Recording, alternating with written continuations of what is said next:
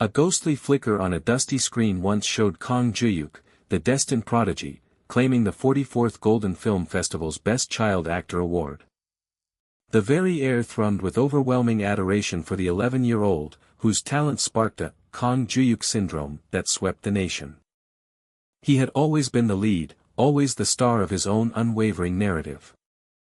Flashes exploded around a young Kang Juhyuk, who saw the very concepts of popularity and fame as trifles, tales from a realm he had never known. With a dismissive "ha," young Kang Juhyuk exuded an effortless confidence, believing no struggle could touch him. For others, escaping the shadow of a child actor's image was a formidable challenge. A dizzying cascade of articles and snippets flew past, a whirlwind of his effortless ascent. Even military service, a rite of passage, was navigated with shocking ease, a simultaneous discharge confirming his unique status. Cameras clicked incessantly as a confident young adult Kang Juhyuk declared his kabong kwan, the privilege to criticize, earned through unwavering popularity. His effortless trajectory continued, now into the grandeur of movies. The magnificent Musa live-action adaptation soared, catapulting him to 10 million viewers as Kang Juhyuk roared in triumph. Then came the dazzling world of variety shows. He transformed into a cheerful bear, charming audiences with the One Meal Challenge to a staggering 32% viewership, embodying an undeniable appeal. His influence even extended to the fleeting trends of airport fashion. Each item Kang Juhyuk wore became an instant sellout, a silent testament to his glamorous and trend-setting power. Even his business ventures blossomed into phenomenal successes. A chorus of applause erupted as Kang Juhyuk formally signed for his 100th franchise store, a testament to his Midas touch. Thus, for 13 unbroken years since his debut, he had reigned supreme as South Korea's indisputable top star.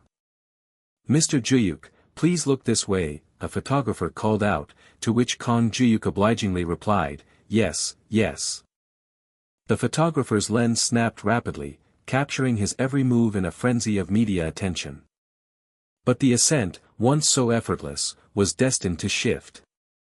Through a camera's lens, Kang Juhyuk's smile and wave still shone brightly, a facade soon to shatter.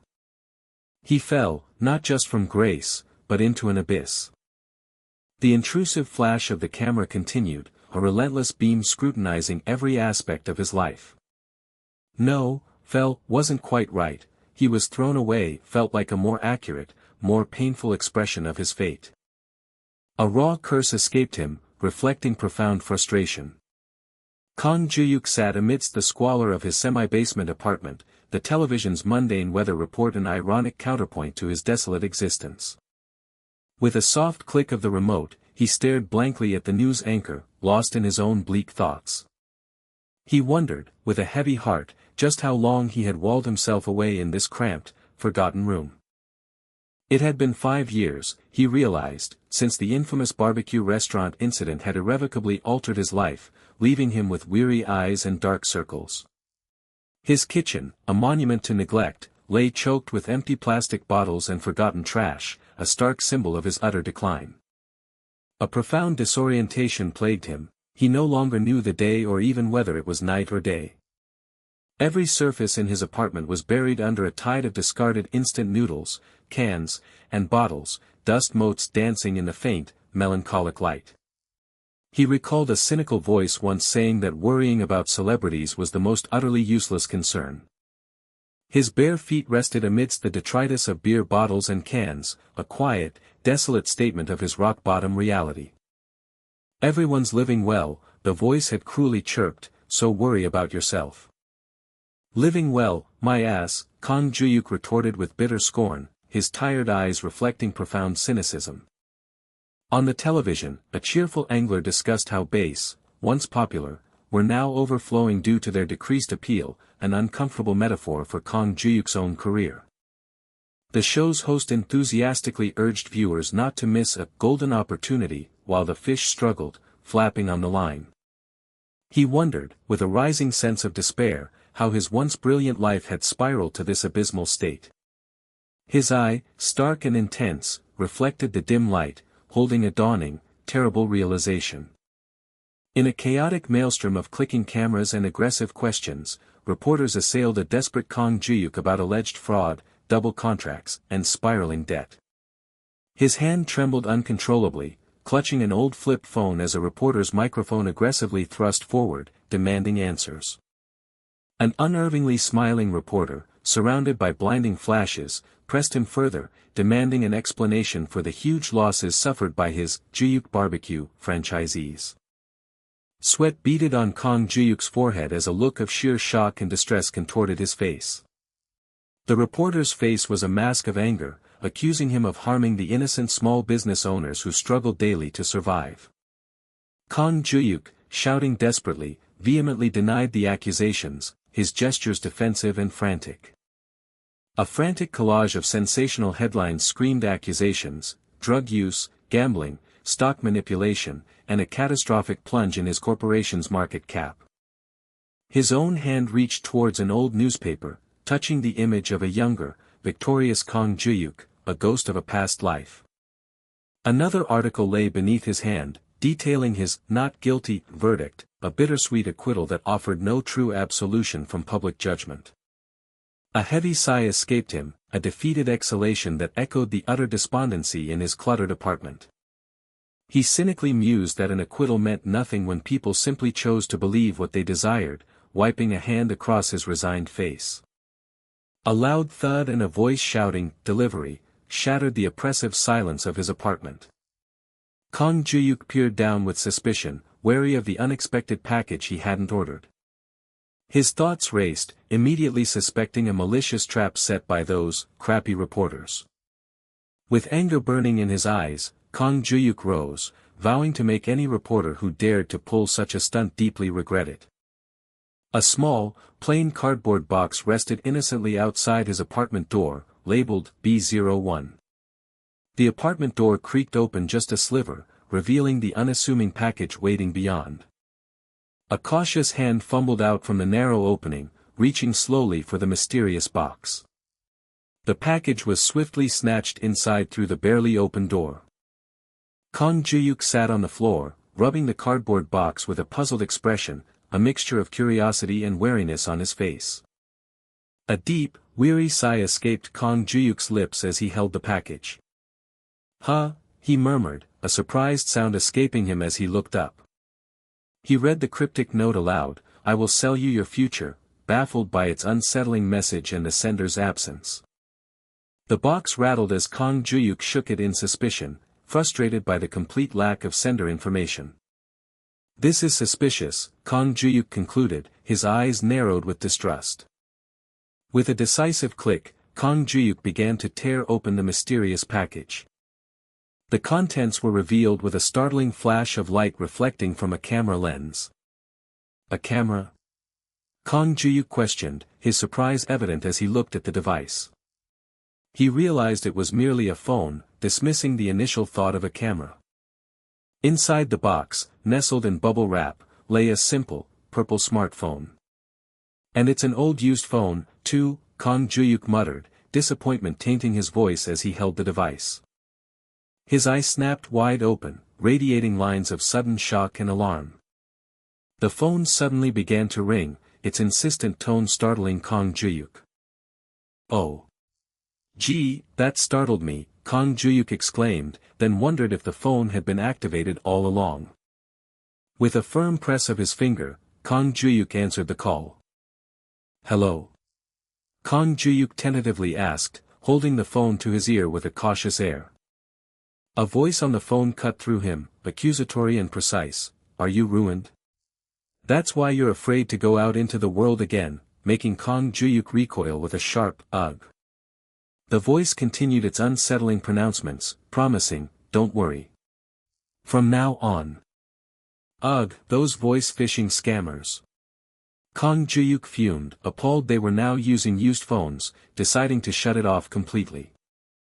With a soft electronic beep, the phone lay discarded, its activity silenced. "Ah.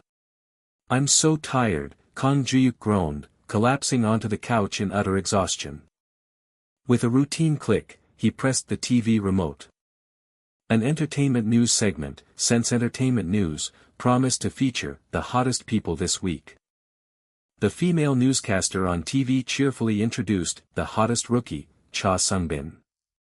Cha Sung-bin? Kang Juhyuk pondered, recognizing the FNF Pictures kid and noting how much he had grown. His eye widened dramatically, question marks and exclamation points swirling in his mind as a new realization struck. 070, Angel. He whispered, recognizing the phone number from earlier, now displayed on the TV screen. On the floor, the phone vibrated and thudded, its screen ablaze with the same incoming call from the unavailable number. Kang Juhyuk looked down, his face a mask of shocked horror at the phone's unexpected resurgence. What? I clearly. He stammered from the couch, reaching for the persistently rattling phone. He had explicitly turned it off, a fact that now threw the situation into stark, terrifying relief. The glitching screen urged him, don't miss this opportunity, its static-laden message eerie and urgent. His hand trembled uncontrollably as he reluctantly reached for the persistently ringing phone. Mr. Kang Juhyuk. I hope you seize this opportunity, the mysterious voice on the phone urged with uncanny familiarity. My name? Kang Juhyuk gasped, his eyes wide with shock and a growing dread. The phone speaker offered an incredible proposition, a chance to reverse his life with a guaranteed service. It offered a free service for 7 days, with future time setting, determined arbitrarily, urging him to use it as a stepping stone to turn his life around. What nonsense! Kang Juhyuk thought, bewildered by the idea of choosing to listen to a voice phishing scam, and even more so by how they knew his name. He paused, his profile etched in contemplation, weighing the bizarre implications of the call. Okay. Kang Juhyuk declared with a defiant resolve, morbidly curious to hear what crazy thing they would say next. With a determined click, Kang Juhyuk pressed the 1 button on the phone. A mechanical voice thanked Mr. Kang Juhyuk for signing up for the free service. The phone explained the terms, a 7-day free period during which the future time setting would be arbitrary, encouraging him to use this special experience to turn his life around. What kind of nonsense is this? What future? Kang Juhyuk shouted, his anger and confusion boiling over. The phone then prompted him to select a keyword for the item he wished to listen to. A list of times appeared, 6 a.m., 3:30 a.m., 9:20 a.m., with instructions to press hashtag to listen again. Crazy voice phishing scammers, Kang Juhyuk thought, convinced that connecting further would only activate their scheme. I'll go for a connection, Kang Juhyuk muttered, pressing the phone with defiant frustration, intending to curse at the scammer. The phone acknowledged his excellent choice, confirming the selected keyword was 6 a.m. Then came the chilling prophecy. At 6 a.m., rookie actor Cha Sung-bin was scheduled to die in a mysterious traffic accident. The police would initially deem it an accident, the phone continued, but a suicide note found in the car would lead them to conclude he had taken his own life. Kang Juhyuk's face twisted in horror, holding the phone that continued to emit chilling electronic beeps. What? That? Cha Sung-bin killed himself? Kang Juhyuk stammered, looking up in disbelief. On the TV, a cheerful newscaster asked Cha Sung-bin about his skyrocketing popularity, a grim irony to the phone's prediction. Cha Sung-bin on TV gratefully mentioned receiving many congratulations from his seniors. As Cha Sung-bin expressed his gratitude, the ominous phone number, tel 070-1004-10, flashed across the bottom of the TV screen, a terrifying premonition. This is definitely a crazy call, Kang Juhyuk muttered, his face distressed, desperately trying to rationalize the bizarre situation. The phone buzzed incessantly in Kang Juhyuk's hand, its vibrations a constant, uneasy presence. Let's just eat, Kang Juhyuk decided, seeking mundane comfort. He dropped the phone with a dismissive thud and walked away towards the kitchen. His bare feet walked past the still glowing smartphone on the floor, its light a faint, ignored beacon. Thick instant curry was poured over a plate of rice, a simple, uninspiring meal. Kang Juhyuk placed the curry plate into the microwave with a click, waiting for the familiar hum. He pressed the microwave buttons, reflecting bitterly on his current state as a washed-up actor eating 3-minute curry in a dark, single-room apartment, wondering how much the world would laugh if they knew. Kang Juhyuk looked into his brightly lit refrigerator, his face etched with worry as he saw stacks of money nestled among pizza boxes. He gazed silently into the cold light of the refrigerator, its contents a stark reflection of his dwindling hope. His remaining fortune amounted to 980,000 won. His money, his last remaining fortune, felt like a grim countdown to an inevitable, terrible end. When it's all gone, I'll die, Kang Juhyuk thought, his despair a tangible weight as he reached into the fridge. He resolved, with a dark weariness, to carry out his plan, cleanly. The microwave dinged, breaking the heavy silence. A sudden voice cried out, "Senior." On a faded screen, a distressed young woman addressed him directly, "Juhyuk Sunbae. Is it really you?" The blurred, distressed young woman urgently demanded answers, questioning if a news incident from yesterday was truly his doing. He wondered, with a painful ache, what would have happened if he had answered her plea back then. Kang Juhyuk sat hunched, eating his meal in front of the blank television, the sounds of crunching and smacking echoing his isolation. He hesitated, his spoon pausing mid-air, a sad thought passing through him, would she have believed him anyway? Anyway, you only believe what you want to believe, he thought cynically, his arm resting amidst the clutter of his table. Don't you? Damn it, Kang Juhyuk muttered, running a hand through his hair in bitter exasperation. With a soft scoop, he lifted a spoonful of curry and rice. He then wondered with a cynical crunch of food if uploading a video titled, "Washed Up Celebrity Cries," would garner significant views on YouTube. The warm evening light touched the modest apartment building, Changmiga, where Kang Juhyuk resided. Sunlight streamed into his apartment, softly illuminating Kang Juhyuk as he slept peacefully on the couch, wrapped in a blanket.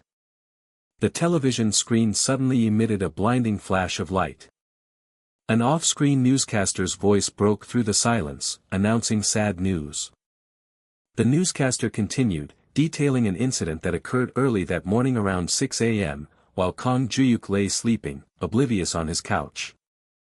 "Oh, shut up," Kang Juhyuk grumbled irritably in his sleep, pulling the blanket further over his head. He burrowed deeper into the blanket, seeking refuge from the nagging disturbance. The newscaster's voice continued, slowly pronouncing the name, rookie actor Cha Sung-bin. Kang Juhyuk slept soundly, unaware of the grim pronouncement unfolding on the television. With a dull thud of realization, Kang Juhyuk's eyes snapped open, widening in sudden horror as he heard the news. His eye remained wide open, reflecting intense shock and a dawning, terrible understanding. "What?" Kang Juhyuk exclaimed, his voice sharp with disbelief. He shot upright from the couch, a surge of horror propelling him forward. On the TV, the newscaster detailed how police initially judged Cha Sung-bin's death an accident, but considering rumors of his recent depression and the discovery of a suicide note in the car, it was presumed he had taken his own life. "Cha Sung-bin is dead?" Kang Juhyuk cried, his face distorted by horror, sweat and tears welling in his eyes. The news report showed graphic scenes of the accident, a severely dented guardrail, an unrecognizable vehicle, and items believed to belong to Cha Sung-bin amidst the wreckage. He's really dead?" Kang Juhyuk asked again, his voice filled with disbelieving shock as he sat upright on the couch. The chilling confirmation washed over him, the mysterious note, the keyword, 6 a.m., and the phone's prediction of rookie actor Cha Sung-bin's death were horrifyingly true. He jumped up from the couch in a frantic rush, urgency seizing him. With a quick click, Kang Juhyuk opened his laptop, its screen illuminating his worried face. His fingers flew across the keyboard, typing furiously in a desperate search for answers. The search bar quickly filled with "Cha Sung-bin," each keystroke an urgent plea for information. A horrifying deluge of search results confirmed the grim reality: Cha Sung-bin's death, traffic accident, suicide, funeral, an undeniable cascade of tragedy. Kang Juhyuk stared at the screen, stunned into a silent, wide-eyed disbelief. "It can't be," he whispered, sweat beading on his horrified face. "Damn it, what the hell is this?" he cursed, grappling with the impossible truth. A sudden, alarming ring from his phone startled Kang Juhyuk, who spun around. The phone rang persistently, its urgent sound echoing through the chaotic clutter of Kang Juhyuk's apartment. "Ah!" Kang Juhyuk sighed, a sound of resignation mixing with thought. His frustration was palpable, etched on his glaring face, sweat glistening on his forehead. He still clung to the notion, however unbelievable, that this was all voice phishing. The phone continued its relentless ringing, the mysterious 070-1004-1009 unavailable number glitching on the screen, a persistent and menacing presence. He wondered, with a chilling question, if they could truly sell him the future. A persistent ringing sliced through the melancholic silence of Kang Juhyuk's cluttered apartment. Kang Juhyuk gasped, a jolt of recognition hitting him. A disturbed realization settled upon his features, cold sweat beading on his skin. "Eek!" he cried out, abruptly leaping to his feet. Where am I?" Kang Juhyuk demanded, his frantic cry echoing even as the relentless ringing persisted. "Damn it! Where the hell am I?" "Ah!" he exclaimed, spotting his phone on the floor, its incessant call a familiar, unwelcome presence. This. Again, Kang Juhyuk muttered, a weary recognition in his voice as the phone continued its insistent ringing. The phone screen blared, identifying the source of the persistent intrusion, that voice phishing. Kang Juhyuk hesitated, uncertainty clouding his brow, before his hand hesitantly reached out for the device. A cryptic message appeared, a stark greeting addressed directly to Kang Juhyuk. "You have 6 days left of your free service period," the system declared, urging him to use this opportunity as a stepping stone to change his life. The screen then instructed him to press 1 to continue, and receive the call. With intense determination, Kang Juhyuk firmly pressed the button on his phone. The voice on the phone instructed him to select a keyword from a list of times, noting, the same voice, same pattern as yesterday. His fingers moved decisively, wiping and swiping across the screen. "Excellent choice," the system confirmed, acknowledging his selection of 8:20 a.m. "Have you seen the end of the deceased rookie actor? How was it? Was it gruesome?" the voice chillingly asked, sending a jolt of shock through Kang Juhyuk. The ominous text box declared, "That was nothing compared to what's coming." A chilling prophecy materialized, stating his own death would be even more miserable. 3 grim headlines materialized, detailing the shocking demise of actor Kang Juhyuk, implying a lonely death due to poverty. National actor Kang Juhyuk dies lonely in a basement studio apartment, one headline screamed, prompting Kang Juhyuk to cry out, "What?" in horrified disbelief. But don't worry, the voice assured him, as digital glitches rippled across Kang Juhyuk's horrified image. "With us." The voice continued, as an ethereal, skeletal hand eerily overlapped Kang Juhyuk's own on the phone. The system declared its ultimate promise: "We will change your future." Ominous glitching intensified as a dark, shadowy figure seemed to embrace a terrified Kang Juhyuk from behind. The system reiterated the chosen time, the keyword you chose, 8:20 a.m. At that precise moment, the narrative declared, Kang Juhyuk would take his first decisive step towards a reversal of fortune. Kang Juhyuk fell deep into thought, a subtle cracking sound accompanying his pensive expression. Sweat beaded on Kang Juhyuk's brow, a testament to his profound concern. The digital alarm clock confirmed the chosen time, 8:20. Wait a second. Kang Juhyuk exclaimed, urgently pressing his phone screen, a flurry of missed calls from the mysterious number filling his log.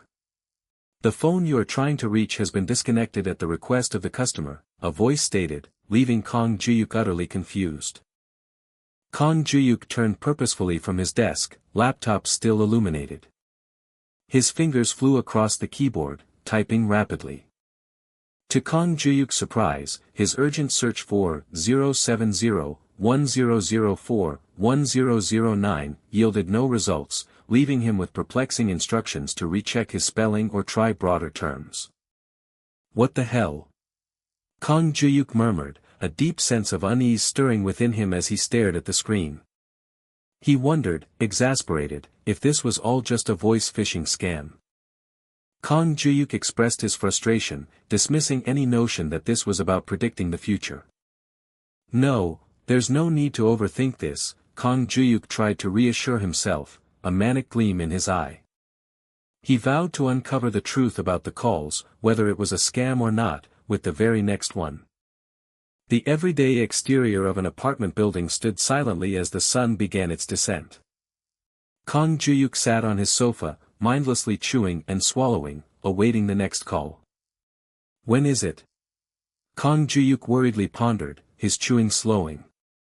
He stared impatiently at his phone, demanding, when is the next call coming? A sudden ring startled Kang Juhyuk, his eye widening in surprise. It's here. Kang Juhyuk exclaimed, sitting up sharply, a rush of eager anticipation consuming him. His hand pressed the answer button on his phone with decisive urgency. The system announced, "You have 5 days left of your free service," and prompted him to choose a new keyword from the provided time options. 5 days left. It's definitely counting down day by day, Kang Juhyuk mused, a pensive frown on his face. The keywords change slightly each time, Kang Juhyuk observed, I'll go with 2 this time. As he pressed the corresponding button on his phone. Excellent choice. 7:30 p.m., the system affirmed. The voice on the phone informed Kang Juhyuk of an upcoming football match between Milan and Benetoro, predicting an unexpected victory for Benetoro due to Alonso's red card and a penalty kick. Soccer this time? Kang Juhyuk reacted with surprise, a subtle cracking sound accompanying his confusion. His bare foot landed on the floor as he rose. Kang Juhyuk leaned over his laptop, gasping in surprise. Milan was in Serie A, right? Kang Juhyuk muttered, his fingers flying across the keys with determined focus. A dramatic shift revealed a screen detailing the Serie A 9th round live match between Milan City and Benetoro, scheduled for tomorrow evening. An external voice greeted viewers as the scene transitioned to the quiet exterior of an apartment building at night. The voice continued, describing the Inter Finale stadium where the Milan and Benetoro match was about to begin, as the scene settled on a dimly lit doorway. The voice posed a question, inviting thoughts on the day's match. An expert confidently predicted an easy Milan victory based on overall strength, as Kang Juhyuk watched intently from his sofa. The commentator emphasized the game's importance, as it could determine a spot in the Champions League. Kang Juhyuk slowly nodded off, overcome by a deep weariness. The game began on the TV screen, the commentator speculating about the referee's approach. The screen glided, showing a blurry game accompanied by a caution regarding sensitive content. "Oh, it's deep," a male speaker exclaimed, a tight grip and a sharp impact drawing a pained grimace from Kang Juhyuk. "Alonso. That tackle went way too deep," the male speaker criticized on TV. Commentators speculated about a potential card as the referee ran over, his intentions still unknown to Kang Juhyuk watching from behind. "Ah! It's red," a speaker cried, confirming the referee had pulled out a red card. "Wah!" Kang Juhyuk gasped, eyes wide with stunned disbelief amid the roar of the crowd. "Would you look at that?" Kang Juhyuk marveled, astonishment spreading across his face, a slight smile hinting at his disbelief. His hand clenched into a tight fist in a moment of intense realization. The narrative declared Milan's struggle in the second half, their concession of a penalty kick, and the unexpected reversal of the game. A sharp whistle blew, and the TV screen showed Benetoro celebrating their unexpected 1-0 victory with pride, concluding the accurately predicted match. Kang Juhyuk gazed thoughtfully, a subtle, almost smug smirk playing on his lips. He reflected, amazed, that such events could not possibly be planned ahead of time. Kang Juhyuk looked down, deep in introspection, surrounded by the silent clutter of his room. This voice phishing. It's real. Kang Juhyuk realized with a shock, a tremor running through his stunned body. The phone's insistent ring broke the quiet once more. It's here again. Kang Juhyuk noted as the familiar number glowed on his phone screen. Kang Juhyuk's hand reached instinctively for the ringing phone. You have 4 days left of your free service, the system announced, then prompted, please choose a keyword. 4 days. Another day has been shaved off, Kang Juhyuk pondered wearily, as he was offered new keyword options. I'll go with the earliest one. Kang Juhyuk decided, pressing the button on his phone with determination. Excellent choice. 2:30 a.m., the system confirmed, announcing a Premier League showdown between Van Ney and Tottenham. His bare feet stepped deliberately across the messy floor. Kang Juhyuk's hand reached for a gray and white hoodie. He swiftly donned his hoodie, a soft thud marking its fall, his expression resolute. The text stated that everyone was confident Tottenham would win from the start. However, the system interjected, as a quiet clinking sound accompanied Kang Juhyuk's intense reach for a stack of money. The system revealed a strategic decision: Seo Ho-min was benched to save energy. The text continued, detailing Vanny's Wood scoring the winning goal in the 38th minute of the second half. Turning the match on its head and securing Vanny's victory, the system declared, wishing him good luck, as Kang Juhyuk's footsteps echoed, running up the dark stairs. Kang Juhyuk's legs pumped, carrying him forward along the patterned path. The world outside still scares me, Kang Juhyuk confessed between gasps for breath, his face obscured by his hoodie. But, letting an opportunity like this slip by, he continued, running with fierce determination, would make me a fool. Kang Juhyuk resolved, a ragged sigh escaping him, as the scene shifted to an exterior building shot. Inside the convenience store, the shopkeeper looked up, surprised, phone in hand. Excuse me. Kang Juhyuk panted, leaning over the counter and extending his hand, startling the shopkeeper. What the heck, the shopkeeper exclaimed, recoiling in shock, a sharp thud echoing as Kang Juhyuk's hand reached toward him. Kang Juhyuk's hand swiftly grabbed something from the shopkeeper's grasp. What are you doing? The shopkeeper yelled angrily, demanding, let go. Kang Juhyuk, money laid out on the counter, looked at the shopkeeper with determined desperation, pleading, let me place another sports bet. Everyone had been absolutely certain of Tottenham's victory before the game even began.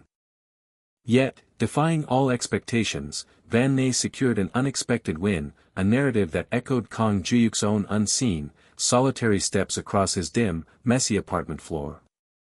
With a quiet, deliberate slide, his hand reached for the jacket, a silent commitment to action stirring within him. The jacket flapped and settled with a decisive thump as Kang Juhyuk embraced the crushing weight of his last desperate chance.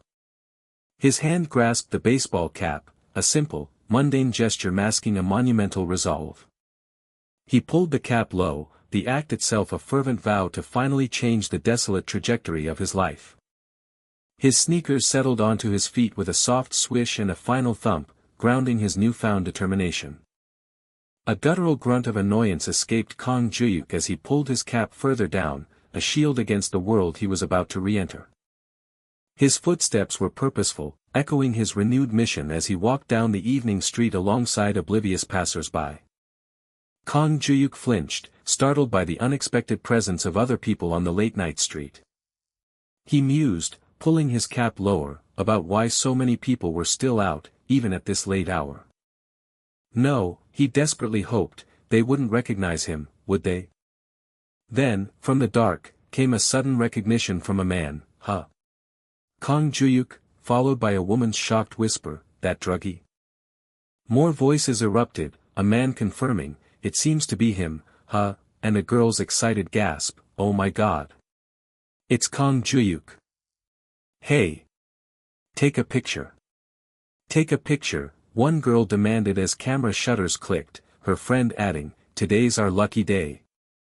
Blinding flashes erupted around him as Kang Juhyuk desperately tried to shield his face from the intrusive assault. A growl of pure terror escaped Kang Juhyuk as the onslaught of flashes crashed down on him, forcing out a horrified, F******. What the heck? The crowd's accusations boomed around him, shouts of, "Suck Mary Ganges," and, "chronic gambling," punctuated by blinding flashes, condemning him as a celebrity who had ruined business owners. The shouts of, "Get him, Kang Juhyuk," became a menacing chorus, amplifying his terror. Two passers-by observed Kang Juhyuk cowering, one man asking, "What's wrong with him?" and a woman speculating, "He must not be feeling well." Kang Juhyuk collapsed to the ground, deep sobs racking his body as despair washed over him. A disembodied voice instructed him not to be scared, offering an unsettling reassurance. Inside, a confident smile played on Kang Juhyuk's lips as he pulled his hoodie over his cap, a stark contrast to his previous breakdown. The voice continued, explaining that even if they recognized him, it hardly mattered now. "If I miss this chance, it's really over," Kang Juhyuk thought, running with desperate urgency through the city streets. The faint chime of a bell marked his passage past another building in the quiet night. Breathless, multiple sighs escaping him, Kang Juhyuk finally exclaimed, "Finally! I made it!" He looked around anxiously, asking himself, "No one's here, right?" The shopkeeper looked up, his expression a question mark of confusion. "Excuse me," Kang Juhyuk blurted, leaning over the counter with a sudden thump that startled the shopkeeper, who exclaimed, "What the heck? Lotto! Give me the sports lotto, please!" Kang Juhyuk pleaded, pushing a wad of money across the counter with a dramatic whoosh. He was betting everything, 900,000 won, his entire fortune, on this one desperate chance. The shopkeeper stared at Kang Juhyuk, his face a mask of bewildered surprise. Kang Juhyuk's eyes flickered with anxiety under his cap, wondering if the man had recognized him. His hand shot out, grabbing the shopkeeper's hand in a sudden, urgent movement. "Is this your first time playing the lotto?" the shopkeeper asked, breaking the tension. Kang Juhyuk's face twisted in shock and dismay, sweat beading on his forehead as he learned he could only buy up to 100,000 won per store. The shopkeeper pointed with a tap, instructing him to fill out the marking slip over there. "Don't bet too much as a beginner. You'll regret it later," the shopkeeper advised, making Kang Juhyuk flinch at the unsolicited caution. As he began to fill out the form, Kang Juhyuk realized that for this bet, he had to guess the outcome of at least 2 games. He contemplated the form, realizing the only information he knew with certainty was the result of the Van Ney vs Tottenham match. He then considered the possibility that other matches might be going on simultaneously. His mind fixated on the Huddersfield vs Wolverhampton match, its name hovering in his thoughts. He knew there were 3 possible outcomes for each game. Kang Juhyuk methodically filled out the slip, marking the options for a win, a draw, or a loss for each team. He decided to bet 300,000 won on each outcome, for a total of 900,000 won. As he continued to fill out the form, he pondered the implication of his betting strategy. He suddenly realized, with a surge of frustration, that this meant he would have to place 30,000 won bets 3 times across 10 different stores. "Yeah, I'll definitely win. As long as I go all in today," Kang Juhyuk declared confidently, while the shopkeeper sked with concern, muttering about the young man's naivete. "Thank you for your hard work," Kang Juhyuk exclaimed, rushing out the door with a clatter, feeling the urgent press of time. His feet pattered urgently on the pavement as he ran past another brightly lit convenience store. He leaped, a desperate hop propelling him forward as he continued his frantic sprint. Kang Juhyuk waited with other pedestrians at a busy intersection, neon lights reflecting his restless energy. "Ugh, the ink!" Kang Juhyuk muttered in frustration as he wiped the pen. A small dog barked furiously, chasing Kang Juhyuk down a residential street as he ran onward. He took a brief, necessary moment to drink and rest inside another convenience store. With a definitive click, Kang Juhyuk turned the doorknob, stepping back into the solitude of his apartment. His bare feet thudded softly on the rug as Kang Juhyuk returned to the familiar disarray of his home. He slid onto the sofa, collapsing in utter exhaustion amidst the scattered remnants of his previous life. As expected, Kang Juhyuk sighed, relieved yet wary. The outside world is dangerous. Lying there, he calculated, the odds for Vanny's victory are 6.71. The odds for Huddersfield's loss are 1.21.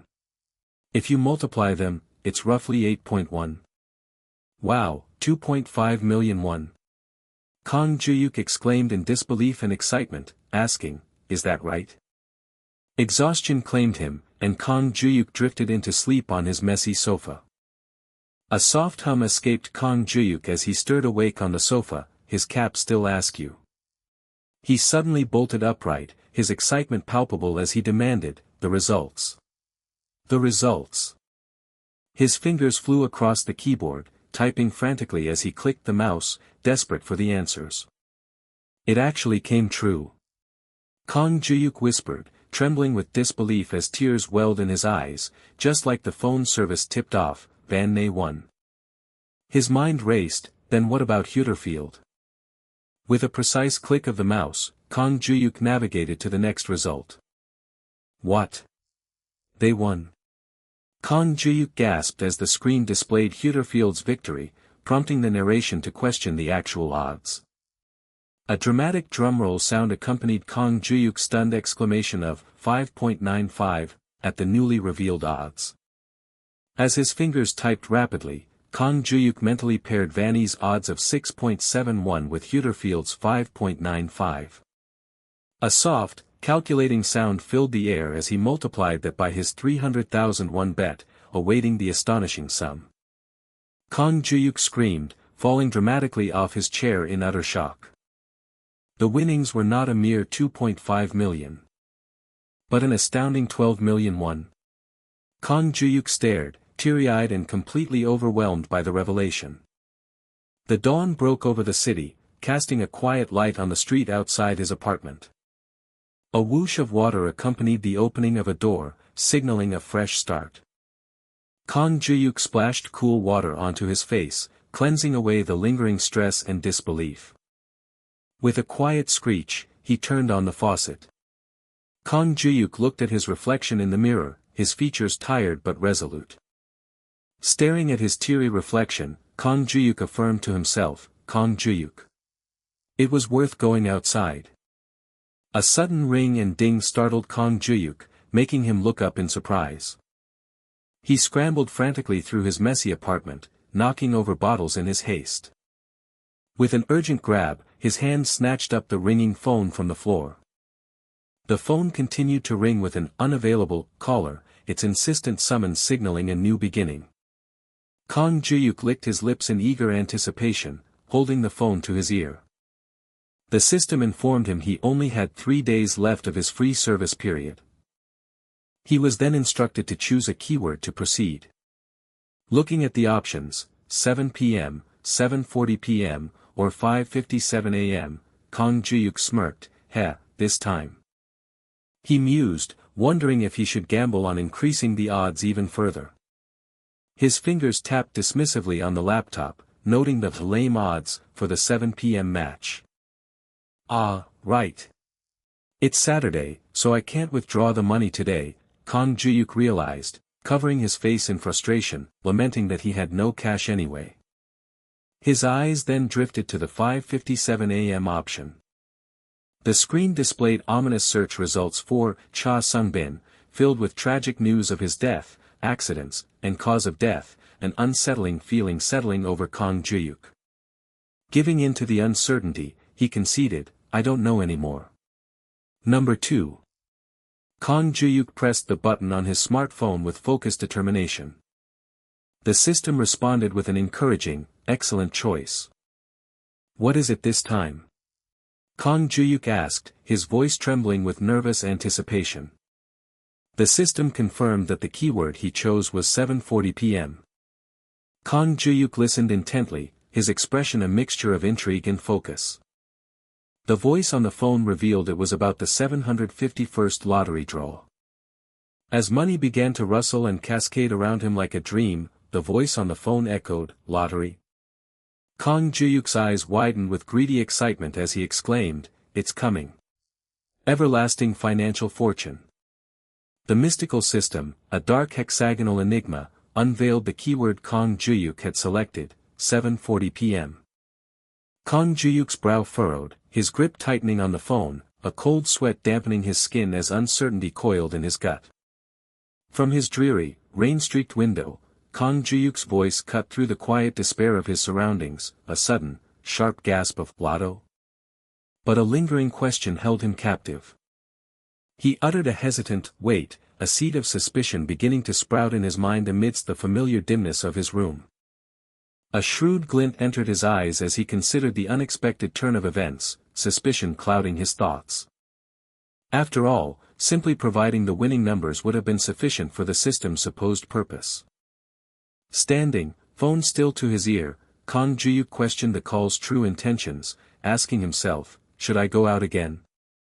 Perched amidst the clutter of his life, Kang Juhyuk leaned forward, caught in the web of the phone call. The cryptic intentions behind this future-altering service were becoming undeniably clearer. Sweat beaded on Kang Juhyuk's tense face, illuminated eerily by his phone, as the implications settled over him. And the unseen force behind the calls continued to push him forward, aggressively. Kang Juhyuk's eyes snapped open, panic seizing him as the aggressive push of the mysterious voice resonated within him. There was no choice but to confront the impending future directly. He hastily pulled on his hoodie, a blur of movement spurred by an urgent command to action. As Kang Juhyuk rushed into the bustling city night, hailing a taxi, the ominous narration foretold a specific incident. A man named Kang Soonchul would buy 6 lottery tickets at Yonggin's Happy Lotto shop, but carelessly drop one. "Yonggin! It's urgent!" Kang Juhyuk pleaded frantically from the taxi's back seat, his desperation a palpable force urging the driver faster. The system then ominously revealed that Kim Jin-gu would pick up that very lottery ticket. And as a direct consequence, the narration concluded, Kim Jin-gu would embark on an entirely new life. Kang Juhyuk cursed under his breath, regretting his hasty choice as he clutched his phone, observing the time tick closer to the fateful 7:40 p.m. He watched the city lights ignite against the deepening twilight, a thought passing through him, "It's already starting to get dark." A daunting question surfaced, was it even possible to reach his destination in the mere 40 to 50 minutes it would take? His face, partially hidden by his cap, was etched with anxiety as he glanced at his phone, the time, 6:24, glowing starkly. With intense focus, Kang Juhyuk calculated the odds, wondering if he could arrive before Kang Soonchul dropped the ticket, his mind already drifting to the potential winnings of a first-prize lottery. His phone screen displayed the staggering news: the 750th Lotto's first prize had 7 winners, each claiming 2.52 billion won. The colossal sum of 2.52 billion echoed in his mind, its weight almost palpable. Kang Juhyuk's face contorted in shock, sweat beading on his skin as the sheer magnitude of the prize money hit him. "Driver! Please save a life. If I'm late, I'm dead. Step on it. I'll pay the fine if we get caught." Kang Juhyuk exclaimed, his hand instinctively seizing the startled driver's shoulder in sheer desperation. As the taxi roared to life, speeding along the highway, Kang Juhyuk thought to himself, "UGH. Double." Kang Juhyuk leaped from the taxi, shouting, "Keep the change," to the bewildered driver mid-exit. The taxi driver, surprised, could only point to the departing figure, exclaiming, "No, over there." Amused, the taxi driver held the unexpected windfall, remarking on the generous amount Kang Juhyuk had left behind. Gasping for breath, Kang Juhyuk sprinted through the city streets, the digital clock above them relentlessly showing 7:30. "Found it!" Kang Juhyuk exclaimed, skidding to a halt before the brightly lit lottery shop. Leaning against the cold brick, Kang Juhyuk gulped in air, his body screaming with exertion. His chest heaved with ragged, desperate gasps, a testament to his exhaustion yet unwavering resolve. "It's a one-shot. Kang Juhyuk declared, his fist clenching tight, a singular, powerful resolve fueling him. A bell jingled as a man exited the shop, unnoticed by the observing Kang Juhyuk, who remained partially obscured. "It's up," Kang Juhyuk murmured, his heart pounding in his chest as he watched the man walk away. The man casually held a stack of lottery tickets in his hand. Kang Juhyuk deliberately trailed the man, his footsteps measured and quiet, as the digital clock displayed 7:38. Kang Juhyuk adjusted his cap, his face a mask of determined intent. The system's fateful prediction replayed, Kim Jin-gu would pick up the lottery ticket. From an elevated vantage point, Kang Juhyuk watched the unsuspecting man below, racing to intercept fate. He knew he had to retrieve the ticket before Kim Jin-gu ever noticed its presence. Kang Juhyuk swiftly ducked behind a corner, his eyes fixed on the man walking away from the convenience store. Keeping a careful distance, Kang Juhyuk stealthily followed the man through the neon-lit city streets. "When is it?" Kang Juhyuk whispered, anxiety gnawing at him as he scanned his surroundings. Suddenly, Kang Juhyuk froze, startled by the sight of another man approaching them. A jolt of recognition, accompanied by a wave of sweat, washed over Kang Juhyuk. "That person!" he gasped, Kim Jin-goo, as he recognized the calm, glasses-wearing man holding a smartphone. From above, the three men converged on the crosswalk, their paths about to intersect. The man's hand instinctively dipped into his pocket, searching for something. Then, a subtle rustling sound as lottery tickets quietly began to slip from the man's pocket. Kang Juhyuk's eyes widened in alarm as a lottery ticket fluttered from the man's pocket and landed on the crosswalk. Several lottery tickets lay scattered on the ground, glowing with a faint, almost ethereal light. A single lottery ticket, dramatically illuminated, rested between the three men on the dark street. "No!" Kang Juhyuk cried out, his arms shooting forward with decisive intent. The man with glasses looked down, a flicker of surprise crossing his face. The thought surged through Kang Juhyuk, he had to catch it first, before anyone else. Driven by the dizzying vision of 2.52 billion, Kang Juhyuk desperately lunged forward, his hand outstretched. He sprinted across the crosswalk, arm reaching, his entire being focused on the prize. A blaring horn screamed as Kang Juhyuk reached for the ticket, narrowly missing a colossal truck that loomed behind him. Kang Juhyuk's face contorted into a silent scream of pure terror as bright lights engulfed him. The grinding shriek of tires filled the air as the truck skidded violently to a halt. Kang Juhyuk was left sitting stunned on the crosswalk, mere inches from the massive truck, the air thick with the smell of burning rubber. Kang Juhyuk gasped, sweat dripping from his relieved face as he looked up, the immediate danger having passed. "You crazy bastard! Are you trying to die? Are you planning to ruin someone's life?" The enraged truck driver bellowed down at Kang Juhyuk. "Are you okay?" the man with glasses asked, concern etched on his face as he leaned down to check on the still-stunned Kang Juhyuk. Standing over the shaken Kang Juhyuk, the man with glasses repeated his concerned question, "Are you okay?" "No way!"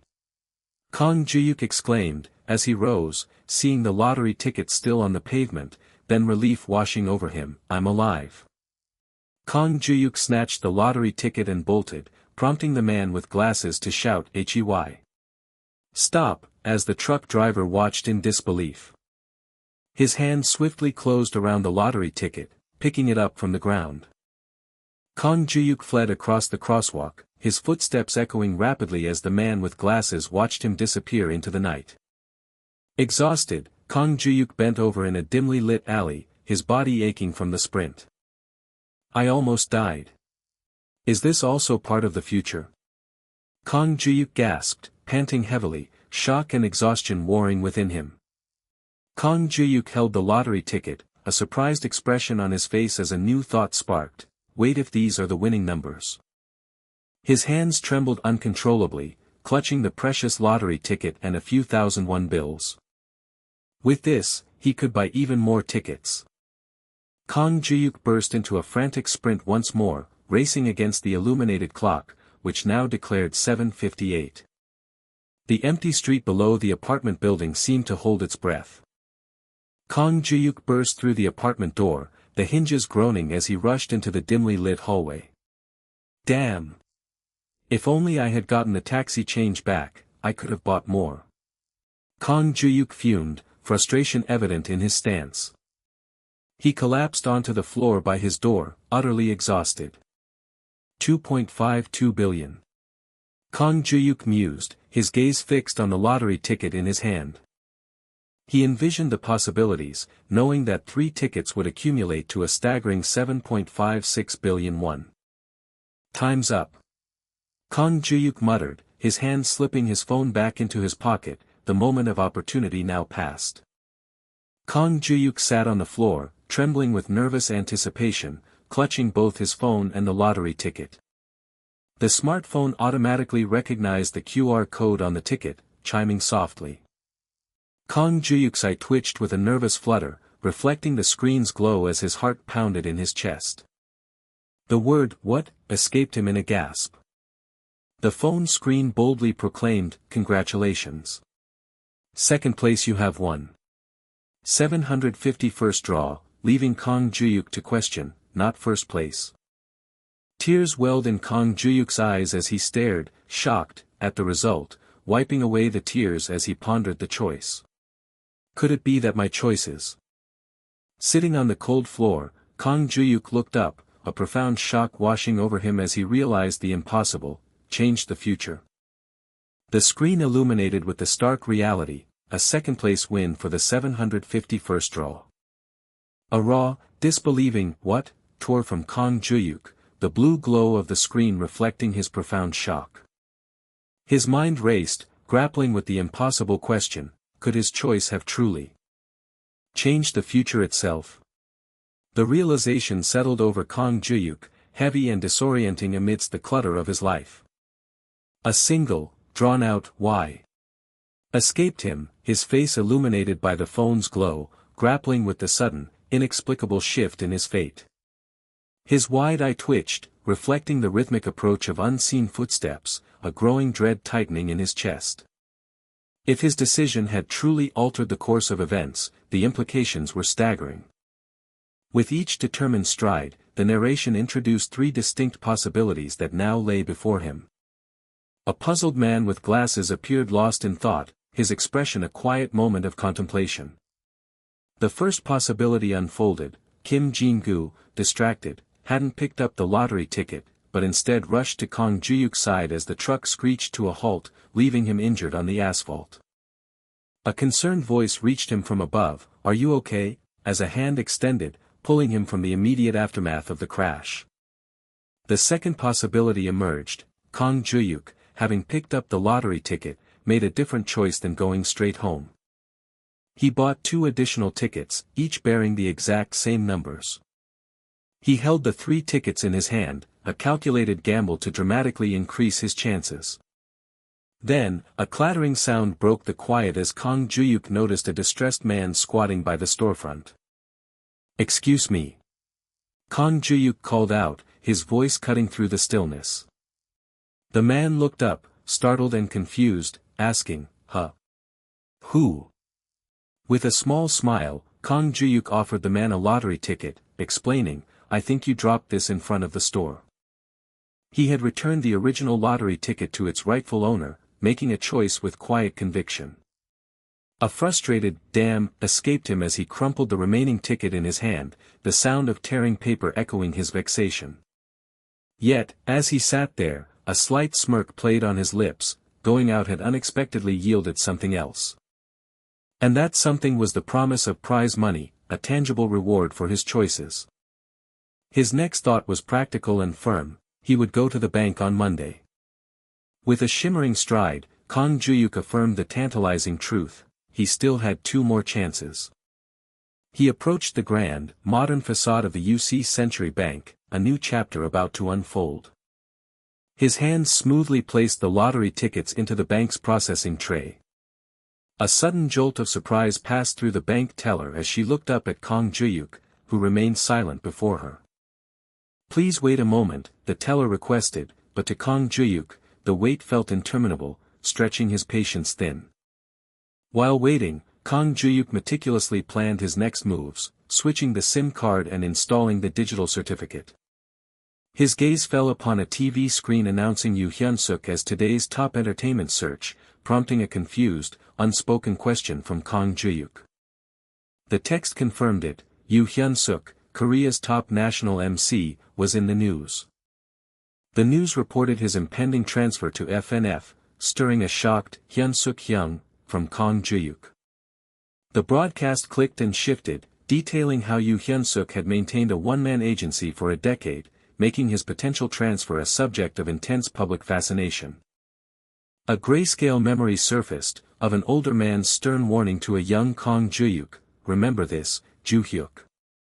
Too many cooks spoil the broth. Be especially wary when choosing an agency. Got it?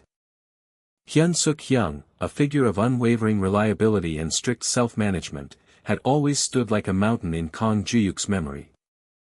Thanks for the advice, Hyung, a younger Kang Juhyuk had replied, his smile reflecting gratitude in the somber light of the past.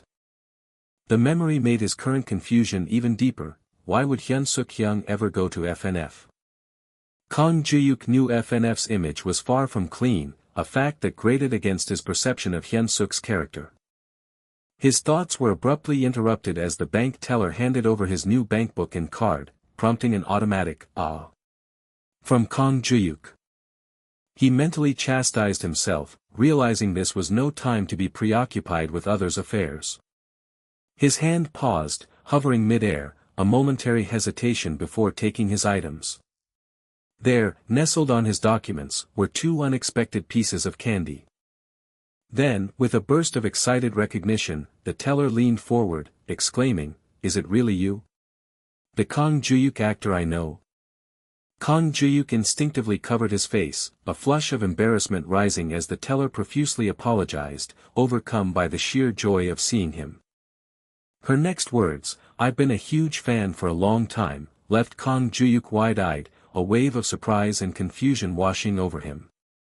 The teller gushed, stumbling over her words before affirming her unwavering loyalty. She had joined his fan cafe from the start and seen all his work since his debut in Grandma. Her unspoken thoughts echoed genuine sadness, remembering how deeply she had felt his public struggles. With renewed sincerity, the teller continued, "I'm so glad to see you like this now," a heartfelt expression of her ongoing support. A single, weighty "why" echoed in Kang Juhyuk's mind, a question directed at his own past choices. He inwardly grappled with the memory of his face plastered across every news outlet, falsely accused of countless crimes. "No, you didn't," the teller declared with passionate conviction, reminding him that despite being cleared, the media had still unjustly crucified him. Kang Juhyuk remained silent, letting her fervent words wash over him, a truth he had long pushed away. He had believed himself utterly alone, yet the revelation hit him: someone, somewhere, had always believed in him. In a swirling vision of his dark past, confined to a small room surrounded by faceless judgment, Kang Juhyuk realized that perhaps he had been the one to build walls, ignoring the very support that was offered. The teller's warm, unwavering smile was a testament to that silent, persistent belief. "Thank you," Kang Juhyuk said, turning to leave, a slight tremor of surprise from the teller following his departure. "I hope to see you again," she called out, waving brightly, on the screen, a powerful wish for his return to acting. With a final, resonant wave, Kang Juhyuk departed the bank. He stepped out, each stride a confident declaration of his new path. His phone slipped into his pocket, a silent gesture of moving forward. Just a week prior, his entire fortune had amounted to a mere 980,000 won, a stark contrast to his present reality. His phone now displayed a staggering 98 million won, a sum that promised a radically different future. And that wasn't all. A small piece of candy, a token of unexpected kindness, still clung to his finger. In his palm, he held several candies, each a sweet reminder of the unexpected support he had found.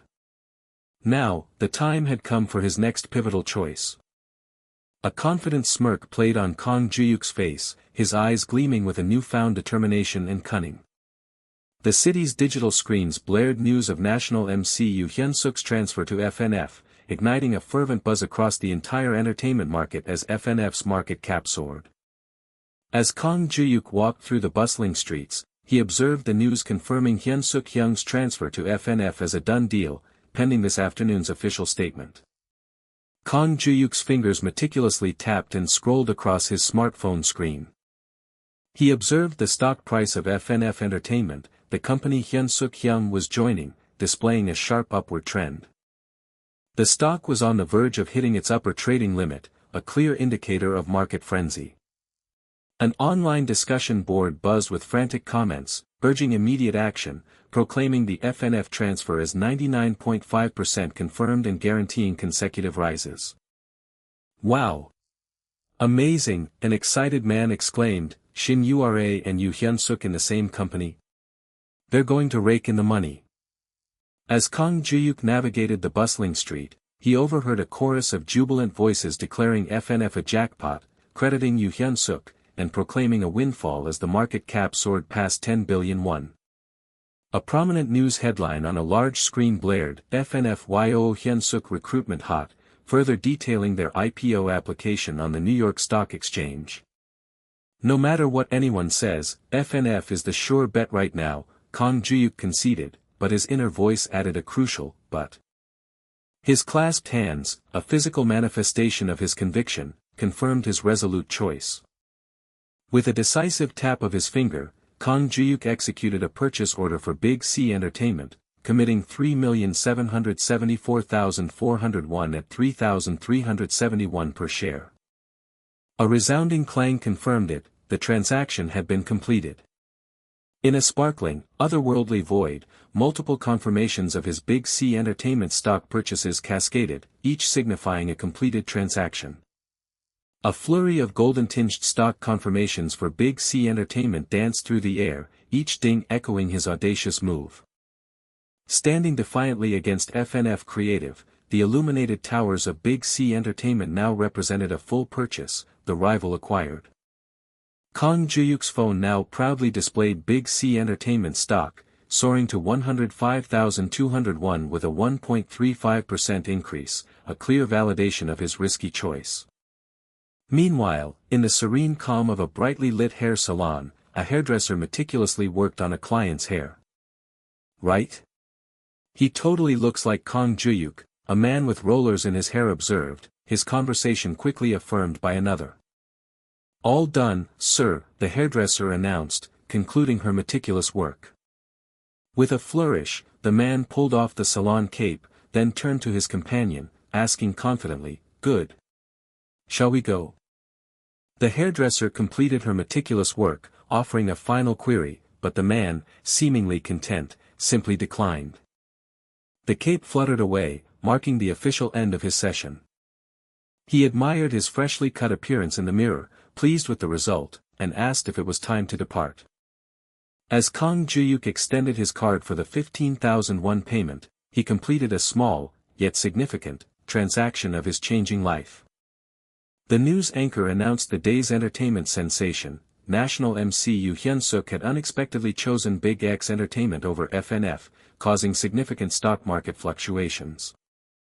A woman's voice observed the dramatic turn of events, noting the entertainment stock market's intense activity that day. The newscaster confirmed that, despite earlier rumors of a transfer to FNF, the sudden reversal would likely cause significant losses for small investors. The woman declared that whoever bought Big X Entertainment stock must have hit the jackpot, tapping her hand in excitement, wondering aloud how much it had soared. Kang Juhyuk, lost in thought as he gazed at his phone, echoed her question, "How many times?" Kang Juhyuk, amidst the disarray of his apartment, watched the screen confirm the impossible. Yoo Hyun-suk had defied expectations, transferring to Big X Entertainment and driving its stock to the upper limit, just as the voice phishing had promised. Yet, Kang Juhyuk silently questioned how a single celebrity's move could cause a stock to multiply several times over, hinting at a deeper, unsettling truth beneath the surface of the market. The mysterious message confirmed that one of his 2 voice phishing opportunities had been used, with the remaining free service period expiring in just 1 day. Kang Juhyuk, a bead of sweat tracing his temple, grimly acknowledged that he now had only 1 chance left. This final information tip-off held the undeniable power to change his life completely. The city lights twinkled under the quiet night sky, oblivious to the momentous decisions unfolding within its walls. Suddenly, his phone rang with an insistent trill, signaling an imminent, life-altering event. Kang Juhyuk's hands trembled as he stared at the incoming call from an unavailable number, knowing this was it, the last voice phishing. He swallowed hard, the physical sensation a testament to his nervous anticipation. The system demanded he select the keyword for the information he was about to receive. With a decisive press of his finger, Kang Juhyuk made his choice on the screen. "Excellent choice," a distorted voice crackled, before the ominous words materialized from the static. Kang Juhyuk's selected keyword was a car accident. "What?" Kang Juhyuk exclaimed, confusion and alarm rising in his voice. "Hello."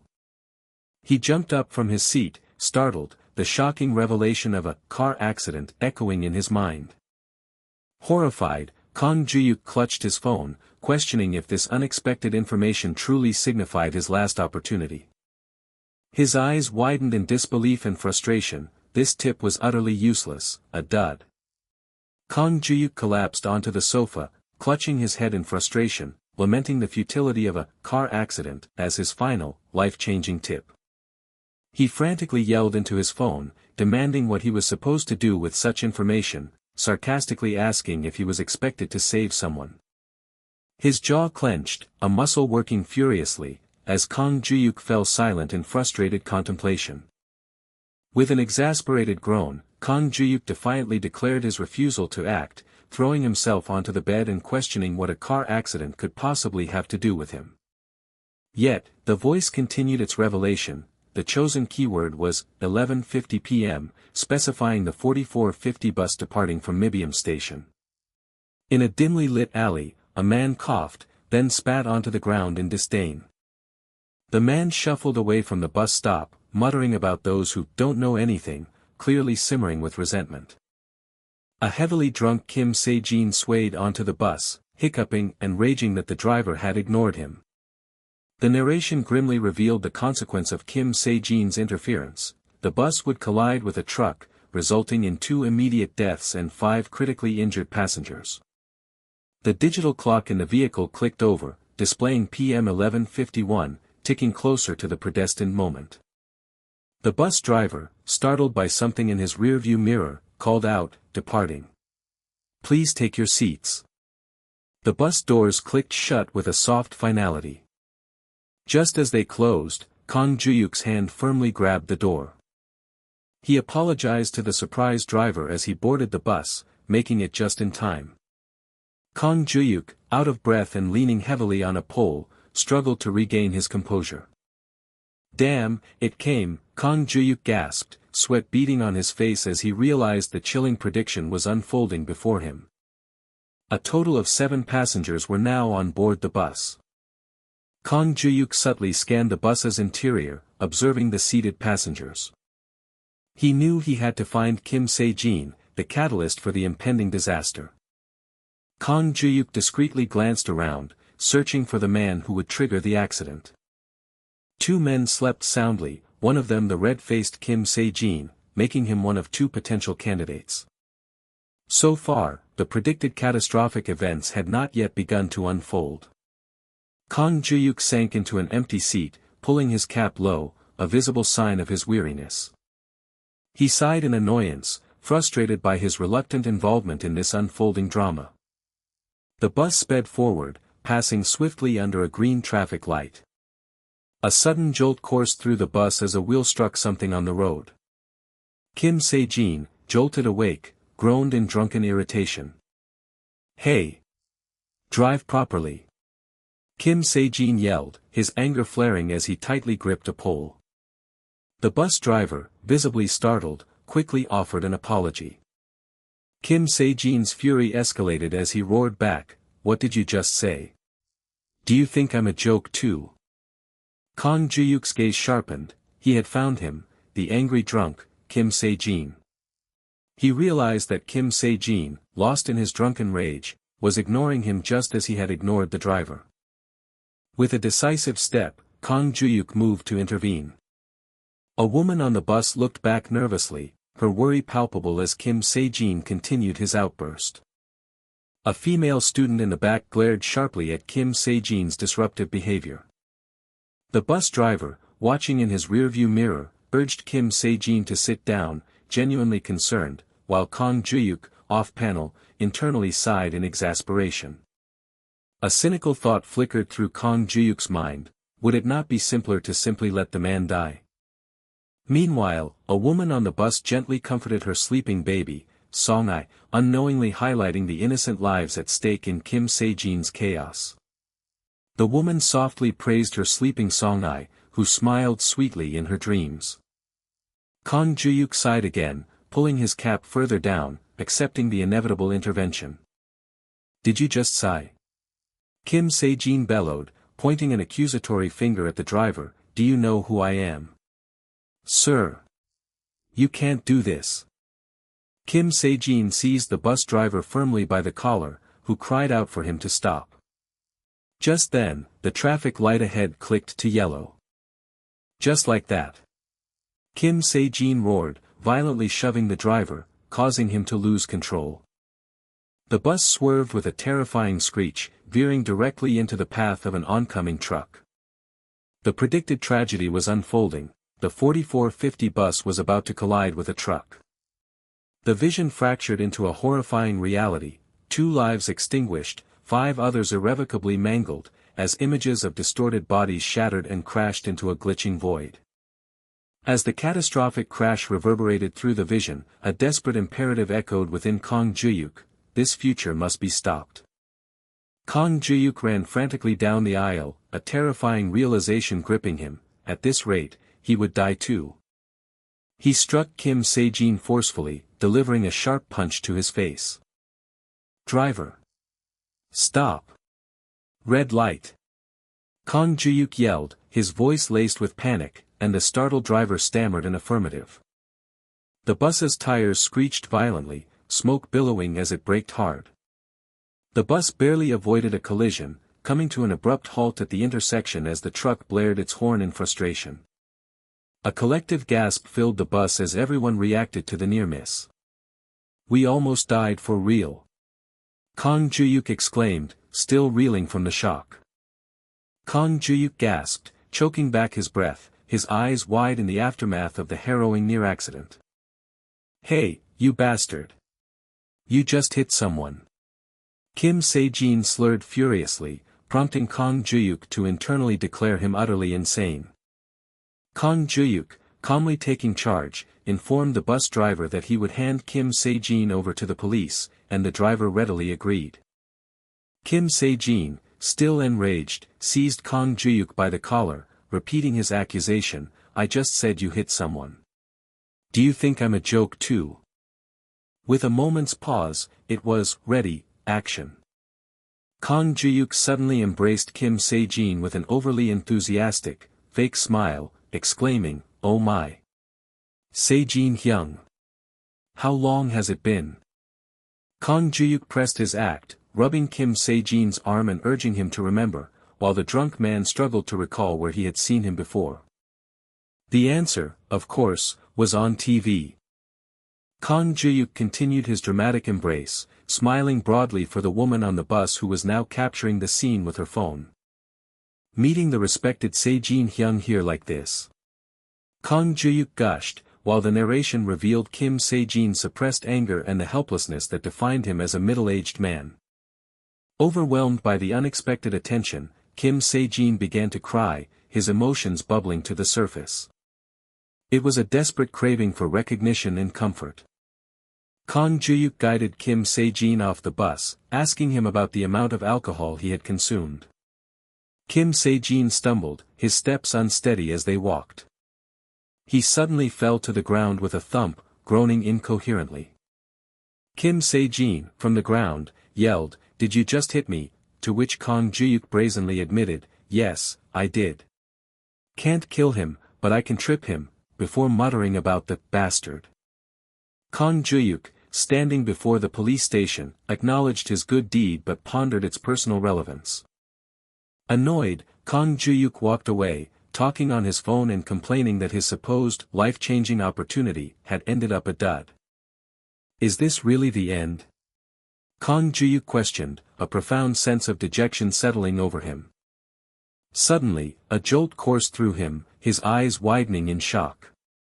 With a frustrated grunt, Kang Juhyuk stomped his foot onto the pavement. He grimaced sharply, his neck muscles tensing as he gritted his teeth. Kang Juhyuk had unexpectedly met the conditions for converting his service to a paid one. To become the owner of this new paid service, he would need to appear in 3 days. He was instructed to arrive at a designated destination precisely at 3 a.m. What? Kang Juhyuk exclaimed, clutching his phone in utter confusion at the new directives. The revelation of a paid service left him utterly bewildered. Kang Juhyuk's life was poised for change as his phone declared the conditions for a paid service had been met, instructing him to a mysterious meeting place at 3 a.m. in 3 days to claim ownership. A new message appeared, a cryptic invitation to extend this enigmatic service. Then came the startling demand, to prepare 10 million won before his visit, a sum that resonated with an almost physical weight.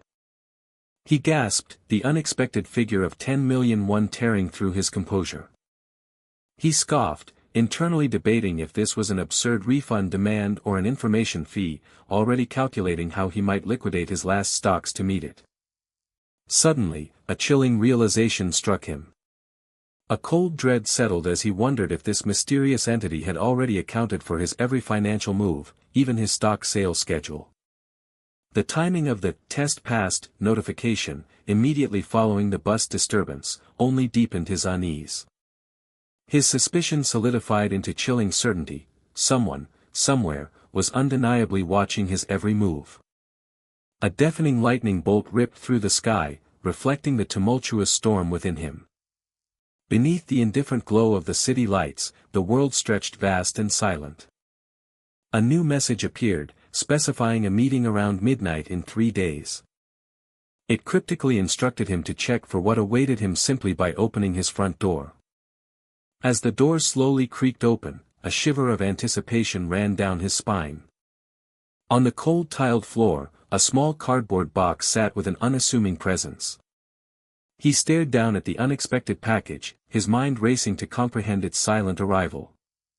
Another message appeared, oddly instructing him to bring an umbrella and coldly reaffirming, "This is a service." "A service, my foot," he muttered sarcastically, wondering if they genuinely cared about him getting wet as he handled the box. These guys. He thought, his frustration simmering. Holding a detailed note and car key, he couldn't help but notice the chilling precision of their financial calculations. With a distinct electronic chirp, the car lights flashed, unlocking in the dim light. "Wow, even a ride," he murmured, genuinely surprised to find not just a car, but an imposing SUV awaiting him. A quiet click echoed as he settled inside. He peered around the luxurious interior, his voice trailing off in bewildered disbelief, "What on earth are they?"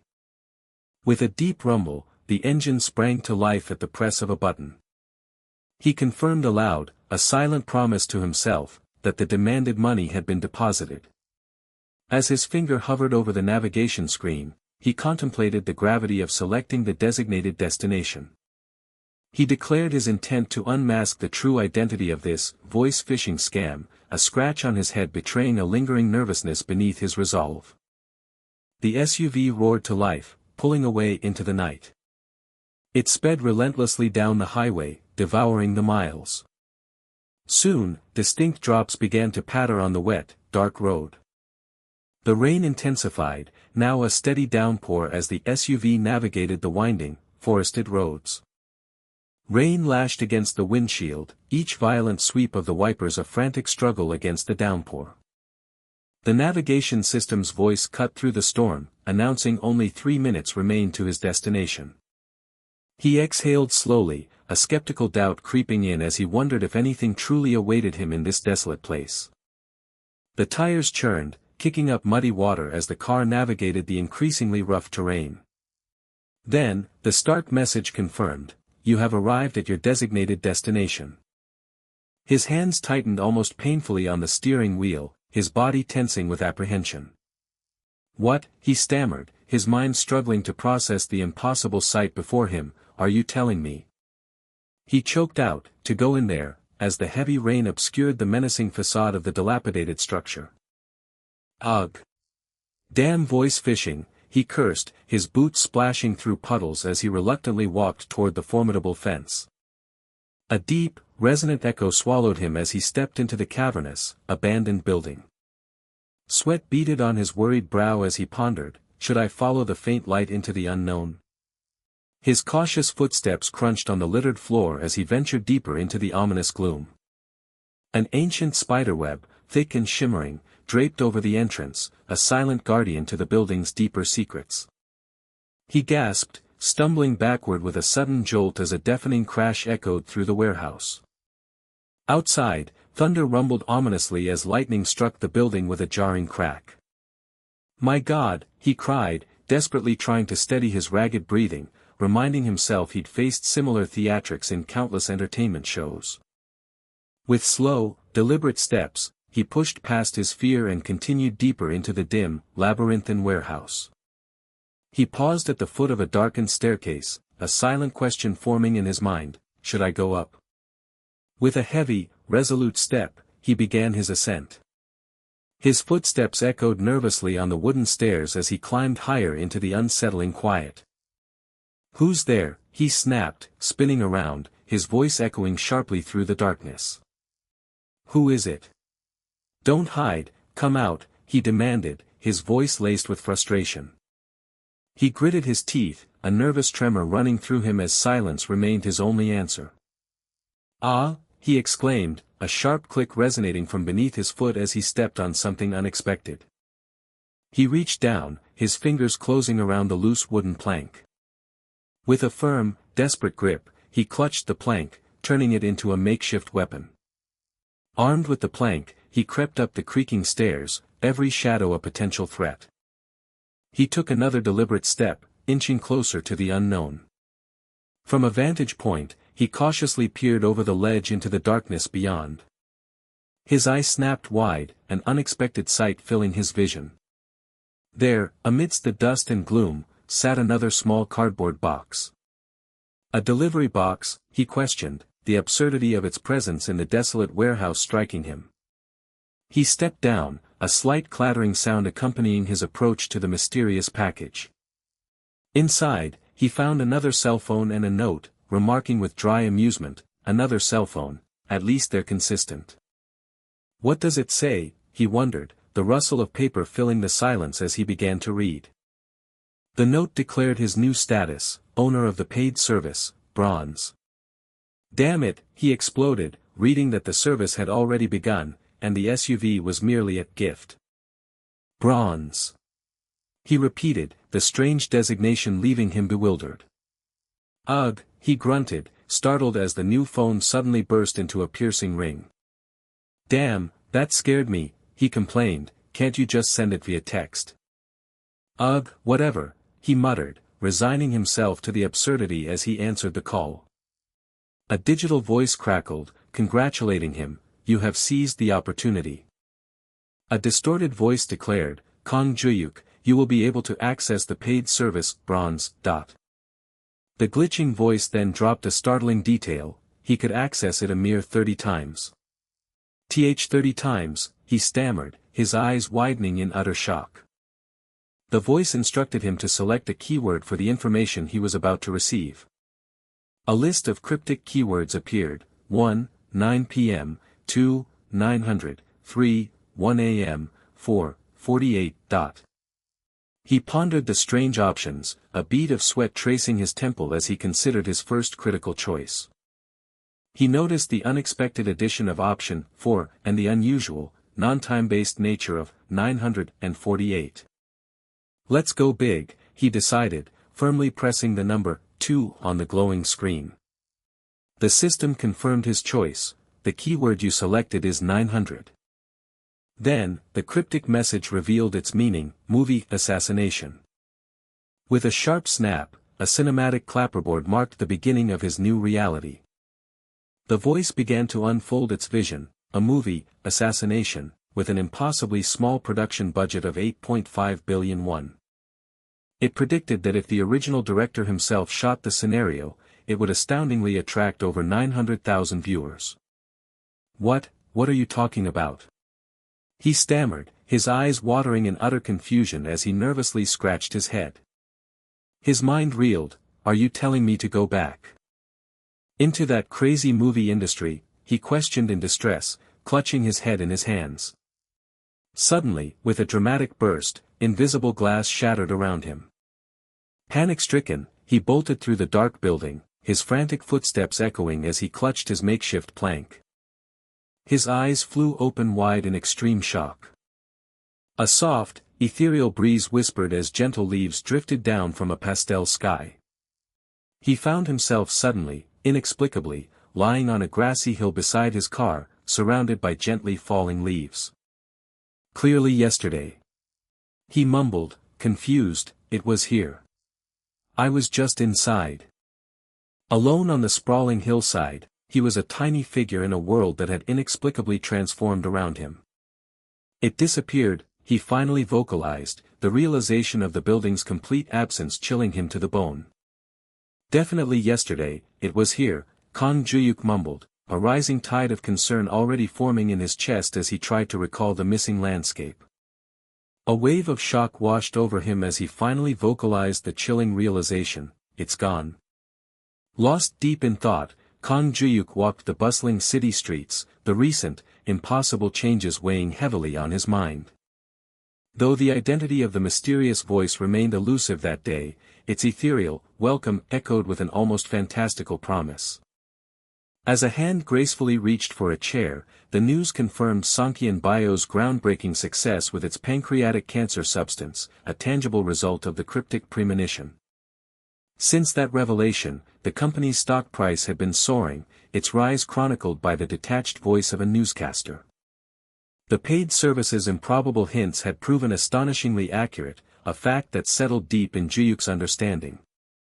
Now at bronze level with a medical term attached to its name, Songkyan Bio's meteoric ascent played out just as the voice had foreseen, a captivating drama Juhyuk watched intently. The stock had seen 5 consecutive rises, each one a pulse of escalating possibility. A smartphone screen glowed with the soaring Kospi value of 40,300 for Songkyan Bio, a digital testament to its unexpected triumph. 600 million won. A subtle, knowing smile touched Kang Juhyuk's lips as he gazed at the screen, understanding the weight of that number. Yet, even with this burgeoning success, an unresolved task still lingered, a shadow on the horizon. His finger hovered over the smartphone screen, a cryptic schedule detailing upcoming events and a paid service dotted line at 3 a.m., an invisible tether to his strange new reality. The next prophecy concerned a film titled Movie Chuxel. The smartphone displayed the stark, impossible details. Chuxel, with an absurdly small 8.6 billion won production cost, would attract 9 million viewers if its original writer directed, but only 800,000 if someone else did, yet there was no online news of its pre-production even starting. With a production cost of 8.5 billion, the break-even point is 2 million.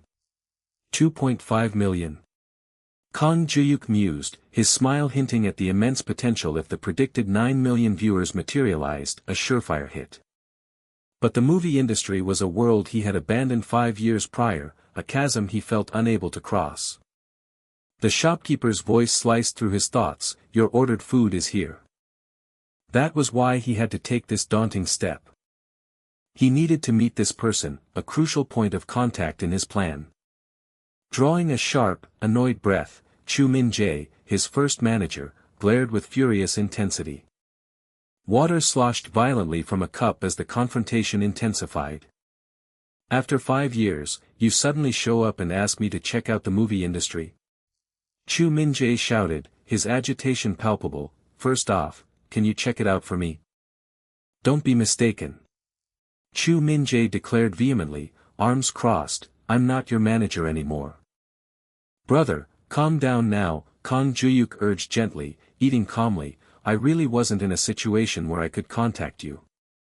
Let's eat first, but Chu Min-jae only responded, are you laughing? Chu Min-jae burst forth with fresh anger, pointing a furious finger, hey, how can you ignore my calls even if the whole world turns its back on you? Is that what you do to a brother who took care of you for 13 years?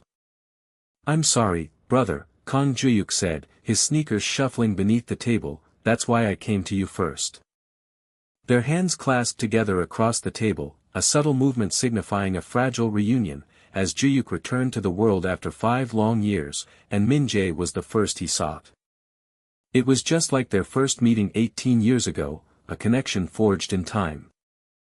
A shimmering, fantastical flashback showed a young Kang Juhyuk, radiant with surprise and holding an adult's hand, while a familiar ugh of exasperation echoed from a distance. Chu Min-jae gritted his teeth, trembling with frustration, crazy, what kind of acting is this? He slammed his hand down, roaring, so, are you saying I should be grateful? This bastard hasn't changed at all, still only thinks about himself. So, you're not going to help? Kang Juhyuk's voice came, a quiet challenge in the volatile air. Crazy bastard. Chu Min-jae yelled, his fury undiminished.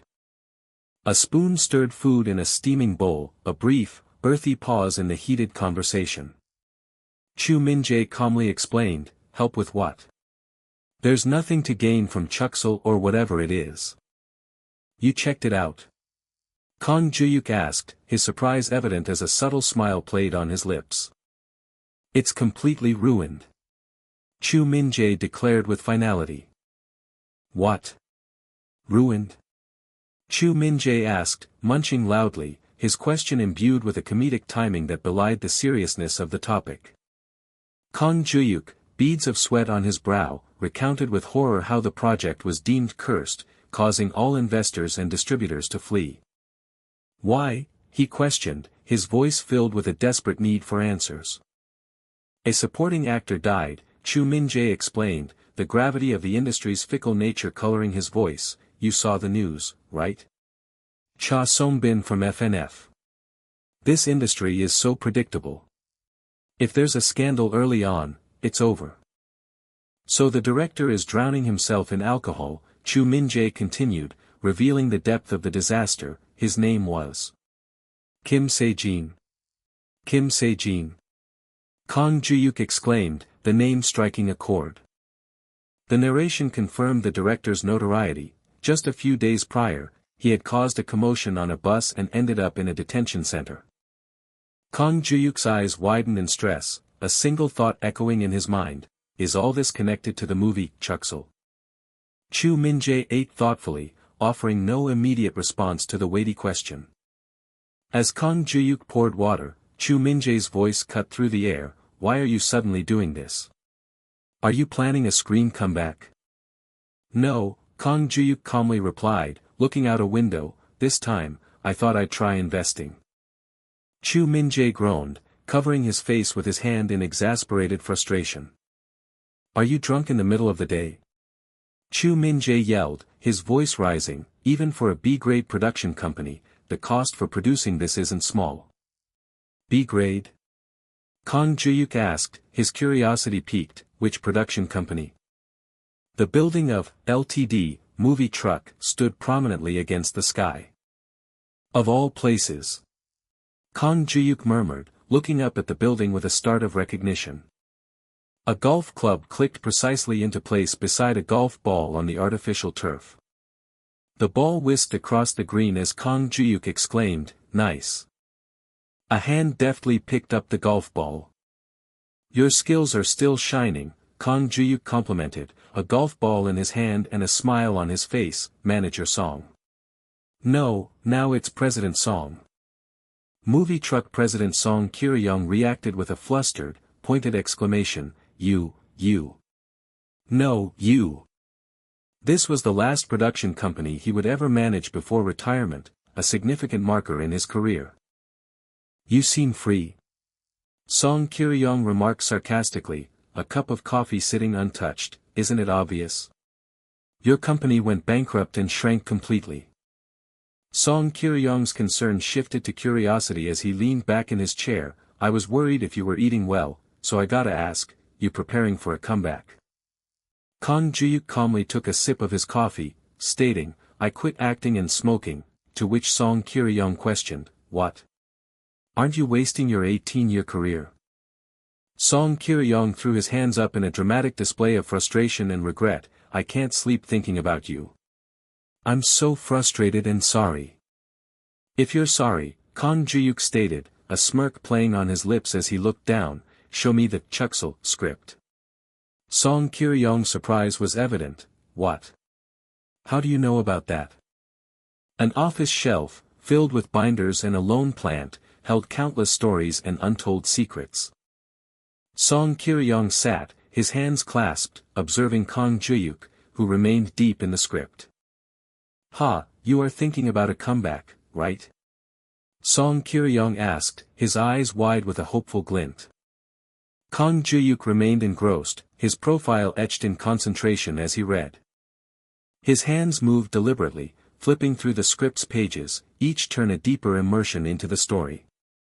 A subtle, knowing smile touched Kang Juhyuk's face as the pages rustled like falling leaves, revealing the potential within the script. How does it look to you? Song Kiri-young asked, leaning forward with anticipation. You've always had a good eye for projects. His hand rested decisively on the Chuksel script, marked with a red stamp declaring it top secret. If he were an actor, the thought resonated deeply within him. He declared with unwavering seriousness that he would sign up to shoot it without hesitation. It's a good project, Kang Juhyuk conceded, sitting dramatically under a spotlight of realization. The problem is. A memory, stark and black and white, flashed into his mind, an angry man yelling, that trash wrote this? Movies were living things, fragile and unpredictable. Under many directors, each with their own vision, the complex machinery of filmmaking lurched forward. Hundreds of staff and actors came together, but achieving an audience of 9 million was an impossible feat under those conditions. Kang Juhyuk clutched his head, the reality of the situation overwhelming him. Voice phishing, what exactly did you throw at me? Brother, are you close with director Kim Se-jin? Kang Juhyuk asked, and Song Kiri-young confirmed, college junior. He seems to be having a hard time these days, Song Kiri-young explained, gesturing with concern, so I bought a decent script and gave it to him, but things went wrong again. Wait. Stop. Kang Juhyuk interrupted. Kang Juhyuk sprang to his feet, shouting in surprise, you bought it? The script? And Song Kiri-young confirmed, yes, that's right. So this wasn't written by director Kim Se-jin? Kang Juhyuk yelled, pointing, and Song Kiri-young, taken aback, confirmed, it was written by someone else. Why? Why? The stark text appeared, if the director who wrote the script shoots it, 9 million. But if another director handled it, it would be a total failure, garnering only 800,000 viewers. Song Kiri-young exclaimed, confused, as Kang Juhyuk asked, how much profit does a production company make these days if it exceeds the break point? Song Kiri-young gestured as he listed the deductions, well, after taxes, development funds, distribution fees, production costs, and investor shares. About 20 billion. Song Kiri-young estimated, puzzled by the relentless questioning, why do you keep asking? If the production company's share alone was that substantial, the total revenue would be roughly 100 billion. Kang Juhyuk's face was a mask of intense determination, his hands clasped beneath his chin. Making 100 billion with 8.5 billion. Kang Juhyuk mused, the sheer ambition of the idea exploding around him. Hey, my head hurts, let's stop talking about depressing stuff, Song Kiri-young said, massaging his temples, let's catch up after a long time. How about some gopchang? As Song Kiri-young stretched, the urgent truth resonated. What they needed now was an actor who could open the floodgates of investment once more. Kang Juhyuk pondered, his hand covering his mouth, if we find the original author and have him shoot it directly. It was a guaranteed path to a 9 million strong audience. In that movie, the Chuxel script promised a secret. Something no one could possibly imagine. Kang Juhyuk's gaze was fixed, intense and focused. Hyung, no, President Song Kiri-yong. Kang Juhyuk called out, stopping Song Kiri-yong in his tracks. What if they brought in a top actor? Song Kiri-yong, skeptical and taking a drag, asked, if I bring in an actor, will you restart production again? What? An actor? Who? Ha Young-hoon, Kang Juhyuk declared confidently, a subtle smile playing on his lips, a guaranteed 10 million ticket seller. Kang Juhyuk, walking away, urgently called out to President Song Kiri-yong. President Song Kiri-yong, holding a cigarette, questioned if Kang Juhyuk would reshoot the movie if he found an actor, prompting a surprised, what? An actor? Who, from Juhyuk? A confident male speaker on a screen declared a guaranteed check for 10 million. This was no ordinary talent, but a top actor of unimaginable caliber. Outside a brightly lit, modern hotel, a dark luxury car awaited, attended by attentive security staff. This was not just any top actor, but the undisputed top actor among all others. With a confident smirk, Ha Young-hoon lowered his sunglasses, revealing his name to the world. Ha Young-hoon offered a casual apology for the wait, which the bellhop humbly dismissed, despite clearly having been there for some time. The bellhop, bowing low, stammered apologies for a rookie's error, wishing he had prepared more for Mr. Ha Young-hoon, but Ha Young-hoon reassured him it was truly all right. The bellhop's lingering apology hung in the air. Ha Young-hoon spoke into his phone, first urging someone to come quickly, then, with a huff, redirecting them to enter ahead. A sudden call across his screen caught Ha Young-hoon utterly by surprise. The name, Kang Juhyuk, vibrated on his screen, pulling a surprised question from Ha Young-hoon. A grand, golden award stage shimmered on a screen, displaying the esteemed nominees for this year's Best Actor award, a powerful moment from the past. The announcer's voice boomed across the golden stage, prolonging the dramatic tension before declaring the winner of the Best Actor award. The jubilant announcer's voice soared, declaring, Kang Juhyuk, as the crowd erupted in a wave of excited shouts and applause. Ha Young-hoon's eye, subtly revealed beneath his lowered sunglasses, held an unreadable intensity. Ha Young-hoon idly clinked the ice in his whiskey glass, the name, Kang Juhyuk, a quiet contemplation in his mind. For 5 long years, Ha Young-hoon had existed only in the overwhelming shadow of Kang Juhyuk. In a dimly lit, luxurious private room, Ha Young-hoon observed his guests, surrounded by bottles and food. Among the attendees were Kwak Do-woon, holding a drink with a smile, and Lee Min-young, seated beside him. Also present were Song Mi-young, Do Kyung-woo, and a contemplative Ryu Jin-ju. Ha Young-hoon reveled in the thought of Kang Juhyuk's former juniors abandoning him to join his own inner circle.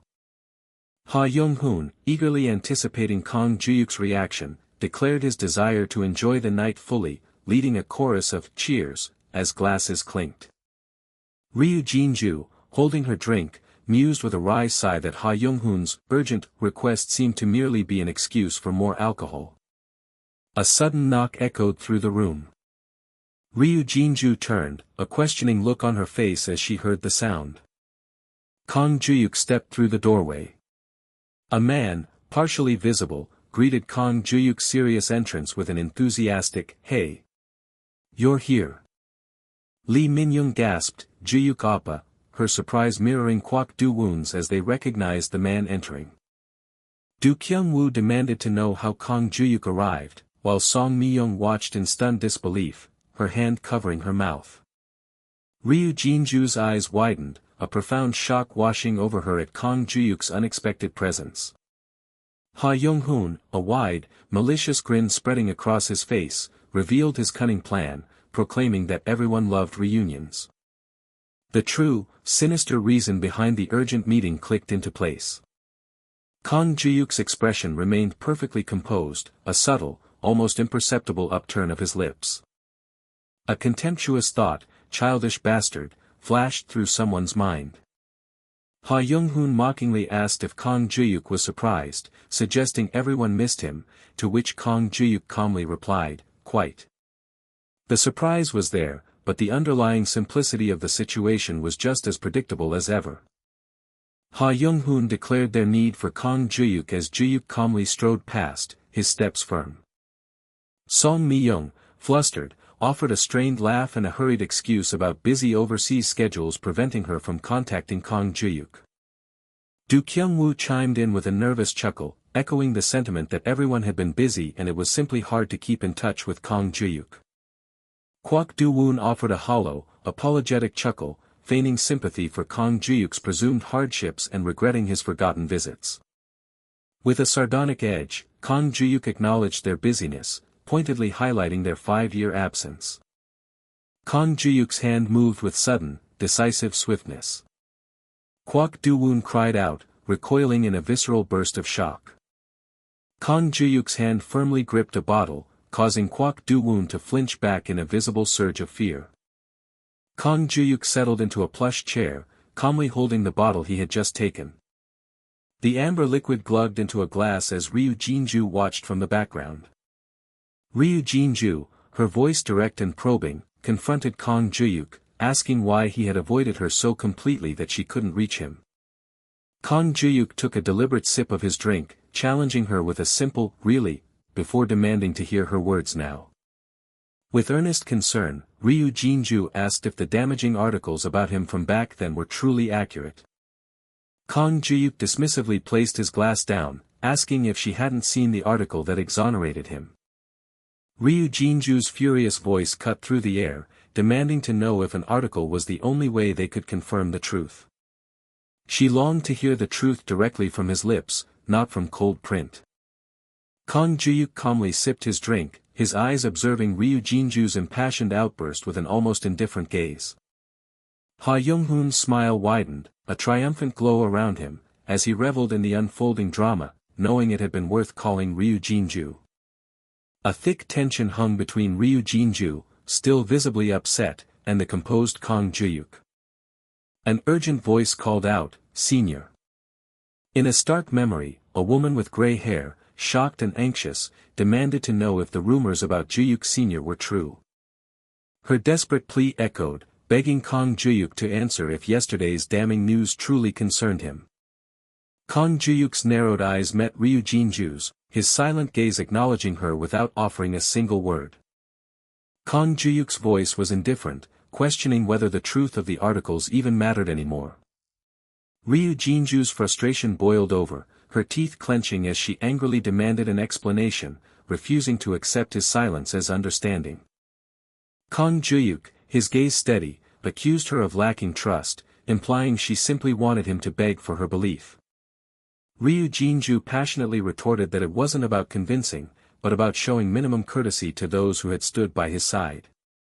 Kang Juhyuk plucked a grape, his voice detached as he declared it foolish to wait. Bringing the grape to his mouth, Kang Juhyuk calmly advised them to stop worrying about others and instead focus on taking care of themselves. Enraged and desperate, Ryu Jinju's voice crackled with a visible fury as she screamed, "Senior." Do Kyung-woo nervously intervened, trying to calm Ryu Jinju and suggesting that everyone clear out to leave Juhyuk and Young-hoon to their private conversation. Kwak Do-woon and Lee Min-young subtly rose, announcing their hasty departure, eager to escape the tension. Do Kyung-woo nervously pulled Ryu Jinju away, trying to appease her with promises of "next time," as Song Mi-young watched worriedly and Kang Juhyuk remained composed. Ryu Jinju, silent and fuming, cast a disappointed glare downwards, her anger now tinged with resignation. The door slammed shut, leaving Kang Juhyuk in solitary stillness. Looking down, Kang Juhyuk reflected that there was nothing good to be found by staying involved with him. Ha Young-hoon, a smirk playing on his lips, mockingly questioned Kang Juhyuk's tough facade before demanding to know the true purpose of their meeting.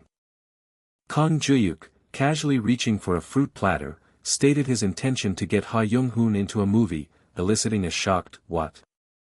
Ha Young-hoon echoed Kang Juhyuk's statement with a disbelieving, "You," only to have Kang Juhyuk calmly reflect it back with, "Me." Ha Young-hoon sneered, covering his mouth in a mocking gesture, as he scornfully asked Kang Juhyuk if he truly knew his place. Ha Young-hoon's face contorted with rage as he unleashed a furious barrage of insults, calling Kang Juhyuk a washed-up loser, a junk car unsellable even on the second-hand market. Amidst the fury, Kang Juhyuk calmly ate a grape, then, looking at Ha Young-hoon, suggested he might like the proposal if he just listened. Ha Young-hoon stood up in a furious burst, accusing Kang Juhyuk of calling him only to spout such nonsense. Kang Juhyuk walked past Ha Young-hoon, offering a cuttingly sarcastic appreciation for his concern over his career. Ha Young-hoon, sunglasses in hand, reminded Kang Juhyuk with smug arrogance that they were on different levels, advising him to join his fan club for future contact. Ha Young-hoon angrily pointed, commanding Kang Juhyuk to eat the grapes he was paying for until he vomited. A story began of a day Gwang-hoon's movie was cancelled, and after a few drinks, he unexpectedly let something slip. The narration paused, leading to the startling question of what, or who, had suddenly come out. He claimed to have a group and then, in a dramatic reveal, showed a picture, sparking immense curiosity. Kang Juhyuk's mouth curved into a sly, knowing smile as he posed a rhetorical question, hinting at the picture's shocking subject. The name revealed was none other than Ha Young-hoon. The narration then pointedly mentioned Ha Young-hoon's pretty face, his eyes widening in a dramatic surge of shocked realization. Ha Young-hoon, enraged and incredulous, denied any knowledge of a coming out and insisted it was merely a casual drinking session. Kang Juhyuk acknowledged his denial but calmly questioned if reporter Park would believe such an excuse, while Ha Young-hoon seated behind him. The name, reporter Park, struck Ha Young-hoon with disbelieving shock, his eyes widening in sudden panic. Kang Juhyuk continued, revealing how a prior tip-off had involved reporter Park Do-hoon, leaving the man in the image reflecting with regret. The memory conjured a chaotic media scrum, dominated by an aggressively smiling reporter amidst a throng of others, microphones and cameras poised like weapons. It was reporter Park who had been sent to orchestrate Kang Juhyuk's ruin. Director Han Gwang-hoon's drunken words had, in that past, accidentally loosened a devastating secret. In a dimly lit, black and white past, a bald man had pointed at his phone, revealing something truly shocking to the dark-haired man. The narration confirmed a picture had been shown but conveyed the uncertainty that clouded its initial viewing. The man gazed at his phone, a woman's hand also present, as the blurred and ancient image proved difficult to decipher. But now, a definitive moment had arrived. Kang Juhyuk exuded an undeniable confidence, his gaze fixed on Ha Young-hoon. "My whole body is telling me," Kang Juhyuk declared, asserting his identity as the man in the picture, infuriating Ha Young-hoon. This calculated move marked step 1, phishing. A hand reached across the subtly glowing table, towards a clipboard filled with documents, hinting at the next phase of the plan. Ha Young-hoon reacted with profound surprise, his face contorted in a silent question of, "What is this?" Kang Juhyuk calmly revealed the contents to be the movie he had mentioned earlier. Ha Young-hoon looked up, confused, asking if the discussion was genuinely about a movie, not an implied threat. Both, Kang Juhyuk stated with unshakable composure, the words a precise, unsettling blend of movie and threat. Kang Juhyuk laid out his proposition: if Ha Young-hoon made this movie and ensured its safe release, the incriminating picture would be his. The two men sat across from each other in the opulent room, an unspoken tension filling the space between them. Ha Young-hoon, hunched over the papers, let out a nervous, disbelieving laugh. "You have a picture?" Ha Young-hoon snarled, his eyes wide and furious, accusing Kang Juhyuk of a clumsy bluff. Kang Juhyuk's thoughts confirmed the bluff, but knew two powerful ideas would soon shake Ha Young-hoon's mind. He mused, phone in hand, that these thoughts would irrevocably disrupt Ha Young-hoon's composure. The narration explained the two crippling anxieties, the suspicion of an incriminating photo existing somewhere, and the fear of its imminent leak. This was step 2, disruption. Ha Young-hoon shouted defiantly, convinced that even if such a picture existed, no one would believe a mere rumor. Next turn. Kang Juhyuk declared with a subtle smirk, undeterred by the outburst. Kang Juhyuk held up a broken object, directly challenging Ha Young-hoon's claim, implying his past actions belied his words. His hands snapped a small stick in two, articulating with grim conviction that trust and truth held no place in their cutthroat industry. Kang Juhyuk rhetorically questioned the outcome of throwing Ha Young-hoon to the sensation-hungry hyenas of the media, the broken stick now submerged in a glass. He turned and walked away, leaving Ha Young-hoon utterly shocked and agitated in his wake. Kang Juhyuk grabbed Ha Young-hoon's shoulder with seething anger, reminding him that he knew best because he had inflicted the same fate on Kang Juhyuk. The entertainment industry, the narration reminded, possessed an insatiable craving for sensation. Kang Juhyuk leaned over a terrified Ha Young-hoon, physically manifesting the power he now wielded. The public, the narrative asserted, did not possess the luxury of trust in those figures. Ha Young-hoon's fearful eyes betrayed his growing understanding that he could, at any moment, end up just like Kang Juhyuk. Kang Juhyuk's menacing question hung heavy in the air, asking Ha Young-hoon if he truly desired the life of a washed-up has-been. This calculated manipulation of his opponent's psyche was step 3, fear. Despite Kang Juhyuk's calm demeanor, his hands trembled subtly as he held the paper, revealing the deep-seated intensity of his emotions. "I'll give you 3 days," Kang Juhyuk stated, delivering his ultimatum to a shocked Ha Young-hoon. He warned Ha Young-hoon that failure to decide within 3 days would result in the picture appearing in the news. "Oh, right," Kang Juhyuk added, a new thought occurring to him. He confirmed his intention to post the picture on the fan club, a deliberate, sharp swipe at Ha Young-hoon's prior arrogance. Kang Juhyuk announced his departure, leaving Ha Young-hoon stunned and defeated as he moved swiftly away.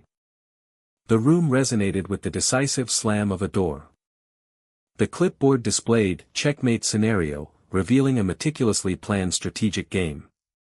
Ha Young-hoon gasped, clutching his head in extreme frustration. "Why? Again?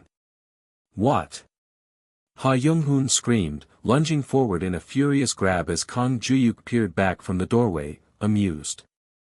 Kang Juhyuk, still smirking from the partial opening of the door, urged Ha Young-hoon to read the documents, confident in his ability to choose projects. A solid thud echoed through the room. Ha Young-hoon, face flushed with irritation, expressed his utter frustration and confusion over Kang Juhyuk's enigmatic words. This marked the final stage, acceptance. Kang Juhyuk walked contemplatively down the stairs of a modern building, reflecting on the unfolding situation. His thoughts drifted to the profound change from being locked away to now having a crucial role among people once more. A subtle smirk played on Kang Juhyuk's lips as he walked, deep in thought amidst the urban sprawl. He pondered if, in this grand scheme, he was not the director, but merely the one who had been cast. The distinct, almost otherworldly ringing of his phone broke the stillness. Kang Juhyuk sighed with annoyance, looking at the unavailable, incoming call, wondering what this new interaction would cost him. The phone screen displayed 4 cryptic clues: 9 p.m., wine, 1 a.m., and 48. Kang Juhyuk took the call, pondering the meaning of the first revealed keyword, wine. His hands rapidly clicked and tapped on the phone screen, engaging with the mysterious system. The narration confirmed that Kang Juhyuk had specifically chosen wine as his keyword. A heavy impact echoed as Kang Juhyuk's phone displayed shocking news: top actress Ryu Jin-ju was embroiled in an illegal drug scandal. The scene shifted, establishing the familiar brick apartment building where Kang Juhyuk resided. From behind, Kang Juhyuk was seen diligently typing on his computer, absorbed in the investigation. The narration detailed that police had been dispatched based on a tip from the owner of a Gangnam rooftop garden. Amidst the rapid tapping of keys, the shocking news spread that only the wine Ryu Jin-ju drank tested positive for hallucinogenic drug components, igniting a massive social uproar. The computer screen showed countless search results for Ryu Jin-jo drug, a testament to the scandal's reach. Kang Juhyuk gasped in exhaustion, expressing his frustration after searching all night with no trace of the incident in his reality. He pounded his hand on the mouse, demanding to know what drug incident she could possibly be involved in. Huh? Kang Juhyuk uttered, his attention suddenly caught by something unexpected on his screen. He expressed surprise at seeing Big Z as Ryu Jinju's agency, questioning when she had made the move. Kang Juhyuk clicked away, confused and suspicious about why Ryu Jinju, who FNF had nurtured since her debut, would suddenly transfer to Big Z Entertainment. A static-filled TV screen showed national MC Yoo Hyun-suk shocking everyone by announcing his transfer to Big Z Entertainment instead of FNF. Kang Juhyuk's intense gaze connected the dots: Hyun-suk's transfer, Cha Sung-bin's suicide, and now Ryu Jinju. His thoughts solidified into a clear suspicion: something significant was happening between FNF and Big Z Entertainment. With a soft thud, a car key dropped onto a surface, signaling a shift in Kang Juhyuk's approach. Kang Juhyuk stood up abruptly, jacket flapping, his determination clear as he questioned the reality of Ryu Jinju being on drugs. He listed a litany of potential scandals: illegal drugs, stock manipulation, habitual gambling, each a devastating blow in the entertainment world. In a stark, black-and-white flashback, Ryu Jinju had confronted a younger Kang Juhyuk, questioning why he would touch such things when it was so unlike him. Ryu Jinju had angrily demanded to know why he remained silent, but Kang Juhyuk had vehemently denied the accusations. "It can't be. Never," Kang Juhyuk had emphatically declared. The deep roar of an engine starting filled the air, as Kang Juhyuk prepared to act. Kang Juhyuk drove, contemplating the absurdity of being contacted after 5 years of deliberate silence. He mused that if he were to reveal his knowledge of the future, people would undoubtedly think him insane. His hands gripped the steering wheel with firm resolve, illuminated by a bright lens flare. His thoughts lingered on the gravity of an actual incident occurring. With a determined expression, Kang Juhyuk looked up, ready to face whatever lay ahead. He recognized the strategic danger: mentioning illegal drugs would instantly make him a prime suspect. Uncovering the truth, he concluded, was his foremost priority. The sudden squeal of brakes cut through the air, signaling an abrupt stop. Kang Juhyuk, focused and resolute behind the steering wheel, declared his intention to begin his investigation here. The narration reiterated the detail of the police dispatch to a Gangnam rooftop garden, as a grand building stood prominently in the background. The focus narrowed to the specific location: rooftop garden. Kang Juhyuk clicked his phone to record, confident he would capture something crucial if he just kept taping. A man in a suit emerged from an elegant building, and Kang Juhyuk remained hidden, recording. "Huh? That person." Kang Juhyuk murmured from his car, surprise coloring his tone as he recognized the man. The man in the suit strode purposefully down a grand set of outdoor stairs. "That's a familiar face," Kang Juhyuk whispered, a clatter accompanying his deeper recognition of the man heading towards a car. Kang Juhyuk's face twisted in pure shock, a cold sweat breaking out as a profound realization dawned on him. Hands pulled a dark wine bottle from a shelf, a chilling echo of the prophecy. As red wine was poured into a glass amidst digital static, the narration detailed the hallucinogenic components found only in Ryu Jinju's wine, making the vision shockingly real. A man with a subtle, suspicious smirk glanced sideways, his involvement now chillingly clear. Kang Juhyuk gasped, recoiling sharply in his car's seat as the pieces of the puzzle violently clicked into place. His heart hammered against his ribs, a frantic rhythm against the backdrop of his terrified, sweating face, phone still clutched in hand. A subtle whistle of air accompanied the stern man's turn, his eyes fixed on something just out of sight. His breath caught in his throat as Kang Juhyuk gripped the steering wheel, his face a mask of distress and sweat. A frantic pounding echoed in his ears, an internal drumbeat of fear: had he been caught? The trunk of the blue car clicked open as the man in the suit began his task. From the car's interior, a smartphone silently clicked, capturing images. The man moved smoothly toward the building entrance, unaware he was still being observed. The shopping bag, held casually by the man, contained a crucial detail: it was wine. A disturbing static briefly obscured his vision. Through the haze of static, the name Bisancel on the wine bottle stood out with alarming clarity. The digital disruption continued, a sizzling visual in the fractured reality. The premonition was grim: Ryu Jinju had consumed wine deliberately spiked with drugs. A cold dread settled over Kang Juhyuk as the narration revealed the rough garden president knew and reported the incident in advance. Deep in thought, Kang Juhyuk connected the wine to the rough garden party, and concluded that if he dug deeper into this man, crucial answers would emerge. The man in the suit walked away with deliberate steps. A sudden slap of recognition hit Kang Juhyuk as he captured the man bending into another car with his phone. The sun gleamed harshly off the car's roof. Kang Juhyuk drove on, his face set in a grim mask of determination. "You first," Kang Juhyuk muttered, a challenge hanging unspoken in the air. The city hummed with life, a sprawling urban labyrinth of movement. The engine rumbled softly as the stern-faced driver moved through the sunlit streets. Kang Juhyuk maintained his close pursuit, the blue car always just ahead.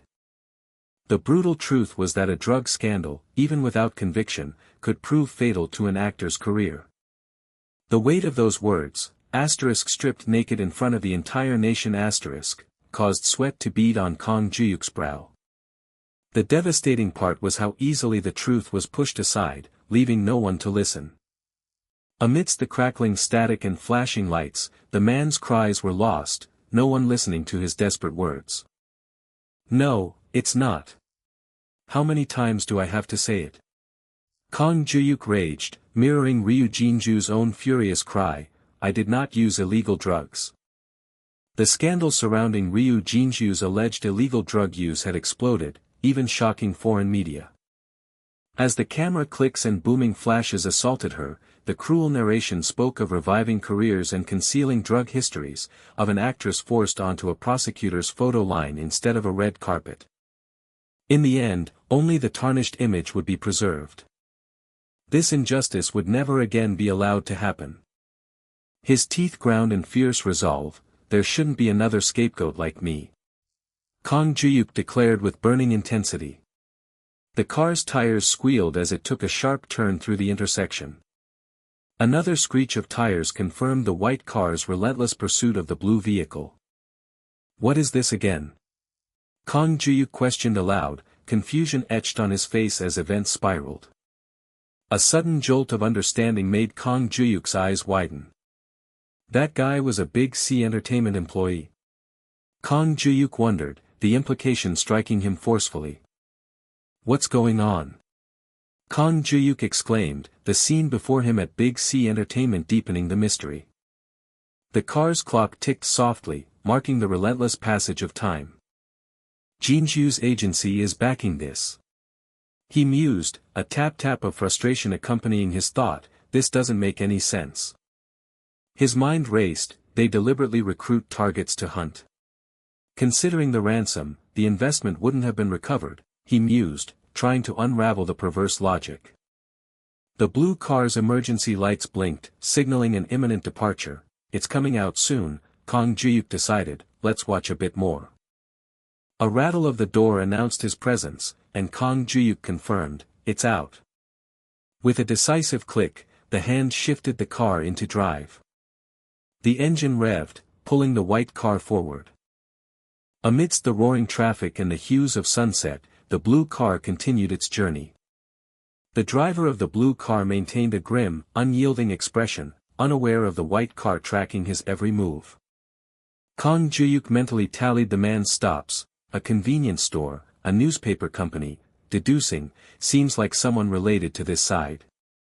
Yet, despite his efforts, nothing special has been seen yet, he admitted internally.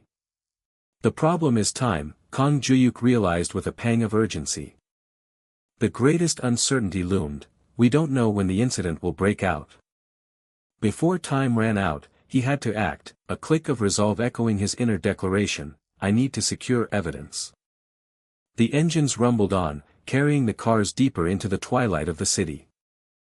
The foot pressed down, and the accelerator screeched under the sudden demand for speed. A new surprise registered. This is. Kang Juhyuk began, a fresh wave of sweat breaking. The FNF building, Kang Juhyuk stated, his confusion turning to suspicion. What is that guy doing here? A perplexing thought whirled in his mind. Why is a Big C entertainment person at FNF? The hazard lights blinked, illuminating a group of men outside the FNF building. Security guards.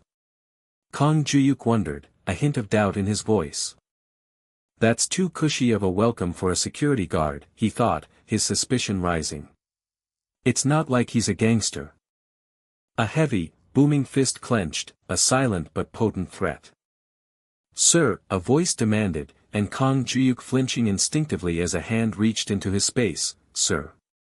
You can't park here, the man roared, his anger palpable. Move it quickly, the man commanded, his impatience clear. Yes, sorry. Kang Juhyuk called out, his engine rumbling to life as he sped away from the men's watchful eyes.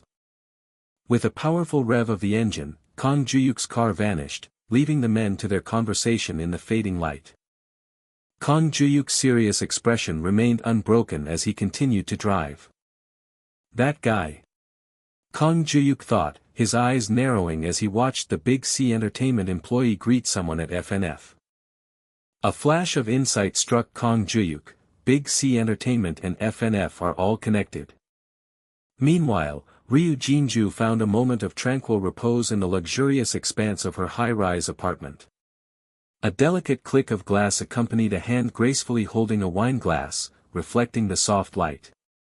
Relaxed but focused, Ryu Jinju intently read through a stack of papers, her thoughts elsewhere. Pages rustled like silk, rapidly turning under her searching hands. Ryu Jinju fell into a deep contemplation, her hand resting thoughtfully against her temple. A weary sigh escaped her lips, a wisp of a dream dissolving into the air. With a soft tap, her hand casually pushed the stack of papers aside. Her head settled with a quiet tap, seeking a moment of respite. Ryu Jinju looked up, her silence heavy with unspoken questions and troubled thoughts. From the ominous darkness, Kang Juhyuk's voice cut through. Read it. You'll like it, he stated cryptically. You choose your projects well. Holding her wine glass, Ryu Jinju's expression grew serious as she wondered, what is Kang Juhyuk up to? The script lay open, covered in meticulous notes and highlights, a testament to intense planning. Amidst the roaring city night, Chu Min-jae spoke into his phone. Oh, Min-jae Hyung. Did you find out about those photos? What? Chu Min-jae exclaimed, his voice sharp with surprise. His eyes widened in stunned realization. Big C Entertainment PR team leader. Ha Young-hoon confirmed, I recognized it right away from the photos you sent. I've seen him a few times at showcases before. His name is Jo Sung-min, Ha Young-hoon identified, explaining he was now the influential PR team leader at Big C Entertainment. But why is he here? Ha Young-hoon questioned, the mystery deepening. Chu Min-jae's thoughts turned dark. Is the guy next to him a gangster? If you're done eating, let's work together. Hey, man. Chu Min-jae called out, trying to get his attention. Ha Young-hoon's body trembled with indignation as he yelled into the phone, am I your servant or what? You must be mistaken, I'm still mad. Ha Young-hoon muttered, hastily ending the call. As an engine roared past, he cried, hey. Kang Juhyuk. Man. Hello. A sharp glitch hit Kang Juhyuk, an unsettling static in his mind. With a powerful roar of the engine, the white car sped rapidly into the night. The grim news arrived, Cha Sung-bin from FNF had tragically taken his own life. Kang Juhyuk absorbed the intricate plot. Hyun-seok Hyung, negotiating with FNF, had abruptly chosen Big C Entertainment at the very last minute. Then came the final blow. Even Ryu Jinju, whom FNF had cultivated for 10 years, had announced her transfer to Big C Entertainment. Ryu Jinju's sorrowful gaze reflected the dramatic financial ruin. FNF's stock price had plummeted as a direct result. A grim realization dawned on Kang Juhyuk: if they were using Jinju to damage a competitor for their own rebound, then she had no way to escape. It was a chilling echo of his own past, just like how he had been hunted 5 years ago. In a stylized vision, a sinister man loomed, his control absolute over the expressionless woman, a chilling symbol of industry exploitation. With a decisive click, the seatbelt fastened, signaling readiness. The engine roared to life, and the speedometer needle shot upwards with fierce urgency. But this time, a profound difference resonated. It was different now. The engine roared, propelling Kang Juhyuk forward with unwavering determination into the night. And the reason for this profound shift was simple. His eye glowing with otherworldly power, Kang Juhyuk declared with absolute conviction, "I know the future." The car vroomed to a stop, its powerful engine echoing through the quiet, darkened alley. Its tires screeched against the asphalt, bringing the white SUV to an abrupt, dramatic halt. Inside the dim cabin, Kang Juhyuk's fingers clicked a button on the console with focused intent. With a decisive click and clatter, Kang Juhyuk placed his phone, displaying an incoming call from Ha Young-hoon, into the console compartment. A ripple of confusion crossed Kang Juhyuk's mind, a question mark hanging in the silent air. He sat, contemplative and shadowed, the weight of his thoughts heavy in the quiet car. Ha Young-hoon. Kang Juhyuk murmured, the name a question and a challenge in the dark. Ha Young-hoon questioned the late-night call, asking if a decision had been made, but Kang Juhyuk cut him off, proposing, "Let's make a deal."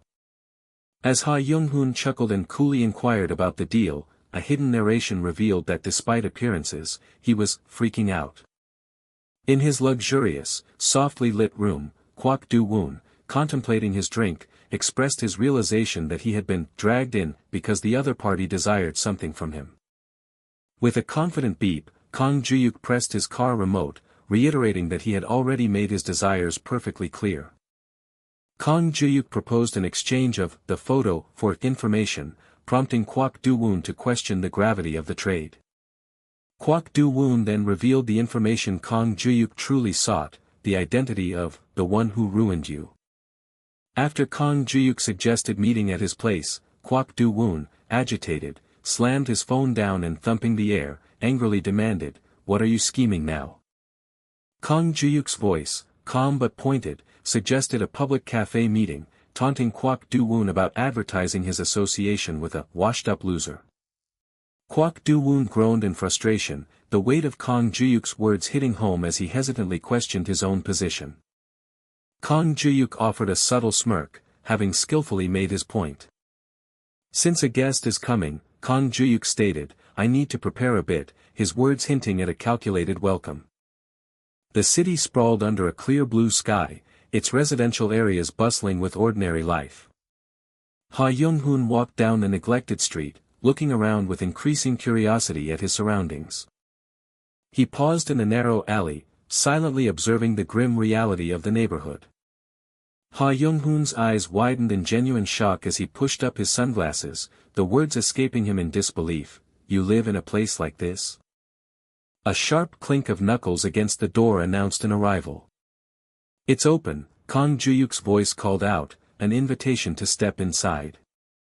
The door creaked open, revealing a cluttered, unwelcoming entryway as Ha Young-hoon stepped inside. Ha Young-hoon, pulling down his mask, stood utterly shocked by the scene before him.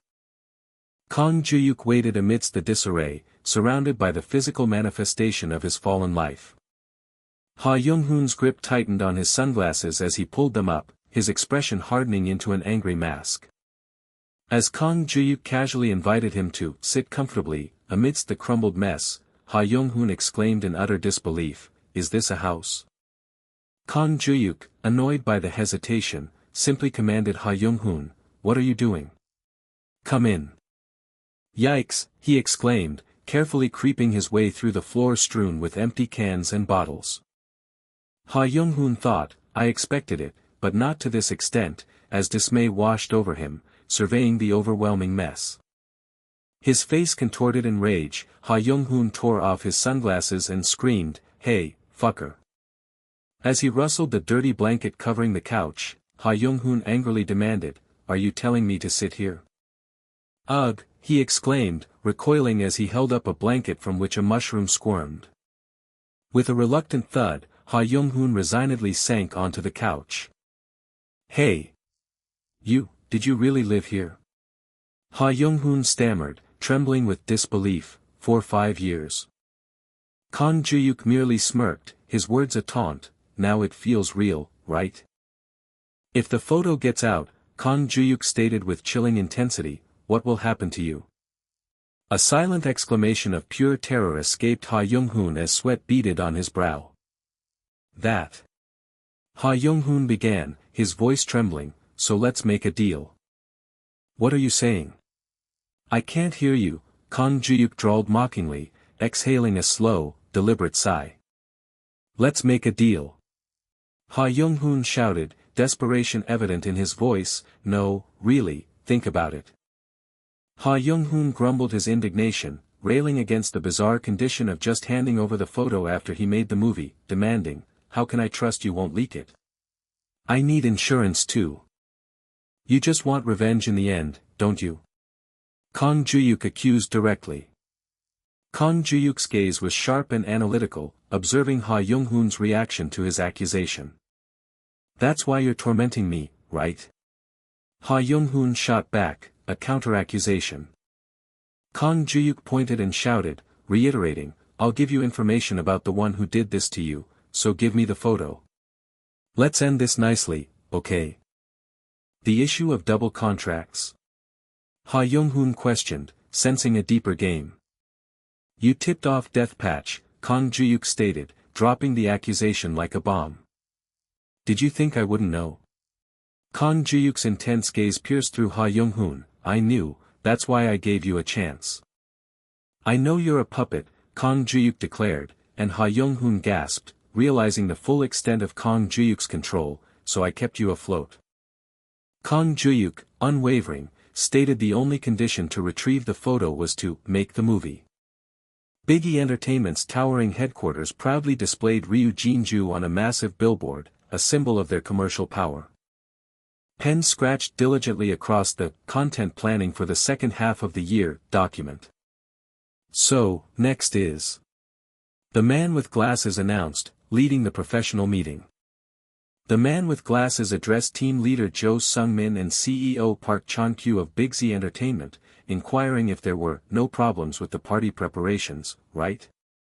The man in the suit smiled confidently, reassuring them, "Since it's for actress Ryu, I'm double-checking everything."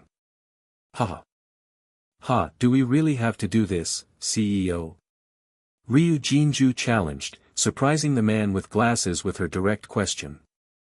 Ryu Jinju gestured dismissively, her frustration evident as she proclaimed, "A party for the 11th anniversary of her debut." Ugh. The numbers are ambiguous, and it's embarrassing. Ryu Jinju voiced her concern that the company event was costing too much, making the man with glasses gasp before he unexpectedly agreed. "How can you expand the event when you know this?"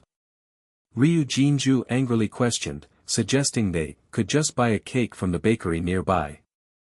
The man with glasses rubbed his spectacles, preparing to articulate his true intentions. He declared with a determined glare, "Our Jinju, who went through a lot at FNF, can focus solely on her work at Big Z." He explained the event would both reassure the new faces joining and motivate the staff too. "Wow. So I'm just a poster girl for promotion?" Ryu Jinju smirked, answering her own question, "The 11th anniversary is just an excuse." "Yes." The man with glasses offered a sly smirk, revealing, "It's not the 11th anniversary." He clarified, "It's commemorating the first year of actress Ryu Jinju's new leap." An uncomfortable distortion pulled at the man's face, his glasses askew. "It's too much." Ryu Jinju argued, exasperated, fearing new faces might tear up their contracts, despite them being electronic. The man enthusiastically approved, suggesting, gathering just the family to strengthen our bonds is really important. With a malicious clunk, the man revealed his sinister intent. That's how we can shake not just Ryu Jinju, but Big Z as a whole with this scandal. Do we really have to make the movie? Ha Young-hoon desperately cried out. Ha Young-hoon angrily confronted Kang Juhyuk, questioning if this chaotic situation truly represented a chance for him. Kang Juhyuk gestured with a scratch, challenging, if you read it, you would know better.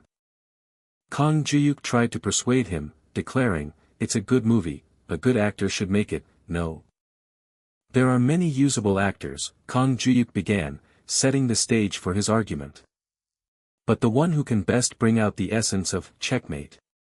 He continued, building dramatic tension. Is only you, Ha Young-hoon. Ha Young-hoon gasped, the unexpected praise hitting him with surprising force. Kang Juhyuk, a finger to his lips, stated the photo was non-negotiable, but conceded, I agree that you should get something in return too. So. I'll give you a gift, Kang Juhyuk offered with a deliberate thud, that I'm certain will interest you. Ha Young-hoon flared up in a fit of anger, demanding, are you mocking me? I'm about to make a movie without getting any guarantee. Guarantee? Kang Juhyuk questioned calmly. With a manipulative smirk, Kang Juhyuk draped an arm around Ha Young-hoon, hinting, what if it's something bigger? The stocks you're holding, Kang Juhyuk whispered conspiratorially, the timing to sell.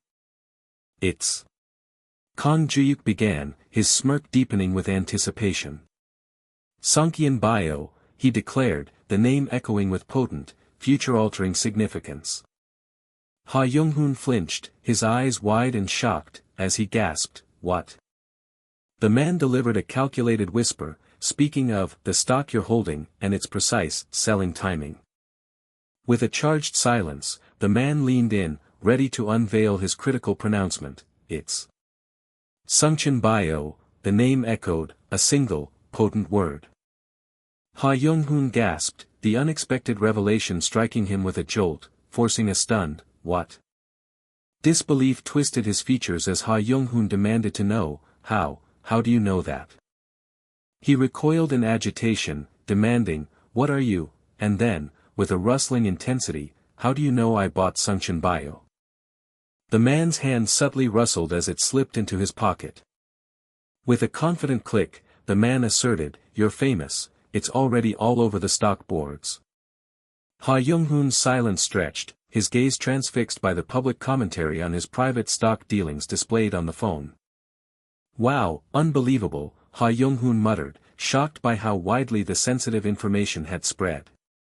It spread all the way here. With a dismissive tap, Ha Young-hoon challenged, so what about it? He indignantly demanded, can't a celebrity buy some stocks, is that a crime?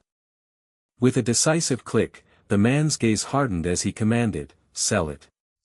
Now. Ha Young-hoon erupted in disbelief, protesting, are you crazy? This is a newly launched drug.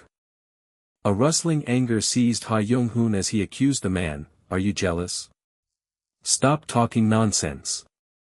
The man calmly presented his phone with a click, revealing, here, my account. I have it too. Ha Young-hoon's eyes widened in stunned surprise, struggling to comprehend the massive numbers displayed. What? How much is this? 100,000. 1.5 billion.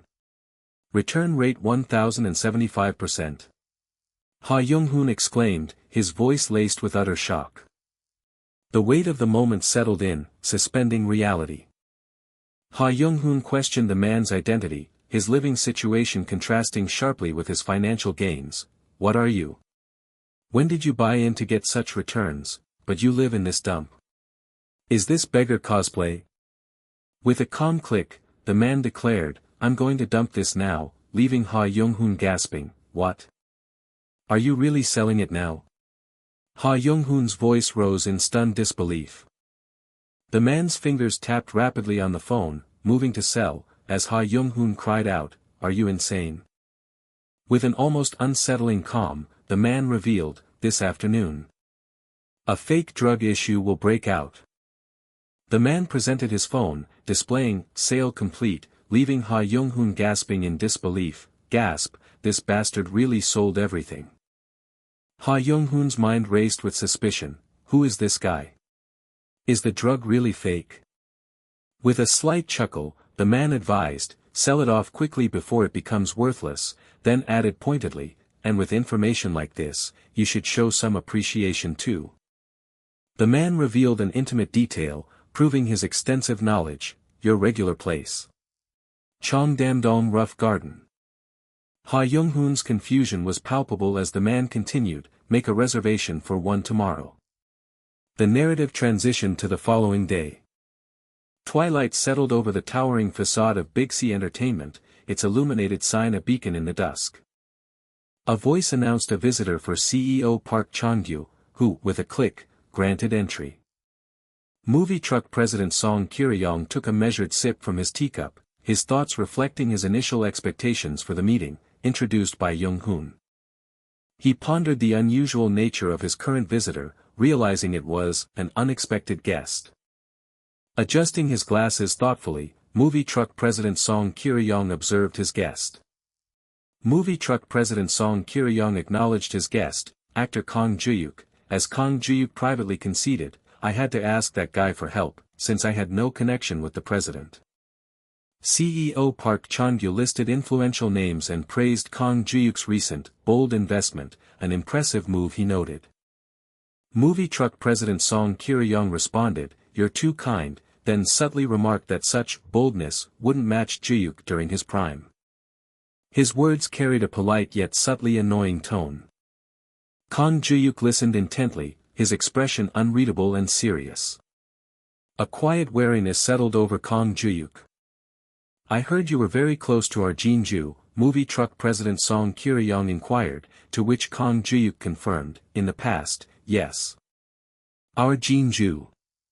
Movie truck president Song Kye-ryong began, prompting Kang Juhyuk to observe, you seem to cherish her a lot. With a sip, movie truck president Song Kye-ryong affirmed, of course. Especially if it's Jinju, adding, my job is to support artists. Kang Juhyuk's thoughts dismissed the PR manager and the rough garden owner as mere pawns in a larger scheme. A determined resolve hardened Kang Juhyuk's thoughtful expression. He suspected a powerful, unseen force was at play, just as it had been with him. Kang Juhyuk realized that uncovering the truth alone would be impossible, he needed the weight of a reliable nameplate. His thoughts drifted to CEO Park Chan-gyu, questioning the depth of his trust in this man. With a clink, movie truck president Song Kye-ryong cut to the chase, asking, what do you want to discuss? Kang Juhyuk's hands rubbed together on the table, a slight tension in the gesture. Kang Juhyuk leaned forward, directly questioning, I'm curious why you took Ryu Jinju from FNF. Kang Juhyuk's intense gaze remained fixed on the CEO. Movie truck president Song Kye-ryong challenged Kang Juhyuk's phrasing, took her, is that what you think? Kang Juhyuk internally conceded that CEO Park likely did not trust him either. Movie truck president Song Kye-ryong explained that after 10 years, FNF was like a hometown to Jinju, while Kang Juhyuk internally believed the CEO saw him as nothing more than a washed-up thug seeking quick gossip. Movie truck president Song Kye-ryong hummed thoughtfully. Movie truck president Song Kye-ryong affirmed his decision, stating, that's right. I took her because FNF is like a hometown, then, with a questioning tone, added, our Jinju is a strong kid. But she, he continued, doesn't know how to use that strength for herself. He elaborated on Jinju's selflessness, stating, she uses all her strength to protect those around her, then sought confirmation from Kang Juhyuk, you know that well, don't you, Juhyuk? Kang Juhyuk responded with a long, pensive silence. Movie truck president Song Kye-ryong mused that being at FNF for 10 years meant she had more people to protect. He expressed his belief that this burden weighed heavily on actress Ryu Jinju, and he desired to offer her a new environment where she could focus solely on her work. Kang Juhyuk acknowledged a hint of sincerity but remained skeptical. Is that a problem? Kang Juhyuk challenged, his eyes narrowed. Kang Juhyuk internally dismissed the CEO's explanation, perceiving it as a half-hearted sincerity that lacked any real problem. Is that all? Kang Juhyuk pressed, causing movie truck president Song Kye-ryong to react with a surprised, "What?" Kang Juhyuk's accusation cut through the room. "You took Ryu Jinju just because she couldn't handle the stress." Movie truck president Song Kye-ryong's anger flared, his teeth bared as he retorted, "That's too much. I'm saying this because I'm holding back." Kang Juhyuk knew that to truly form an alliance, the mask had to come off in one decisive move. Kang Juhyuk's hands reached inside his coat with a tearing sound. With a camera flash and a swift slide, Kang Juhyuk presented his phone, demanding, "Do you know this person?" Movie truck president Song Kye-ryong, surprised by the suddenness, identified the man in the photo. "What's this all of a sudden?" "Team leader Jo Sung-min." Kang Juhyuk pointed an accusing finger, stating, "This is the PR team leader bringing wine into Rough Garden." "Well, he's a staff member, and on the same day." The accusation hung heavy in the air. Kang Juhyuk continued his revelation, detailing how the team leader was comfortably escorted by these thugs. Movie truck president Song Kye-ryong was visibly shaken by the implications of Kang Juhyuk's claims.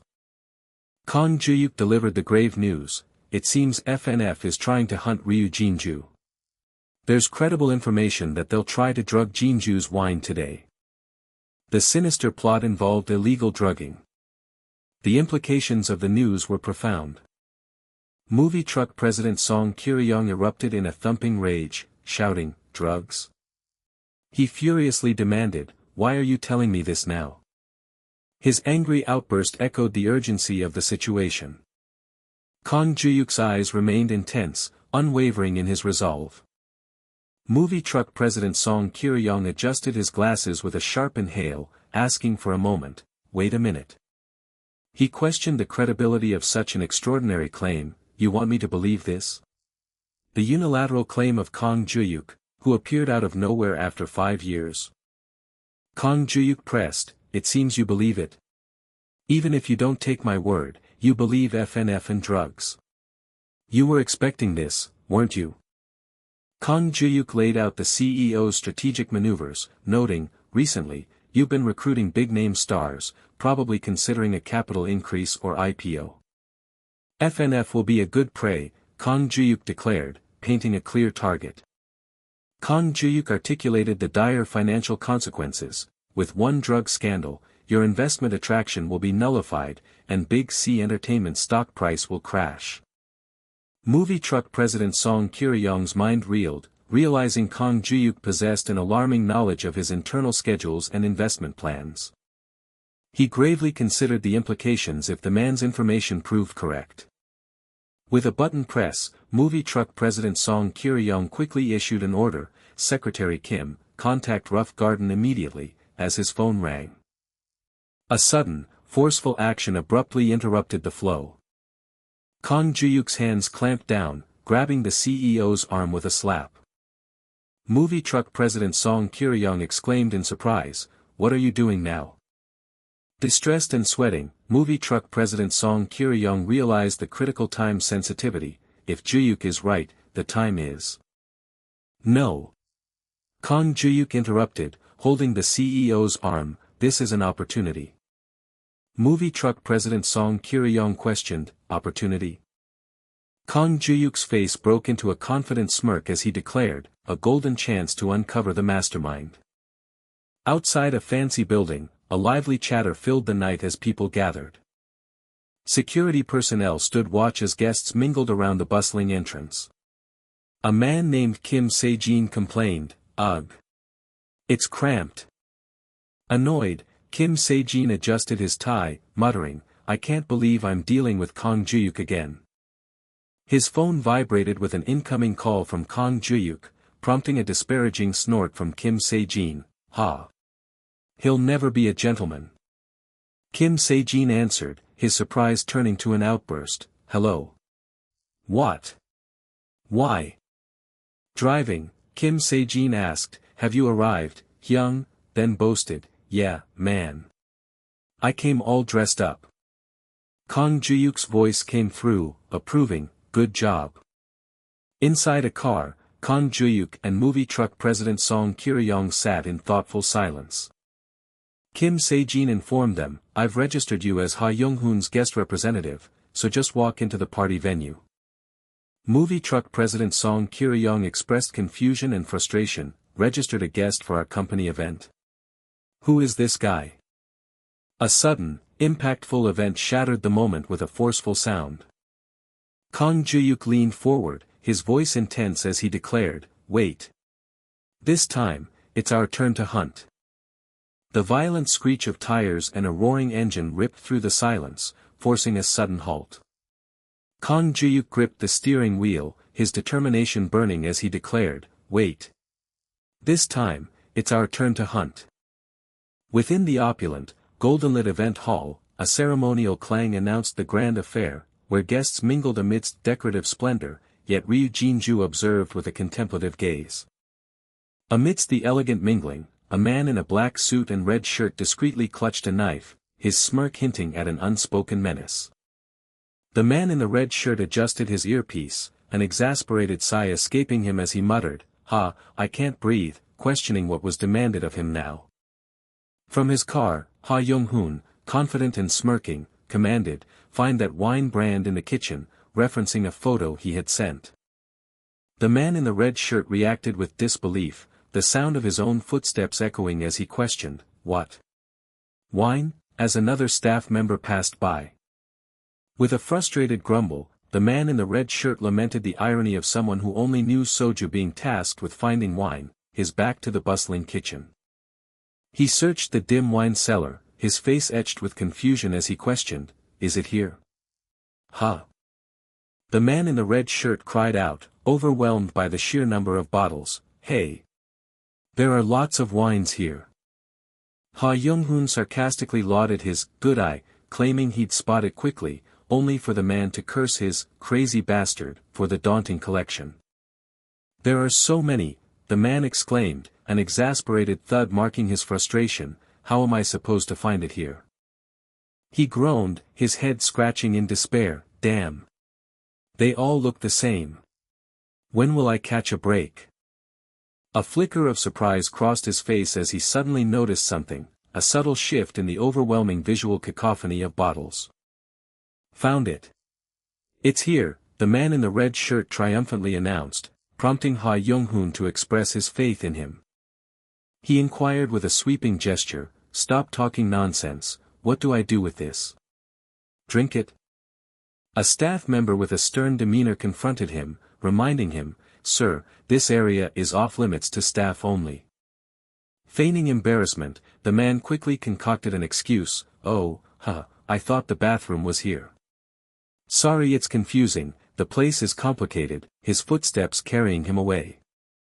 He glanced back with a suspicious narrowing of his eyes, a subtle rustle of movement accompanying his wary turn. The staff member glared forward with intense scrutiny, as the man in the red shirt cast a sly, smirking glance over his shoulder. The narrative paused to introduce the character, team leader Jo Sung-min. The city street was a congested labyrinth of cars and buses, horns blaring impatiently in the evening rush hour. With a rhythmic clicking sound, the dashboard clock displayed PM 1918, emphasizing the critical lack of time, as Ha Young-hoon urged, "There's no time." Ha Young-hoon's hand gripped the steering wheel, an impatient thud accompanying his frustration, "Just one block to go." Of all places, Gangnam. Ha Young-hoon sighed deeply, the weariness evident as he drove, while the man with glasses sat silently beside him, lost in thought. "President Park, are your legs strong?" Ha Young-hoon questioned, eliciting a surprised, "What?" from the man with glasses. Ha Young-hoon proposed a desperate measure, suggesting that at this distance, running would be the faster option. The realization struck with the suddenness of narration itself, actually. The man with glasses, a glint of determination in his eyes, unbuckled his seatbelt with a decisive click, affirming, "I was thinking the same." As the car door clicked open, Ha Young-hoon called out, "President," his voice carrying an unspoken request. A single question mark hung in the air, indicating the man's immediate confusion. The man with glasses turned to look at Ha Young-hoon, a serious expression settling on his face as the light cast dramatic shadows. Ha Young-hoon's voice was a plea, just one favor. He continued, his voice tinged with worry, Jin-ju. Please keep it a secret from her. A heavy silence filled the car, punctuated only by the man with glasses' thoughtful pause. The man with glasses looked back, a subtle smirk playing on his lips, as if already anticipating the unasked. I'm curious about the reason, but I don't think you'll answer, the man conceded, before agreeing, yes, let's do that. A sharp click echoed, signaling the end of the conversation and the beginning of a desperate scramble. The man with glasses ran urgently through the busy city street, his suit straining and sweat beading on his forehead, as unseen voices cried out, "Who is that person? Hey, take a picture. Take a picture." With an apprehensive rustle, the man in the red shirt cautiously peeked around a corner. The man in the red shirt observed the scene, deep in thought, while two staff members worked in the background. With a sudden thud of realization, he reacted with explosive anger, yelling into his earpiece, "Myung, what happened? Why are you calling now?" Jo Sung-min just went into the kitchen. Confusion and frustration marred his face as he demanded, "What's going on? Wasn't he just supposed to show his face?" "Hyung.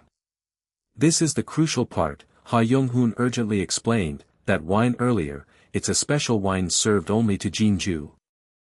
Two staff members carefully handled a wine bottle, while another man walked away in the background, unaware of the impending crisis. Ha Young-hoon's words hung in the air, emphasizing the critical moment, when Jin-ju gets the glass. The man in the red shirt, drenched in sweat and wide-eyed with shock, frantically relayed the instruction, "You must stop her from drinking it." A heavy thump resonated as the man in the red shirt, bewildered, stammered, "What? Stop her from drinking the wine? What are you talking about? What's in it?" Ha Young-hoon's voice was stern and resolute, reiterating, "There's no time. You must stop her." Exploding in a fit of anger and suspicion, the man demanded, "What the hell are you talking about? This smells really fishy. What's with that wine?" Ha Young-hoon apologized, "Sorry I couldn't tell you earlier, Hyung," his voice laced with desperation as he explained, "This is a matter of life and death for Jin-ju. Damn it." With veins bulging and fists clenched, the man screamed furiously, "Just answer my question. Tell me straight. What's in it?" Ha Young-hoon's single word dropped like a stone, "Drugs." The man's reaction was a stark, incredulous exclamation, "What? Drugs? Please, Hyung," Ha Young-hoon pleaded, his voice a desperate whisper. Ha Young-hoon continued, his voice heavy with past trauma, "If Jin-ju drinks that, she'll end up like me, ruined." A heavy thud underscored the man's disbelief. "Ha? Are you serious?" With clenched fists, he questioned the gravity of the situation. "If it's life and death, you should call the police. Hyung, remember?" Ha Young-hoon began, his voice dropping, 5 years ago. The G Club drug incident. Ha Young-hoon revealed the painful truth, one of our group tested positive. Though the paper in his hand might represent his acquittal, the glittering, almost cosmic background hinted at the lasting impact of the incident. A clear glass, filled with an amber, bubbly liquid, seemed to hold a potent, almost alluring, danger. Ha Young-hoon's voice was filled with a quiet despair, "But just being there started my downfall." With a heavy thud, Ha Young-hoon gravely warned, "This time it's real illegal drugs. If Jin-ju drinks that," he emphasized the dire stakes, "it won't end like it did for me." The man in the red shirt remained silent, his expression thoughtful, processing the chilling implications. Kang Juhyuk, calm but exasperated, criticized, "You idiot. You're doing it wrong," eliciting a confused, "Huh," from the man. The man in the red shirt, Min Jae-hyung, confronted Kang Juhyuk with raw pain, 5 years ago and now. Have you ever thought of me as family?" A stark silence stretched, a palpable void in their strained relationship. Kang Juhyuk's attempt to speak, "What are you talking about? Hyung, I Was cut off by Min Jae-hyung's furious accusation, if you trusted me, when you were really struggling, when you were in so much pain you wanted to die. At those times, you idiot. Did you ever talk to me first? A heavy thump resonated, underscoring the weight of their unresolved conflict. Another weighty thump echoed, marking the depth of their pain and past betrayals. A fist repeatedly slammed onto a surface, each bang a visceral expression of extreme anger and frustration. Kang Juhyuk sat disheveled and surrounded by empty beer cans, the monochrome desolation of his apartment reflecting his inner turmoil, as an unseen voice shouted his name. Outside, a man angrily rattled the doorknob, yelling, "Kang Juhyuk! Kang Juhyuk! You bastard! I know you're in there! Open up, you bastard!" before a final crash punctuated his fury. The man outside continued his desperate plea, "Just talk to me, okay?" Kang Juhyuk's internal thought, sharp and bitter, branded the man outside as a self-centered bastard. Slumped over the steering wheel, tears streaming down his face, Kang Juhyuk murmured a pained apology, "I'm sorry." Hyung. Min Jae-hyung, pulling at his tie with determined frustration, declared, "Enough. I'm reporting this to the police. You handle the rest. Damn it." The phone screen on the dashboard flashed, displaying, "Call ended," for Min Jae-hyung. Ha Young-hoon gazed silently at the "call ended" notification, the city lights reflecting in his eyes. A heavy thud resonated, a beat of dramatic tension in the unfolding crisis. Min Jae-hyung, in the dimly lit hall, tapped purposefully on his phone screen. His finger hovered over the dial pad, poised to call the emergency number, 112, a decisive, desperate act. A low rumbling sound filled the air, a prelude to further movement. The serving cart's wheels rolled across the floor with a rhythmic rumble, a mundane sound against the backdrop of brewing catastrophe. Min Jae-hyung gasped in surprise, clutching the wine bottle and phone as a clatter drew his attention. A delicate clinking sound marked the placement of a wine bottle and an empty glass on a table adorned with flowers. A staff member pushed a massive, multi-tiered cake through the event hall, its trembling movement hinting at the impending grand moment. Min Jae-hyung let out an irritated "TSK," his wide eyes expressing his profound frustration. A loud, insistent car horn blared, echoing through the busy streets. Ha Young-hoon slumped over the steering wheel, his face hidden by his hair, consumed by exhaustion or despair. Outside, a truck driver angrily honked and yelled, "Hey! Move, jackass! You're blocking the way," as traffic remained stubbornly stalled. Ha Young-hoon abruptly sat upright, agitated, gripping the steering wheel, roused by the commotion outside. With a determined clang, Ha Young-hoon unbuckled his seatbelt, muttering, "I'll regret later," as he committed to his desperate act. The man with glasses, breathing heavily and pounding the pavement with determined taps, ran urgently through the crowded city street. He raced towards the grand building, the elegance of its architecture a sharp contrast to his frantic effort. Inside, Ryu Jinju smiled brightly, clapping along with the other guests beside the towering, celebratory cake. Ryu Jinju's radiant smile and applause were infectious, reflecting the festive atmosphere among the cheering guests. Amidst the applauding crowd, Min Jae-hyung looked utterly shocked and agitated, the festive sounds a jarring counterpoint to his internal panic. As wine poured into Ryu Jinju's glass, she looked up, her smile unaware of the sinister contents. Min Jae-hyung's face contorted in furious desperation, the horrifying realization dawning on him, so there's drugs in that glass. A heavy cart groaned across the industrial floor, its unseen cargo adding to the ominous atmosphere. Inside the opulent hall, guests mingled around a towering cake, unaware of the sinister plot unfolding beneath the veneer of celebration. Chu Min-jae's words were laced with a venomous fury as he gritted his teeth, demanding to know if drugs had indeed been slipped into the glass. Meanwhile, unseen voices buzzed with urgency, pinpointing the caller's location to the exclusive Cheongdam-dong Rough Garden. CEO Park Chan-gyu, fraught with anxiety, barked orders into his phone, his urgent footsteps echoing as he demanded an immediate investigation to be launched. His frantic rush through the bustling street caused him to collide with startled pedestrians, drawing sharp complaints as his desperation mounted. Park Chan-gyo's breath hitched in his throat, a cold wave of shock washing over him as the full weight of the situation settled. The chilling implication hung in the air: if Kang Juhyuk's prediction held true, a disaster loomed. A firm grip seized a wrist, a silent command conveyed through the intense pressure. An unseen voice broke the silence, astonishment and disbelief intertwining in its fractured question. Kang Juhyuk calmly laid out his strategy, explaining that this was their golden opportunity to expose the shadowy forces targeting Ryu Jinju and Bigzy. He emphasized that by stopping the event and reporting it now, they would directly connect to the prosecutor's specialized drug investigation team. But the man with glasses impatiently insisted they report it immediately, before the party even began, his hands nervously tapping against each other. No. Kang Juhyuk firmly countered, explaining that such a hasty move would only allow the masterminds behind the plot to slip away, leaving the man with glasses stunned.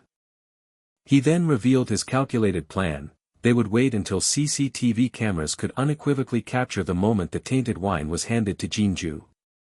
The man with glasses adjusted his spectacles, a flicker of surprised admiration crossing his face at Kang Juhyuk's chillingly composed assessment of the dire situation. He questioned Kang Juhyuk, wondering if he had truly brought his allies into such a precarious situation without any prior preparation. Kang Juhyuk's voice hardened with resolve, articulating his aim to completely dismantle their opponents using both Bigzy's accumulated intel and the damning evidence from this new incident. The man with glasses stared, pushing up his spectacles in disbelief as he realized the sheer foresight of Kang Juhyuk's elaborate scheme. Heavy breathing punctuated the tense silence. Park Chan-gyo pushed himself harder, his labored breaths testament to his frantic pace, convinced that timing was everything in this desperate race against the clock. On screen, Yoo Hyun-suk's voice boomed, thanking the eager crowd and dramatically introducing the evening's main attraction amidst the festive outdoor lights. He then officially commenced the grand event, celebrating actress Ryu Jinju's 11th debut anniversary with an air of joyous anticipation. A wave of applause swept through the hall. Ryu Jinju glowed, clapping along with the enthusiastic guests, her bright smile reflecting the celebratory mood around the magnificent cake. Kwak Do-woon offered his congratulations to Jinju, whose grateful reply acknowledged Hyun-suk as the host, as applause continued to ring out.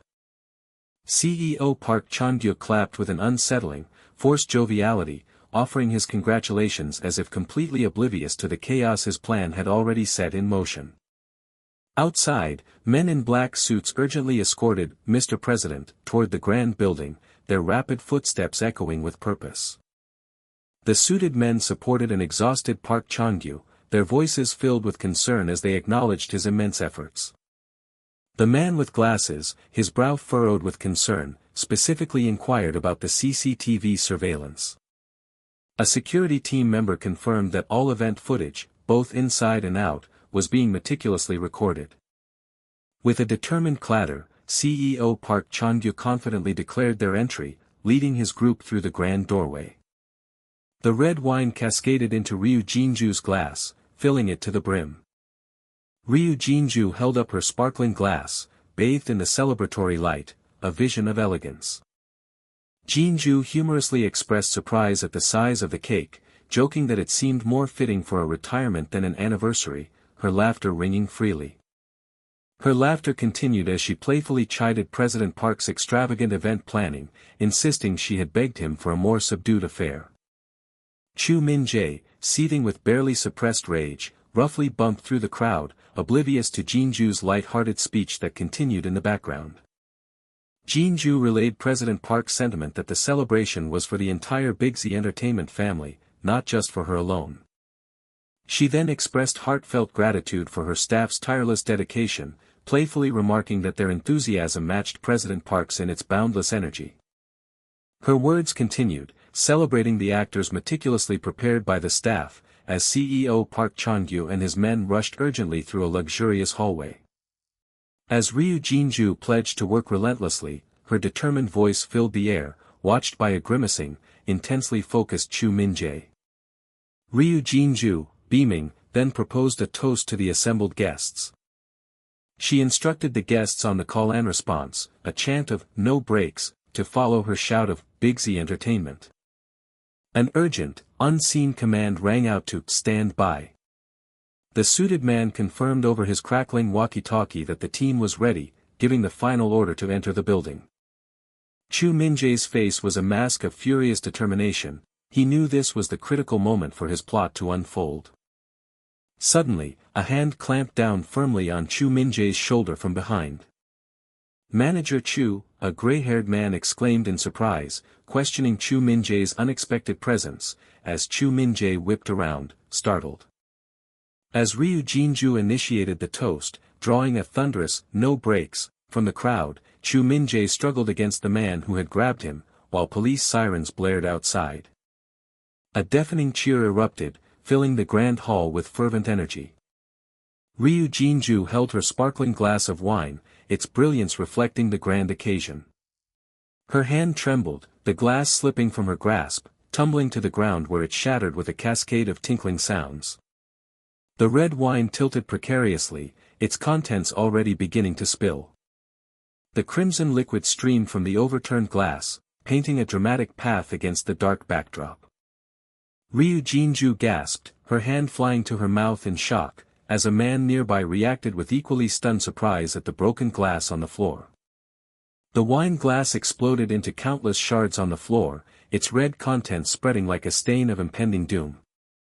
A wave of confusion rippled through the guests as they murmured, questioning the sudden accident. CEO Park Chan-gyu erupted in a furious outburst, his voice raw with shock and bewilderment at the unforeseen turn of events. Ryu Jin-ju, her voice laced with concern, turned to Chu Min-jae, calling out his name. Chu Min-jae met her gaze with a chilling smirk, delivering a menacingly casual greeting. A rapid succession of heavy footsteps echoed through the corridor, signaling approaching urgency. The party guests erupted in a chaotic chorus of confusion and alarm as uniformed police officers rushed into the hall. A suited man approached Ryu Jin-ju, stating they had been asked to escort her home, a statement she met with bewildered questions about who had sent them. "Jin-ju." CEO Park Chan-gyu shouted urgently, instructing her to go inside and promising a full explanation later, leaving her stunned. A microphone was solemnly passed from one hand to another, symbolizing a shift in control. Park Chan-gyu took the microphone, his voice echoing through the murmuring crowd as he attempted to calm their confusion, promising an explanation for the unfolding chaos.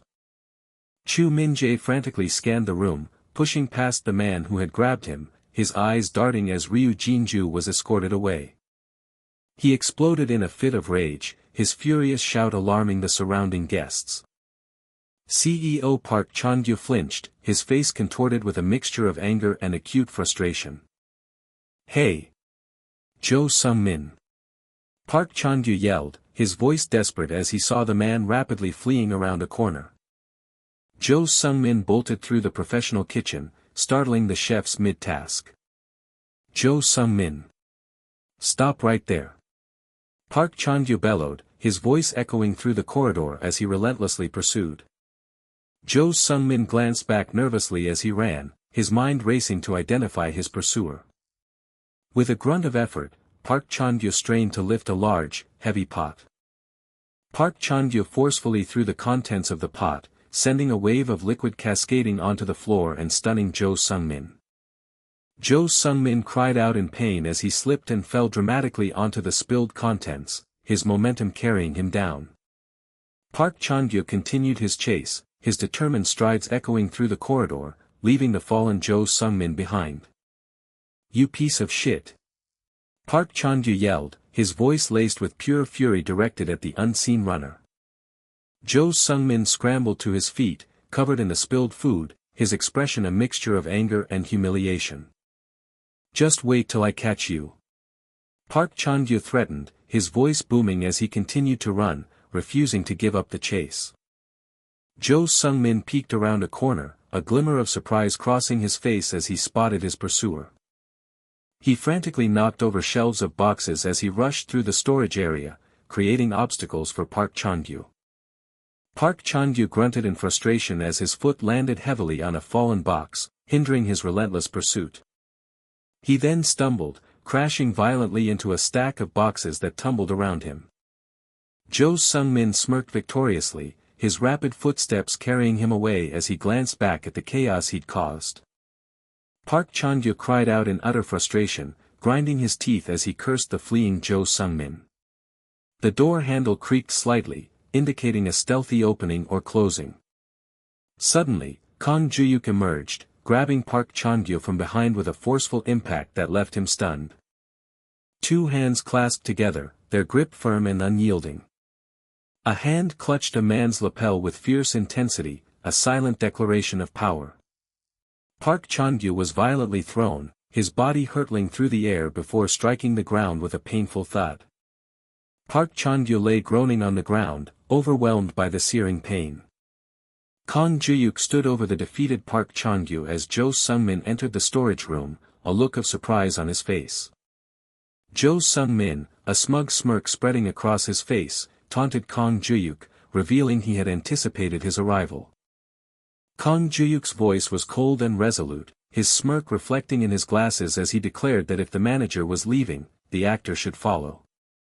The street erupted in chaotic mumbles as a frantic man was led away by police, drawing a crowd of concerned onlookers, including Kang Juhyuk, to witness his public disgrace.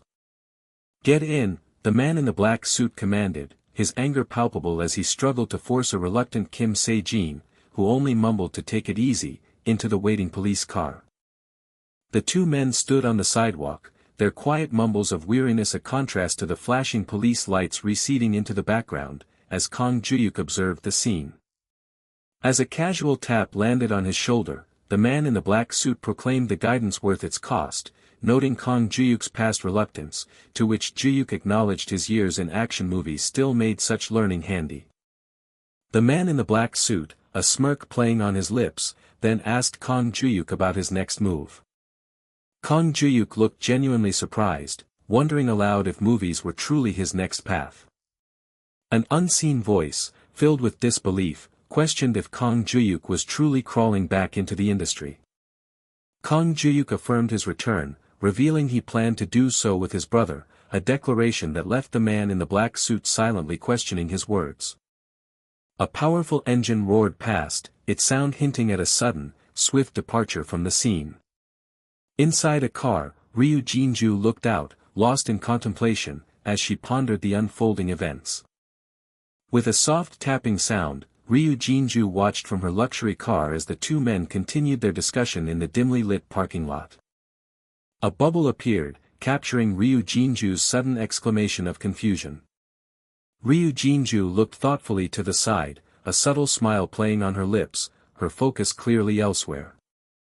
Ryu Jinju whispered a question, wondering if the man she saw was Senior Juhyuk. News broke that the Seoul Central District Prosecutor's Office had indicted Mr. Cho on narcotics charges, flashing across a screen near the prominent Biggie Entertainment building. Kang Juhyuk, arms crossed, expressed his disbelief at the news of Mr. Cho's solo crime, his surprise evident. Adjusting his glasses, Kang Juhyuk mused that this sounded like a strategic maneuver to deflect blame, acknowledging the difficulty of proving FNF's true involvement in the matter. A sudden, crashing sound made Kang Juhyuk, his back turn in surprise as someone urgently called out for President Park. A hand clicked a remote and a bright flash erupted from a television screen, partially displaying the word "Big." As a clacking sound announced her arrival, Kang Juhyuk looked up from his desk, surprised but welcoming. "Oh, Jinju, you're here." Ryu Jinju furiously slammed a newspaper onto the desk, her anger boiling over as she accused him, "This. It's your work, President." Ryu Jinju, her face contorted with rage, fiercely demanded to know what had happened. Kang Juhyuk hesitated, his thoughts momentarily scattered, before revealing he had received an urgent tip the previous day. Kang Juhyuk explained that at the party yesterday, someone had spiked Ryu Jinju's wine glass, a revelation juxtaposed with a newspaper headline detailing a drug case targeting the entertainment industry. He then clarified that someone had arranged for Cho to spike the drink with an illegal drug. Ryu Jinju gasped, her eyes wide with shock and disbelief, as she stammered, "What? What did you say?" Kang Juhyuk held a distraught Ryu Jinju, revealing that FNF was the true mastermind, and they had been actively hunting her. Ryu Jinju, lost in thought, pondered the terrible consequences had she actually drunk the poisoned wine. Gently touching her shoulder, Kang Juhyuk explained that while it might have been eventually revealed as unintentional, a long prosecutorial investigation would have ensued. He somberly continued, warning that her image as an actor would have suffered an irreparable blow, admitting that even the thought of it was terrifying. Ryu Jinju's hand clenched tightly around the newspaper, her frustration palpable. Kang Juhyuk declared his unwavering intent to see FNF's end, having handed over all his acquired materials to the prosecution to ensure the truth would surface, then paused, commenting on the day's newspaper. Kang Juhyuk's eyes widened in surprise and confusion, prompting a startled exclamation. He then added that in the headline of that very newspaper, his face had almost been caught. He noted that his face had been perilously close to being exposed in the newspaper's headline. Kang Juhyuk's back was turned, but his tightly clenched fist betrayed a fierce anger and determination. Urgent news headlines flashed like starbursts, announcing police arrests for illegal drug criminals in Cheongdam-dong, implying an organized drug distribution network. The breaking news continued, reporting that not only ordinary people but also popular celebrities were involved, shocking revelations that named popular actor Ryu Jinju in the drug case. Ryu Jinju was thrown into a public maelstrom, overwhelmed by the harsh glare of countless paparazzi camera flashes, her distress evident as her public image crumbled. With a soft stumble, Ryu Jinju turned, distressed, as Kang Juhyuk reached out, concerned, trying to steady her. Holding her arm gently, Kang Juhyuk looked apologetic, expressing his profound regret for getting her involved. His hand gently slid to touch Ryu Jinju's arm, a subtle gesture of comfort as she looked away. The distinct sound of footsteps echoed softly, marking movement in the quiet space. Ryu Jinju, leaning determinedly against a desk, questioned his apology, stating she had never expected FNF to release her so easily. She then expressed a disgustingly grateful sentiment, before shifting her focus to inquire about the informant. Kang Juhyuk looked at Ryu Jinju with concern, about to say something. Ryu Jinju, her voice laced with emotion, identified the person who had saved her. With tears glistening in her eyes, a slight smile touched her lips as Ryu Jinju looked up, correctly guessing her savior was Senior Juhyuk. The text proudly proclaimed, Movie Truck Co., Ltd. as Kang Juhyuk's new sphere of influence, while he greeted, "Nice to meet you for the first time, Director. I'm Kang Juhyuk," silently acknowledging that everyone knew this new, powerful side of him. Movie Truck President Song Kiri-young paused, his pen scratching lightly, as both he and director Choi Myung-hoon looked on with surprise and thought at the unseen speaker. Ha Young-hoon, arms crossed and skeptical, sat opposite a smirking Kang Juhyuk, who exuded confident composure. Kang Juhyuk complimented director Choi on the assassination scenario, acknowledging his admiration as he took a sip from his cup. Director Choi Myung-hoon awkwardly thanked him, wondering what this meeting truly was, only for Kang Juhyuk to confidently clarify it was merely a pre-meeting. Kang Juhyuk emphatically stated that this was a pre-meeting specifically for the movie Assassination. President Song Kiri-young erupted in surprise and frustration, yelling about the sudden collapse of their investment, leaving director Choi Myung-hoon in a panicked sweat. With a reassuring pat on Ha Young-hoon's shoulder, Kang Juhyuk confidently asserted that his contribution should be sufficient to secure their investment.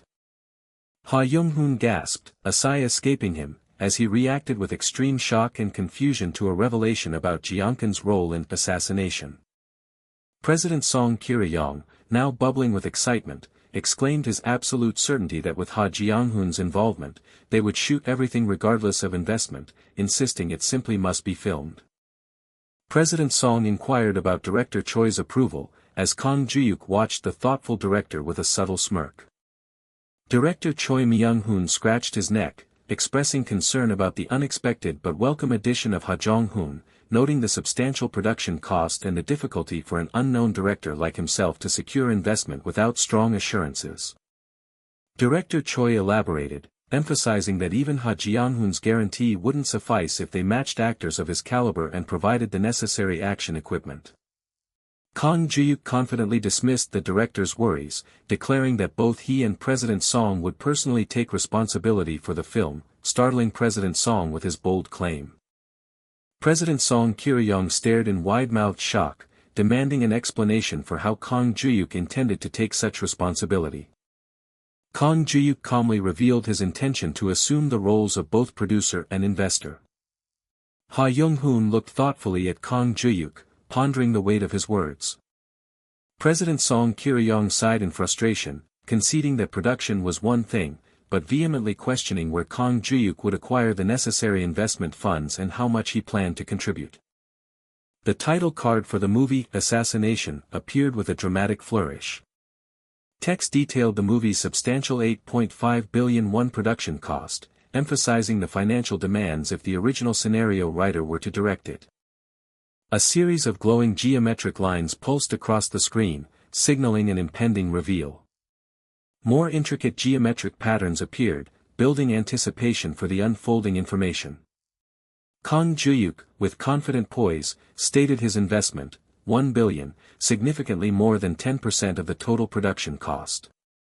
President Song Kil-young furiously dismissed Kang Juhyuk's claim as a joke, questioning how he could suddenly produce such a sum, only for Ha Young-hoon to interject, seriously affirming he had witnessed the truth himself. Ha Young-hoon revealed Kang Juhyuk's secret identity as the god of stocks, Super Ant, emphasizing his uncanny financial prowess. Kang Juhyuk boldly offered to pull the plug if his 1 billion won was not wanted, causing President Song to instantly fawn over our beloved investor, while Juhyuk made a bizarre, almost fantastical comment about his great-grandfather and an axe. Kang Juhyuk, with a confident smile, proposed they initiate the financing process with Ha Jong-hoon already secured as the lead actor. President Song Kil-young countered by outlining the proper production sequence, which prioritized finalizing the lead actress and basic casting before determining the budget and scheduling, as the update prompt appeared. Ha Young-hoon questioned the availability of a lead actress, underscoring the critical importance of the female leads in this particular project.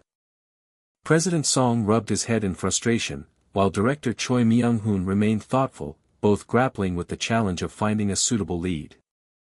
Kang Juhyuk ran a hand through his hair, lost in pensive thought, searching for a solution. He vocalized his frustration, lamenting that it seemed to be one obstacle after another. The distinct clacking of high heels ascended a staircase, signaling an approaching presence. Kang Juhyuk then proposed Park Hyun-joo as a potential lead actress. The group discussed potential lead actresses, with director Choi questioning Park Hyun-joo's availability, President Song suggesting Kim Jun, which director Choi deemed too reliant on Ha Jong-hoon, and President Song then proposing Choi Sora, whose acting level was suitable but whose pay match was uncertain. The rhythmic clacking of high heels echoed again as someone continued to ascend the staircase. Ha Young-hoon pinpointed the lead actress as the central problem, prompting Kang Juhyuk to suggest a separate meeting dedicated to casting. A precise footstep landed, indicating that the person walking in heels had stopped. The sound of a door opening gently broke the silence. From beyond the doorway, Ryu Jinju's confident voice rang out, declaring, "I'll do it." That role. President Song cried out in startled surprise, while Ha Young-hoon gasped, and director Choi covered his mouth in shock at the sudden announcement. Kang Juhyuk looked up, his expression stoic, silently processing the unexpected arrival. Ryu Jinju, a warm smile gracing her lips, held her sunglasses in hand as she greeted Kang Juhyuk, "Hello. Senior Juhyuk." Ryu Jinju swept in, her voice ringing with confident conviction as she declared, "I'll do it." That role. Her high heels clicked a rhythmic beat as she advanced. Two men exchanged bewildered glances, questions left unspoken in their surprise. Ha Young-hoon demanded to know her presence, his annoyance thinly veiled. With an air of determination, Ha Young-hoon asserted his desire to undertake the assassination role. Kang Juhyuk's firm no cut through the air, an absolute refusal. Movie truck president Song Kir-young startled, while CEO Park Chan-gyu reeled back, demanding to know what exactly was being said. Kang Juhyuk pondered the perplexing situation. Why meddle with a guaranteed hit, already projected for 9 million viewers? Ryu Jinju's voice cut in, stating simply, "It's too expensive." She elaborated, explaining that the lead female role lacked sufficient screen time, and a top star's fee would leave no budget for actual production. Ha Young-hoon pressed on, asking if a hit was even possible, while Ryu Jinju wondered if the fee was the sole issue, and a man in a black suit suggested adjusting the role to a supporting one to secure a doubled budget, before Ryu Jinju proposed contract options to ensure box office contribution. Internally, Kang Juhyuk questioned the lengths to which they were willing to go. President Song declared the solution clean, while CEO Park Chan-gyu praised Jinju's cleverness. Ryu Jinju, with a sly smile, directly challenged Kang Juhyuk, asking if he found a problem with her proposal. President Song adamantly denied any issues, yet Kang Juhyuk's thoughts echoed the same persistent question, is there a problem? A deep sigh escaped Kang Juhyuk, laden with weariness. The thought solidified in his mind that these people simply seized whatever opportunities came their way. President Song agitatedly demanded if there was a problem, extolling Jinju's cleverness, until Kang Juhyuk, his arm raised defensively, resignedly conceded, all right, got it. Ha Young-hoon, visibly weary, declared his desire to go home. With the casting resolved, production for Assassination began to accelerate rapidly. The organized workspace stood ready, a quiet testament to the meticulous work ahead. Both Ha Young-hoon and Ryu Jinju formally signed their contracts. Ha Young-hoon's fee was set at 700 million with 101 in royalties, while Ryu Jinju's was 100 million with 51 per royalty. CEO Park Chan-gyu spun in his chair, urgently asking about the cinematographer's current availability.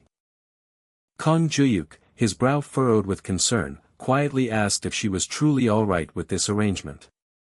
Ryu Jinju's voice, unseen, countered, "It seems like you aren't, senior." Ryu Jinju brushed him off with a dismissive gesture, telling him to stop distracting her and go get some coffee. Thus began the meticulous financing process, with MovieTree allocating 5.8 billion for production and an additional 2 billion for marketing, setting the stage for the magic of creating 9 million viewers with that initial investment. Director Choi Myung-hoon diligently completed the necessary script revisions. Ha Young-hoon grumbled about attending meetings, while Kang Juhyuk casually retorted that his schedule seemed quite open these days anyway. Ha Young-hoon's continuous involvement in the production was a deliberate move, fostering a sense of belonging and the gravity of his lead role. He felt compelled to participate, understanding that a lead actor's sloppiness could doom the entire endeavor. As a true professional, Ha Young-hoon meticulously reviewed the script, raising a precise question about the role of Sohee. Meanwhile, a different kind of reality unfolded within the world of voice phishing. Kang Juhyuk stood with his back to the dim light, engaged in a conversation on his phone. Kang Juhyuk's voice was firm, unequivocal, no. Both men recoiled in a flash of disbelief, one exclaiming, "What?" and the other demanding to know what outrageous thing was being said. Kang Juhyuk's mind reeled at the paradox. Normally such an offer would be welcome, but why for a movie already destined for 9 million viewers?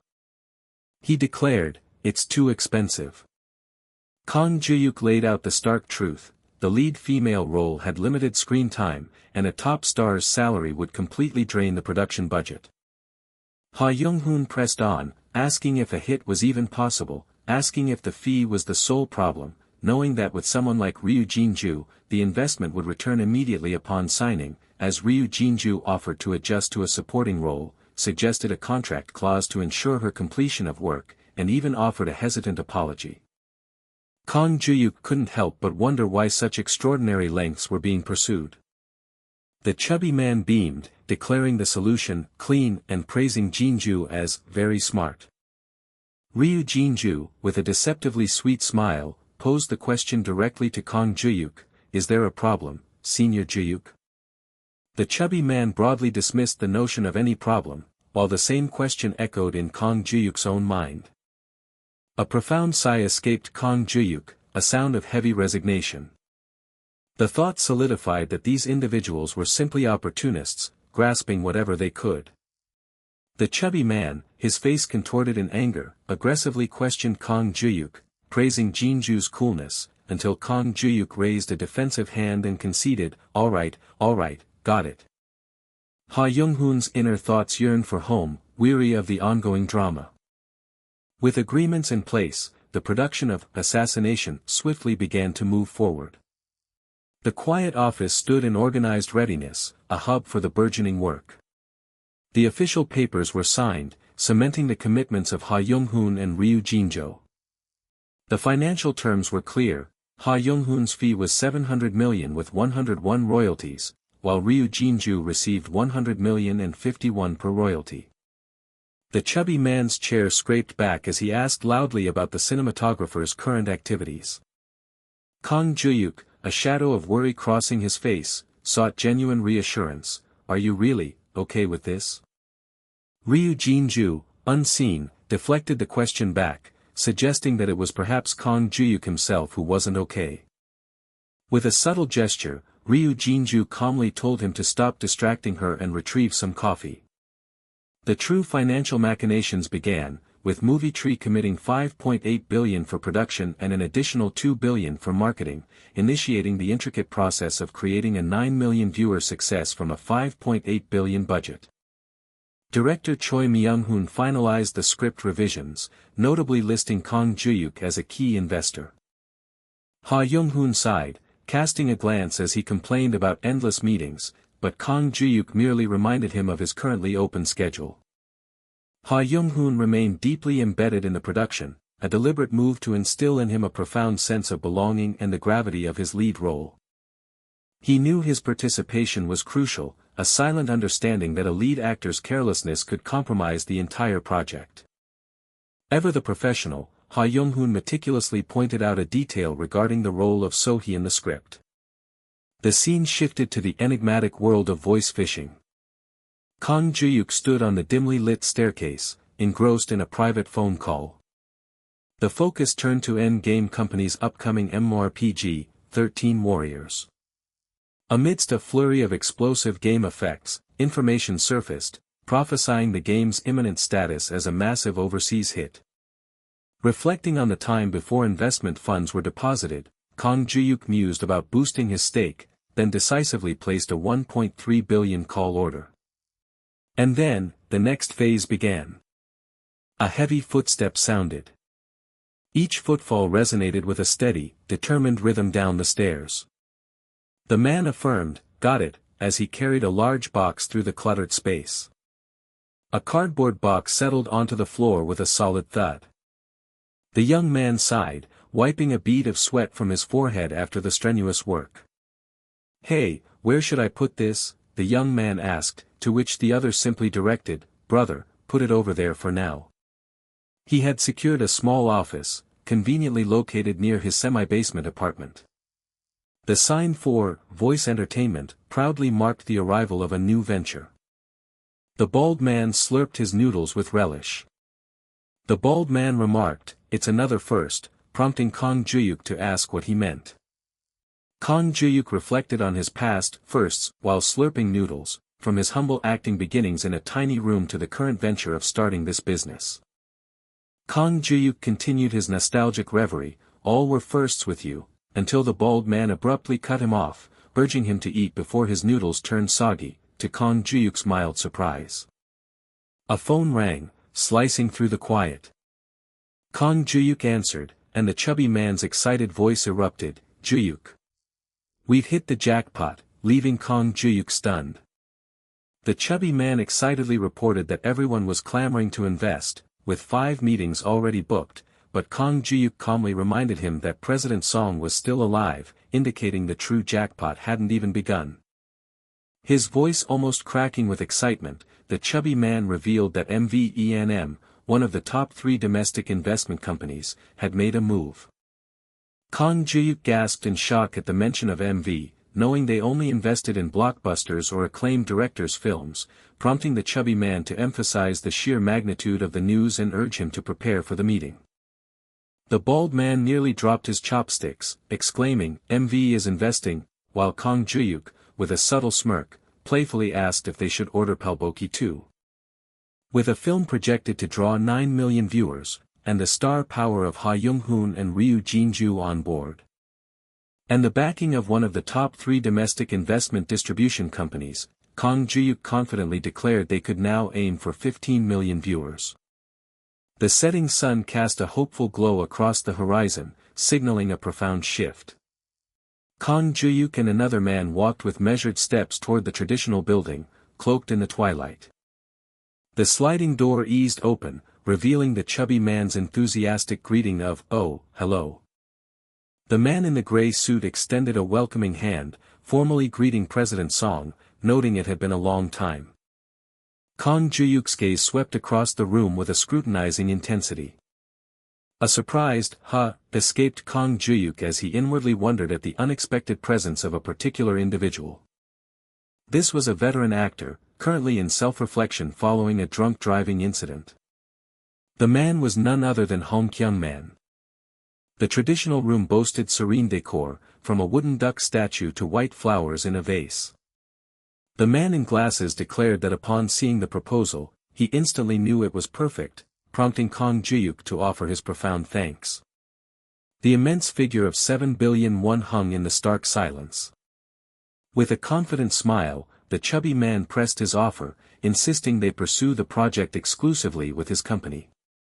While others expressed impressed awe at the proposal, President Song Kil-yong quickly interjected, sensing a deeper misunderstanding at play. The chubby man's smirk deepened as he smoothly asserted that consideration was not an option, they were to settle with MV immediately. He then revealed a calculated move, boasting that they had discarded a project with the renowned director Kim Sang-bong in favor of Chuksai, despite its current status. One man recoiled, disbelief etched onto his face at the thought of being chosen over a director of Kim Sang-bong's stature.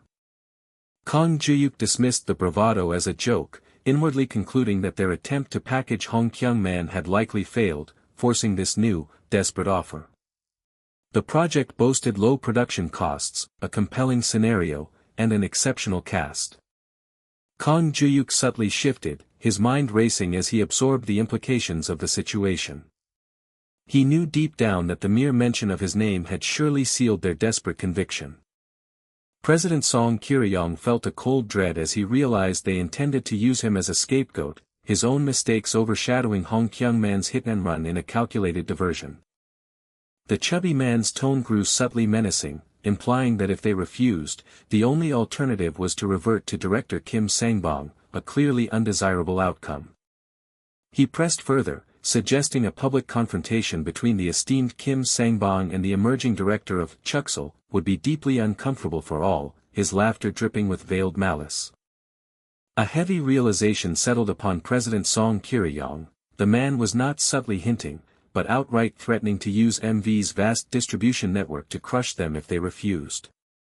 The chubby man then turned his attention to director Choi Myung-hoon, pointedly bringing up his past association with Kim Sang-bong. Director Choi Myung-hoon confirmed his long history as an assistant, his question laced with an unaware curiosity about the man's true intentions. With a chilling, feigned casualness, the man dismissed his inquiry as mere observation, his sinister chuckle echoing in the colder air. President Song Kil-yong grimly realized the man's serpentine manipulation extended to pre-planned media attacks, intending to destabilize director Choi Myung-hoon with fabricated headlines of a master-disciple rivalry. The consequences of rejecting MV's proposal hung heavy in the air. He fumed, realizing the full, terrifying extent of their intention, to utterly crush them without mercy. They simply could not allow themselves to be drawn into this destructive game. The chubby man's unsettling chuckle signaled his impatient demand for President Song Kil-yong's immediate decision. Then, Kang Juhyuk's clear voice cut through the tension. He looked directly ahead, calmly stating his intent to ask a question. Both men recoiled in palpable surprise at the sudden interjection. Kang Juhyuk cut to the core, asking why Hong Kyung-man was even present, causing the room to freeze in startled silence.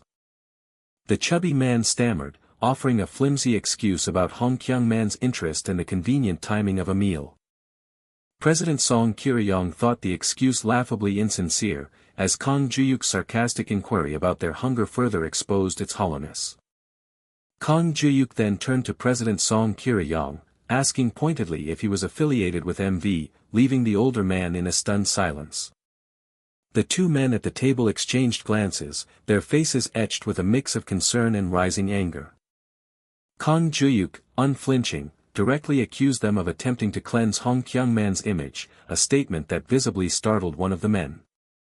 The chubby man's stammering denial was abruptly cut short by President Song Kil-yong, who wearily acknowledged the truth. Kang Juhyuk's hand settled deliberately on the table as he recited the grim litany, drunk driving and a hit and run. He continued, his voice steady as he laid bare the full horror, driver swapping, and the tragic death of the other party. Kang Juhyuk leveled his final accusation, challenging them on their cynical attempt to resolve such grave matters with a single film. President Song Kil-yong let out a pained, guttural sound, his facade crumbling under the weight of exposure. With a wry twist of his lips, President Song Kil-yong conceded that Kang Juhyuk's insight was indeed impressive, prompting Kang Juhyuk to demand clarification. President Song Kil-yong attempted to leverage Kang Juhyuk's past, expecting an understanding born of similar circumstances. Kang Juhyuk's smirk was cutting as he decisively drew a line, distinguishing his past rumors from President Song Kil-yong's undeniable, established facts. President Song Kil-yong was left utterly speechless, while Kang Juhyuk rose, asserting his dominance over the room. Kang Juhyuk slammed his hand down, punctuating his words with decisive force. The chubby man erupted, loudly accusing Kang Juhyuk of overstepping his bounds. The chubby man sprang to his feet, his voice sharp with admonishment for Kang Juhyuk's perceived disrespect toward a senior. President Song Kil-yong conceded defeat, declaring the meeting over, but Kang Juhyuk's taunt about his supposed hunger lingered in the air. A wave of simmering rage coursed through President Song Kil-yong as he seethed at Kang Juhyuk's audacity. With a loud, annoyed clearing of his throat, the chubby man took his heavy, retreating steps, followed by the others. The chubby man offered a backhanded compliment on Kang Juhyuk's fiery personality, attempting to subtly provoke him with an insincere observation. The man's offer to work well together was met with Kang Juhyuk's sharp, probing question, exposing the insincerity of the gesture. With a quick, sharp turn, the man reiterated his demand for President Song Kil-yong to review the offer, emphasizing the exhausting repercussions should it fall apart. A sharp, decisive sound punctuated the departure of the men. President Song Kil-yong exhaled a frustrated puff of air, his exasperation boiling over after the men's departure. The bespectacled man angrily demanded if Kang Juhyuk had gone too far, but Kang Juhyuk coolly retorted, then casually declared his hunger, unmoved by the confrontation. The man could only glare, rendered utterly speechless by Kang Juhyuk's dismissive calm. President Song Kil-yong's exasperated voice echoed, begging for consideration of his difficult and precarious position. President Song Kil-yong argued vehemently, stressing the massive 7 billion won investment and MV's formidable distribution network, a partnership they might never again secure. President Song Kil-yong boldly stepped forward, aggressively defending the common practice of actor placement and the perceived necessity of rehabilitating Hong Kyung-man's image. Kang Juhyuk's pointed question about MV's intense backing of Hong Kyung-man was met with President Song Kil-yong's utterly astonished disbelief. With wide, angry eyes, President Song Kil-yong blurted out the shocking truth: MV's vice president was Hong Kyung-man's brother, and they were risking everything for him. President Song Kil-yong issued a grave warning, stating that exposing Hong Kyung-man would be tantamount to an all-out declaration of war against MV itself. Kang Juhyuk remained silent, his expression unreadable as he absorbed the full, chilling weight of the warning. President Song Kil-yong let out another groan of immense frustration, the weight of the situation pressing down on him. A faint, persistent buzzing sound began. The mysterious buzzing continued, growing slightly louder. The insistent buzzing intensified as Kang Juhyuk, distressed, found his connection to the unavailable future severed once more. Kang Juhyuk abruptly rose, declaring his need to make a call, which drew an angry, surprised outcry from President Song Kil-yong. A sharp click resounded as Kang Juhyuk walked down the dim stairwell, hearing the disembodied voice instruct him to select a keyword to continue listening. He pressed a button, and a soft click confirmed his choice. The ominous voice from his phone revealed that a long-dormant sexual harassment scandal was reignited by a rookie actress's startling revelation. Kang Juhyuk's single word, revelation, underscored his focused attention on the unfolding future. The voice chillingly specified that veteran actor Hong Kyung-man was the perpetrator, having harassed her for 3 long years during her trainee days. This grim revelation, the voice continued, triggered a terrifying cascade, exposing the misdeeds of many other renowned veteran actors. President Song Kil-yong's face contorted in utter shock, the name Hong Kyung-man ripping through his last shreds of composure. Kang Juhyuk's jaw tightened with a harsh grind of disgust, his single word, trash, a fierce indictment of the actor. President Song Kil-yong fumed at Kang Juhyuk's prolonged phone call, but Kang Juhyuk, unfazed, calmly proposed a cunning strategy: approach MV's rival, VIP Pictures, even for a small investment, and let MV know. President Song Kil-yong erupted in a furious tirade, questioning Kang Juhyuk's sanity for dismissing a 7 billion won deal for a mere 10% and an unproven distributor. Kang Juhyuk met his fury with a calm, grave declaration: a major scandal involving Hong Kyung-man was about to break. President Song Kil-yong gulped in shock, demanding to know what scandal, as Kang Juhyuk shrugged, casually dismissing the 7 billion won as irrelevant given Hong Kyung-man's darker, unrevealed past. The true, sickening nature of that past was trainee sexual harassment. President Song Kil-yong gasped, his face contorting in extreme shock and disbelief at the heinous revelation of trainee sexual harassment. The voice emphasized the prolonged, disturbing nature of the abuse, which had continued for 3 years. Kang Juhyuk delivered a grim warning, stressing that any involvement of Hong Kyung-man in their film, given the impending scandal, would inevitably lead to absolute disaster. President Song Kil-yong, though anxious, conceded the logic, yet still pressed for absolute certainty in Kang Juhyuk's ominous foresight.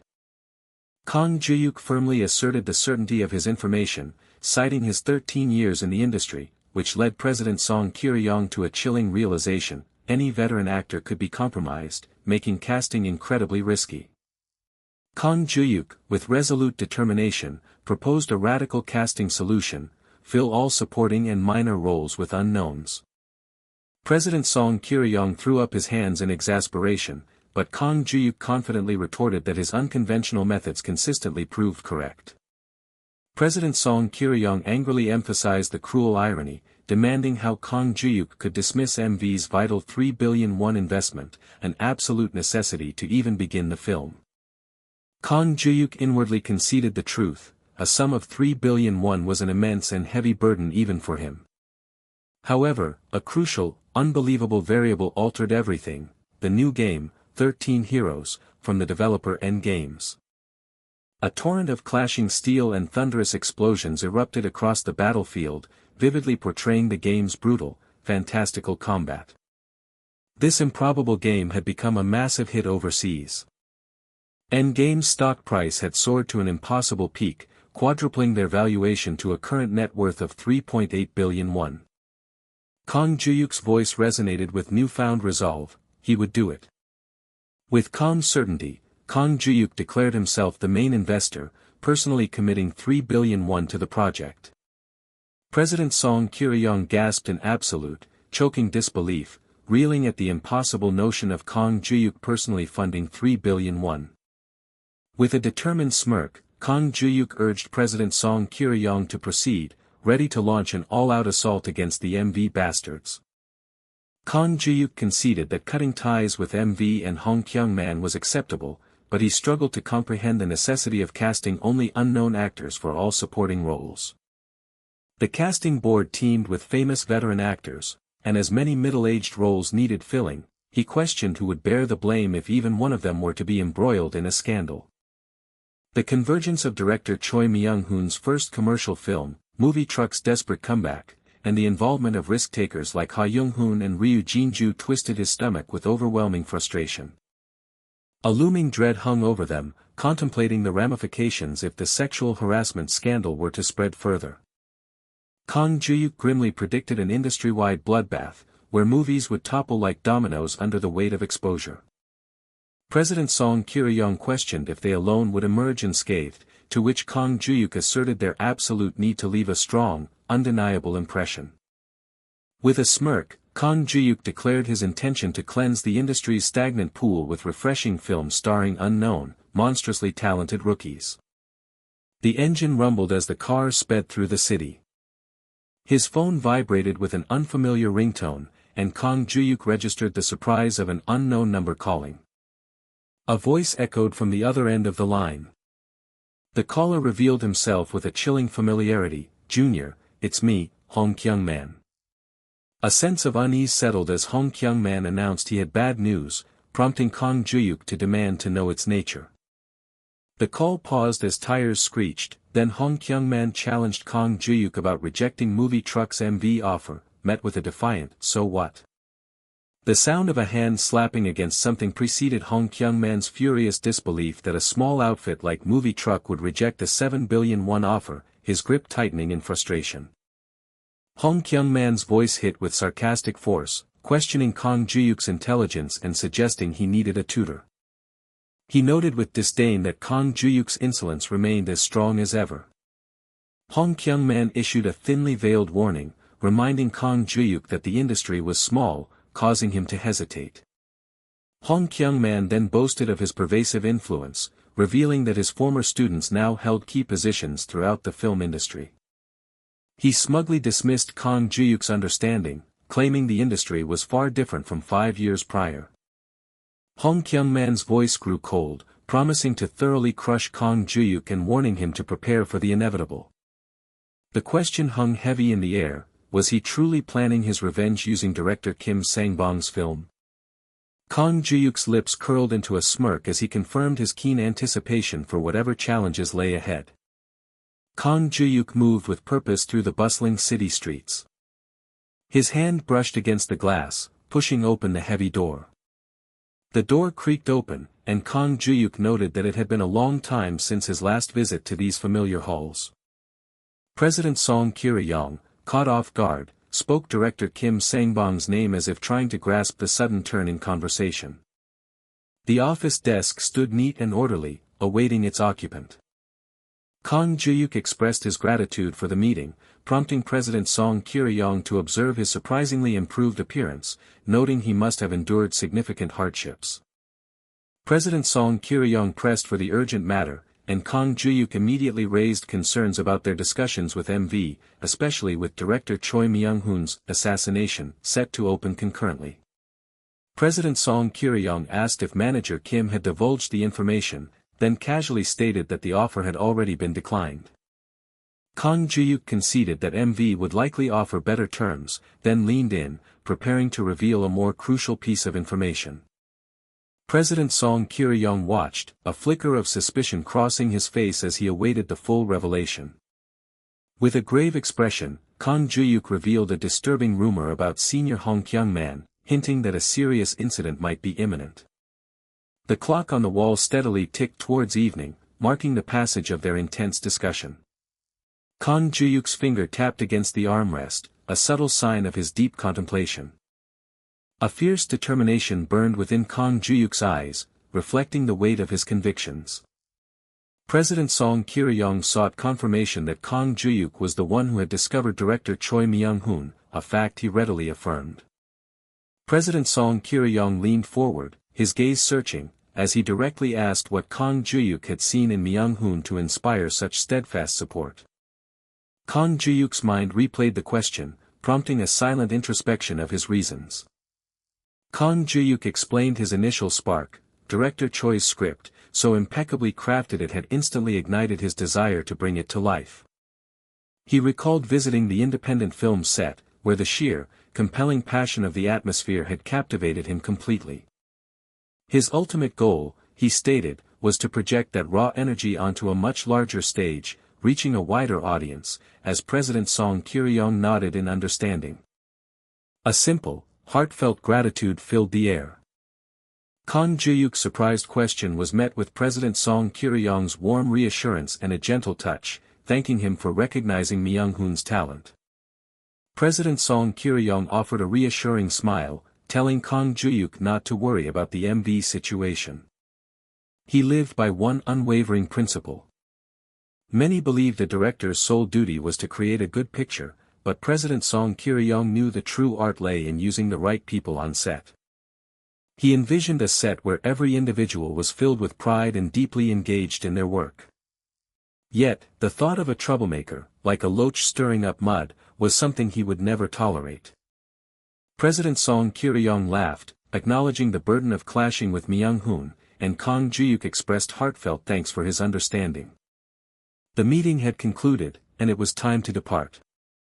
Just as Kang Juhyuk reached for the door, a sharp click echoed as President Song Kil-yong called out to him. President Song Kil-yong's question hung in the air, asking if he ever considered returning to his acting career. With a subtle smirk, Kang Juhyuk firmly stated that he had no intention of returning to acting. The name of the place was Daehango. President Song Kil-yong walked briskly, elatedly confirming a 1.5 billion initial investment with an investor, while cautioning his caller to shield Ha-young-hoon and Ryu Jin-ju from the MV deal, allowing them to focus solely on their craft.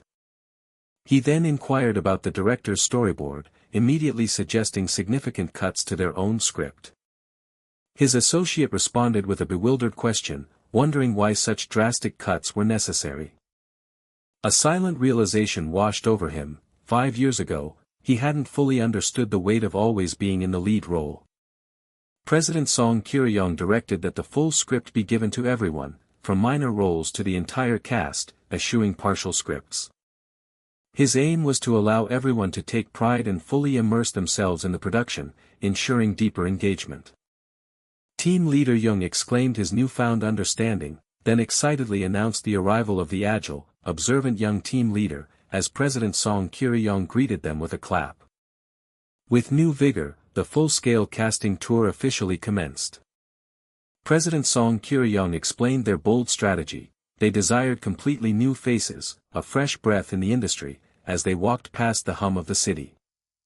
Instead of seeking famous troupes, they deliberately toured small theaters where actors performed menial tasks, searching for raw, authentic talent. On stage, an actor passionately declared his lack of courage to grasp a profound truth. Every element was scrutinized: their breathing, their vocalization. President Song Kil-yong pulled down his mask, his eyes keenly observing their emotion and the precise delivery of their lines. Another actress on stage proclaimed with fiery conviction that it was not the devil, but revenge, sweeping through their village. They witnessed the actor's raw boldness, unflinching before numerous staff and cameras. One particular individual stood out amongst the rest. As anticipated, the theater scene truly held a wealth of unseen talents, a fact confirmed by the satisfied expressions of the two men watching. In a whirlwind few days, they offered auditions to 20 hopefuls, leaving team leader Jung exhausted but relieved. A sincere appreciation was extended for their arduous work. Two small, crystal-like objects clinked together, a quiet celebration of their shared success. It was evident that actors possessed a unique, discerning eye for talent. Kang Juhyuk humbly deflected the praise, crediting team leader Jung for making their task seem effortless. The internationally acclaimed game, 13 Warriors, had soared to immense popularity overseas. Kang Juhyuk's ears perked up, a sudden noise catching his attention, making him question what he heard. Yet, this successful game now found itself embroiled in a bitter controversy over alleged preferential treatment in a large-scale event. A news report blared across the screen, detailing the preferential treatment controversy surrounding Marble Soft's domestic game, 13 Warriors. The scandal had sparked a fervent delete game movement among its vast overseas user base. The news reported the game's stock had plummeted, hitting its lower limit. Team leader Jung whirled around, asking if Kang Juhyuk was interested in games. Then, his voice rising in panic, confessed to investing his entire fortune in Endgame before anxiously checking on Kang Juhyuk. He had unknowingly placed his trust in the very voice phishing information that would protect Kang Juhyuk. Kang Juhyuk calmly revealed that he had sold his investment in Endgame just yesterday. Team leader Young let out a profound sigh of relief at Kang Juhyuk's foresight. Kang Juhyuk's current net worth now stood at 4.3 billion. His phone vibrated with an insistent ring from an unavailable number. Kang Juhyuk mused with a touch of irony that he wished the call were about new investment information. A clear, sharp chime heralded the voice, confirming Kang Juhyuk's excellent choice of 5 a.m. as his keyword. The word struck him like a physical blow. Rookie actress Kang Ha-young had been found dead around 5 a.m., leaving Kang Juhyuk utterly shocked.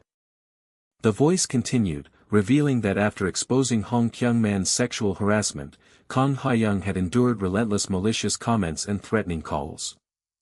Her mental and physical state had deteriorated to an unbearable degree, her life consumed by the torment. Kang Juhyuk's voice was filled with horrified agitation as he made the chilling connection, asking if this was the Kang Ha-young who had dared expose Hong Kyung-man. A heavy, sorrowful question lingered: why had she been driven to such a tragic choice?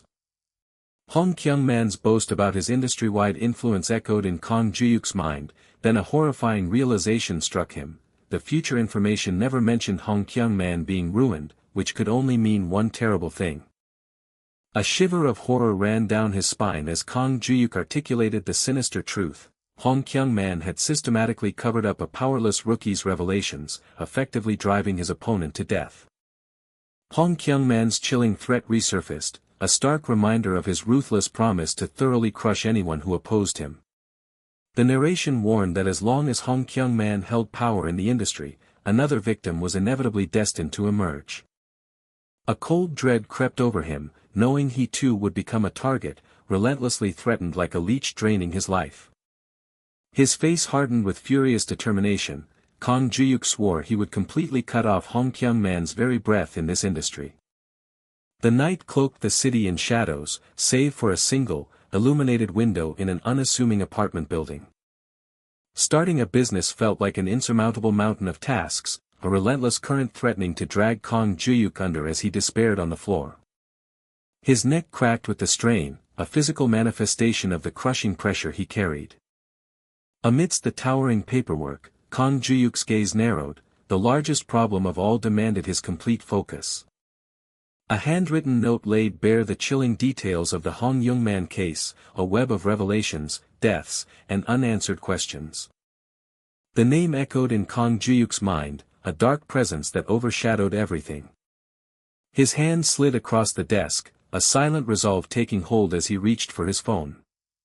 A stark truth solidified in his mind: without protecting Kang Ha-young, every intricate plan he conceived would crumble into dust.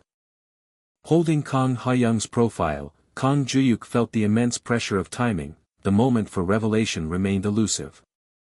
A heavy sigh escaped him, burdened by the unspoken concerns for her fate. Then, a sudden realization struck Kang Juhyuk as he looked at the screen, a surprising detail about the agency. The agency's name, FNF, reappeared on the screen, sparking a fresh wave of surprise and a jolt of recognition. Footsteps approached the door of Voice Entertainment, signaling a new presence. The steady rhythm of approaching footsteps grew louder. Ryu Jinju stepped into the brightly lit interior, a fleeting flash accompanying her entrance. One of the men jumped back, startled, declaring he hadn't ordered delivery, as Ryu Jinju made her presence felt. Ryu Jinju unveiled her face, announcing her identity and explaining her hurried arrival straight from a workout. With a huff, Ryu Jinju directed the startled man to shift, which he readily did.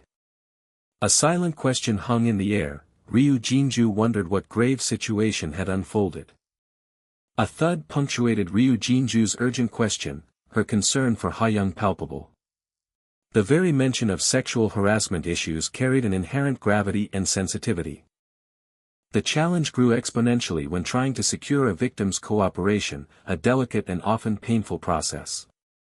Ryu Jinju became indispensable, her unique position as both a woman and an insider at FNF making her crucial to their efforts.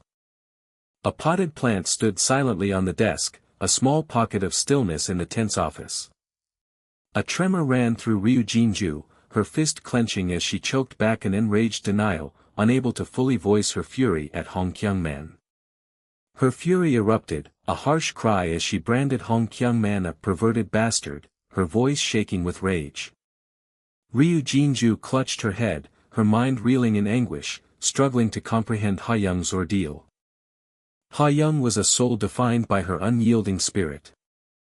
She was a vibrant, hopeful child, like a flower pushing through asphalt, who had dreamed of becoming an actress from her earliest days. Despite a life filled with hardship, she relentlessly pursued her passion, balancing part-time work with drama club and academy preparations. Even the profound grief of losing her mother just before her debut could not break her outward composure, as she stoically carried on. Just as she began to finally carve out a place for herself, recognition started to emerge. A malevolent figure with glowing, sinister eyes loomed, his smile twisting with dark intent. Blinded by the spotlights, Kang Ha-young beamed for the camera, utterly unaware of the sinister shadow cast over her burgeoning career. The unspoken epithet, "dirty old man," hung in the air, a phantom accusation against the looming threat. The man questioned their next move, suggesting Hong Kyung-man should be buried in the film industry, only for Ryu Jinju to erupt in a trembling rage, demanding far greater consequences. Her conviction was absolute: he deserved to live in perpetual shame, never again to walk with his head held high. But to achieve such a profound reckoning, a crucial element was still missing. Kang Juhyuk's expression turned grave as he stated that Kang Ha-young's own will was paramount, leading to an unspoken proposition. Ryu Jinju's eyes widened in surprise, questioning if she was meant to confront Ha-young directly. Kang Juhyuk clasped a small cup, lost in quiet contemplation as he awaited the next step. Ha Young-hoon, clad in sunglasses, quipped whether this was a detective agency, remarking on the unusual frequency of reports he was receiving, including a new drugged wine case. The man in the black suit placed a comforting hand on Kang Juhyuk's shoulder, acknowledging that the situation was a shared burden. A worrying thought gnawed at Kang Juhyuk, the immense difficulty an actress would face in coming forward with such sensitive revelations, and the possibility of Ha-young's reluctance. Kang Juhyuk fell into a profound silence, his thoughts heavy with the weight of the predicament. The cold, hard information dictated that the revelation was not merely probable, but an inevitable conclusion. Yet, a grim, however, lingered, hinting at a darker twist in the unfolding narrative. Then, like a glitch in the fabric of reality, the chilling prophecy echoed: she would be found dead. The critical task was to preempt that ultimate, desperate choice, to intervene before tragedy could strike. A clear chime resounded, cutting through the tense silence. Kang Juhyuk received a crucial message: Ryu Jinju had managed to reach Ha-young, signaling a breakthrough. The door squeaked open, a small sound carrying immense significance. A creaking door heralded Kang Juhyuk's entry as Ryu Jinju softly reassured a distressed Ha-young that he was there to help. Heavy footsteps steadily approached. The deliberate pace of the footsteps continued. Kang Ha-young glanced back nervously as the footsteps drew near, Ryu Jinju's comforting presence at her side. Kang Ha-young's eyes widened in profound shock and fear, her heart pounding with a sudden realization. Kang Juhyuk offered a gentle smile and a greeting, though Kang Ha-young remained turned away, unable to face him. Kang Ha-young's grip tightened around her cup, a silent testament to her overwhelming nervousness. This trembling figure, overwhelmed by her circumstances, was indeed Kang Ha-young. Kang Juhyuk observed her, the stark contrast between her current frail state and the vibrant image in her profile a heavy burden. With a gentle slide, Kang Juhyuk placed his business card on the table, introducing himself as Kang Juhyuk. The business card settled onto the table, a silent offering as all three remained seated in tense anticipation. A chilling, grayscale vision seized Kang Ha-young, the ominous man's offer of help echoed, accompanied by a terrifying, mocking laugh that caused her to tremble uncontrollably. Kang Juhyuk paused, a flicker of awkwardness crossing his face, as he explained his desire to help quietly, even apologizing for the shabby office. Kang Hyung remained silent, her back to them, lost in her own dark thoughts. Her voice was barely a whisper, imbued with a profound resignation, all the same. Kang Juhyuk's concern spiked, a bead of sweat forming as he questioned her cryptic words. Then, a single word of bitter skepticism escaped her lips, help. Her head bowed, Kang Hyung's voice grew sharper, demanding to know the true nature of this help, who was helping whom. She then revealed she had seen an article about the actor who harassed rookie actresses. Suddenly, her anger erupted as she pointedly named Kang Juhyuk from the article, vehemently questioning his motives and his claim to help.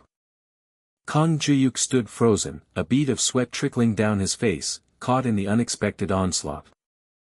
The bitter truth was undeniable, Kang Hyung was trapped in a vortex of profound distrust, unable to believe anyone. Kang Juhyuk informed Ryu Jinju that Hyung had approached FNF's higher-ups about her situation. He then delivered a shocking blow, her contract had been terminated a month ago, much to Ryu Jinju's stunned disbelief, given what she saw in the profile. Kang Juhyuk clarified that FNF had deliberately covered up the sexual harassment, which was why her profile remained unchanged. This egregious cover-up, he realized, was the pivotal, heartbreaking reason behind her ultimate, tragic decision.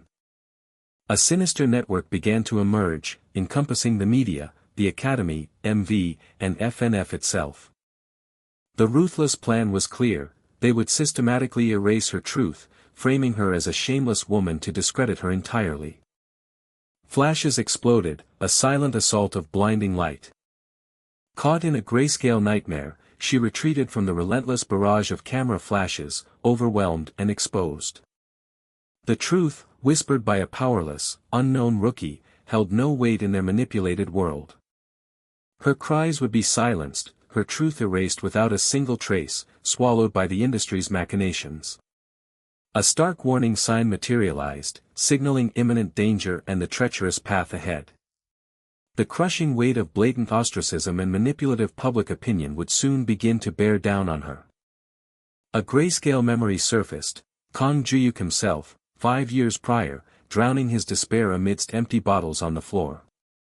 The parallels were chilling, her fate mirrored his own from 5 years ago. In the bleak, grayscale vision, Kang Hyung sat distraught, clutching a bottle of pills, hinting at the desperate finality of her despair. The grayscale tableau solidified, a tragic crime scene, with police investigating, a man weeping, and a body on a stretcher, a haunting premonition of her inevitable end. The chilling pronouncement echoed, death, in this scenario, was an inescapable fate. The three remained seated in the office, the weight of the unfolding revelations hanging heavy in the air. With a gasp of shock, Ryu Jinju listened as Hyung sarcastically dismissed the 5-year-old article, bitterly claiming the media made her out to be trash, and that she was indeed that kind of person. Kang Juhyuk spoke with grim seriousness, explaining that in this industry, anyone targeted by a powerful figure like Hong Kyung-man could easily be broken and made to appear that kind of person. A dawning realization, or perhaps a flicker of surprise, crossed Kang Hyung's wide eyes. Kang Juhyuk acknowledged the profound difficulty she faced in trusting him, pulling slightly at his jacket as he spoke. Then, with a shift in his tone, he offered a bold proposal. Kang Juhyuk leaned back, suggesting an unconventional path. How about trusting fate? He clarified the terms. If the coin landed heads, she would grant him a single question. And if tails, he exhaled, he would lay bare a secret from his past, one known to no one else. The simple cap on her head held a silent tension, awaiting her decision. Kang Hyung stared intently at the coin, her expression unreadable as she weighed the impossible choice. Kang Juhyuk offered a reassuring smile, promising this single chance would be the last, and he would trouble her no more. A bead of sweat trickled down Kang Juhyuk's temple as he watched her, the weight of her decision palpable.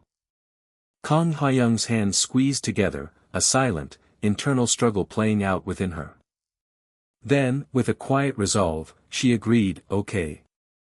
The stark fluorescent light of the office ceiling seemed to momentarily hold its breath. But her agreement came with a solemn condition: after this, she wished to be left entirely alone. Kang Juhyuk acknowledged her terms, poised to set fate in motion. With a decisive flick, he sent the coin spinning into the air. Both watched intently as the coin tinkled through the air, its descent holding the key to their intertwined destinies. Kang Juhyuk had laid out his terms, a single condition for if the coin landed heads. He had requested a single question for Kang Ha-young if it landed heads, then, with a weighty pause, posed the counteroffer for tails. With a swift motion, Kang Ha-young had countered, promising to reveal a deeply guarded secret from her past if the coin landed tails. Her voice held a note of finality, ensuring that after this, she would trouble him no more. A gamble with fate was about to unfold, as Kang Juhyuk held the coin, poised for a decisive toss. The coin was struck, spinning impossibly high into the air, a fleeting spark of fate caught mid-flight. The metallic disc tumbled, suspended between their competing desires, each hoping for a chance to break through. Kang Juhyuk's gaze narrowed, his entire being locked onto the coin's uncertain dance.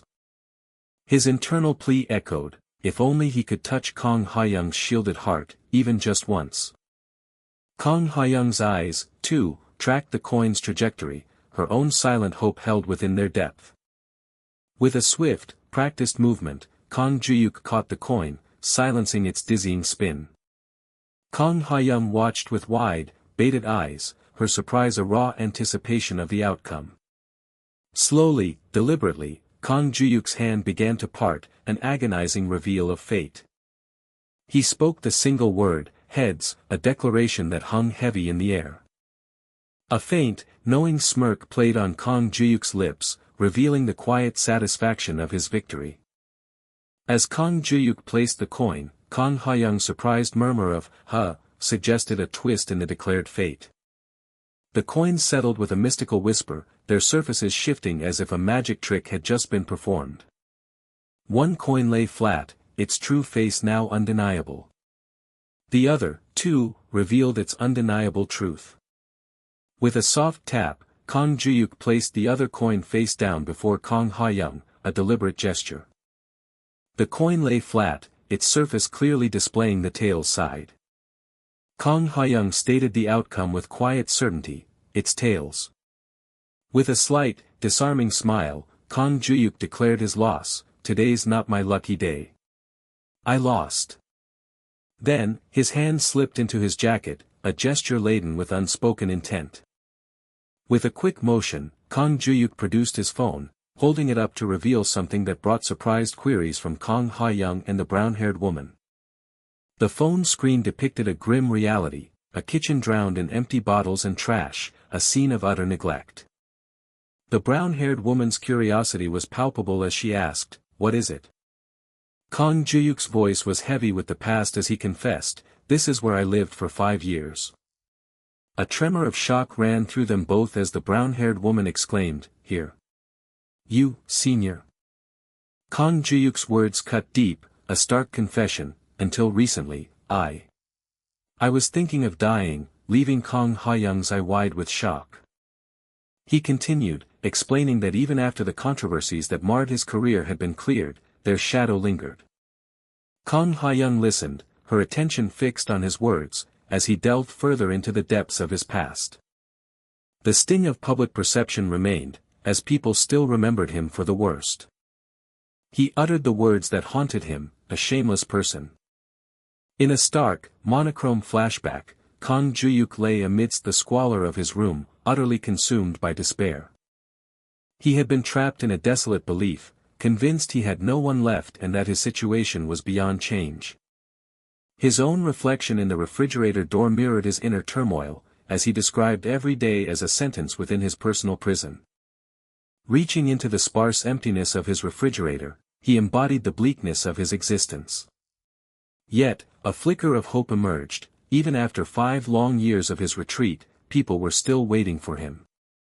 The world, vibrant and bustling, had remained in motion, a stark contrast to his own painful stagnation.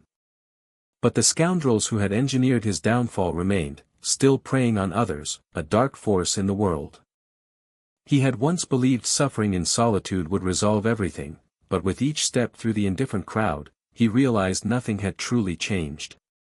That was the moment he decided to act, and bringing down Hong Kyung-man became one of his driving purposes.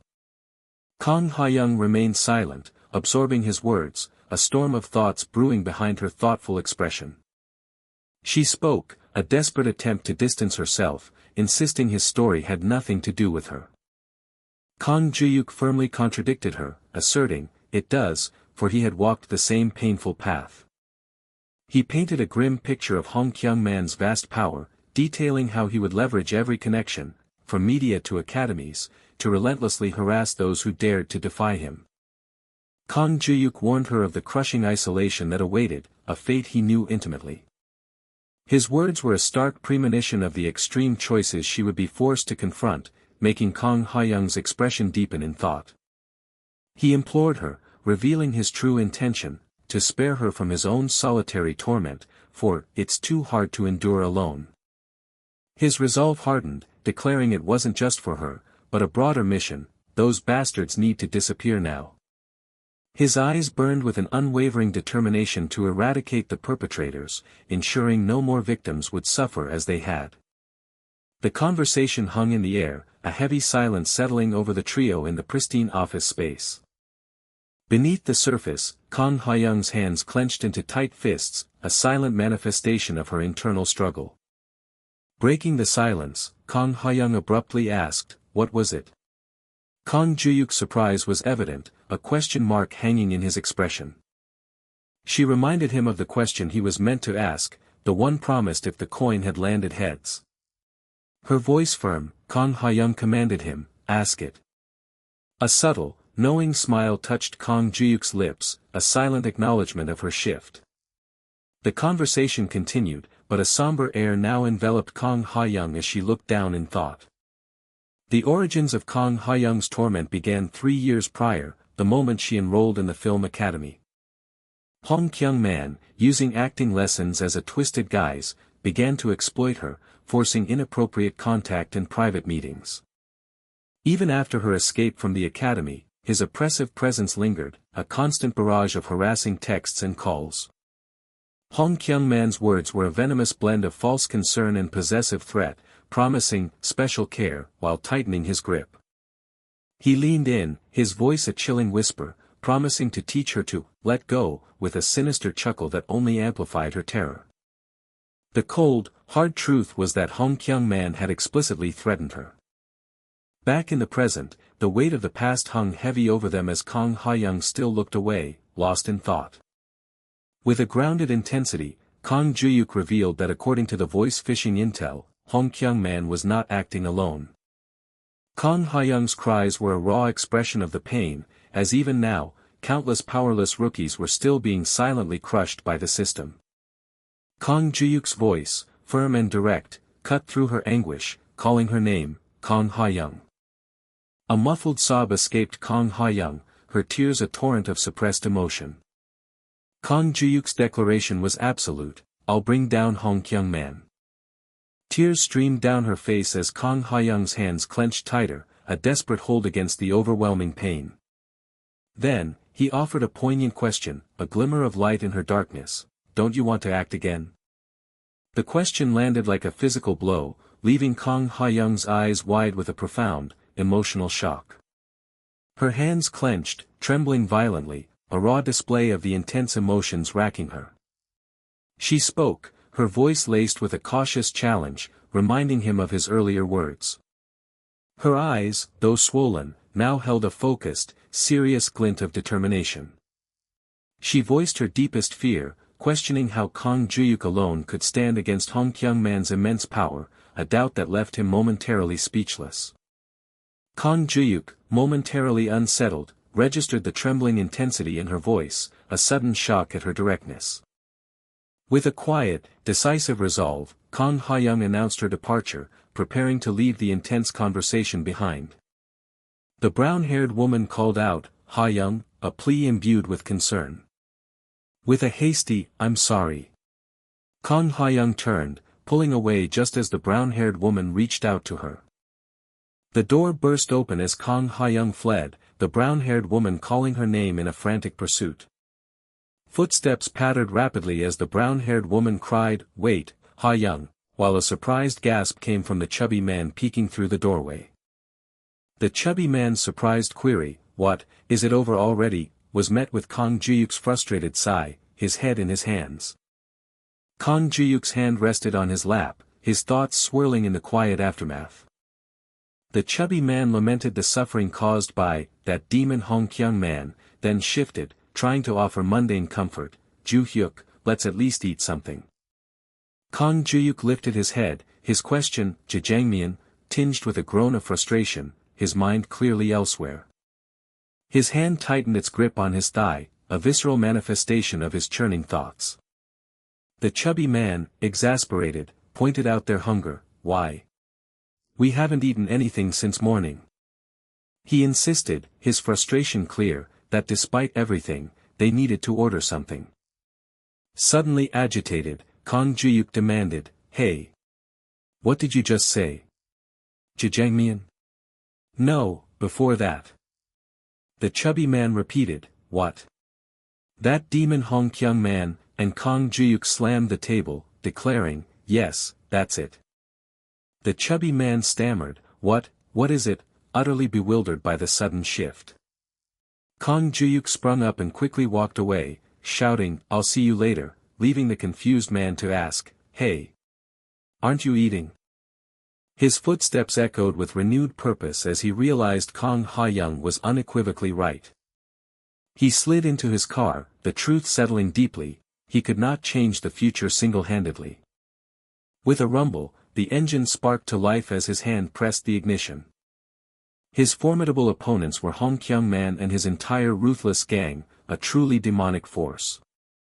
His hands gripped the steering wheel, a silent, tense resolve settling into his posture. The car roared to life, speeding away, carrying him towards an unknown destiny. The sleek white Range Rover cut through the city, its departure a symbol of his new mission. To fight a demon, he realized, he might need to ally himself with another. Kang Juhyuk's eyes, wide and resolute, were fixed on the road ahead, his decision made. He would seek out the demon who had once cast him into his own personal hell. His target, the sinister Deathpatch reporter Park Do-hoon, whose name alone invoked a chilling sense of dread. The taut grip on the steering wheel mirrored the escalating tension within him. To fight one demon, he understood, meant he might have to join hands with another. Kang Juhyuk's gaze burned with a furious resolve, his decision weighing heavily on his soul. The car roared forward, carrying him deeper into the city's labyrinth. His mind fixated on the devil who had personally dragged him into hell. Eventually, the journey led him to a towering modern building illuminated against the night sky. Inside, Park Do-hoon sat alone at the bar, cloaked in the dim, warm light, seemingly lost in his own world. Then, with deliberate steps, Ha Young-hoon approached the seated man. Ha Young-hoon's confident smirk hinted at a cunning mind at work beneath his composed exterior. He internally seethed, despising the necessity of encountering such trash again. Park Do-hoon, with a clink of his glass, feigned surprise, recognizing Ha Young-hoon as the fallen, national actor Kang Juhyuk. Ha Young-hoon's thoughts confirmed his long-held irritation at the man's perpetually annoying tone. Park Do-hoon, feigning curiosity, probed Ha Young-hoon about his unexpected reappearance after 5 years, especially with information about Hong Kyung Man. Ha Young-hoon's voice dripped with sarcasm as he declared the man, number one. His cutting words revealed the bitter truth, the man excelled at ruining lives, just as he had once ruined Ha Young-hoon's own. With a sly smirk, the man finally unveiled himself as the infamous Deathpatch reporter Park Do-hoon. The aggressive reporter's accusatory questions, amplified by blinding flashes, hurled the specter of double booking at the beleaguered national actor. The malicious tyranny of his former agency president had orchestrated the catastrophic double booking, creating an impossible conflict of schedules that detonated his career. The scandal's fallout painted a grim picture across countless headlines and articles, solidifying his public condemnation. Yet, the true gatekeeper of his hell, who seized upon the incident as an excuse, was none other than Park Do-hoon. Park Do-hoon was a journalist who sold his very soul for profit, his fingers typing out destinies with ruthless precision. In the dim glow of his laptop, Park Do-hoon's sinister smile accompanied the rapid typing that sealed fates. He was a human hunting dog, relentless and unyielding, who would never let go once he bit, driving his prey to the very edge. Even the damaging article that Kang Juhyuk had seen was a product of his venomous pen. Ha Young-hoon clarified how deeply Park Do-hoon's reputation permeated the industry. His infamous title echoed, "Devil Reporter Park Do-hoon." Park Do-hoon scoffed, attempting to deflect blame, but Ha Young-hoon sharply retorted that his initial article had ignited the entire subsequent media frenzy. Park Do-hoon tried to downplay the double booking as a mere catalyst, but Ha Young-hoon vehemently insisted it had been the very spark for every subsequent controversy. Ha Young-hoon, clinking his glass with deliberate intent, declared that even if others wrote about the same event, their work would feel like absolute crap compared to Park Do-hoon's. Park Do-hoon erupted in a furious protest, his anger flaring as he demanded Ha Young-hoon watch his mouth. Ha Young-hoon, with chilling conviction, instructed Park Do-hoon to craft an article so devastating it would utterly incapacitate Hong Kyung-man, stripping him of his very humanity. Park Do-hoon scoffed at the idea, calling him a butcher, but Ha Young-hoon, as he dramatically poured a drink, declared that this time, he would be a savior. This time, he asserted, his mission was truly about saving people. He chillingly described their target as rotten tumors sucking the blood of young kids, framing Park Do-hoon's role as a necessary surgery.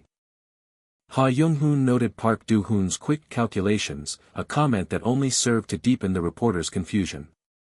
Ha Young-hoon broadened the scope, explaining that a bombshell article about Hong Kyung-man wouldn't just impact him, but would detonate controversies everywhere.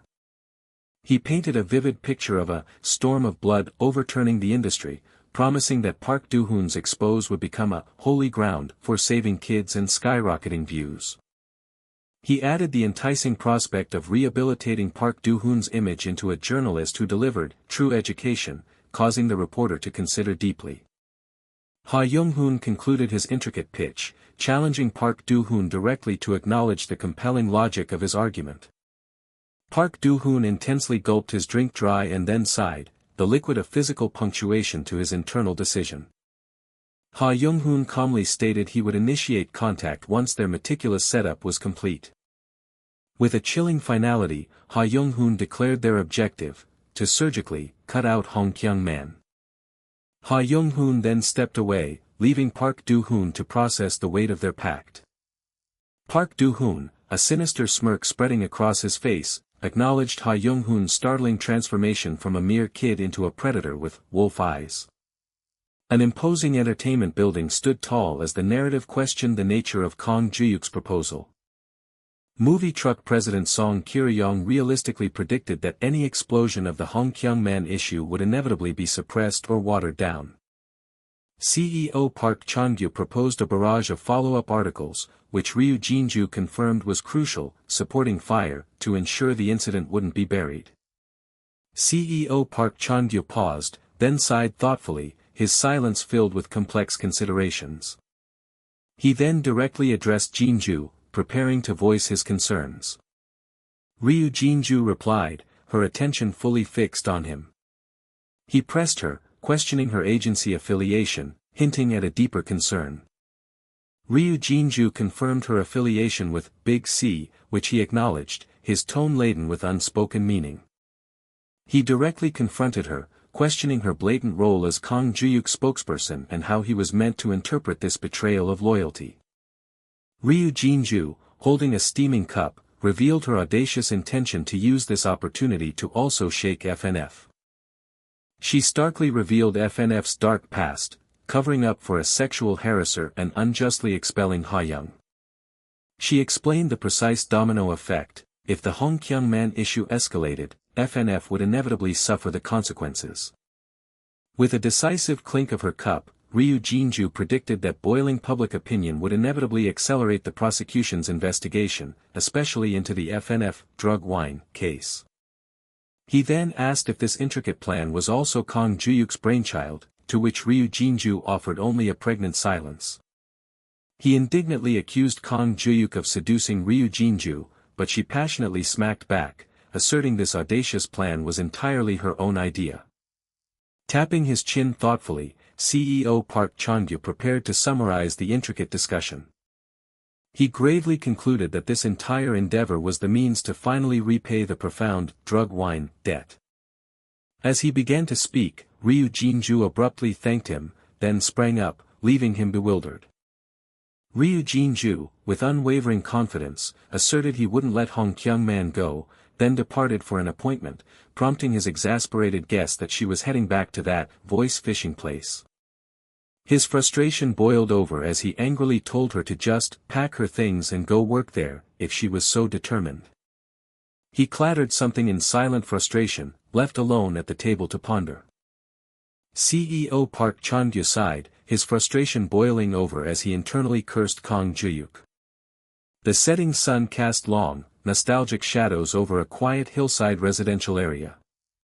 Kang Ha-young's voice called out, "Sister."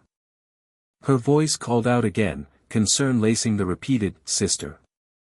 She softly knocked on the door, her concern evident in the gentle gesture. Kang Ha-young quietly informed her sister it was time for her part-time job, but received only a heavy silence in response. Her voice filled with rising panic, she anxiously asked if her sister was sick and if they should rush to the hospital. Chu Min-jae's voice was weak, dismissing the idea of a hospital. Kang Ha-young, guessing at financial anxieties, quickly reassured her sister she had money from her recent part-time pay to cover any hospital bills. Chu Min-jae replied simply, her voice heavy with pure exhaustion. Despite her weariness, Chu Min-jae insisted she was fine and urged her sister to go to her job. Kang Ha-young instructed her to message immediately if anything at all happened. Kang Ha-young reminded her sister about the dinner she had prepared, receiving a quiet thank you. As the door creaked open, Kang Ha-young remembered a piece of mail from her sister's company and urged her to open it. A soft rustle indicated something opening. A table laden with Korean dishes, carefully covered, awaited her. Chu Min-jae read the document, her eyes red and tired, betraying profound exhaustion. Her hand tapped the document, a quiet underscore to its undeniable gravity. Chu Min-jae sighed with resignation, forcing herself to accept that acting was not her only path in life as she prepared to eat and compose herself. The harsh reality forced a new decision, she had to start looking for a new job. As she ate, her thoughts turned to Ha-jin, whose future college education weighed heavily on her. She clattered her chopsticks, mechanically picking up food. She scooped rice, the simple act of eating a stark contrast to her heavy heart. The clinking of her utensils echoed her profound weariness as she continued her meal. A soft clink resonated. She gently placed the bowl on the counter, ending her meal. A haunting question echoed in her mind, didn't she want to do it again? The image of Kang Juhyuk, determined and subtly smirking, flashed before her mind's eye. The single word, acting, resonated as her deepest, most suppressed aspiration. Unbidden tears dripped onto her hand and spoon, a poignant display of her profound, hidden sadness. Sobs racked her body, a raw outpouring of deep, overwhelming distress. Her voice caught, a fragile, escaping her lips.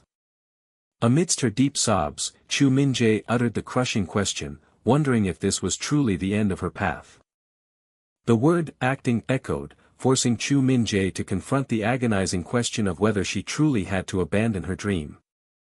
The cityscape hummed with the indifferent rhythm of daily life. Above the ceaseless city, a weathered sign proudly proclaimed, "Voice Entertainment."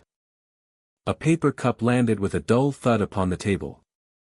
A woman's voice cut through the silence, demanding, "Instant coffee?"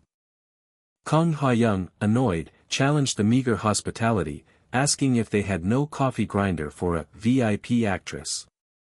The man, dismissive, retorted that running a company was all about money, not VIP treatment, a faint swish of air accompanying his words.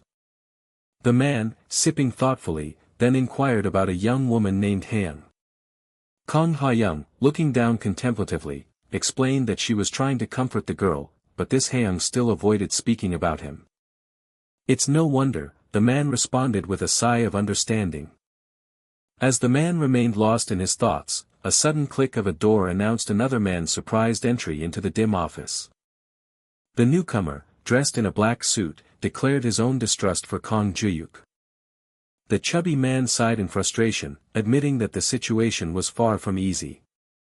The man in the suit, scratching his head thoughtfully, explained the difficulty of investigating potential victims from the academy, noting outsiders were unwelcome. Kang Juhyuk, looking thoughtful and slightly downcast, offered to leverage her connections among other actors. The chubby man, holding his paper cup, concluded with a serious resolve to gather every piece of available information. The story paused for its dramatic title, Voice Phishing, but a life reversal. This was episode 23, subtitled with the poignant truth, You're Not Alone. In the bustling park, the rhythmic groans, slides, and squeaks of exercise equipment filled the air. The bright park echoed with a child's innocent giggle. Yet, Kang Juhyuk sat dejected on a bench, her gaze fixed on her phone in quiet solitude.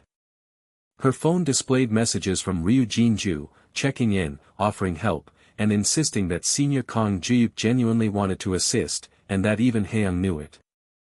A sharp gasp of pain escaped Kang Juhyuk as she clutched her chest, followed by a heavy, troubled sigh. Deep, wrenching sobs echoed in the air. Kang Juhyuk suddenly looked up, startled by an unexpected sound. A child's desperate wails for "Mom" cut through the bright day, leaving a small, vulnerable figure stranded in the street. Kang Juhyuk shot to her feet with a jolt, her concern evident as she wondered if the child's mother was nearby. As a man approached the child, a chilling clink accompanied the ominous glint of a large wrench in his hand, leaving the child frozen in surprise.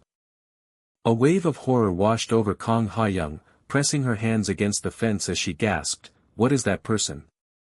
The sinister man, a menacing smile twisting his lips, loomed over the sobbing child, who flinched away from the sight of the wrench. With a determined leap, Kang Juhyuk sprang over the small barrier, rushing to intervene. A worker stepped out of the truck with a clunk, surprised to find a police officer also approaching from behind. Her feet pounded rapidly against the pavement. With a menacing smile, the sinister man extended his hand towards the crying child, who flinched back from the gesture and the wrench he still held. Her feet suddenly arrested their frantic movement. Kang Juhyuk trembled, her eyes wide with overwhelming fear. "Quiet, baby," the older man in uniform gently urged the crying child, promising they would find her mother soon, much to Kang Juhyuk's profound surprise. The older man, still holding the child, urgently instructed manager Kim to search for the mother by the supermarket, to which the younger man quickly agreed. He gently asked the child her name, and she softly replied, "Suwa." The man, attempting to comfort, offered candy, but the child, correcting him, pouted, "It's Suwa. I don't want candy." A blush of acute embarrassment crept up Kang Juhyuk's neck as she realized her profound misunderstanding. The child, still pouting and sniffing, emphatically corrected the man again that her name was Suwa, causing Kang Juhyuk to turn away in deepening embarrassment. Suddenly, a woman with brown hair came running, her anxious footsteps loud, calling out, "Suwa." The child's voice rang out with pure relief, "Mom." Someone's feet came to an abrupt halt. The relieved mother embraced Suwa, thanking the men profusely for finding her child, as they flinched, surprised by her gratitude. Kang Juhyuk looked back, a faint, wistful smile touching her lips. Her footsteps receded from the scene. A silent thought echoed in Kang Juhyuk's mind, "Mom." She continued her quiet reflection on the recent incident. She wondered if that other person, from her past, had also been sincere. In a dreamlike memory, Kang Juhyuk smiled softly, his voice carrying a knowing truth, "It's hard to do it alone, isn't it?" As Kang Juhyuk walked away under the open sky, the crucial question lingered, could she truly trust that person? Kang Juhyuk, gazing out the sunlit window, heard movie truck President Song Kye-ryong's urgent shout that he'd gotten a bite, prompting Kang Juhyuk to ask what he'd caught. Movie truck President Song Kye-ryong excitedly revealed that VIP Pictures had shown interest, appreciating the lead casting for Assassinate and intrigued by the decision to fill all supporting roles with unknowns, the news sliding out with palpable enthusiasm.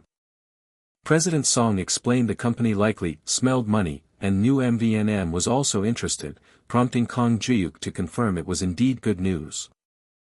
President Song declared he would arrange a meeting, instructing Kang Juhyuk to prepare thoroughly. With a broad, excited smile, President Song reminded him not to forget the audition schedule. A definitive click signaled the end of the call. Kang Juhyuk stood confidently, reflecting that even the distribution issue was resolved, and no obstacles remained, even with the involvement of MV and Hong Kyung. He gazed out the window as the setting sun cast a peaceful glow, lost in quiet contemplation. His thoughts turned to the singular task that now remained. A single step sounded. Footsteps descended the stairs.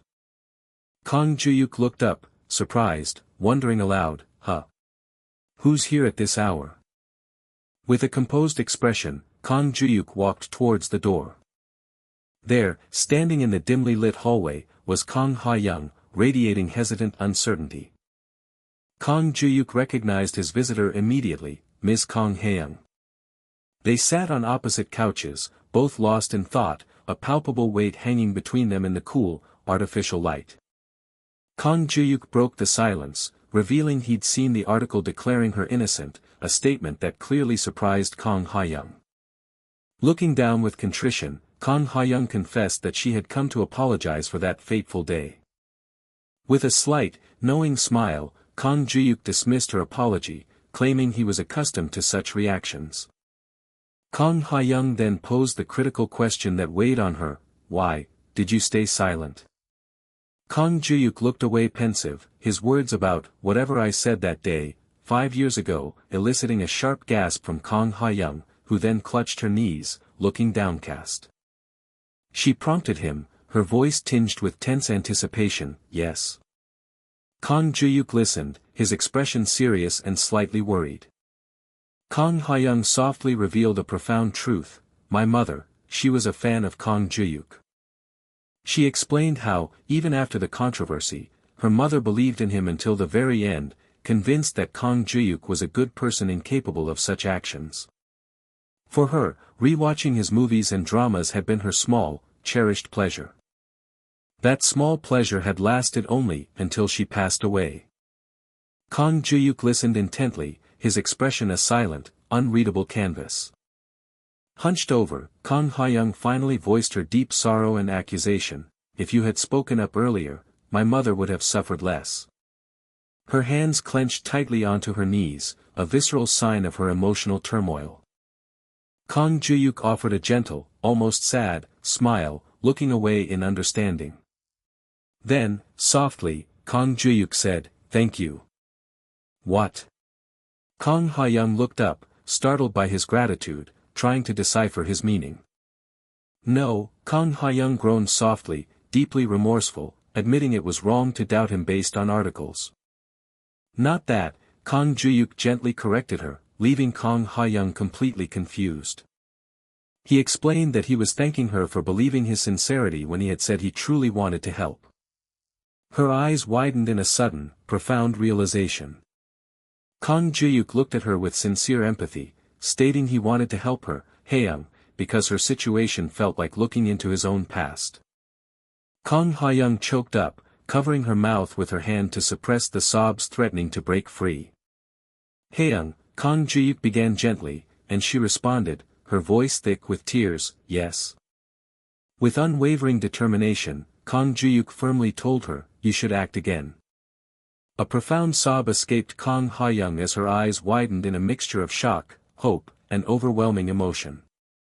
Through her heavy sobs, Kang Ha-young desperately pleaded, yes, please help me. Tears streamed down her face as Kang Ha-young cried out, her voice raw with conviction, my dream. I don't want to give it up. Kang Ha-young continued to sob uncontrollably, covering her face as Kang Juhyuk stood over her. She finally poured out the pent-up emotions that had been held back for so long. Her wails and sobs filled the room, a raw flood of release. Those tears, he realized, were both her fresh pain and, perhaps, the echo of his own past suffering. Kang Juhyuk watched her, a silent witness to her profound, hunched-over grief. The sound of her wailing lingered in his ears for a long, indelible time. A man meticulously recorded notes in his small notebook, his focus absolute. His fingers rapidly danced across the laptop keys. The camera clicked softly as another man adjusted the lens. The man with the patterned tie, his voice sharp with determination, directed them to set it up over there.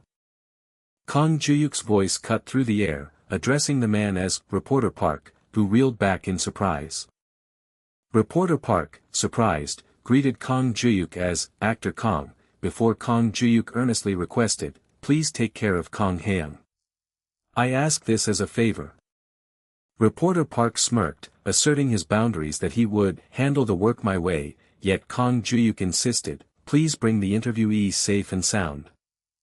Outside, a sleek white SUV sat discreetly in a city alleyway, poised for action. Kang Juhyuk thoughtfully penned his concerns for July 12, the daunting day when Kang Hyung would step back into the spotlight, hoping she could bloom without getting hurt. Kang Hyung's voice, filled with a renewed sense of purpose, confirmed, "Yes, MOM." With resolute determination, Kang Hyung reflected, "I need to make sure this never happens again." Outside the car, a hand firmly unlatched the door handle. Kang Hyung watched from within as the door unlatched, its familiar mechanism marking the threshold of her new beginning. Kang Juhyuk leaned into the car, his calm voice filled with expectation, asking Kang Hyung, "Hyung, are you ready?" Her gaze unwavering, Kang Hyung affirmed with quiet conviction, "Yes. I'm ready." The imposing facade of Hotel AI stood tall, a gleaming monument of modern architecture against the clear sky. Inside, four men, including Kim Won-tae, Young Soo-young, and actor Hong Kyung-man, shared boisterous laughter around a formal dining table. MV&EM film business manager Kim Won-tae humbly expressed his honor that a maestro of the film industry would personally oversee their contract meeting. Actor Hong Kyung-man, a veteran of the screen, reminisced with director Kim about their first film together, highlighting the passage of time. Director Kim Sang-bong, holding his cup, acknowledged those were the days when you always took the lead roles, crediting actor Hong Kyung-man for the success of his inexperienced film. Young Soo-young enthusiastically anticipated actor Hong Kyung-man's performance, declaring that with the combination of you two, a hit is guaranteed.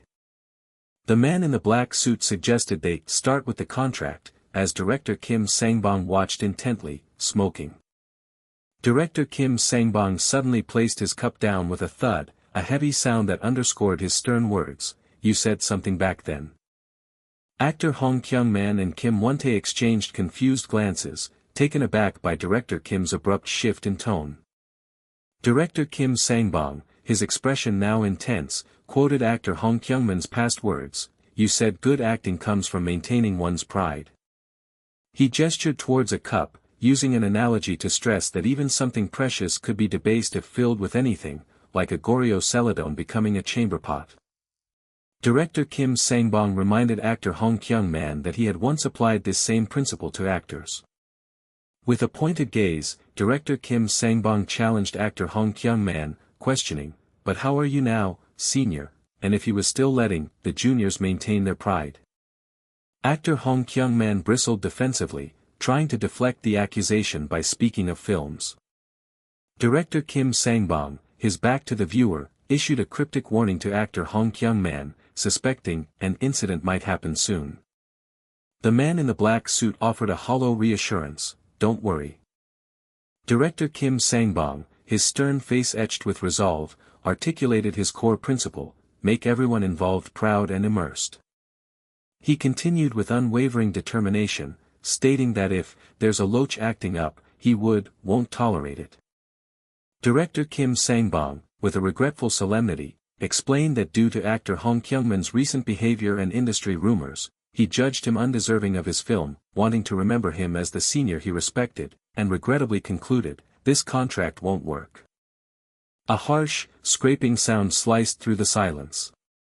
Director Kim Sang-bong stood to leave, announcing, "I'll leave first," while a desperate actor Hong Kyung-man tried to plead with him.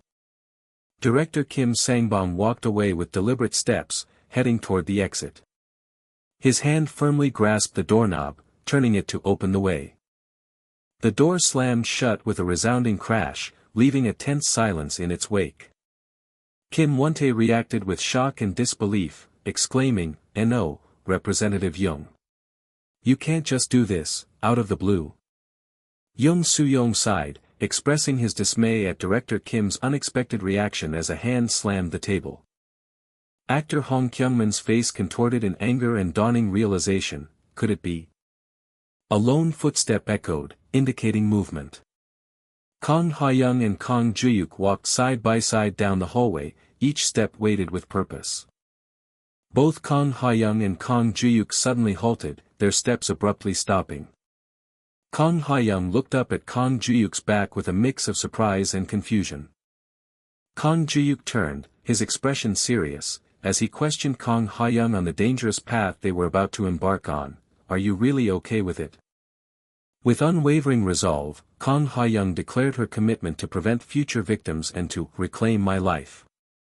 Kang Juhyuk listened intently, his expression thoughtful, absorbing the weight of her words. Kang Juhyuk paused, a moment of profound contemplation stretching between them. Then, with unexpected earnestness, Kang Juhyuk asked, "Please stay by my side."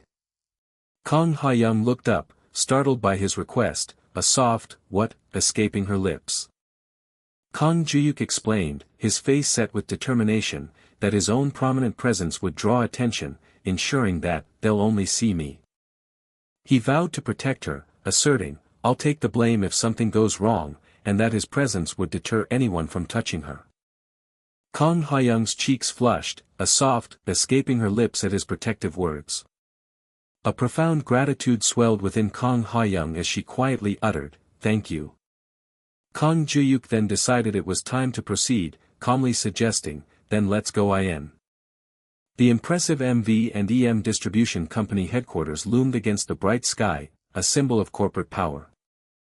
Actor Hong Kyung-man raged, convinced, "It's definitely him. That bastard Kang Juhyuk." He fumed, questioning who else could have influenced a big shot like Director Kim, but Kang Juhyuk. Actor Hong Kyung-man stood over Kim Won-tae, angrily pointing as he vented his frustrations. Actor Hong Kyung-man slammed his fist on the table, the impact vibrating with his fury. He furiously demanded progress on the assassination of Kang Juhyuk's career, vowing to teach that bastard Kang Juhyuk a lesson. Actor Hong Kyung-man suggested eliminating useful actors, but Kim Won-tae nervously countered that all the actors aren't some mere nobodies, which enraged actor Hong Kyung-man. Breathing heavily, actor Hong Kyung-man then suggested targeting Ha Young-hoon and Ryu Jinju, but Kim Won-tae fearfully responded that they were untouchable. Actor Hong Kyung-man furiously demanded action, instructing them to find something that can be used as a weakness. From above, actor Hong Kyung-man loomed over a visibly overwhelmed Kim Won-tae, his anger palpable. Actor Hong Kyung-man threatened Kim Won-tae with the wrath of Vice President Hong if there was any interference, forcing a stressed Kim Won-tae to reluctantly promise, "I'll try my best." A soft buzzing sound filled the air. Kim Won-tae reached out with a gasp, grabbing his vibrating phone from the table.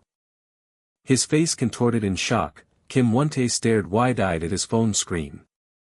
A horrified Kim Won-tae questioned what he was seeing as actor Hong Kyung-man angrily demanded to know why Kim Won-tae's name was trending in real-time search results.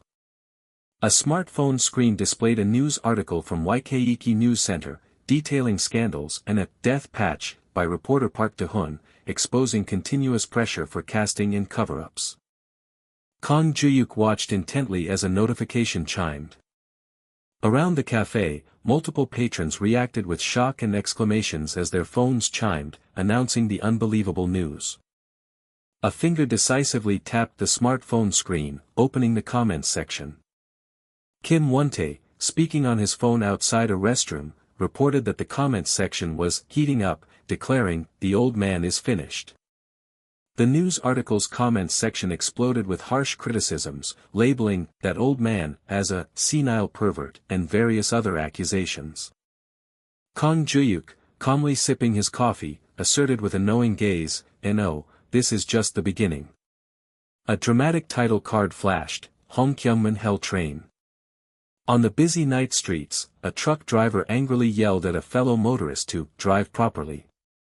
Inside a car, actor Hong Kyungman furiously yelled about everything going wrong and slammed his hand down, blaming Kang Juhyuk for all his misfortunes. Actor Hong Kyungman lamented the collapse of director Kim's movie deal and the damaging news article. Kim Won-tae attempted to interject, but his words were cut short. A pensive actor Hong Kyungman, his face illuminated by a red glow, connected the news article to Park Do-hun. A new title card appeared, referencing Kang Juhyuk's sniper 5 years ago. A man with an ominous, evil smile peered over a laptop screen in the dark. A rhetorical question hung in the air, that scumbag who only cares about gossip and money? The man's maniacal laughter echoed over the bustling city intersection as he gleefully proclaimed, "This game is going crazy."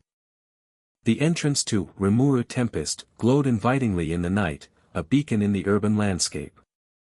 A door slowly creaked open, revealing a dark interior beyond. Reporter Park Do-hun, his smile ominous, strolled into the bar and greeted a surprised man, saying, "Oh, long time no see." The seated man questioned reporter Park, asking if his greeting was a bit too strong. The two men settled into the plush booth, ready for their clandestine conversation. Reporter Park Do-hun confidently explained a reporter's obligation to follow a tip-off, appealing to the other man's understanding of how this industry works. The man at the bar sighed in resignation, his tongue flicking across his lips.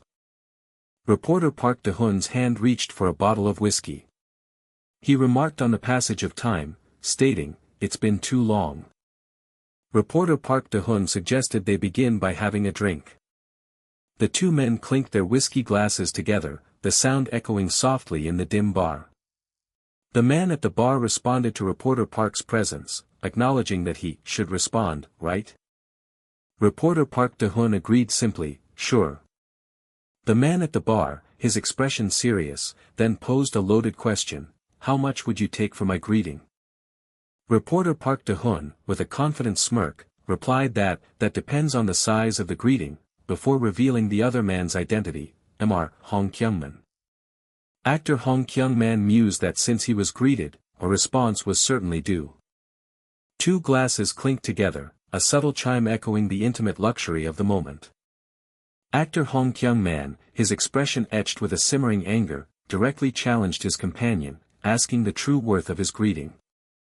Reporter Park Do-hun, with a shrewd smirk, countered that the value depended entirely on the greeting's magnitude, then coolly addressed actor Hong Kyungman by name. The chapter began, marking episode 25 and titled simply, "Betrayal." Actor Hong Kyungman asserted his greeting was substantial, sweetening the offer with an official company sponsorship fee. Reporter Park Do-hun feigned disappointment, suggesting his article's worth was underestimated, which prompted actor Hong Kyungman to slyly propose involving Kang Juhyuk, a mocking laugh escaping him. A silent, internal exclamation of utter shock resonated. With a smooth, confident gesture, actor Hong Kyungman revealed Kang Juhyuk was producing a movie, starring none other than Ha Young-hoon and Ryu Jin-ju. Reporter Park Do-hun confessed this was entirely new information, a sharp intake of breath betraying his surprise. Actor Hong Kyungman pressed, highlighting Kang Juhyuk's past bankruptcy and questioning how he could possibly finance such a major film, hinting at something deeply suspicious. Reporter Park Do-hun sank into silent contemplation, processing the unsettling implications. With a decisive movement, Reporter Park Do-hun poured himself a drink, signaling his full commitment to the conspiracy. Actor Hong Kyungman, with a knowing smirk, urged his companion to continue, who responded with a conspiratorial, "Brother." The next morning dawned, bright and unassuming. The digital lock clicked open. The door creaked open, and Min Jae burst in with a cheerful announcement of coffee delivery, Kang Juhyuk close behind him.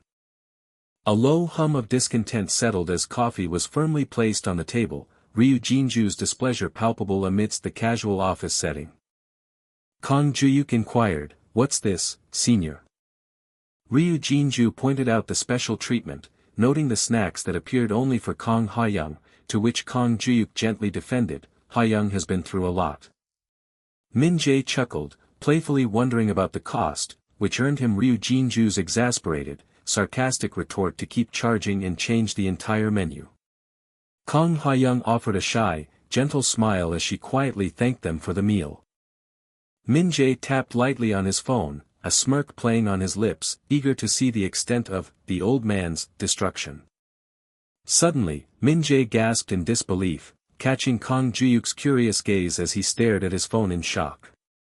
Min Jae, sweat beading on his brow, revealed in a voice laced with alarm that the critical "death patch" article had been deleted. Ryu Jinju gasped, her voice urgent as she demanded to know the meaning behind the alarming news. Kang Juhyuk nervously clutched at his inner jacket, his concern tightening around him. With urgent speed, Kang Juhyuk pulled out his phone. His finger rapidly tapped the screen, dialing a number with desperate urgency. Kang Juhyuk held the phone to his ear, his worried gaze fixed as Kang Ha-young watched him with growing anxiety. An automated voice chimed in, delivering the impersonal message that the call could not be taken. Kang Juhyuk relentlessly tapped his phone screen, his frustration mounting with each unanswered ring. The insistent ringing echoed, a dramatic, empty sound. The screen ominously displayed a number, connecting to Death Park Do-hoon, as the phone continued its urgent, persistent ringing. The automated voicemail infuriated Kang Juhyuk, who cursed Park Hyun for not answering, while Min Jae clenched his fists in rage, regretting ever trusting that ass. A pall of somber concern fell over the room as Kang Juhyuk placed a comforting hand on Min Jae's bowed head, the weight of their situation pressing down. A heavy silence settled in the room. With resolute determination, Kang Juhyuk declared the setback an unexpected variable, but insisted they must immediately move forward. Ryu Jinju, taking charge, assured them she would immediately check the follow-up report from Big C Entertainment. Min Jae abruptly stood, his voice filled with fierce determination, declaring he would head to Death Patch and do whatever it took at the desk. Kang Ha-young offered to accompany Min Jae as he strode purposefully from the room, while Kang Juhyuk remained, deeply thoughtful, the phantom voicemail still echoing. Kang Ha-young stood, her fists tightly clenched, her body trembling with unspoken distress. An unseen voice pleaded urgently, "Deputy Manager, just a few more days, please." From his luxurious poolside lounge, the sinister man smiled, a chilling calmness in his voice as he stated the situation had become critically tense. He chillingly outlined the unfolding drama, the dirty downfall of a respected veteran actor pitted against the outrageous scam of a washed-up actor and an unknown rookie. Actor Hong Kyung-man raged, pointing an accusing finger, furious that after all their effort to create a talentless actor, they were now being stabbed in the back.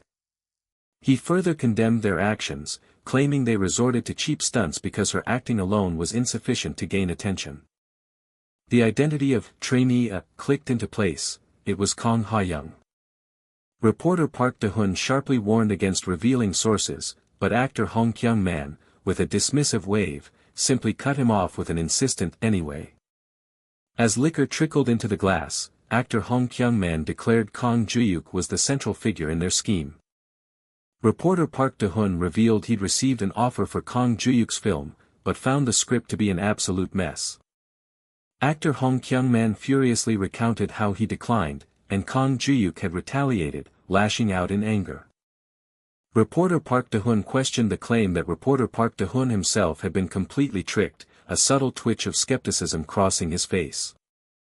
Actor Hong Kyung-man pointedly reminded him that reporter Park Da-hoon was the one he destroyed 5 years prior, questioning if such a man would ever offer a genuine scoop. Reporter Park Da-hoon's eyes narrowed, a shrewd calculation sparking in their depths as he grasped the deeper implications. Standing with his drink, actor Hong Kyung-man cynically painted a clear picture: a washed-up actor, a talentless rookie, suspicious capital, and a trashy movie, all a scandalous drama poised to explode.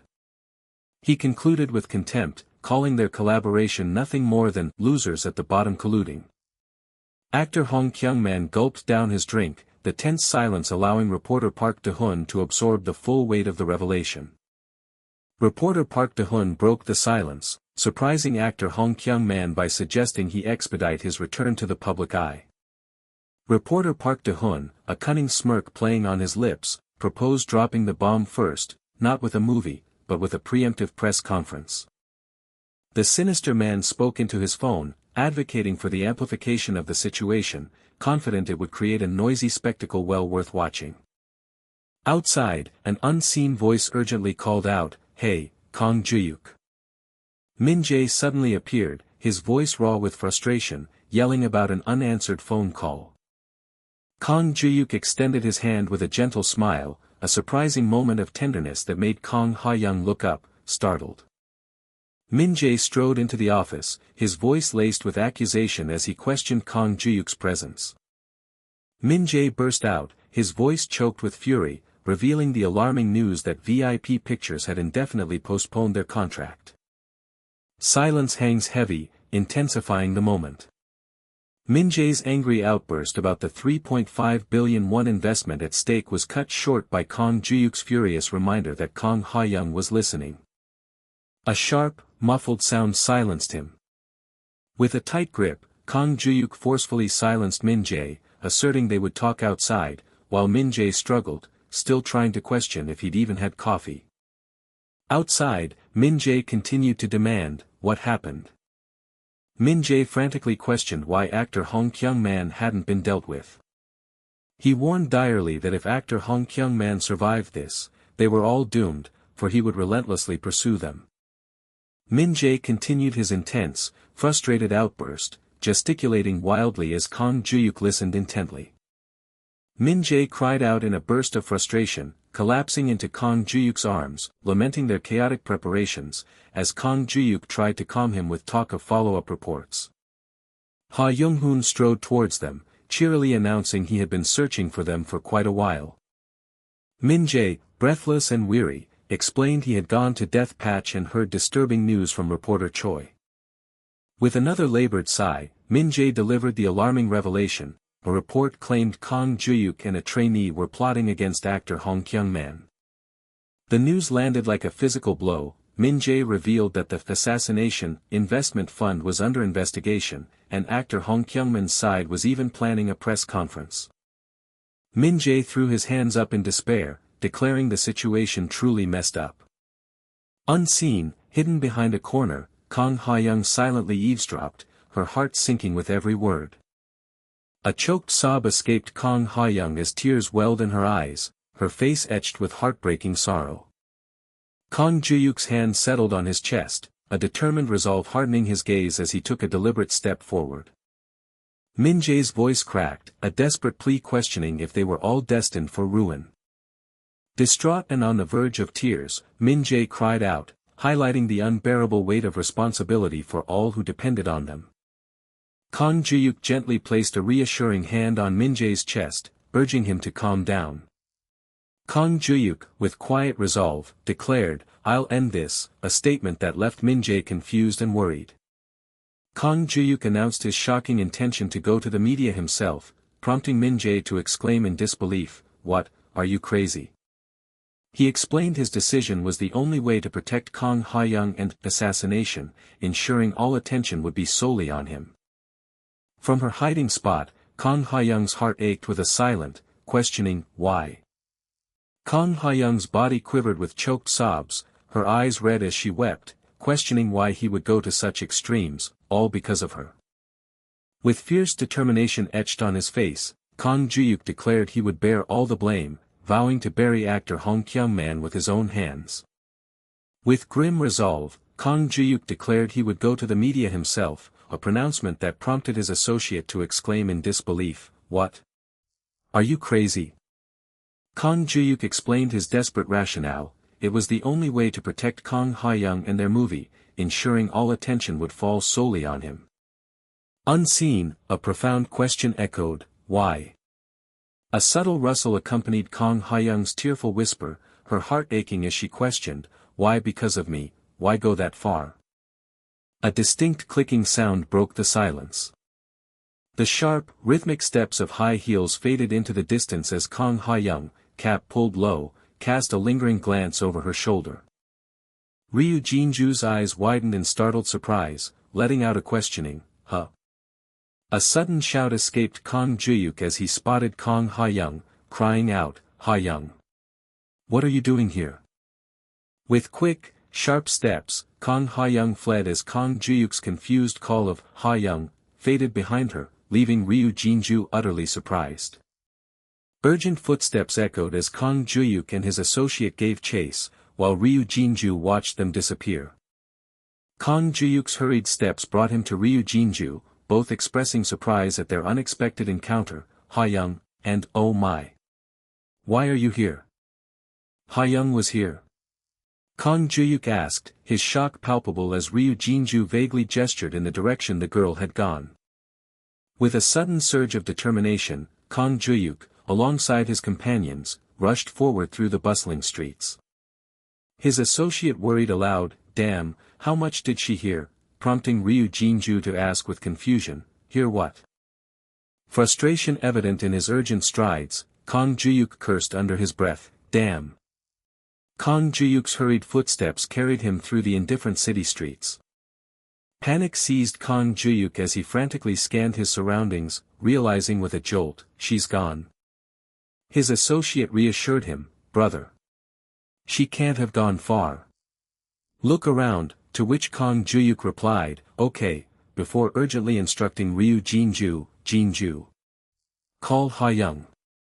Ryu Jinju's confusion mounted as she looked around, wondering aloud, "What's going on?" Kang Juhyuk's concern deepened into a worried exclamation, "This is bad." As night fell, the scene transitioned to a quiet apartment building, its windows dimly lit. A phone's insistent ringing broke the night's stillness. Surrounded by a chaotic scattering of papers, Kang Juhyuk sat on the floor, his face etched with stress as he spoke on the phone. Frustration mounted within Kang Juhyuk as he saw his multiple attempts to reach Kang Juhyuk met with the stark message, "The customer's phone is turned off." Already at his wit's end, Kang Juhyuk muttered, "This is driving me crazy. Of all times."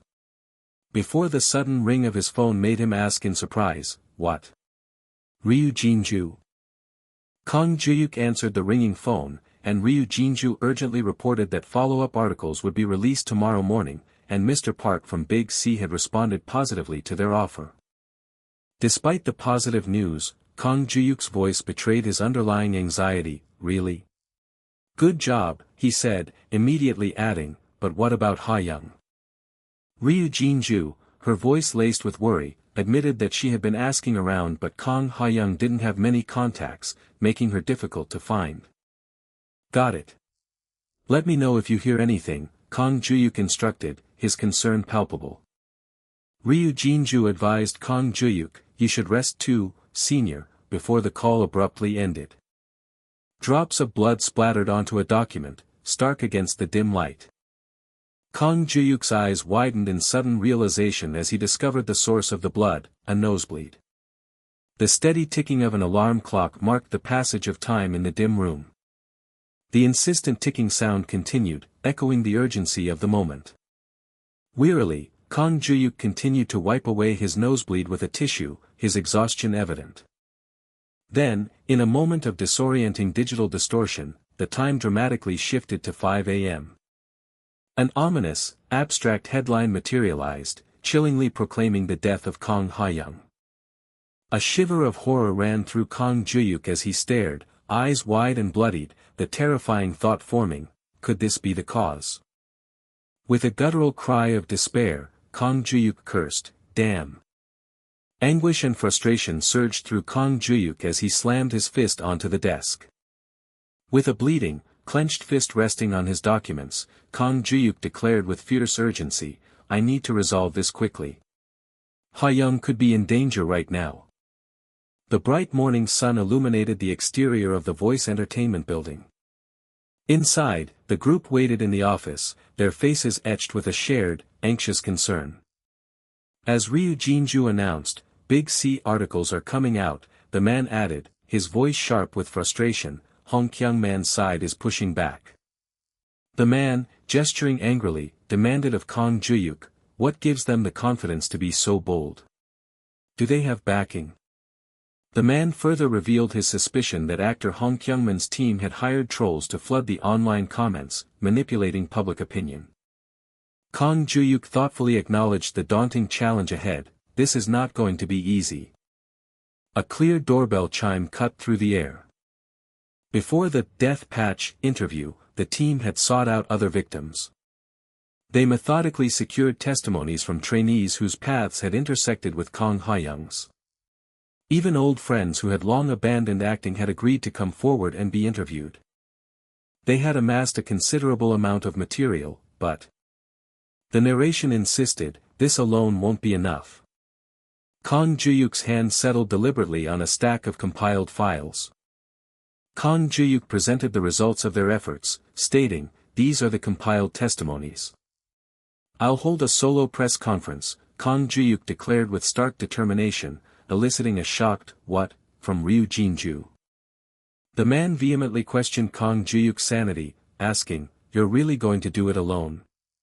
With your face and name exposed? Are you crazy?" The man's angry expression and emphatic gesture conveyed his strong disapproval. Kang Juhyuk explained, "You saw the news. We lost in terms of volume," arguing, "We need an issue maker to amplify the controversy," while Ryu Jinju, agitated, countered, "It's too risky. There are still many people who believe the incident from 5 years ago." Kang Juhyuk then sought their agreement, "Don't you agree?"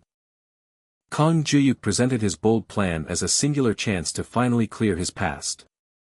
"No. Not now," the man vehemently objected, warning with gritted teeth, "The timing is bad. If we mess up, we may never recover." Kang Juhyuk quickly stood up, asserting with determination, "That's why timing is crucial. If Hong Kyung-man manipulates things, we need to break through with facts." With confident strides, Kang Juhyuk instructed his associate, "Brother, set up the press conference schedule," leaving his companion surprised as he walked away. As the man questioned, "Where are you going in this situation?"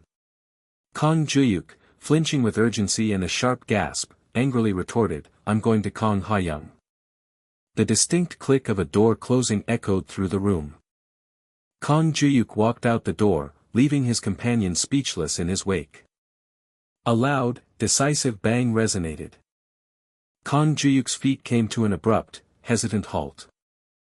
Lost in worried thought, Kang Juhyuk stared down, his face a canvas of pensive concern. From the depths of his worry, Kang Juhyuk silently pleaded, "Kang Ha-young, please don't do anything rash." The man sighed, worry etched on his face, as he mused, "That kid. What is he up to?" Adjusting his jacket with a thoughtful hum, the man inquired, "Are the preparations going well?" Ryu Jinju, a thoughtful or annoyed expression on her face, offered a subtle nod. The scene opened to a bright, scenic view of a residential hillside, with houses climbing towards the clear blue sky. Kang Juhyuk desperately pounded on a door, calling out, "Ha-young." With increasing desperation, Kang Juhyuk loudly banged on the door, repeatedly shouting, "Ha-young. Kang Ha-young."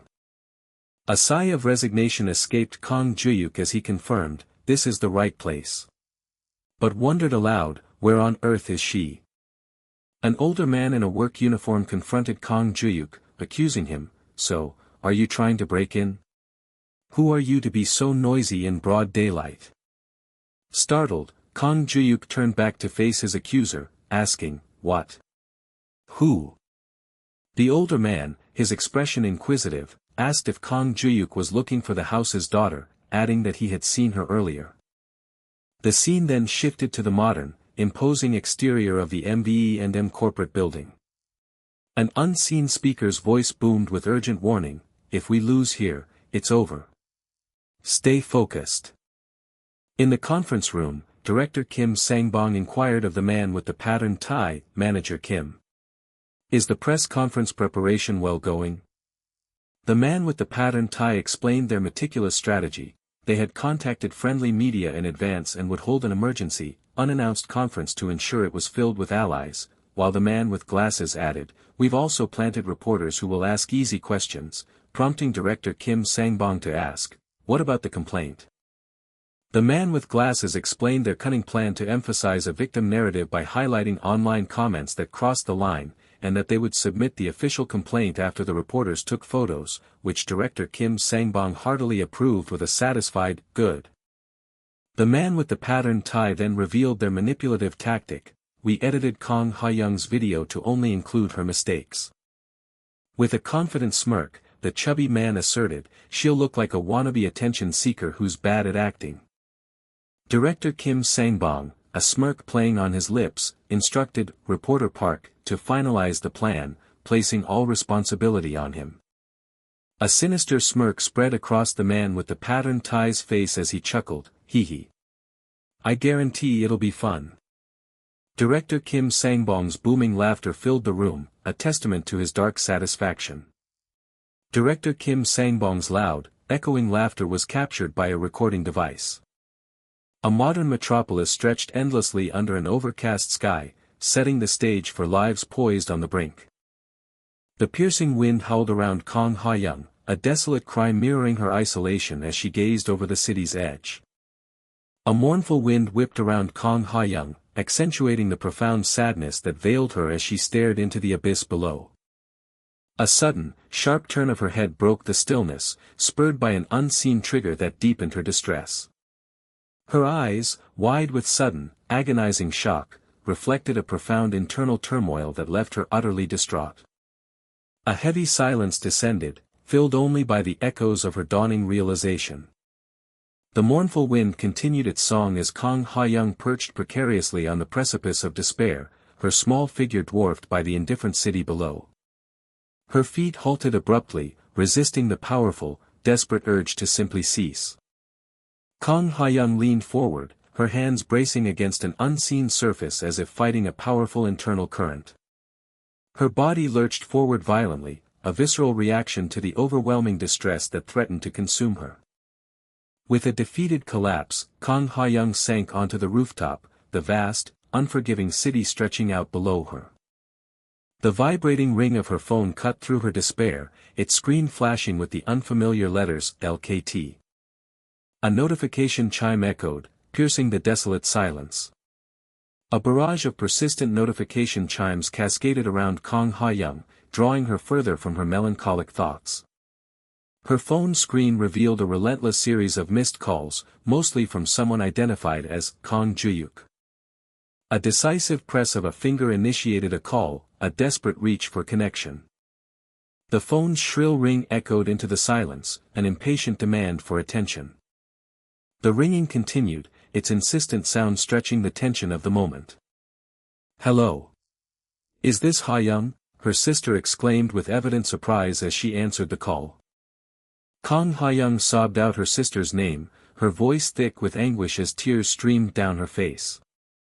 The sky softened into warm hues of dawn or dusk, marking a tranquil passage of time. A car chirped twice, its automated greeting breaking the quiet of the street before a convenience store. Footsteps resonated softly as a man walked away from his parked car, deep in thought. The man paused abruptly, his progress toward the convenience store halted by a sudden doubt. "That's strange," the man wondered aloud, looking confusedly around. "Grandma said it was here." "Welcome," Hyung's sister greeted with a warm smile from behind the convenience store counter. The man hesitated, then asked, "Is this where Kang Juhyuk works?" The woman's hands froze mid-task, her casual movements arrested by surprise. Her gaze sharpened, becoming direct and intense, betraying a sudden shift in her demeanor. The man shifted awkwardly, avoiding her piercing gaze as a strained quiet filled the space between them. He wondered internally who this woman could be, wishing she would just say so if Kang Juhyuk wasn't there. "Right?" Hyung's sister stated, gesturing dismissively. That guy who's been bothering my sister lately. What? The man exclaimed in surprise as she confronted him. Why are you looking for my sister? Are you a stalker?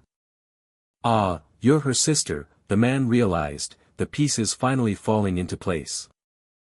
The man calmly introduced himself to Hyung's sister. I'm not a strange person, I'm Kang Juhyuk. So what? Hyung's sister retorted, utterly unimpressed, leaving Kang Juhyuk at a loss for words. Kang Juhyuk expressed his deep concern, explaining that Hyung had suddenly stopped answering her phone and he was worried. Hyung's sister revealed, her voice flat, she didn't come home yesterday. Did you two sleep together? Hyung's sister asked playfully, making Kang Juhyuk stammer a flustered denial. No, what? It's not like that at all. Kang Juhyuk's internal monologue revealed his genuine worry and his desperate attempts to locate Hyung. While Hyung's sister calmly handled products, Kang Juhyuk watched her, his face etched with lingering concern. A moment of uneasy silence hung between them, heavy with unspoken thoughts. I understand, Kang Juhyuk said with a hint of resignation. It seems there's a misunderstanding. If you hear from her, please let her know I'm looking for her. Then. Footsteps faded away, marking a retreat from the tense encounter. Mr. Hyung's sister called out to Kang Juhyuk, her voice sharp with sudden urgency.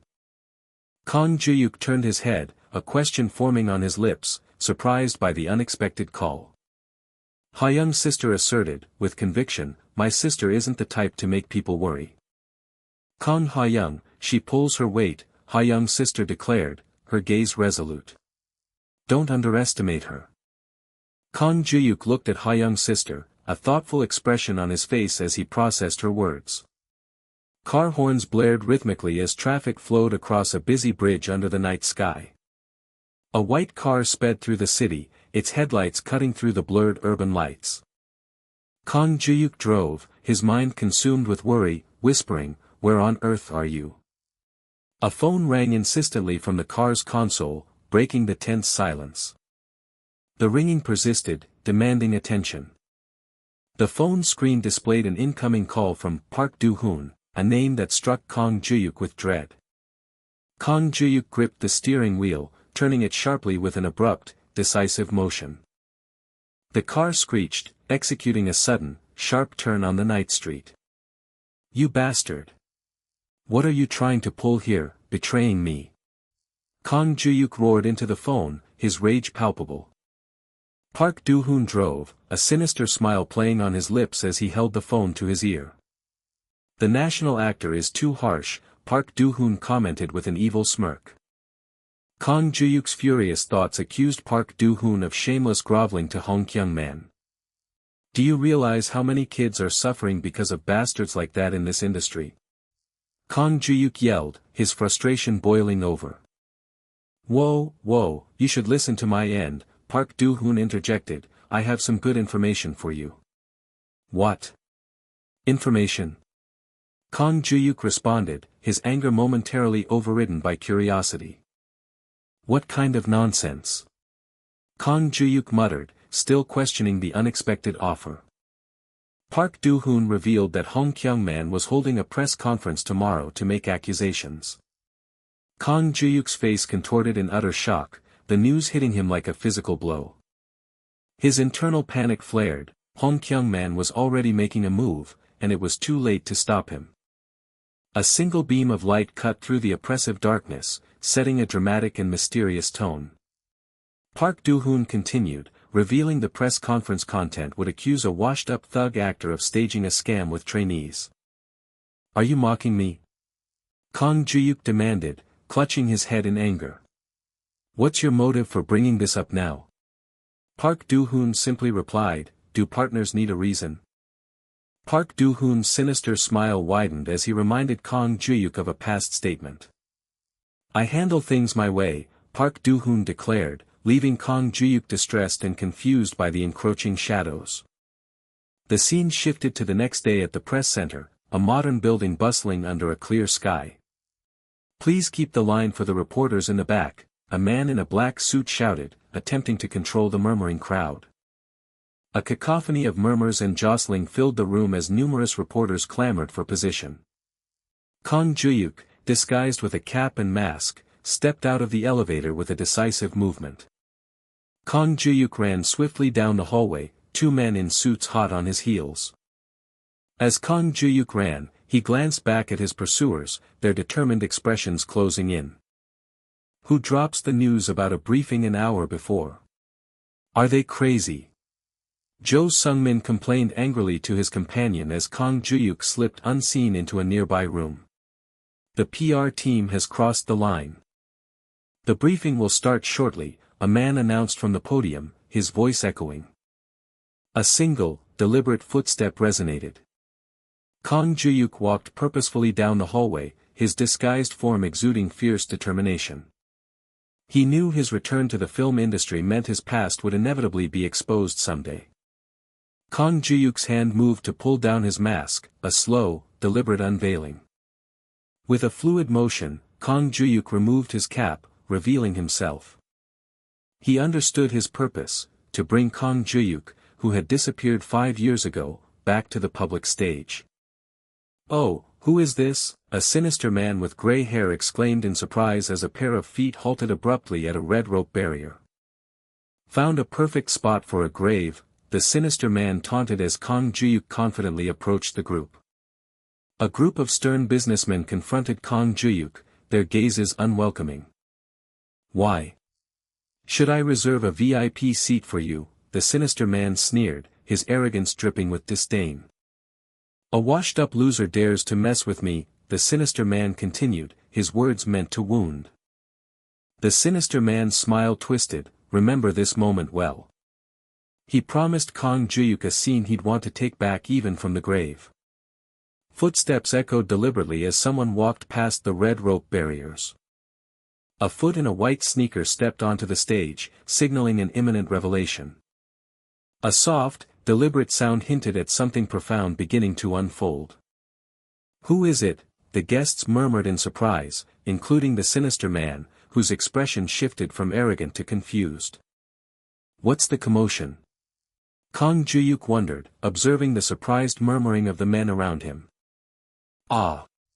What's this?" a man in a suit shrieked in shock, grabbing his head as if overwhelmed by a sudden realization.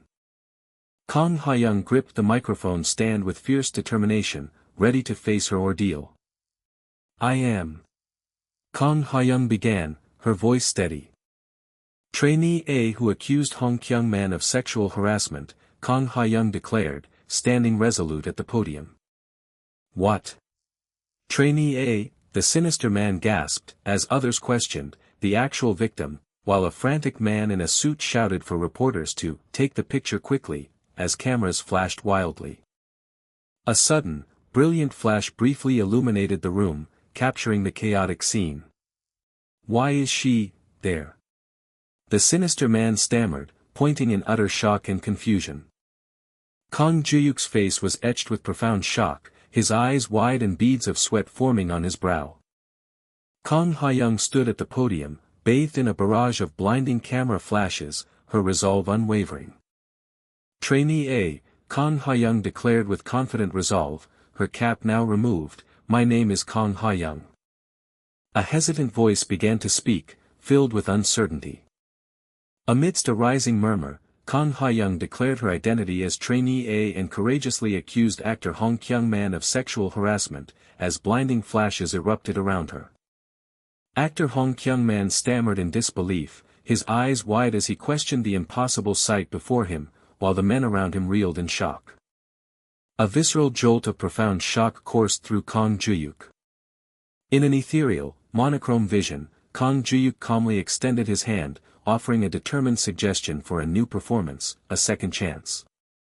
Kang Hyung pulled her cap lower, a gesture of either hiding or stealing her nerves as the light intensified around her.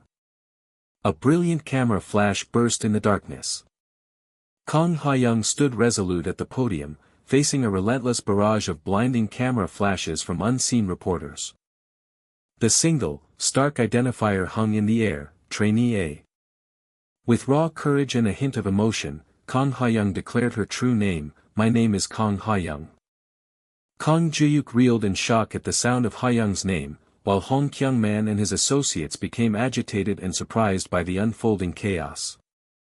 Through the lens of a reporter's camera, Kang Ha-young's determined reflection shimmered, illuminated by the relentless flash of the public eye. Kang Ha-young reiterated her painful truth, stating she had been continuously sexually harassed by Mr. Hong Kyung-man for 3 long years. Her voice unwavering, Kang Ha-young detailed how Mr. Hong Kyung-man had threatened her and other trainees with the loss of debut and casting opportunities. She prepared to unveil the agency's devastating response to her brave report. A sharp crack of finality accompanied Kang Ha-young's dramatic reveal that her contract had been terminated, shocking the assembled reporters with a flurry of flashes and murmurs. Kang Ha-young expressed heartfelt gratitude to a benefactor who stepped forward and helped them at great personal sacrifice, giving her the courage to stand there today. Reporters continued to capture Kang Ha-young's testimony with relentless flashes, while Kang Juhyuk watched from the background, a silent observer in the unfolding drama.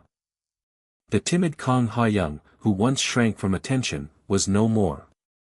Kang Juhyuk remained silent, his expression a complex mix of surprise and deep contemplation. She was now defiantly standing up to her fate, confronting it head-on. Actor Hong Kyung-man angrily pulled at a rope barrier, demanding they move on and attempting to forcefully disrupt the press conference amidst a flurry of flashes. Enraged, actor Hong Kyung-man aggressively confronted Kang Ha-young, demanding she leave his press conference immediately. Hong Kyung-man frantically appealed to the reporters, urging them to understand his perspective. He asserted that he was the one who called for the press conference, attempting to seize control of the narrative. Hong Kyung-man angrily dismissed the accusations as nothing but lies and fabrications, his face contorted in a furious outburst. The bright beam of a projector suddenly activated, casting a dynamic light in the room. As murmurs spread through the crowd, Hong Kyung-man accused his accusers of reckless slander without a shred of evidence. An unsettling murmur continued to ripple through the shadowy figures, deepening the sense of unease. Hong Kyung-man struggled to articulate his thoughts, his words lost in the continuing murmur of the crowd. Hong Kyung-man's face was etched with profound distress, beads of sweat glistening on his forehead. A voice from the crowd expressed stunned disbelief, questioning the veracity of the revelations amidst growing murmurs. An expression of sheer astonishment echoed through the room. The murmuring intensified, becoming a palpable wave of anticipation and disbelief. Hong Kyung-man's face contorted with intense worry, his mounting distress evident in every sweat-laden line. He nervously glanced over his shoulder, the persistent camera flashes highlighting his growing unease. With a dramatic thud, Hong Kyung-man collapsed to the floor as incriminating text messages flashed across the screens for all to see. Projector images revealed chilling text messages, "I'm thinking of you and I feel like I'm going to explode. Can you come to the studio?" To which Kang Ha-young replied, "Teacher, I'm scared. Please stop." Before his coercive response, "I'm doing this because I care about you. You need to debut in style." More projections continued to display Hong Kyung-man's manipulative messages, from demanding her presence at a popular bar with successful seniors, to coercing her into extra practice at a motel, and eventually dismissing her in a callous critique, "Your hips seem a bit saggy lately." This culminated in Kang Ha-young's courageous declaration to quit acting due to his actions. Reporters reacted with a chorus of, "What am I seeing?" as they furiously typed, acknowledging the explosive nature of the information and the impending overtime. In a stark, monochrome flashback, a man reacted with surprise as Kang Ha-young sat dejectedly, her future hanging in the balance. The woman with brown hair sighed in dismay, expressing her concern and sadness over Ha-young's predicament. Movie truck president Song Kye-ryong reacted with disbelief and concern, questioning if Ha-young was truly taking this bold step herself. With determined and sorrowful eyes, Kang Ha-young declared she couldn't bear to see others sacrificed because of her, resolute in her decision to resolve the situation herself before it worsened. A single, glistening tear welled in Kang Ha-young's eye, a silent testament to her profound emotional turmoil. A voice urgently declared the absolute necessity of protecting Kang Juhyuk. Frantically, a man in a black suit banged on the locked, staff-only, door, while another urgently relayed the broadcast room status, emphasizing the desperate need for haste. As the man furiously pounded on the door, movie truck president Song Kye-ryong calmly announced that there were still more revelations to come. The rhythmic tapping of keys echoed in the control room as a man worked intently at his computer. A distinct click resonated. The purposeful clicks of Ryu Jinju's high heels echoed through the dimly lit corridor as she walked, a man following closely behind.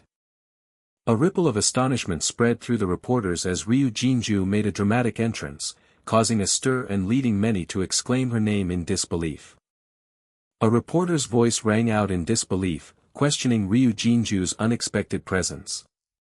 Kang Juhyuk's face contorted in utter shock, unable to comprehend why Ryu Jinju was there. Hong Kyungman's face crumpled into an expression of intense fear and bewildered panic. Another precise click broke the silence. The rhythmic clicking continued, announcing her approach. With a final, decisive click, Ryu Jinju arrived at the podium, taking her place beside Kang Ha-young. Ryu Jinju offered a comforting hand to Kang Ha-young, acknowledging her ordeal, as a microphone was prepared for the next speaker. The man in the black suit confidently introduced himself as Shin Myung-chul, Kang Ha-young's lawyer. The lawyer explained that the messages being displayed were from a vast collection of conversations between Mr. Hong Kyung-man and numerous academy trainees. He then announced that the full message history, testimonies, recordings, and detailed interview content had just been emailed to the press, accompanied by a notification chime. A chorus of chimes and confused exclamations erupted as reporters simultaneously received the emails, with one questioning the material's origin from Big C. A man on the phone casually dismissed the source of the evidence as irrelevant to helping young juniors, while a reporter aggressively rose to confront Hong Kyung-man, demanding to know if he had harassed other trainees. Reporters barraged Hong Kyung-man with a flurry of questions, demanding explanations for the recording files and asking if he had used debut opportunities or exerted pressure through various entities. Hong Kyung-man collapsed to his knees, vehemently denying the accusations as entirely fabricated. Trembling, Hong Kyung-man desperately cried out that he was being slandered by wicked people, defamed with fabricated evidence, as blinding flashes surrounded him. Tears streaming down his face, Hong Kyung-man loudly proclaimed himself the victim, appealing to the reporters by referencing his 40-year acting career. As Hong Kyung-man was helped to his feet, his associate quickly interjected, attempting to reframe the situation to reporters as defamation and a violent protest, pleading for an end to the witch hunt. The chubby man angrily grabbed Hong Kyung-man, demanding to know who was truly behind all this. The man pointed an accusing finger towards Kang Juhyuk, suggesting he was the kind of person who would pull such dirty tricks. Kang Juhyuk's eyes widened in stunned shock at the sudden accusation. A sinister smile crept across Hong Kyungman's face as he subtly wiped away what seemed to be feigned tears. Hong Kyung-man audaciously dismissed the sexual harassment allegations, claiming, everyone did it back in the day. Amidst the chaotic struggle, Hong Kyung-man, being restrained, scoffed that people were too uptight now, claiming physical contact was natural, and dismissed the allegations as clumsy, fabricated acting. In his enraged thoughts, Hong Kyung-man feared being portrayed as a desperate, untalented attention seeker. A sinister man, with a cruel smile, promised to make the unfolding drama entertaining, while an enraged Hong Kyung-man cursed him under his breath. The sinister man's thought, how dare they mess with Hong Kyung-man, was juxtaposed with the frantic clatter of reporters' keyboards as they furiously typed away. The sinister man's manipulative thoughts revealed his strategy: if you squeeze out some tears and snot in front of those reporters, public opinion will turn around in no time. Kang Juhyuk's face was etched with a familiar anger as he cursed the name Park Do-hoon. A man clicked his pen with an air of subtle satisfaction. Ha Young-hoon confidently declared exclusive ownership of the story, offering evidence to reporters while ensuring he reposted the article for maximum coverage. The chubby man gasped, trembling in shock at the new information on his phone, while Hong Kyung-man looked equally stunned. Ha Young-hoon intended to present the story as a comprehensive series. Blaring headlines screamed of Hong Kyung-man, the godfather of the film industry, accused of habitual sexual harassment, detailing 3 years of hell, late-night private messages, and forced meetings, while revealing the complicity of distribution company A and agency B. Further headlines hinted at more dark revelations, questioning suspicious meetings even on the day of a drunk hit-and-run, and asking if Hong Kyung-man's academy was merely a front for exploitation. The chubby man lunged aggressively at Hong Kyung-man, yelling, "You damn bastard," as loud thuds echoed through the hall. A chaotic scene unfolded as feet pounded the ground, individuals lunging and running forcefully. The man forcibly grabbed Hong Kyung-man's leg, halting his attempt to escape. A hand tightly gripped an arm, indicating a struggle for control. The angry man reacted with a shocked gasp and indignation as 2 others restrained him, while Hong Kyung-man was quietly led away. With papers held high, the man angrily announced Hong Kyung-man's arrest on multiple serious charges, including sexual harassment, stalking, extortion, and threats. Reporters surged forward in a frenzy, their cameras flashing relentlessly, capturing the dramatic arrest. Amidst the chaos, Hong Kyung-man screamed in a fit of rage, tears in his eyes, vehemently proclaiming, "I'm the victim here." As reporters continued to snap photos of the chaotic scene, Kang Juhyuk watched with a serious expression, while someone shouted, "You're making a mistake." A hand gently touched Kang Juhyuk's shoulder, startling him slightly. The chubby man placed a hand on Kang Juhyuk's shoulder, casually asking, "Bro, what's going on?" The man angrily chastised Kang Juhyuk, accusing him of acting superior and hogging the glory, despite no longer being the lead actor. The man aggressively reminded Kang Juhyuk of his diminished status, admonishing him not to act as if he still carried all the weight alone.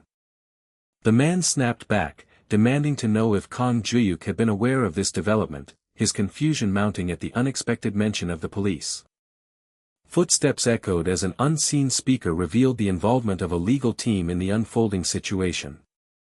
A man with brown hair formally introduced the head of Big C Entertainment's legal team, to whom Kang Juhyuk offered a polite, if weary, introduction of himself. Kang Juhyuk's distress boiled over as he chastised Jinju, his voice laced with fear at the thought of the lead actress fearlessly involving herself in such danger. Ryu Jinju's confident smile held a clear message: she would not be deterred from her path, regardless of the risks involved. Kang Juhyuk sighed, a deep annoyance settling within him as he contemplated the seemingly endless complications caused by these people. A sudden jolt of surprise struck Kang Juhyuk as he recognized Kang Ha-young, her presence bringing a pause to his thoughts. Kang Ha-young remained with her head bowed, a silent testament to a deep-seated distress that resonated through the room. In a stark, gritty vision of the past, Kang Ha-young's terror was palpable, her inner voice declaring a profound dislike, even loathing, for the man who stood before her.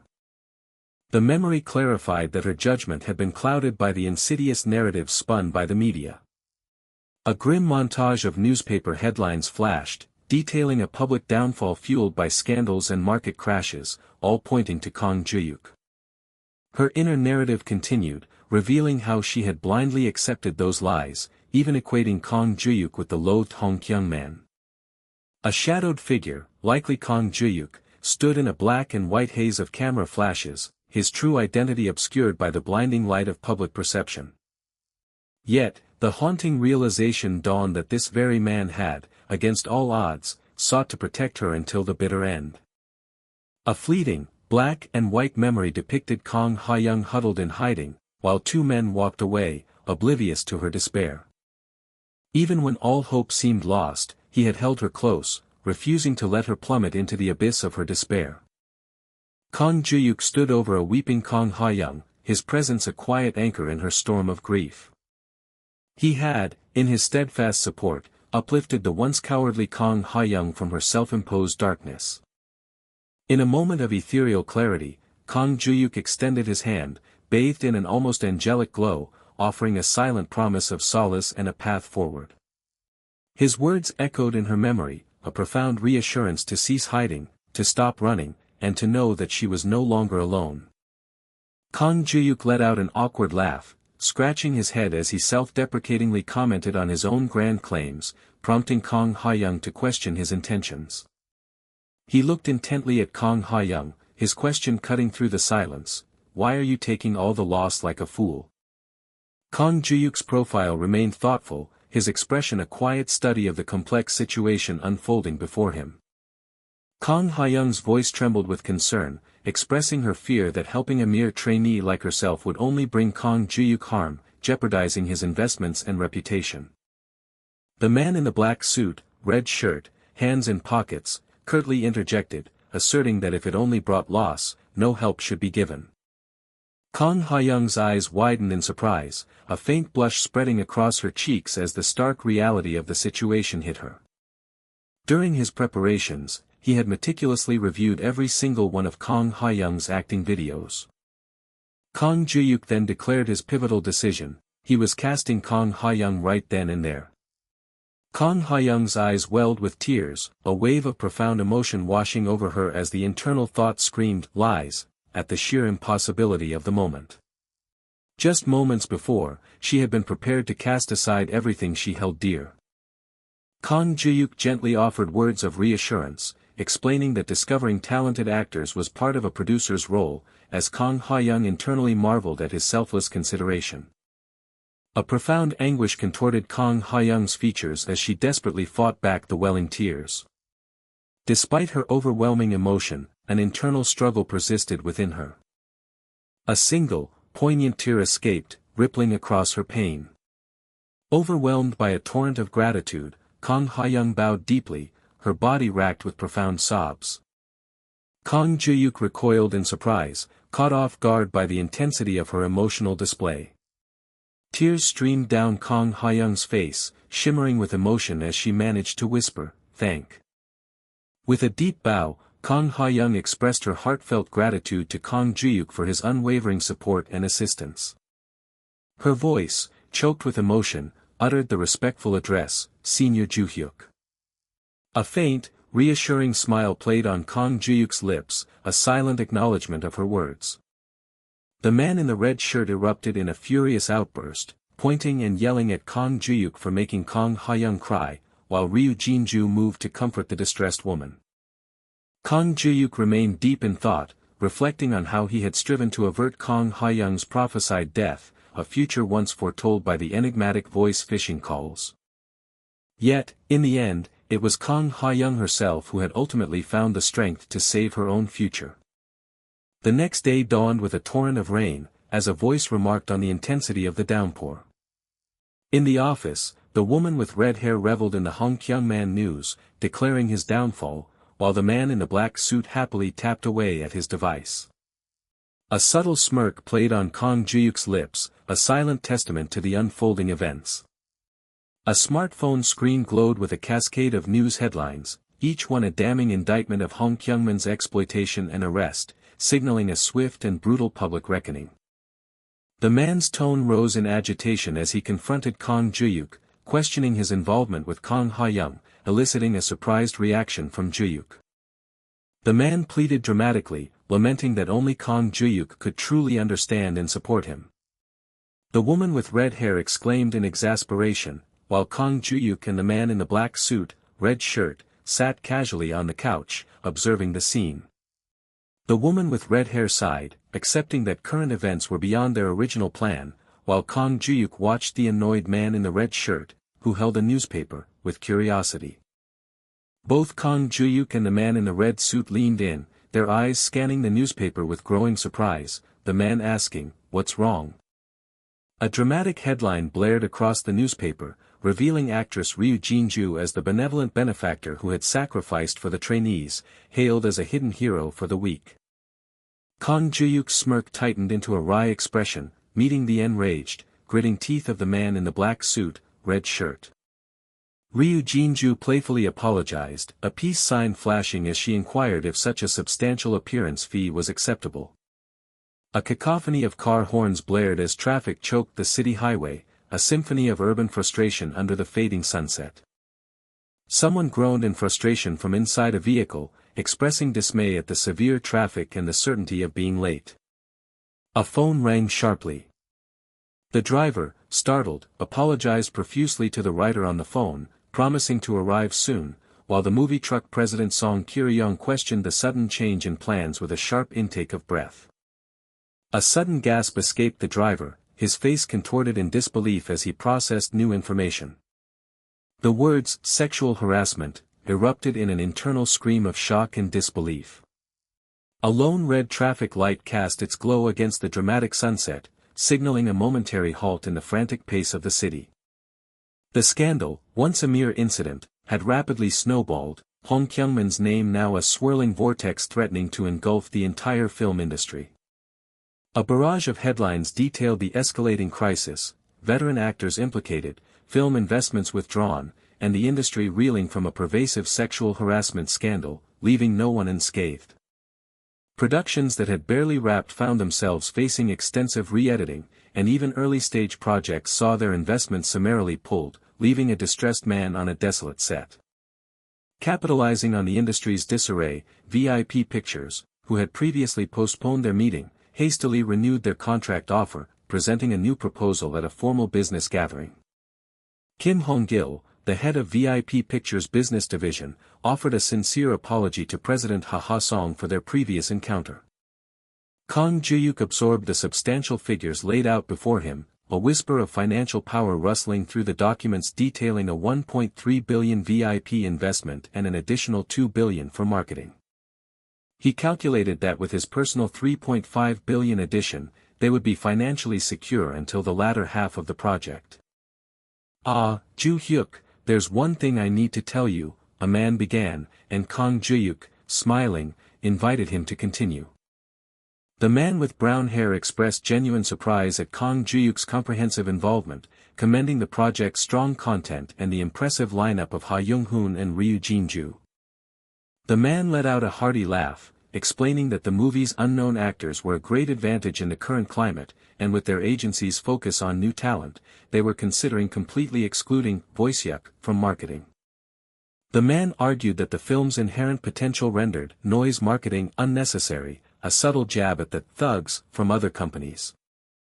Kang Juhyuk readily conceded, stating that marketing was not his forte and they should proceed as they saw fit.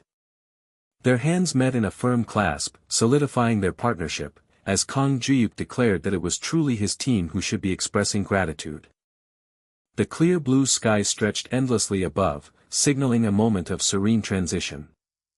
An announcement echoed through the grand halls of the establishment of law and order, signaling that Hong Kyung-man had received a visitor. Hong Kyung-man erupted in fury, slamming his hand down as he confronted his visitor, demanding to know how they dared show their face there. With an ominous smirk, the man claimed he had visited out of concern for Hong Kyung-man's well-being. Hong Kyung-man's rage intensified, as he violently punched the partition, threatening to pursue the man relentlessly if he ever gained his freedom, not Kang Juhyuk.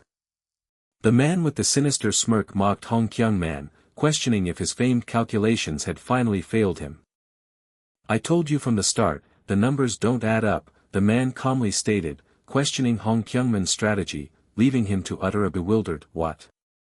The unspoken question hung heavy in the air, unless it was all a calculated move for a sure comeback.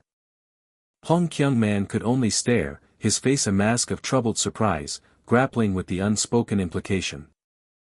The man announced his departure, claiming to have confirmed Hong Kyung-man's survival, leaving Hong Kyung-man to strain out a desperate question about the true reason for his predicament. With a lingering smirk, the man revealed another, more profound reason for his actions, a burning curiosity to witness Kang Juhyuk's future unfold. He declared his intention to see Kang Juhyuk's destiny with his own eyes, his smirk hinting at a sinister fascination. A few days later, the exterior of the movie truck building stood under a clear blue sky, as an unseen voice happily announced that auditions were nearly complete. At the conference table, a gray-haired man voiced his concern over casting the pivotal role of So-hee, emphasizing its critical importance. The man in the patterned polo shirt questioned director Choi Myung-hoon, asking about the suitability of candidates and the possibility of a quick solution due to their tight schedule. Director Choi Myung-hoon scratched his head, explaining the profound difficulty in finding an actor who could truly embody So-hee's fragile yet charming essence. The man in the patterned polo shirt reacted with surprised frustration, lamenting that even Kang Juhyuk couldn't find a solution and stressing their dire lack of time. A distinct rattling sound presaged an arrival. "Hello." Ryu Jinju's voice rang out cheerfully. Ryu Jinju confidently strode into the room, her greeting startling both Kang Juhyuk and the man in the patterned polo shirt. Kang Juhyuk, confused, asked why she had come, to which Ryu Jinju confidently declared she was there to audition, eliciting a nervous laugh from director Choi. Ryu Jinju smirked and tilted her head, indicating that she was not the one they were looking for. With a subtle gesture, Ryu Jinju redirected their attention to someone else, whose feet were visible, ready to step into the spotlight. A new young woman, Kang Ha-jin, introduced herself with a confident smile, stepping into the room. The preparations for the movie, Chuksal, were smoothly heading towards their final stages. A document was crisply turned, revealing another applicant's face. Yet, the unseen truth was that the path was anything but smooth. The critical hurdle was the failure to find an actor suitable for the pivotal supporting role of Sohee. Director Choi Myung-hoon let out a thoughtful sigh, explaining that the younger sister's role was as crucial as the lead, a delicate and charming character proving impossible to cast. The protagonist's younger sister, Sohee, was indeed a pivotal character whose portrayal could ultimately determine the success of the entire project. For the prophecy of voice could shift with every decision, making it impossible to cast just anyone for such a vital role. They needed to find the one final key that would unlock the success of Chuksal. A sudden rattle echoed through the hallway. Ryu Jinju strode into the doorway with a bright smile, announcing her unexpected arrival for an audition. One of the men laughed in disbelief and scoffed, questioning why even Jinju would be there for an audition. With a mischievous tilt of her head, Ryu Jinju clarified that she was not the one auditioning. Instead, a young woman stepped forward, introducing herself with a confident smile as Kang Ha-jin. A flinch of surprise crossed the man's face. Bewildered, Director Choi pointed and demanded to know why Jinju had brought her friend. Ryu Jinju simply declared it was a gift.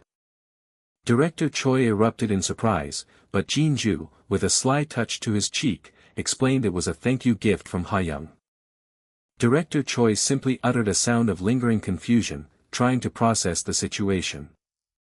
A chilling intensity radiated from Kang Ha-jin as her gaze became piercingly serious. Then, with unwavering calm, Kang Ha-jin dropped a bombshell, asking if the two of them had slept together. A throbbing headache began as Director Choi muttered that this was no gift, but rather a ticking bomb. With mounting irritation, Director Choi demanded to know if this friend of hers had any prior acting experience. Ryu Jinju defiantly crossed her arms, challenging him to trust her and give Kang Ha-jin a chance to prove herself. Director Choi clutched his head in exasperation, muttering a frustrated sigh. Kang Ha-jin's feet settled firmly, poised for her performance. One of the men tilted his head skeptically, suggesting they should be evaluating more experienced theater actors instead of wasting precious time. Kang Ha-jin, undeterred, confidently asked if they were ready to begin. Kang Juhyuk, the younger man, gave her permission to start whenever she felt ready. As Kang Juhyuk began to offer a comforting word about nerves, Kang Ha-jin cut him off, already immersed in her role, demanding to know who he thought he was. Her voice rose in a dramatic monologue, filled with fury as she questioned who he was to dictate her actions, knowing well that leaving now meant never returning. Director Choi froze, his eyes wide with an exclamation of pure shock. The raw power of her performance left them stunned, she was already completely immersed in the role. With a choked sound, her character pushed further, demanding to know why they remained silent. Tears streamed from her eyes, now glowing with a furious red light as she accused them of pushing her into despair, warning that her anguish would eventually consume them all. Director Choi, looking thoughtful and surprised, murmured that this emotional intensity was now irreversible. Her emotions had shifted in an instant, leaving them to wonder if such raw talent could truly be mere coincidence.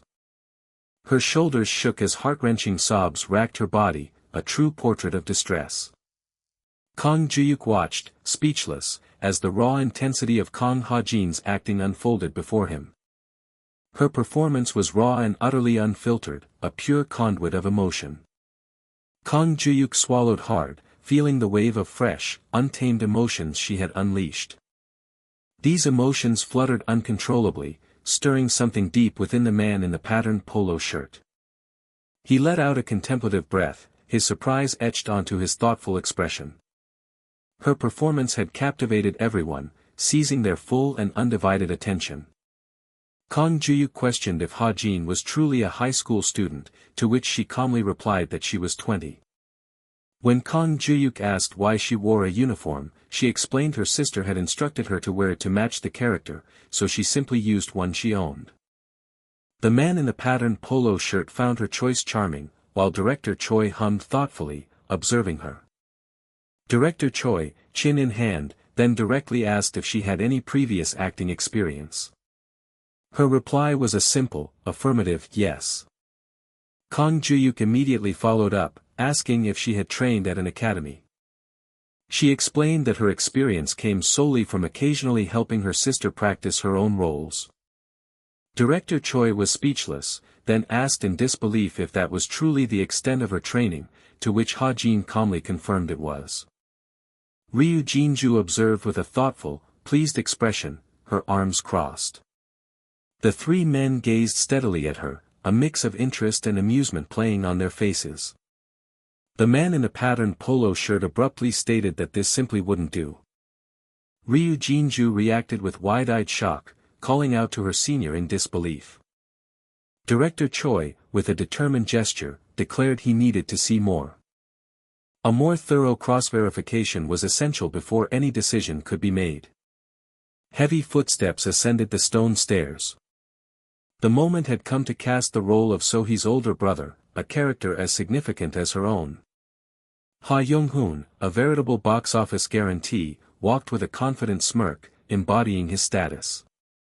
Ha Young-hoon burst into the room with an angry exclamation, demanding to know what kind of audition this was that kept calling him back and forth, just as director Choi remarked on his perfect timing. Ha Young-hoon furiously questioned if he was a stray dog, only to be told he was practically unemployed since leaving his variety show, sparking an outraged cry and a direct challenge to Kang Juhyuk. The man in the patterned polo shirt marveled at Ha Young-hoon's energy and passion, while Kang Juhyuk, surprised, wondered if something unusual had provoked this intense display. Kang Juhyuk chuckled, suggesting they check the schedule first, and then smoothly added that all the theater actors he had recommended had successfully passed their auditions. The man in the patterned polo shirt agreed, recognizing Kang Juhyuk's status as a top actor, even as the director jokingly suggested replacing the lead. Outside the movie truck building, Kang Ha-jin was praised for her performance, accepting the congratulations from an external voice and the enthusiastic Ryu Jinju. Director Choi scratched notes on his pad, turning his head to ask for an assessment of Ha-jin for the younger sister role. Ha Young-hoon remained speechless, a mix of surprise and annoyance tightening his jaw. He wondered aloud, what's with her? Ha Young-hoon sprang to his feet, agitated, declaring that despite their claims of no suitable actress, Kang Ha-jin was undeniably Sohee. Director Choi immediately countered, insisting that Ha-jin lacked fundamental acting foundation, a statement that surprised even Ha Young-hoon. Ha Young-hoon pondered her acting, finding it unpredictable and utterly unique, a sensation reminiscent of when he first witnessed Kang Juhyuk's talent, all stemming from her arrogant gaze. Ha Young-hoon held his knowing smirk, while director Choi remained deep in contemplation. From his expression, it was clear, and Kang Juhyuk playfully nudged him, asking if he was also finally convinced. Kang Juhyuk exclaimed in mock offense, asking if he was being ignored, as Ha Young-hoon, with a smirk, denied ever saying she passed, though his words implied otherwise. A decisive click echoed as the door handle turned. With a loud clatter, director Choi called out to Kang Ha-jin, congratulating her on passing the audition unanimously. Ryu Jinju let out a joyful cry and embraced Kang Ha-jin in an excited hug, celebrating her success. With a pleased, Ryu Jinju triumphantly reminded her that she had predicted this outcome, to which Kang Ha-jin offered a simple, slightly surprised acknowledgement.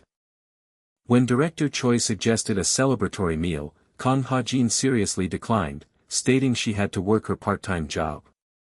Ryu Jin-ju pulled Ha-jin along, winking slyly back at director Choi, who could only tremble in frustration. Director Choi remarked to Ha Young-hoon that Kang Ha-jin was undeniably unique. An unseen speaker mumbled indistinctly, creating an awkward silence. Ha Young-hoon flinched with agitation at the mention of food, exclaiming, "What? Again? Why? What?" Then, feigning sudden recollection, Ha Young-hoon declared he had an appointment he'd completely forgotten. He scurried away, insisting there was nothing left for him to do there, and made his hasty exit. As Ha Young-hoon swiftly made his escape, calling out to Jinju, director Choi simply watched him go, commenting on the cute kid. His phone rang with an unavailable number, and Kang Juhyuk answered, addressing the mysterious voice about the impending start of Chuksao and questioning the current developments. The movie, Chuksao, was the undeniable genesis of everything that was about to unfold. Kang Juhyuk slowly raised the phone to his ear, awaiting the next revelation. The casting of Ha Young-hoon and Ryu Jinju, the saving of Kang Ha-young, and the unexpected arrival of Kang Ha-jin, all were pieces fitting into a larger puzzle. A soft glow emanated from the phone as Kang Juhyuk lightly tapped its surface, processing the information. These seemingly unrelated pieces of information were now tangling together like an intricate spider's web, inexorably pulling him deeper into its center. Kang Juhyuk listened intently, his expression etched with deep contemplation. The path ahead remained shrouded in abstract uncertainty. He resolved to uncover the truth step by step, to find out what truly awaited him at the journey's end. The voice declared, "Grandmother," an excellent keyword choice, revealing Kim Ji-suk, the actress from the independent film My Mother Park Jum-rai, who had donated all her profits to underprivileged children. A jolt of static crackled as the voice announced, My Mother Park Jum-rai had become the first independent documentary to draw 3 million viewers, eliciting a shocked gasp of, "What?" from Kang Juhyuk. His heart pounded with excitement as the implications settled in. Chuksao, with 9 million and an independent documentary with 3 million viewers, a portfolio that could create an unstoppable whirlwind, combining artistry with immense production power. This was the genesis of a true monster rookie production. Kang Juhyuk's hand tightened around his phone. This was his opportunity. He realized that perhaps, from the very moment he stepped back into this tiresome film industry, his final destination had already been set. With a dizzying sense of the past, he stared ahead, towards the very place that had once sent him crashing into hell. He declared his unwavering intention to go back, to ascend once more to the very top of the major film industry. The man in the red shirt vehemently questioned Kang Juhyuk's sanity, insisting that his plans were utterly impossible. He demanded to know the source of such absurd ideas, questioning Kang Juhyuk's desire to invest in an unprofitable indie film. The man in the red suit exclaimed his frustration, unaware that the indie documentary, My Mother, Park Jum-rai, was an unusual success story. The film had captivated an astonishing 3.12 million viewers, a number that quietly shifted the narrative. It was a low-budget indie film that had defied all expectations, breaking past 3 million at the box office. Their steps continued along the bustling street, each stride carrying them closer to the heart of the matter. The narration mused about the rare individuals capable of such improbable feats of magic. Kang Juhyuk calmly entered the building, his unexpected move causing the man in the red shirt to look up in bewildered surprise. And, according to the mysterious voice, those very individuals were now right here. Kang Juhyuk declared his vision was real, leaving the two directors on the couch in stunned silence. The chubby director confessed his disbelief that Kang Juhyuk had actually arrived, but Kang Juhyuk, in turn, pressed for the true reason they had summoned him. Kang Juhyuk then unveiled his true intention, to invest in their film. A confident smile played on Kang Juhyuk's lips, savoring the impact of his unexpected offer. The film he intended to back was none other than My Mother, Park Jum-rai. The chubby director gasped in startled confusion, demanding to know how Kang Juhyuk was even aware of their project. The gray-haired director, however, delivered the crushing news: their film had been cancelled. The man in the red suit, seemingly resigned to their fate, slumped his head onto his hand, murmuring that he had foreseen this outcome. The voice phishing predictions had never been inaccurate before, yet the current situation presented a perplexing contradiction. Kang Juhyuk exclaimed in stunned disbelief, his hand sharply hitting the table as he absorbed the news of the film's cancellation. The chubby director stammered, hesitantly revealing that the film's downfall stemmed from an unforeseen issue with one of its actors. Kang Juhyuk felt a shiver of recognition, a familiar pattern unfolding before him. He speculated, wondering if the crucial role meant the cancellation was due to the main character, Park Ji-rai's health. The gray-haired director corrected him, revealing it was a supporting role, the narrator, who caused the trouble, then paused, the weight of the actor's identity hanging in the air. The chubby director elaborated that after the incident, the actor had been abandoned by the entire industry. The chubby director then revealed the actor's name, sending a chill through the room. It was Hong Kyung-man, his image appearing with a menacing smile that promised deeper malice. Kang Juhyuk's voice was sharp with disbelief, his mind reeling at the implication of Hong Kyung-man's involvement. The chubby director then elaborated on the documentary's subject, Grandma Kim Ji-suk, whose heartbreaking story of losing her grandchildren had once been featured on Human Theater. The revelations confirmed a pattern: information provided by the voice phishing was always intricately linked, like an unbreakable chain.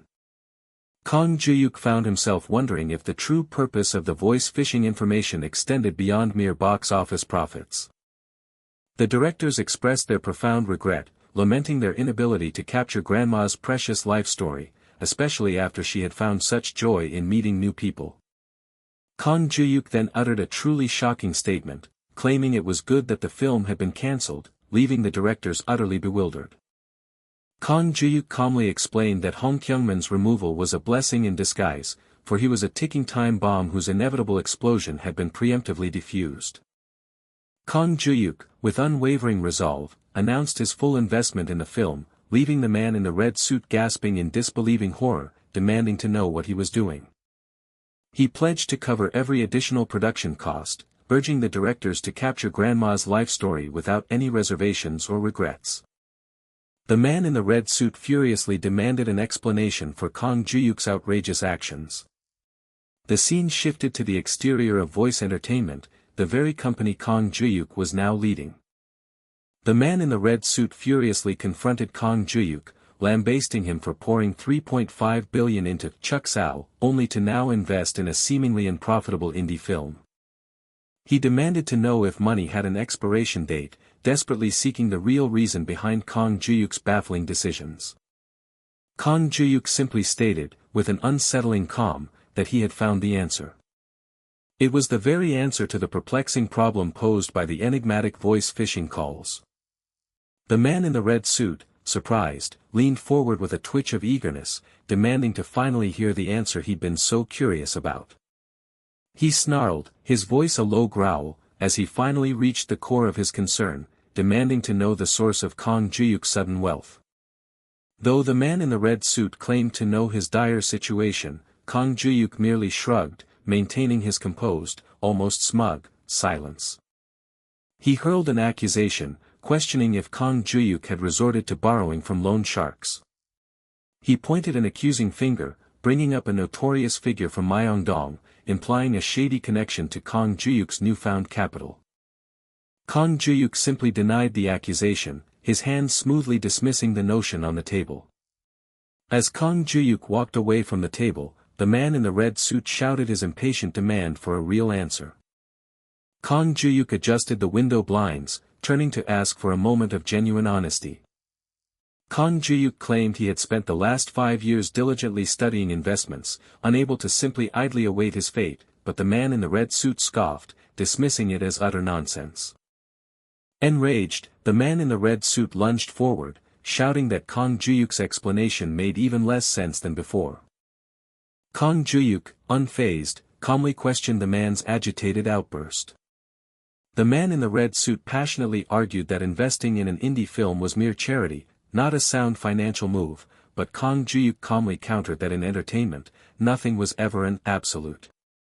Kang Juhyuk reminded him that they had both heard the compelling reason to invest in the film just moments ago, prompting the man to desperately ask what it was. Kang Juhyuk simply uttered Hong Kyungman's name, baffling the man in the red suit, who angrily reminded him that Hong Kyungman was the very reason the film had been cancelled. The man in the red suit speculated that Hong Kyungman, having been publicly criticized by director Kim Sam-bong, had been desperate to use the film as a means to salvage his reputation. Kang Juhyuk countered, asserting that despite Hong Kyungman's despicable character, his unerring eye for successful projects had kept him relevant. He had recognized the film as a guaranteed comeback, much like director Kim Sam-bong had. Kang Juhyuk probed, asking the man for his opinion on the film's synopsis, which he begrudgingly admitted was good, but hesitated, leaving his true concerns unspoken. Kang Juhyuk reminded him of Grandma Kim Ji-suk's episode on Human Theater, which garnered over 20% ratings. Then, with a smug grin, he boldly predicted the film would hit at least 3 million viewers, utterly astonishing the man in red. He boasted that this was akin to a $3 billion budget film hitting 10 million viewers, but then hinted at the even greater, true value of the work. Its true worth, he declared, lay in its power to catapult them into the mainstream alongside their other major production, Chuksal. The man in the red suit stood speechless, visibly sweating, utterly stunned by the sheer audacity of Kang Juhyuk's grand proclamations. He let out a frustrated sigh, clutching his head as he recalled Kang Juhyuk's similar, seemingly outlandish predictions for Chuksal, which he had insisted would hit 9 million. Conceding the film's quality, the man in the red suit shifted his argument to logistics, stressing the impracticality of an 11-month production overlapping with Chuksal, an impossible feat for their small company. He angrily demanded to know why, despite all the obstacles, Kang Juhyuk was still so determined to make the film. Kang Juhyuk remained silent, his expression a mask of serious contemplation as he considered his next words. The narration deepened, hinting at the profound, true reason this film was an absolute necessity. Then, with a grim determination etched on his face, Kang Juhyuk uttered the single, potent word, revenge. It was the profound, driving force behind his unwavering resolve to reclaim his former glory. The man in the red suit stammered in stunned disbelief, echoing the word, revenge. The man in the red suit flinched, hinting at the traumatic events of 5 years prior, but the narration confirmed it was a story still too painful for Kang Juhyuk to voice aloud. Kang Juhyuk swiftly denied the man's assumption, revealing his target was Hong Kyungman, yet the man in the red suit questioned why, believing Hong Kyungman's imprisonment had already settled their score. Engulfed in a vengeful red aura, Kang Juhyuk declared it was not enough, he would seize everything from Hong Kyungman, especially the film he desperately craved, and force him to watch its success from prison for the rest of his miserable life, a cruel grin spreading across his face. The man in the red suit, utterly exasperated, barked at Kang Juhyuk to cease his dramatic, over-the-top performance. With a throbbing headache, the man in the red suit conceded the possibility of revenge, but immediately brought up the far more pressing practical issue, the missing actor for the film. The man expressed his concern about finding a suitable actor, given the difficulty of casting Kang Ha-jin, but Kang Juhyuk, with a knowing hum, confidently dismissed his worries, implying an actor was already on their way. The door clicked open, signaling an imminent arrival. With a subtle gesture towards the door, Kang Juhyuk announced the arrival of the very actor who would aid him in his revenge against Hong Kyungman. A young woman, Kang Ha-young, stepped into the brightly lit room, greeting Kang Juhyuk with a cheerful and professional smile. The crisp pages of a script rustled as they were turned, marking the beginning of a new chapter. Kang Juhyuk and Kang Ha-young sat opposite each other in the common area, the weight of the script between them. Kang Ha-young expressed her disbelief at being chosen for the film, to which Kang Juhyuk simply replied that he had already informed her of his intention. Kang Juhyuk explained he had meticulously reviewed all of Ha-young's acting clips during his preparations, and now, with conviction, he was officially casting her. This panel acts as a brief interlude in the narrative flow. Kang Ha-young paused, surprised, realizing Kang Juhyuk had been entirely serious about casting her, a thought she had initially dismissed as a mere attempt to lighten the mood. Kang Juhyuk explained the film's themes of family and healing, suggesting it would be a cathartic experience for Ha-young, given all she had endured. And, more profoundly, there was a greater purpose yet to be unveiled. With a decisive gesture, Kang Juhyuk declared his unwavering intent to present Kang Ha-young to the world as a formidable actor, not merely a victim. Kang Ha-young's hands clutched the script tightly, her voice barely a whisper, overwhelmed by the depth of his words. Kang Juhyuk then directly challenged her, asking if she truly believed she could undertake this monumental task. Overwhelmed, Kang Ha-young burst into tears, her face streaked with emotion, causing Kang Juhyuk to call out in surprise. Through her sobs, Kang Ha-young poured out her heartfelt thanks, bowing deeply and vowing to give her absolute best, accepting the challenge with unwavering determination. Kang Juhyuk's footsteps echoed as he walked away, disappearing into a dark, desolate tunnel. His steady steps continued to carry him deeper into the dim, enigmatic tunnel. Meanwhile, a young man, oblivious to the world, walked confidently through the tunnel, lost in the music from his headphones. His steps broke the silence, splashing through a shallow puddle on the grimy tunnel floor. Behind him, an ominous figure emerged from the shadows, slowly drawing closer with silent, predatory steps. The ominous figure's hand clenched tightly around the cold, heavy handle of a hammer. Unaware of the lurking menace, the young man casually adjusted his jacket. With a sudden, brutal impact, the ominous figure lunged forward to attack. From above, the young man continued his solitary walk through the long, dark tunnel, still completely oblivious to the danger that had just struck. The ominous figure raised the hammer high, preparing to deliver a devastating blow to the unsuspecting young man from behind. With a chilling indifference, the attacker then walked away, disappearing deeper into the desolate darkness of the tunnel. A single, echoing footstep accompanied the horrific sight of a dark pool of blood spreading across the paved ground. On the ground, blood-stained headphones lay abandoned, emitting faint, static-laced music notes, a tragic testament to the brutal assault. Kang Juhyuk's footsteps echoed through the grimy underpass, lost in the rhythm of his music and oblivious to the world's foreboding presence. His self-contained world of music shielded him, creating a temporary, fragile peace amidst the urban decay. Yet, the ominous presence of a masked figure shadowed his path, their silent steps drawing ever closer with malevolent intent. He remained utterly engrossed, the rhythmic beat of his headphones amplifying his blissful ignorance to the encroaching threat. With a chilling whistle through the air, the ominous figure raised a hammer high, poised to deliver a devastating blow from behind. Then, a guttural scream tore through the silence, signifying a brutal and abrupt end. Kang Juhyuk shot upright in his bed, his body jolting awake from the terror of the dream. His mind desperately clung to the hope that it had all been a mere dream. But the ragged gasps that tore from his throat and the cold sweat beading on his skin, confirmed with terrifying certainty that it was no dream at all. His agitated hand slowly reached out, drawn to the object that had become the nexus of his fear. The unsettling prophecy from the voice message he had received a week prior echoed in his mind. A chilling tremor ran through him as he saw the time on his phone, recalling the dire warning, "Someone will die tonight." The news, a chilling echo of his own chosen keyword, reported the emergence of a fourth victim in Yonggin's serial pickpocketing incident, Kang Juhyuk, a student returning from an 8 p.m. class. The tragic report specified the location of the attack, near the underpass by the station. An ordinary white car sat parked beneath the dim streetlights, a silent witness to the unfolding tragedy. A raw cry of "damn it" escaped him as his fist slammed against the steering wheel in a burst of furious frustration. He felt the suffocating weight of his predetermined intervention, lamenting that there was a definite limit to this meddling.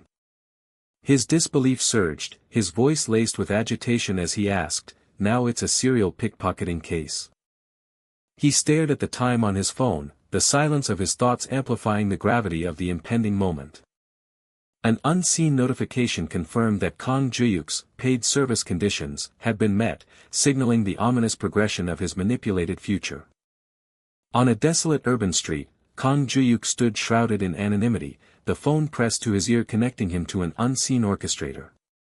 The disembodied voice offered a hollow congratulations for passing the test with an excellent choice, an ironic commendation for an inevitable decision. The prophecy from the voice message, he understood with a sinking feeling, was inextricably linked to his future fate, even as he navigated ordinary interactions. He knew, with a gnawing anxiety, that ignoring this foreknowledge would shatter any guarantee of his own future. The truth bit with bitter irony, he never truly had a choice in the first place, his intense eyes reflecting the scream of resignation within him. His conscience, a heavy burden, would not allow him to ignore a foretold death, compelling him to act. His frustration boiled over as he questioned the police's apparent inaction, 3 deaths already staining their record and victims continuing to pile up. A heavy sigh escaped him as he scrolled through news articles, the grim reality of the Yongin pickpocket case and its public outcry solidifying the impossible burden placed upon a random man like himself. The desperate calls for private sanctions and bounties on his phone screen reinforced the grim truth: this was a situation demanding trained professionals, not an ordinary civilian. Together, their footsteps resonated with a shared, determined purpose, moving through the dark, gritty streets towards the impending confrontation. Kang Juhyuk's hushed exclamation, "He's here," coincided with the man's surprised jolt as he emerged from the car. A jolt of surprised relief shot through Kang Juhyuk as he silently hailed the man as his unexpected savior. President Song's voice relayed the man's impressive past as a great detective, even tracking down Kang Juhyuk's runaway boss, before his tone shifted to an abrupt, "What's going on all of a sudden?" Kang Juhyuk eyed the business card of manager Hwang Kyoldu, introduced by President Song, a wave of suspicion washing over him. Why would a former detective engage in such clandestine work? He paused, another layer of doubt surfacing in his mind.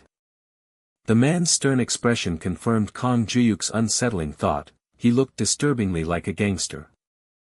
A sharp click confirmed an unspoken readiness. The man's scowl brought a subtle flinch of nervousness from Kang Juhyuk, the tension palpable between them. The man's direct query, "What do you need me to do?" was met with Kang Juhyuk's equally blunt command, "Protect the students." The man with gray hair stroked his chin, musing that it was a prime spot for targeting kids, and confidently concluded it must be a school bullying issue. Kang Juhyuk's response was a sharp, unequivocal "no." He clarified, the gravity of the situation etched in his voice, "It's the serial pickpocketing case."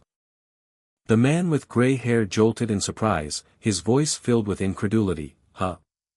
The serial pickpocket from the news?" Kang Juhyuk delivered the chilling detail, his hands gripping the steering wheel, "I have information that they'll target this place tonight, around 9 p.m. The man with gray hair sighed in utter disbelief, pulling at his hair as he questioned, "You know the time and place of a case even the police can't figure out?" Kang Juhyuk fidgeted with his clothes, explaining that his uncanny knowledge was precisely why he couldn't report it to the police, bringing manager Hwang here instead. He handed something over, his voice urgent, "This is dangerous. Please help." The man with gray hair gasped in surprise, the sound of cascading money accompanying his incredulous question, "What? This much?" The man with gray hair eyed Kang Juhyuk suspiciously, inwardly weighing whether this was a profound act of sincerity or pure insanity. Adjusting his cap, Kang Juhyuk confessed with a heavy heart, "I wish I were wrong." The man with gray hair challenged him, "But if another victim emerges from this place, can you stop it?" To which Kang Juhyuk offered only silence. The digital clock glowed ominously, marking the relentless approach of 8:11 p.m.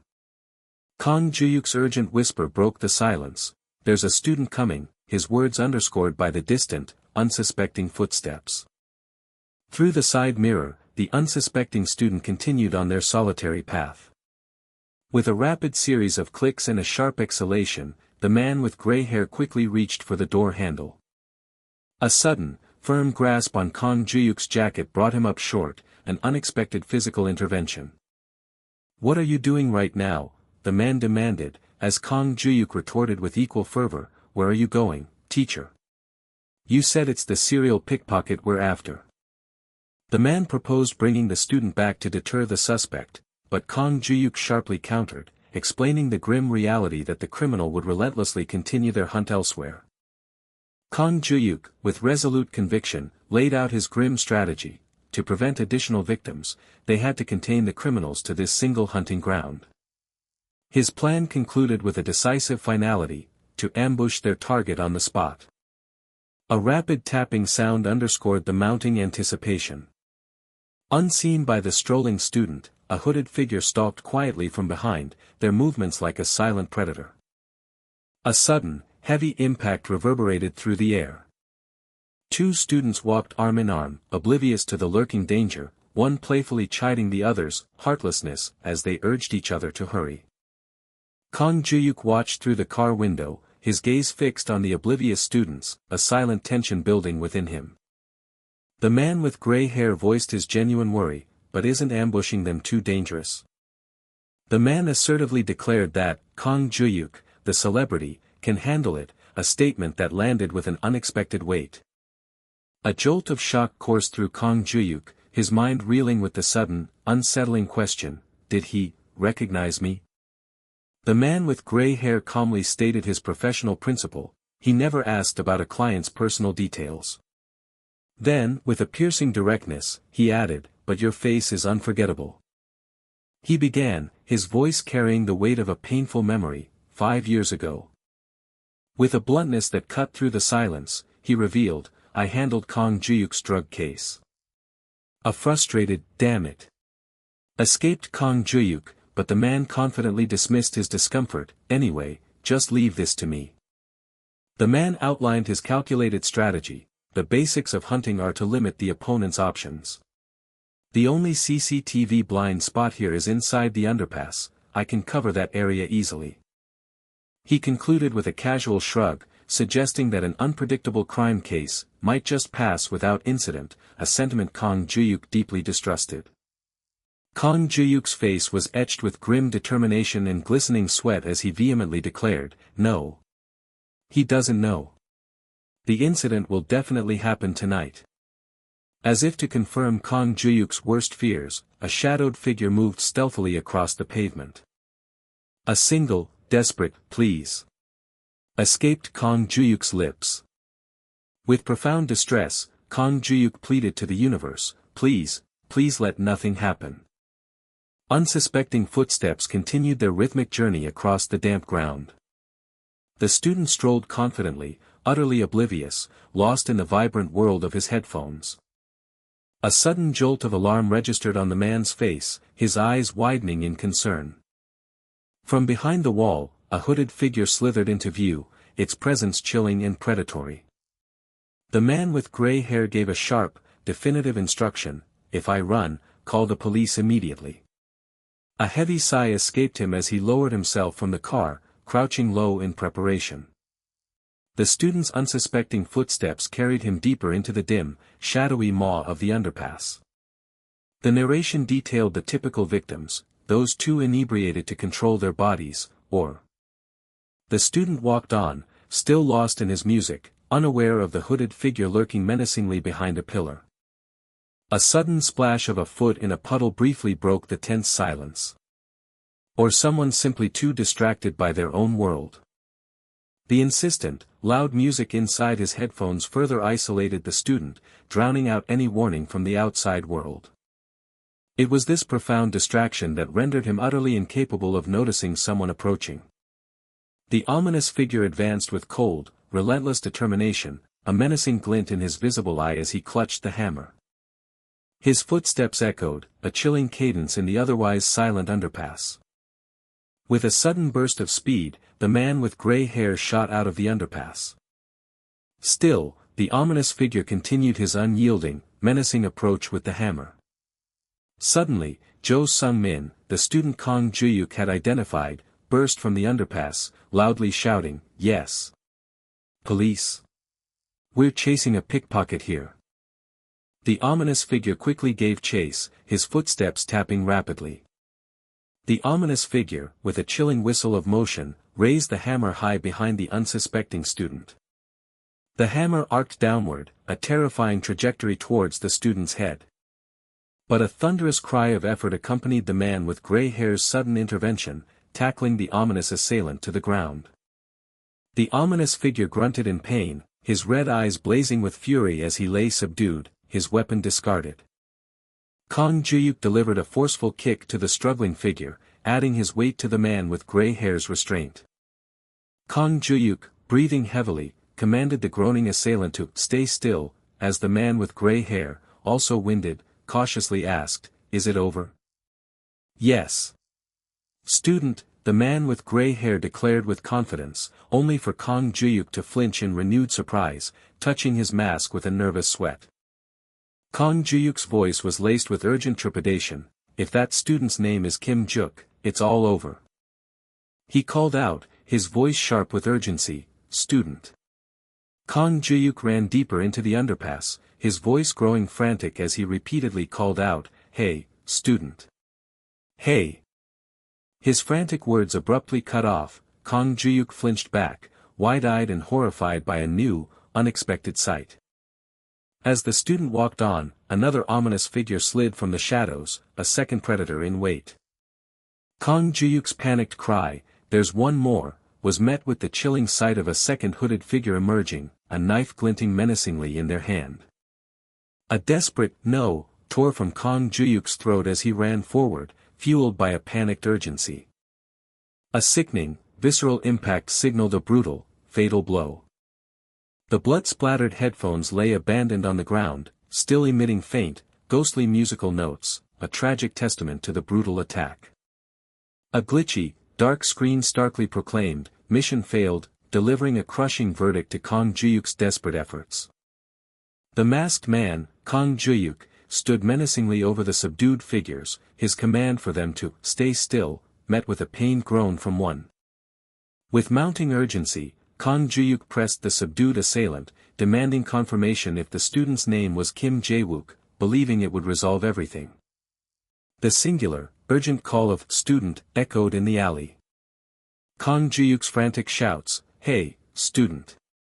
Hey!" cut through the underpass, desperate to reach the oblivious young man. Unseen by the student, a second masked assailant lurked in the shadows, observing with chilling intent. Lost in the rhythm of his music, the student remained tragically unaware of the danger closing in. The masked assailant produced a knife, the glint of the blade a chilling promise of violence. Then, the student's footsteps abruptly ceased. The masked figure advanced stealthily from behind, a silent predator closing the distance. Kang Juhyuk, a frantic surge of adrenaline propelling him forward, desperately shouted warnings to the student and the assailant. The man in the suit cried out in frustration as he sprinted towards the masked assailant who was already subduing their target. A desperate struggle ensued, the student's feet dragging against the pavement as the assailant advanced and Kang Juhyuk raced to intervene. The assailant's gloved hand brought the knife down, poised for a fatal strike. With a desperate cry of "move," Kang Juhyuk instinctively shoved the student out of harm's way. A sudden, sharp gasp escaped the student as Kang Juhyuk lunged, pushing him away just as the assailant attacked.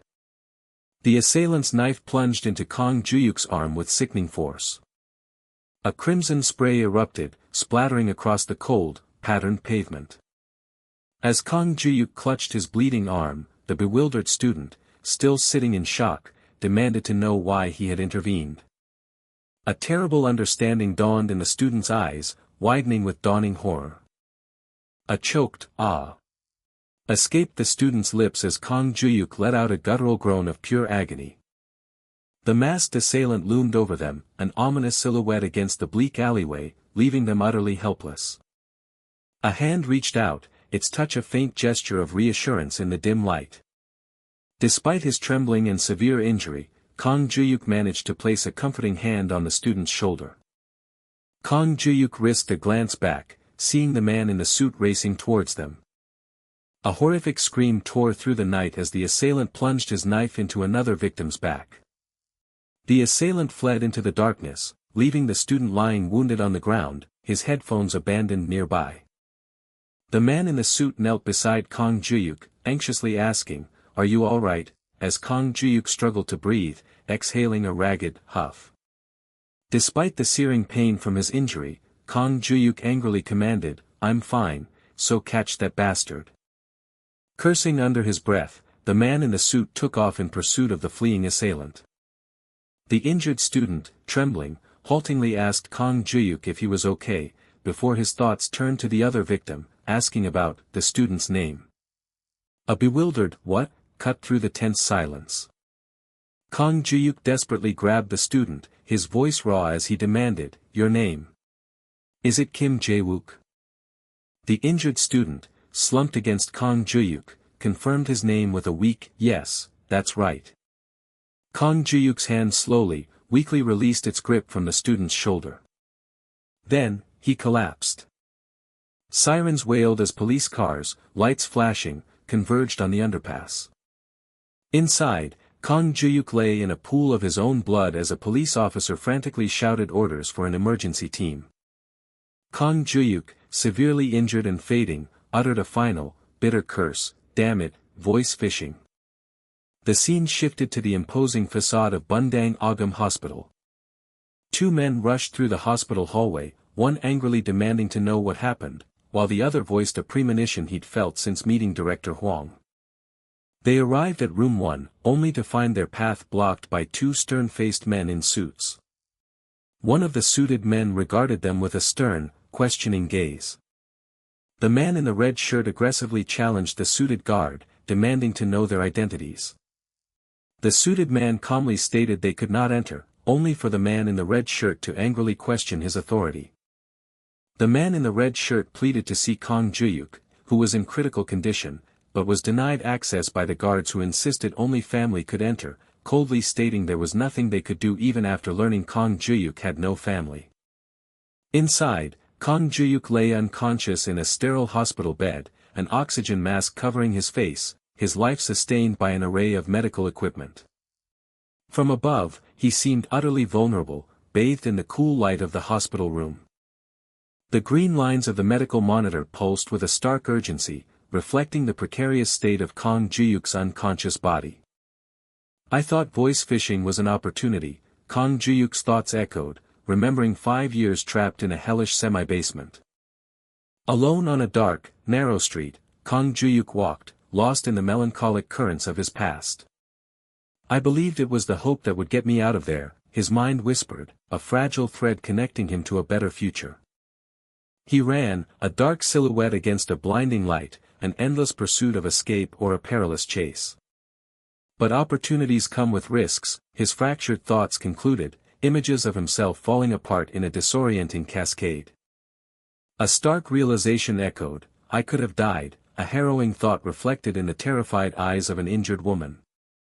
"The deeper I waded back into the film industry," he mused, a sinister figure seeming to hover over the serious, professional woman, a dark omen.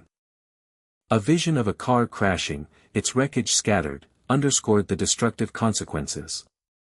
The more that risk tightened its grip on me, he recalled, remembering the ominous warning voice phishing had given him, like shattering glass. A newscaster's somber report echoed in the dimly lit room, rising star Cha Songbin, has died in a car accident. A single, glowing line pulsed rhythmically, a fragile testament to life. The chilling pronouncement echoed, "The moment you die will be even more miserable." A desolate vision showed the foretold death of national actor Kang Juhyuk, dying alone in a dingy basement room. Perhaps, voice phishing is no longer an opportunity, his thoughts drifted, a somber realization settling in. The medical monitor flickered, displaying flatlining lines, indicating a dire, critical state. The crushing weight of the situation brought a single, stark conclusion: it's a gamble with my life. Doctors rushed through the chaotic corridor, frantically yelling questions about vitals and potential metastasis, demanding that the deputy director be called immediately. The hospital stood, a beacon of urgent activity. A distraught woman, crying uncontrollably, demanded answers, questioning why Senior Juhyuk was there and why she couldn't enter his room. Amidst the anxious onlookers, a man attempted to comfort a sobbing Ryu Jinju, assuring her that Kang Juhyuk would be all right. The man gently explained to Ryu Jinju that Kang Juhyuk's critical condition prevented visitors, subtly acknowledging the worsening situation. Ryu Jinju's despair broke through, as she wept, questioning why such terrible events kept repeating themselves, just as they had 5 years ago. Her grief quickly turned to anger as Ryu Jinju furiously blamed the man, whom she mistook for the manager, for the dire situation, while he defensively denied her accusations and his supposed title. The man's question, "Are you Kang Juhyuk's guardian?" startled Ryu Jinju, who then erupted in a panicked shout, demanding to know what had truly happened to Senior Juhyuk. Suddenly, Kang Juhyuk's eyes snapped open, wide with panic. He abruptly sat up in his hospital bed, his body agitated and restless. His hand trembled, a cold sweat beading on his skin, betraying his deep agitation. A doctor cautiously asked Kang Juhyuk if he was conscious, as he sat up, appearing dazed. Kang Juhyuk looked around the unfamiliar room, his voice hoarse as he asked, "Where am I?" A voice informed him he was in the VIP room of Ogum Hospital. The deputy director introduced himself, reassuring Kang Juhyuk that although his wound was deep, it had fortunately missed critical areas, and they had acted quickly to stabilize him. VIP room? What's going on? Kang Juhyuk asked, his confusion evident. The deputy director explained he was specially instructed to ensure Kang Juhyuk's speedy recovery, but Kang Juhyuk, alarmed, immediately cut him off, demanding to know, what happened to Kim Jae-wook. The deputy director, feigning surprise, quickly reassured Kang Juhyuk that the young man was safe, thanks to his actions, before leaving the room with the other staff. A man in a brown suit formally thanked the deputy director for his efforts, signaling their departure from the room.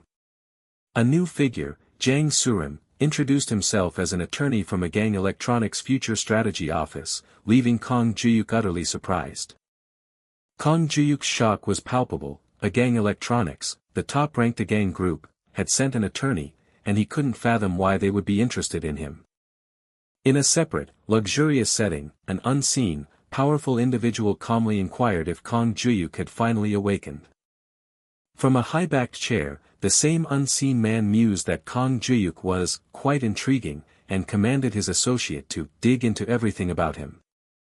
The ominous man's face twisted into a chilling smile as he delivered a stark order over the phone: "If he gets in the way, we'll have to get rid of him." 2 days after the incident, the scene shifted to the Dongbu police station, under a clear and bright sky.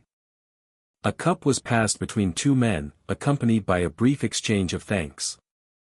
The older man in uniform questioned why his retired senior was still involved, only to be sharply told to mind his own business.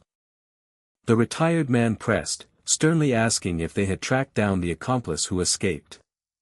With a sigh of resignation, the older man suggested it appeared to be a solo crime, infuriating the retired man who vehemently demanded they check all the CCTV footage within a 1-kilometer radius.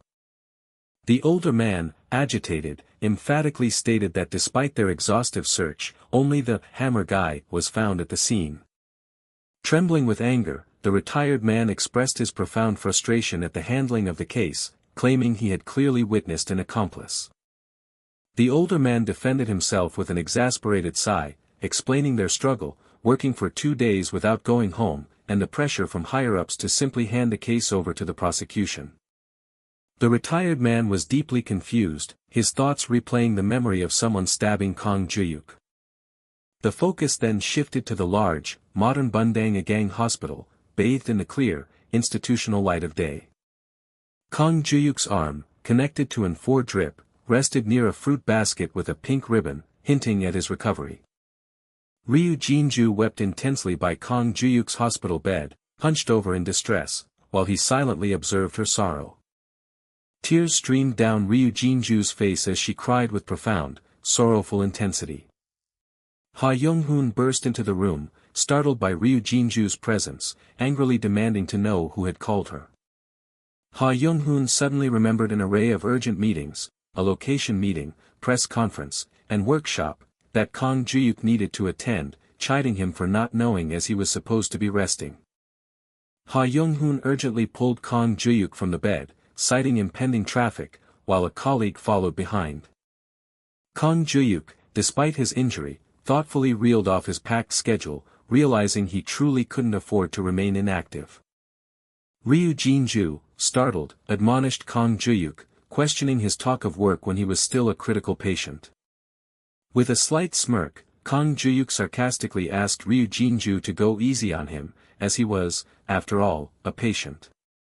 Ryu Jinju leaned closer, her frustration palpable as she demanded answers from Kang Juhyuk.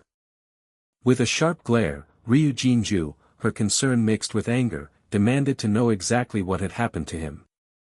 Kang Juhyuk nervously offered a flimsy excuse about falling off his bike, but Ryu Jinju immediately called out his fabrication, pointing out he didn't even ride bikes.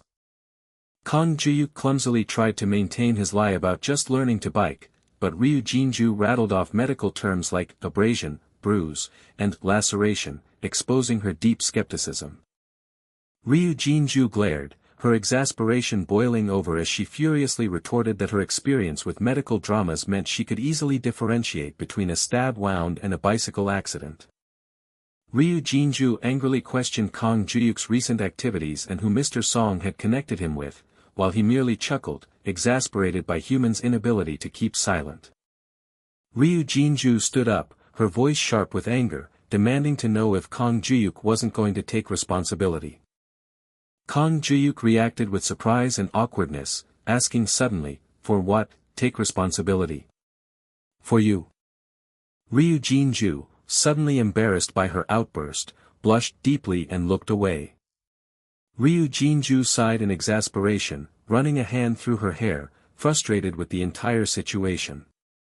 As Ryu Jinju walked away, her footsteps echoing, she accused Kang Juhyuk of running away, just as he had 5 years ago, leaving her all alone.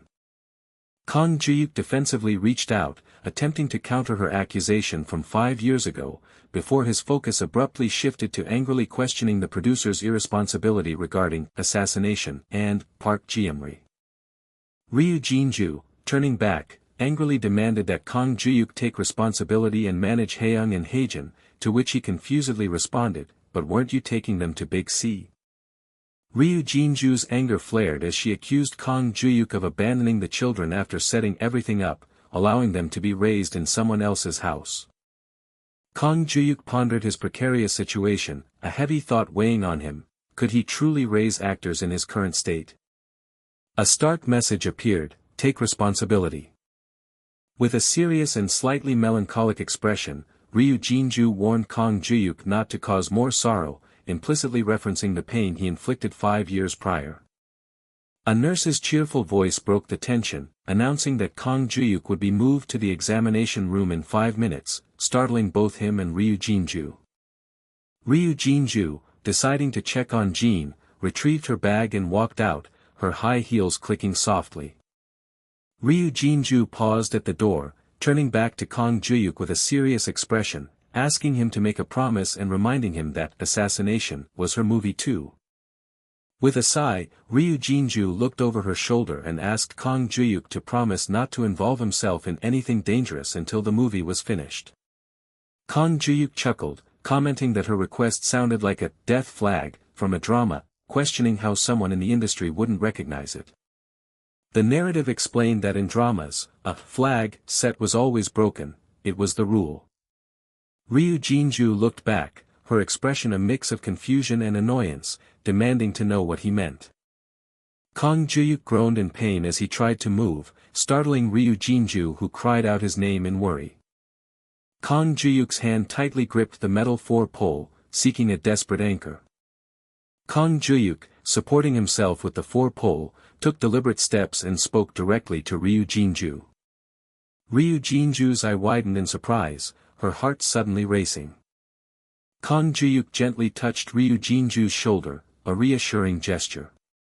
Kang Juhyuk, standing firmly with the 4-pole, earnestly assured Ryu Jinju that he was not running away and was doing his best to face the situation head-on. With a confident smirk, Kang Juhyuk told Ryu Jinju not to worry. The narrative reflected that things would not worsen as they had 5 years ago. Ryu Jinju, her hand resting on Kang Juhyuk's arm, looked at him with a thoughtful and slightly worried expression. The scene transitioned to Bundangagang Hospital at night, its sign glowing against the calm, dark blue sky. A man in a suit walked with deliberate footsteps down a carpeted hallway. Two men in suits stopped a gray-haired man in the hallway. The suited man handed a business card for attorney Jang Surim to the gray-haired man, instructing him to verify her identity. The gray-haired man reacted with a stern, surprised glare. The gray-haired man entered Kang Juhyuk's hospital room and remarked on his surprisingly good appearance, startling Kang Juhyuk. When the gray-haired man questioned his surprise, Kang Juhyuk frantically scrambled for his mask, only to realize with embarrassment that it was merely a habit and unnecessary in front of him. A man apologized for losing someone, emphasizing the gravity of the situation. The gray-haired man, relieved that the chief was safe, inquired about the investigation, and the suited man reported that the police were leaning towards the belief that there was no accomplice. Kang Juhyuk, surprised, questioned why the police would think there was no accomplice. The suited man explained that the investigation yielded no evidence of an accomplice in the ambush, adding that the police were eager to quickly conclude the case, a typical occurrence. Kang Juhyuk sighed, distressed, concluding that the man who stabbed him was no ordinary mugger. He seemed determined to kill the student even after Kang Juhyuk appeared.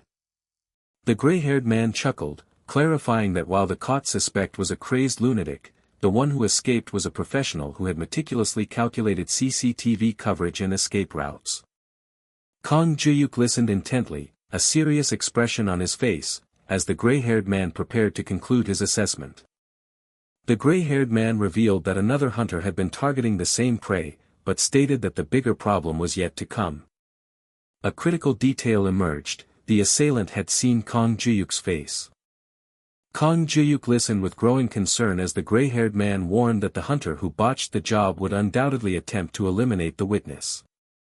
The gray-haired man rustled through his clothes, hinting at a new development.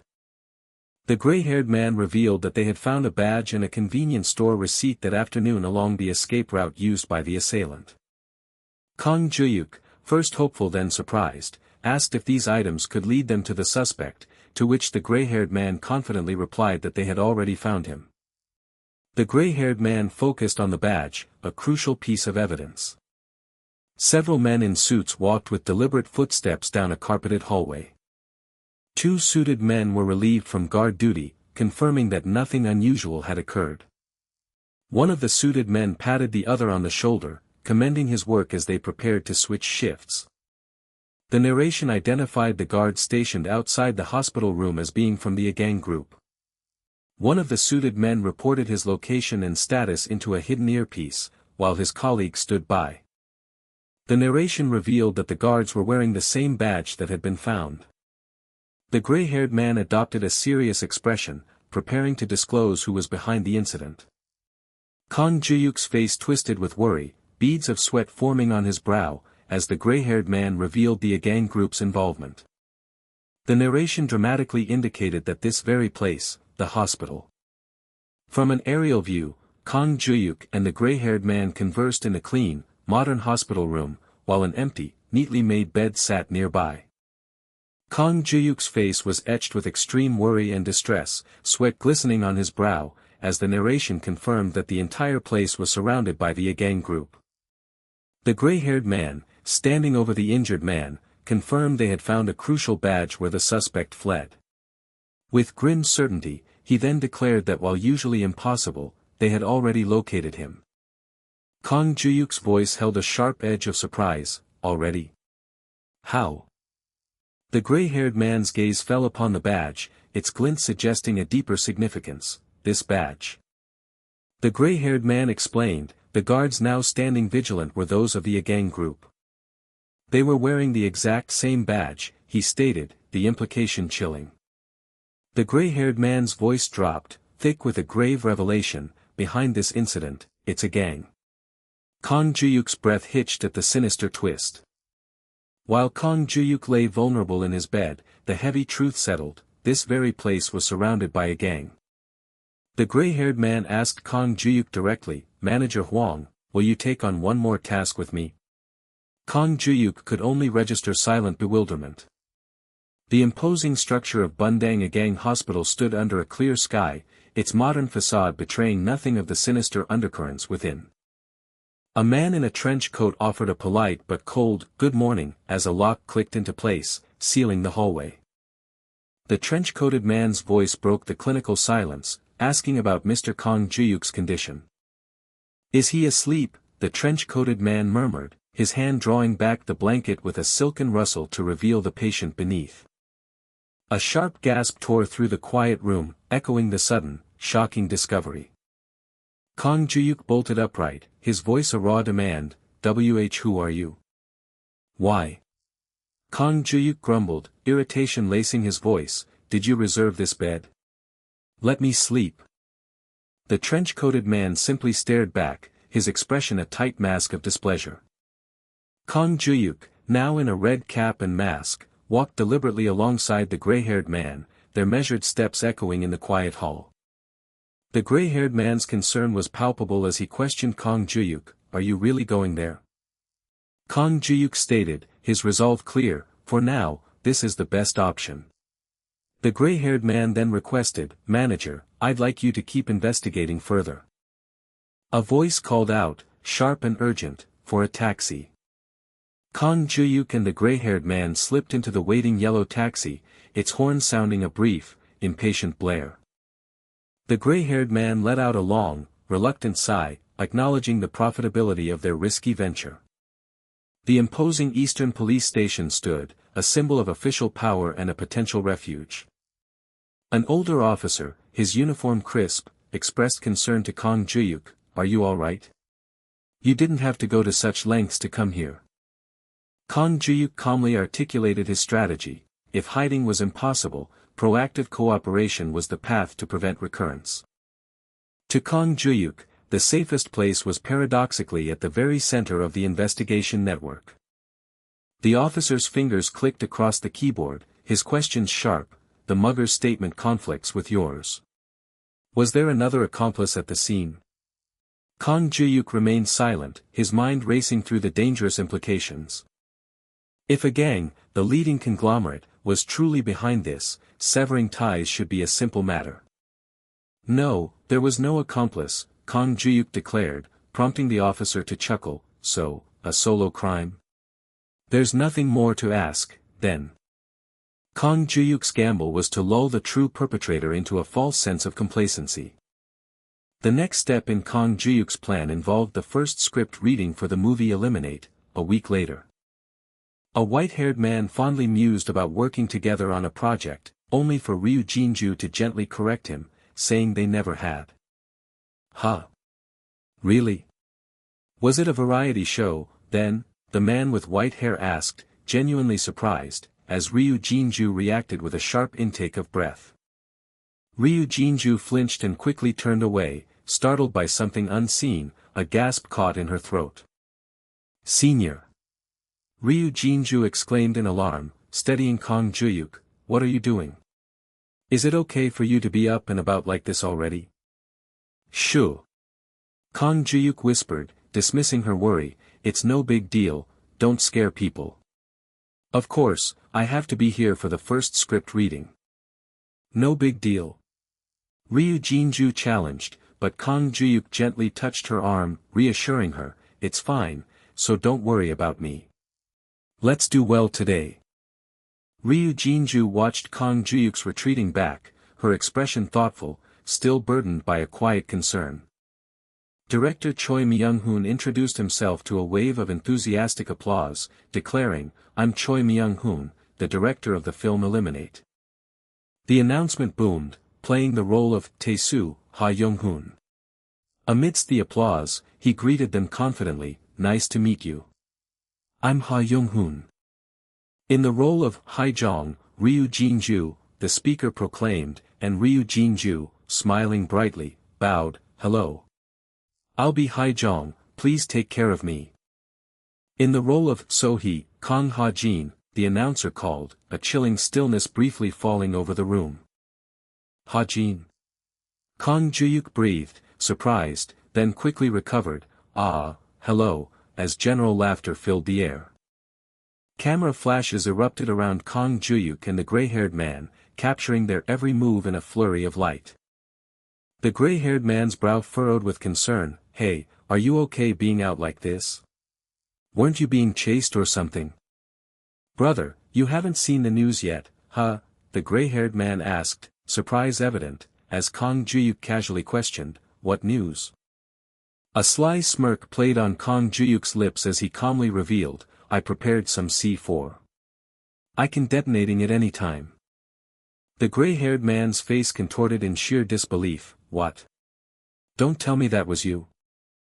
Though Kang Juhyuk sought anonymity, he understood the harsh truth, celebrity secrets were never truly kept, even as a reporter chuckled, inviting him for a drink. Actor Hong Kyung-man chuckled, genuinely surprised, what a surprise. Actor Kang actually called today. Yet, Kang Juhyuk knew he could still steer the public narrative to some extent. News headlines cascaded across the screen like a torrent, screaming about a masked celebrity dark hero who, despite fatal wounds, saved a high schooler and was now praised by the superintendent, sparking internet buzz. Now, the true perpetrators knew that any reckless move would invite relentless pursuit from both the police and the media. This newfound, protective veil of public attention was Kang Juhyuk's first step towards a comeback, a fierce resolve burning within him. He would not collapse as he had 5 years ago. The city hummed with quiet energy as night settled over a brick apartment building, its signs glowing. The badge, as suspected, belonged to a gang group's security firm, Aegis Guard. The gray-haired man revealed that the receipt's origin was also near a gang's headquarters, confirming it as a subsidiary controlling all of a gang group's security. Kang Juhyuk pondered aloud, but isn't it strange? The lawyer for student Kim Jae-wook, who appeared at the station, was also lawyer Jang Soo-rim, the gray-haired man revealed. The gray-haired man held up the badge, a stark question hanging in the air, could those trying to cause harm and those trying to protect be from the same organization? But more than that. His gaze pierced, the gray-haired man asked, what if they were targeting Kang Juhyuk from the very beginning? Kang Juhyuk's face tightened with concern, what do you mean? I went there because of information about the mugger. An unseen voice cut in, no. 5 years ago. Didn't a company strike back? The voice continued, echoing a past injustice. Kang Juhyuk's eyes snapped wide open, realization dawning with a visceral shock. The gray-haired man explained that during Kang Juhyuk's drug case, he was suddenly transferred to the economic department, a clear tactic, he believed, for someone to stall for time. Kang Juhyuk murmured, ah, so that's what happened. With flashbulbs exploding like distant thunder, Kang Juhyuk ran, understanding that for a celebrity in crisis, time was as precious as life itself. The gray-haired man revealed his deeper findings, the source of the drug rumors and the intense investigative pressure all connected back to a single, powerful company. Kang Juhyuk uttered the name, Taishin Foods. A chilling, ominous smile spreading across his face.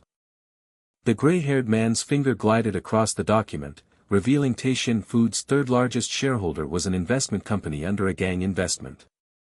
The document starkly laid bare the truth, a gang held indirect investment and ownership in Taishin Foods. The gray-haired man continued, his voice laced with suspicion, my guess is, the Taishin Foods that harassed you 5 years ago. And now, a gang group appears, he finished, just in time for your comeback. Is this all just a coincidence? The gray-haired man posed, the question hanging heavy in the air. For 5 long years, Kang Juhyuk had been buried at rock bottom, a direct consequence of Taishin's machinations. If Taishin was backed by a gang, and a gang now directly intervened, Kang Juhyuk questioned with profound dread whether he could possibly withstand it. It wasn't just him, the newly started film, its actors, production, distribution companies, and even the documentary were all now perilously exposed. In this dangerous game, everything could be irrevocably lost. Kang Juhyuk, a ghost in grayscale, walked past the injured mugger, a stark realization settling upon him, he had been misled, thinking he was merely gathering information. But even this seemingly simple act of gathering information turned out to be far more complex, a deeper game at play. Every event, every twist, was an unspoken message aimed directly at him. Kang Juhyuk glared at his phone, his grip tight, a silent storm brewing within him. A hand nervously tapped a pen, the small sound echoing the subtle shift in focus. Lawyer Jang Surim stared at his phone, a late-night call from an unknown, unavailable number flashing ominously across the screen. Kang Juhyuk answered, a breath caught in his throat, as the voice on the other end asked, Kang Juhyuk? He demanded, who are you? With deliberate steps, Jang Surim introduced himself, this is Lawyer Jang Surim from a gang group. We've met before. Lawyer Jang. Kang Juhyuk uttered, a wave of shock passing over both him and the gray-haired man. How did you get my number? Kang Juhyuk demanded, to which Lawyer Jang smoothly replied, it wasn't difficult, but I apologize if it was intrusive. Kang Juhyuk pressed, a hint of suspicion in his voice, why are you calling this late? Jang Surim then stated his purpose, I'd like to request some of your time. Someone I represent wishes to meet you. I humbly ask for your consideration, Jang Surim said, but Kang Juhyuk gritted his teeth, scoffing, humbly, my foot. When do they want to meet? Kang Juhyuk asked, his steps falling heavily, to which Jang Surim's chilling reply came, now. A sharp, jarring sound erupted, a sudden event ripping through the calm. Kang Juhyuk exploded in fury, what is this? What are you people trying to do? Feet pounded swiftly against the floor, a frantic urgency in every stride. Kang Juhyuk and the gray-haired man ran with desperate speed, their ragged breaths tearing through the suffocating air. Panicked, sweat beading on his brow, Kang Juhyuk cried out, it's a trap. Jang Surim's lips twisted into a sinister smirk, his phone still to his ear, I humbly ask for your cooperation. Lawyer Jang, his tone formal and deliberate, requested Kang Juhyuk's time on behalf of an unseen client. Kang Juhyuk, sensing the underlying tension, inquired about the urgency of this unexpected meeting. With an undeniable finality, Lawyer Jang declared the meeting was to happen immediately, his footsteps echoing his resolve. The abrupt creak of a door punctuated the sudden, startling silence. A flurry of rapid footsteps rushed urgently down the hallway. A man's startled cry erupted as a wave of suited figures swept through the office, their footsteps deliberate. Lawyer Jang demanded an explanation for the intrusion, but a man in a dark suit offered only a chillingly polite evasion. With a sly, knowing smile, Lawyer Jang beckoned Kang Juhyuk to follow, his badge a quiet assertion of power. Kang Juhyuk remained silent, observing the distressed gray-haired man, a silent nod acknowledging the unspoken threat. The gray-haired man frantically reported suspicious individuals, making a desperate emergency call. Lawyer Jang insisted they leave, while the gray-haired man, with a sharp gasp, defiantly declared his burning desire to unmask their captors. Through the bustling night streets, Kang Juhyuk found himself led away by a retinue of silent, suited men. When all avenues seemed closed, Kang Juhyuk knew the only path left was a direct confrontation. A determined click accompanied Kang Juhyuk's resolute trudging footsteps, flanked by the men in suits. If the ominous A-gang group was truly behind this, Kang Juhyuk resolved to hear their reasons directly. Kang Juhyuk's gaze flickered to Lawyer Jang, whose subtle badge hinted at the authority of his unseen orchestrator. He knew this was intimately connected to the very reason his life had been irrevocably shattered 5 years prior. City lights blurred past as the car moved through the dynamic, pulsing night. Inside the car, Kang Juhyuk thoughtfully tapped his phone, a quiet tension settling over him and the gray-haired man beside him. His phone screen pulsed with articles about A-gang electronics, highlighting their innovations and market presence. Despite devouring every article and report, Kang Juhyuk found no connection, no tangible link to his own ruin. Kang Juhyuk stared intently at his phone, a reflective intensity in his gaze as he grappled with the information. His mind drifted back to 5 years ago, to the bitter genesis of his devastating downfall. The memory conjured a grayscale image of Ha Young-hoon, a confident smirk playing on his lips as he adjusted his sunglasses. Ha Young-hoon had been the one to betray him, reporting the double contract incident to Death Patch. Cameras flashed relentlessly as an unervingly smiling reporter aggressively grilled national actor Kang Juhyuk about his alleged double booking. A flurry of crumpled news articles depicted the public outrage, exposing the double contract controversy and his agency CEO's mysterious disappearance.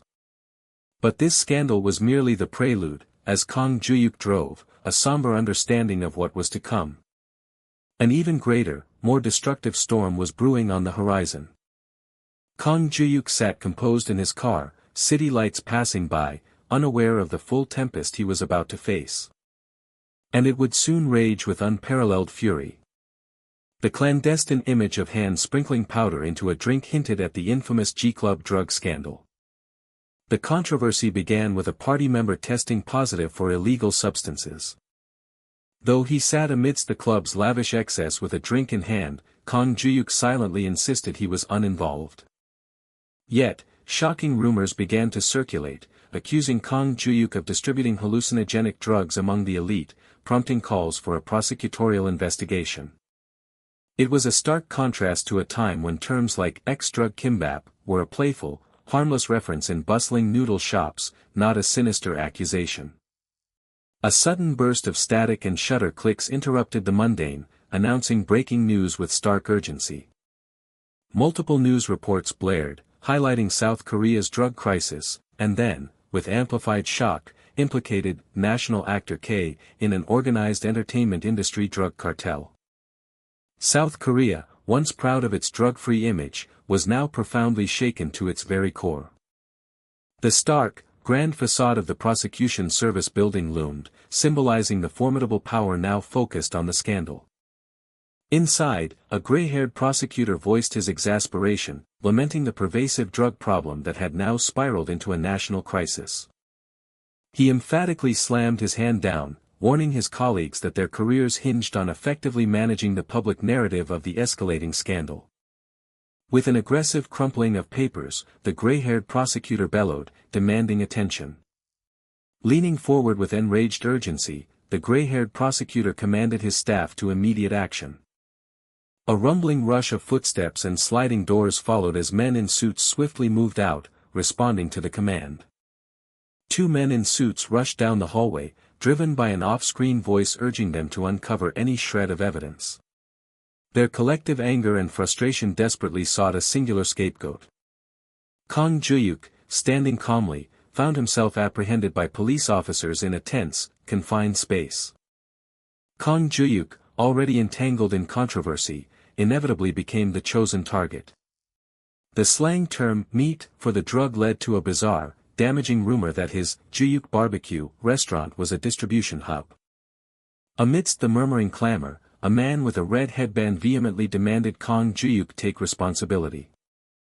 An enraged crowd roared outside, demanding contract cancellations, financial damages, and Kang Juhyuk out from his silent franchise headquarters. In a dimly lit, intimate setting, Ryu Jinju calmly expressed her deep desire to hear the truth directly from Kang Juhyuk. The unvoiced question hung heavy in the air: why had he remained silent through it all? Black cars converged on the scene, as voices shouted about Kang Juhyuk's arrival, urging the crowd to make way. Kang Juhyuk's car was instantly enveloped by a frenzied chaos of screeching tires, flashing cameras, and aggressive reporters. Amidst a barrage of camera flashes, aggressive reporters relentlessly questioned Kang Juhyuk about drug crimes and alleged distribution with chaebol airs. With his back to the crowd, Kang Juhyuk issued a public apology for causing concern, promising full cooperation with the investigation. Yet, he staunchly and clearly denied ever having used drugs. With intense resolve, Kang Juhyuk reiterated his absolute innocence regarding drug crimes, pleading for his words to be remembered amidst the ceaseless camera flashes. But in the frenzied aftermath, no one truly remembered his earnest plea.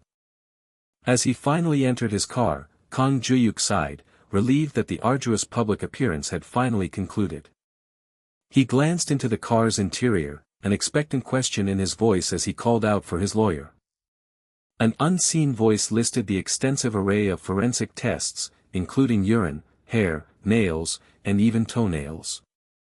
His dark-haired lawyer confirmed all test results were negative, then hesitantly asked if the ordeal had finally ended. The lawyer's hesitant response hung in the air, prompting a confused question from Kang Juhyuk. The lawyer then revealed a shocking new onslaught of investigations: stock manipulation, gambling, drunk driving, defamation, completely startling Kang Juhyuk. The lawyer grimly observed that his adversaries were clearly intent on pursuing their relentless campaign to the very end. The lawyer explained the cynical tactic of a separate investigation, designed to pressure suspects with unrelated charges, a revelation that deeply annoyed Kang Juhyuk. It became clear that proving guilt was secondary. The true objective was to forge a scapegoat through a coordinated, calculated takedown by prosecutors, media, and the entertainment industry. Kang Juhyuk sat amidst a desolate room, his face buried in his hands, reflecting on the shattered remnants of his 13-year career and the penalties of ruined endorsements, dramas, movies, and franchises. The narration detailed the catastrophic consequences: stock crashes, franchise bankruptcies, agency embezzlement, and the seizure of all his property and assets. Everything he had, even the moral compensation owed to franchise owners, had completely vanished, leaving him in utter despair. The full, devastating truth only became clear to him much later. Fueled by intense rivalry, Ha Young-hoon had callously leaked the double contract information and strategically incited media and prosecutors with fabricated drug rumors.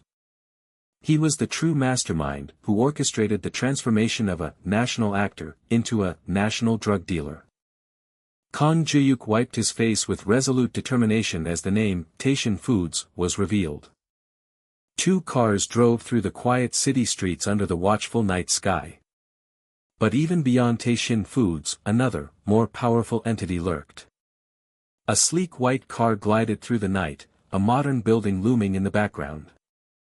The ultimate power behind it all was none other than the A-Gang Group.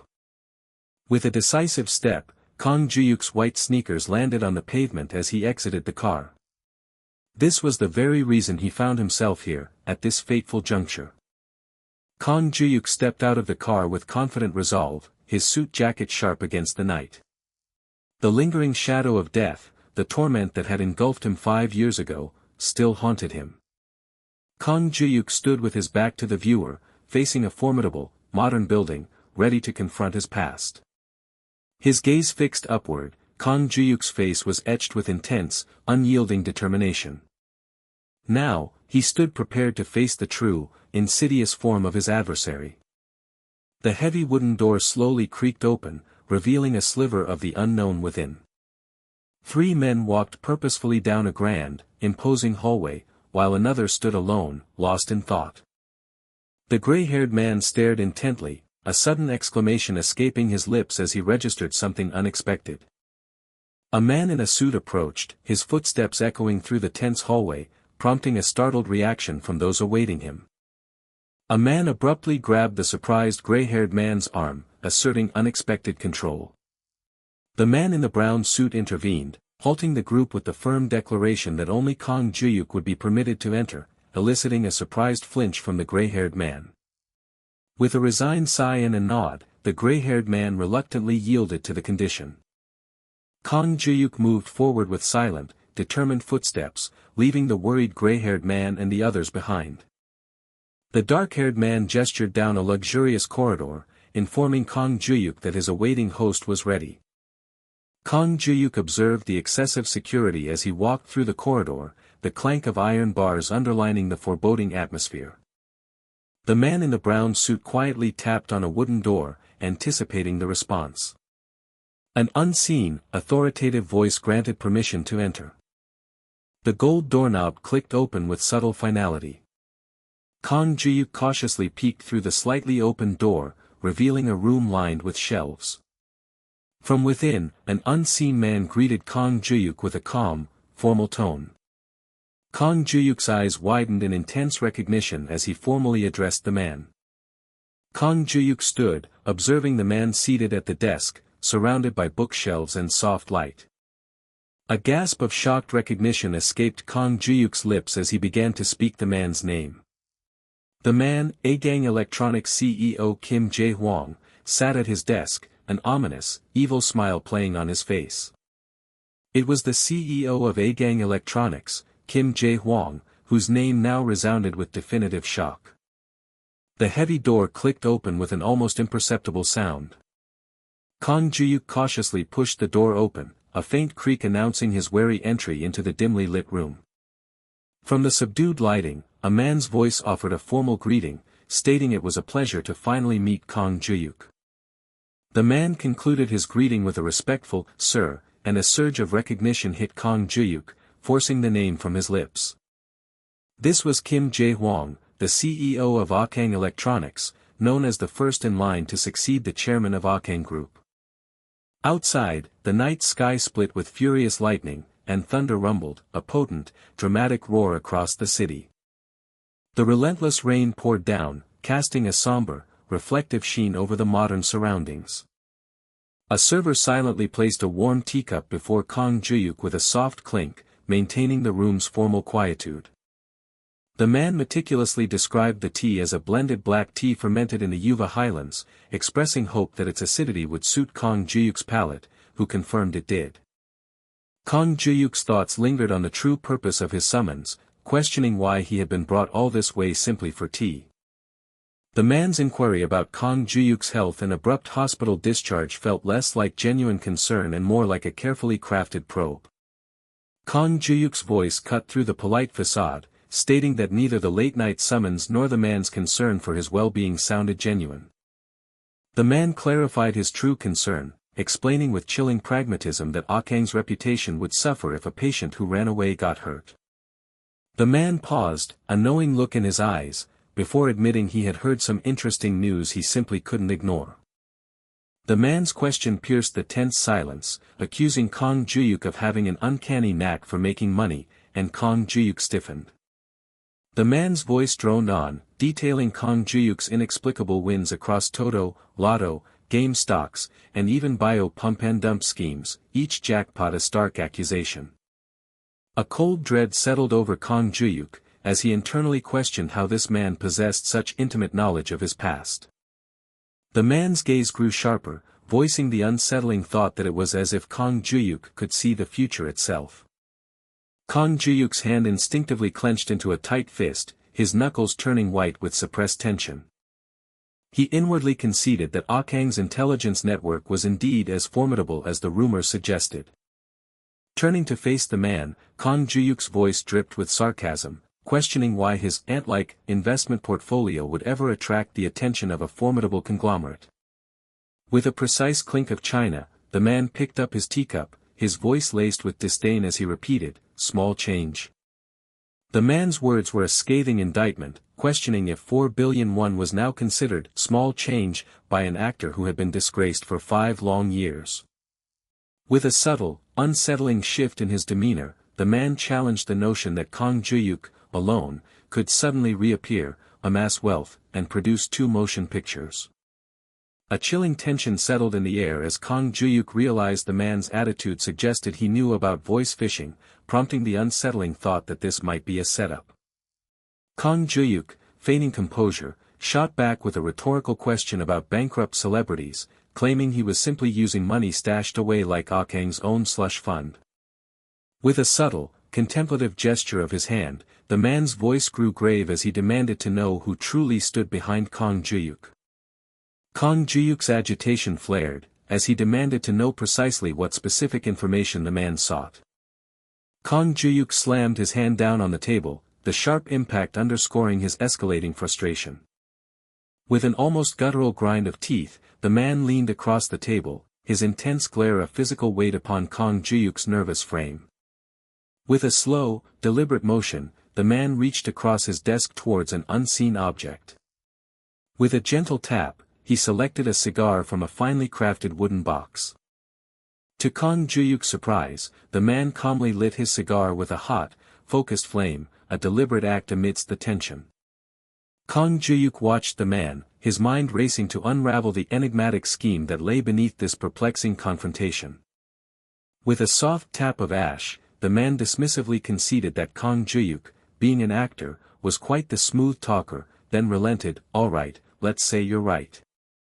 The man pressed, asking if Kang Juhyuk foresaw the future with only his remarkable talent, but Kang Juhyuk grimly clarified, he foresaw a future where someone gets murdered. The man's voice cut through the tension with a chilling precision, asking Kang Juhyuk directly, "Why did you go to the underpass that day?" The narrative declared a chilling truth: checkmate. Kang Juhyuk's composure shattered, a cold sweat breaking out as the full, crushing weight of the man's question settled upon him. An urgent realization crashed through Kang Juhyuk's mind: asking such a question carried an unexpected and profound implication. A shocking revelation dawned on Kang Juhyuk: if Kang wasn't targeting him, then the entire incident must be intimately tied to the student, Kim Jae-wook. The man calmly revealed they possessed information about a mugging that night, prompting Kang Juhyuk to demand, with a desperate edge, to know who gave them that information. The man dismissed the question by coolly reminding Kang Juhyuk that Chief Jang was a former detective, prompting Kang Juhyuk to retort, "Is that a problem?" The man's glare sharpened, a fierce, almost electric intensity radiating from his eyes. A sudden, booming burst of laughter from the man startled Kang Juhyuk, who recoiled in utter bewilderment. The man's laughter continued to echo unsettlingly through the elegant room, while Kang Juhyuk remained silently observant. Kang Juhyuk's mind reeled, desperately trying to comprehend the bizarre turn of events unfolding before him. With a smooth crossing of his leg, the man cynically mused if Kang Juhyuk's dramatic tale was merely a marketing concept, an extraordinary scenario of a disgraced actor turned city guardian. Kang Juhyuk rose to his feet with determined steps, defiantly agreeing, then challenged the man to explain how a mere private investigation agency could uncover a mugger when the police could not. As Kang Juhyuk vehemently demanded an explanation, the man deliberately dropped his lit cigar into the teacup with a sharp, defiant sizzle. Then, with stark clarity, Kang Juhyuk uttered a single, impactful name: Kim Jae-wook. A sharp, internal exclamation marked Kang Juhyuk's profound, dawning understanding. With a sudden, guttural sound of rage, the man sprang to his feet, demanding to know how Kang Juhyuk knew his son's name. With a sudden, forceful tug, Kang Juhyuk was yanked forward, his startled protest echoing with a bewildered, "What?" A shocking truth solidified in Kang Juhyuk's mind: Kim Jae-wook was indeed this man's son. With a crushing, furious grip, the enraged man shouted at Kang Juhyuk, his voice a raw demand, "Speak." In a stark flashback, a scared student's voice cut through the dull thud of pain, asking if he was all right, as Kang Juhyuk desperately tried to recall the student's name. Still in the stark flashback, Kang Juhyuk frantically seized the student, his voice raw with desperation as he demanded the student's name. "Is it Kim Jae-wook?" The student, subdued and resigned, confirmed his identity with a quiet, hesitant, "Yes, that's right." A gentle touch landed on Kang Juhyuk's shoulder, a quiet gesture of connection in the desperate moment. Back in the present, the man lurched forward, gripping Kang Juhyuk and sternly warning him to answer clearly if he wished to leave in one piece. Kang Juhyuk's mind raced, recalling the absence of Kim Jae-wook's name in any Kang news, prompting him to speculate if the boy was perhaps an illegitimate son. One thing became chillingly clear to Kang Juhyuk: CEO Kim Jae-woong's fury over his son's danger was now directed squarely at him. With a furious, impactful accusation, the man revealed that only he and Chief Jang knew of his son's existence, then bellowed, "Just what the hell are you?" Kang Juhyuk's resolve hardened, an undeniable truth echoing in his mind: he absolutely could not admit the information came from voice phishing. To Kang, he was simply a man who had appeared at the scene, seemingly to uncover their top-secret information. He understood his precarious position. To Kang, he was now unequivocally an accomplice. From behind a door, a young man cautiously peeked out, an uneasy curiosity evident in his expression. The extinguished cigar, still sizzling, left a messy, defiant stain in the ruined tea. A grim realization dawned on Kang Juhyuk: both the mysterious voice and Kang were after the same kid, Kim Jae-wook, who had been the true target of that day's incident. He logically concluded that if Kang wasn't targeting him, then the company couldn't possibly be behind Tae-shin either. Kang Juhyuk then considered a crucial premise: if even Kang's formidable intelligence network still hadn't identified the true culprit. The man's hands were clasped, a silent prelude to his impending, weighty conclusion. The man's voice was sharp with disbelief, questioning if Kang Juhyuk truly claimed to know no one. A silent question mark hung in the air as the man's expression twisted in palpable confusion. With a soft, deliberate tap, Kang Juhyuk placed an object on the table, calmly asserting, "I think you're mistaken." Kang Juhyuk laid down his critical evidence, a badge dropped by the culprit who had stabbed him that night on their escape route. The man stammered, his voice choked with dawning shock as he stared at the badge. A look of furious betrayal crossed the man's face as he recognized the Aegis Guard badge, demanding to know, "Why is our security company's badge here?" Kang Juhyuk calmly laid out the chilling truth: someone inside Kang was targeting his son, asserting that it wasn't him, and the man needed to uncover this person's identity. The man's furious voice shook with distrust, demanding to know where Kang Juhyuk acquired such a thing to try and manipulate him. He shouted, his face contorted in raw anger and disbelief, "You expect me to believe that?" With a determined clench of his hand, Kang Juhyuk challenged him, "How about trusting Kang Hospital instead of me?" Kang Juhyuk's voice grew heavier with veiled accusation, explaining that while trying to save his precious son. With a dramatic reveal of his bandaged midsection, Kang Juhyuk declared he had almost lost his very life. He then explained the chilling consequence: since the culprit had seen his face, Kang Juhyuk was now also a direct target. The man stared in wide-eyed shock, a stark contrast to Kang Juhyuk's resolute, grim expression, the gravity of the revelation settling heavily between them. Kang Juhyuk gravely warned the man that someone within Kang was targeting his son, firmly redirecting the focus away from himself and onto the true culprit. The man exploded in outrage, his voice laced with suspicion as he questioned the origin of such damaging information and Juhyuk's motives to manipulate him. He clenched his hand, his resolve hardening as he challenged the man to trust Kang Hospital, if not Juhyuk himself. With a stark reveal, Kang Juhyuk pulled up his shirt, declaring that in his effort to save the man's precious son, he had almost lost his own life. The gravity of his situation settled as Kang Juhyuk explained the chilling consequence: the culprit had seen his face, making him a target as well. A silent teacup sat on the polished table, holding a smoldering cigar, a moment of stillness before the storm. The heavy atmosphere in the study remained, the unspoken tension lingering between the two men as their tense conversation continued. A sharp, decisive voice cut through the air, declaring, "Enough." Kang Juhyuk jolted, his eyes widening in sudden, sharp surprise at the abrupt interjection. The man, holding the badge, begrudgingly stated he would investigate the claims, but a deeper reservation was palpable in his tone. He asserted with heated anger that if the killer indeed belonged to the Aegis Guard, the problem fell squarely on Kang's shoulders. The man issued a chilling warning for Kang Juhyuk to keep out of his family's affairs. Kang Juhyuk expressed his gratitude but quietly insisted that, given his involuntary involvement, he needed to act for his own safety. A hand crashed down, violently knocking over the teacup and cigar, sending liquid splashing across the surface. "Don't push it," the man snarled, his voice a chilling threat as he delivered his final, furious warning. A nervous gulp caught in Kang Juhyuk's throat, a visible sign of the tension coiling within him after the severe warning. The overturned teacup and spilled contents bore silent witness to the man's volatile outburst. The man rubbed his temple, his frustration palpable as he insisted he would handle catching the killer, urging Kang Juhyuk to cease his useless worries. Kang Juhyuk paused, a perplexed expression crossing his face as he considered his next words. The man, still frustrated, shifted to a more pragmatic tone, acknowledging Kang Juhyuk's role in saving Jae-woo and proposing they settle their accounts.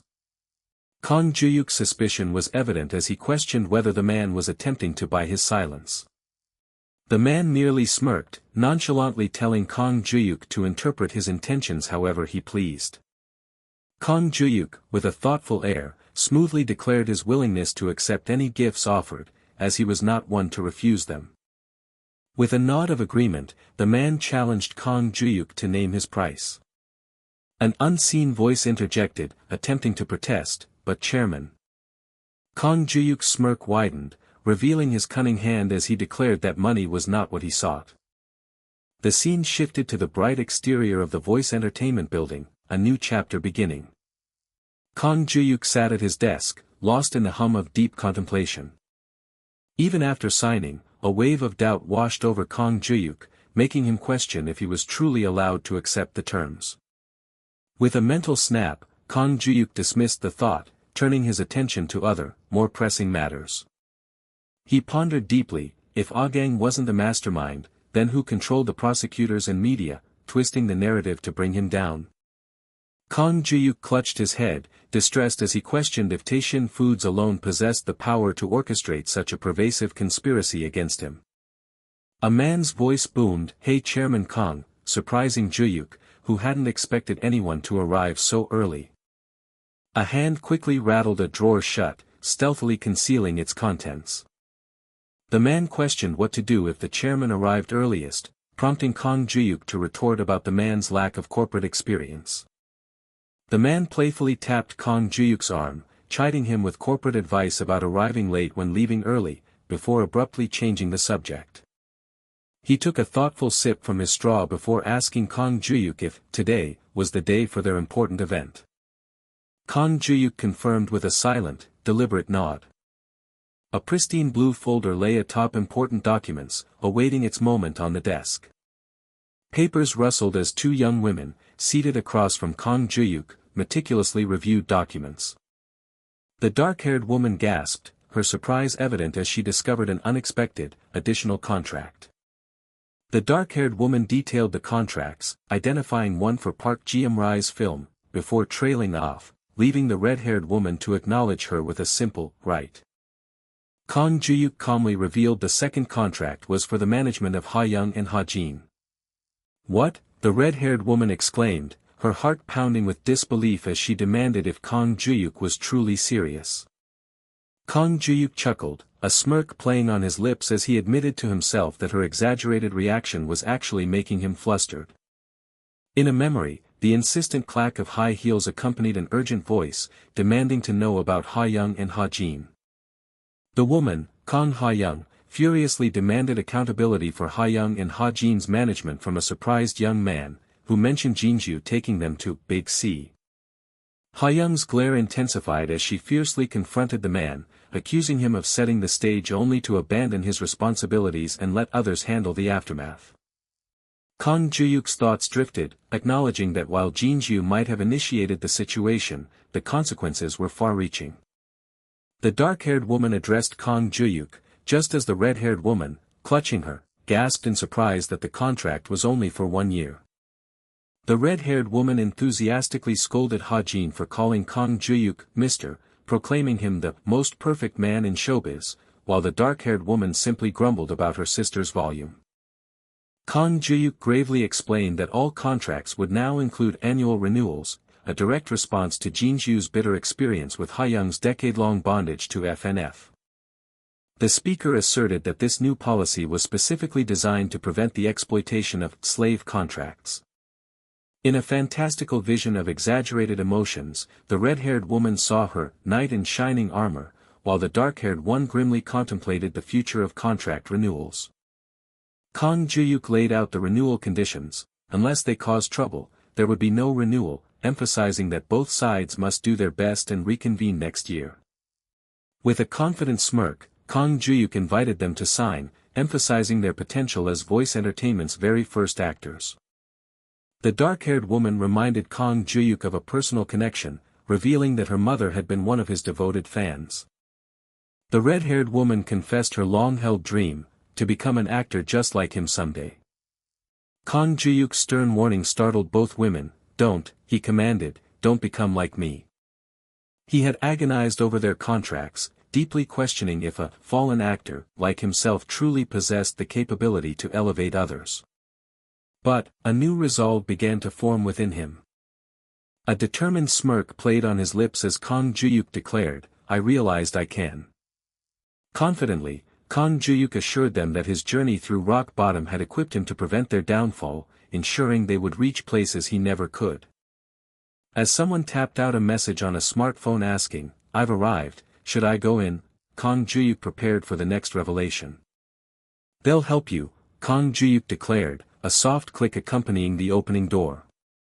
Chu Min-jae strode in with a cheerful, "Yo," prompting Kang Juhyuk to introduce him, asking, "Everyone knows team leader Chu Min-jae." And then, the conversation took an unexpected turn. In a memory, Chu Min-jae's enraged voice cut through the air, "What? You're doing management too? Are you insane?" Chu Min-jae vehemently argued that management required trained directors, questioning who Kang Juhyuk could possibly entrust with such a role in his current precarious state. Kang Juhyuk's confident smirk hinted at a name, prompting Chu Min-jae to react with surprised apprehension, "What? Don't tell me." Chu Min-jae trembled with agitation, desperately denying the possibility. "Nah, couldn't be. Damn it. Say it's not her." With a chilling swoop of realization, Chu Min-jae gasped in alarm, "Is the Hong Witch returning?" With a dramatic flourish, team leader Hong Hae-soo made her grand entrance. The red-haired woman gasped in awe, captivated by Hong Hae-soo's striking beauty as she made her presence known. With a warm, disarming smile, Hong Hae-soo gracefully introduced herself, extending a hand in greeting. Sunlight streamed across an immaculately organized office desk, signaling a fresh start. Kang Juhyuk announced the new management structure, stating that team leader Chu would handle Ha Jin while team leader Hong would work with Ha Young, startling the two young women. Kang Juhyuk confidently highlighted team leader Hong's extensive theater experience, assuring them she would offer invaluable guidance far beyond mere acting. Hong Hae-soo, her voice laced with pain, addressed Kang Juhyuk, revealing how a past trauma had made her vow never to return to this world. She explained that seeing Ha Young's press conference had jolted her, reminding her uncannily of Juhyuk from 5 years prior. Hong Hae-soo made an emphatic declaration with a forceful gesture. Hong Hae-soo passionately declared, her voice trembling with resolve, "Let's never get trampled again." "Understood, you two." With fierce determination, both young women shouted a unified, resounding "yes." Kang Juhyuk then smoothly announced, his expression serious, that he had one more piece of important news to share. A collective gulp of anticipation filled the room as the group awaited Kang Juhyuk's significant announcement. An excited shriek of "Kya!" "Unii!" erupted, signaling a new arrival. Hong Hae-soo, surprised and joyful, exclaimed at Jinju's unexpected return and complimented her beauty, which Jinju immediately reciprocated with a happy giggle. Jinju denied being the pretty one, while the man in the red shirt groaned in frustration, demanding if this was the important announcement and if Jinju was involved as well. The man dismissively declared Jinju irrelevant, drawing a fierce glare and a sharp retort from her, "What was that, Sunbae?" With a proud smile, Kang Juhyuk finally revealed the important announcement, Ha Young and Ha Jin's second major project. A chorus of surprised questions and exclamations filled the room. "What? Already? What project?" Kang Juhyuk confidently detailed the project, Agang Electronics web drama leads and a lucrative 3-year contract for their laptop advertisements. Kang Juhyuk confidently laid out the fruits of his labor, a coveted lead role in Agang Electronics web drama and a lucrative 3-year contract for their laptop commercials. From unseen corners, shouts of pure astonishment erupted, questioning how such an impossible feat could have been achieved. The news of an Agang Electronics drama paired with commercials stunned them, even major agencies struggled to secure such favorable, long-term deals, and it sent a jolt through their senses. A woman with brown hair spun around, exclaiming that they were on the fast lane, demanding to know what magic Kang Juhyuk had conjured to make it happen. Kang Juhyuk offered a modest, self-effacing chuckle, claiming it had simply happened. That day, despite the immediate opportunity for personal gain, Kang Juhyuk considered a different path, his mind already set on something else. He recalled the concept of Death Valley, the perilous first 3 years where most startups inevitably collapse. For voice entertainment to grow stably, the absolute priority was to establish a solid business structure. This structure needed to carry them well past the crucial break-even point. He had meticulously used information he researched about Agang Electronics before his meeting with CEO Kim Jae-hwang, ensuring his strategy was sound. An unseen voice confidently declared her intention to take the lead actress role. Kang Juhyuk further detailed that Agang Electronics was preparing a marketing web drama, alongside a lucrative 3-year contract for their next-gen laptop ad, featuring the general model. The man in the black suit sprang to his feet, insisting that this was no time to sit idly, and such a monumental day demanded a proper celebration. He enthusiastically invited Jinju to their celebratory dinner, playfully patting the air, only for her to retort sharply, questioning if his declaration of Voice Entertainment's completion meant she had been incomplete before.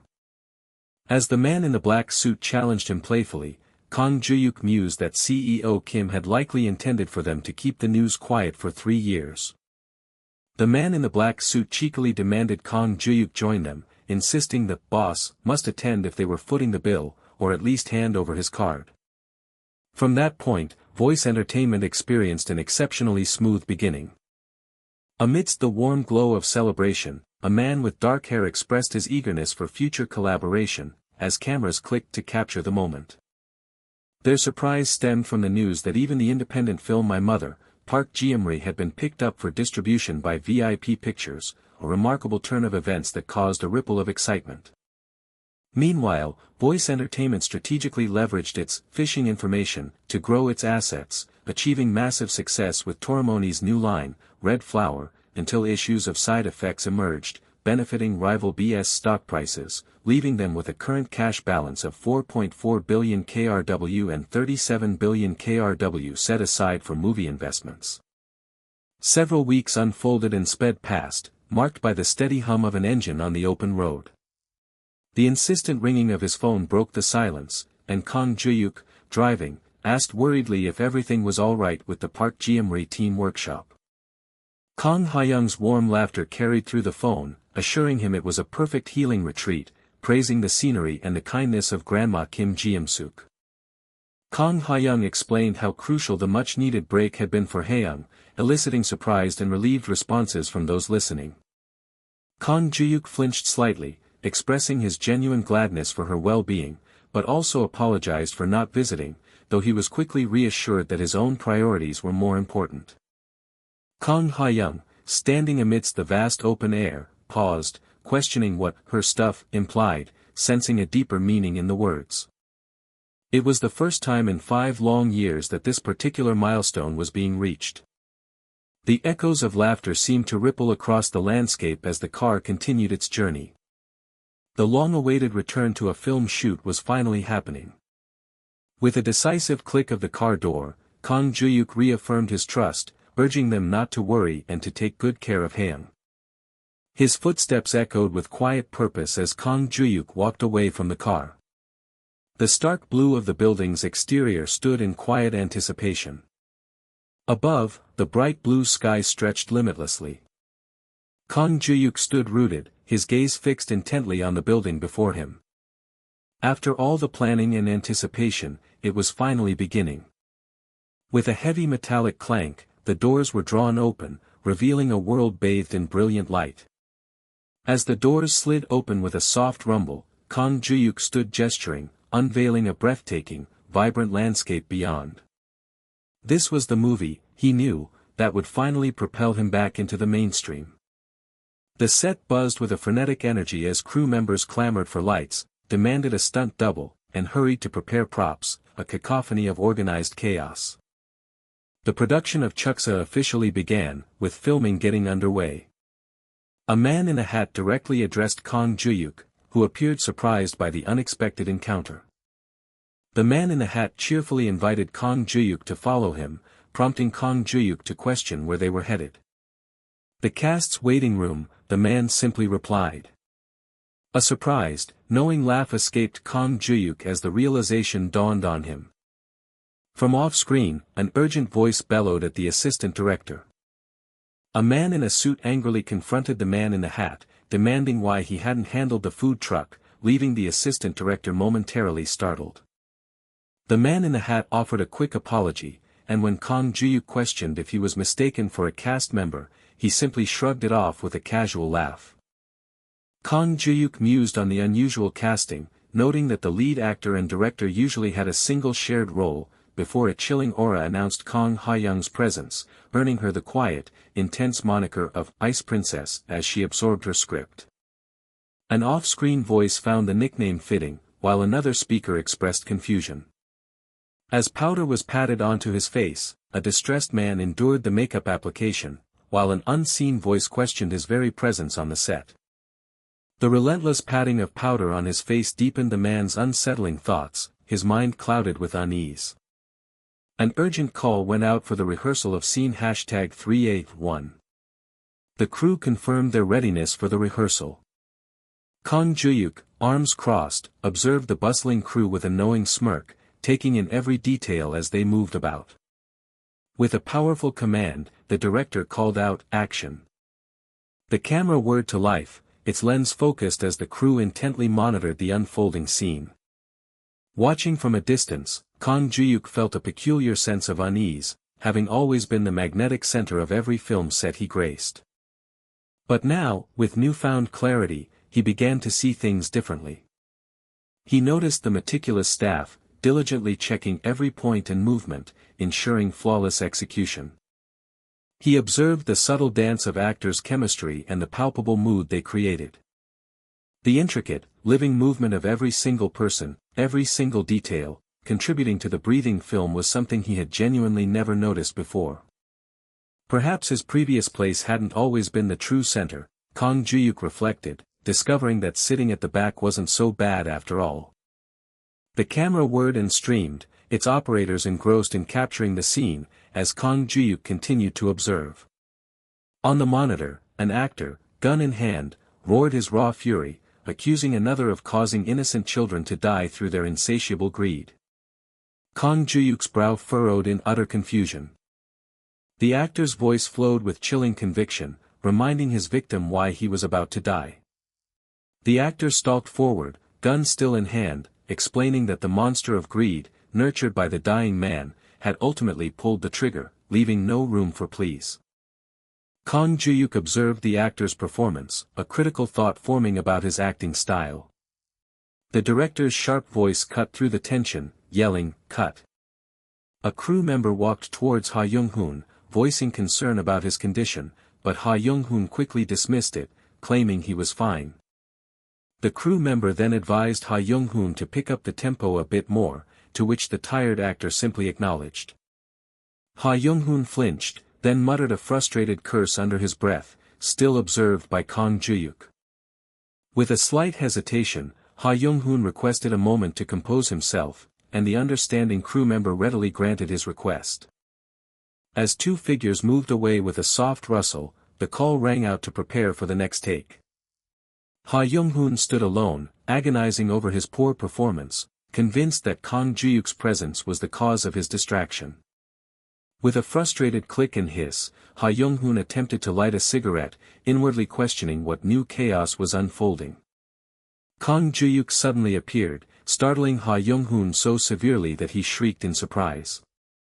As Kang Juhyuk approached with a smirk, asking if he was scared, Ha Young-hoon vehemently denied it, stumbling back.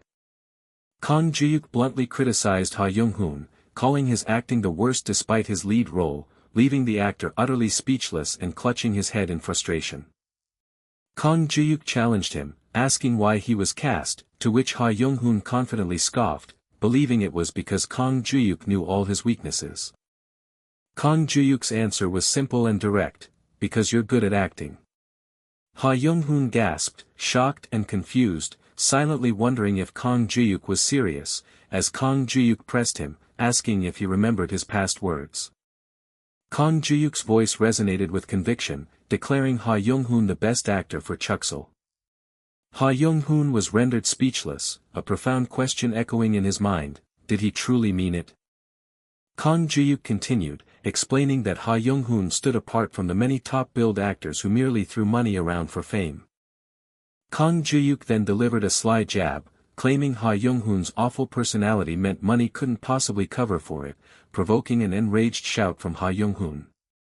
But then Kang Juhyuk's words pierced through him, declaring his acting level unmatched, forcing Ha Young-hoon to confront the profound question, what would truly be left of him without his craft? There was no one more seasoned, Kang Juhyuk stressed, reminding him that if he faltered, the entire production, including director Choi's commercial film debut, would crumble. Ha Young-hoon, exasperated, finally threw his hands up, yelling for Kang Juhyuk to stop nagging, promising to handle it, only for Kang Juhyuk to push his hand away and tell him to snap out of his overthinking. With one final, impactful instruction to channel the feeling of murder into the scene, Kang Juhyuk turned and walked away, leaving Ha Young-hoon to process. Kang Juhyuk let out a small, amused snicker, commenting on what a pain Ha Young-hoon truly was. For a time, everything seemed to proceed without a hitch. The powerful roar of a motorcycle engine tore through the air. A yellow motorcycle sped dynamically through the city streets. The motorcycle's engine rumbled loudly, yet this seemingly normal event hid an impending shift. A foot landed with a deliberate click as the rider dismounted the motorcycle. With a smooth, soft motion, the helmet was removed. The yellow motorcycle stood gleaming brightly in front of the Voice Entertainment building. A somber thought emerged, if only that particular person had never arrived. The student, still straddling his yellow motorcycle, looked around with a quiet question, is this the place? Voice Entertainment? Casual remarks about the CEO's absence echoed through the quiet night outside Voice Entertainment, a predictable part of the job, they mused. Inside, a man with brown hair casually inquired about the schedule of the agitated man with gray hair, who, clutching his chopsticks, complained that an early morning wrap-up had pushed everything back. The man with gray hair, his frustration palpable, snapped his chopsticks as he seethed about Kang Ha-jin's ruthless perfectionism, demanding reshoots even when the director had approved. Nearby, Kang Juhyuk, weary but diligent, moved a mop across the floor, explaining that resting was not an option as he still had profiles to send out. Suddenly, the irritated man with gray hair curtly told Kang Juhyuk to move his foot, startling him and causing him to ask who they were. The man with gray hair questioned a name, prompting the man with brown hair to introduce himself directly as Kim Jae-wook. Kang Juhyuk continued his work, his quiet determination revealing his true ambition, that of an aspiring actor. A table laden with an inviting meal awaited, offered with a warm instruction to eat before leaving. Kang Juhyuk sighed, his chopsticks hovering over the food, lost in a moment of melancholic contemplation. The man with gray hair scrutinized Kang Juhyuk, questioning his 17 years and persistent week-long effort to become an actor at their agency. Kim Jae-wook delivered a stern ultimatum, declaring this Kang Juhyuk's last chance and commanding him not to return after today. Kang Juhyuk pleaded desperately, offering to do anything, clean or help out, if only they would let him stay. With a severe, forbidding expression, the man with gray hair sternly warned him to stop crossing the line, his thoughts consumed by the fear of entanglement with chaebol families. The man with gray hair, his voice tinged with exasperation, reiterated his refusal, stating he understood the situation but could offer no help. While eating noodles, the man with gray hair sarcastically questioned the supposed situation, dismissively wondering if it was merely a handsome situation or a 180 cm tall situation. The man with gray hair continued his questioning, accusing Kang Juhyuk of merely wanting to skip school and challenging his reasons for wanting to be an actor. With earnest reflection, Kang Juhyuk explained that acting was fun, echoing his mother's belief that he possessed talent as an actress herself. The man with gray hair slurped his noodles skeptically, questioning why Kang Juhyuk hadn't leveraged his mother's connections instead of coming to them. Kang Juhyuk quietly slurped his noodles. A solemn revelation hung in the air, his mother had passed away when he was only 10 years old. The man with gray hair choked on his noodles, startled by the unexpected confession. A heavy silence settled over the room as the three men quietly ate their noodles, the man with gray hair lost in contemplation.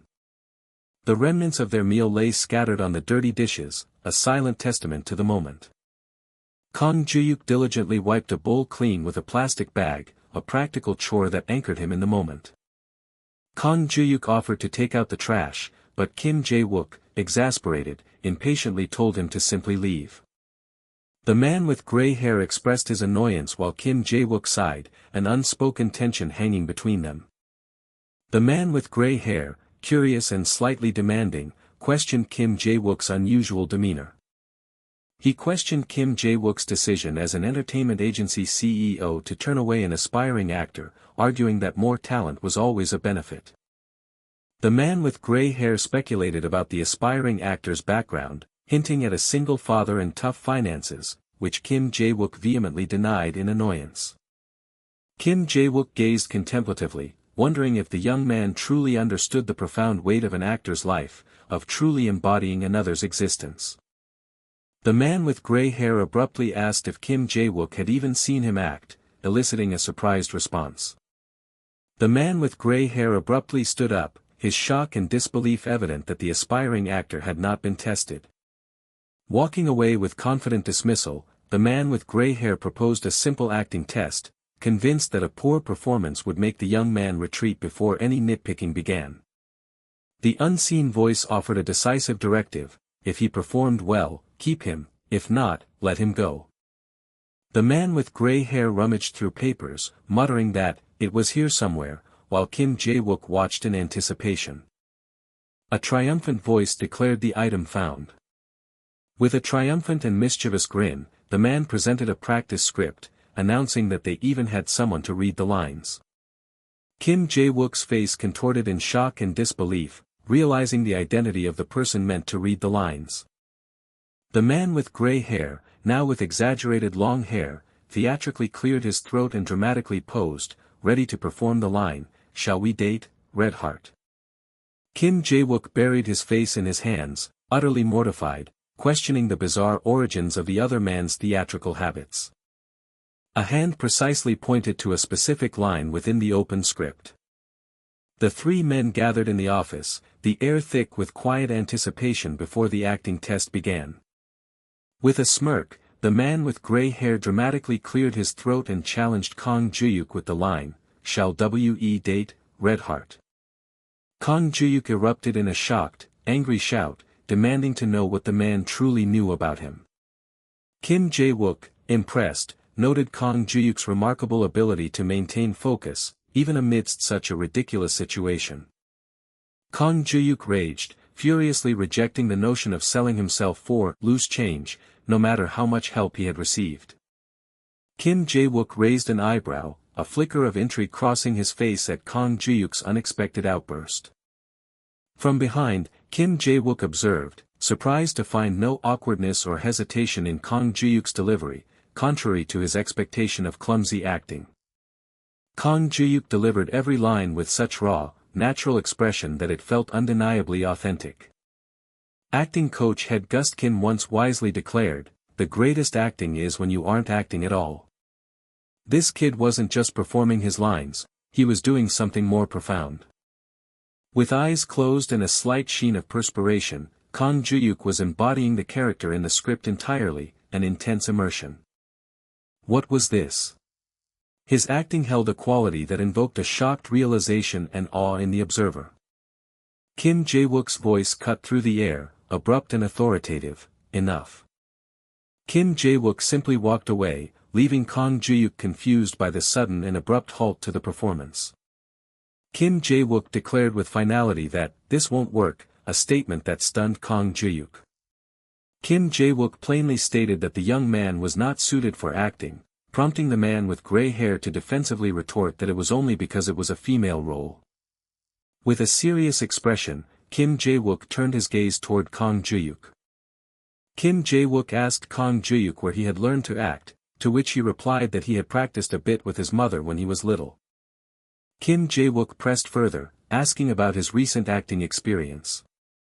Kang Juhyuk stammered, his embarrassment evident, when Kim Jae-wook suggested he might have learned from YouTube, a notion that surprised him. Kim Jae-wook pondered how Kang Juhyuk could have learned so much on his own, a deep consideration revealing a certainty that something truly special resided within him. When Kim Jae-wook acknowledged his talent, Kang Juhyuk's face lit up with excited hope, asking if this meant he would be accepted.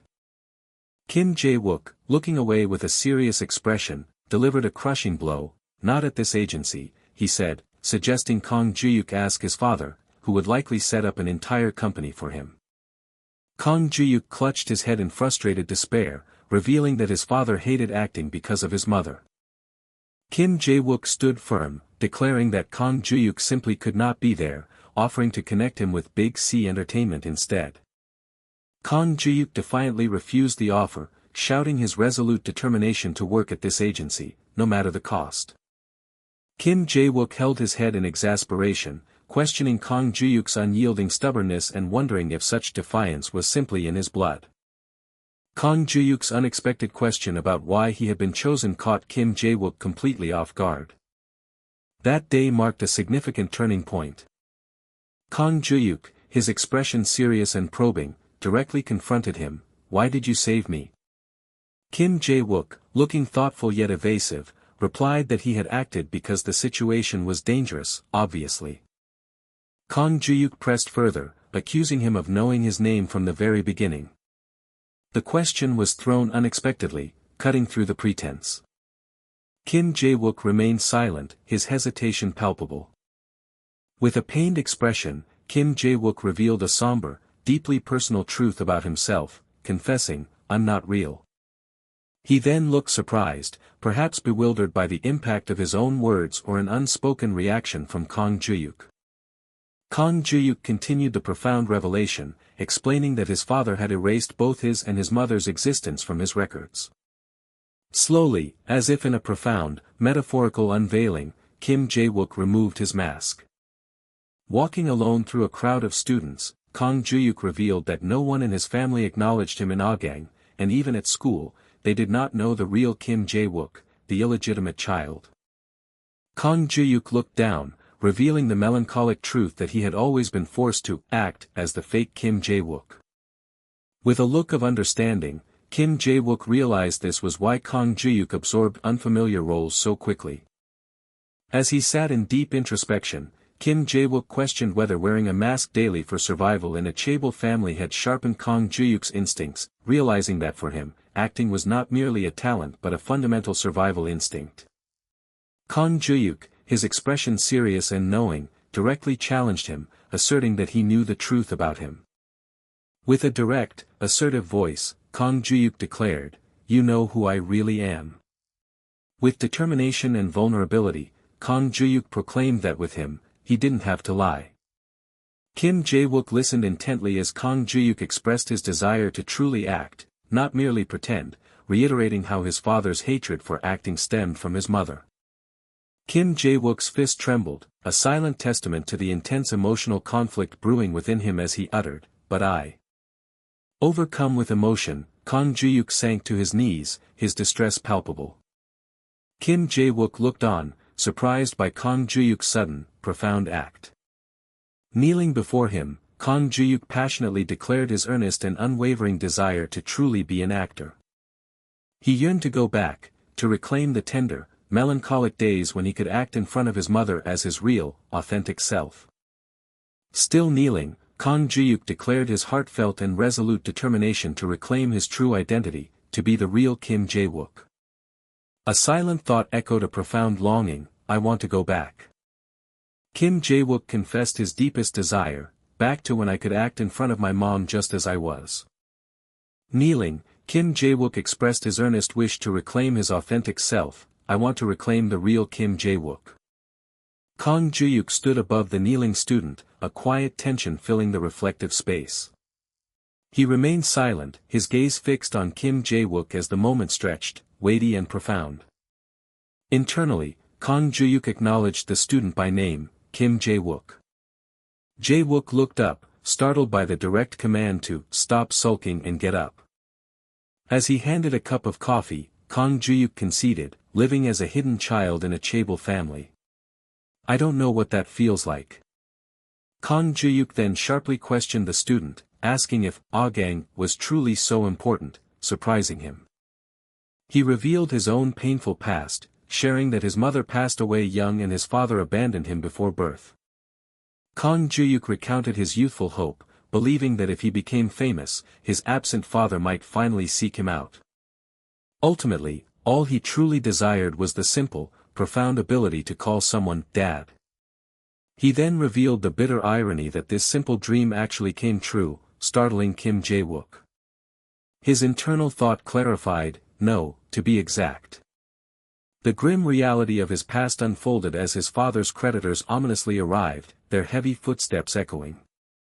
Young Kang Juhyuk found himself menaced by intimidating men, the crushing revelation that his father had taken out private loans in his name. The despair deepened with the horrifying truth that his father had even descended into illegal substances, driving young Kang Juhyuk to a primal scream. With a grim, cynical smile, Kang Juhyuk confessed the ridiculous futility of his past hope, realizing he had wasted time on someone who never cared. Kang Juhyuk's thought focused once more, affirming the student's identity, Kim Jae-wook. Startling Kim Jae-wook, Kang Juhyuk directly probed, "Do you know why you feel like a fake?" With calm insight, Kang Juhyuk asserted that the student's sense of inauthenticity stemmed from focusing solely on what he lacked. He challenged Kim Jae-wook further, questioning the true importance of Agang and whether his father had truly erased him. Kang Juhyuk enumerated Kim Jae-wook's unacknowledged privileges, luxury motorcycles, a mansion, freedom from consequences, all courtesy of his father. With a soft sound, Kang Juhyuk gently stressed, "You already have so much, your father, financial security, and..." His internal thought completed the list, adding a crucial advantage, acting talent. Kim Jae-wook listened, a subtle sheen of sweat betraying the profound internal processing his words provoked. Kang Juhyuk's internal conviction resonated, "You are the real Kim Jae-wook." He urged Kim Jae-wook to abandon the external gaze, focus on himself, and thereby become the true actor he aspired to be. A hand extended decisively, a silent yet potent invitation. Kim Jae-wook gasped, a tremor running through him, startled by Kang Juhyuk's outstretched hand. Kang Juhyuk's internal resolve was firm, "Let's do it. Become a true actor." With a subtle, knowing smile, Kang Juhyuk declared that his offer came with a single condition. The next day, the scene shifted to voice entertainment, where a surprised voice echoed, "What? A high school student?" The older man questioned if it was that kid from before, while Kang Juhyuk feigned ignorance, asking, "Who the hell is he?" The older man grudgingly admitted the newcomer's acting was slightly better than his own, though he doubted his looks, prompting manager Hong to declare, "Let's fight," with a tense crackle. Kang Juhyuk mediated with determined gestures, insisting the matter was unsettled and required further observation amidst the tense professional rivalry. Manager Hong playfully suggested Kang Juhyuk had high standards, implying the new talent must possess something truly special to impress him. Kang Juhyuk thoughtfully mused that chaebol family drama was irrelevant, and passion, while common, was not enough for an aspiring actor. However, for Kim Jae-wook, acting held a far deeper, unique significance. He perceived Jae-wook's acting as a profound, almost ritualistic, way to remember his mother, a somber thud echoing his emotional collapse. This poignant insight resonated deeply with Kang Juhyuk, stirring memories of his own solitary past without his mother. He mused on a deeper truth, perhaps casting Jae-wook was a symbolic act of saving himself, two hands reaching out in a spiritual, hopeful connection. Yet, Kang Juhyuk acknowledged that even if that profound self-salvation wasn't the case, his motivations were still clear. With a faint, appreciative smile, Kang Juhyuk simply stated the undeniable truth, Jae-wook just acted well. Kang Juhyuk decisively instructed manager Hong to train Jae-wook rigorously, just as she had once trained him. The bustling school campus, an ecosystem of youthful lives, spread out under a bright blue sky, setting the stage for Jae-wook's new challenge. His thought lingered, heavy and emphatic, there remained a crucial condition. A lone student's steps echoed as he entered the familiar, yet now daunting, school grounds. Kang Juhyuk's condition, bold and unyielding, echoed in his mind, Jae-wook must go back to school. He added another tangible demand, and no more motorcycles. With a definitive swoosh of his hand, Kang Juhyuk emphasized his professional doctrine, an actor's body was their most vital lifeline. Jae-wook pouted, a lump forming in his throat as he grudgingly bemoaned the loss of his beloved bike. His internal thought then introduced the last, most significant condition. Jae-wook reacted with utter disbelief to the final, shocking demand, "What? Raise my class rank by 10? Why? Is acting based on grades? Kang Juhyuk's simple, direct answer, your father, only deepened Jae-wook's confusion. With a subtle smirk, Kang Juhyuk explained that the condition was a direct strategic move against Jae-wook's father. You need to change something if you want to make a deal. Kang Juhyuk placed a firm hand on Jae-wook's shoulder, promising to persuade his father, but only if Jae-wook upheld his end of the demanding bargain. Jae-wook, with new resolve, declared, fine. I'll do it, and strode away, his steps echoing with determined purpose across the schoolyard. The city lights illuminated a detailed brick facade, marking the shift to a new, urban setting at night. Kang Juhyuk thoughtfully analyzed, strategizing how Agang's web drama could propel Hajin, while Haeyoung's friendly image was ideal for a laptop advertisement. He paused, lost in thought, a silent ponder as his gaze subtly drifted across the whiteboard. The whiteboard clearly laid out Kim Jae-wook's casting conditions: school, no motorcycles, a 10-rank increase in class performance, culminating in a meeting with Chairman Kim Jae-hwang. His internal thought cut to the heart of the matter: the true obstacle was Chairman Kim Jae-hwang himself. Kang Juhyuk shifted, acknowledging the difficulty of raising school grades, and resolved to take his time figuring out a plan. Yet, before he could even begin to strategize, the unforeseen problem descended upon them with a crushing force. A sharp, alarming bang cut through the quiet, signaling an abrupt and forceful intrusion. Kang Juhyuk spun around sharply, a surprised squawk escaping him as he reacted to the sudden noise behind him. The older man, his face contorted in anger, bellowed Kang Juhyuk's name with furious intensity. The older man aggressively stomped forward, confronting a startled Kang Juhyuk, who demanded to know, wait, how did you find me? The older man insisted, we need to talk, while Kang Juhyuk, with a rustle of exasperation, questioned, what's going on all of a sudden? The older man, his face flushed with anger, pointed an accusing finger, vehemently reminding Kang Juhyuk of his explicit warning, stay out of this. Kang Juhyuk's internal thoughts sharpened, realizing the blatant interference meant he was being actively monitored. The older man swirled with frustration, demanding an explanation. Then why is Jae-wook coming here, his voice echoing in the disorienting, inverted perspective. Kang Juhyuk released a long, slow sigh, a gesture of deep, contained annoyance at the older man's outburst. The older man's internal thought carried a dismissive, judgmental weight, like father, like son. When the older man angrily questioned him, Kang Juhyuk calmly clarified his, like father, like son, remark, pointing to the man's own reckless tendency to barge in. The older man visibly reeled with a start, surprised that his son wanted to be an actor, before quickly composing himself and smoothly inviting Kang Juhyuk to sit and calm down first. A potted plant offered a momentary glimpse of quiet domesticity amidst the tension.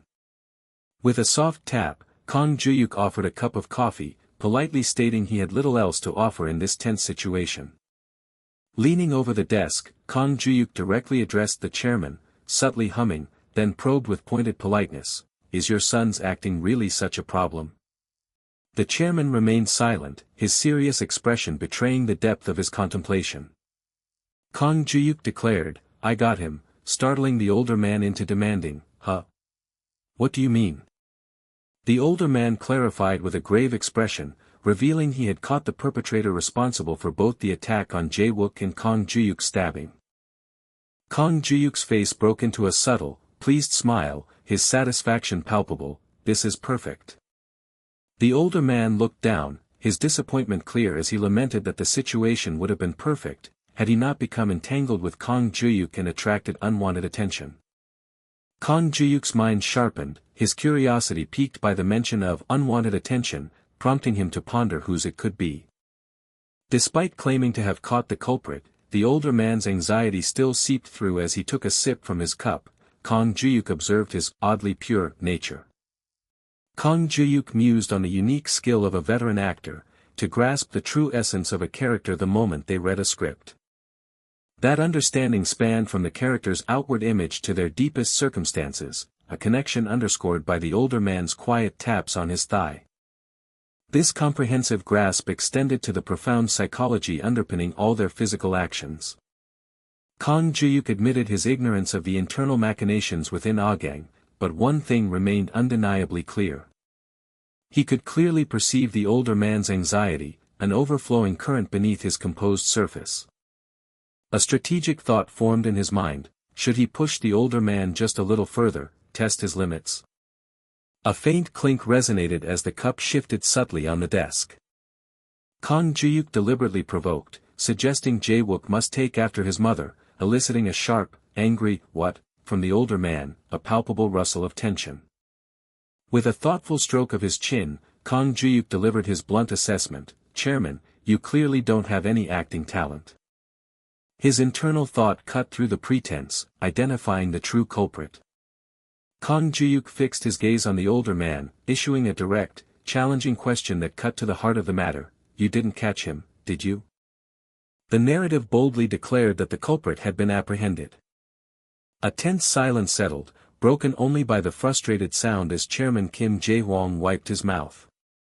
Despite the supposed capture, Chairman Kim Jae-hwang remained consumed by a gnawing anxiety.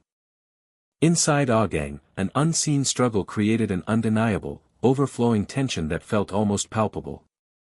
The source of Chairman Kim Jae-hwang's profound unease remained a potent, unsettling mystery. The chairman deliberately set his cup down, the faint sound echoing the quiet tension in the room. Chairman Kim Jae-hwang's words, "Jae-wook must take after his mother," struck Kang Juhyuk with a sudden, sharp shock that made him demand, "What?" Kang Juhyuk, stroking his chin thoughtfully, coolly delivered his assessment: "Chairman, you seem to have no talent for acting at all." The true culprit, Kang Juhyuk pondered, remained elusive. "You didn't actually catch him, did you?" Kang Juhyuk questioned, a suspicious note in his voice. Chairman Kim Jae-hwang insisted, "I told you I got him." "What are you before being cut short?" Kang Juhyuk pressed on, observing, "But you still look uneasy," pointing out his secret, aideless arrival. He then directly confronted the chairman, asserting, "That tells me you still see a threat." Was the true danger, perhaps, residing somewhere within Agang itself? Kang Juhyuk speculated about the real culprit behind the one you caught, cautioning the chairman not to jump to conclusions. A quiet watchfulness permeated the office as the two men sat, facing each other. Chairman Kim Jae-hwang defensively mumbled that he was just taking precautions. His voice rising in anger, Chairman Kim Jae-hwang declared, "Being around someone as noticeable as you is dangerous." Kang Juhyuk probed deeper, asking if the chairman opposed Jae-wook's acting career because exposure would make him a target. Chairman Kim Jae-hwang angrily erupted, reminding Kang Juhyuk, "You saw the culprit yourself." Kang Juhyuk challenged him, "You said you caught him. Then why?" suggesting the chairman knew more than he let on. An ominous realization settled: someone was still out there, actively targeting Jae-wook.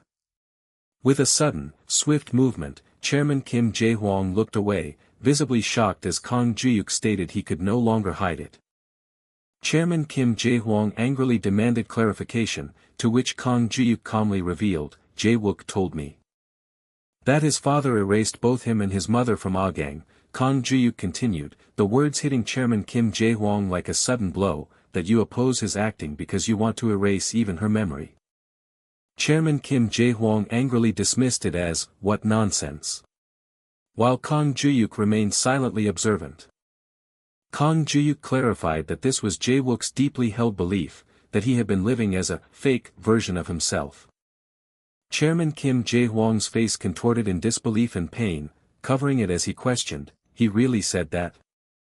Kang Juhyuk explained Jae-wook's newfound resolve: Jae-wook no longer wants to hide, he wants to prove himself through acting. A hand slammed down onto the table with a sharp impact, sending coffee splattering as Chairman Kim Jae-hwang began to rage about that foolish proof. Chairman Kim Jae-hwang's fist clenched tightly on the table, radiating his frustration and anger amidst the spilled coffee. His voice filled with worry and anger, Chairman Kim Jae-hwang hissed, "Everything is now in danger." Frustrated, Chairman Kim Jae-hwang dismissed Kang Juhyuk, claiming he wouldn't understand the true gravity of the situation. Agang, the narrative warned, was far more ruthless than anyone could possibly imagine. A somber memory played out in grayscale. A man and woman knelt formally while another observed from behind. He painfully recalled that his father had never accepted her from the very beginning. His father's reason was brutally absolute, a cold truth etched into his memory: she is not the correct answer. The children were seen as mere accessories for a successful succession, offering no real choices in a cold, melancholic world. This painful lesson, he reflected, was seared into him from a very young age. He learned that if he clung to the wrong answer, he would also witness how such answers were brutally erased. To hold on to them meant their annihilation, leaving behind only the cold, lonely path of his mother and Jae-wook.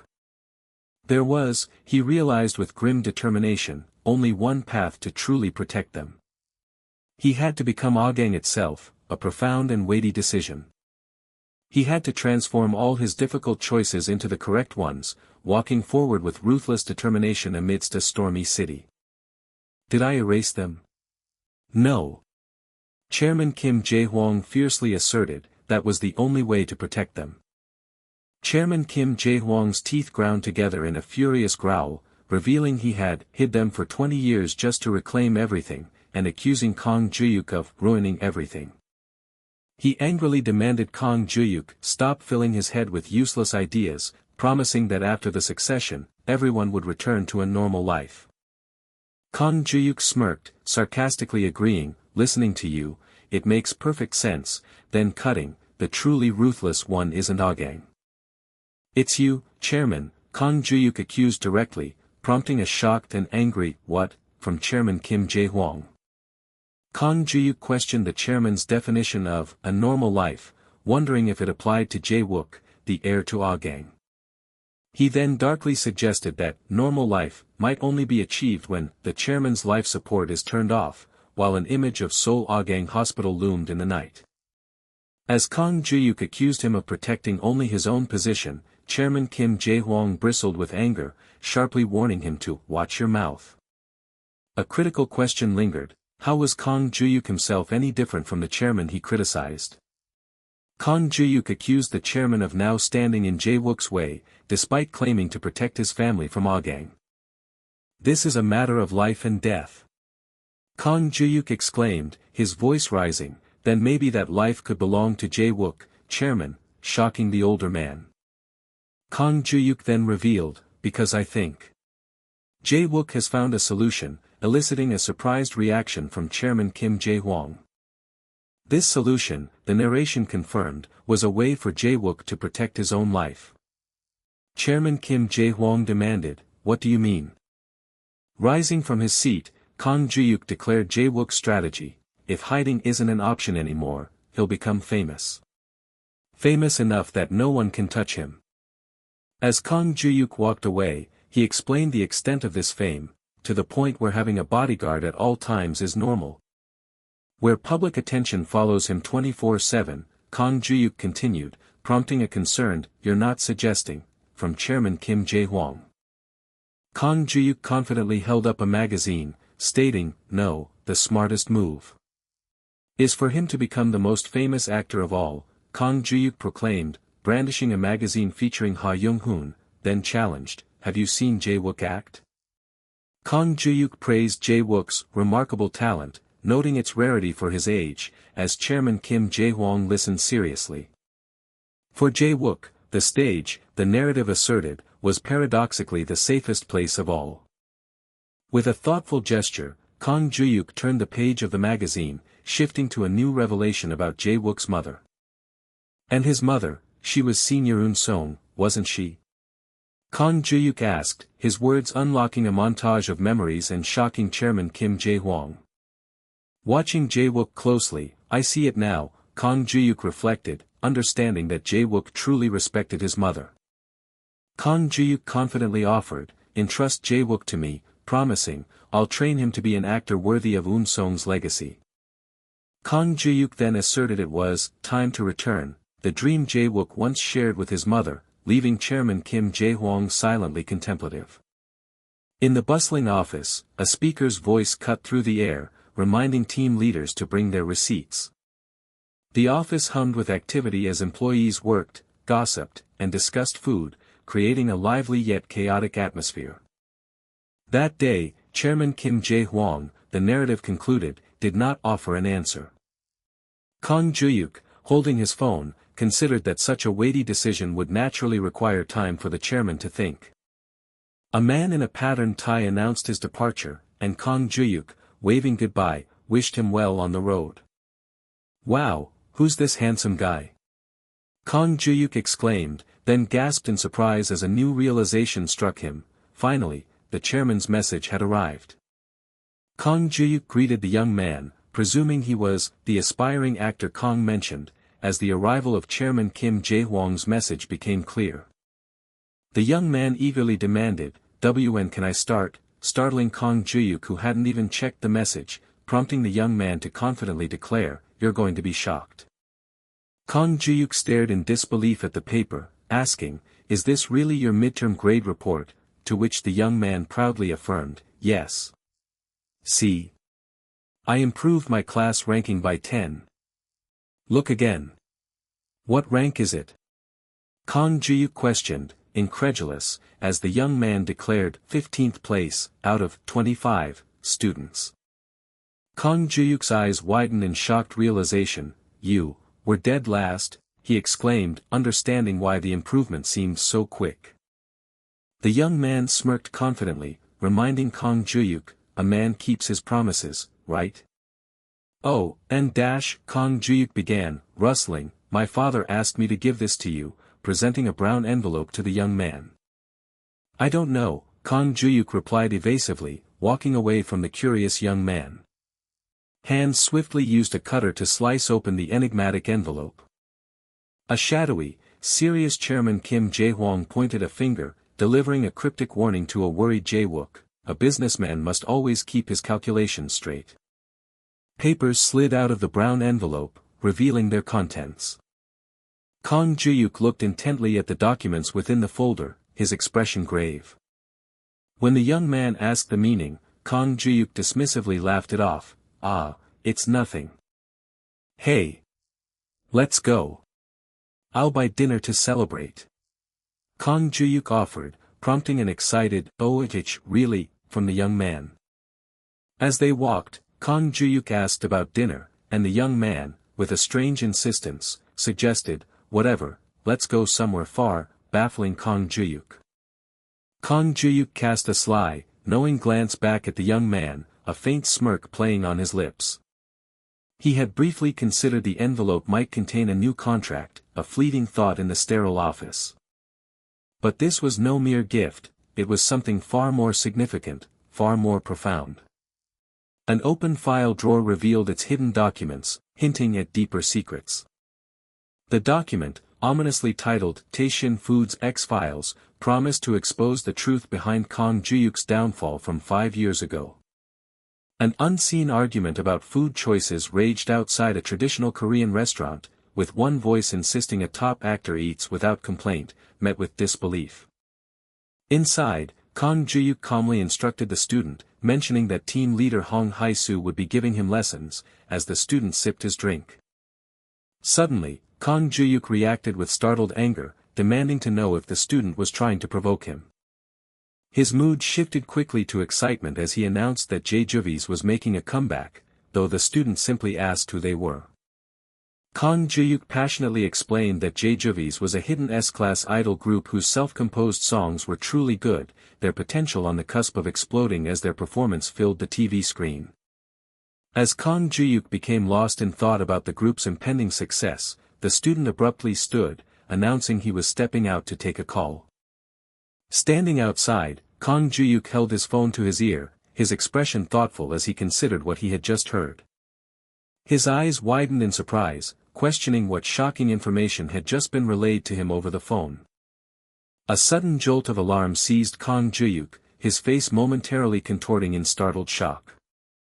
The focus shifted dramatically to the idol group Jae, highlighted as a central point of the unfolding narrative. Kang Juhyuk reacted with absolute disbelief, questioning if he had truly heard that Choi Woo-jin was going to die. His surprise continued as he processed the unexpected offer to be appointed as head of security. Director Huang, in his office, explained the urgency of the matter, citing issues with Jae-wook and the need for someone trustworthy to grow the company. Kang Juhyuk expressed hesitation about the generous offer, prompting Director Huang to reveal his true purpose for the meeting, another request. Director Huang then laid bare his primary objective, asking Kang Juhyuk to investigate Choi Wha-jin of the girl group Jae. On a dark screen, the keyword J flashed, signaling Kang Juhyuk's selected focus, accompanied by a wave of recognition. The vibrant image of the four-member K-pop girl group, Jae, commanded attention, electrifying the stage with their presence. Choi Wha-jin, a central figure, was spotlighted, fresh off a dazzling comeback performance that radiated with energy. Despite the cheers of fans as the girl group members moved through a dark alleyway, a sense of foreboding lingered around the vibrant adulation. A few days later, time had passed, bringing new developments into focus. The tragic image of Choi Wha-jin lying injured on a dimly lit bathroom floor conveyed the grim reality of her suicide attempt. Kang Juhyuk, with a serious expression, pondered the profound and final message Choi Wha-jin must have intended by choosing the agency building for her death. His hand placed a photo with a decisive thud, a stark reminder that the smiling woman pictured was likely under threat, necessitating the full truth to be uncovered. The agency in question was revealed to be FNF, a name that would soon carry significant weight. Director Huang, holding a paper thoughtfully, grimly recognized FNF as the company where actor Cha Sung-bin had also tragically died. The mention of the Cheongdam-dong drugged wine incident, a past scandal, raised questions about its relevance and why it was brought up now.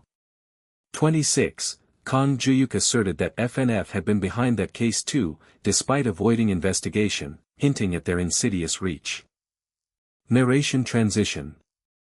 He instructed Director Huang to dig into the CEO for clues, suspecting organized involvement, to which Director Huang agreed, acknowledging the thick stench of corruption. Kang Juhyuk, unwavering and pointing with determination, declared that costs were no object, ordering the mobilization of all necessary personnel and equipment to find clues before Jae-juvi's comeback in 1 month. Director Huang rose quickly from his seat, acknowledging the tight schedule with a wry sigh as he prepared to execute the demanding task. But a question lingered on Director Huang's lips as he turned to Kang Juhyuk: why such extreme dedication to this case?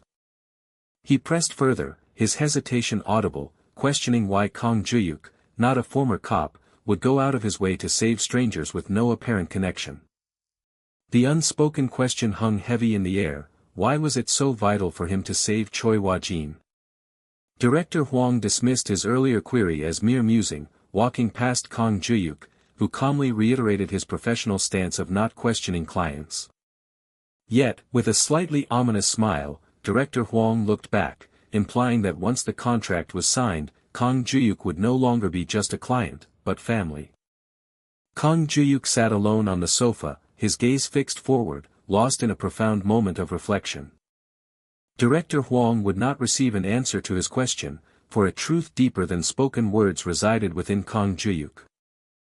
Kang Juhyuk's intense, determined gaze revealed a fierce inner resolve. For the simple truth was, from the very beginning, there was no such conventional reason for his actions. His hand tapped softly against a surface, a silent punctuation to his churning thoughts. The question echoed within him: why should he, a man detached from film-related scandals, engage in such a charity endeavor? He had almost dismissed the intelligence, believing it had nothing to do with him, walking away with a heavy, contemplative step. But damn it, a frustrated thought cut through his resolve. Fourth Voice had never once provided irrelevant intelligence, a fact that both frustrated and compelled him. A framed news report displayed a female newscaster, her poised image a stark contrast to the hidden truths about to unfold. A scattered collage of black and white Polaroids depicted a complex history, weaving together news reports, tense discussions, and a woman performing, all hinting at a sinister connection. The opponent was revealed through dynamic imagery and incriminating documents, setting the stage for the true antagonist. The FNF Entertainment building loomed, its golden sign declaring its presence, starkly emphasized by the bold text of its name. At first, Kang Juhyuk had dismissed the recurring connections as mere coincidence. But then, a hand pulled a stack of revealing documents from a file drawer, initiating a change in perspective. This dismissal ended abruptly when he received an unexpected gift from Agang's CEO Kim Jae-hwang, a catalyst for deeper understanding. Kang Juhyuk gasped as he intently examined the documents, their contents sparking a powerful and disturbing reaction within him. Handwritten notes unveiled a sinister pattern: the same drug, black, from the G-Club incident 5 years ago, reappeared in the Cheongdam-dong drugged wine case, and FNF, suspected in both, was the common thread, leading Kang Juhyuk to the chilling realization that FNF was behind his own past downfall. Kang Juhyuk stood, his back to the viewer, gazing at the materials on his desk, absorbing the weight of his discovery. The truth dawned on him: this was why voice had continuously guided him toward this path. Holding the documents firmly, Kang Juhyuk stood utterly focused, the pieces of his past beginning to align. The key to his own downfall, the very secret that had ruined his life, had been buried deep within FNF. A sudden, fierce determination flashed in Kang Juhyuk's eyes, fueled by anger and a new sense of purpose. His true mission wasn't merely to save Choi Wha-jin. It was to save Kang Juhyuk himself, a revelation that burst forth with profound clarity. Outside the sleek FNF entertainment building, the CEO emerged, his entourage of men in suits respectfully waiting. Inside the modern lobby, the men stood formally, their posture reflecting the corporate hierarchy. CEO Song Gap-pil, dressed boldly, walked with confident swagger, his path acknowledged by the deep bows of his suited staff. The camera lens zoomed in, capturing CEO Song Gap-pil's smirking face, framed by sunglasses, an image of calculated power. The man was identified as FNF Entertainment CEO Song Gap-pil. Inside a car, Director Hwang, holding a camera, calmly asked where their next destination would be. CEO Song Gap-pil, with a smirk, complimented another man's glowing skin, then playfully grabbed his arm, suggesting they were not in a place for such familiarity. The car sped down a city street, its engine roaring, carrying them swiftly to their next destination.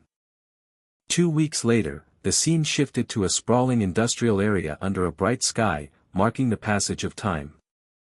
On a bustling film set, a voice crisply called out, "Cut." "Okay," signaling the end of a scene.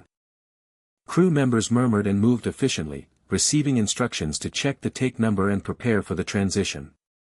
An announcement echoed across the set, confirming the immediate preparation of the next scene. Amidst the murmuring crew, Choi Wha-jin, Kang Ha-young, sat calmly, engrossed in reading her script. Movie truck president Song Kye-ryong approached, praising Choi Wha-jin, Kang Ha-young's acting, to which she responded with polite surprise, acknowledging his presence. President Song continued to commend her hard work and the staff's universal praise, and Choi Wha-jin, Kang Ha-young, humbly stated it was simply her job. When President Song asked if acting was difficult, Choi Wha-jin, Kang Ha-young, confidently and briefly asserted that it was not. President Song, smiling, rose to leave, encouraging Choi Wha-jin, Kang Ha-young, to keep up her good work. He paused, remembering something he hadn't mentioned before, a revelation about to be shared. President Song's face registered confusion and slight surprise, questioning what was about to be said.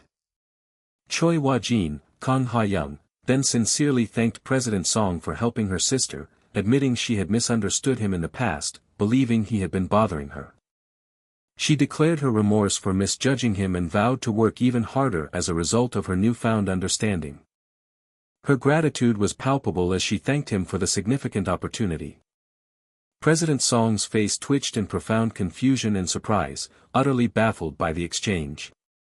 A woman with red hair laughed, questioning if Wha-jin always talked in such a peculiar way, leaving the others on set looking confused. The woman with red hair, annoyed, wondered about the private joke between the other two, as another woman dabbed powder on her face. A building with many windows emerged from behind tall grass, bathed in the bright light of day. The woman with red hair searched for someone, wondering where they had disappeared to, as they had been inside just moments ago. Her face contorted in surprise as she processed a name or title, exhaling sharply. Director Huang's voice, over the phone, cut to the chase, demanding an update on the FNF investigation.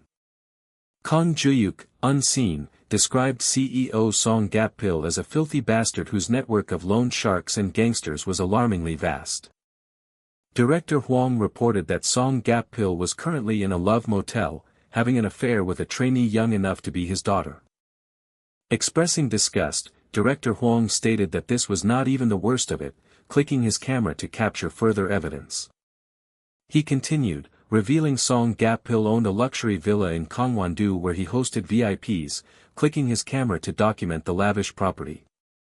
Director Huang recounted seeing several high-profile business and political figures there, suspecting even more unidentified individuals, as his camera clicked relentlessly.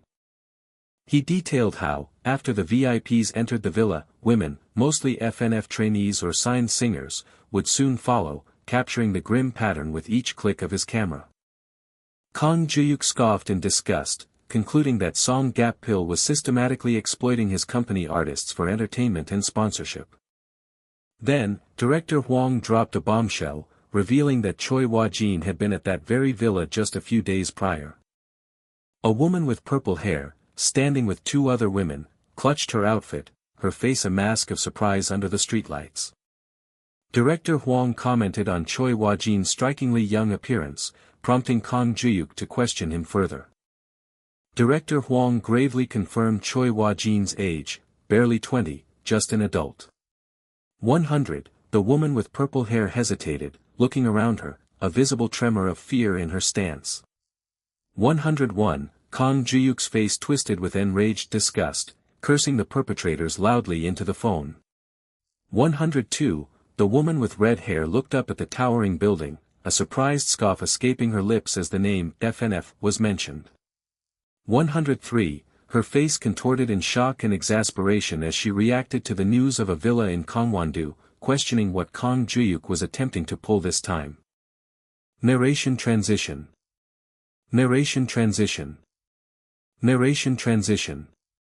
Narration transition. The unseen voice began to list the grim reality of the entertainment world's affiliated celebrities and trainees. The speaker continued, detailing the pervasive web of entertainment deals and sponsorships that entangled them. A chilling number, 20, hung in the air, hinting at the tender age of those caught in the system. A woman hesitated in the artificial glow of the streetlights as the unseen voice lamented the predatory practice of exploiting those who had just barely reached adulthood. Kang Juhyuk's face twisted with enraged disgust, cursing the disgusting bastards into the phone. Movie truck president Song Kye-ryong then addressed his boss with urgency. Song Kye-ryong shifted, looking at his camera as he informed Kang Juhyuk that someone had visited Song Gap-pil's villa just yesterday afternoon. Kang Juhyuk's surprise was palpable as he questioned who this unexpected visitor could be.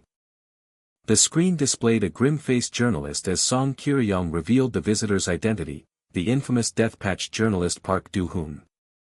Kang Juhyuk's surprise deepened into confusion as he repeated the name, wondering aloud why Park Do-hoon would be involved. The clicking of heels heralded Ryu Jinju's arrival, her abrupt questions about Kang Juhyuk's presence outside interrupting his call. Kang Juhyuk, dismissive and perhaps a little flustered, told her it was nothing and urged her back inside, citing the cold. Ryu Jinju turned, her expression challenging as she suggested his current behavior was excessive. Her surprise shifted to hurt as she questioned his apparent favoritism towards Hajin, noting his lack of concern for her well-being. Kang Juhyuk scoffed, reminding her that as a heroine, she needed to manage herself. Ryu Jinju, her anger rising, pressed him directly about his plans, sensing something dangerous was afoot. Kang Juhyuk feigned ignorance, his flustered reaction failing to convince. Ryu Jinju, glaring intensely, then rattled off a list of suspicious past events, the Cheongdam wine case, Hayoung's case, all of which Kang Juhyuk had seemed to anticipate, cementing her conviction that he was orchestrating something again. With a subtle shift, Kang Juhyuk admitted she was right, he was up to something. It was, he declared, 5 years' worth of unfinished business weighing on his soul. He explained his relentless drive by comparing it to 5 years of accumulated work, dismissing Ryu Jinju's concern as a distraction from her own responsibilities, insisting she focus on the film. Ryu Jinju muttered her skepticism, realizing his awkward performance was a transparent attempt to dodge her questions. Kang Juhyuk abruptly ended their tense exchange, urging her to focus on filming and reinforcing her suspicion that he was deliberately hiding something crucial. Under the dark, urban night, Kang Juhyuk, now dressed in a black suit with a red shirt, approached a modern building and greeted Boss Kang, a nod to his own past reputation. Inside a dimly lit bar, Park Do-hoon, the journalist, looked up sharply, questioning the urgency of a late-night tip. Kang Juhyuk, unwavering, asked if there was something about his demeanor that warranted such scrutiny. The journalist took a slow drink, admitting he would normally be suspicious of any ordinary reporter, implying Kang Juhyuk's tip was far from ordinary. He paused, allowing his words to hang heavy in the air, building anticipation for the identity of the informant. Park Do-hoon, raising his glass, then delivered his chilling moniker, the devil of journalism. To expose others, he explained, this journalist had to maintain an absolutely spotless record. The journalist walked down a dark street, lost in thought, his reputation a fortress built on unwavering integrity. He continued, emphasizing that many in the ruthless entertainment industry had tried and failed to dig up dirt on him. The true irony, the narrator revealed, was that his survival as the industry's devil was due to his ruthless self-discipline. He was a workaholic freak, utterly obsessed, who sold his soul only for exclusive truths. Diligent, obsessive, twisted, the journalist was a force of nature in his pursuit of truth. Despite his formidable reputation, the journalist conceded that verification of the tip was still necessary, even if he doubted such a man would succumb to cheap temptations. Kang Juhyuk furrowed his brow, expressing surprise at the unexpected nature of the information he was receiving. A hand firmly placed a photograph on the table, revealing the journalist himself alongside Song Gap-pil. Park Do-hoon's voice rose in surprise as he recognized himself and Song Gap-pil in the unexpected photo. He confronted Kang Juhyuk, acknowledging his own familiarity with being tailed but questioning Kang Juhyuk's motives, calling his actions a peculiar hobby. Kang Juhyuk, undeterred, stated his clear intention, a deal. Park Do-hoon, a cynical smirk playing on his lips, reinterpreted the deal as thinly veiled blackmail. Kang Juhyuk slid a folder across the table, cutting straight to the point as the journalist looked on with growing bewilderment. Park Do-hoon sighed, flipping through the documents with a grim expression, as the scene shifted to an ambiguous image of women walking away. Kang Juhyuk revealed the shocking subject of the documents, entertainment deals involving trainees. He elaborated, explaining that Song Gap-pil was actively lobbying VIPs at that very villa. And the targets of this exploitation, he stressed, were merely kids who had just come of age. The journalist listened intently, his posture reflecting the weight of the revelations. Kang Juhyuk then dropped his bombshell, revealing the journalist's own presence at the villa and warning him of the disastrous consequences should the incriminating photo become public. Kang Juhyuk laid out the grim scenario, reporter Park Do-hoon at an illicit party. He added, with a chilling undertone, that while he might believe Park Do-hoon's innocence, all the people the journalist had previously exposed would undoubtedly think otherwise. The journalist's grip tightened around his glass, the implications of Kang Juhyuk's words settling heavily upon him. A visible tremor of rage coursed through Park Do-hoon as he snarled Song Gap-pil's name, furious that the bastard had dared to involve his family. Kang Juhyuk paused, questioning the journalist's sudden mention of family. Park Do-hoon slammed his hand on the table, explaining how a casual mention of a family vacation had led Song Gap-pil to cunningly introduce him to the villa. The journalist clutched his head in anguish, realizing he had almost allowed his own children to step into that disgusting place, mistaking the offer for a mere perk. He recovered, demanding to know the specifics of Kang Juhyuk's proposed deal and what Kang Juhyuk himself stood to gain from this dangerous game. Kang Juhyuk simply tilted his head, ominously stating that this was far from the end of his plans. A stark question mark hovered over the opened folder, signaling yet another revelation was at hand. The narrator revealed the source of the crucial information, a card given to Kang Juhyuk by Chairman Kim Jae-hwang.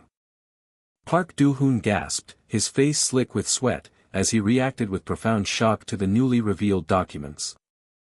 Kang Juhyuk revealed the horrifying truth from the documents. FNF was behind the notorious Cheongdam drugged wine case, and had been involved in G-Club events 5 years prior.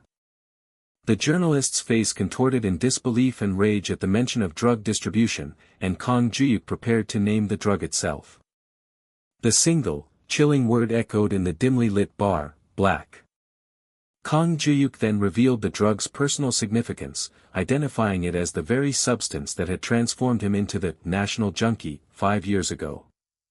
Park Do-hoon's eyes widened with a terrifying realization that FNF had been involved in drug trafficking all this time, and insisted on immediate legal action, but Kang Juhyuk grimly informed him of FNF's powerful protectors. Kang Juhyuk explained that these protectors were precisely why the drugged wine case remained unsolved and why he himself could not yet reappear publicly. The journalist slowly drank, beginning to grasp the true, complex nature of the deal. Kang Juhyuk set his glass down with a decisive clink, marking his resolute commitment. His voice firm, Kang Juhyuk declared his ultimate goal, to reclaim his tarnished name. He then extended his proposition, a direct challenge: let them dismantle FNF together. Park Do-hoon's lips curved into a sinister smile as he summarized the audacious proposal, repaying a 5-year-old debt in exchange for the deletion of incriminating photos. Kang Juhyuk reframed his offer not as blackmail, but as an opportunity for Park Do-hoon to exact revenge on the bastard who had nearly ruined his family. He further enticed the journalist, promising a chance to once again shake up the entertainment industry with a groundbreaking exclusive. Park Do-hoon chuckled, a cynical acknowledgement of the offer, but still called it a pretty way to phrase blackmail. Kang Juhyuk then prefaced a crucial addition to his argument. He suggested, observing the journalist closely, that Park Do-hoon might have been aware of the deeper truth all along. The journalist's brow furrowed in a quizzical expression, taken aback by the insinuation. Kang Juhyuk then revealed he was already co-investigating the case with the I Want to Know team, linking FNF to the mysterious death of actor Cha Song-bin. Park Do-hoon explained his own initial pursuit of the investigation, which had led him to the villa, only to realize with horror that Song Gap-pil had intended to frame him. The journalist absorbed the chilling realization that he had nearly become another mysterious death, while Kang Juhyuk underscored the broader potential of their investigation to prevent further tragedies. Park Do-hoon vehemently dismissed a simple investigation, driven by a furious desire to avenge his daughter, demanding a different approach. A sinister smile spread across Park Do-hoon's face as he declared they would throw their own kind of party. A few days later, an executive on the phone questioned the sudden shift to targeting FNF amidst ongoing chaos. In a brightly lit office, a man in a suit confirmed that, indeed, the allegations against FNF had previously been dangerous but lacked concrete physical evidence. Park Do-hoon, with a slight smile, agreed that was true, but then revealed that thanks to Kang Juhyuk, they now had new leverage, though not related to the old wine case.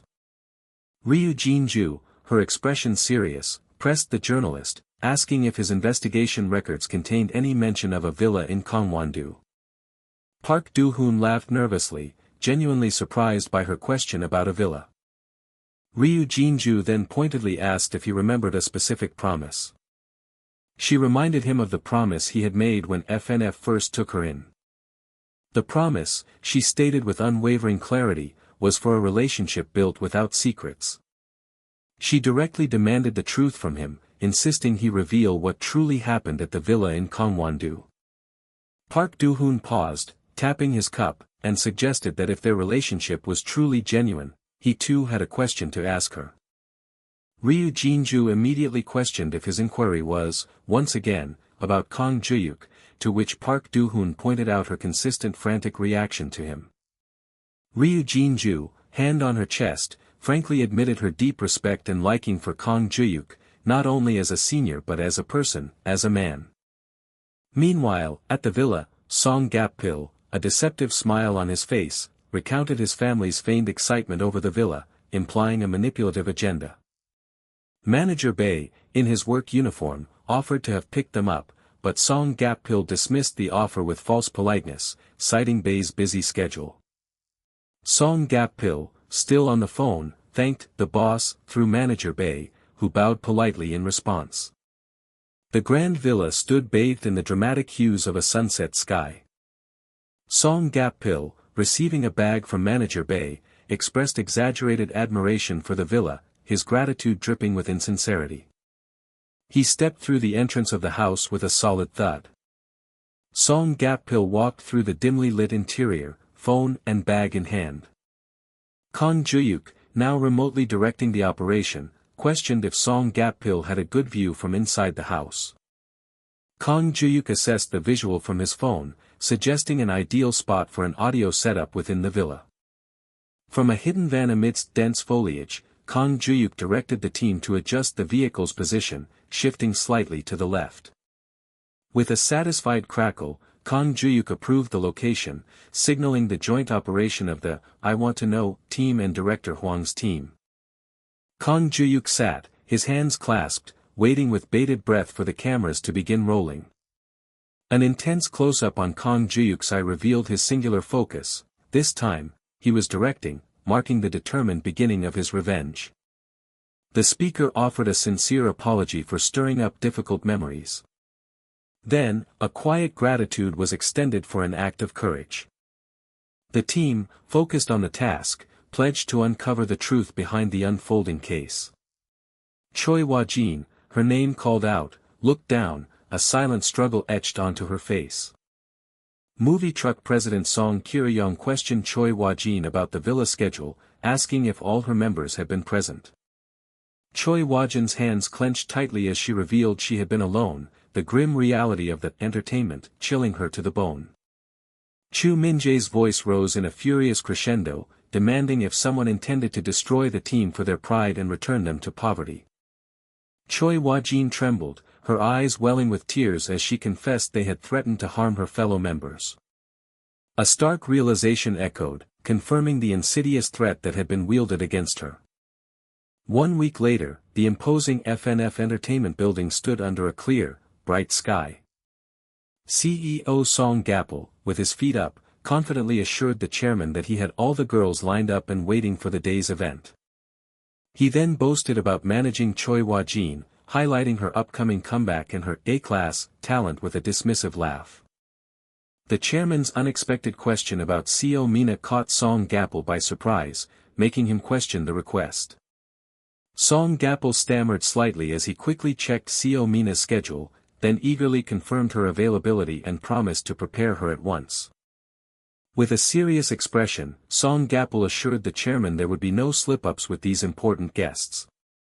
Then, with a subtle shift, Song Gap-pil addressed the chairman about another matter. Song Gap-pil listened with an irritated grimace as the chairman casually instructed him to properly prepare the illicit, Cheongdam drug wine. A sharp, urgent tone suddenly cut through the conversation, addressing CEO Song directly. The chairman's furious voice rang out, demanding if Song Gap-pil intended to continue his reckless business practices, reminding him of the hell he had endured to cover it up. Song Gap-pil quickly tried to appease the chairman, agreeing to discuss it later and redirecting the conversation to the night's events. A confused voice tried to confirm if the line had gone dead, questioning whether he had been hung up on. Song Gap-pil cursed, furious that the chairman had hung up, muttering dismissively about the kid before pressing a button to make another call. With a furious shout, CEO Song Gap-pil ordered someone to find Seo Mina and bring her to him immediately, emphasizing the urgency. A commanding voice directed the team to pinpoint the spotlight precisely. Amidst a hum of activity, an instruction was given to boost the brightness. The man in the red shirt looked confused, demanding to know why Ryu Jinju was suddenly suggesting a trip to Gangwon province. Ryu Jinju, agitated, insisted that since the corporate card was used there, dumb senior Juhyuk must be involved in something reckless again. The man urgently warned that the location was seriously dangerous, prompting Ryu Jinju to demand an immediate explanation.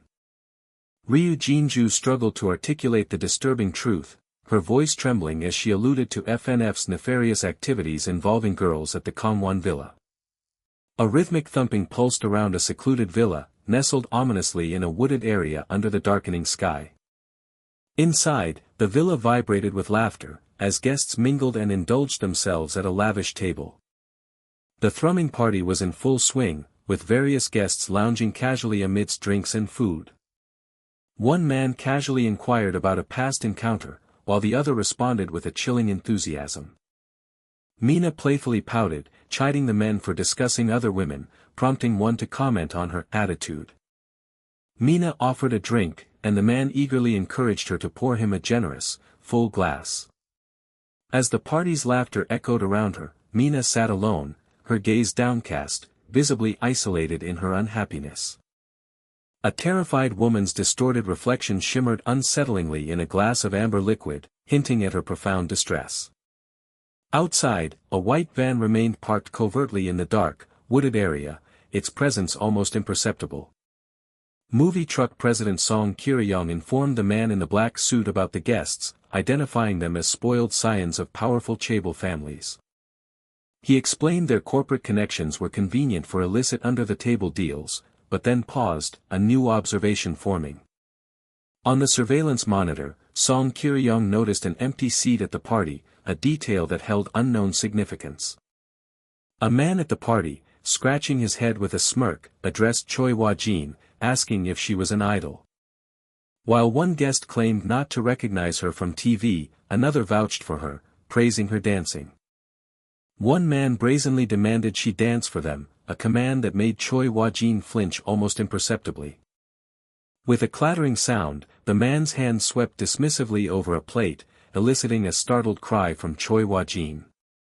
The man's face hardened as he pointed commandingly, his voice a low snarl as he reiterated, "I said dance. Get up there." Choi Wha-jin's eyes widened, reflecting an absolute terror that gripped her in that vulnerable moment. An unseen voice made a cruel, mocking comment about her being on the verge of tears. A man asked Mina if it was Choi Wha-jin's first time, noting her stiffness, but Mina dismissively claimed they weren't close. The man, with an insidious smile, proposed to liven up the mood as he subtly glanced at his watch. The man, feigning friendliness, offered Choi Wha-jin a small bottle, reassuring her with hollow words that they were not bad guys. He poured a liquid from a dropper into a glass, making a sinister promise of returned favors if she complied.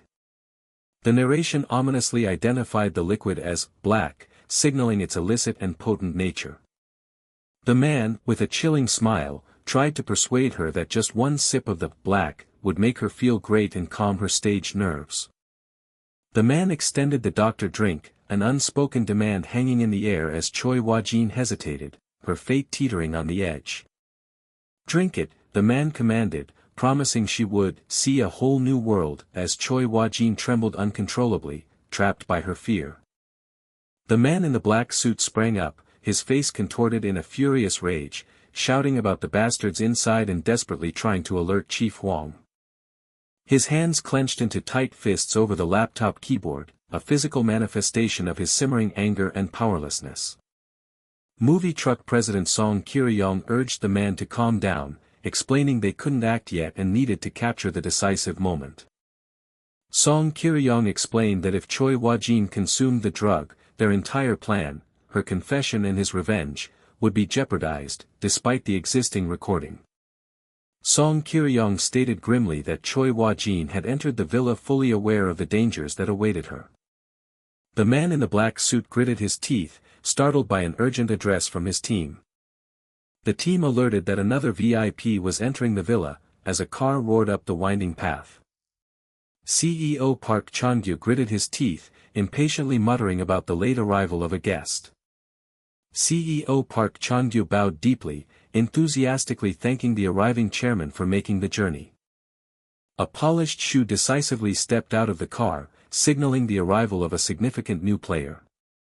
A hidden photographer flinched in surprise, a gasp catching in his throat as he recognized the arriving figure. The man in the black suit was directed to look at screen 3, his expression one of puzzled alarm. Movie truck president Song Kye-ryong flinched, a wave of shock washing over him as he recognized the man. The speaker identified the newly arrived VIP as a notoriously despicable scumbag. Surveillance footage displayed two important-looking men walking, their presence now confirmed. The man confirmed the identity of the new arrival, Executive Director Park Jong-ju of Taishin Foods. He was the final, critical piece of the puzzle, a realization that reverberated through their mission. Executive Director Park Jong-ju entered the party, his questioning gaze sweeping over the guests before one, startled, greeted him. As Park Jong-ju's footsteps approached, a guest nervously explained they were merely warming things up before his arrival. One man commented on Choi Woo-jin's reluctance, causing CEO Park Chong-gyu to look up in surprise as Park Jong-ju observed. Park Jong-ju laughed, a chilling sound as he remarked on the party already being in full swing, implying his keen awareness of their illicit activities. CEO Park Chong-gyu nervously tried to deter Park Jong-ju from giving Choi Woo-jin the black, citing her upcoming comeback. Park Jong-ju feigned concern with a smooth smile, acknowledging that he had seemingly put Mr. Song in a tough spot. A hand firmly placed a bottle down, and the voice addressed Mr. Song, a prelude to confrontation. Kang Juhyuk, furious, swung and grabbed CEO Park Chong-gyu, berating him for his ignorance of the room's true atmosphere. With a violent thud, CEO Park Chong-gyu was thrown to the ground, crying out in agony. Movie truck president Song Kye-ryong's voice was laced with surprise, questioning if Kang Juhyuk knew Park Jong-ju. A dizzying shock rippled through both men in the van as the implications of the connection became clear. Every piece of the elaborate puzzle was falling into place with a chilling precision. 5 years ago, in a subdued club setting, a man with glasses drank and conversed with two women. 5 years prior, the nation's largest drug scandal had erupted, engulfing the infamous G Club. From a hidden doorway, another man clandestinely observed Kang Juhyuk drinking, his motives unclear. The party at G Club, the epicenter of the scandal, was notoriously hosted by FNF Entertainment. Kang Juhyuk sat in the dim light, his gaze fixed on his laptop, lost in brooding reflection. The bitter truth emerged: Taishin Foods had been the entity that deliberately leaked the drug rumors about him. Under a harsh spotlight, two sinister figures stood, their backs to each other, a silent pact of power and malice. Together, those two had conspired, joining forces to drag him into a living hell. Song Gapal and Park Jong-ju, those bastards, the voice thundered, as CEO Park Chong-gyu lay injured, gasping on the floor. And then, with a sharp tapping, the true mastermind behind it all would be exposed. Executive Director Park Jong-ju stood, a sinister smirk playing on his lips, observing the party with knowing eyes. The ultimate orchestrator, the true puppet master, was none other than Park Jong-ju. Executive Director Park Jong-ju's stern voice delivered a chilling warning: I told you not to flap your mouth in front of the guests. You're being watched. Park Jong-ju, the executive director of Taishin Foods, delivered a forceful punch, instantly shattering the fragile calm of the room. The blow landed squarely, the full force of the attack reverberating through Song Gapil, CEO of FNF Entertainment. A thunderous kick sent the man sprawling, the impact echoing through the room. The narrator's deep-seated resentment was clear: 5 years ago, these two conspirators had colluded to utterly destroy him. A chilling confidence emanated from Park Jong-ju, leaving those around him to cower under an unspoken threat. Yet, the true architect of the grand deception remained just out of sight, his identity on the verge of being revealed. Park Jong-ju, the mastermind of it all, exhaled with an air of complete self-satisfaction. Someone called out to CEO Sung. A harsh, cutting whisper sliced through the air as Park Jong-ju reprimanded the cowering man: I told you not to run your mouth in front of the guests. The young man flinched involuntarily, a cold sweat breaking out at the stern presence. With a predatory smirk, Park Jong-ju's voice softened to a deceptively polite inquiry, "So, has everyone had dinner?" forcing a nervous, incomplete reply from the young man. With a dismissive pat on the shoulder, Park Jong-ju instructed the young man to enjoy himself, who could only respond with a strained, nervous laugh. As the woman visibly trembled, Park Jong-ju's next words, though seemingly simple, carried an undeniable weight of implicit threat, "Just, have fun, but don't touch my partner," Park Jong-ju warned with chilling clarity, sending a jolt of alarm through the young man who stammered out a startled, emphatic agreement. With a decisive stride, Park Jong-ju walked away, followed by the man with brown hair whose submissive, "Yes sir," was barely audible. "Wipe it off," Park Jong-ju commanded, and the other man gratefully accepted the offered handkerchief, a gesture of forced subservience. The man with brown hair complained about the caliber of entertainment, only for Park Jong-ju to snap back, "Do you know how much those kids cost?" before receiving a submissive apology. Abruptly shifting topics, Park Jong-ju's tone turned chillingly serious, demanding an update on the Cheongdam-dong wine incident. With a frustrated sigh, the man with brown hair explained their perfectly laid plans had been compromised, and their subsequent investigation to trace the leak had begun. The trail, they discovered, led directly to Kang Juhyuk. The unexpected name, Kang Juhyuk, elicited a sharp, questioning surprise from Park Jong-ju. The speaker expressed disbelief, recalling their own past actions to ruin that actor, Kang Juhyuk. Meanwhile, a sense of foreboding settled over a secluded, dark wooded area where a nondescript van was parked. Inside the van, the young man reeled in profound shock, the words, "sent to ruin," echoing ominously. The man with brown hair, still seething with resentment, recounted how 6 years prior, Kang Juhyuk had brazenly interfered with their rookie debut plans.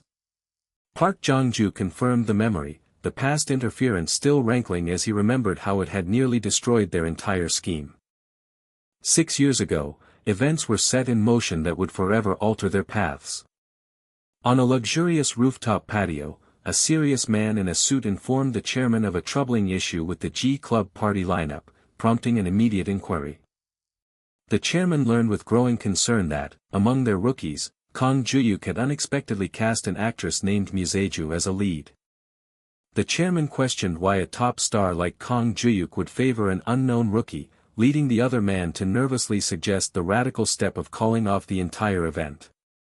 Park Jong-ju's firm "no," punctuated by the decisive tapping of his hand, shut down any thoughts of retreat. A frustrated "tch" escaped Park Jong-ju's lips, signaling his deep impatience. With a devious smirk, Park Jong-ju suddenly declared, "Actually, this works out great," catching the chairman completely off guard. With a chillingly calculating smile, Park Jong-ju proposed an audacious plan: instead of a no-name actress, we'll use national actor Kang Juhyuk. "There's no better face to advertise Black Moonding," Park Jong-ju chuckled darkly, utterly unconcerned by the illicit tools of their trade. Park Jong-ju mocked, asking where they could possibly find a better advertising model, as if Kang Juhyuk's radiant, idealized public image was merely a tool for exploitation. The chairman questioned the feasibility of exploiting a top star like Kang Juhyuk, only for Park Jong-ju to cynically assert that, top star or not, they fall just the same. With a knowing smirk, Park Jong-ju reminded the other, "This is your specialty, isn't it?" the clinking of ice underscoring his sinister intent. As a dark liquid poured into a glass, Park Jong-ju began to outline their insidious strategy: start with the people around him. He detailed the full, malevolent plot: slowly drip the poison, tie him up with meds, get a hold of the loan sharks and yank the leash. With a casual exhale, Park Jong-ju added another layer to his devious scheme: "Oh, right. Let's toss in some scandals too," eliciting a surprised question about their nature. The man in the red robe, his hands audibly cracking with nervous tension, sweated profusely as a drink nearby ominously overflowed. As Park Jong-ju coolly detailed the types of fabricated scandals, dual contracts, no-shows, the chairman took a long, resigned sip from his drink. Park Jong-ju laid out the final, predatory phase of his scheme: once the strays start circling the feast, that's when we pour on the black dot. A deep, resonant thrumming sound echoed through the secluded night, surrounding a solitary wooden house. Inside, the ominous thrumming persisted, intensifying the silent, watchful tension surrounding the seated woman. The woman gripped her knees, her silence a stark testament to the raw, emotional tension she struggled to contain.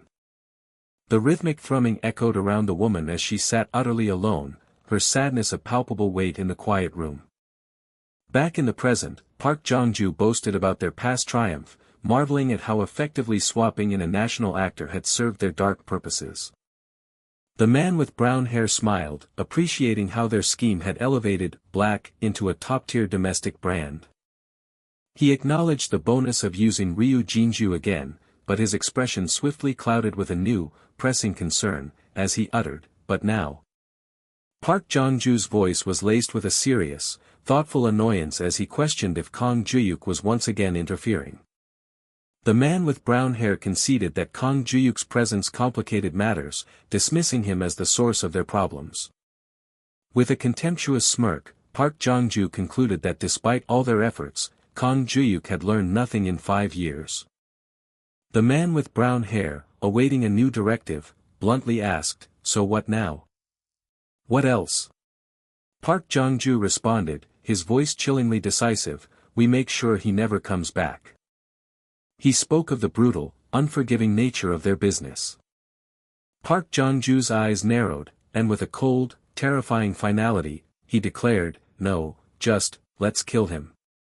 The dark van remained ominously parked on the secluded road, shrouded by the night. In the van, the man with brown hair somberly concluded the situation was far worse than anticipated, as the young man revealed Park Jong-ju's involvement in the past Jinju drugged wine incident. The man with brown hair found it strangely perplexing that Park Jong-ju's name had been conspicuously absent during the Cha Songbin investigation. The young man shifted, deep in thought, pondering if Park Jong-ju's connections truly were limited to just the drug cases. The core crime, he stated unequivocally, was drug trafficking. The man with brown hair absorbed the grim truth, lost in concerned thought. He explained Song Gap-Pill's ruthless tactic of using drugs to systematically ruin competitors. Park Jong-ju, meanwhile, had spun an intricate web of corruption, profiting from drug distribution while manipulating both the prosecution and the press. The young man finally revealed the full extent of Park Jong-ju's cunning. He had stayed hidden all this time by using Song Gap-Pill as his shield. This just gets more dangerous as the scale grows, the man with brown hair mused, a chilling realization dawning as the young man looked on, deeply concerned. A rapid, urgent tapping filled the air. Intense, focused keystrokes flew across the keyboard, a flurry of urgent activity. He recalled the doctor's ominous warning, one that now held a chilling significance. With a sinister, knowing smirk, the young man typed, the words, "dopamine overdose," appearing, connecting to the web of deceit. A sudden, unwelcome ring pierced the air, and Park Jong-ju answered his phone with an annoyed command, "What the? I said not to contact me today." His annoyance instantly erupted into furious disbelief. What? A pest got in? The young man was suddenly and violently yanked from the van, hitting the ground with a harsh thud. A sinister man smirked down at the young man, who lay dazed on the ground, mocking, "So the rats were hiding, huh?" With a chilling sweep of his gaze, the sinister man ordered, "Crawl out quick, you little punks," adding darkly, "Damn, today's a perfect day to bury someone." A wave of desperation washed over the young man. He had to transmit the data, no matter the cost. A furious struggle erupted as the young man fought back with a desperate hiss of effort. "Don't move," the sinister man barked, pinning the young man's hand with a decisive thud, halting his struggles. The sinister man grabbed him, delivering a brutal ultimatum, "If you want to die clean, get out of the F*King car." With a heavy, distressed sigh, the young man muttered, "Damn it." A mix of frustration and resignation in his voice. With a sudden, determined push, the young man declared, "Move. I'm coming out," having made a grim decision. With grim determination, the young man slowly began to exit the van, fully aware of the sinister eyes watching his every move. His hand moved decisively, pushing the car door open. With a resounding slam, the young man shut the van door, startling his captors. Trapped inside, the young man desperately pounded on the door, yelling, "You son of a bitch! Open the door," before screaming a critical command, "Reporter Park. Send it now." The sinister man roared, "Hey! Move," then swung a baseball bat with a menacing whistle through the air. The bat connected with a sharp crack, sending the sinister man reeling through the air. Disoriented and injured on the ground, the sinister man looked up in shocked confusion, demanding, "Who the hell are you?" With cold, authoritative steps, a man in a trench coat arrived, correcting the startled cry, "Not a bastard, bastards." The enraged sinister man, still on the ground, roared up at the newcomer, "Who do you think you are bashing someone's expensive car with those tools?" The confined car echoed with frantic pounding as a man in a suit screamed for the door to open, then, with a desperate urgency that cut through the night, he bellowed, "Reporter Park. Send it now." The man in the suit roared, "Move, damn it," as his baseball bat whistled menacingly through the chaotic night air. In a brutal reversal, the man was struck by his own weapon, sending him reeling violently backwards through the air. Scrambling on the ground, the injured man glared up in furious confusion as his assailant calmly stepped closer, demanding, "What the hell? Who the F***K are you?" Amidst the brutal chaos, a powerful kick landed, another impact following swiftly as multiple figures clashed violently. The vehicle shuddered with violent impacts and clattering sounds as a bewildered man inside cried out, "What's going on? Who are these people?" while Kang Juhyuk watched, a dawning shock on his face. A knowing, almost sinister smirk spread across Kang Juhyuk's lips as he calmly revealed the shocking truth, "They're on our side." The air filled with pained groans and ragged coughs as the defeated men lay broken on the dark ground, a stark testament to the swift, brutal ambush. Under the deep blue, starlit sky, the victorious men stood in confident silence, their collective presence an undeniable, almost tangible weight upon the grim scene. A voice cut through the aftermath, identifying the powerful newcomers as Voice Enter's elite security team. The urgent call echoed for President Song. President Song Kiryong abruptly sprang up, his voice a frantic bark into the phone, "We've got flies on our tail. Clean them up, fast." An older man in a work uniform swiftly moved, his impatient shout cutting through the air, "What are you standing around for? Move," as quick footsteps followed his command. The man in the gray suit, his face etched with urgency, barked, "If we're late, we're all F***ked, as his subordinates affirmed, "Yes, sir," then ordered, "Hey! Bring the car around, now." An ominous command to "clean up the evidence too" rang out, the clattering sound of objects being moved emphasizing the illicit nature of the task, while Kang Ha-young looked on, her hand clutching her chest in grave worry. The man in the gray suit impatiently demanded, "What are you doing? Get the others outside too," his words punctuated by a pained groan and a strange hiss, while the carried man in the black suit and red shirt grinned unsettlingly, asking, "What? Are we going somewhere fun again?" With a visible tension, Kang Ha-young watched the departing man, her anxiety a palpable weight. A hand subtly shifted, a small blue bottle appearing next to an energy drink, its purpose a silent, enigmatic question in the cool light. The car's engine roared, tearing through the dark, winding mountain road as the man in the red outfit frantically pleaded, "Mister. Please, just go faster. I said it's urgent." Inside the police car, the engine's deep hum underscored the precarious journey as the man in the red outfit, his concern evident, questioned, "What on earth are you doing this deep in the mountains? The road's rough here, so if we speed, something could go really wrong." His frustration palpable, the man in the red outfit fidgeted restlessly, lamenting that the schedule-check GPS had a tracking radius far too wide for their urgent needs. With a frustrated sigh, the man in the red outfit shifted his gaze across the GPS map, regretting deeply, "Is this the last lodge near the car? If I knew this would happen, I would have paid for the premium version." A sudden surge of alarm made the man in the red outfit jump, letting out a sharp "yikes." The police car rushed down the dark road, its wheels kicking up a swish of debris, as the man in the red outfit exasperatedly defended himself on the phone. "I said we're on the way. See? I told you to get a good GPS. It's not even that expensive. Come on. Don't you know how stingy Juhyuk is?" A police officer pounded urgently on the building's door, his voice echoing, "Excuse me. There's no one inside." "Hello," but only silence answered his increasingly desperate calls. Chief Hwang looked up, a wave of frustrated bewilderment washing over him as he exclaimed, "What the, there's no one here," then added, "They said they were at a security workshop, but now they won't even pick up." A profound confusion etched itself onto Chief Hwang's features. In the profound darkness, distant flashing lights suddenly pulsed with an almost ethereal glow, drawing the bewildered gaze of the two men. The car's engine roared to life, tearing through the dark woods with a powerful swish, its headlights desperately piercing the impenetrable night. A sudden, blinding flash of light erupted, forcing the man in the gray suit to shield his eyes as he cried out in startled alarm. The chaotic fight intensified near the car, a symphony of violent squeals and metallic clicks punctuating every brutal blow.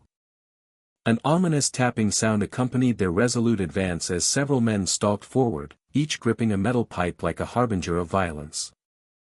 The man in the gray suit glared, his face contorted with enraged disbelief as he realized, "Damn it, reinforcements. We didn't expect this." With a guttural grunt of furious effort, the man in the gray suit violently swung his pipe, his voice a primal scream, "Die!" The metal pipe struck with a sickening crack, and the man in the gray suit recoiled, a raw, pained cry torn from his throat.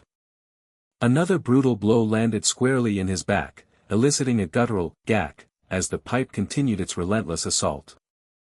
Heavy, deliberate footsteps resonated through the night, each thud a chilling promise as the pipe-wielding men advanced with grim determination. The long metal pipe hummed ominously as it carved a violent arc through the dark blue night, a blur of destructive force. With a violent, shattering crash of glass, Kang Juhyuk burst through, his injured face set with an unyielding determination that defied the pain. Kang Juhyuk's jaw clenched with a grinding agony, a guttural "ugh" escaping his lips as the sharp glass fragments emphasized the cruel injury to his eye. An unseen voice commanded, "Drag these bastards out," while the ominous man, his face a chilling smirk through the fractured glass, taunted, "You think your ancestors are gonna protect you if you hide in there?" A sharp, metallic click echoed the tense struggle as a hand attempted to open the car door. The car door handle rattled and ground in protest as a hand frantically struggled against its resistance. A primal yell of fury escaped Kang Juhyuk's lips, his injured face contorted as he desperately snarled, "Come out, you rat bastards." With a brutal burst of force and a deafening crash, Kang Juhyuk was violently kicked, sent sprawling to the unforgiving ground. The ominous man leaned in, a deadly knife glinting as he menaced, "I'll send you to the afterlife in a second, so just sit tight." A profound, primal terror made Kang Juhyuk flinch, his eyes wide, reflecting the deadly intent before him. A sudden cry of alarm and a startled flinch from the knife-wielding man shattered the deadly tension, his bewildered voice exclaiming, What the hell?" With a wail of sirens and a dramatic swish of tires, a police car roared into the dark woods, an officer's urgent voice cutting through the chaos, "You there, halt. Halt. *T, retreat," the man in the gray suit barked, and his men scrambled into the dark woods, a chaotic rush that defied the police officer's futile shouts of, "Stop! Stop!" A foot clad in white sneakers halted abruptly with a sharp click, a decisive end to the frantic pursuit. Rapid footsteps pounded as Chief Hwang dashed forward, urgently calling out, "Juhyuk," then, through a crackle of static, he barked into his radio, "HQ. Multiple assault suspects on the run. Requesting immediate backup." Chief Hwang moved closer, his face a mask of angry concern as he demanded of Kang Juhyuk, who sat on the ground, "Hey. What the hell happened here? Why didn't you answer your phone?" A provocative smirk played on Kang Juhyuk's injured face as he told Chief Hwang, you sure took your time getting here. Chief Huang, exasperated, exploded, are you insane? You think this is funny? We almost didn't find you because of that second-hand GPS. Didn't I tell you we should have upgraded? It's not even expensive. With a heavy, concerned step, Chief Huang approached, prompting Kang Juhyuk, still on the ground, to sigh in frustrated resignation. Ugh, Chief Huang, don't you start too. Chief Huang offered a gentle reassurance to Kang Juhyuk, it's okay. Really, it's nothing. Meanwhile, the man in the gray suit, now in command, respectfully deferred, sir. I'll take care of things here. You should head back first. With a quiet, undeniable authority, Kang Juhyuk entrusted the task, stating, then I'll leave it to you. With a distant, fading hum, a white car pulled away down a cool, blue-tinted city street, leaving the urban landscape to its own quiet rhythms. The old door squealed a mournful protest as Kang Juhyuk entered the dark building, a deep, weary sigh escaping him, laden with the night's events.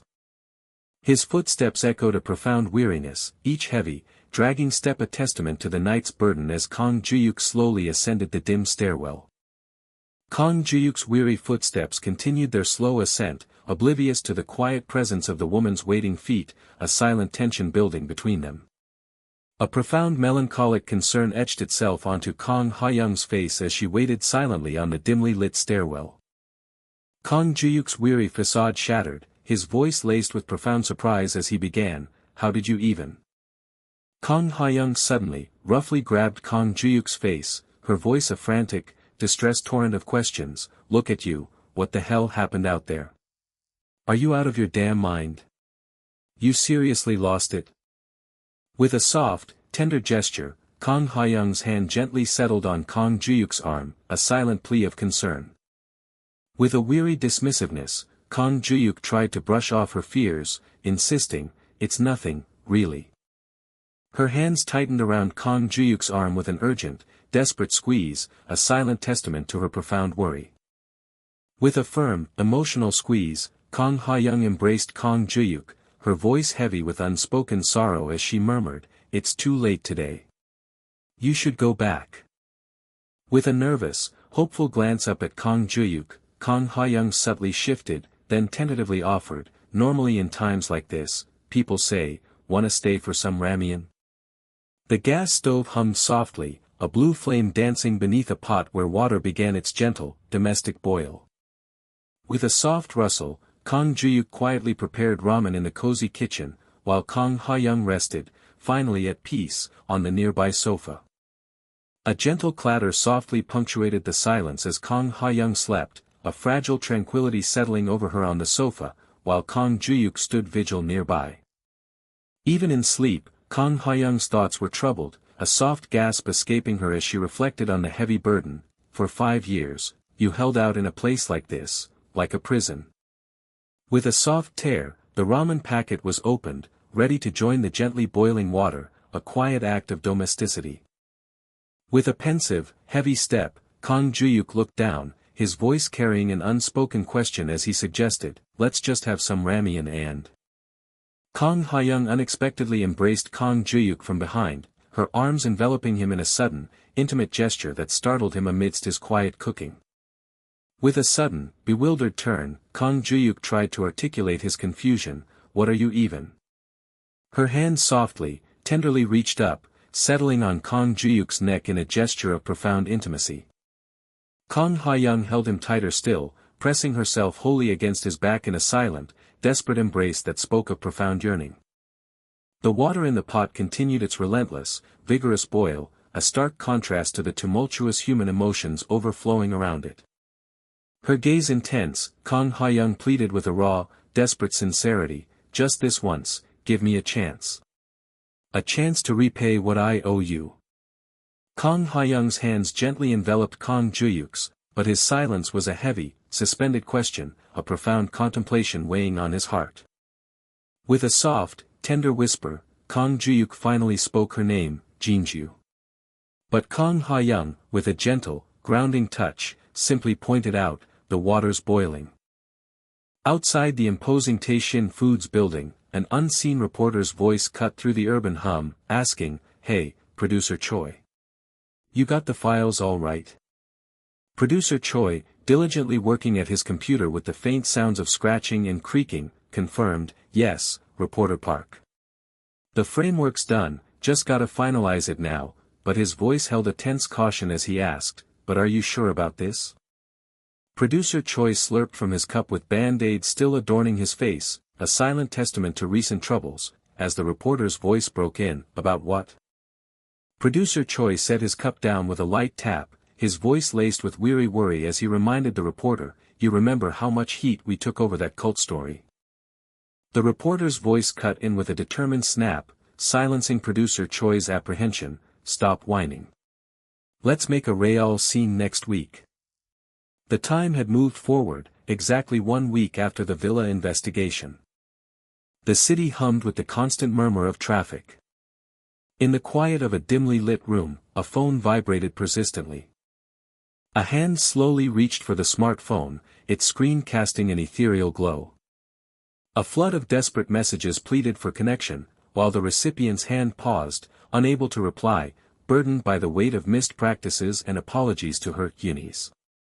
Her face, bathed in the phone's stark light, was a portrait of profound exhaustion. A deep, weary sigh escaped Wajin's thoughts, a testament to her heavy spirit. The night sky watched over an unassuming brick apartment building, a silent witness to the lives within. Kang Juhyuk emerged from the steamy shower, the warmth momentarily easing the chill of the dimly lit room. A hand clicked the TV remote, bringing the screen to life. An energy drink sprayed into the air, a fleeting burst of artificial invigoration. With tired eyes, Wajin held a business card, its presence a weary burden. A serious man in a suit explained how the case was uncovered thanks to someone who insisted on protecting Wajin's personal information. He added that a message was specifically requested to be passed on. Wajin intently read the name on the business card, Kang Juhyuk. Kang Juhyuk's words offered a beacon of hope, "Come see me if you're feeling overwhelmed. Anytime." On screen, the entertainment industry shimmered with a deceptive brilliance. Yet, beneath that dazzling facade, shadowed truths lay hidden, waiting to be revealed. Kang Juhyuk acknowledged the unspeakable horrors that sometimes transpired, his breath catching in his throat. On "I Want to Know," the harsh realities of agencies exploiting the dreams and souls of young entertainers were laid bare for all to see. The city's towering structures stood against the night, a silent testament to power.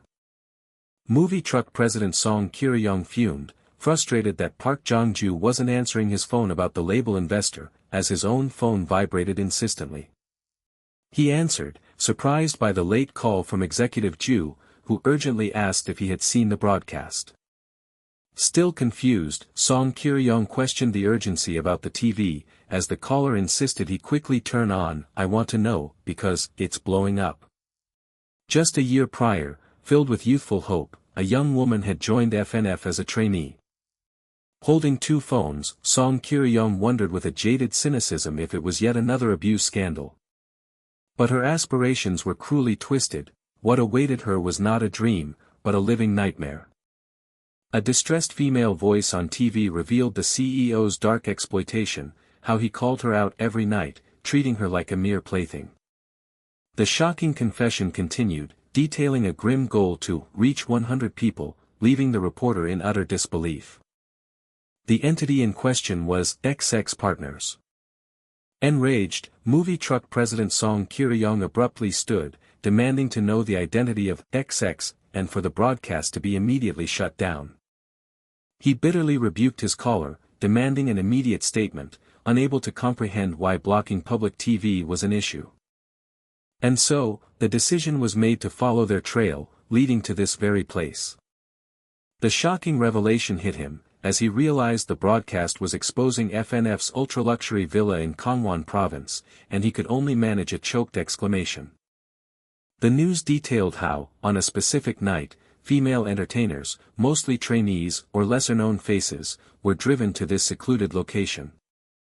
But a deeper, stranger discovery was made. The reporter declared a shocking scene, revealing that the entertainers were not the only ones to arrive at the villa that night. A mere 30 minutes later, 3 luxury sedans pulled up, signaling more arrivals. From these vehicles emerged a cadre of high-level political and business figures. The FNF staff had a specific, unsettling term for these influential individuals. Inside the villa, a party unfolded, where entertainers were coerced into providing entertainment for the VIPs, their forced laughter echoing through the grainy footage. These debauched parties weren't isolated events, they continued relentlessly, day after day. Yet, the full extent of the horror had not even been revealed. On TV, a distraught female voice recounted being given a recovery tonic that instantly induced sleepiness and lightheadedness, while a man intently listened, silently eating his noodles. Enraged by the revelations, movie truck president Song Kye-ryong slammed his fist onto the table, cursing them as damn bastards. The truth was laid bare: illegal drugs, which made the white-haired man utter a stunned, crazy. FNF's insidious operation supplied illegal drugs to both the vulnerable entertainers and the powerful VIPs. The man in the gray suit, who had struggled for years on the case, was utterly bewildered by how Kang Juhyuk had managed to blow everything wide open in a mere few months. It was this item, the man with brown hair revealed, tapping a small bottle recovered from the scene. Thankfully, one brave entertainer risked everything to retrieve it, but this was no ordinary street drug. 5 years prior, the same substance, ominously named Black, had first stunned a once drug-free South Korea, shaking the nation to its core. The insidious drug, Black, had also resurfaced recently at the scene of the Cheongdam wine incident, a fact Kang Juhyuk silently processed. Every sign, every piece of evidence, pointed to FNF as the undeniable common thread linking all these dark events. Despite the mounting evidence, the investigation inexplicably stagnated, raising suspicions that one of the VIP clients might be interfering. The man with brown hair warned that every delay in the investigation only served to bury the truth deeper.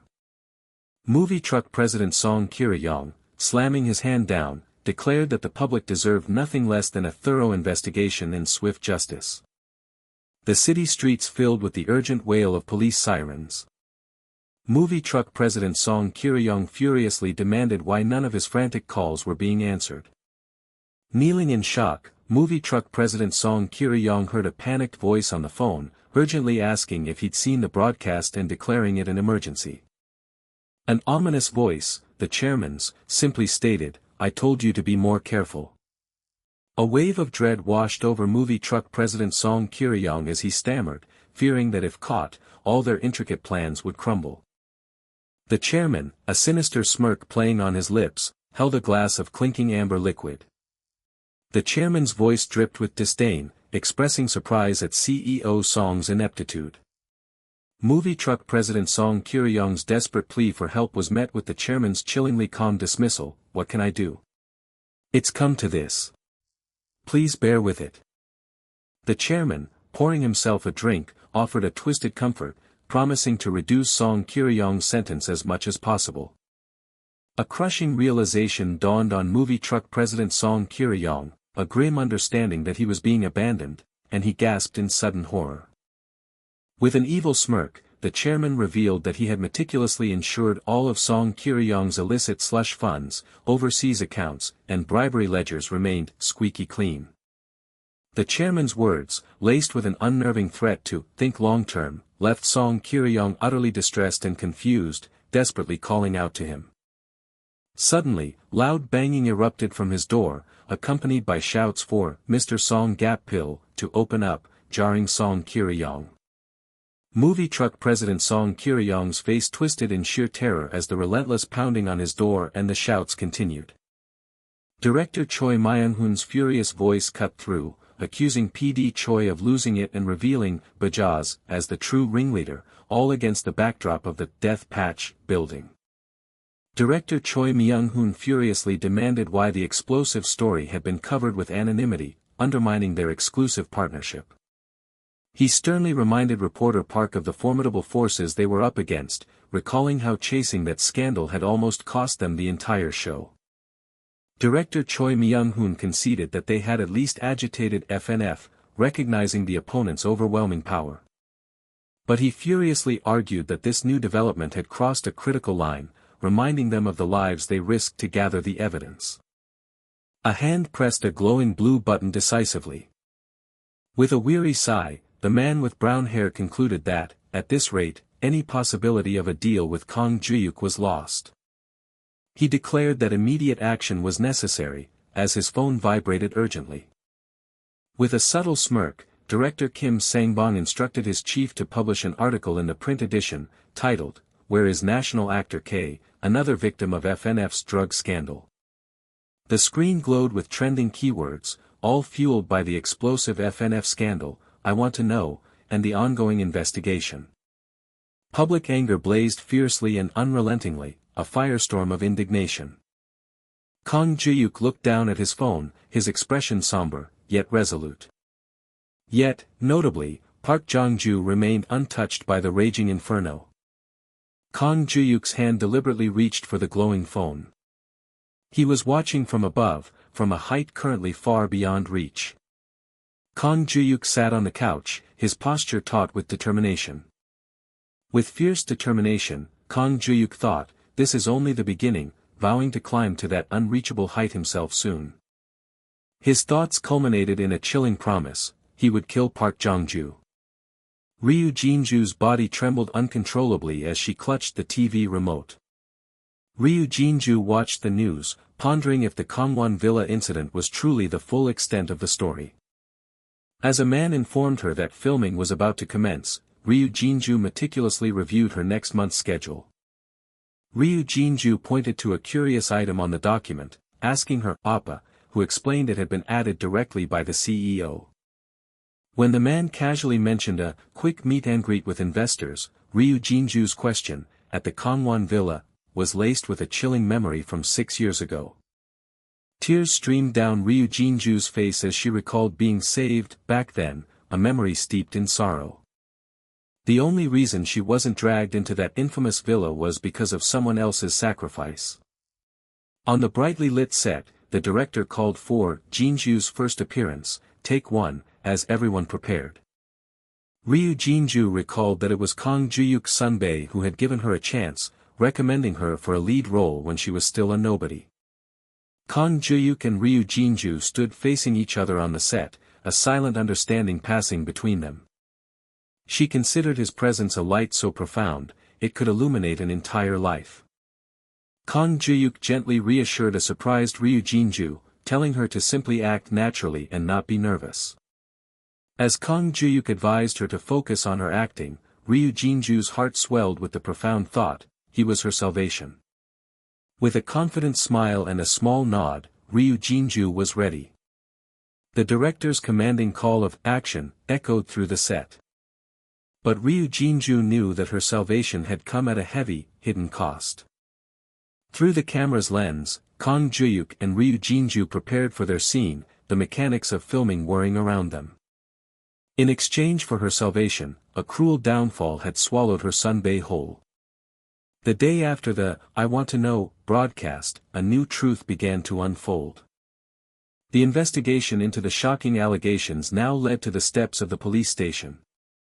Inside, whispers of a formal complaint about violations of the Drug Control Act and attempted coercion already echoed through the interrogation room. A man with brown hair meticulously recounted how FNF had plotted to ensnare Ryu Jinju in a villa reception and G-Club drug party, only for Kang Juhyuk's intervention to lead to his own framing as the drug offender. Yet, the man conceded, the schedule chart submitted by the counselor was not considered decisive evidence, leaving him frustrated. He explained that without direct harm to Ryu Jinju, launching an investigation based solely on circumstantial evidence was difficult and risked tarnishing her image. But Ryu Jinju sharply interjected, declaring that was precisely the point she intended to make. She reminded them that 5 years after the G-Club drug scandal, people still only remembered Kang Juhyuk as the culprit. Ryu Jinju asserted her unwavering desire for everyone to know the truth. She insisted that anyone could have become the next Kang Juhyuk, a victim of circumstance and malicious framing. As they exited the building, Chu Min-jae, clearly agitated, groaned about the lengthy witness interview, while Ryu Jinju walked by, focused. Chu Min-jae loudly vented his fury, exclaiming that the police should have investigated properly from the start, not just after the broadcast, but triumphantly added that the FNF culprits were finally done for. He then turned to Ryu Jinju, asking if she was off filming and if she would join him for lunch. Ryu Jinju declined, citing a scheduled interview, which made him question if it was a negative hit piece. As she gracefully entered her car, Ryu Jinju clarified that it was not a takedown, prompting the man's curious inquiry about its true nature. Inside the car, Ryu Jinju secured her seatbelt with a soft sigh. She revealed the interview was about Kang Juhyuk Sunbae. With unwavering determination, Ryu Jinju declared it was time for Kang Juhyuk to return to his rightful place. The city hummed with the endless rhythm of traffic, cars honking and idling as evening settled over the tall buildings. On a dimly lit screen, a news anchor announced a headline about the Blue House's response to shocking hospitality and drug allegations, capturing the attention of a crowded room. Out on the busy street, people reacted with a mixture of shock and anger to the news about FNF, bewildered by allegations of conditioning celebrities with drugs as if they were slaves. Public outrage against FNF exploded, dominating trending topics like FNF client scandal and FNF druggate. Online, the top search terms overwhelmingly revolved around FNF, illegal hospitality, and drugs. News outlets quickly mobilized, releasing a barrage of follow-up reports across the city's illuminated skyscrapers. Government ministries swiftly began releasing official responses, signaling the serious implications of the scandal. As a lone figure walked the night streets, news headlines projected onto buildings announced the Ministry of Justice's sweeping investigation into the drug hospitality scandal. Public anger sharply focused its fury on Song Gapal, making him the central target. Surrounded by a chaotic throng of reporters and police, a man in a suit became the designated scapegoat, blinded by flashing cameras. The man in the dark hoodie, now revealed as Kang Juhyuk, walked down the street, reflecting that this growing public outrage felt like a small measure of revenge for what he had endured 5 years ago. Suddenly, Kang Juhyuk reacted with a sharp gasp of surprise. Just then, journalist Park Do-hun's article, Behind the Scenes of I Want to Know, PT2, was published, revealing full details about the G Club incident that had only been briefly mentioned on broadcast. Kang Juhyuk stared at his phone, a serious question forming on his lips: is this how I repay my debt?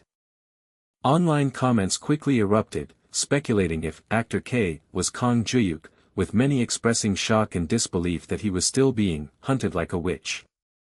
In another part of the city, a man in a trench coat expressed his astonishment, realizing Kang Juhyuk was also a victim of FNF and reflecting on how swiftly a reputation could be dragged down, despite a good guy image. Kang Juhyuk looked down, sensing that, little by little, the time for his redemption was finally drawing near. He walked away, but the narration warned that it was far too early to celebrate. As Kang Juhyuk continued through the bustling city, the narrative hinted that even now, someone else was still trembling from a silent suffering. A hand extended, pressing a doorbell button. The doorbell chimed again as Kang Juhyuk, with a troubled expression, bent down to retrieve an envelope from the ground. The stark message on the envelope announced the devastating news: Miss Choi Wajin ends her life at her agency building. Kang Juhyuk's hand froze on the door, a wave of profound shock washing over him. He stood motionless in the hallway, the grim news settling heavily upon his shoulders. His face obscured, Kang Juhyuk adjusted his cap, his thoughts unreadable. An untouched shopping bag leaned silently against a wall, a poignant symbol of halted plans. Kang Juhyuk turned and walked away, his steps echoing down the long, empty hallway. The hallway stretched out, now empty, under the warm, fading light.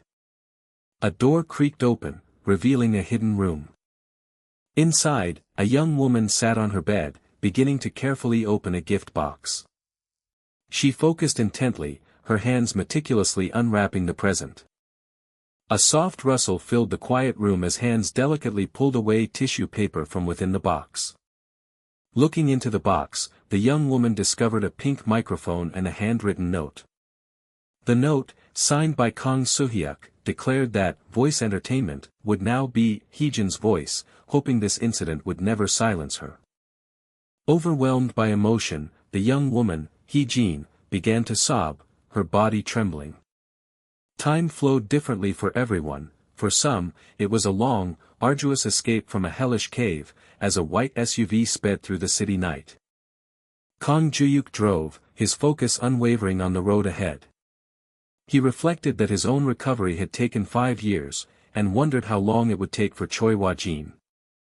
Kang Juhyuk drove on, his expression etched with a deep, somber seriousness. The only thing one could do was wait quietly by their side.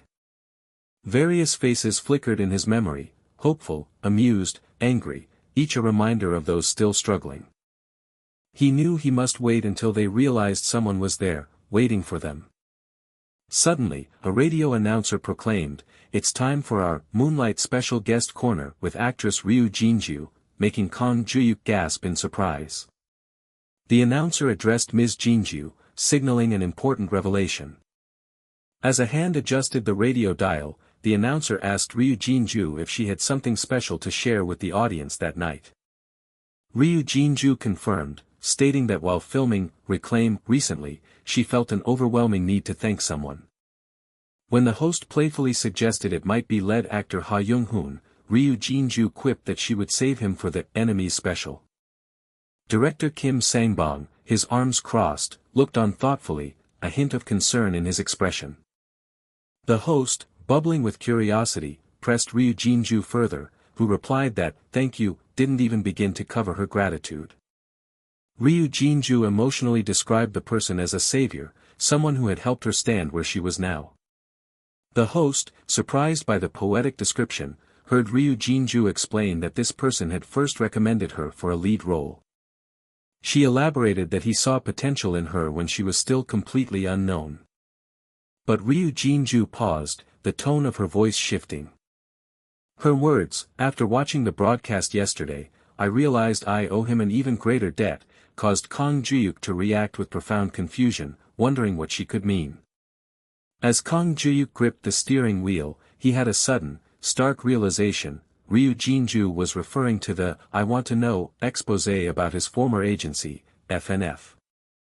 The car sped through the night, a blur of motion and streaking lights. Though everything on the broadcast was anonymous, he could understand the truth lurking beneath the surface. Ryu Jinju continued, revealing that the critical information was buried in her old schedule from her early days. She explicitly named the location, that villa in Gangwon. The host gasped in shock, questioning if they could truly broadcast such sensitive information. In the control room, a man in a suit calmly reminded the agitated producer of a promise, who then reluctantly conceded, "Okay. Okay." With tears in her eyes, Ryu Jinju confessed the harrowing thought, "If I hadn't landed that lead role then, she would have been coerced into attending one of those illicit receptions." As director Kim Sang-bong checked his phone, Ryu Jinju added that although it wasn't reported on the news, she had also nearly become a victim in the Cheongdam drug wine incident. Ryu Jinju declared that the same person had saved her that time as well, and as she spoke, a phone screen in the studio flashed an incoming call from Kang Juhyuk. The narrator finally revealed the hero of the hour, actor Kang Juhyuk, driving with a determined resolve. Kang Juhyuk listened to the broadcast, realizing with a heavy heart that the ordeal wasn't over yet, as his phone began to ring persistently. In the studio, Kang Juhyuk asserted that the shocking drug scandal from 5 years ago, the G Club party, had also been on his old schedule. Ryu Jinju, utterly shocked, stammered a realization: FNF had been grooming her to be the public face of their drug scandal. The man in the patterned tie screamed in a panic for them to shut down the broadcast, fearing immediate penalties. The female host, with a touch of remorse, explained that when FNF's plan failed, they had replaced her with Kang Juhyuk Sunbae. Ryu Jinju slammed her hand down with fierce determination, declaring her intention to say something right then and there. She boldly stated, 5 years ago, actor Kang Juhyuk was sacrificed in my place. As Kang Juhyuk drove, listening intently, the broadcast listed the groundless rumors of drugs, stock manipulation, and fraud that had cost him everything. A resolute expression on his face, Kang Juhyuk hoped that no one would remain unaware of the truth any longer. Ryu Jinju gripped the microphone stand firmly, her resolve unwavering. With unwavering conviction, Ryu Jinju declared, actor Kang Juhyuk is innocent. Amidst the vibrant pulse of the metropolitan night, a voice commended Jinju on her hard work. As footsteps echoed through the bright, clean lobby, Ryu Jinju voiced her apprehension about the coming day's troubles, but the man in the suit casually dismissed them as a problem for tomorrow. The man's sudden instruction to go home, coupled with a warning to avoid the news, caused Ryu Jinju to pause, questioning why he wasn't driving her as usual. He simply shrugged, advising Ryu Jinju to take independent transport to avoid her phone incessantly ringing, a suggestion she began to question with a hint of suspicion. Ryu Jinju let out a soft exclamation of surprise, a thought blooming in her mind about someone's consistently intrusive actions. Kang Juhyuk stood with a stern expression, his arms crossed, leaning against a car under the fading light. The rhythmic hum of engines filled the air as cars moved through a brightly lit city intersection, a symphony of urban life at night. A heavy silence hung in the air, thick with unspoken words. Through the windshield, city lights streamed past as two figures drove through the night. Ryu Jinju glanced at Kang Juhyuk, her gaze questioning, and broke the silence by asking if he had anything to say. Kang Juhyuk turned her question back on her, asking if she now felt better, having spoken her mind. With a sigh, Ryu Jinju reluctantly admitted that she felt a sense of relief. The gentle rumble of the car echoed as a white SUV turned onto a quiet residential street, its headlights cutting through the night. The sudden, sharp screech of brakes sliced through the stillness. Ryu Jinju, startled, questioned why she had been brought to his place. With a soft click of the car door opening and locking, Kang Juhyuk instructed Ryu Jinju to get out, stating he had something to show her. The metallic creak of a doorknob turning broke the silence, signaling entry. With a decisive click, Kang Juhyuk opened a door, revealing the night sky beyond, as Ryu Jinju peeked cautiously from behind him. The cold wind whipped around Ryu Jinju as she shivered, lamenting the freezing air. From the rooftop, Kang Juhyuk and Ryu Jinju gazed out at the vast, sparkling tapestry of the city at night, countless lights twinkling below. Kang Juhyuk turned to Ryu Jinju, reminding her of a past question she had asked about his endurance in what felt like a prison. With a wistful gaze, Kang Juhyuk revealed that this lonely rooftop had been his sole refuge for 5 years, a sanctuary when despair had threatened to consume him. Ryu Jinju's eyes widened, a silent gasp escaping her as she registered the depth of his confession. Taking a deep breath, Kang Juhyuk pointed out the stark contrast between the shabby houses nearby and the distant skyscrapers, dazzling like jewels. Ryu Jinju acknowledged his words, identifying the distant skyline as Uedo, the familiar battlefield he had always fought upon. Kang Juhyuk confirmed with a grim conviction that, for him, it had always been a battlefield. The night air filled with a collective sigh as Kang Juhyuk and Ryu Jinju stood gazing at the densely packed city below. Ryu Jinju turned to Kang Juhyuk, her expression etched with worry, demanding to know why he hadn't revealed that FNF had hunted him in her stead. Kang Juhyuk, his face firm, dismissed her concern, stating that his downfall wasn't her fault and she hadn't needed to know. Ryu Jinju looked down, a pained expression on her face, interpreting his words as confirmation that she was nothing more than a burdensome nuisance. His hand clenched into a tight fist as he delivered a harsh command for her to simply stay out of his life from now on. A stunned question escaped her lips, expressing utter confusion at his sudden words. Kang Juhyuk's voice held a note of steel as he declared that Ryu Jinju had always been strong, never needing his help.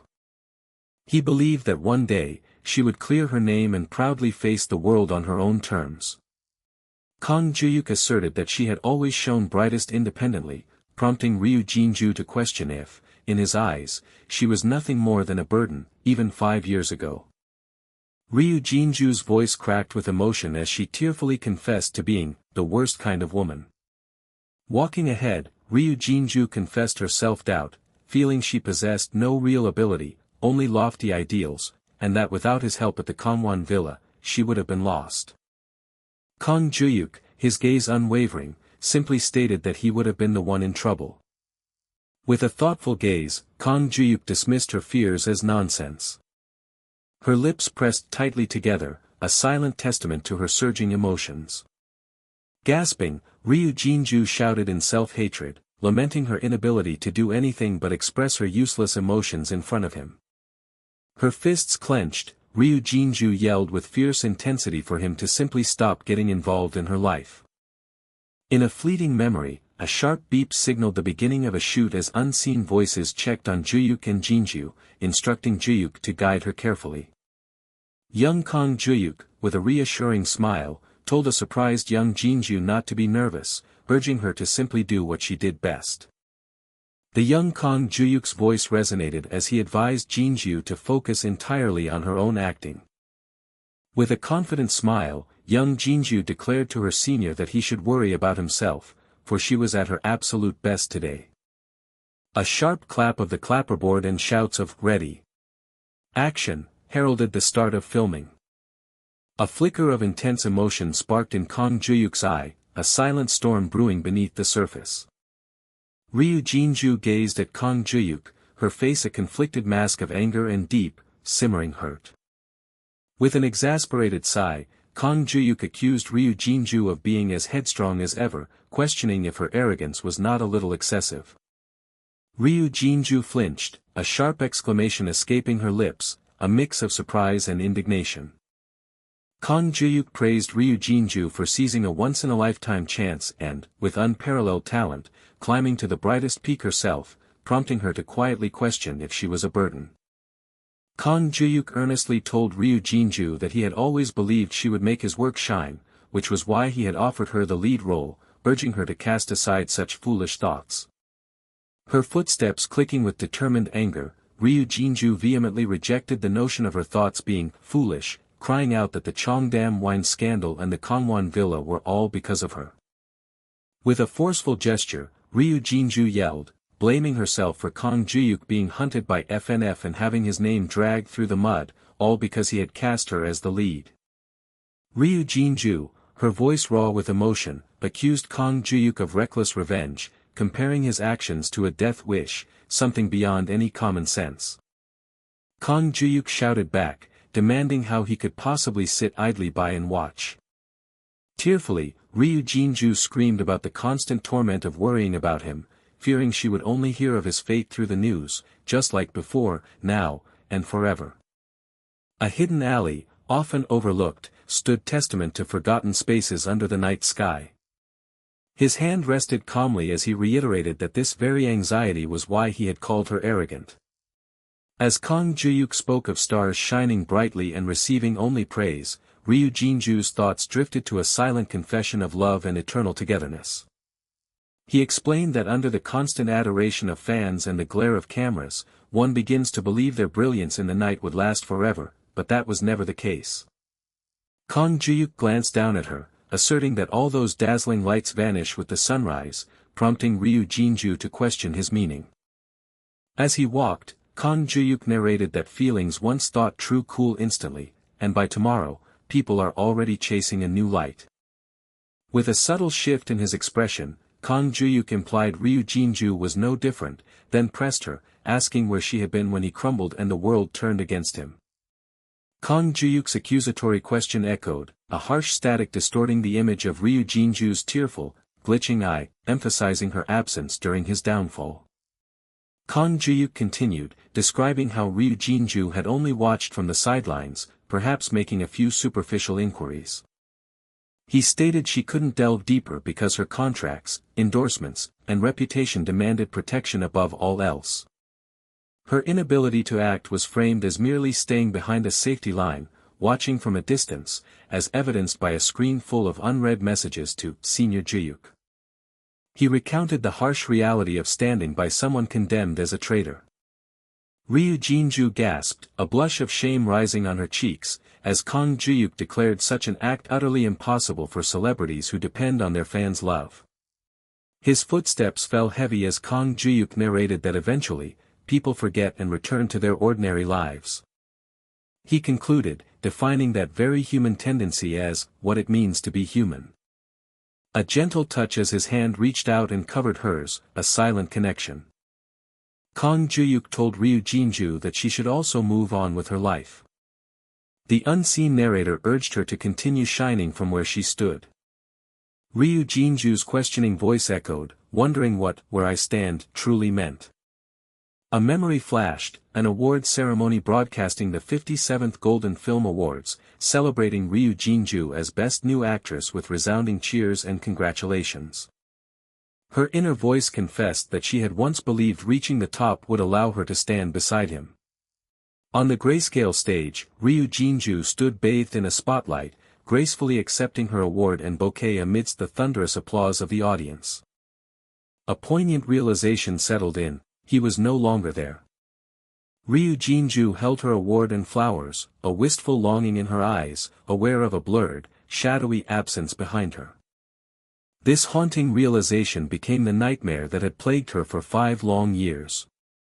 With a sudden flash, a single spotlight illuminated a man from behind on a dark stage, as Ryu Jinju watched from the side, a familiar scene from her dream.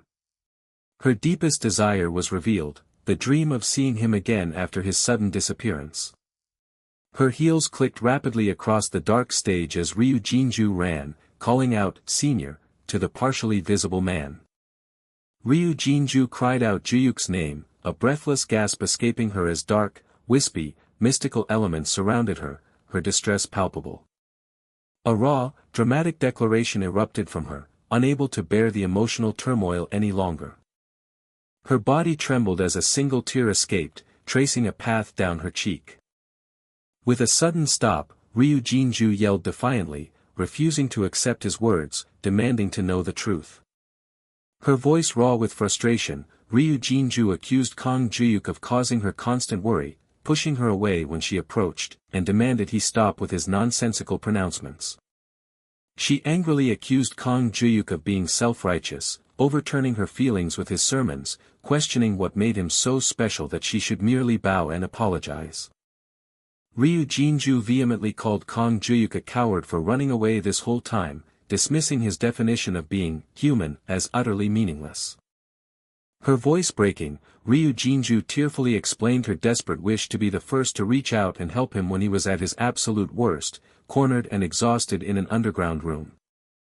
Ryu Jinju screamed at Kang Juhyuk, demanding to know how he could accuse her of merely standing by, when she had waited 5 agonizing years for someone whose fate she didn't even know. Heavy breathing filled the tense silence that followed Ryu Jinju's raw outburst. The proximity of their feet, one in sneakers, the other in heels, highlighted the emotional closeness of the moment. With a soft touch, his hand gently settled upon the head of the crying woman. Kang Juhyuk, a pleased smile touching his lips, thanked Ryu Jinju for waiting but playfully questioned her previous statement.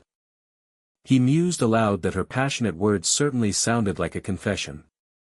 A single tear glistened on Ryu Jinju's cheek, reflecting the blurred city lights behind her. His hands reached out, bathed in a bright, ethereal glow. Suddenly, a hand grabbed his shirt, pulling him closer with unexpected force. With tears streaming down her face, Ryu Jinju confessed her feelings, crediting Kang Juhyuk with enabling her to live as an actress. Kang Juhyuk's eyes widened in surprise and a blush crept onto his cheeks as Ryu Jinju corrected herself, declaring she loved acting even more because of Appa. As Kang Juhyuk stammered in surprise, Ryu Jinju, still crying, yelled her love for him, grabbing him fiercely. Despite his initial surprise, Kang Juhyuk found himself swept into a passionate kiss with Ryu Jinju, their embrace illuminated by the sparkling city lights.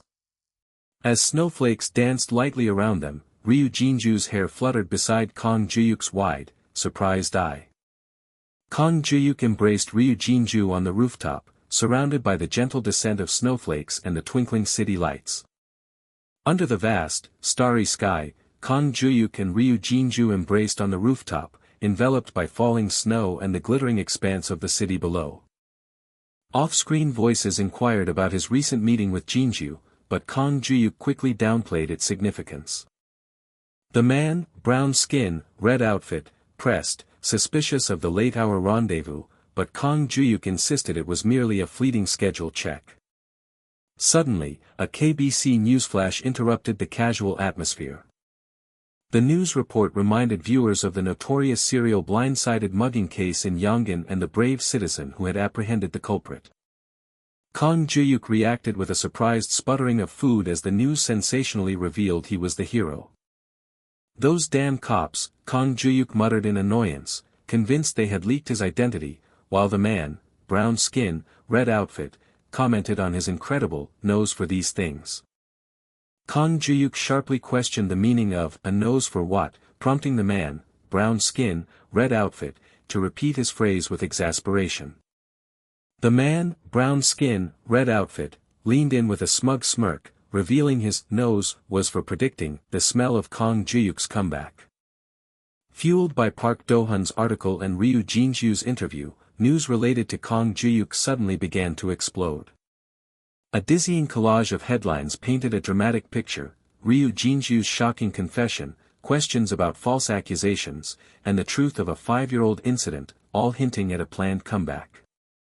Like a 5-year-long tsunami, public opinion on Kang Juhyuk's comeback swept through the internet, as supportive comments called for his return to the big screen and demanded justice for his past struggles. Kang Juhyuk observed the overwhelming media attention, noting he now had more articles than when he was actively working, while the man, brown skin, red outfit, wondered where all his past detractors had gone. Kang Juhyuk quietly hummed with contentment as he looked at his phone, realizing how swiftly his public image had transformed. It was as if the past 5 years of hardship had never happened at all. A dark car drove into a sprawling industrial complex, approaching a large building under the clear sky. Kang Juhyuk instructed the man, brown skin, red outfit, to go on ahead, announcing he would park the car himself, with the sounds of squeaking car parts marking their stop. Inside the car, the man, brown skin, red outfit, answered a ringing phone, cheerfully announcing that the star of the show was on his way. Kang Juhyuk walked towards the building, puzzled by his ringing phone, wondering who could be calling him. Kang Juhyuk answered the call, identifying himself formally to chairman. The chairman, man brown skin, red outfit, asked if Kang Juhyuk had received his gift, which Juhyuk astutely deduced to be the Hanyang Ilbo article. As he walked down a hallway, Kang Juhyuk expressed his surprise at the article's meticulous detail, including an undisclosed timeline and compiled apologies from previously unchecked reporters. The chairman, man brown skin, red outfit, playfully dismissed Kang Juhyuk's insinuation of a bribe, framing the article instead as a gift from your big brother to his little brother. Juhyuk's irritation flared at the chairman's sudden little brother act, punctuated by a rattling sound in the background. The chairman offered his congratulations for Kang Juhyuk's new start. Kang Juhyuk responded politely with a slight, confident smile. Kang Juhyuk suddenly looked up, bewildered by the unexpected sight of a large crowd gathered behind him.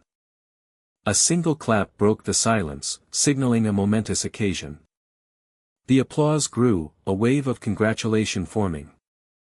A chorus of congratulations and applause erupted, hailing Kang Juhyuk as President Kang Juhyuk. Kang Juhyuk stood bewildered as the crowd continued to address him by a new title. A jovial, chubby man heartily congratulated Kang Juhyuk on his official comeback as President Kang. The jovial man eagerly urged Jong-hun to hurry, who responded with a reluctant grunt. The jovial man announced that actors and staff had prepared a special gift. Jong-hun nervously offered a gift bag, his question about Juhyuk's return cut short. Kang Juhyuk's hand lightly touched the offered gift. Kang Juhyuk opened the gift, reassuring them he had no intention of returning to acting. As Kang Juhyuk held the open gift box, a phone rang, demanding his attention. Inside the box, a gleaming luxury watch awaited, a symbolic gesture declaring, "Now, it's Kang Juhyuk's time again." Movie truck president Song Kye-ryong energetically urged everyone to prepare for the next shot, citing time constraints. On the bustling film set, Song Kye-ryong barked urgent orders for storyboards and prop checks, which were promptly acknowledged by his crew. Movie truck president Song Kye-ryong approached Kang Juhyuk with a grateful smile, who responded with a surprised inquiry. Song Kye-ryong earnestly credited Kang Juhyuk with saving both the movie and their company. An unexpected turn of events was set to unfold. Song Kye-ryong angrily prohibited Kang Juhyuk from entering the filming locations, leaving Juhyuk bewildered. Song Kye-ryong furiously explained that Juhyuk's presence was disrupting filming, attracting hordes of reporters outside. Outside, a clamorous crowd of aggressive reporters jostled with microphones and cameras. Kang Juhyuk, outraged, demanded to know how they could kick out an investor and producer. Song Kye-ryong advised Kang Juhyuk to lay low for a while, prompting Juhyuk to question if this was a welcome or farewell party. Song Kye-ryong gave an encouraging send-off. "I'm counting on you, President Kang. See you in Seoul." A suspicious reporter inquired about Kang Juhyuk's loyal manager, prompting the jovial man to challenge his credentials, which led to an awkward, evasive response. A few weeks passed. During that time, public interest in Kang Juhyuk's comeback burned even hotter. Kang Juhyuk's past works, once forgotten, began to climb the charts once more. Consistently, Kang Juhyuk ranked high among real-time search keywords. Then one day, everything shifted once more. A news report highlighted Kang Juhyuk as the talk of the town, with heartwarming stories about him pouring in. An obscure personal channel, featuring a video from months ago, had quietly resurfaced. A forgotten video of Kang Juhyuk heroically stopping a bus accident, his quick action undeniable, suddenly began to go viral. The video's view count skyrocketed from a mere 72 to over 8 million. A narrative announcement declared breaking news from Show Entertainment. A newscaster revealed an astonishing tip: before his mugger apprehension, Kang Juhyuk had saved a bus full of citizens. The video, about to play, promised to show Kang Juhyuk stopping a bus accident, detailing the midnight incident inside a bus from Maijum station. Inside the bus, a drunk passenger began a dangerous confrontation with the bus driver. At a critical intersection with changing lights, the bus teetered on the verge of a major accident, tires screeching before a sudden crash. Just then, a brave citizen in a dark hoodie courageously intervened, subduing the drunk passenger and narrowly averting disaster with powerful thuds and grunts. The brave citizen was none other than actor Kang Juhyuk, who stood panting, still surprised by the ordeal. A witness recounted how the drunk man attempted to cause another scene, leaving her utterly shocked and shaking. Just then, something remarkable happened. In a display of profound empathy, Kang Juhyuk lovingly embraced the drunk man, calming his agitated state. A newscaster pondered if it was an exaggeration to call Kang Juhyuk, once the nation's actor, the nation's hero. The narrative expressed widespread, eager anticipation for Kang Juhyuk's official comeback. Overwhelmed by the public praise, Kang Juhyuk cringed, covering his face in acute embarrassment. Kang Juhyuk reacted with a jolt of surprise as the news reported netizens had affectionately nicknamed him Captain Kang.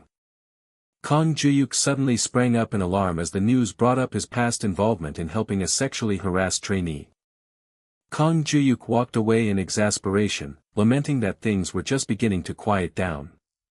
Kang Juhyuk cautiously peeked through the window blinds, a look of concern etched on his face. From behind the blinds, Kang Juhyuk observed a clamorous group of reporters, one of whom desperately sought an interview, fearing his boss's wrath. The man, brown skin, red outfit, burst through the door, shocked by the throngs of reporters besieging the building. With a series of smug grins, the man, brown skin, red outfit, addressed Kang Juhyuk by his new, formidable title, Captain Kang. The man, brown skin, red outfit, heartily joked about Captain Kang heading to Hollywood, while the woman, with brown hair, exclaimed her distress that their work would be paralyzed. The woman, with brown hair, revealed, sitting down with a thud, that the chaos wasn't solely due to the reporters, intriguing the men. The man, brown skin, red outfit, angrily chastised Kang Juhyuk for recklessly attracting crowds every day, overwhelming their tiny office. Kang Juhyuk expressed deep concern for Haeyoung's recovery amidst the daily chaos, which prompted Kang Juhyuk to respond with a pensive sigh. Kang Juhyuk's announcement that he planned to move was met with surprised, curious questions about his new office. Kang Juhyuk confidently revealed his plan to acquire not merely an office, but the entire voice entertainment building. The man, brown skin, red outfit, gasped in utter shock, while the woman, with brown hair, voiced her skeptical concern about needing an entire building right now. Kang Juhyuk asserted his fierce ambition, declaring he wouldn't have returned if he were content with their current status. Kang Juhyuk articulated his long-term vision, a slightly sinister smile playing on his lips, of building an unshakable crew for the future. Kang Juhyuk reflected, a thoughtful smile on her face, admitting she had always considered him just a kid. The man, brown skin, red outfit, angrily questioned Kang Juhyuk's financial ability to buy a building after heavily investing in the movie. Kang Juhyuk responded with a confident challenge, "Have I ever made you worry about money?" The narrative questioned if this sudden financial windfall was a reward for completing a mysterious mission. Over the past few weeks, the mysterious voice had been sending Kang Juhyuk valuable stock investment information. Additionally, the voice also provided lottery information as Kang Juhyuk continued his phone call. Kang Juhyuk's current cash assets were revealed to be an astounding 10.8 billion won. A few days later, the man, brown skin, red outfit, expressed surprise, questioning if this picturesque residential area in Poyup, Gwangju, Gyeonggi-do, was their destination. The man, brown skin, red outfit, confronted Kang Juhyuk, utterly disbelieving that he had spent 3.8 billion won on the property. The man, brown skin, red outfit, angrily scolded Kang Juhyuk for buying a building in the countryside, questioning the wisdom of such an investment given the real estate market. Kang Juhyuk responded with a confident smirk, implying his plans extended far beyond merely recouping his investment. Yet, that was not the extent of the mysterious voice's enigmatic gift. The narrative announced a significant decision by the semiconductor giant, HY Technology, an excellent choice. HY Technology had confirmed its second factory, housing 5 semiconductor lines and over 40 partner companies, would be in Poyup, Gwangju, Gyeonggi-do. This massive investment was projected to create 20,000 new jobs and generate an astounding 150 trillion won in added value. Kang Juhyuk and the man, brown skin, red outfit, stood side by side, gazing at the impressive new building bathed in the warm light of sunset. The man, brown skin, red outfit, respectfully addressed Kang Juhyuk as Kyung. Kang Juhyuk, with a confident smirk, declared that from now on, they would be raking in serious money. The bustling district of Poyup now proudly featured the newly established voice entertainment building, a beacon of Kang Juhyuk's growing ambitions. Amidst the frantic preparations for their move, team leader Hong Hae-soo called out urgent instructions, ensuring every detail of the new voice entertainment office building was perfect. Hong Hae-soo's sharp voice cut through the chaos, reprimanding a startled worker for obstructing customer access with his misplaced materials. Thanks to team leader Hong Hae-soo's relentless oversight and precise directions, the extensive remodel of the new office building quickly took its final, impressive shape. Kang Juhyuk thoughtfully pondered the building's layout, wondering if the allocated floors for meeting rooms, practice spaces, and offices would truly be enough for their burgeoning enterprise. A sense of profound satisfaction settled over Kang Juhyuk as he declared their new, ambitious base camp finally complete. His chubby friend enthusiastically hailed Kang Juhyuk, playfully asking about his commute, to which Kang Juhyuk responded with a satisfied acknowledgement of the easy travel. When asked about Hajin, Kang Juhyuk sighed with exasperation, explaining she had worked tirelessly until dawn and was likely still sound asleep. Footsteps approached as an unseen voice enthusiastically commended their impressive progress, crediting the unseen Hungmi for the success.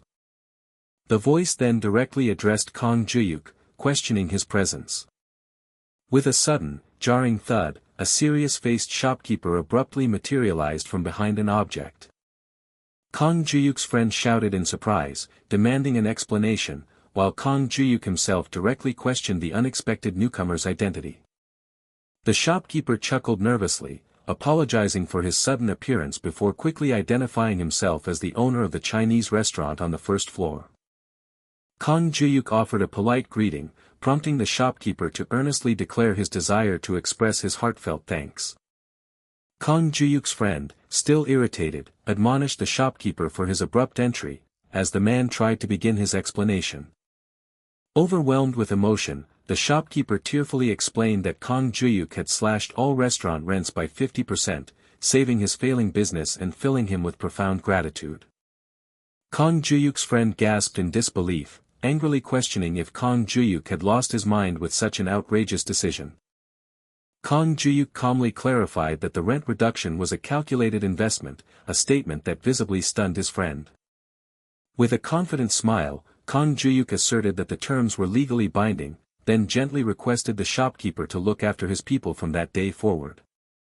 Kang Juhyuk explained his desire for peaceful meals after their constant struggles, prompting his friend to grumble in disbelief at the idea of sacrificing rent money for such a simple pleasure. Kang Juhyuk voiced concern about potential disruptions from reporters and fans, which the shopkeeper cheerfully dismissed, declaring that a bustling business was far preferable to none at all. Kang Juhyuk accepted the shopkeeper's warm welcome, who then enthusiastically began listing the diverse culinary options, including Chinese food, gukbap, and samgyeopsal. The inviting signs of the gukbap and Chinese restaurants promised a variety of tempting dishes. His friend's eyes welled with tears as he erupted in overwhelmed joy, realizing all the restaurants served his favorite foods and playfully accusing Kang Juhyuk of such a thoughtful, yet exasperating, gesture. The hum of a vehicle engine sounded as a dark van and a white truck moved along the road. A sudden, sharp screech of brakes pierced the air as the dark van abruptly came to a halt. As a door clicked open, a suited man with gray hair stepped out, and Kang Juhyuk's friend recognized him with a surprised gasp as Director Huang. With measured footsteps, Director Huang approached, informing Kang Juhyuk that he had brought the person they discussed, and Kang Juhyuk thanked him for his arrival.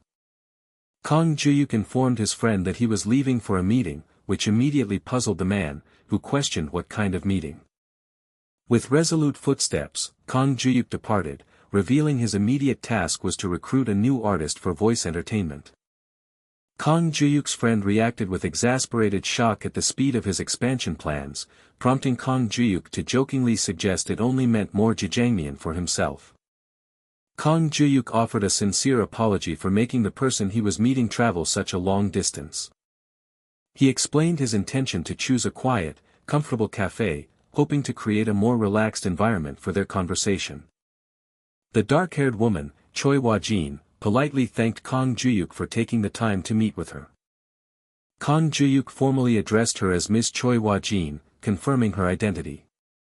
With a tone of deep concern, Kang Juhyuk gently asked Choi Wha-jin how she had been faring. Choi Wha-jin remained silent, lost in her own thoughts as she carefully cradled her cup. Choi Wha-jin recounted her fruitless online search for jubis, finding only old articles detailing their disbandment and nothing else. The past now felt unreal, Choi Wha-jin confessed, as if jubis had never existed at all, a fading dream where their presence had been entirely erased. She then asked about the other Jubi's members, and Kang Juhyuk somberly informed her they had all scattered to different agencies after the group disbanded. Choi Wha-jin echoed, alone, in quiet despair, prompting Kang Juhyuk to directly ask if she truly intended to abandon her dream of becoming a singer. Choi Wha-jin nervously fidgeted with her cup, her thoughts drifting to the daunting prospect of ever standing on a stage again. The very thought of it, she confessed, was now overwhelmingly scary and horrible.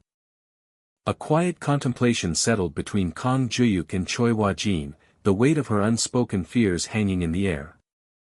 Kang Juhyuk reminded her of her Jubi's days, telling Choi Wha-jin he had listened to her composed songs and found them to be truly good.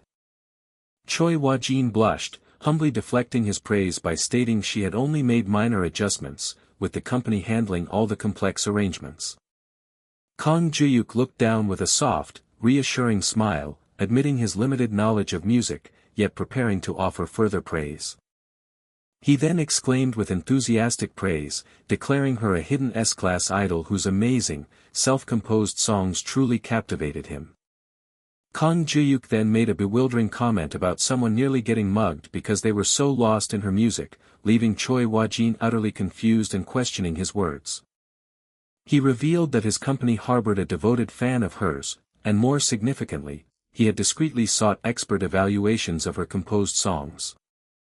Despite Kang Juhyuk relaying positive feedback from experts who praised her talent for stirring emotions, Choi Woo-jin responded with a resigned sigh, convinced she was already finished in the industry.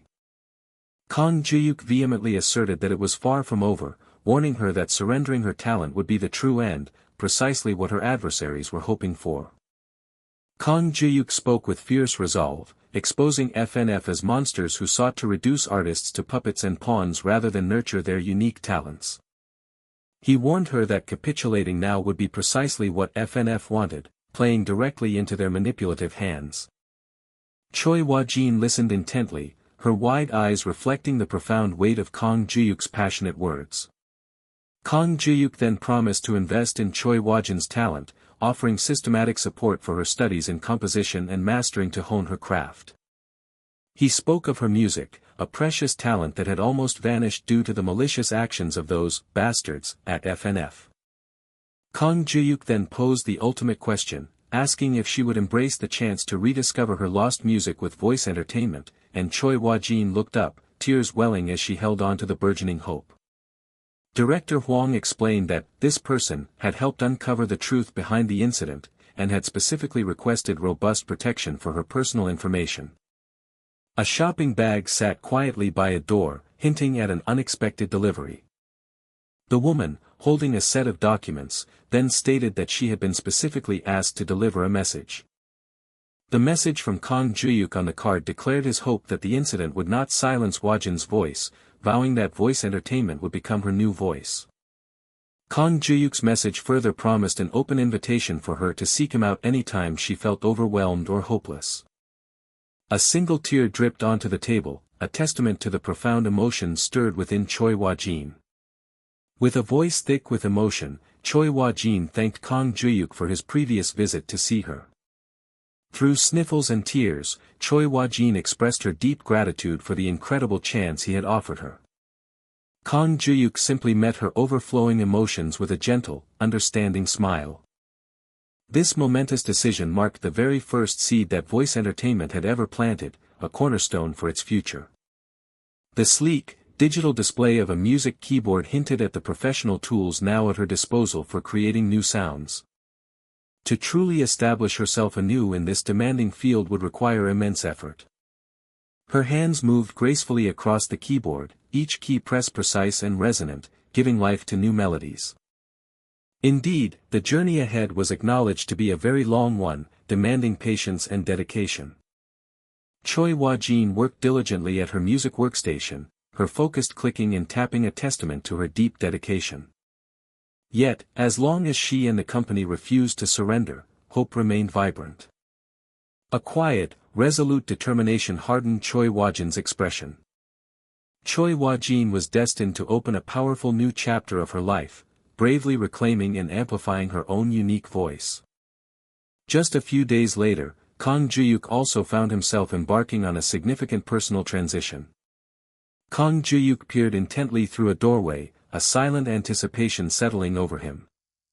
A soft click echoed in the quiet, empty semi-basement apartment, now devoid of his presence. He had finally, decisively cleared out that wretched semi-basement rental room, where he had felt trapped for 5 arduous years. With each ascending footstep, Kang Juhyuk left behind the shadows of his past, climbing towards a brighter, more hopeful future. The mysterious voice had once promised to sell him his future, a powerful, almost mystical declaration. The very words of the voice, "I will sell you your future," were starkly emblazoned on the box in his hands. Yet, perhaps the future that the enigmatic voice had so grandly predicted was not what he had initially envisioned. Instead, his true future was embodied by the very people who had silently waited for him, their support a quiet testament to his journey. This future was filled with the faces of those who believed in him, not as a past idol, but as the man he was in that very moment. These were the precious individuals who had illuminated his path, helping him rediscover the joy and meaning of life itself. As a door creaked open, Kang Juhyuk realized that his true future was not something to be sold, but something he would build, hand in hand, with these cherished companions. Lost in thought, Kang Juhyuk stood pondering the ambitious path that lay before him. His ultimate goal was to lead all of them, collectively ascending to the very pinnacle of the mainstream entertainment industry. A series of insistent rings suddenly broke his thoughts, signaling a new, imminent development. To achieve that vision, he understood he needed a far more solid flagship portfolio than what he currently possessed. He picked up the call with a deliberate tap, asking with a hint of impatience what new information awaited him this time. The familiar voice on the other end pronounced the news as an excellent choice. The voice then revealed the title of a new drama, 28 Weeks, A Flower That Bloomed in the Palace, foretelling a mega-hit destined to shatter viewership records and take the world by storm, as Kang Juhyuk himself smirked with knowing confidence. Finally, the voice delivered the precise information he had been most eagerly anticipating, the details of a massive global hit drama. The chubby man grumbled with annoyance, questioning the unexpected request to investigate a drama, specifically one titled 28 Weeks, The Flower That Bloomed in the Palace.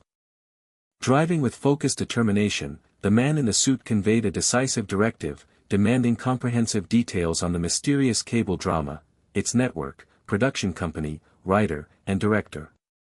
His voice filled with indignant anger, the chubby man bristled at being forced to operate without information again, suspecting the caller had merely found another opportunity for profit. As his vehicle rumbled into the parking garage, the man in the suit recounted a rumor that, despite its potential, the drama was destined to fail due to an investor with a reverse Midas touch. The text on the glowing smartphone revealed the drama, 28 Weeks, The Flower That Bloomed in the Palace, had initially soared to 15% viewership, yet investor interference and excessive product placement twisted its narrative, reversing the roles of its female leads. Ultimately, the drama's final episode limped to a dismal 2% viewership, marking it a total failure. The man in the suit walked with deliberate steps through the dim parking lot, contemplating the necessity of uniting the drama with its rightful owner, then questioned who that owner might be. With a cunning smirk, Kang Juhyuk responded, challenging the unknown caller to guess, then declared their intention to seize the opportunity and hit the jackpot themselves. The illuminated 13 on the elevator panel signaled their destination. The elevator doors glided open, revealing B3 as the floor where it had arrived. As Kang Juhyuk exited, a young woman, a new character named Lee Ji-eun, greeted him warmly, calling him President Kang Juhyuk. Lee Ji-eun initially stumbled over her words, almost revealing herself as a fan, before quickly introducing herself as the account executive for the Agang Phantom Notebook commercial and then offered to lead him to the meeting room. Kang Juhyuk looked around the eerily empty office space, a puzzled expression on his face, wondering if he was the only one present. The young woman smiled, explaining that the entire 13th floor had been cleared out to maintain the strict confidentiality Agang requested for their meeting. Kang Juhyuk offered a polite, slightly embarrassed smile, thanking President Kim Jae-hwang for the elaborate preparations while suggesting they were perhaps a bit excessive. A man burst through the door, warmly greeting Kang Juhyuk, who responded with a polite hello. The man with glasses introduced himself as Park Jang-soo, the AE from Production Click's Business Division 1, overseeing the notebook commercial. As they shook hands, Kang Juhyuk expressed his anticipation for their collaboration, while Park Jang-soo affirmed they had already received all the necessary details from Agang Electronics. The chubby man, later identified as Ju Wongu PD, agitatedly insisted they begin immediately, citing a completely backed-up schedule due to a model change. Kang Juhyuk looked on with a perplexed expression, a question mark hanging in the air. PD Ju Wongu grumbled with exasperation about clearing the entire office for some big shot, his annoyance clear for all to hear. Park Jang-soo attempted to scold PD Ju Wongu for his inappropriate comment, but Kang Juhyuk calmly intervened, signaling them to proceed despite the tension, as he calmly took off his jacket. The team settled around the modern meeting table, ready to begin. Kang Juhyuk questioned the name, Kang Haeyoung, with a confused utterance. The chubby man voiced his frustration, dismissing Kang Haeyoung as a nobody model, from an academy with no real experience. Kang Juhyuk's annoyance flared at the chubby man's disrespectful attitude. Park Jang-soo announced the start of the meeting, preparing to explain the commercial's concept. Park Jang-soo detailed the plan to produce 3 versions of the commercial, 1 minute, 30-second, and 15-second, all centered around a father giving his daughter a notebook for her college entrance exams. He continued, describing how a whole new, dreamlike world would open up from the notebook, drawing the daughter into its fantastical depths until, suddenly, Ju Wongu interjected with surprise, "What?" She suddenly starts dancing, to which Park Jang-soo confirmed the dancing scene was indeed the commercial's highlight. Park Jang-soo then turned to a red-haired woman, identified as Haeyoung, and directly asked if she could dance. A man in a hat gleefully encouraged the dancing, while another blonde woman confidently thought to herself that she was a good dancer and the routine didn't seem difficult. The red-haired woman enthusiastically claimed to be a good dancer, proclaiming she had learned before, which prompted Kang Juhyuk to invite her to demonstrate. Haeyoung, imagining herself as a confident performer on a dramatic stage, struck a pose, declaring herself ready to perform. In reality, her dance was a basic, sparkling hand gesture that seemed to suggest minimal movement. Haeyoung awkwardly performed a series of stiff, mirrored movements, showcasing her actual limited dancing ability. The woman with brown hair groaned in utter embarrassment, covering her face as Kang Juhyuk looked on with concern. The blonde woman nervously chuckled, questioning if Haeyoung had truly learned that dance, while the man in the hat tried to suppress his amusement. The man in a hat asked about the commercial shoot date, expressing shock and surprise upon learning it was in only 2 weeks. With a dramatic pose, gesturing to his hair and hips, the man in the hat declared he would step in, boasting about the fatal hips dance he learned from Park Chanhong of Sinsadong Wool nightclub. Kang Juhyuk gave a firm thumbs up, advising Haeyoung not to change anything and assuring her she was perfect just as she was. The man in the hat angrily questioned Kang Juhyuk's assessment, demanding how Haeyoung's baseless dance, which he called a rebellion of the human body, could possibly be acceptable for a gang commercial. Kang Juhyuk calmly reiterated that Haeyoung's dancing was perfect, leaving the woman with brown hair utterly surprised. Haeyoung, blushing and flattered, thought to herself how President Kang was indeed a shining light, the only one who acknowledged her dancing skills. The commercial's true concept was revealed, twist comedy. Kang Juhyuk explained that the commercial relied on the humor of clumsy dancing, reiterating that Haeyoung's rebellion of the human body was precisely why her performance was perfect, a statement that made Haeyoung flush with a sudden, dawning realization. Haeyoung looked down in confusion, wondering what made this opportunity so good given her perceived lack of dancing skill. The blonde woman praised President Kang's unique approach, while the man in the hat, scratching his head in confusion, questioned his strategy, recalling a heartwarming human story and now this comedic dance concept. Kang Juhyuk then revealed his deeper intention, to shape Haeyoung's image into a friendly, nation's little sister, and use this opportunity to completely erase her dark past. Haeyoung's cheeks flushed as a profound understanding finally dawned on her, revealing the true depth of his words. With deep gratitude and renewed determination, the woman expressed her thanks and pledged to work hard. 2 weeks later, on the day of the Agang Electronics notebook commercial shoot, an unseen voice greeted President Kang at the VFX Center. Kang Juhyuk acknowledged the group's journey, recognizing the effort they had put in to be there. It was revealed that the Park Ji-rai movie team had also joined the commercial shoot, not just to document it, but to capture the emotional moment of grandma cheering on Kang Haeyoung's debut. The narrative urged everyone to enter, confirming that full cooperation for the shoot had already been secured. A man complimented grandma, observing she looked 10 years younger, to which she proudly replied that she had to be there to see her Haeyoung on TV. The sharp command of "cut" echoed, bringing the scene to an abrupt halt. The blonde woman expressed surprise that filming had already begun, then greeted someone arriving on set. Yet, the atmosphere on set seemed unusually tense. On the bustling set, surrounded by crew and equipment, the chubby man, PD Ju Wongu, angrily shouted Kang Hyung's name, his voice cutting through the air. PD Ju Wongu, pointing in frustration, berated Hyung for her lack of expression, demanding to know how many more times he had to repeat himself. The director, identified as CF director Go Bong-uk, angrily erupted, exclaiming his profound frustration. The blonde woman, with concern etched on her face, noted the director's brutality and wondered if Hyung was feeling frozen, but Kang Juhyuk calmly insisted that Hyung's acting was, in fact, the best. Still confused, the blonde woman questioned Kang Juhyuk's assertion, unable to determine if the director was genuinely nitpicking or merely trying to enforce discipline. Kang Juhyuk pondered the escalating situation with a thoughtful, serious expression. An unseen voice announced a 10-minute break.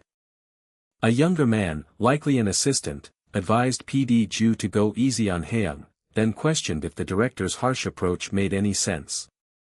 PD Ju Wongu complained bitterly about his daughter losing out to a nobody like Hyung, to which the younger man apologetically responded that he was bound by the client's demands.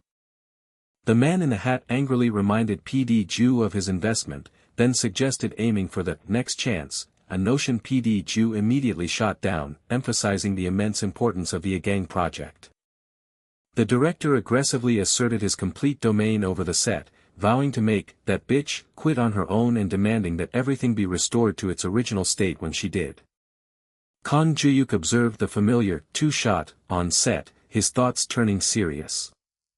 Commands to restart filming, alright, let's go again, and action, rang out.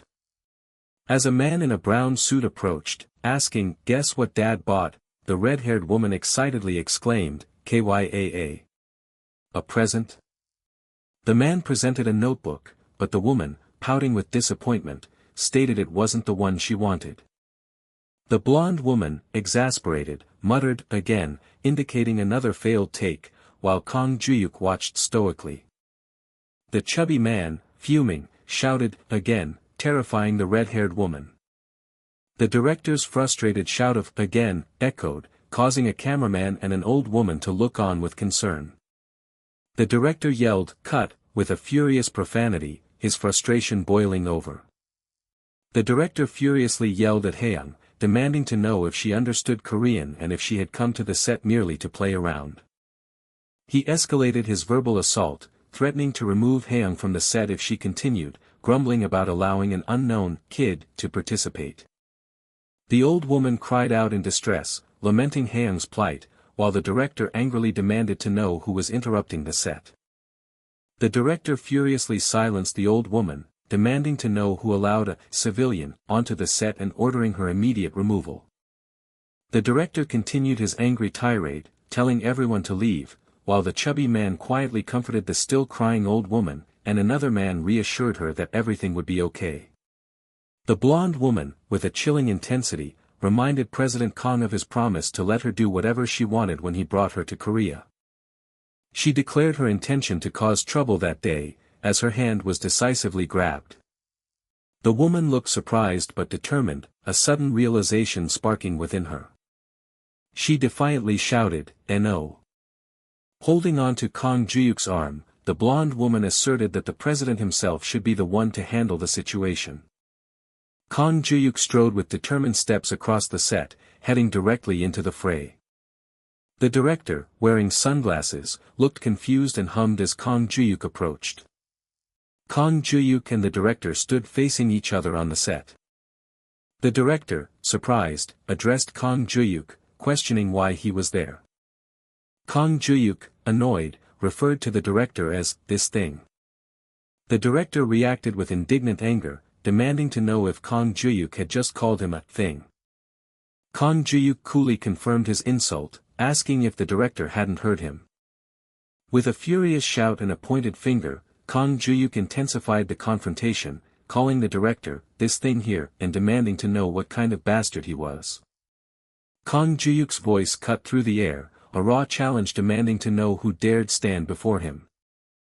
The director, jaw clenching with indignation, demanded to know if he looked like someone to be spoken to so carelessly. Kang Juhyuk, unwavering, pressed his point, asking if his words had not been clear enough. With a furious burst of emphasis, Kang Juhyuk pointed his finger and defiantly repeated his harsh question, wanting to know exactly what kind of person the director was. A ripple of hushed whispers spread through the entire set as the confrontation intensified, drawing all eyes to the escalating drama. Onlookers recognized the disgraced actor, their gasps and murmurs filled with surprise and speculation over his unexpected return and possible comeback. The director grumbled, deeply annoyed, lamenting that things on his set had been running so smoothly until now. Trembling with rage, the director asserted his authority, shouting at Kang Juhyuk and questioning his right to interfere with another's film set. Kang Juhyuk offered a subtle smirk, seemingly unfazed by the director's outburst.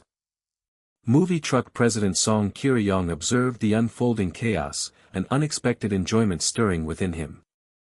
Meanwhile, the employees from Agang Electronics stood by silently, their professional composure a stark contrast to the growing tension. The worried expressions of the voice center personnel told a story of guilt, a stark contrast to the confident man who seemed to view himself as untouchable. With a disdainful gaze, the director believed himself the unchallenged sovereign of this film set.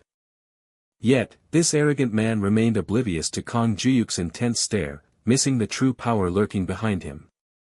For the real king of this set was yet to reveal himself. The director, losing patience, grumbled once more, fiercely demanding to know Kang Juhyuk's purpose there. Kang Juhyuk's response was a sharp, uncompromising command, apologize. The director's face contorted in shock and incredulity at the impossible demand. Kang Juhyuk's gaze intensified, a serious warning not to make him repeat his command if the director wished to remain on set. Kang Juhyuk gripped the director's collar with a pointed poke, firmly reiterating his demand for an apology to those he had cursed. The director, pulling away in a fit of rage, cursed Kang Juhyuk, furiously questioning his authority to issue orders. Movie truck president Song Kiri-young attempted to mediate, nervously laughing and warning Kang Juhyuk that the commotion was drawing photographers and becoming a huge mess. Kang Juhyuk, glaring intensely, silenced Song Kiri-young with a sharp threat, leaving the president visibly shaken. Grabbing Song Kiri-young by the collar, Kang Juhyuk fiercely questioned his competence, asking if his job wasn't to prevent such chaos on set. A shoe deliberately stepped onto another, a silent act of dominance in the escalating conflict. With a sudden, explosive force, Kang Juhyuk's command echoed as the movie truck president fell back, accused of being a mere spectator. Kang Juhyuk, asserting his authority, pointed and commanded the Agang Electronics employees to approach him. The Agang employees scrambled forward, their collective movement creating a trembling sound of urgency. Kang Juhyuk confronted the Agang employees about their inaction, to which one man casually dismissed the chaos as common on set. With a sharp glare, Kang Juhyuk challenged the employees' casual remark, implying their company only sent people of such low caliber. Kang Juhyuk openly scoffed, labeling the director a trash director, with a rotten personality who abused his power.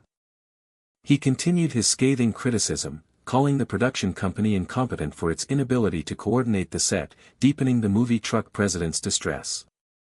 Then, Kang Juhyuk turned his anger toward the Agang employees, accusing them of being irresponsible, salary thieves, causing them to flinch in unison. The director furiously retaliated, pointing a finger and striding closer, declaring that Kang Juhyuk, with his own tarnished reputation, had no right to lecture anyone. The director attempted to push Kang Juhyuk away, yet Kang Juhyuk remained eerily calm, his composure startling. With a sinister whisper, Kang Juhyuk called out director Go Bong-uk and PD Ju Hwang-gu by name, threatening them to reveal all the scams they had pulled. Kang Juhyuk turned abruptly and yelled for Haeyoung to leave with him. Kang Ha-young, startled by the sudden call, quickly agreed to follow him. Kang Juhyuk announced that Park Ji-eum-rai's team was also pulling out, further disrupting the set. The movie truck president, angered and frustrated, confronted Kang Juhyuk, demanding to know what he thought he was doing. Kang Juhyuk calmly declared that these were his people. With a fierce stare, Kang Juhyuk vowed he would not allow his team to film on such a trashy set. High above the chaos, a sleek, modern skyscraper stood, a symbol of corporate power and distant authority. In a pristine office, the chairman confirmed a laptop commercial shoot was scheduled for that day. The chairman, with a serious expression, instructed his subordinate to now pay special attention to Kang Juhyuk's every move. With a slight scoff, the chairman noted the increasing favoritism towards Kang Juhyuk, as if he were a beloved son. Just as he spoke, his phone rustled in his hand, prompting the chairman to remark on the uncanny timing. Kang Juhyuk, on the phone, immediately began a scathing complaint about the commercial shoot, sarcastically praising the conglomerate while criticizing its low-level employees. As he strode down a hallway, Kang Juhyuk likened the promised gift to a box full of buzzing flies, bitterly expressing his deep disappointment. The women nearby gasped in shock as Kang Juhyuk brazenly addressed the person on the other end of the line as Mr. Chairman. The chairman's face contorted in anger and confusion, demanding to know the sudden reason for this unexpected call. Kang Juhyuk explained his frustration, detailing how the advanced laptop product was being undermined by people still stuck in the dark ages. The chairman angrily demanded an explanation, but Kang Juhyuk coolly advised him to investigate himself before abruptly hanging up. Furious, the chairman slammed his hand on the desk and immediately ordered lawyer Jang to investigate the commercial shoot. Kang Juhyuk smirked at his phone, anticipating the far-reaching influence of his call, knowing exactly what would happen next. Back on the set, camera flashes sparkled and murmurs rose as an unexpected shift began to unfold. An Agang employee on the phone reacted with a gasp, clearly stressed by an urgent command. Movie truck president Song Kiri-young, confused, wondered aloud why the Agang employees were suddenly rushing off the set. Song Kiri-young chastised the director for his failure to control Kang Juhyuk, while the director vented his frustration over Kang Juhyuk's erratic behavior. As he spoke, the movie truck president received a call, his surprise evident as he recognized the CEO's number. The movie truck president's face contorted in shock and agitation as the CEO's voice boomed through the phone, threatening his job. The unseen CEO furiously reprimanded Song Kiri-young for his incompetence and ordered him to immediately get on his knees and beg Kang Juhyuk for forgiveness.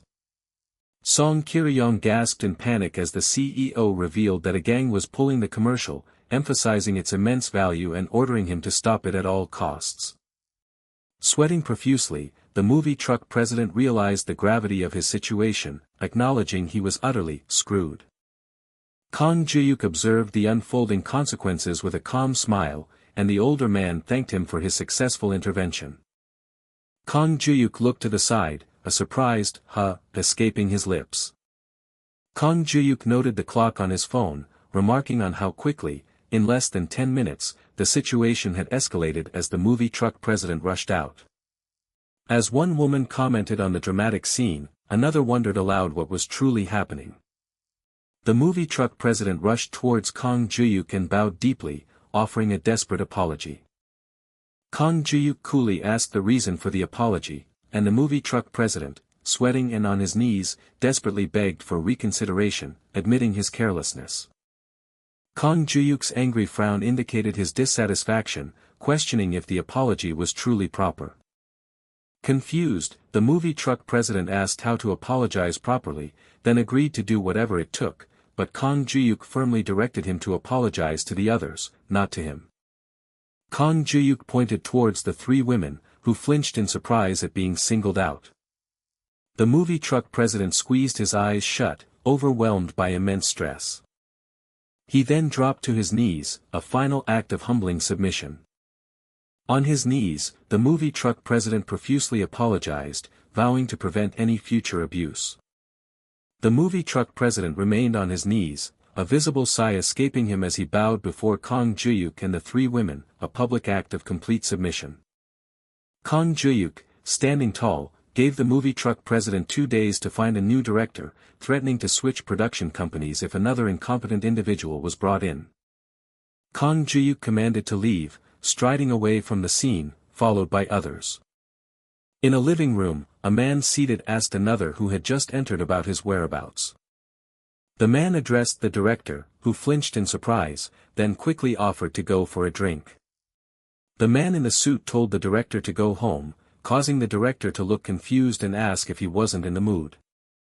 With a furious outburst, the man lashed out at the director, accusing him of not understanding and bluntly firing him. The man delivered the final blow, declaring that not only was a gang out of the picture, but the director's career in the commercial industry was utterly finished. His adversary wasn't getting the message, the angry man declared, his voice cutting through the tension as he summarily fired him. The angry man further declared that whether at a gang or anywhere else, his target was utterly finished in the advertising world. His accuser then shouted, demanding to know if he was merely trying to save his own skin. The angry man aggressively seized his victim by the collar, leaving him distressed and gasping. Park Chan-gyu retaliated, demanding to know what saving his own skin meant when his position wouldn't be safe once it was all over. Park Chan-gyu then declared he had also had enough. From off-panel, a man angrily questioned Attorney Jang's handling of the situation, expressing profound frustration. The man with brown hair sternly reminded his subordinate that he had instructed special attention be paid to Kang Juhyuk's side, to which the man in the suit offered a contrite apology. The superior expressed his profound frustration and distress. However, sir, the man in the suit began, prompting his superior to ask what it was. The man in the suit reported Kang Juhyuk's demand to replace the commercial director, eliciting a shocked, "What?" from his superior. His superior pondered the seemingly excessive demand, wondering how they should proceed. Resigned, the man conceded that Kang Juhyuk was taking advantage of their weakness, but instructed his subordinate to let him do as he wished, certain he had his reasons. The man in the suit remained silent, pondering the gravity of the situation. 2 days later, the shoot for the Agang laptop commercial, which had been halted, finally resumed at the VFX center. On the bustling film set, the red-haired woman exclaimed excitedly over the amazing atmosphere, while the blonde woman, surprised, wondered if it was Juhyuk. The chubby man, full of concern, instructed his caller to report any future incidents immediately, but the man in the suit confidently scoffed, suggesting there was nothing to worry about with the witch around. The red-haired woman offered her thanks before eagerly praising the new director as truly great. From the very start, the new director stood out, skillfully guiding everyone's crucial contributions into a unified and cohesive whole. The blonde woman advised her companion to tell her caller that everything was fine and they could, but the red-haired woman reluctantly wished she could talk more. With the issues resolved, everything began to flow smoothly once again. And a few days later, time continued its steady march forward. Around the same time, Kang Juhyuk's new house was finally getting organized, symbolizing his return to stability. Then, a long-awaited and mysterious phone call finally came in for Kang Juhyuk. A notification appeared, informing Kang Juhyuk that the remaining uses for his paid, bronze, service were now 7. 7 times left, Kang Juhyuk thought anxiously as the automated voice wished him well in turning his life around with the paid service. With a deep breath, Kang Juhyuk poised his finger over the 1 to continue the service. The voice responded with enthusiastic confirmation, an excellent choice. Kang Juhyuk mused that with his company's impending move to a new building, some strategic investment information would be most helpful. The voice then revealed a future event: Director Kim Sang-bong would soon be embroiled in a controversy over his harsh remarks. Kang Juhyuk's eyes widened in stark surprise at the unexpected information. The voice continued, regarding the 18th. The voice elaborated, explaining that Director Kim Sang-bong would declare all submitted works as trash and claim the future of independent film was dark, causing the controversy to spread. Kang Juhyuk mused on the news, processing the implications of a controversy stemming from such harsh remarks. He then questioned his own obligation: do I have to protect Director Kim Sang-bong this time? Kang Juhyuk acknowledged that without Director Kim Sang-bong's involvement, Hong Jiangman's downfall would not have been so easy to orchestrate. He realized that if the issue with Director Kim Sang-bong escalated, it would not only affect his student, director Choi Myung-hoon. But could also have a devastating negative impact on the movie Cheeksel itself. Kang Juhyuk let out an exasperated sigh, wondering why Kim Sang-bong would ever utter such inflammatory remarks. Suddenly, a focused determination gleamed in Kang Juhyuk's eyes. With a sudden jolt of realization, Kang Juhyuk declared, "That's it." He realized the profound reason director Kim Sang-bong became so angry. A confident smirk played on Kang Juhyuk's lips, a testament to his understanding of the underlying truth. It was because, he concluded, the harsh criticism must be true. He affirmed that a master's I was never wrong, thus, only real garbage must have been submitted to the film festival. However, a new detail emerged. A news article on his phone highlighted, today's issue, submission deadline for the 18th DBS International Independent Film Festival, detailing the submission schedule and dates, concluding with the powerful thought, there's still time to change the future. In a rapid, almost dreamlike montage, Kang Juhyuk reviewed the tumultuous history of the angry man and cowering Park Chan-gyu, their past conflicts rewinding before his eyes. During the first shoot for the laptop commercial, a crucial briefing had been given by Park Ji-ra's team. The red-haired woman, Haeyoung, tried to reassure a distressed older woman that she was truly okay, but the older woman continued to lament her poor Haeyoung's fate. One man expressed his regret for showing Grandma something she shouldn't have seen, to which the man in the suit acknowledged her deep care for Haeyoung. The chubby man then added that Grandma must feel even worse because it was the end of the movie, which elicited a surprised query from the man in the suit. He then clarified that filming was almost entirely finished.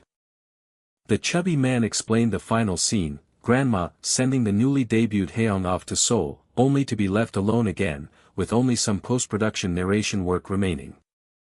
When the man in the suit questioned the compressed filming schedule, the chubby man explained that the initial proposal was an early version for an art film, but now, as a documentary with new investors and thanks to his support, they could focus solely on filming. The chubby man enthusiastically expressed his gratitude, exclaiming that the man in the suit had even solved their biggest headaches, allowing them to shoot for a full week instead of their usual 2 days, thanks to his support with lodging and equipment. With a confident smile, the man in the suit concluded that they could now set a release date for the movie very soon. The narration dramatically revealed that Park Ji-ra, the movie that had deeply moved 3.12 million viewers, would now be submitted. Kang Juhyuk mused on the tight timeline, realizing there were only 2 months left until the submission deadline.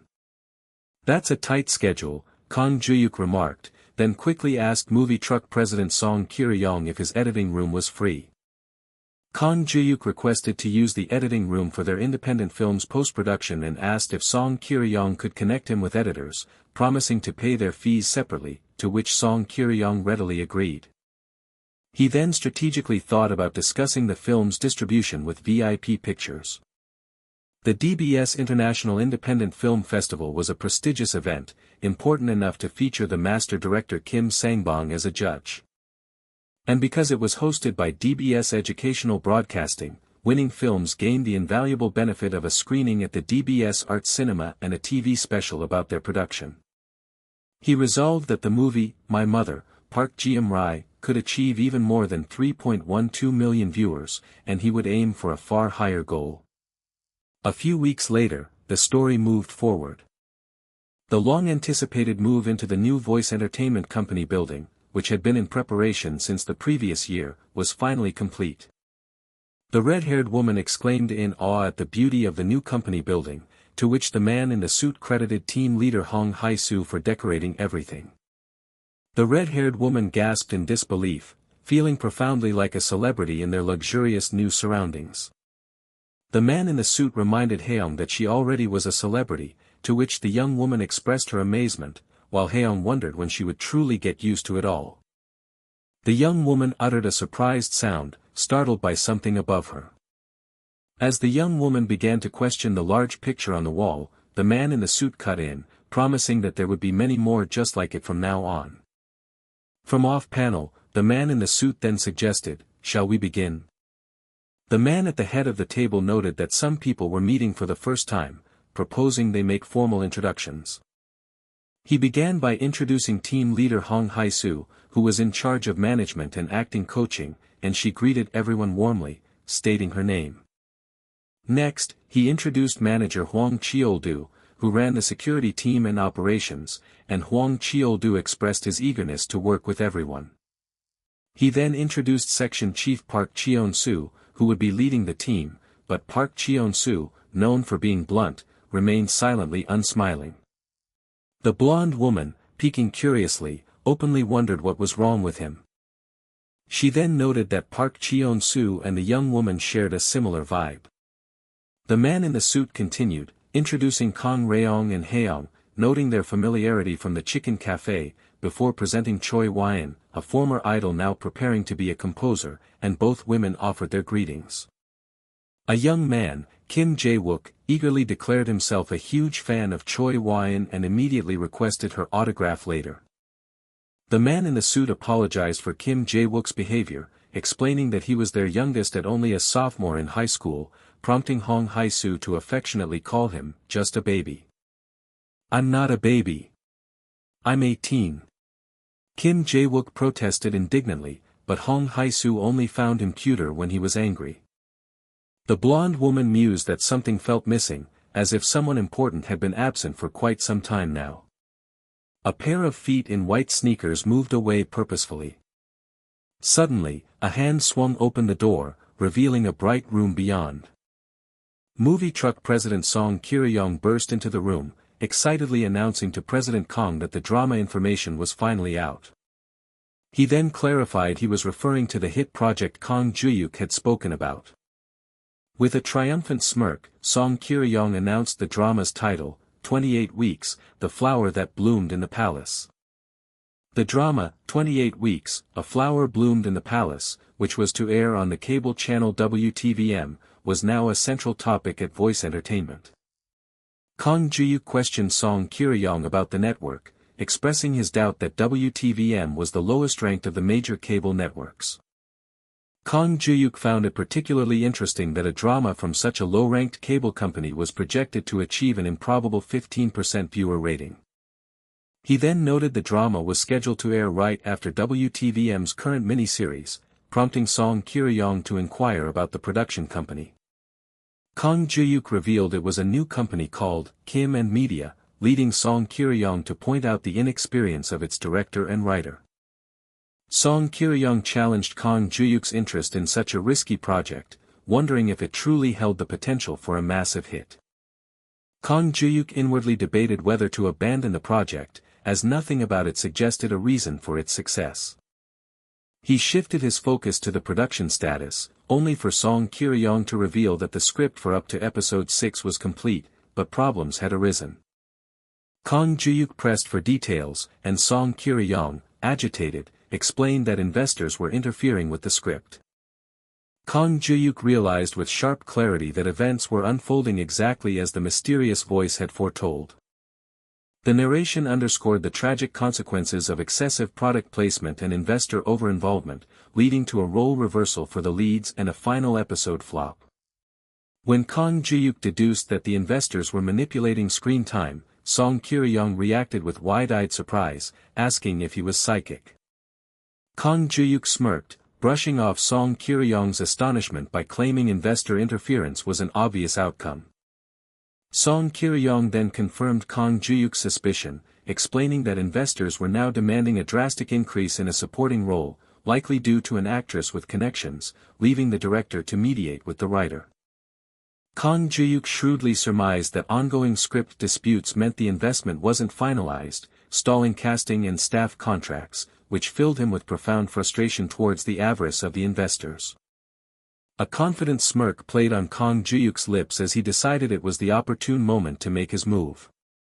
Kang Juhyuk asked Song Kye-ryong if he could procure the drama script, a request that visibly surprised him. Song Kye-ryong admitted that obtaining an actual script was quite difficult, a point Kang Juhyuk readily acknowledged. With a confident wink, Song Kye-ryong dramatically produced the script, proclaiming himself the man capable of the impossible. Kang Juhyuk praised his hyung with a satisfied smile as Song Kye-ryong handed over the script, suggesting they celebrate with food. Days later, at Kim and Media, an urgent voice pressed the writer about their critical time constraints. PD Kim Tae-woong of WTVM's drama department sternly told the writer that this was no time for her to be stubborn. Writer Young Soi-yeon of 28 Weeks, A Flower Bloomed in the Palace, protested, exclaiming that his demands made no sense. Her frustration boiled over as she questioned how he could ask her to completely rewrite the script from episode 3 when she had already completed 6, especially to elevate a minor supporting character to a lead. Young Soyeon's hand slammed down on the papers, a visceral display of her deepening despair. The distressed writer slumped, covering her head as an unseen voice insisted she had to compromise. Young Soi-yeon groaned in quiet defeat, her despair palpable, while the director watched her with stern observation.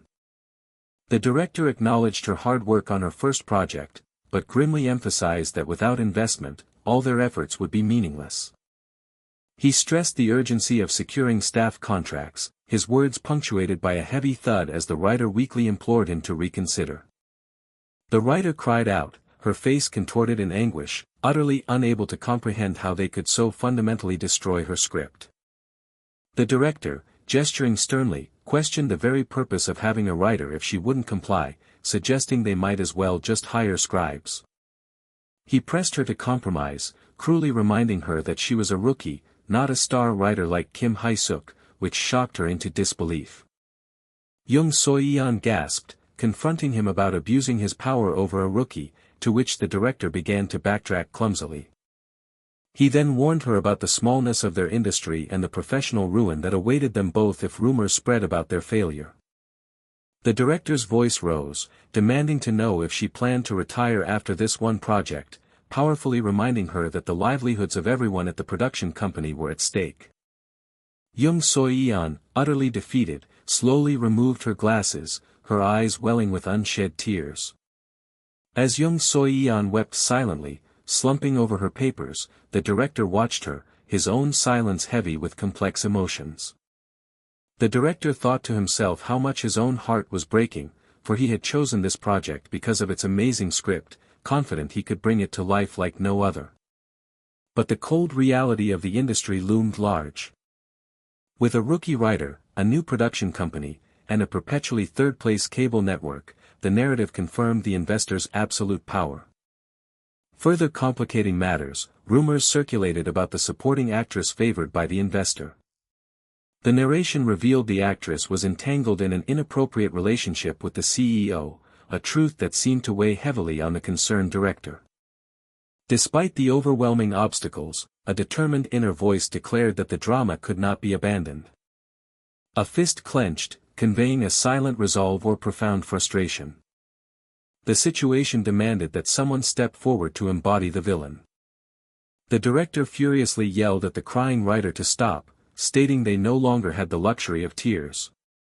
He informed her with finality that the drama's progression hinged entirely on her revising the script. He tried to placate her, suggesting they simply increase the supporting character's role and add a few lines, promising to manage the rest of the shooting himself. The writer, holding her glasses, pleaded with the director, her voice barely a whisper. A distinct knocking sound broke the tense silence. A young, professional assistant burst into the office, excitedly announcing that a meeting with a new investor had been scheduled. Both the director and the writer reacted with an astonishing degree of surprise. Chu Min-jae's voice echoed, noting that everyone was conveniently gathered. Team leader Chu Min-jae of Voice Entertainment introduced himself to the assembled group. Chu Min-jae energetically praised the office, complimenting its modern and boutique vibe with animated gestures. Lee Min-young, the head of production for Kim and Media, expressed her unfamiliarity with Voice Entertainment to the CEO. The director, surprised, questioned Chu Min-jae about the sudden investment, demanding an explanation, while writer Young Soi-yeon harbored suspicions of a con artist. Chu Min-jae confidently promised an explanation, taking a loud sip of his iced Americano, and telling them to wait just a moment for someone else's imminent arrival. The director's surprise deepened as he asked if another person was expected. Chu Min-jae simply confirmed the arrival of another individual. A pair of suit-clad legs strode purposefully down a bright hallway, signaling the arrival of a significant figure. Chu Minjae's sly smirk widened as he revealed that the approaching person had personally decided on the investment. He then declared that the person arriving was their CEO. The door to the conference room swung open with a resounding clang. Both the writer and director were struck with an immediate, profound astonishment. Kang Juhyuk's voice greeted them, a polite yet authoritative presence. Kang Juhyuk stepped into the room with confident bearing, formally introducing himself as the CEO of Voice Entertainment. He stated his recent interest in dramas, which led him to explore various productions. Kang Juhyuk looked directly at the writer, asking why she believed he had chosen her work. He declared her script the most interesting, prompting writer Young Soo-yeon to gasp in disbelief, questioning if he truly meant her work. The narration detailed the drama's premise. 28 Weeks in the Palace was a fusion historical drama where a history teacher accidentally fell into the Joseon dynasty. She then used her extensive historical knowledge to aid a prince in his comeback. The narration praised the drama as a thrilling blend of history and romance. Kang Juhyuk enthusiastically praised the raw, memorable dialogue and the charming interplay between historical and modern expressions. He asserted that her script had been the most captivating among all those submitted, including those from major networks, a declaration that left the writer utterly overwhelmed with profound shock. The director smiled broadly, affirming that he had chosen the project for precisely the same reasons. Kang Juhyuk then addressed director Kim Tae-woong, asking if his desire to invest had come too late. Director Kim Tae-woong, looking directly at the viewer with an excited and relieved expression, enthusiastically assured Kang Juhyuk that he had arrived at the most perfect time. Kang Juhyuk proposed they review the proposal and budget plan together. He inquired about preliminary casting, learning that Lee Tae-hee and Song Joo-hee had expressed interest, and then specifically asked if auditions were being held for all the villain roles, to which the director confirmed they sought fresh faces for 2 such characters. Declaring the project excellent, Kang Juhyuk prepared to sign the contract, but stipulated that he had certain conditions. Writer Young Soo-yeon inwardly groaned, expecting conditions, while the director seriously asked Kang Juhyuk to state them. Kang Juhyuk addressed writer Young Soo-yeon directly, stating his first condition: no meaningless script revisions. The writer reacted with wide-eyed shock, her face a mask of disbelief. Kang Juhyuk clarified his condition, emphasizing that he wanted no interference with her story, reiterating that a drama was the writer's playground and encouraging her to keep writing as engagingly as she was now, prompting her to ask if he was serious. Then, addressing the director, Kang Juhyuk stated his second condition: to maintain the character's screen time as closely to the original script as possible. Finally, with a confident smile and a pointed finger, Kang Juhyuk delivered his last condition to the CEO, to avoid excessive product placement that would disrupt the story's flow.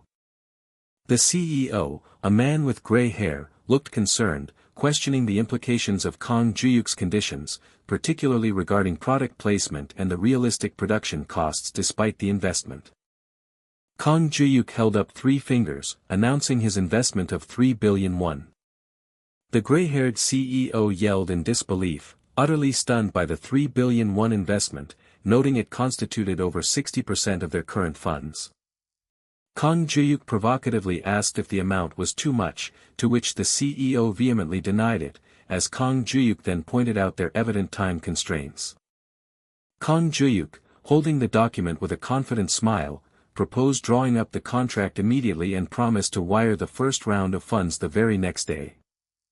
As the 28 Weeks of Palace project rapidly gained momentum, a teaser commercial and OST for the Agang laptop were strategically pre-released. Kang Juhyuk, composed in his office, greeted Park Jang-soo from ProDuctionONCLICK, who then inquired if he had heard the CF track pre-released with yesterday's teaser.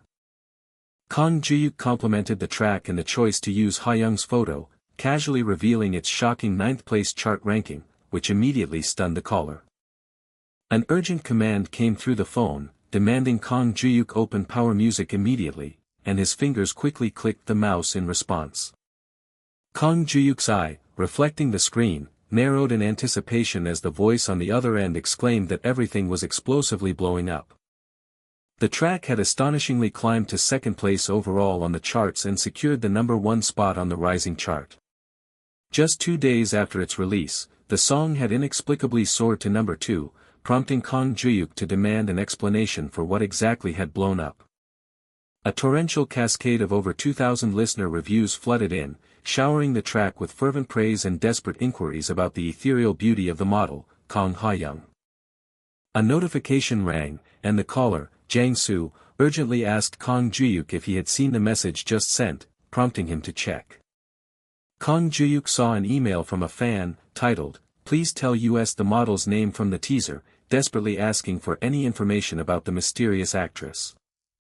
Agitated, Kang Juhyuk demanded to know the nature of the message, which was merely a copy of an email received the previous day.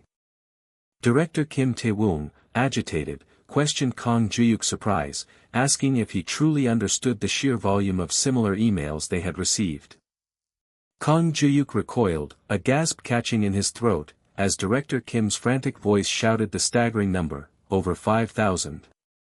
The office buzzed with frenetic energy as calls incessantly rang and thousands of messages deluged their website and social media, a testament to the teaser's explosive viral reach. Director Kim, exhilarated by the unprecedented success, proclaimed the main ad's imminent explosion and urgently requested Kang Juhyuk's press profile.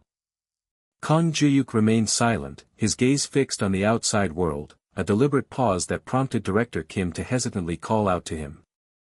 A subtle smirk played on Kang Juhyuk's lips as he provocatively suggested to Director Kim, "How about playing a bit of hard to get?"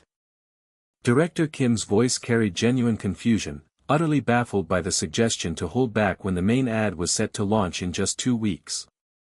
Kang Juhyuk calmly laid out his plan: keep Hyung's identity a mystery for 2 more weeks, instead saturating social media with short, ethereal clips from the original teaser.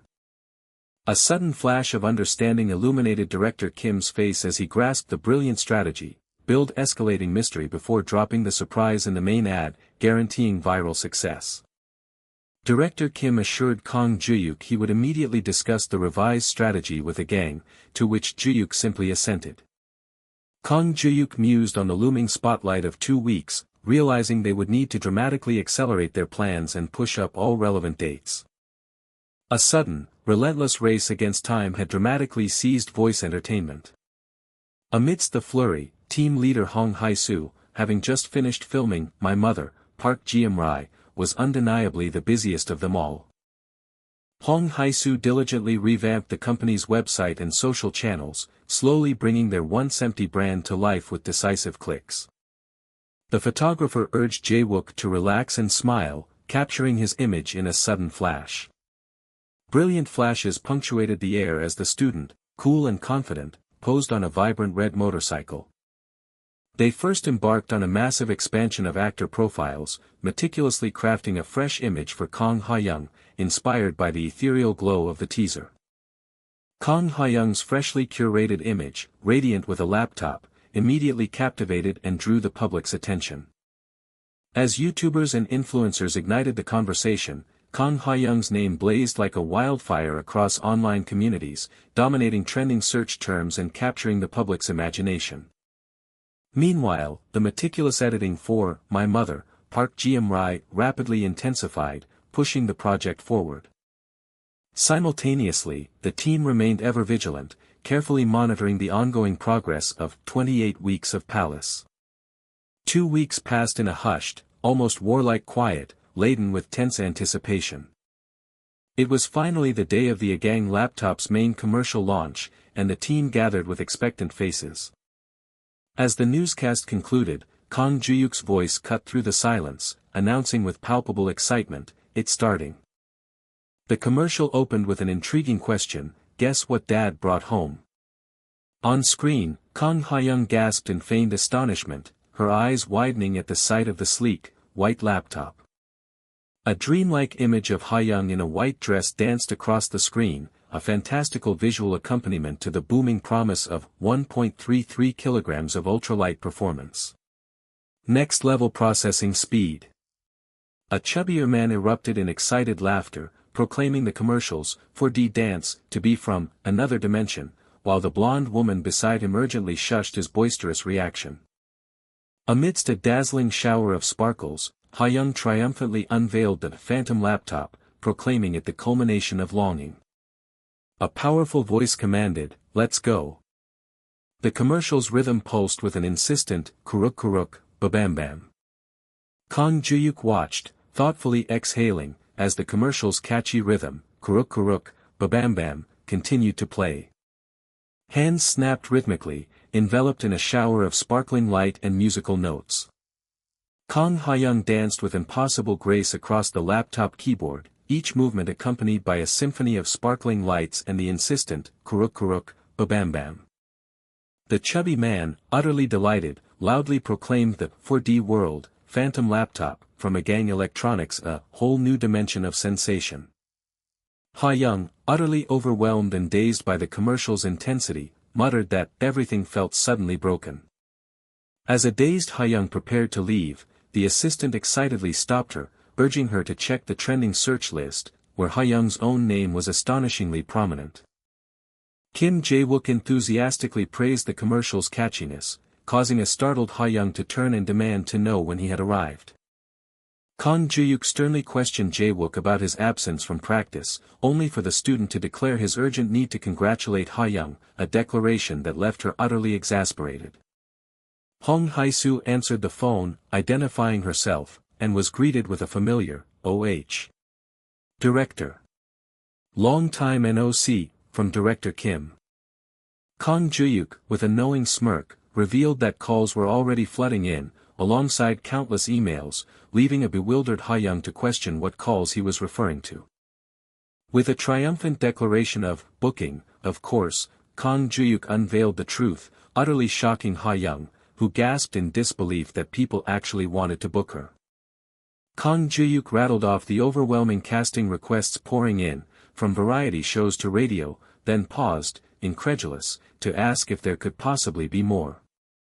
The assistant enthusiastically listed a deluge of opportunities from magazines to YouTube, then warmly patted Ha-young, declaring that she had officially made it.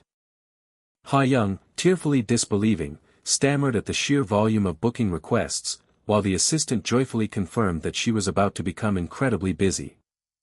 Kang Juhyuk smiled with confident satisfaction, knowing that no one remembered Kang Ha-young as a victim anymore. Kang Juhyuk clapped his hands sharply, asserting control and commanding the team to decline every single offer for the time being. Jae-wook's manager protested, arguing they should strike while the iron was hot, but Hong Hae-soo calmly countered, affirming President Kang's wisdom. Hong Hae-soo articulated their strategic reasoning, explaining it was simply too soon to allow Ha-young to be overexposed and consumed by the variety show circuit. Kang Juhyuk explained their deliberate strategy: continue the ad campaign, emphasizing that Ha-young remained, above all, an actress, and meticulously build audience intrigue until the movie's premiere. He declared their ultimate ambition, to propel Ha-young far beyond, to much greater heights. A wave of profound emotion washed over Ha-young, sparkling around her, as she murmured, deeply touched, "Sir." Kang Juhyuk declared a celebration party, instantly prompting an excited Jae-wook to eagerly ask if barbecue was on the menu. Kang Juhyuk, ever focused, playfully instructed Jae-wook to go practice. The next day, Kang Juhyuk assigned the chief the task of handling the security team's arrangements. Kang Juhyuk noticed an unexpected delivery, prompting the young delivery man to explain he had texted staff earlier. As they walked closer, Kang Juhyuk, puzzled by the sheer number of boxes, wondered aloud what this unexpected delivery could possibly contain. The delivery man announced the boxes contained Gang Electronics laptops, eliciting a silent exclamation of surprise from Kang Juhyuk. With a growing sense of suspicion, Kang Juhyuk inquired about the purpose of the unexpected laptop delivery. A voice introduced himself as Attorney Jang Soo-rim. Attorney Jang Soo-rim, with a confident smirk, playfully asked if Kang Juhyuk was still holding a grudge from their last encounter, announcing he had brought a gift to help him relax. Kang Juhyuk's eyebrow raised in suspicion, questioning the very notion of a gift. Jang Soo-rim explained the laptops were a celebratory gift from his CEO, marking the massive surge in sales after the ad campaign and acknowledging Kang Juhyuk's recent directorship at Voice Entertainment. Jang Surim, with an almost unbelievable flourish, offered to provide Kang Juhyuk with unlimited home electronics, should he ever need them. Kang Juhyuk challenged Jang Surim, asking if the gift wasn't an apology for the past CF incident, to which Jang Surim playfully apologized, then laughed it off. Kang Juhyuk accepted the gift, telling Jang Surim to convey his appreciation to his CEO, and Jang Surim prepared to depart.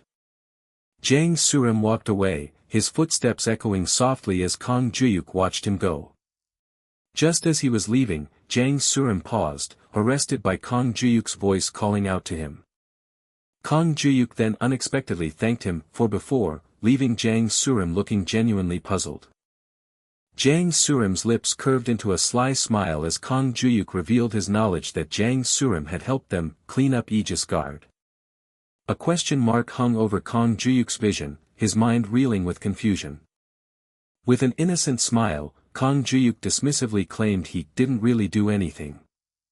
Jang Surim's expression grew serious as he explained that without Kang Juhyuk, they would have completely missed the elusive figure who expertly navigated CCTV blind spots. Jang Surim then extended an open offer for future assistance, to which Kang Juhyuk chuckled, simply saying, "Thank you." Kang Juhyuk bid a final farewell and then, turning sharply, called out to Chief Hwang, who immediately responded.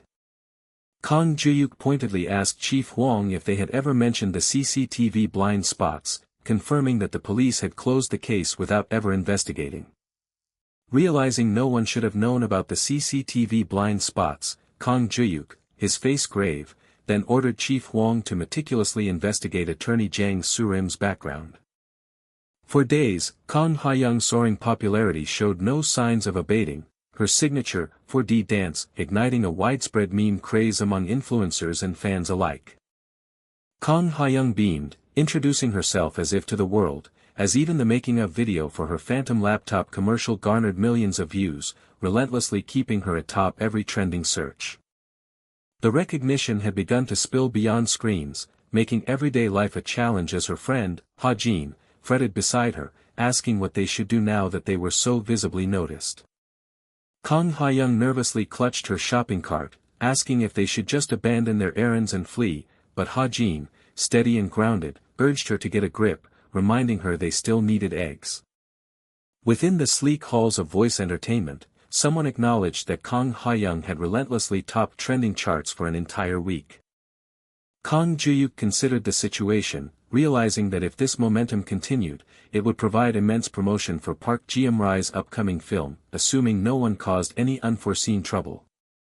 Yet, that moment of fragile peace was abruptly shattered by the piercing trill of a ringing smartphone. Kang Juhyuk's face contorted with shock as he answered the call, his voice tight with disbelief, asking about an accident. The time was precisely 5:50 p.m., near exit 8 of a busy station. At the set of the movie, Mr. Kim Ha-gu's Hope, a catastrophic accident had occurred, leaving 5 citizens dead and 12 severely injured. Because of the tragedy, public opinion for Mr. Kim Ha-gu's Hope soured, forcing its immediate cancellation as someone urgently typed on a keyboard. Kang Juhyuk's thoughts raced as he saw the news, questioning if the lead actor was Kim Ji-woo. A wave of shock washed over Kang Juhyuk as the realization hit him, this was Ji-woo's movie? Kim Ji-woo, a fellow child actor who debuted as the younger brother in Grandma, had always treated Juhyuk like an older brother in the ruthless world of entertainment. Their bond deepened into adulthood, and they shared several projects, eventually growing close enough to share drinks and conversation in the comfort of home. Ji-woo had been a warm, smiling presence in Juhyuk's life. That profound connection was abruptly severed 5 years prior, when Juhyuk cut all contact after Ji-woo's drug scandal. Back in his office, a pensive Kang Juhyuk, hand on his chin, wondered if this grim news was truly how their paths were destined to cross again. He decided he first had to prevent the accident, even as his fingers flew across the keyboard, questioning how Ji-woo was even connected to this film. Then, a sudden realization struck Kang Juhyuk, his eyes widening in a startled, "What?" He found a social media post, Kim Ji-woo's filming at OO station right now. Last shoot today. No joke. The post concluded with, "What a lucky find," sending a chill down Juhyuk's spine as he realized the shoot was happening today. A glance at the computer screen confirmed his fears. It was 4:11 p.m., leaving less than 2 hours until the predicted accident. With a sudden, aggressive clang, Kang Juhyuk snatched his smartphone from the desk. "Damn it!" Kang Juhyuk exclaimed, pushing past an unseen obstacle as he burst into a run, determination hardening his features. His car roared to life, speeding away as Kang Juhyuk shouted into the phone, confirming his destination, "Yes. Exit 8 of OO station." Driving furiously, Kang Juhyuk urgently relayed the escalating crowd situation and the severe risk of an accident, pleading with Director Hwang to hurry and block off the area. He let out a breath, hoping his request for police and security support would be sufficient to avert the impending disaster. Filming inside subway stations was a rarity, the narration explained, due to the prohibitive permits, heavy foot traffic, and the sheer difficulty of noise control. For these reasons, such shoots were typically wrapped up within a single day. Kang Juhyuk gripped the steering wheel, a grim resolve etched onto his face, as the narration detailed the standard practice of scheduling these rare shoots for late night or early morning hours, but this one was different. What were they thinking, shooting during rush hour? Kang Juhyuk muttered, the car's dashboard clock displaying 4:44 p.m. His white car sped off, kicking up dust in its desperate haste. The street swelled with a tumultuous cacophony of sound and motion, a massive crowd of people and a river of cars converging near the subway station entrance. Kang Juhyuk, masked and capped, pressed through the dense, murmuring throng, his footsteps deliberate. He looked around frantically, his frustration evident even behind his mask, muttering, "What the hell? The police still aren't here." His hand instinctively checked his watch, revealing a mere 15 minutes left until the accident. Sweating and breathless, Kang Juhyuk resolved, "I've got to stop the shoot first." "Excuse me. Just a second." Kang Juhyuk called out, pushing his way through the stunned crowd with urgent shoves. People cried out in annoyance, "Hey, what the hell, mister," and, "Ow. Why'd you push me?" as Kang Juhyuk internally stammered a denial, "No, it's not." The disgruntled crowd accused him of cutting in line and being a pervert for wearing a mask, demanding to know why he thought he could bypass their hour-long wait. A worried Kang Juhyuk gritted his teeth, pushing through the dense crowd and thinking, "Damn it, this is bad. At this rate." He knew it would be faster to pinpoint the exact site and block it off directly. But a wave of fresh anxiety tightened its grip on Kang Juhyuk. The chilling realization struck him, the mysterious voice had never specified the exact location of the impending disaster. Kang Juhyuk frantically scanned his surroundings, searching for any clue. His desperate thought echoed, "Where is it?" A confused, "Huh," escaped Kang Juhyuk's lips as he looked around at the bustling scene. He observed the crowd gathering on an unstable safety fence, a thought forming that if the surge continued, the entire formation would instantly collapse. He then noticed a younger safety staff member, engrossed in his phone, thinking critically, "This guy's lost it, seriously." A bead of sweat trickled down Kang Juhyuk's face as his eyes widened in panic, wondering, what now?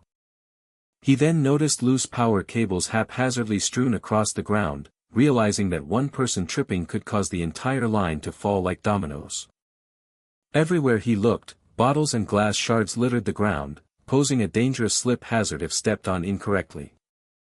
A frustrated Kang Juhyuk pressed his hand to his head, exclaiming, "Damn it, the whole place is a minefield. What kind of site management is this?" Cars zoomed past on the busy city street, adding to the chaotic scene. People's feet shuffled on the curb, waiting impatiently amidst the distant sounds of traffic. A sudden thought flashed through Kang Juhyuk's mind, could it be a traffic accident? But he dismissed the idea, stating, "Traffic's crawling in the rush hour jam," his worried face now slick with sweat. He knew that alone couldn't account for such a disaster, as abstract figures appeared to fall and glitch in a chaotic vision of 5 dead and 12 seriously injured. His desperate plea echoed in his mind, "Where the hell is it?" Kang Juhyuk's eyes narrowed, burning with intense determination above his mask, refusing to give up the search. A massive crowd of pedestrians jostled impatiently on a busy city street, waiting at a crosswalk surrounded by tall buildings. Then, his eyes fixed on the ventilation shaft by the roadside, a murmur of recognition passing through the throng, and he realized the perilous structure was his target. Excited fans on the shaft cried out for Kim Ji-woo, calling him Appa and asking him to look their way, eager for a glimpse. The metal grate beneath their feet let out a warning squeak. From below, the grate groaned and shrieked under the immense pressure of the crowd, emphasizing its imminent collapse. With a sudden, fierce glow in his eyes, Kang Juhyuk declared, "That's it." Kang Juhyuk pushed forcefully from behind, forging a path through the dense crowd. The crowd erupted in angry cries of, "Hey, stop pushing," and, "Who are you?" as Kang Juhyuk caused a commotion in his desperate charge. Kang Juhyuk's urgent thought echoed, "This can't go on." With a decisive flick, Kang Juhyuk pulled down his mask. "I'm Kang Juhyuk," he boomed, his voice resonating across the crowd, "There's a safety hazard, please cooperate." A girl in the crowd gasped, recognizing him with a startled gasp. "Kang Juhyuk." The crowd erupted in a cacophony of surprised exclamations, "Kang Juhyuk? Captain Kang, and, no way, is Juhyuk Appa in the movie too?" "Thank you." Kang Juhyuk called out, moving swiftly through the parting crowd, urging, "Coming through." A group of students looked up with wide, surprised eyes, reacting to something above them. A heavy foot landed on a metal grate with a crunch. The student's face contorted in startled surprise, her mouth agape as she looked up. The metal grate below began to buckle and creak ominously, suggesting an impending collapse. The student, confused and distressed, complained that she can't see a thing, and begged, "Let me see too." Then, she was abruptly yanked with a jolt, letting out a startled gasp. "Whoa whoa!" Kang Juhyuk's voice cried out from off-panel. The student screamed in terror, throwing her hands up as debris flew around her from an impact, a truck rushing past. Her head snapped back in shock, her eyes wide as a white truck approached. The white truck continued its relentless drive forward, headlights glaring. Kang Juhyuk swiftly grabbed the student, pulling her out of harm's way just as light particles erupted around them. He held her close, shielding her from the deafening blare of a car horn. The student's eyes widened in sudden realization, glittering with shock. "Hey, watch it. That's dangerous," Kang Juhyuk warned, holding the student securely while looking towards the street where the truck was partially visible. Both Kang Juhyuk, now relieved, and the student, still surprised, looked at each other, breathing heavily in the aftermath of the near miss. Kang Juhyuk walked away from the stunned crowd in a dark van, passing a "school zone" sign, as the crowd remained on the perilous ventilation shaft. Suddenly, movie truck president Song Kiri-yong and his crew arrived, rushing toward Kang Juhyuk with urgent apologies, asking if they were too late. 1 minute left. Kang Juhyuk yelled urgently, his face tense, "Seal off the ventilation shaft immediately." Kang Juhyuk's voice cut through the urban chaos, an urgent command for everyone to shut down the vents with only 1 minute left. Kang Juhyuk rushed through the bustling street, carefully carrying the startled woman as crew members scrambled around them. The blare of a megaphone sliced through the air as a man in a hat urgently commanded everyone to get down and follow safety instructions, citing imminent danger. Amidst the murmuring crowd, the man in the hat tried to restore order, instructing people to move in an orderly manner despite the disarray. The chubby man in a polo shirt firmly instructed people to take his hand and carefully step down from the unstable platform, guiding them to safety. The grating shriek of metal beneath their shoes underscored the precariousness of the situation. Kang Juhyuk's concern etched itself onto his face as he asked Manager Park if everyone was safe, only to learn one person still remained on the dangerous platform.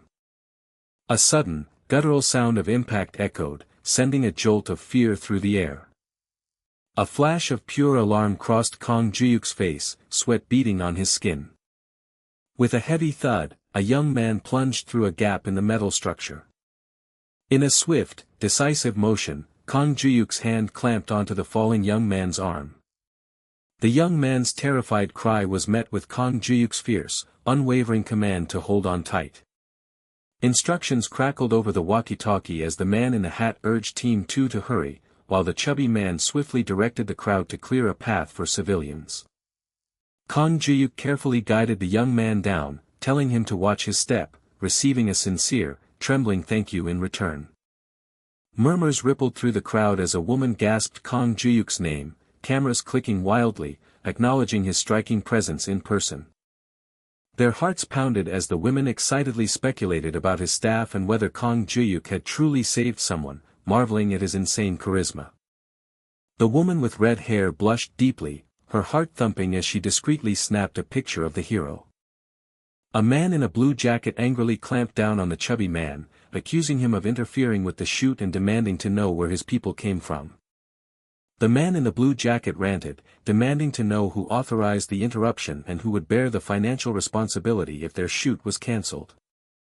Kang Juhyuk's voice was low and firm as he commanded the man to move, explaining the lingering danger of the area. The man in the blue jacket scoffed at being in danger, just as the chubby man's agitated shouts joined the growing confusion. Kang Juhyuk calmly stepped forward, his strides deliberate, identifying himself as the one in charge whom they had been searching for. The man in the blue jacket stammered in surprise upon recognizing Kang Juhyuk, who then directly challenged him by asking if he was the assistant director. Kang Juhyuk's command was absolute: go tell their director to shut down the shoot immediately. The man in the blue jacket retaliated with a scathing attack, questioning Kang Juhyuk's understanding of their schedule's worth and dismissing his past glory as a national actor. A silent, intense stare from Kang Juhyuk left the man in the blue jacket sweating, nervously asking if he had said anything wrong. Kang Juhyuk's voice cut through the tension, questioning how the man could speak so carelessly after seeing the dangerous sight for himself. Kang Juhyuk meticulously highlighted the unstable safety fence, rattling precariously with people clinging to it, risking a crushing stampede. He continued, pointing out the tangled mess of loose cables strewn across the ground, a trip hazard waiting to happen. Kang Juhyuk noted the dangerous scattered glass shards and discarded bottles, capable of causing anyone to slip. He then detailed how safety officers were carelessly wandering off or slumping over, ignoring the blaring sirens and the imminent risk of car accidents nearby. With a serious gaze, Kang Juhyuk confirmed that Director Hwang had indeed documented every dangerous detail, ensuring it was all recorded.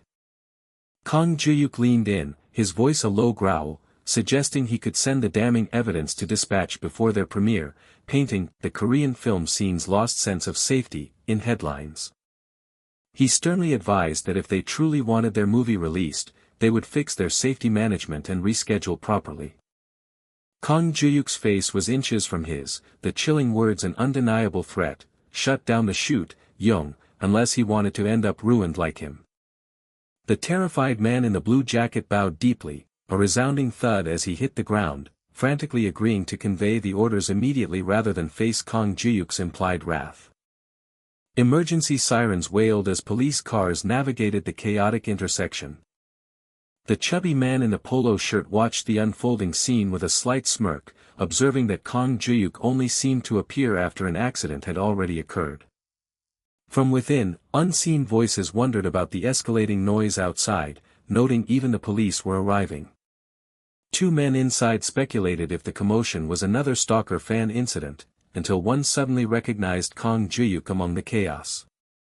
Another man abruptly leaped up in shock, while the chubby man, still holding papers, eagerly pressed for confirmation, Juhyuk Young. Kang Juhyuk delegated the cleanup to Director Hwang, who then comforted him, urging a quick departure before the murmuring crowd grew thicker. The chubby man urgently called out, his hands pressed in alarm, repeating Hyung and Juhyuk Young. Kang Juhyuk was enveloped by the dark van as a clamorous cascade of onlookers watched. The chubby man's face registered a mix of sweat and disbelief as he whispered, wondering if it truly was Kang Juhyuk. The man with brown hair smiled thoughtfully, pondering if this dramatic event signaled Kang Juhyuk's comeback. The chubby man playfully teased his colleague about his admiration for Kang Juhyuk, suggesting he'd appreciate the same affection.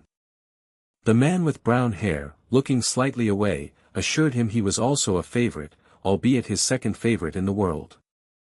With a happy grin, the chubby man decided he should go visit Kang Juhyuk soon.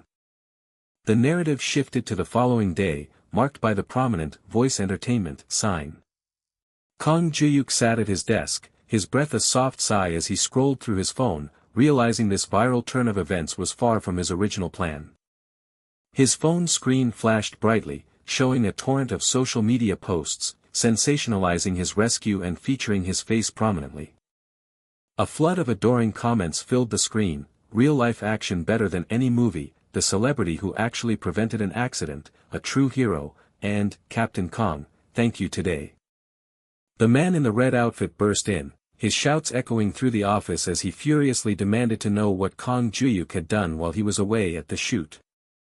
His angry strides carried him towards Kang Juhyuk, accusing him of stirring up media attention again despite his stated intention to focus solely on business in Gwangju. Kang Juhyuk tried to dismiss the viral attention as mere online overreaction, but the man scoffed, telling him he clearly hadn't seen the full extent of it yet. Kang Juhyuk watched, dumbfounded, as a news report flashed onto the screen, detailing the subway vent collapse site incident from yesterday afternoon. The news reporter continued, announcing that actor Kang Juhyuk had reportedly prevented casualties through his quick thinking. Kang Juhyuk could only utter a choked, "What the?" as the man in the red outfit guffawed mockingly, asking if Captain Kang had caused yet another incident. On screen, a female student recounted her experience, stating she initially thought it was a movie, confessing she would have been lost if Kang Juhyuk hadn't pulled her to safety. Kang Juhyuk sat immersed in thought, recalling that the mysterious voice never provided information without a reason. He pondered furiously, desperately trying to understand how any of this was connected to Gunwoo. Outside the WTVM building, a man in a gray suit, wearing glasses, expressed his deep frustration, arguing that the director couldn't simply make such a decision. The sinister man with gray hair snapped back, asserting his authority and ordering obedience, while the man in glasses still questioned the sudden delay of the drama's airtime. The man with glasses was exasperated, demanding to know how they could postpone 28 weeks until next year when the lineup was already finalized. His finger tapped a document on the table, and he asked, "What's this?"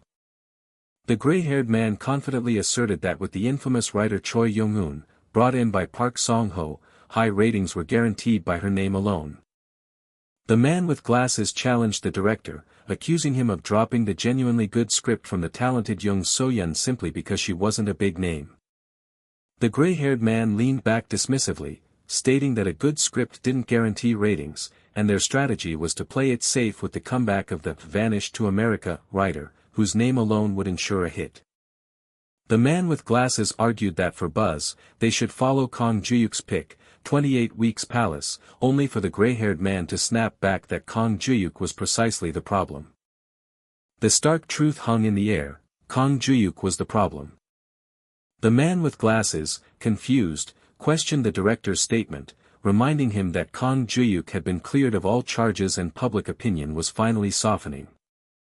The gray-haired man angrily dismissed public opinion, raging that Kang Juhyuk's constant visibility made him a ticking PR bomb and they had to play it safe. The man with glasses gritted his teeth in intense frustration, declaring that their constant obsession with playing it safe was precisely why they consistently landed in last place. The gray-haired man thoughtfully added that Song-ho had already brought in Kim Tae-ryung and Go Min-suk for casting. The man with glasses flared up, exclaiming that Go Min-suk was their actor and should have been locked in first. The gray-haired man retorted, revealing that the investor, whose idol girl the man had pushed to cast, happened to be best friends with Go Min-suk's agency CEO.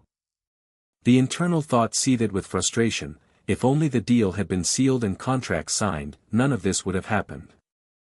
A rustling sound at the door signaled an imminent arrival, unnoticed by the man working diligently at his desk. A voice greeted them with a polite, "Good afternoon," and the man with glasses welcomed Song-ho inside. The man with glasses then expressed surprise, noticing Tae-woon was also present. This was WTVM Drama Division PD Park Song-ho, a man of confident demeanor. The gray-haired man immediately confronted PD Song-ho, demanding to know what was happening, only to be met with an annoyed retort about his aggressive attitude. The gray-haired man cynically dismissed any talk of ethics when it came to poaching actors, declaring they were all sharks in this business, until he was sharply cut off. The gray-haired man angrily jabbed a finger, scolding Song-ho and accusing him of arrogance while Tae-woon constantly covered for his messes. This escalating conflict led directly to the critical point. The gray-haired man's declaration was firm and final: Tae-woon had only 3 days more. The man with glasses questioned the confirmed schedule, only to be angrily silenced and told to bring a better script before any further discussion. The gray-haired man issued a daunting challenge: secure a better actor, and they could keep the slot, leaving the man in glasses to question who could possibly fit that description. The name, weighty with implication, was Hina. Utter shock consumed the man with glasses as he roared in disbelief, questioning how he could possibly be expected to bring in Hina, the undisputed icon of their generation. The crowd's ecstatic cheers for Hina echoed, filled with fervent adoration. On a vibrant stage, a performer commanded a massive, adoring crowd whose roar surged like a crashing wave. Hina was a singer-songwriter who consistently dominated the music charts. A wave of wild adoration and shouts of "We love you" washed over Hina as she was escorted through the throng of fans. Hina possessed a captivating charm that had even conquered the screen, pausing abruptly as a voice requested, "Just a moment." Hina offered a contented smile, thanking the endlessly cheering crowd as their devotion swelled around her. She was undeniably an icon of her generation. The man with glasses, his thoughts heavy with Hina's name, stepped out of the director's office, a profound weight settling in his chest. The impossible demand echoed in his mind: secure Hina within 3 days.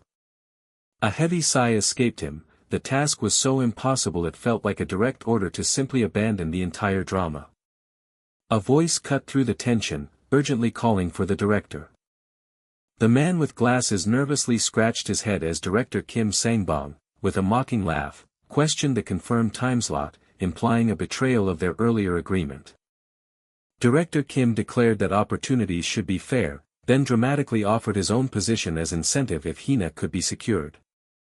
The abrupt clatter of a spilling teacup punctuated Director Kim's cutting reminder: the offer was valid only if Hina was secured within the impossible 3-day deadline.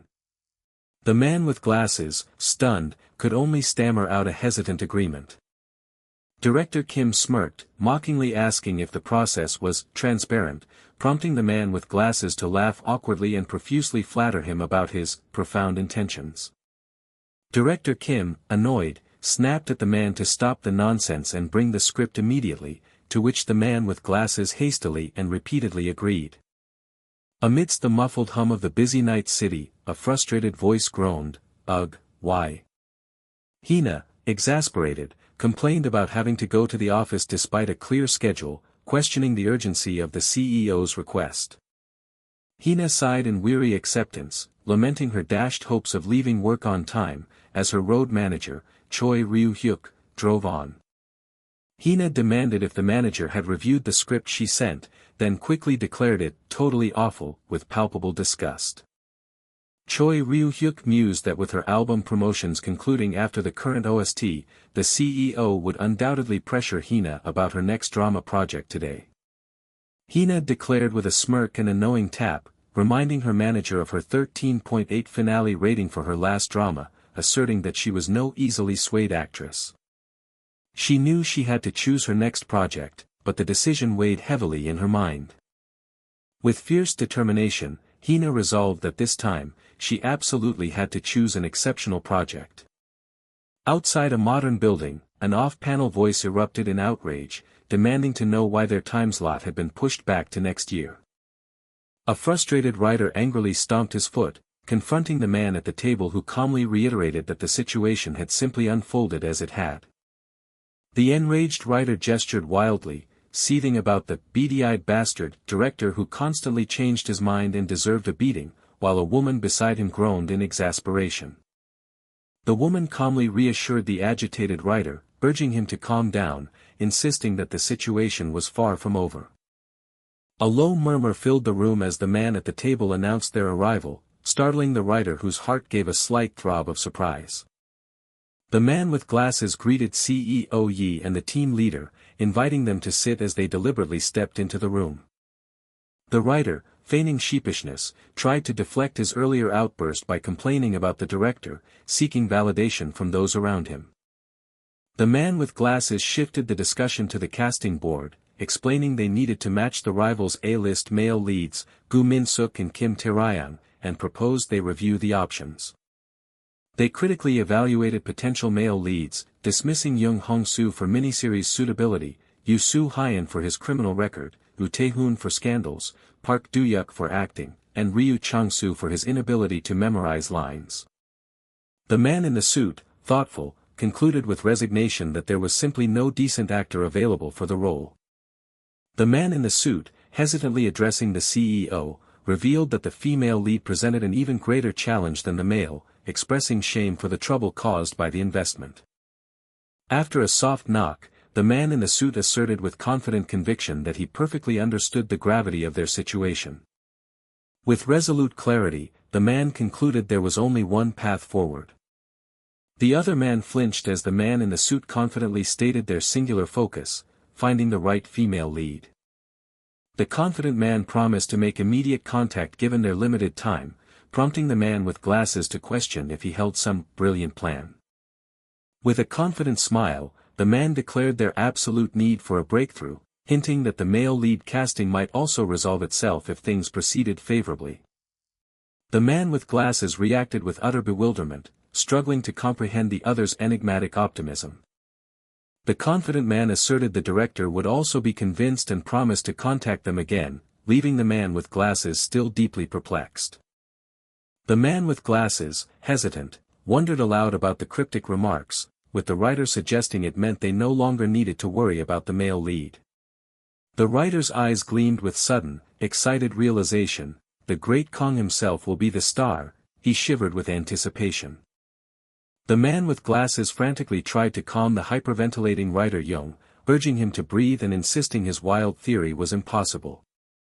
Outside the glowing, voice entertainment building, a man's voice expressed gratitude for a swift and thorough investigation completed on short notice. The man in the suit, impressed, watched as more documents smoothly slid across the desk, marveling at the other's extensive connections and rapid information gathering. Both men expressed profound disbelief and frustration that Hina was involved, questioning the entire illogical situation. The man in the suit mused, finding the unfolding situation utterly baffling and nonsensical. The reason was clear. Before, while returning from handling an accident on the Jianhua film set, his phone suddenly rang, ushering in a pivotal moment. It was then that he received an astonishing call from voice itself. A chime signaled an incoming call, accompanied by a message declaring 366 as the excellent keyword chosen by Kang Juhyuk. Kang Juhyuk listened intently as damaging information unfolded. Hina's OST, 366 Days of Love, was suspected of plagiarism, and public opinion raged after her former agency revealed she had known about it. Two crucial clues emerged from the scandal: Hina had released a plagiarized song, and her former agency was actively attacking her. Kang Juhyuk's gaze sharpened, his mind already forming a strategy from the intricate web of information. His strategic goal was clear: finding the link between the clues would give him leverage to make a deal with Hina. The man in the turtleneck began presenting his gathered information. Hina was 25 years old. Her career trajectory was meteoric. Debuting at 16, Hina had spent a decade as a solo singer-songwriter, with every single and album, including her recent fourth, reaching the top of the charts. Kang Juhyuk questioned if she was a genius, to which the other man replied that Hina was known by industry nicknames like Voice of Heaven. Kang Juhyuk pondered when Hina began acting, prompting the other man to cheekily remark it was 6 years ago, right around the time your mental state started to fall apart. The woman confidently affirmed Hina's exceptional acting talent, noting that every project she selected invariably became a massive success. Kang Juhyuk mused that Hina possessed an exceptional eye for projects, realizing she was, at this point, undeniably the goose that laid the golden eggs. In a dark, surreal vision, an ominous snake coiled around Hina as the perplexing question echoed, why would her former agency ever willingly let such a golden goose go? The timing of the attack on her was profoundly suspicious, raising more questions than answers. Kang Juhyuk asked his colleague to investigate Hina's former agency, eliciting a surprised echo of the phrase. Kang Juhyuk's confusion deepened. The other man explained Hina had actually been with the same agency for 10 years. A sudden realization struck Kang Juhyuk, and he gravely uttered the name, Soling Entertainment. As the door clicked open, Hina entered the CEO's room at Soling Entertainment, greeted by a voice acknowledging her arrival. Hina offered a strained, awkward laugh as she closed the door, greeting the CEO with forced pleasantries. Soling Entertainment's CEO, Baek Sang-gu, casually tapped his finger as he invited Hina to sit, remarking on her recent busy schedule. The shocking truth was revealed: Hina's own agency, Soling Entertainment, was orchestrating her downfall. The man in the turtleneck noted how strange it was that Hina's contract was ending soon with no talk of renewal, despite her decade with the agency. He elaborated on Hina's calculated moves, careful image management, selecting only quick OSTs, and extreme pickiness with dramas, hinting at a larger strategy. A triumphant realization struck. With fierce determination, Kang Juhyuk declared his profound deduction: Hina was preparing to become an independent artist. To stop her, her agency would undoubtedly poison her upcoming OST project. Kang Juhyuk asked the woman to confirm Hina's current OST project, and she confidently stated it was 366 Days of Love, the only one Hina hadn't cut. With a definitive snap, Kang Juhyuk expressed his satisfaction. All the scattered information had aligned perfectly, leaving only one crucial step remaining. The woman, concerned, challenged Kang Juhyuk, warning him that Hina was a tough, formidable opponent who wouldn't easily be swayed by mere information. Kang Juhyuk hummed thoughtfully, a subtle smirk playing on his lips as he hinted that the card he held would be potent enough to sway even Hina.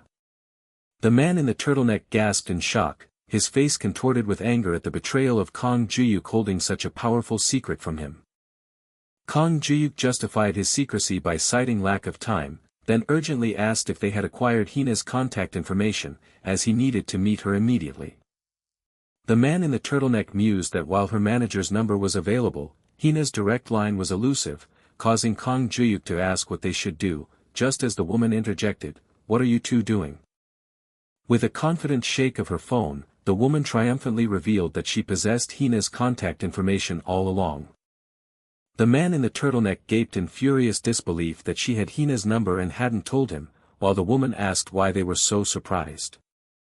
The woman confidently asserted that she was Hina's first acting coach, then pointedly asked if their ignorance stemmed from that incident with Juhyuk from the past. The woman smugly added that she had been texting Hina throughout, effortlessly answering all their questions with her direct access. The man in the turtleneck gnashed his teeth in fury, demanding why she revealed this only now, but she retorted that it merely proved their inattention, prompting Kang Juhyuk to intervene, yelling for them to stop. Kang Juhyuk calmly acknowledged their need for better communication, but gratefully admitted that thanks to her, all the scattered pieces of the puzzle had finally fallen into place. With a confident, inviting smile, Kang Juhyuk turned to the woman and proposed that he needed her to work with him on something crucial. Amidst the urban bustle, a new chapter was about to unfold. Footsteps echoed crisply through the opulent hall, guiding Kang Juhyuk toward an anticipated encounter. Hina Zuni, with a slight smile, directed the woman with white hair toward her reserved room. Then, a sudden, excited call cut through the air, "Hina." Hina's surprise bloomed into pure joy as she recognized her long-lost Uni. Their embrace was a rush of overdue affection, with Hina apologizing for her late call and her Uni pouring out how much she had been missed. Still wrapped in the warmth of the reunion, Hina then glanced past her Uni, a flicker of confusion crossing her face. A name, Kang Juhyuk Sunbeam, escaped Hina's lips as a question, laced with dawning recognition. Kang Juhyuk, with a measured smile, formally acknowledged Hina. Hina demanded an explanation for the sudden meeting, but her uni simply reminded her of the promised surprise, assuring her it would be a delight. Despite her prior confusion, Hina recoiled in fresh surprise when her uni declared it a blind date. Panicked by the pressure, Hina fretted about her appearance, even as her uni insisted it was not a blind date, despite Hina's protests of being barefaced. Hina's uni firmly repeated that it was not a blind date, urging her inside, leaving Hina to wonder what kind of gift awaited her. Inside the elegant room, Kang Juhyuk surprised Hina by stating he had 2 offers for her consideration. With a calculated movement, Kang Juhyuk presented the first offer across the table. Hina's eyes widened slightly as she read the script's title, 28 Weeks, The Flower That Bloomed in the Palace. Kang Juhyuk extended an unexpected proposition, the lead role in the drama, leaving Hina stunned. Hina questioned the abruptness of the offer, but her uni, ever supportive, assured her the script was truly compelling. Puzzled, Hina pressed, asking why she, of all people, was chosen, given his agency's own talent. Kang Juhyuk responded that for this specific character, no one else had even crossed his mind, visibly flattering and surprising Hina. With confident sincerity, Kang Juhyuk declared his deep impression of Hina's nuanced emotional performances across all her works. He further distinguished Hina from other popular singers who dabble in acting, noting her genuine sincerity stood out. When Kang Juhyuk then added that her look was fascinating, Hina's expression shifted to a mixture of confusion and slight flattery. Kang Juhyuk revealed his profound observation of Hina's duality, youthful outward appearance masking an inner thirst as vast as a desert, creating deep immersion. His precise mention of Night's Lover struck Hina with a profound, almost startling, shock. Kang Juhyuk concluded, asserting that the proposed project could perfectly capture that very depth within her. Flustered and slightly blushing, Hina admitted a genuine fondness for the script in question. Hina's uni observed Kang Juhyuk, wondering if his exhausted look stemmed from an intense, all-night analysis of Hina's work. Despite her appreciation, a clear, but hung in the air, signaling Hina's underlying hesitation. With a sudden shift to assertiveness, Hina challenged Kang Juhyuk, ensuring he understood she was not easily swayed by mere offers. Kang Juhyuk calmly acknowledged her strong will, noting her recent deliberate music and activities as proof. He then delivered a chilling revelation: he knew she was preparing to go independent. Hina's face contorted in a visible twitch of shock and suppressed anger at his unexpected insight into her private plans. Beneath the table, Hina's hands clenched into tight fists, a silent testament to her rising fury. Her voice sharp and accusatory, Hina retorted that Kang Juhyuk must be desperate to know such things. She then leveled a direct accusation: he had conducted a thorough background check on her. With a grim, unwavering gaze, Kang Juhyuk calmly deflected, stating that it was Hina, not he, who was truly desperate. Hina, puzzled and exasperated, demanded to know the true meaning behind his words. Ignoring her question, Kang Juhyuk calmly declared his intention to proceed with his second offer. Kang Juhyuk inquired about her current OST, 365 Days of Love, which Hina defensively acknowledged. Then, Kang Juhyuk dropped a chilling bombshell: the song was plagiarized, leaving Hina in utter shock. Kang Juhyuk identified the original song as Powerful by Paul Shark, preparing to offer undeniable proof on his phone. Hina, trembling with a fury that starkly contrasted the calm room, accused Kang Juhyuk of crossing an unforgivable line. She vehemently denied ever having heard of the song, disbelief coloring her face as she looked at his phone. Kang Juhyuk simply invited her to listen for herself. He underscored the gravity of the situation, warning her that if his words proved true, this information would irrevocably determine her future. With a palpable hesitation, Hina reached for the phone, her fingers twitching just before taking it. A heavy silence fell as Hina held the phone, her uni watching with a growing sense of worry. As the music began, Hina pressed the phone to her ear, her expression slowly shifting to confusion. Hina remained utterly absorbed in the melody, each note drawing her deeper into its unsettling familiarity. Her focus was absolute, the music itself becoming the singular point of her existence in that moment. The stark realization struck Hina with the force of a physical blow. This part, it's exactly the same, a single tear tracing a path down her face in despair. A profound, chilling hush fell over the elegant room, heavy with the weight of Hina's despair. Still reeling from the revelation, Hina's voice was barely a whisper as she tentatively asked if the song truly pre-existed. Kang Juhyuk observed Hina's visibly shaken state, knowing her defenses were crumbling. Now, her overwhelming anxiety would inevitably lead her through the door of difficult choices, all by itself. Kang Juhyuk affirmed the plagiarism, then explained that while typically the production team was responsible for such scandals, Hina's case was different. He stated with grave certainty that if she was the singer involved, the entire narrative drastically shifted. Hina's fear mounted, her voice trembling as she struggled to comprehend his implications, especially concerning her planned independence. He warned that without an agency to mitigate the disaster upon the album's release, the ensuing mess would be hers alone, startling Hina's uni. Hina shot to her feet, her voice laced with outrage as she demanded if he was genuinely threatening her. Kang Juhyuk, utterly calm, confirmed her accusation and then redirected her anger towards Soling Entertainment, not him. Hina's face contorted in an explosion of disbelief and rage, unable to process his audacity.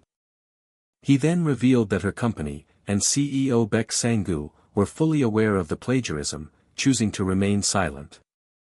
The company was simply waiting for the perfect moment, until the legal recipe for plagiarism was ready to take out of the oven.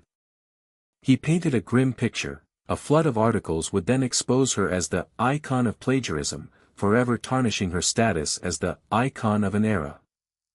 Distressed and disbelieving, Hina struggled to grasp why her own company would orchestrate such a devastating betrayal. Kang Juhyuk stated that she already held the answer, linking it directly to her very desire for independence.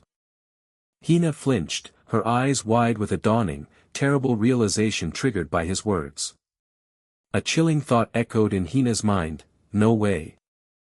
A voice from the past, filled with exasperation, admonished Hina for her stubbornness. In a grayscale memory, a man with gray hair urged Hina to seize a lucrative opportunity from a Chinese big shot, promising her ultimate freedom afterward. Hina passionately asserted her personal responsibility for her career, expressing a fervent desire to grow as an actress this time. She yearned to prove her worth through her acting alone. The man with gray hair observed Hina's thoughtful silence with a subtle, sinister smile. The man with gray hair's voice echoed in Hina's memory, a seemingly concerned warning that trying to do everything alone would surely lead to collapse. Hina's fist clenched tightly as the realization dawned, perhaps those past words were not a threat, but a chilling warning. Kang Juhyuk, in a moment of reflection, shared that he too had faced a similar situation during his own devastating fall from grace. The path of success often holds a cruel irony. The higher and more splendidly a bird flies, the easier it becomes a target. A quiet pause settled between them, their hands resting subtly on the polished table, a shared moment of understanding. Hina broke the silence, her voice filled with a profound question: why, then, was he helping her? Kang Juhyuk gravely clarified that he wasn't helping her, but rather himself, a surprising twist of motivation. He reiterated her crucial role, reminding her she was, after all, the indispensable star of this drama. He couldn't allow his actress to be harmed, he explained, for the survival of the project itself depended entirely on her. A subtle snicker escaped Hina, a small, knowing smirk playing on her lips, hinting at a deeper understanding. Hina, with a hint of admiration, confessed she simply couldn't keep up with his extraordinary acting, sunbeam him. Kang Juhyuk reacted with a bewildered pardon to her unexpected compliment. Hina clarified, revealing she saw through his deliberate act of appearing selfish and arrogant. Hina confessed she had yearned to storm out multiple times, but had held back, needing to confirm something crucial with him herself. She then posed her own profound question: why had he helped her at the subway station that day? Hina held up her phone, revealing a picture of the high school girl he'd saved, her cousin, Jisoo. Kang Juhyuk's eyes widened in profound shock at the unexpected, deeply personal connection. Then, Hina turned his own words back on him, questioning if saving her cousin had also been a self-serving choice.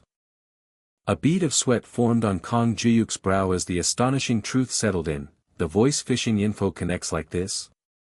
Hina's uni, unseen, echoed the general astonishment, her thoughts questioning, what? Hina's cousin? With a growing, intrigued smile, Hina's uni declared that the story was undeniably getting interesting, and she wanted to hear more. Standing tall, Hina looked directly at Kang Juhyuk, her voice firm with anticipation. Tell me, Sunbeam. A direct, stark narrative reminded him of the high school girl he had saved. In a flash of memory, he saw himself carrying the unconscious young woman through an indifferent crowd. The caption hung heavy in the air, a devastating realization: she's my cousin, Jisoo. A sudden, sharp understanding pierced through him, leaving him profoundly shocked. The truth began to unravel, exposing how deeply intertwined the voice phishing information truly was. The woman, Hina, pressed him further, her voice cutting through the tension as she questioned if even saving her cousin had been a self-serving choice. A chilling silence settled between them, charged with unspoken accusations as Hina stood, awaiting his answer. With deliberate steps, Kang Juhyuk approached, his presence asserting a quiet, unwavering confidence. Her voice was firm, an unyielding command for him to reveal the truth. Kang Juhyuk began to speak, his words measured, that was. Before he could finish, a door suddenly swung open, startling Hina with its abruptness. A young man burst into the room, the door creaking loudly as he cried out, Hyung. His face contorted with fury as he roared, demanding to know how Hyung could have betrayed him so deeply. Kang Juhyuk, unflustered, calmly stated that the young man had arrived precisely when needed, ready to hear the true reason for saving the student. Hina gasped, recognizing the young man as Jianwoo Appa, while he, in a fit of agitation, grabbed Kang Juhyuk's arm and fiercely demanded answers. Jianwoo ranted, his voice laced with years of frustration, railing against Kang Juhyuk for ignoring him for 5 years only to suddenly appear and demand his participation in a drama. The next morning, a persistent phone rang, the unheard speaker clearly frustrated by unanswered calls. He continued to vent his frustration over the phone, complaining about Kang Juhyuk's supposed comeback and his failure to visit him on set. With a defiant smirk, he declared his intention to keep calling until Kang Juhyuk finally relented and answered. A sudden, unexpected ring startled him, the caller ID displaying Juhyuk Hyung, leaving him in utter disbelief. He stared at his phone, a barrage of cryptic and increasingly frantic texts from Juhyuk Hyung filling the screen, leaving him bewildered by the sudden, bewildering messages. Kang Juhyuk expressed his surprise at Jianwoo's sudden appearance, who, in turn, was captivated by the woman standing nearby. Jianwoo's eyes widened in shock as he recognized the blonde woman as Hyesu Nuna. Overjoyed, Jianwoo spontaneously embraced the surprised Hyesu, exclaiming how much he had missed her return. Still animated, Jianwoo pointed accusingly at Kang Juhyuk, imploring Hyesu to reprimand him for his utter selfishness. Hina, connecting the scattered pieces, incredulously asked if Jianwoo Appa was, in fact, the true reason for Juhyuk Sunbeam's intervention to save Jisoo. Kang Juhyuk confirmed her suspicion, revealing that the location where he saved Jisoo was actually Jianwoo's movie shoot set. Hyesu concisely summarized the situation, realizing Kang Juhyuk had only saved Hina's cousin by pure chance while visiting Jianwoo, who was still being affectionately embraced. Jianwoo's face lit up, a wave of excitement making him practically leap as he sought confirmation from Kang Juhyuk that he had indeed come to see him. Kang Juhyuk clarified his true motive: he wasn't saving a mere student, but rather protecting the integrity of his actor set. Hina gasped, a new realization dawning as she processed the implications. Your actor? Then Jianwoo Appa is. With a confident smirk, Kang Juhyuk confirmed that Jianwo was indeed the male lead of 28 Weeks in the Palace. Jianwo, his expression hardening, directly addressed Kang Juhyuk. Jianwo, utterly shocked by the revelation, demanded an explanation, while Kang Juhyuk calmly countered, asking if he'd read the script he was given. Jianwo, gritting his teeth in frustration, admitted the script's quality but vehemently protested, reminding Kang Juhyuk that he had never agreed to take the lead role. Kang Juhyuk pressed him, a subtle smirk playing on his lips, while Jianwo, defensive, offered an evasive non-committal answer. With a knowing glance, Kang Juhyuk tried to pique Jianwo's interest, subtly highlighting the irresistible appeal of the project's setup. Kang Juhyuk extended the offer of the script to Hina, who thoughtfully considered the proposal. Jianwo struggled and groaned in Haisu's calm embrace, still raging against Kang Juhyuk, unable to believe this chaotic reunion. Hina remained deep in thought, her silence speaking volumes of the complex decision weighing on her mind. With a soft intake of breath, Hina conceded that she would at least read the script, but immediately pressed for a deadline. Kang Juhyuk's subtle smile tightened as he delivered the firm, unyielding deadline: by tomorrow. Hina's shock erupted into outrage, demanding to know how such a momentous decision could possibly be made in a single day. With an unwavering smirk, Kang Juhyuk declared his absolute confidence, asserting that he would undeniably make this drama a resounding success. A heavy sigh escaped Hina, her exasperation palpable at his audacious declaration. The city lights twinkled around a towering skyscraper, a beacon of ambition piercing the night sky. In the soft glow of her lamp, the blonde woman diligently rustled through pages, engrossed in her writing. Her hands moved with fluid precision, the quiet scratch of her pen filling the silence as she immersed herself in the document. Her eyes, reflecting the soft light, held a gaze of intense contemplation, lost in the depths of her thoughts. She paused from her intense focus, her mind abruptly halting to process a sudden insight. The blonde woman exclaimed, a flicker of surprise and intense curiosity crossing her face as she read the name, writer Jong Soyeon. She murmured aloud, a deep appreciation coloring her words, her writing is insane. The next day, an unseen voice urgently pressed the director, emphasizing their dwindling time and the need for immediate confirmation. The frustrated voice continued, lamenting the impossibility of securing an A-list actor in 3 days and the subsequent schedule chaos that would inevitably ensue. The gray-haired director, with a sigh, silenced the other man, reminding him pointedly of the promise he had already made. The brown-haired man expressed his genuine concern for the director, revealing troubling rumors of impending budget cuts within their drama department. He fiercely warned the director against letting romantic ideals lead to ruin, prompting the enraged director to challenge his confidence directly. With a confident smirk, the brown-haired man declared his absolute certainty that the drama would be an undeniable, massive hit. The director's voice shifted, inviting manager Kim to enter. The quiet creak of a door opening cut through the tension. A figure confidently stepped into the room, instantly catching the director off guard. The man with brown hair offered a polite greeting to those assembled. The director abruptly rose, his voice laced with shock and disbelief as he demanded to know why actor Kang Juhyuk was there. The man with glasses calmly reminded the flustered director that he had simply followed instructions to bring Hina. The director's disbelief escalated into horror, frantically questioning why Kang Juhyuk was present instead of Hina, and then demanding if he had been cast as the male lead. With a confident stride, Hina swept into the office, announcing her arrival and her intention to work alongside the director. Both the director and the brown-haired man were utterly stunned by Hina's unexpected arrival, murmuring about her improbable presence. The director, visibly distressed and sweating, could only stammer out the question, was Hina truly taking the lead role in 28 Weeks in the Palace?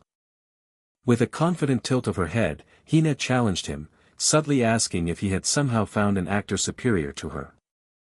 The director frantically denied the notion, his nervous laughter betraying his inner turmoil as he stumbled over his words. His suspicion lingered as he pondered Kang Juhyuk's presence, the unsettling thought that he might be the male lead refusing to leave his mind. With a confident smirk, Kang Juhyuk unveiled his true role, stunning the director, he was there as an investor. The speaker continued, clarifying that the actual male lead was someone entirely different. With a confident smile, Kim Ji-woo finally arrived, startling the director with his dramatic entrance.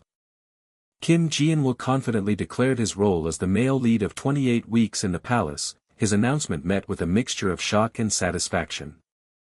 The man with glasses, ever practical, immediately questioned if this meant the programming would finally be confirmed. The brown-haired man nervously chuckled, highlighting the director's abrupt change of tune, leaving the director utterly flustered. With a smooth smile, Kang Juhyuk announced he had prepared a gift for the director, who reacted with profound surprise at the unexpected gesture. Kang Juhyuk extended his hand, presenting the surprised director with a smartphone. The phone screen displayed a breaking news headline from Death Patch, confirming Haina and Kim Ji-woo's casting in 28 Weeks in the Palace, a perfectly timed announcement, Kang Juhyuk noted. The brown-haired man voiced his deep concern, warning the director not to be swayed by a mere promotional article. Kang Juhyuk then casually mentioned that Death Patch was investigating a major story about a broadcasting station's power abuse, specifically the theft of an actor from a junior PD. The brown-haired man desperately tried to apologize and halt the conversation, but the director, regaining his composure, gravely asserted that a man must uphold his principles and promises. As the brown-haired man shouted a departing encouragement, the director roared in fury, utterly exasperated by the turn of events. The man with glasses offered a confident, grateful thanks, acknowledging the guidance he had received. With a triumphant smile, Kang Juhyuk declared that their drama, 28 Weeks in the Palace, would now officially begin production. Weeks later, with its programming confirmed, production for 28 Weeks in the Palace was rapidly picking up steam. Questions of securing traditional village locations were met with news of final coordination stages with the Cultural Heritage Administration. The director was urgently called upon to review costume designs. Amidst the murmuring, director Choi Myung-hoon stressed a subdued tone for Haina's costumes, dismissing budget concerns by directing them to the assistant. Director Choi Myung-hoon swiftly moved from reviewing supporting cast lists to considering new auditions, as someone reminded him of the pending location schedule. With a weary sigh, director Choi Myung-hoon, clearly overwhelmed, tried to gain control by pushing to finalize set blocking. The relentless demands of production had consumed him, making this purely the director's time. A crisp knock at the door, followed by an invitation to enter, broke the silence. The unexpected arrival of a woman with long white hair caught director Choi Myung-hoon by surprise. As light footsteps approached, director Choi Myung-hoon uttered, "Haina," in disbelief, met by Kang Ha-young's cheerful greeting. His incredulous question about her entry was met with Ha-young's swift, feigned indignation before he quickly ushered her to a seat. Director Choi Myung-hoon offered coffee, met with Kang Ha-young's eager acceptance as he prepared it. As she received the instant coffee, Kang Ha-young playfully questioned if it was his subtle way of urging her departure. Director Choi Myung-hoon apologized, admitting he only kept bitter things in his office, as Kang Ha-young hastened to clarify her feelings about the coffee. Kang Ha-young admitted the reality of the instant coffee was different than her expectations, prompting director Choi Myung-hoon to gently advise her on the necessity of frugality for independence. Kang Ha-young jokingly asked if she was in for another lecture, prompting director Choi Myung-hoon to inquire about her agency affairs.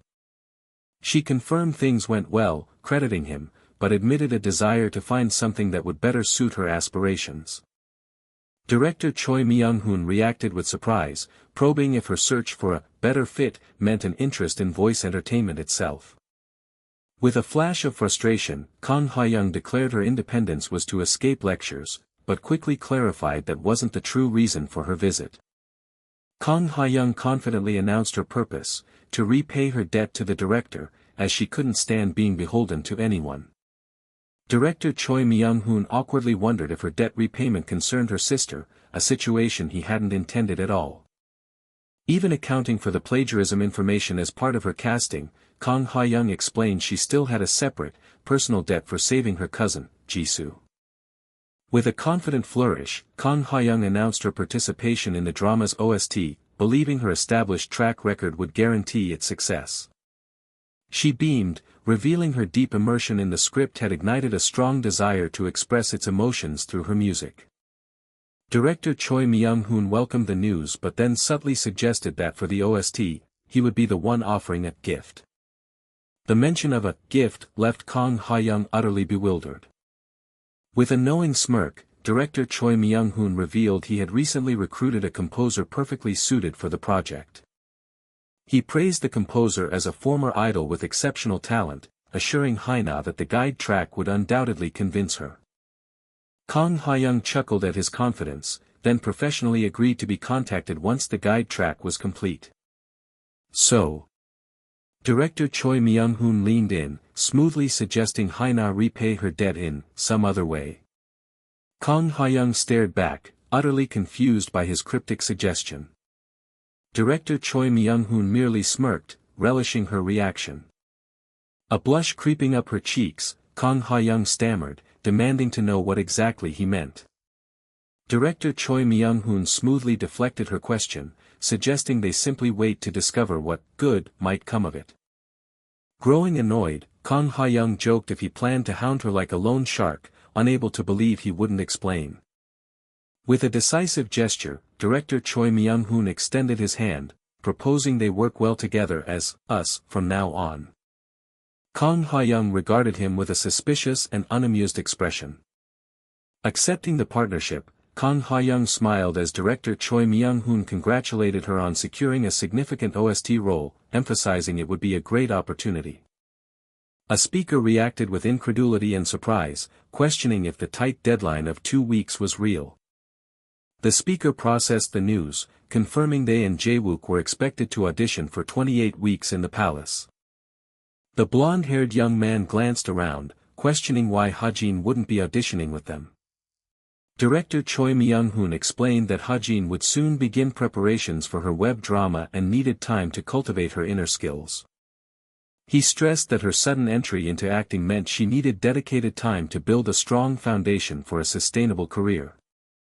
He advised them to take a moment to recharge and solidify their basics, acknowledging they were in for the long haul, a sentiment the young woman understood.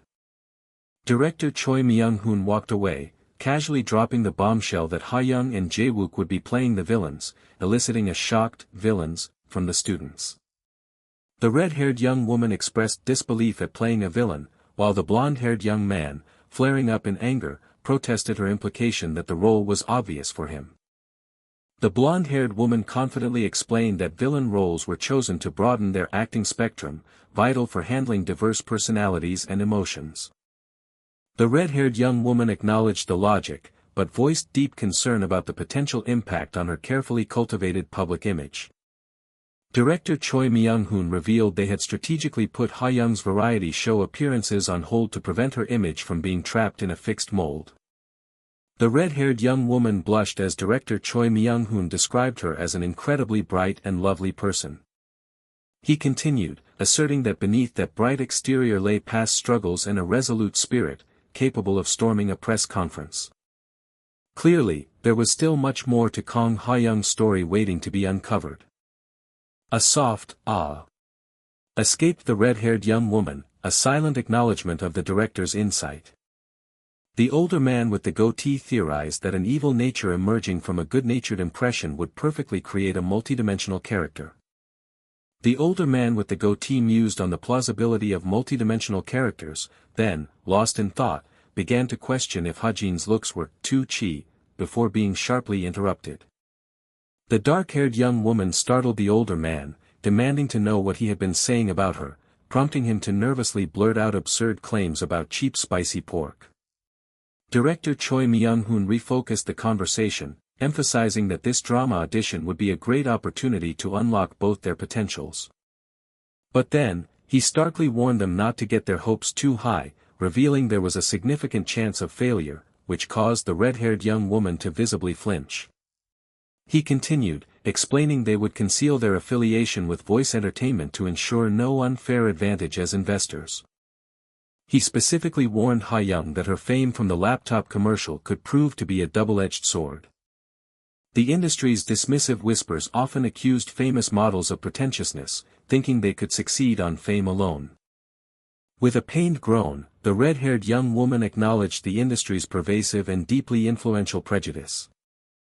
Director Choi Myung-hoon stated that Jae-wook's image closely aligned with producer Kim's vision, eliciting a flustered yet excited "really?" from the blonde-haired young man. The blonde-haired young man reacted with genuine shock and indignation, exclaiming, "Ack! A jerk," at the director's description of him as a lovable jerk. Director Choi Myung-hoon elaborated on Jae-wook's two-sided charm, then, pacing slowly, emphasized that from a production standpoint, a rookie always remained a significant risk. He posed challenging rhetorical questions, asking who they would trust more between an experienced actor and Kim Jae-wook, and if an 18-year-old rookie could truly outshine veterans. The blonde-haired young man, a bead of sweat tracing his brow, gravely acknowledged that reality was far from easy. With a powerful exhalation, director Choi Myung-hoon, striding with purpose, declared that on stage, they would not be students, but professionals competing on equal footing. He sternly challenged them to give up if they found it too hard, warning that the true difficulty would only begin after the audition. Director Choi Myung-hoon, with chilling intensity, warned them that standing alongside actors like Kim Ji-woo and Haina would ruthlessly expose the limits of their acting ability under the harsh lights. He concluded, delivering the chilling truth that such moments of vulnerability would be immortalized on film forever. The older man complained of indigestion, while the blonde-haired woman sighed in exasperation, wondering if the director truly needed to be so blunt. The red-haired young woman cautiously addressed the president, seeking clarification on whether they were expected to audition immediately or if there was more to it. The blonde-haired young man, serious and determined, interpreted the director's words as a demand for their absolute all, then boldly questioned if the president was conceding too much. Director Choi Myung-hoon's eyes, narrowed and intense, silently assessed the students. Both the red-haired young woman and the blonde-haired young man met his gaze with unyielding, serious resolve. Director Choi Myung-hoon gave a satisfied smirk, approving of the resolute look in their eyes. He instructed them to attack the audition with that fierce determination, revealing his investment in the drama was never merely for company profit. He intended for them all to claim their rightful place within 28 weeks in the palace. "All right then." Director Choi Myung-hoon concluded, a slight smile playing on his lips. Just as director Choi Myung-hoon suggested it was time to eat, the older man clapped his hands, dramatically announcing the immediate commencement of hell training. The older man yelled about strict diet management, forbidding spicy pork, which drew a protest from the blonde-haired woman before he demanded the audition script be memorized by tonight, prompting her to ask about a specific food.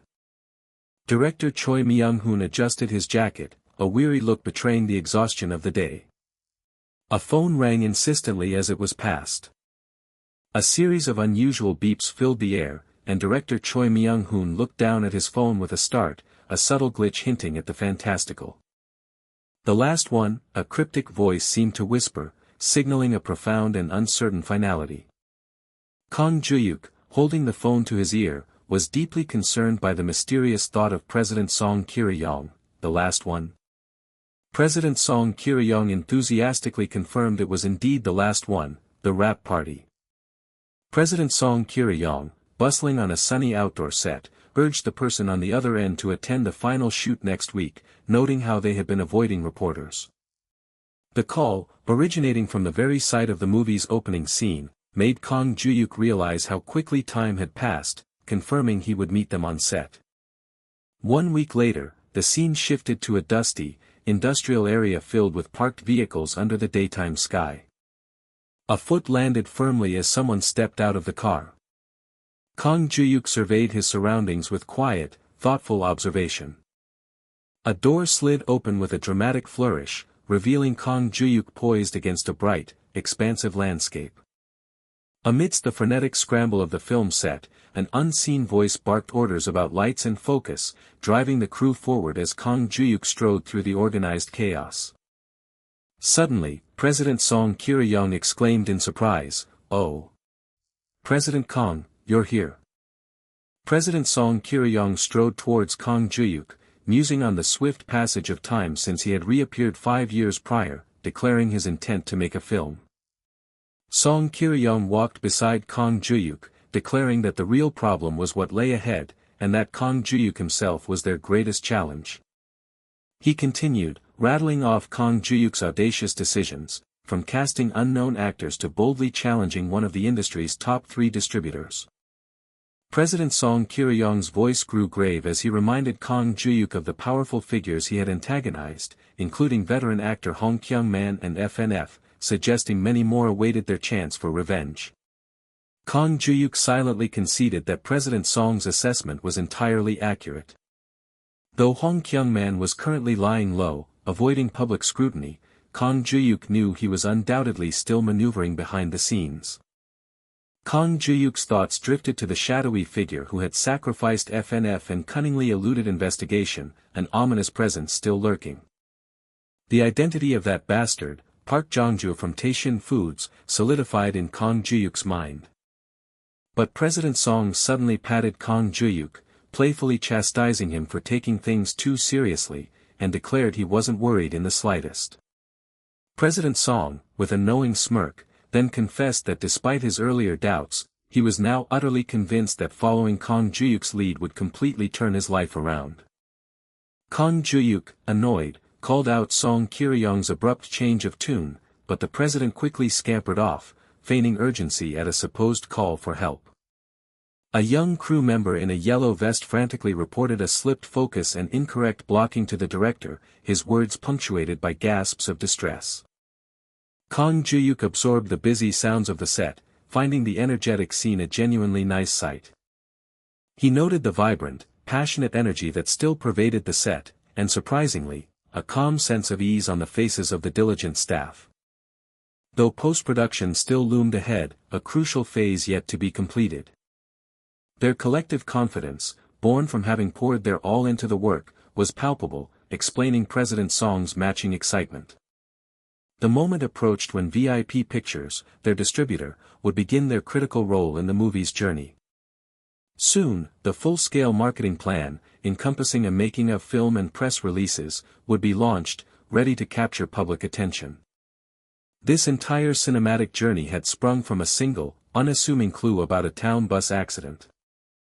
Because of this project, Kang Juhyuk had finally emerged from his gloomy room, reconnected with the world, and now, the film, Cheeksel, was profoundly changing countless lives. Kang Juhyuk considered himself a mere background character now, watching the bustling set where the true protagonists, the hard-working crew, brought the story to life. An unseen voice commanded everyone to get ready, signaling an imminent start. With a resonant clatter, the crew precisely positioned cameras and equipment, their focus absolute.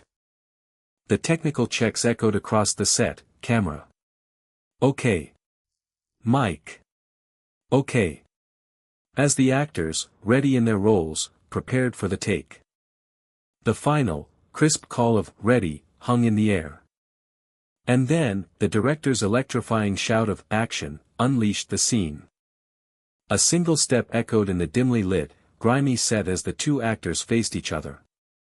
The bloodied male actor, his voice thick with ragged pants, demanded why she had followed him, after he had explicitly told her not to live like him. Ryu Jinju, her face etched with desperation, implored him to run away, to end it all before it was irrevocably too late. The bloodied actor, tormented, questioned if she truly wanted him to flee and be the sole survivor yet again, his words heavy with internal struggle. A delicate crunch of glass shards accompanied the woman's determined steps. Ryu Jinju declared with unshakable resolve that she was not running away any longer. With a fierce, unwavering grip, Ryu Jinju vowed to see this through to the very end, standing by his side no matter what came. Tears streamed down their faces as they locked eyes, a silent testament to the raw, profound emotion shared between them. Kang Juhyuk watched the intense scene unfold, his expression serious and deeply observant. As a collective held its breath, a hand gently touched a woman's shoulder. With hushed intensity and focused clicks, the crew counted down the final seconds, each moment critical. The director's triumphant shout of, "Cut!" Okay, resounded, followed by heartfelt praise for everyone's excellent work. Cheers erupted and applause rained down as everyone celebrated the arduous work now complete, proclaiming, "It's over." "Oh! President, you're here," Hajin exclaimed, catching Kang Juhyuk by surprise. Kang Juhyuk offered a gentle smile, commending her hard work and asking for her impressions of her very first movie experience. Hajin responded thoughtfully that it was good, primarily noting that the pay was significantly better than any part-time job. Kang Juhyuk was flustered, asking if that was truly her only takeaway, before bursting into laughter at her blunt confirmation.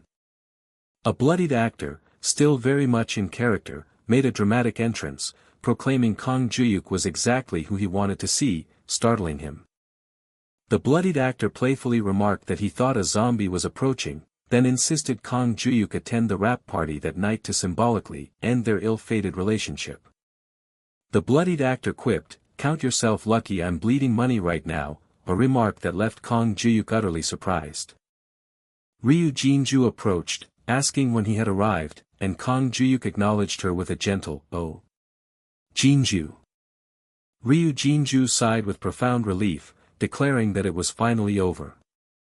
Kang Juhyuk smiled confidently, praising her masterful acting, which he had thoroughly enjoyed right up to the final scene, a performance truly befitting Korea's best actress.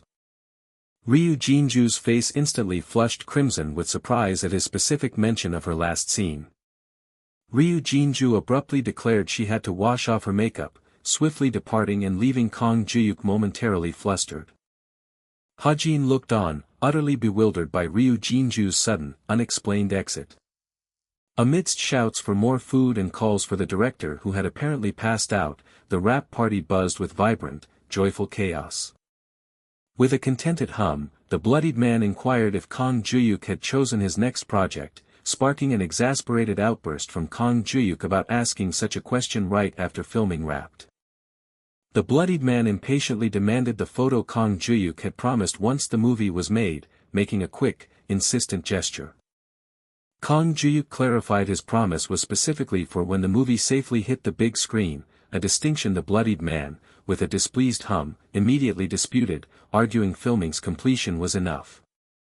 Kang Juhyuk sharply retorted, questioning how he could trust the man not to cause trouble and jeopardize the film's release, a concern that infuriated the bloodied actor. The bloodied man yelled in frustration, demanding to know what made this movie so special, to which Kang Juhyuk simply declared, "It'll be a blockbuster." Kang Juhyuk stated with utter confidence that the movie would attract at least 9 million viewers. The bloodied man let out a mocking chuckle, humored by Kang Juhyuk's ambitious prediction. The bloodied man erupted in loud laughter, pointing and accusing Kang Juhyuk of already being drunk, punctuated by his own exaggerated hiccups. He then offered condescending advice, telling Kang Juhyuk he must have lost his touch after such a prolonged break from the industry. The bloodied man dismissively stated that even 3 million viewers would be a struggle, which prompted Kang Juhyuk to respond. Kang Juhyuk proposed, "Should we make a bet?" The bloodied man snickered at the idea of a bet, playfully suggesting doubling his fee, but Kang Juhyuk quickly dismissed that notion. Kang Juhyuk, with a knowing hum, laid out his terms. If the movie surpassed 9 million viewers, he would gain first negotiation rights for the man's next agency. The bloodied man gasped in disbelief, calling Kang Juhyuk crazy, and marveling at his uncanny sixth sense for knowing exactly when his contract was due to expire. With a sly smile, Kang Juhyuk revealed the ultimate prize: his new agency would be Voice Entertainment.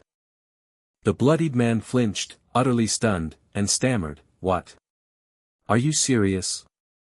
His blue eye twitched, reflecting the depth of his shock and emotion. In a shimmering vision of the future, the grand stage of the 52nd Golden Film Festival proudly displayed the nominees for Best Actor, Ha Jong-hoon, Kang Juhyuk, and Min Kyung-go. A dramatic drumroll built the suspense as an MC on stage announced the moment for the Best Actor award, poised to reveal the winner. Then, with an electrifying, "Wow," and a roar of applause, the MC exuberantly declared, "Kang Juhyuk." The bloodied man let out a small, disbelieving snicker. With a soft, amused snicker, the bloodied man leaned against Kang Juhyuk, still processing the implications of the bet. Kang Juhyuk smoothly reminded the man of his vow to never act again, then gravely laid out the terms if he were to lose the audacious bet. "Make your comeback to acting," Kang Juhyuk declared with determination, "in the specific movie and role that I choose for you." And with a provocative smirk, Kang Juhyuk added that he would stand by his side, specifically as his supporting actor. Standing before the glowing sign of voice entertainment, Kang Juhyuk offered his final challenge: "How about it? Deal?" A man on the phone urgently called for President Kang, explaining that Jinju was completely wasted and making a scene, frantically asking where Juhyuk Appa had gone. A few days after Chiksul concluded filming, the independent film Park Ji-Rai was also nearing its end, both pivotal to Juhyuk's return. The edited version for film festival submission was finally complete, marking a significant milestone in its journey. An unseen character in the film they watched urged a grandma to go inside, as the cold deepened around her. The character then bid farewell, telling someone to get home safely as the scene concluded. The film showed a lone car driving away, disappearing into the vast, snowy landscape. An old woman sat contemplating on her wooden porch, enduring the silent, snowy environment. She revealed that nights were never truly lonely for her, prompting an unseen speaker to ask why. The old woman, eyes closed in soft peace, explained that babies visited her in dreams, chattering for ages before leaving, which was enough for her, leading the unseen speaker to acknowledge her blessed state. Ryu Jinju, deeply moved by the film's poignant tale, wiped tears from her streaming eyes, her sniffles heavy with emotion. As he pulled a steaming paper cup from the dispenser, the man with brown hair was asked for his opinion, beginning his assessment.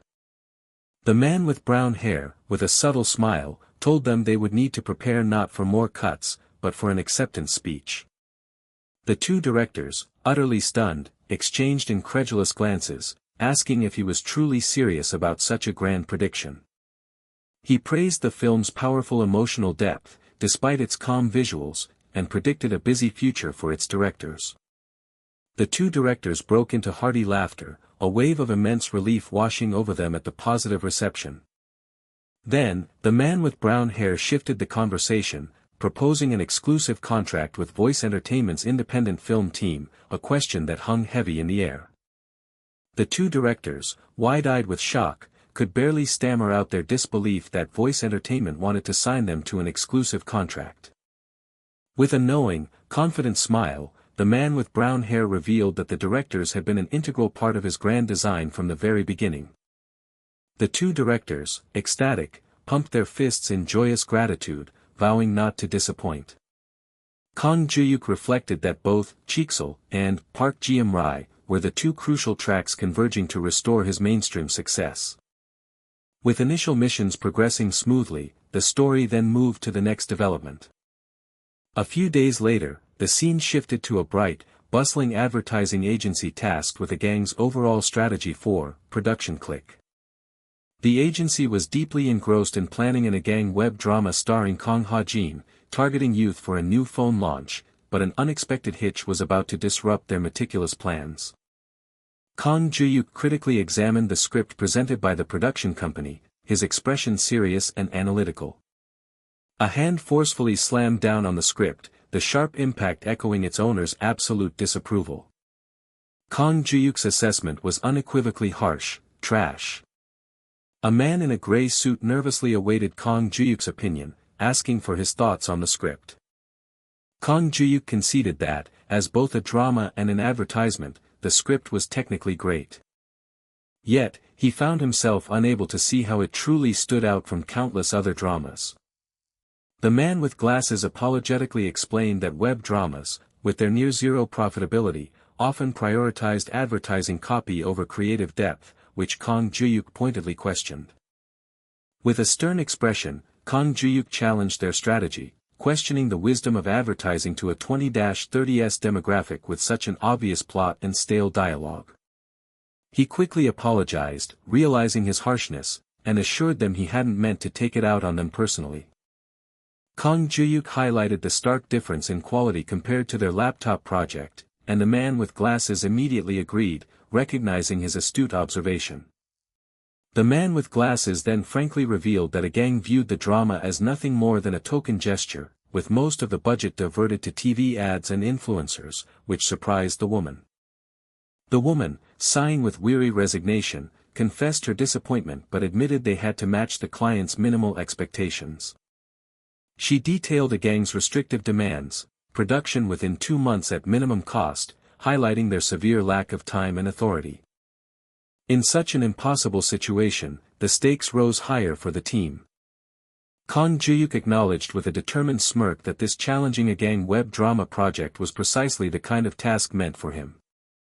The explosive realization struck him. This was why the voice system had called him to this specific challenge. Ha Young-hoon, with a provocative smirk, challenged Juhyuk to stand next to him in a supporting role, asking if such an arrangement felt cool. Kang Juhyuk, taking a call and walking away, pointedly dismissed Ha Young-hoon, who exploded in annoyance, demanding to know if he was being ignored. As Kang Juhyuk walked through the dark, urban night, the voice service greeted him as a bronze-tier owner, informing him of his 3 remaining paid service uses and prompting him to select a keyword. The voice offered options, voice, 200 million, or 11 a.m., and Kang Juhyuk found himself intrigued by 100 million. Hoping for investment information, Kang Juhyuk selected 100 million, and the voice immediately confirmed his choice. The voice then revealed information about Pure Melodrama, a self-produced web drama by the college club 100 Takes, which had achieved major popularity among young viewers. It further disclosed that this drama had amassed an astonishing combined total of 100 million views across Naver TV, YouTube, and other social media platforms. After countless sleepless nights spent analyzing college web dramas, Kang Juhyuk finally tracked down the elusive 100 Takes team. Kang Juhyuk's sudden presence caused an immediate uproar, as starstruck students shrieked in disbelief, wondering what to do with the real actor Kang Juhyuk standing right before them. And so, their first meeting had taken place just yesterday, setting the stage for collaboration. Kang Juhyuk summarized the team's half-hearted approach, implying they saw it as blind money, which the nervous man with glasses quickly tried to clarify. With a confident smirk, Kang Juhyuk declared that they would then open the eyes of those who underestimated the project. Kang Juhyuk's sudden announcement that they would replace the script sent a shockwave through the room, prompting gasps and surprised questions from the team. Dismissing any potential objections from a gang, Kang Juhyuk asserted his firm belief that web dramas were a powerful weapon capable of profoundly shaking buyers' hearts. He expressed his ambition to prove that power, expand the market, and, in doing so, ensure a busier, more fulfilling future for all of them. Director Choi Myung-hoon, scratching his head in concern, questioned the feasibility of revising a script with only 2 months remaining. Kang Juhyuk then calmly revealed he had already prepared a script, though it would require some polishing with the directing team. Taking charge completely, Kang Juhyuk stated he would handle negotiations with the gang as well, then confidently asked if anyone had anything else to add. With a slight smirk, Kang Juhyuk declared he would set the schedule and contact them immediately, fully taking the reins. Kang Juhyuk dismissed the need for them to see him out, his confident strides leaving the others in a state of surprised deference. The woman, blushing slightly, pondered the source of his unexpected charisma, questioning if he was truly serious about his ambitious plans. News quickly spread to another towering office building. Kang Juhyuk was changing the script and adding 4 college students to the production team. Director Choi Myung-hoon questioned the addition of 4 students from 100 Takes, wondering what scheme Kang Juhyuk was plotting. With a sigh of exasperation, Director Choi Myung-hoon acknowledged Kang Juhyuk's persistent refusal to ever go along easily. Intrigued and slightly exasperated, Director Choi Myung-hoon demanded to see the new script himself this time.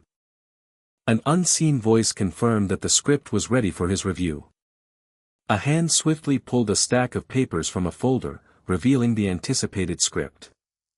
Director Choi Myung-hoon's face showed intense focus as he began scrutinizing the script. With a thoughtful, Director Choi Myung-hoon inspected the script, confirming his initial expectations. Then, striking the script, he confessed his confusion, stating it looked exactly the same to him and demanding to know what was truly different, making the other man sweat nervously. When the man cautiously suggested proceeding with the original plan, director Choi Myung-hoon vehemently cut him off, demanding an immediate change. Director Choi Myung-hoon asserted that since they were selling to kids, and kids knew kids best, involving them was crucial. Director Choi Myung-hoon passionately argued that for such a major project as a phone launch, the promotional budget was outrageously stingy, frustrating the man in the brown suit. Angrily, Director Choi Myung-hoon questioned the marketing team's competence, demanding that the students be included and the production budget matched if necessary. Holding the script firmly, Director Choi Myung-hoon declared that while he might not know dramas, he knew one undeniable truth. With a knowing smirk, he asserted that when Kang Juhyuk moved, he definitely made money. Director Choi Myung-hoon challenged for any objections, and the man in the brown suit immediately, nervously agreed to proceed with his demands. The man in the brown suit, now dutifully at his computer, began to implement the newly dictated plan. Under the watchful eye of Director Choi Myung-hoon, the man in the brown suit walked away, determined to execute the plan. An unseen speaker reacted with surprise, asking if Voice Entertainment truly wanted to sign them.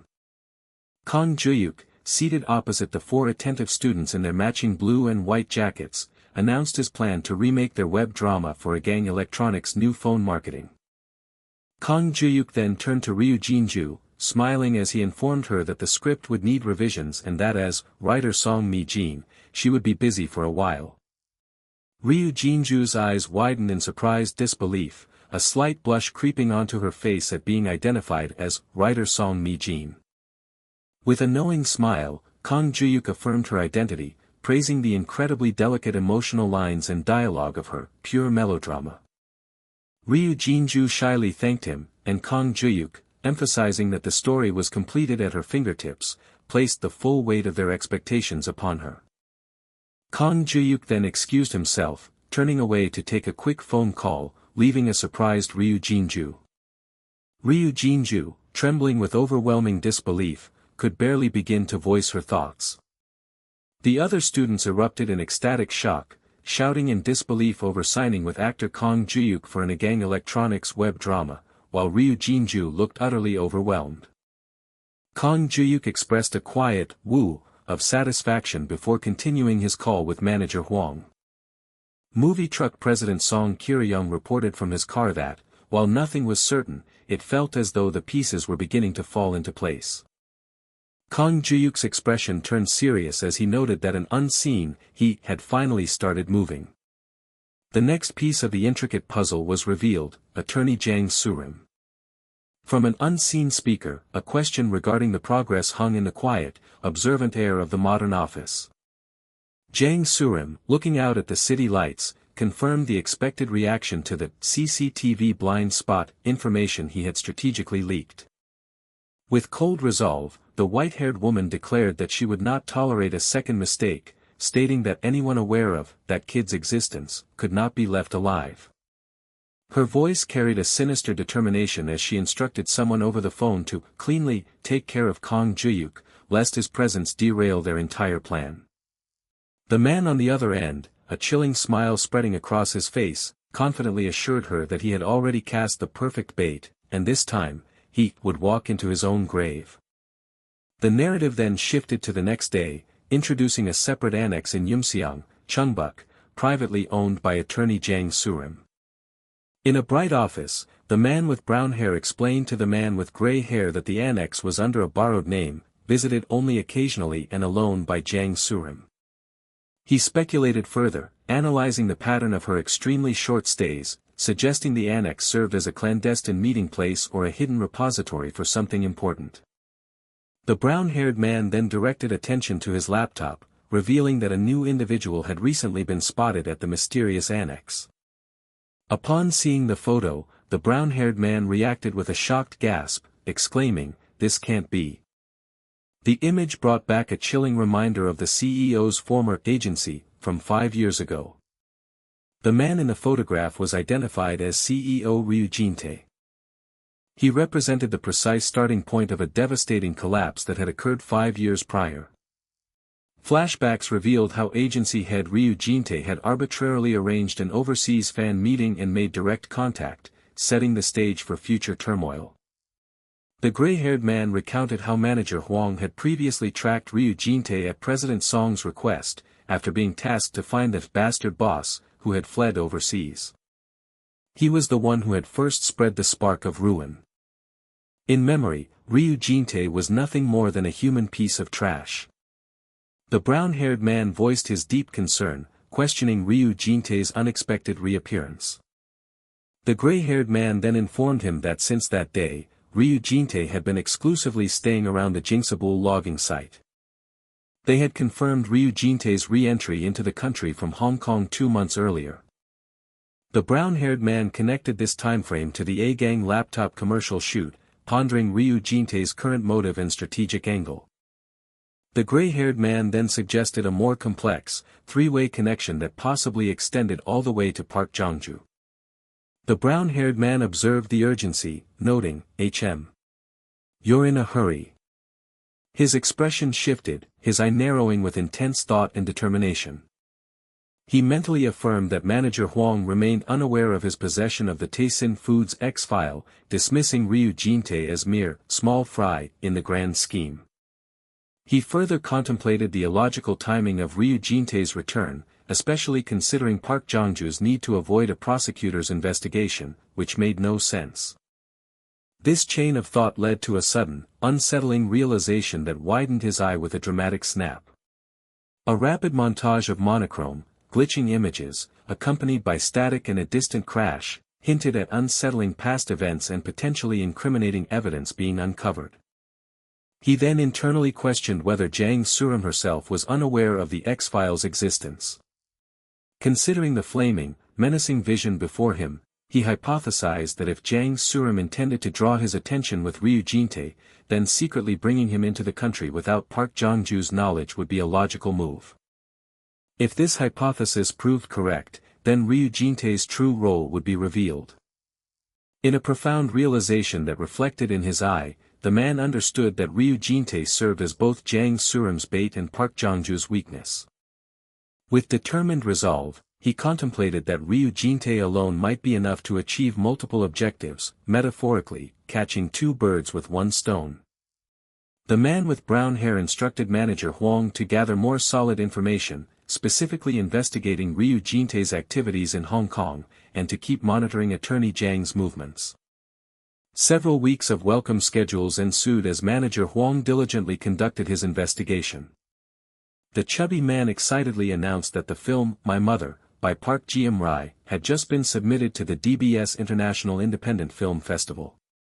Meanwhile, news on a smartphone revealed that HY Technology's second factory site selection, precisely predicted by The Voice, was beginning to take shape. 5 regions, including Gwangju, were under consideration for the factory's location, yet a crucial detail remained. Gazing at his phone, the brown-haired man confidently predicted the final site would be Opoyup, Gwangju. Concurrently, the drama 28 Weeks in the Palace entered a new phase of development. A man in a suit and a woman with glasses expressed their surprise and impression at the exceptionally high number and quality of applicants for the drama's auditions. The narration confirmed that Kang Haeyoung and Kim Jae-wook had successfully passed the first audition round. In a strategic move to counter the subdued film industry atmosphere following the Hong Kyung-man scandal, VIP Pictures rolled out a distribution plan for the film execution, disguised as an official production announcement. The teaser video, when released to the press, garnered explosive attention, and the distributor's top-tier rating secured the highest level of theater occupancy. The online production presentation, broadcast across various platforms and featuring all rookie actors on stage, recorded an astounding 300,000 viewers, validating Kang Juhyuk's proposal to engage the public more warmly. The man identified himself as Kim Jong-guk from Hanseong News. On a screen, a male speaker questioned the casting choices, asking if the decision to primarily feature rookies was a direct response to the Hong Kyung-man scandal. The man, adopting a solemn expression, acknowledged his deep sense of responsibility regarding the unfortunate incident as a fellow filmmaker. Amidst a flurry of camera flashes, the man bowed deeply, a poignant gesture of apology and deference. He explained the film execution as a story celebrating the sacrifices of countless unnamed individuals, which was why capable newcomers had been sought even before the scandal broke. With a subtle gesture, he expressed his fervent desire to present every key cast member together at the event. With a weighty sense of purpose, the man voiced his hope that their combined sweat, blood, and tears would not be overshadowed by the recent incident. He extended his deepest gratitude to the investor who had provided such a profound opportunity to a rookie director like himself and to all the actors involved, even amidst such difficult circumstances. A man in a gray suit abruptly stood, interrupting the speaker with a shouted question about the constantly mentioned, mysterious investor. The man on screen then echoed the question, seeking to identify this enigmatic investor. The man on stage dramatically revealed that the person who had believed in their film and invested in it was none other than actor Kang Juhyuk. A frenetic scene erupted as numerous reporters aggressively questioned the director about Kang Juhyuk's investment, their cameras flashing relentlessly as he attempted to leave. With a knowing smirk, the man with gray hair sarcastically complimented President Kang on his beautifully prepared narrative. After 5 long winters of hardship, flowers were finally beginning to bloom. Delicate cherry blossom petals scattered gracefully, painting a hopeful vision of a new, flourishing chapter. 1 week later, near a parked van, a red-haired woman inquired if the young man had properly packed his script, to which he playfully replied that it was all in his head. As the red-haired woman declared she was heading out, the brown-haired man encouraged them not to be nervous for the audition, while the young man joked about having eaten spicy pork, just like always. The van roared away, leaving the 2 women to watch its departure under the vibrant cherry blossom trees. The red-haired woman, with a concerned expression, questioned if it was truly all right not to tell the other woman something, who, in turn, looked confused. The WTVM Media Center, a grand modern building adorned with cherry blossoms, stood under a bright blue sky. A chaotic and excited crowd clamored around a dark van outside the WTVM building, confirming a scheduled appearance and demanding that he be filmed. The scene outside erupted into a frenzy of camera flashes and shouts as the massive crowd of reporters and fans excitedly confirmed Kang Juhyuk's arrival, demanding that not a single strand of his hair be missed. Amidst the blinding flashes of cameras, Kang Juhyuk's feet stepped out of the dark van onto the paved surface. As he calmly adjusted his suit jacket, Kang Juhyuk faced a barrage of questions from reporters about his comeback and his choice of project. Kang Juhyuk strode away as aggressive reporters shouted questions about execution, his composure reflecting the narrative's perfectly executed setup. Kang Juhyuk found himself bombarded by a dense, excited crowd of reporters and onlookers, who exclaimed about his appearance and eagerly questioned his branching into dramas after films.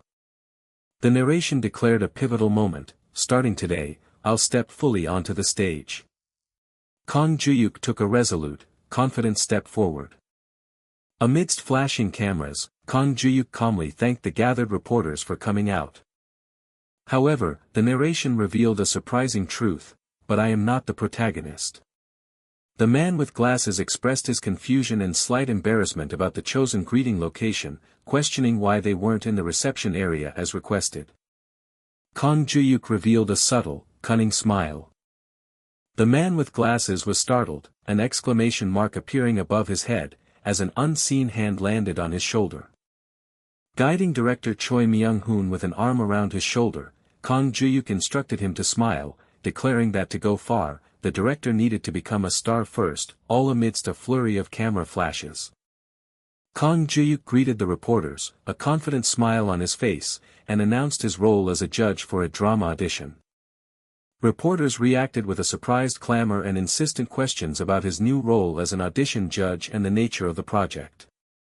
With a confident smile and an arm around director Choi Myung-hoon, Kang Juhyuk announced his investment in the drama 28 Weeks in the Palace, directed by PD Kim Tae-woong, as camera flashes exploded around them. A sign on the wall clearly marked the waiting room for the 28 Weeks Palace audition. An unseen staff member gave clear instructions to the numerous participants, reminding them to confirm their ID numbers and wait until their turn was called. The red-haired woman, gasping with nervousness, covered her mouth, expressing her inability to breathe, while the young man attempted to calm her by reminding her of their early audition slot.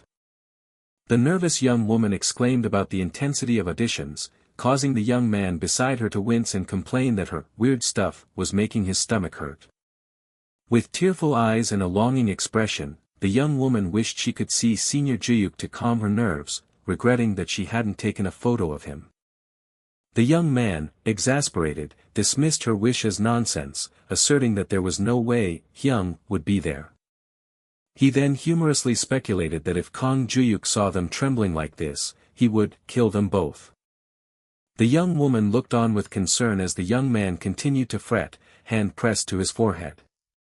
The red-haired woman burst out laughing, finding amusement in the young man's exaggerated worry, conceding that his dramatic prediction might actually be true. A man's fist clenched on his knee, a subtle sign of his quiet resolve. The young man looked to his right, a question mark appearing by his head, clearly surprised by something unseen. The red-haired woman, a confident smile on her face, declared their determination to pass the final round. The young man sealed their mutual resolve with a firm fist bump, agreeing to the pact.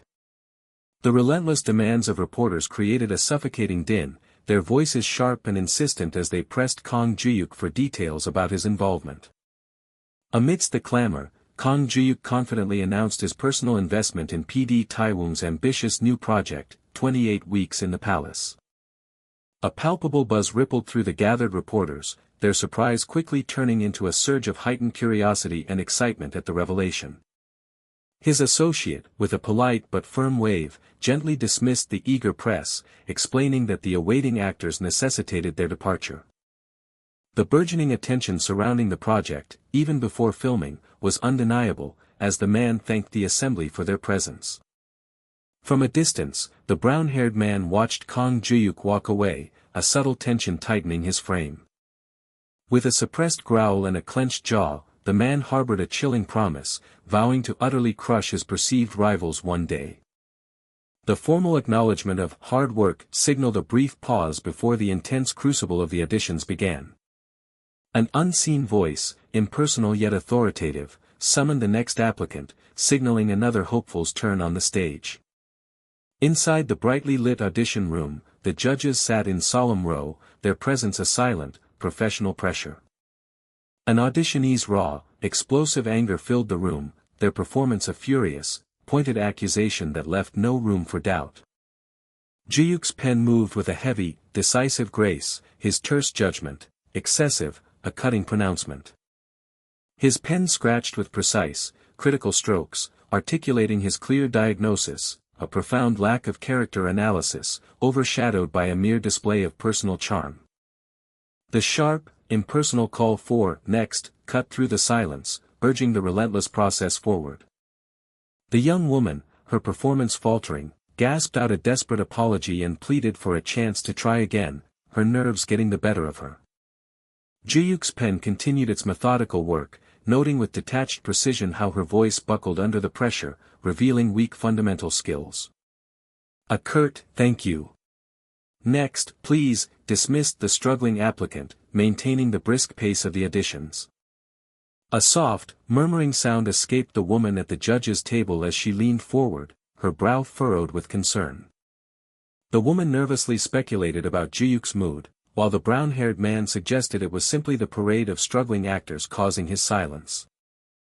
With a sharp gasp of exasperation, the woman lamented the overwhelming, intimidating presence of Kang Juhyuk, acknowledging its profound impact on the performers.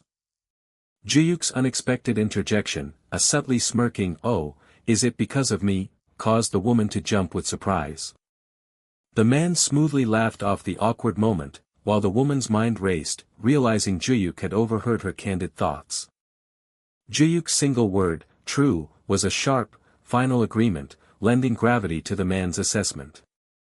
Juhyuk, lost in thought, pondered the immense pressure inherent in playing a villain, acknowledging its role as a necessary test for any aspiring actor. He mused internally on whether he could truly unleash his own inner madness and convey its power. The metallic click of a door being prepared for the next applicant coincided with Juhyuk's deliberate reach, marking a pivotal moment. Ryu Jinju's heart pounded with a fierce, determined rhythm, repeating a silent mantra, "I can do this." Her confident greeting faltered into a surprised gasp as her eyes landed on Kang Juhyuk, his unexpected presence throwing her off balance. Juhyuk's intense gaze remained fixed, an unwavering force that saw through pretense and into the very soul of the performer. Ryu Jinju's heart hammered against her ribs, her mind reeling with disbelief and overwhelming nervousness at the chairman's unexpected presence. The man noted Ryu Jinju, recalling her memorable performance in the previous round with a knowing glance. Juhyuk declared that unexpected challenges were the crucible of an actor, eager to witness how much she had truly grown. Ryu Jinju drew a deep, fortifying breath, bracing herself for the intense performance she was about to unleash. Her eyes squeezed shut in intense concentration, a silent immersion into the character she was about to inhabit. Then, with a stark and sudden intensity, her eyes snapped open, blazing with an otherworldly crimson glow that marked her complete metamorphosis. In a single, breathtaking moment, she utterly erased the girl she once was, replacing her with a new, potent identity. Her voice, sharp as a whip, lashed out in a furious, powerful declaration, embodying the chilling fury of her character with raw, unbridled power. A quiet gasp escaped the woman at the table, utterly taken aback by the sudden, intense shift in performance. With the precision of a sharpened blade, she carved out the terrifying presence of the villain, leaving no doubt of her command. She delivered her lines with a chilling smirk, casually dismissing any notion of morality with unnerving conviction and a sinister chuckle. The narrative intensified as she unleashed years of swallowed resentment, her voice a raw, furious shriek demanding compliance or else. Before their very eyes, Ryu Jinju forged an unforgettable, monstrous persona, her commanding presence captivating everyone in the room. The man, initially dismissive, found himself strangely intrigued by her insolent yet oddly endearing portrayal, a combination that sparked a subtle smirk. Juhyuk's simple declaration, "That's all," brought an abrupt end to her performance, leaving Ryu Jinju flushed with surprise. The rhythm of the auditions pressed forward as the next applicant was called for preparation. Ryu Jinju walked away, a heavy, relieved exhalation escaping her lips after the intensity of her audition. With a firm, deliberate motion, Juhyuk closed the door, sealing off the previous performance. A long, weary sigh escaped Ryu Jinju. The unexpected comfort of Juhyuk's presence had unexpectedly eased her intense anxiety, making her feel strangely at ease. The spotlight then shifted, signaling the next chapter of the auditions as it was now Kim Jae-wook's turn. Kim Jae-wook entered the room, his footsteps echoing softly in the expectant silence. Amidst a surprised murmur about Juhyuk's impassivity, it was revealed that Kim Jae-wook had prepared two starkly different characters, a madman and a slick merchant. Kim Jae-wook roared, his voice seething with indignation and aggression as he commanded the room, refusing to be disrespected. Then, with a deft shift, he transformed into a cunning merchant, his smirk playful as he punctuated his lines with a casual coin flick. He concluded his performance, having perfectly embodied a roguish character that was utterly impossible to dislike. A polite dismissal concluded his turn, and the next applicant was called without delay. Kim Jae-wook exited the room with a graceful sweep, his performance now complete. The woman mused on the strange, undeniable charm of his portrayal, wondering why he had become so endearing. As Juhyuk meticulously penned his thoughts, the initial intention behind inviting Haeyoung and Jae-wook to experience the quiet sorrow of overlooked supporting roles, began to feel profoundly altered. A subtle smirk played on Juhyuk's lips. These actors, initially destined for the shadows, were now undeniably on the cusp of becoming shining stars, a truly golden discovery. The man stretched, a wide yawn escaping him, as he inquired about the last applicant, signaling the nearing end of a long day. An unseen voice politely but firmly stated that children were not permitted inside. Juhyuk's expression shifted, a flicker of mild surprise crossing his features. A concerned parent explained their predicament, pleading for their child to be allowed to sit quietly for a moment. With a soft scrape, Juhyuk pushed his chair back, a silent signal of his intent to intervene. As Juhyuk stepped forward, the woman and child gasped, startled by the sudden appearance of the famous actor. Juhyuk, with a reassuring gesture, offered to watch the child, a proposal the grateful mother hesitantly accepted, revealing his name as Taejun. Juhyuk knelt, his voice gentle, and Taejun, after a moment of hesitation, agreed to stay with this kind uncle. With a warm smile, Juhyuk encouraged the child, guiding him forward. Juhyuk walked, carrying the child in his arms, his presence at the judge's table drawing a look of utter surprise from the woman.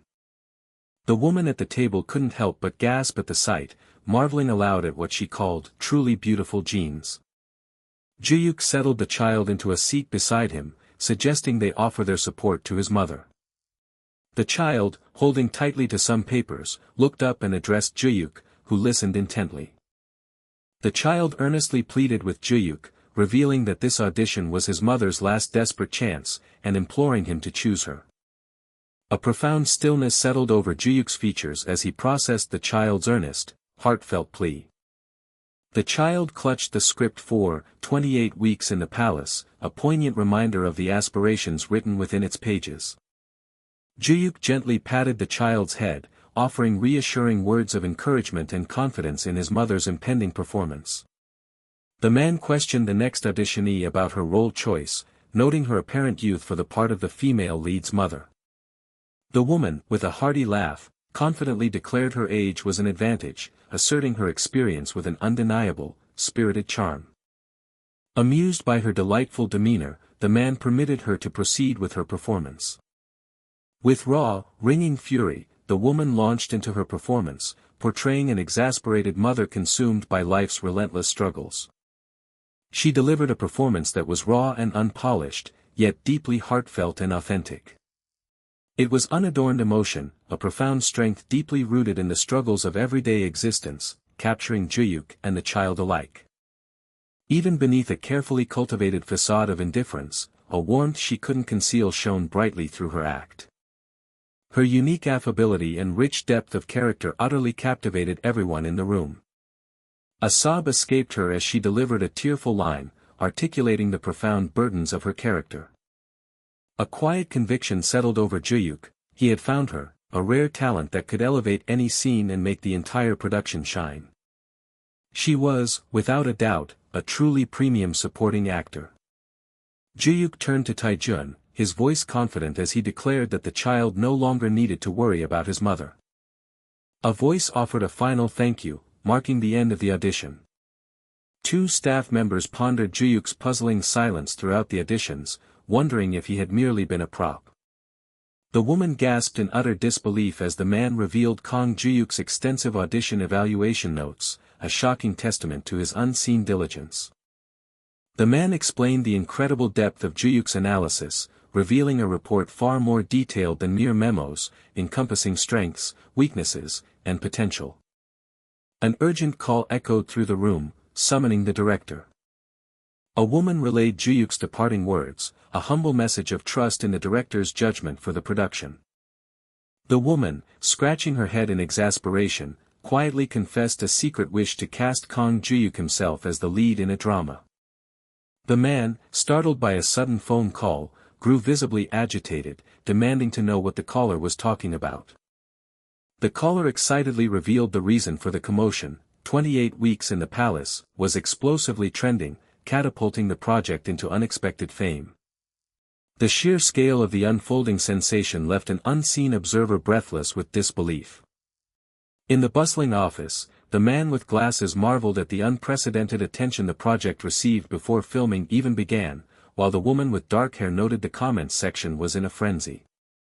As auditions commenced, the news of Kang Juhyuk's network appearance ignited an online uproar, catapulting his name to the top of trending searches. News outlets, having covered the initial story that morning, scrambled to publish a deluge of related headlines. The woman on the phone confirmed the shocking news she had just received, reacting with profound surprise. An unseen voice in the car questioned the extent of the boss's promotion, wondering if it shouldn't have been handled more discreetly. Kang Juhyuk, with calm conviction, declared he was merely awaiting the opportune moment and urged them to amplify the drama's presence, offering himself entirely to its success. 1 week later, the familiar facade of the Voice Entertainment building stood under a bright sky, marking the passage of time. The media exploded with reports of Kang Juhyuk and 28 weeks in the palace, with every outlet initiating deep dives into the drama, which quickly became the year's most anticipated work among netizens. A bright greeting from the blonde woman punctuated the office morning, and Kang Juhyuk acknowledged her arrival with friendly surprise. The blonde woman announced that Kim and media had contacted them, presenting a substantial envelope containing the final list of audition passers. Upon hearing that Haeyoung and Jae-wook had both passed, Kang Juhyuk erupted in an excited, triumphant fist pump. The blonde woman, with a soft smile, playfully questioned Kang Juhyuk's dramatic reaction, implying their success was a foregone conclusion. Kang Juhyuk, still basking in the thrill, admitted it was more exciting than he'd imagined, then playfully asked if she felt the same way about his past successes. The blonde woman mused about the unique satisfaction that came from nurturing actors. To Kang Juhyuk's utter bewilderment, the blonde woman vehemently denied any past joy in his own rapid rise to stardom. Leaning over his desk, the blonde woman humorously chastised Kang Juhyuk for achieving success too quickly, denying her the pleasure of cultivating his talent. Despite her earlier protestations, the blonde woman admitted that she now found profound reward in the new generation of actors, a sentiment Kang Juhyuk readily affirmed. The blonde woman then revealed another unexpected passer, sparking Kang Juhyuk's surprised inquiry about their identity. As she walked, the woman with dark hair voiced self-doubt about her recent performance, but her child passionately insisted she had been amazing. The woman, seeking confirmation, looked down at her child, who excitedly praised her for looking super mean and angry during her acting. A relieved laugh escaped the woman as she accepted her child's compliment, just as Kang Juhyuk, approaching from behind, recognized and called out, "Ms. Malsuk." The woman with dark hair gasped, her mouth open in visible shock as Kang Juhyuk's sudden address startled her. Walking closer, Kang Juhyuk greeted actress Kang Juhyuk and sincerely praised her performance. He then revealed his knowledge of her final audition attempt, and with earnestness, urged her to reconsider abandoning her acting career. The woman with dark hair reacted with confusion, and Kang Juhyuk smoothly extended his business card, emphasizing his management role and his regret at letting such flavorful acting go to waste. Kang Juhyuk then formally invited her to join his acting company, eliciting an astonished and excited "wow" from her child. With Malsuk's resume in hand, Kang Juhyuk declared his intention to fully disclose the affiliations of all his actors, announcing that Malsuk would now be cared for by his manager. In the office, an unseen man questioned the manager, seeking confirmation of the astonishing news. The man with glasses, seated at his desk, pressed the woman for confirmation about Kang Haeyoung, Kim Jae-wook, and even Malsuk, to which she calmly affirmed having verified their managers. The man with glasses, utterly astonished and sweating with disbelief, exclaimed that all three of their top choices were now under Voice Center, praising President Kang for cultivating such monsters.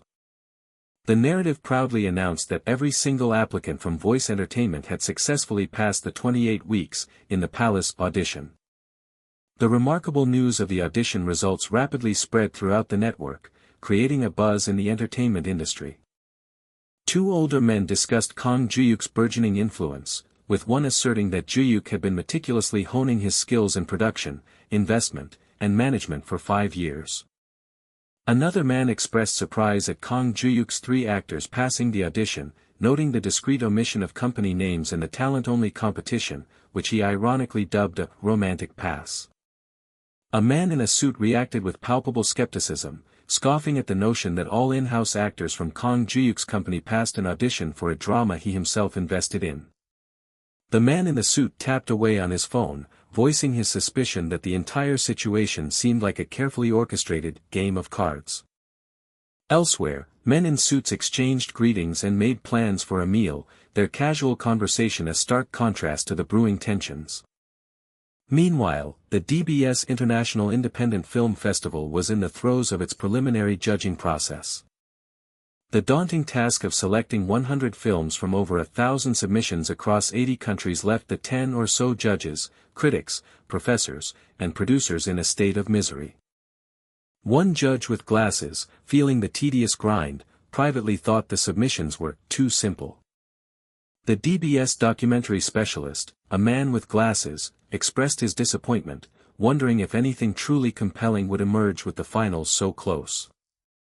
He internally questioned what the next film on their list would be, hoping for a glimmer of inspiration. Suddenly, the judge was startled, recognizing the director's name, Park Ji-rai, from the film My Mother, and recalling her from a previous, Human Theater, program. Bathed in the screen's glow, the judge mused on the film's compelling narrative flow, envisioning a potential broadcast tie-in and even an Excellence Award. The narrative confirmed that the film Park Ji-rai was steadily gaining favor, its chances for an award slowly but surely rising. At night, outside the Voice Entertainment building, Kang Juhyuk confirmed to an unseen inquirer that assistant manager Park had investigated the Hong Kong matter. Inside, Kang Juhyuk explained to his manager that Ryu Jin-tae had relocated to Hong Kong 5 years prior, where he subsequently launched an entertainment company. Kang Juhyuk, skeptical, questioned how Ryu Jin-tae could start a new company after the incident in Korea, while the manager detailed peculiar aspects of his K-pop trainee recruitment. The manager, with a serious expression, pointed out that in 5 years, Ryu Jin-tae's company had not produced a single celebrity, suggesting either utter business failure. Kang Juhyuk countered, proposing the possibility that it was merely a shell corporation.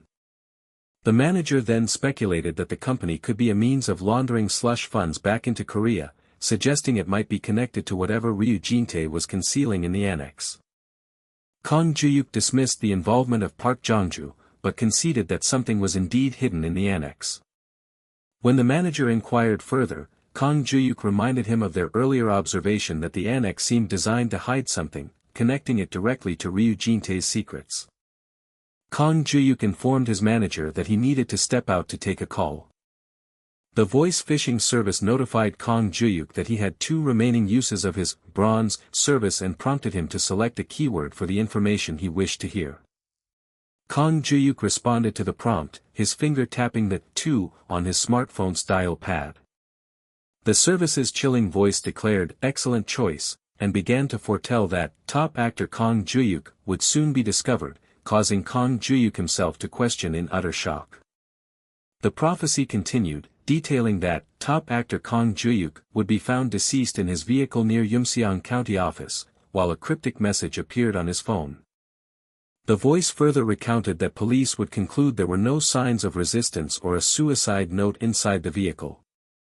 The prophecy chillingly concluded that the case would be officially closed as a suicide.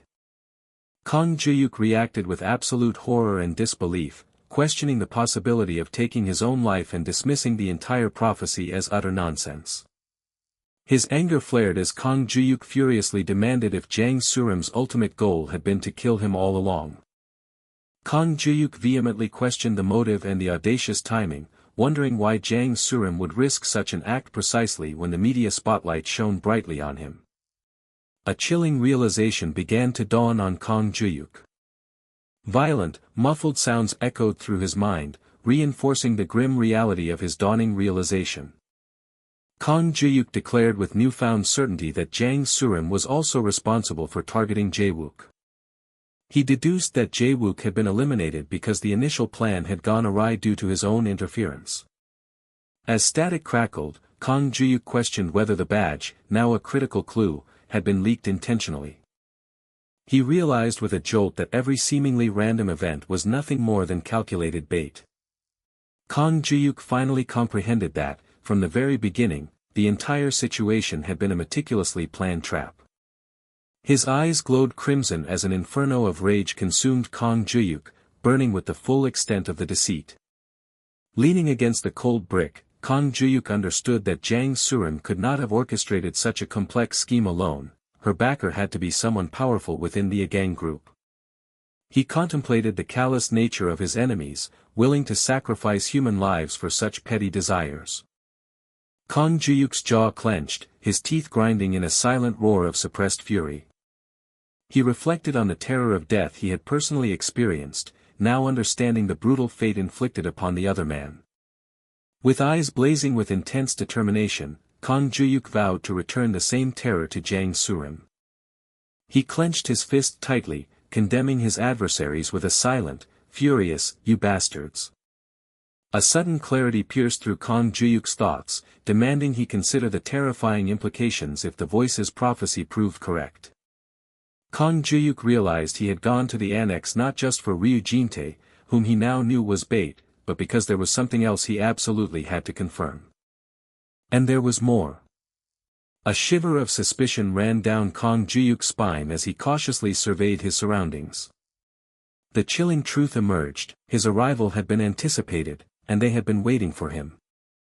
A whispering chill accompanied the stark realization that internal information about his every move was leaking. Kang Juhyuk re-entered the office, and the manager, without looking up, acknowledged his return with a perfunctory comment. Kang Juhyuk cast an intense, suspicious glance at the seated manager, who remained oblivious. His face hardened with a quiet resolve. Kang Juhyuk observed the situation, his suspicion deepening into a steely determination. Kang Juhyuk broke the silence, addressing his manager with a solemn tone.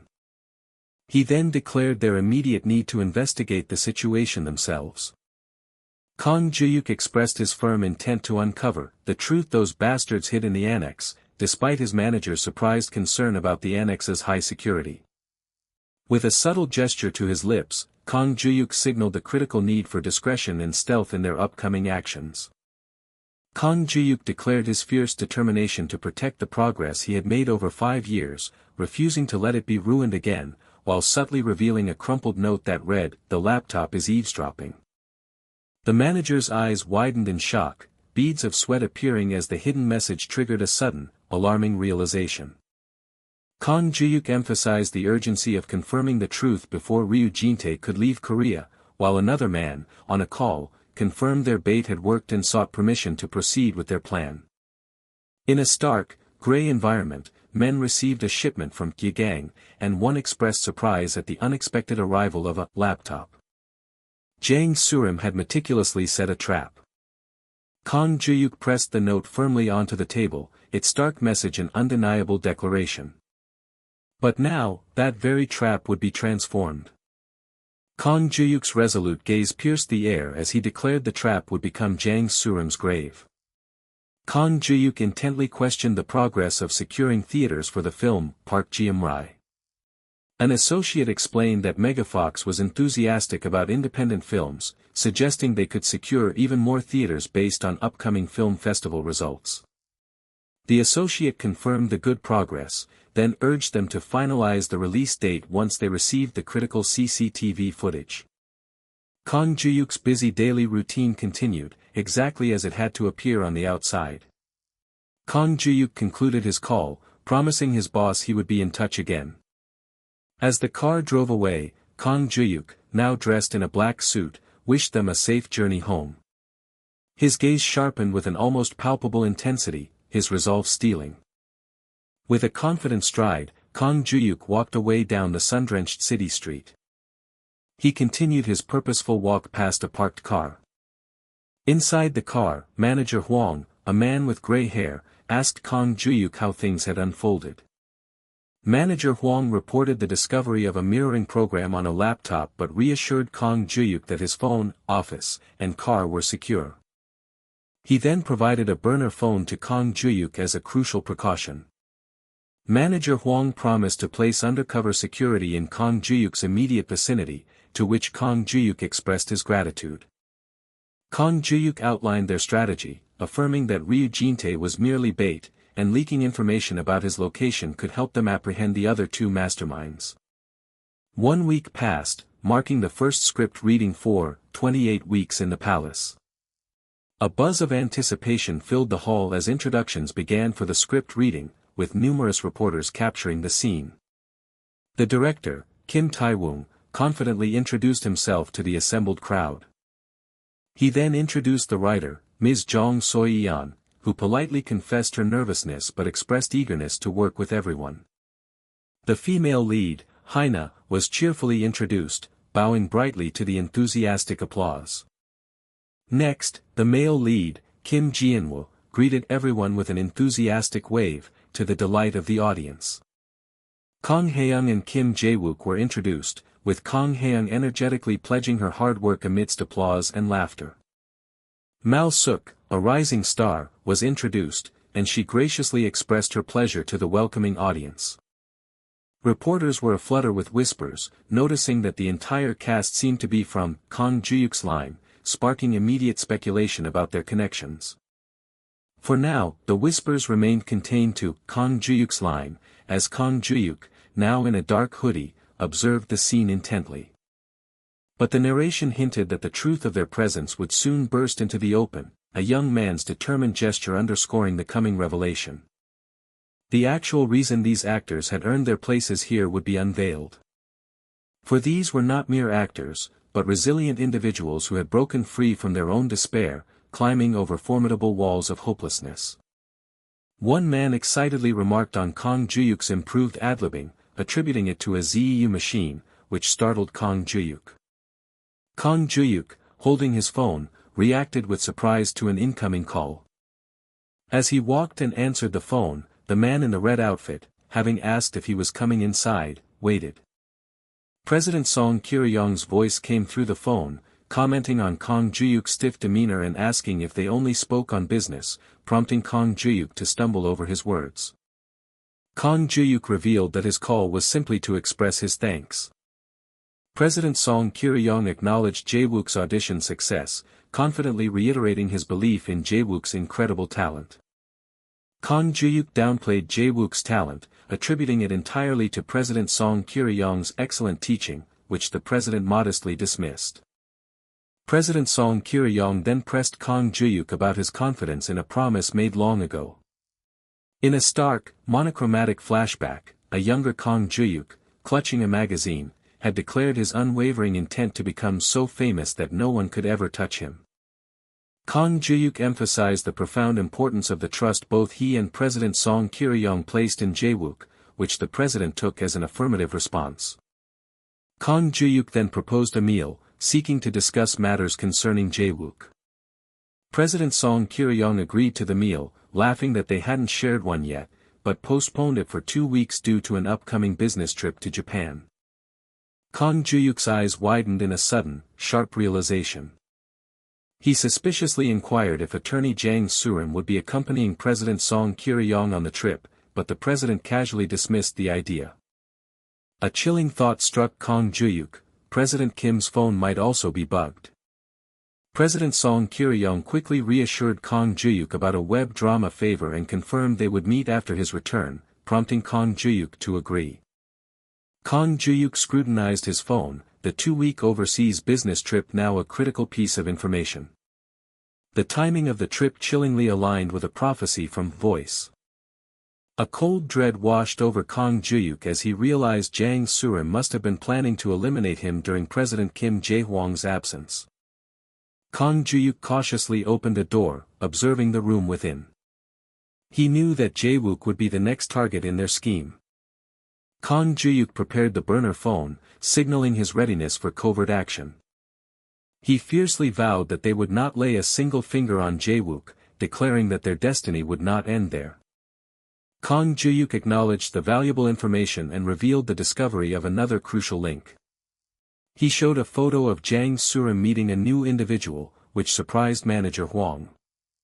Manager Hwang admitted the photo was unclear and pressed Kang Juhyuk for the identity of the person shown. Kang Juhyuk identified the woman in the photo as Madam Park Hyangmi, President Kim Jae-hwang's wife. Manager Hwang then asked about the man accompanying her, whom Kang Juhyuk identified as the head of security for Aegis Guard. Kang Juhyuk explained that the security head was hired immediately after a mugging incident, which Manager Hwang found to be an odd pairing. Kang Juhyuk revealed that their investigation showed a long-standing connection between the three individuals, leading Manager Hwang to a sudden, startling realization about a planted person. Kang Juhyuk continued, reporting rumors of Madam Park Hyangmi's suspicious accounts fervently acquiring shares in a gang's affiliates, which puzzled manager Hwang. All the scattered pieces of the puzzle were now beginning to fall into place. A grim realization settled upon Kang Juhyuk: if those two were indeed colluding, at least one certainty emerged. Madam Park Hyangmi knew of Jae-wook's existence. Manager Hwang grimly confirmed that only he and lawyer Jang were privy to Jae-wook's existence. Madam Park Hyangmi had tried to eliminate Jae-wook to seize control of the group. And when he became an obstacle, she had then tried to take him out. As Kang Juhyuk began to discuss finer details, manager Hwang abruptly cut him off, a firm rejection. Manager Hwang declared that President Kim Jae-hwang should confirm the information for himself, surprising Kang Juhyuk. He logically deduced that a meticulous individual like Jang Surim would never overlook a risk, and surely had an insurance policy to protect herself from blame. Manager Hwang then uttered a single, contemplative word: the annex. He outlined their plan: find the annex, deliver its contents to President Kim Jae-hwang, allow a gang to handle its own internal affairs, and then focus solely on the Hong Kong connection as he started the car. Kang Juhyuk voiced his concerns about how they would compel President Kim Jae-hwang to act and locate the annex, but manager Hwang calmly reassured him. Manager Hwang affirmed that the plan was already in motion, prompting Kang Juhyuk, with a grim determination, to ask if manager Hwang was ready. Was manager Hwang truly ready to step onto the stage of this elaborate play? A fly's multifaceted red eyes glinted in the darkness, a sinister observer. With determined strides, two men walked, their mission to use Jang Surim's own trap against her. A fly rested upon a Venus flytrap, watched by a skull, a chilling symbol of a trap set and impending doom. Kang Juhyuk confirmed Ryu Jintae's departure date for the 9th of next month, noting that he had let his guard down by meeting in an exposed location. The very fact that Ryu Jintae, previously confined to the annex, had now made a move carried significant weight. The narration confirmed that Ryu Jintae was the bait Jang Surim had deliberately leaked to them. Kang Juhyuk, leaning confidently on the table, proposed they begin their performance, knowing Jang Surim was waiting for them to bite. Kang Juhyuk stressed the urgency of catching Ryu Jintae, lest they lose their last chance, and manager Hwang resolutely agreed. Manager Hwang forcefully declared their plan to secure the ferry route and intercept Ryu Jintae on his way to the factory.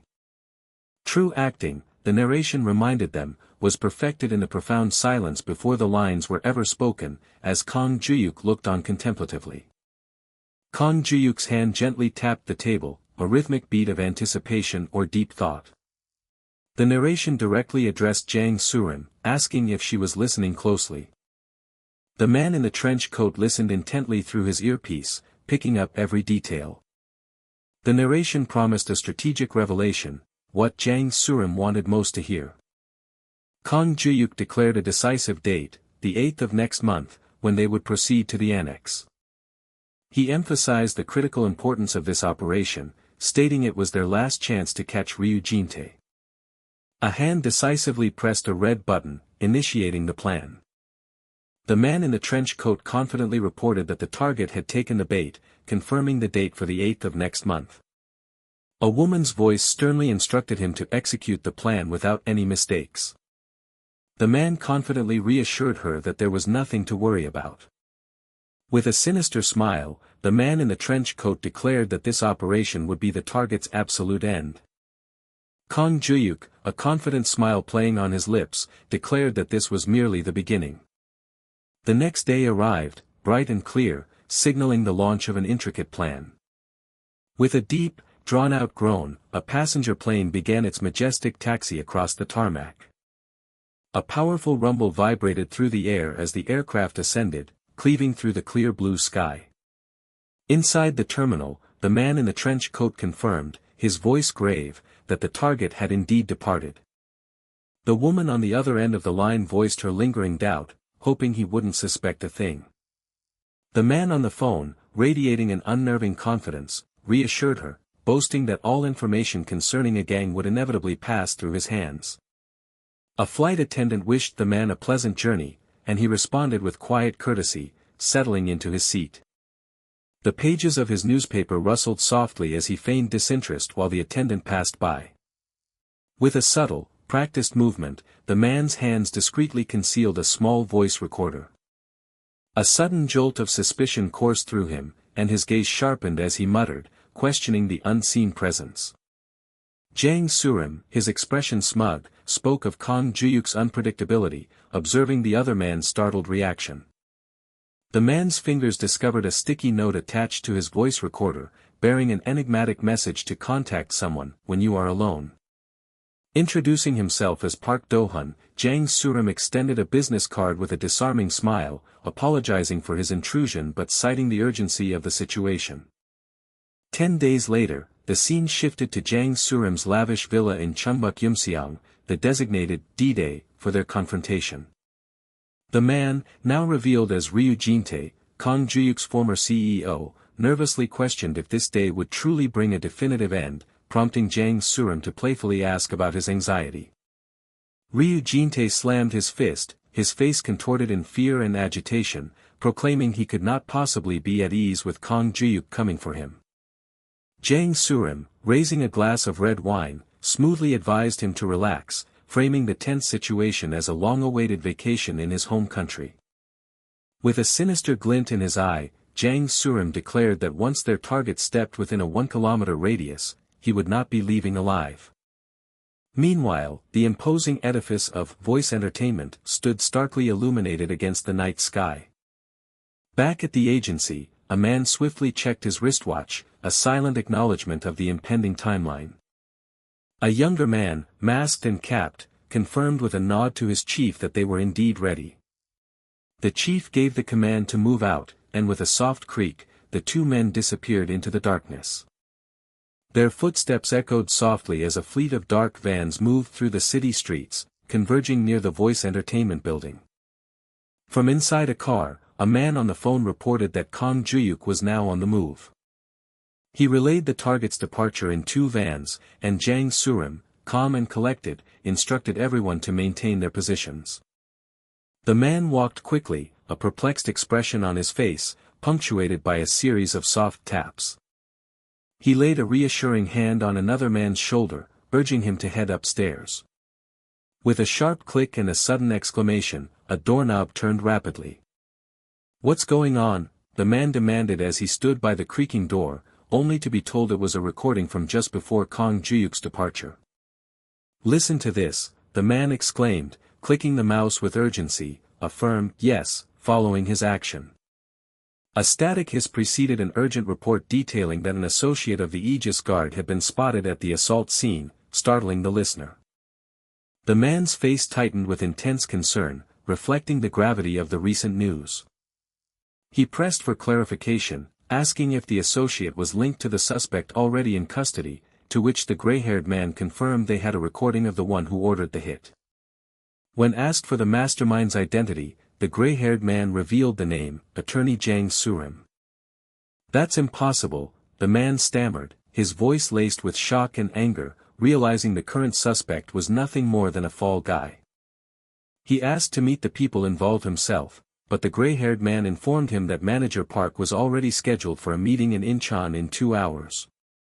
"No, I'm going to Incheon as well," he declared with fierce determination, startling the gray-haired man who questioned his focus on Ryu Jin-tae. He reasoned that if the information proved solid, Chairman Kim Jae-hwang would handle the fallout, making Ryu Jin-tae an easy target once Attorney Jang's protection was removed. And more importantly, a personal resolve burned hotter than any strategic calculation. He declared that finding the person who harmed Jae-wook was his absolute priority, asserting his protective role as Jae-wook's actor before his status as the chairman's son. The revelation of an associate at the scene ignited a wave of shock and disbelief. A profound shock struck him as he realized the desperate need to destroy the evidence before Chairman Kim could uncover it. "He's heading to Incheon right now," the man exclaimed, his alarm evident, startling his concerned colleague. "Send everyone to Incheon," he raged, his face covered in sweat, declaring that he too would be leaving immediately. With a thunderous roar, multiple vehicles sped through the city streets, their engines echoing into the night. The man in the red cap and mask pulled down his mask with a rustle, expressing relief that the boredom was finally over. Gleefully, the method actor anticipated the surprise party, demanding overtime pay and a late-night snack bonus for his participation. 2 hours later, the scene shifted to an abandoned factory in Incheon, shrouded in the depths of night. From inside his car, the man reported their arrival at the factory, noting that the meeting seemed to be underway, then awaited his orders. He inquired about the situation inside and was informed that Kang Juhyuk had been spotted, despite a weak signal. With a determined and angry expression, the man furiously ordered everyone to move in and breach the location immediately. He swallowed hard, his face a mask of menacing resolve, vowing that Kang Juhyuk would not leave the factory alive. A group of men in suits advanced with purposeful, echoing footsteps. A rustling sound accompanied their determined footsteps as the men in suits entered the vast, dark industrial building. A white car screeched sharply, its tires gripping the asphalt as it executed a sudden turn. From above, the man issued a stern command to search every corner, ensuring no one escaped. "It's empty," the man exclaimed in frustration, confirming that his target was nowhere to be found. He tapped his foot in enraged impatience, furiously demanding to know what was happening and for his subordinate to find their target immediately. A slight creak of metal accompanied a man in a suit turning to face his colleague within the dark hallway. A sudden bang startled the man as another forcefully broke through something unseen. Hands secured a door with deliberate clicks, locking it with a padlock and chain. "What are you doing, Chief Kim?" the man yelled into his phone, his voice laced with shock and anger. A powerful engine roared as several cars drove in a line through the city streets at night. Tires screeched and cars swished sharply through the dark, their headlights cutting through the night. "Ugh!" the man cried out, shielding his eyes in confusion and surprise as he was suddenly hit by intense bright lights. Bangs echoed as the man stood silhouetted against the bright spotlights that now illuminated the factory interior, casting a long shadow. Men in suits emerged from dark cars with glaring headlights outside the factory, their movements precise. The man shielded his eyes, his expression serious and subtly annoyed by the blinding lights. "Chairman," the man exclaimed in utter shock at the unexpected arrival of the chairman and his entourage. He mumbled in bewilderment, struggling to comprehend how the chairman had arrived at the factory.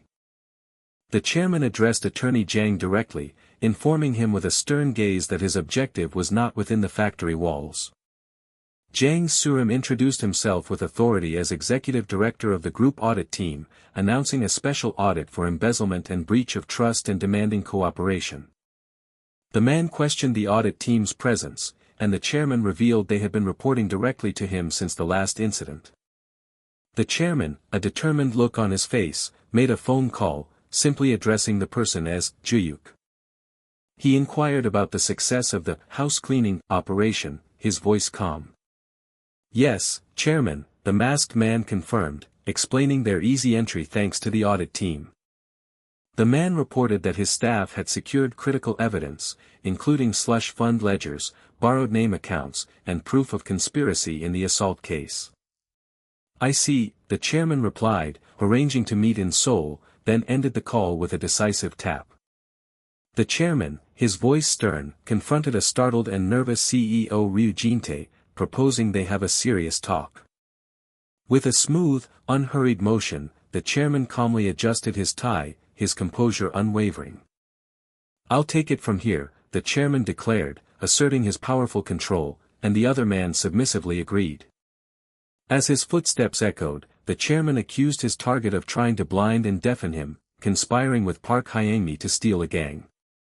With a definitive chuck, the chairman revealed he had spent days meticulously uncovering every wrongdoing, from cash flow to dummy accounts, leaving no speck of dust unturned. Holding up a badge in a plastic bag, the chairman, with another firm chuck, revealed that the dropped item had led him to reinvestigate the tainted Aegis Guard line. "Tell me, Surim," the chairman demanded, his voice echoing with authority. The desperate man tried to deflect, stammering that Kang Juhyuk was responsible, but the chairman cut him off, demanding to know his own identity.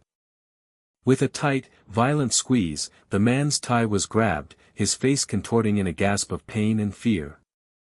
The chairman declared his identity with immense power and conviction: "I am Kim Jae-hwang." With a furious roar, the chairman asserted his ultimate dominance, proclaiming, "I am a gang." The unseen voice commanded, demanding a response from Surim. Ryu Jin-tae, trembling, desperately tried to shift the blame to Kang Juhyuk, as Kim Jae-hwang's stern gaze sought to penetrate his lies. A brutal grip fastened on Ryu Jin-tae's collar, eliciting a choked gasp of pain. The commanding voice cut through the tension, declaring a powerful identity: "I'm Kim Jae-hwang." With a guttural roar, Kim Jae-hwang asserted his absolute ownership and dominance, proclaiming himself a gang itself. Ryu Jin-tae collapsed onto the ground, startled and overwhelmed, gazing up in fear at Kim Jae-hwang's intimidating form. Kim Jae-hwang, turning his back with chilling calm, offered Ryu Jin-tae a grim choice: rot in prison for attempted murder, branded with indelible shame. He continued, outlining the second path: to pay for his crimes at a lesser degree of embezzlement and breach of trust, then disappear entirely from his son's life. In his despair, Ryu Jin-tae questioned why he was even being given an option, his voice laced with confusion and pain. Sweat beaded on Ryu Jin-tae's brow, his widened eyes reflecting an inner torment. Ryu Jin-tae's face contorted in a grimace of extreme tension, struggling to process the impossible situation. The thought echoed in the air: this was no real choice at all, but merely a different path to ruin. With a troubled expression, Ryu Jin-tae confessed his fear, believing Jae-wook's very existence posed an immense risk. A tense silence hung heavy in the night as Kim Jae-hwang stood over the defeated Ryu Jin-tae. Kim Jae-hwang scoffed, questioning if Ryu Jin-tae's fear was genuine, asking how he could have come so far if it were true.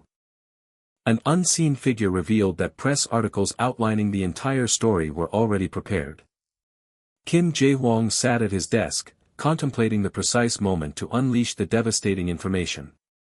His brow furrowed with concern, Kim Jae-hwang admitted that while Jae-wook would eventually learn the truth, he dreaded the boy's scarring discovery. Ryu Jin-tae flinched, drenched in sweat, as he absorbed the harsh accusation that he, a trusted uncle figure, was a vile demon. The unseen speaker continued, implying a powerful restraint. Kim Jae-hwang's face contorted with barely contained fury, admitting he was resisting the temptation to use illicit means to end Ryu Jin-tae's life. Ryu Jin-tae's fist clenched on the rough ground, a desperate, silent plea in the face of such wrath. With a solemn finality, Kim Jae-hwang delivered his last mercy, warning Ryu Jin-tae not to test his patience further. The modern house stood illuminated under the night sky, its cool glow belying the ominous atmosphere within. Ryu Jin-tae frantically tried to explain a 5-year-old misunderstanding to Kang Juhyuk, who listened with an unreadable silence. Kang Juhyuk, weary of the old story, calmly suggested they discuss something new. The new subject was Hong Kong. Ryu Jin-tae jumped in his seat, startled and sweating, demanding to know how Kang Juhyuk possessed such specific information.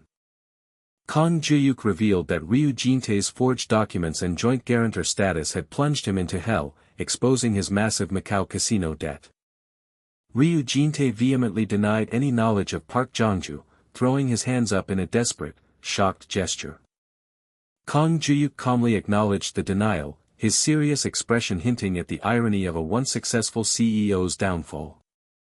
Ryu Jin-tae's frustration boiled over into a shout, stubbornly insisting he knew no Park Jong-ju. Kang Juhyuk then turned his attention to the entertainment company Ryu Jin-tae had established in Hong Kong, initially suspecting it was a mere shell for money laundering.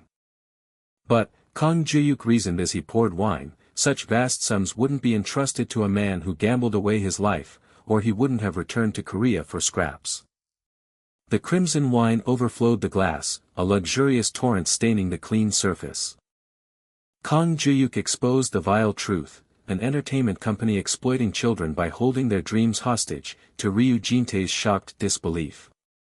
Kang Juhyuk's rhetorical questions hung in the air, asking what became of the countless trainees who never debuted.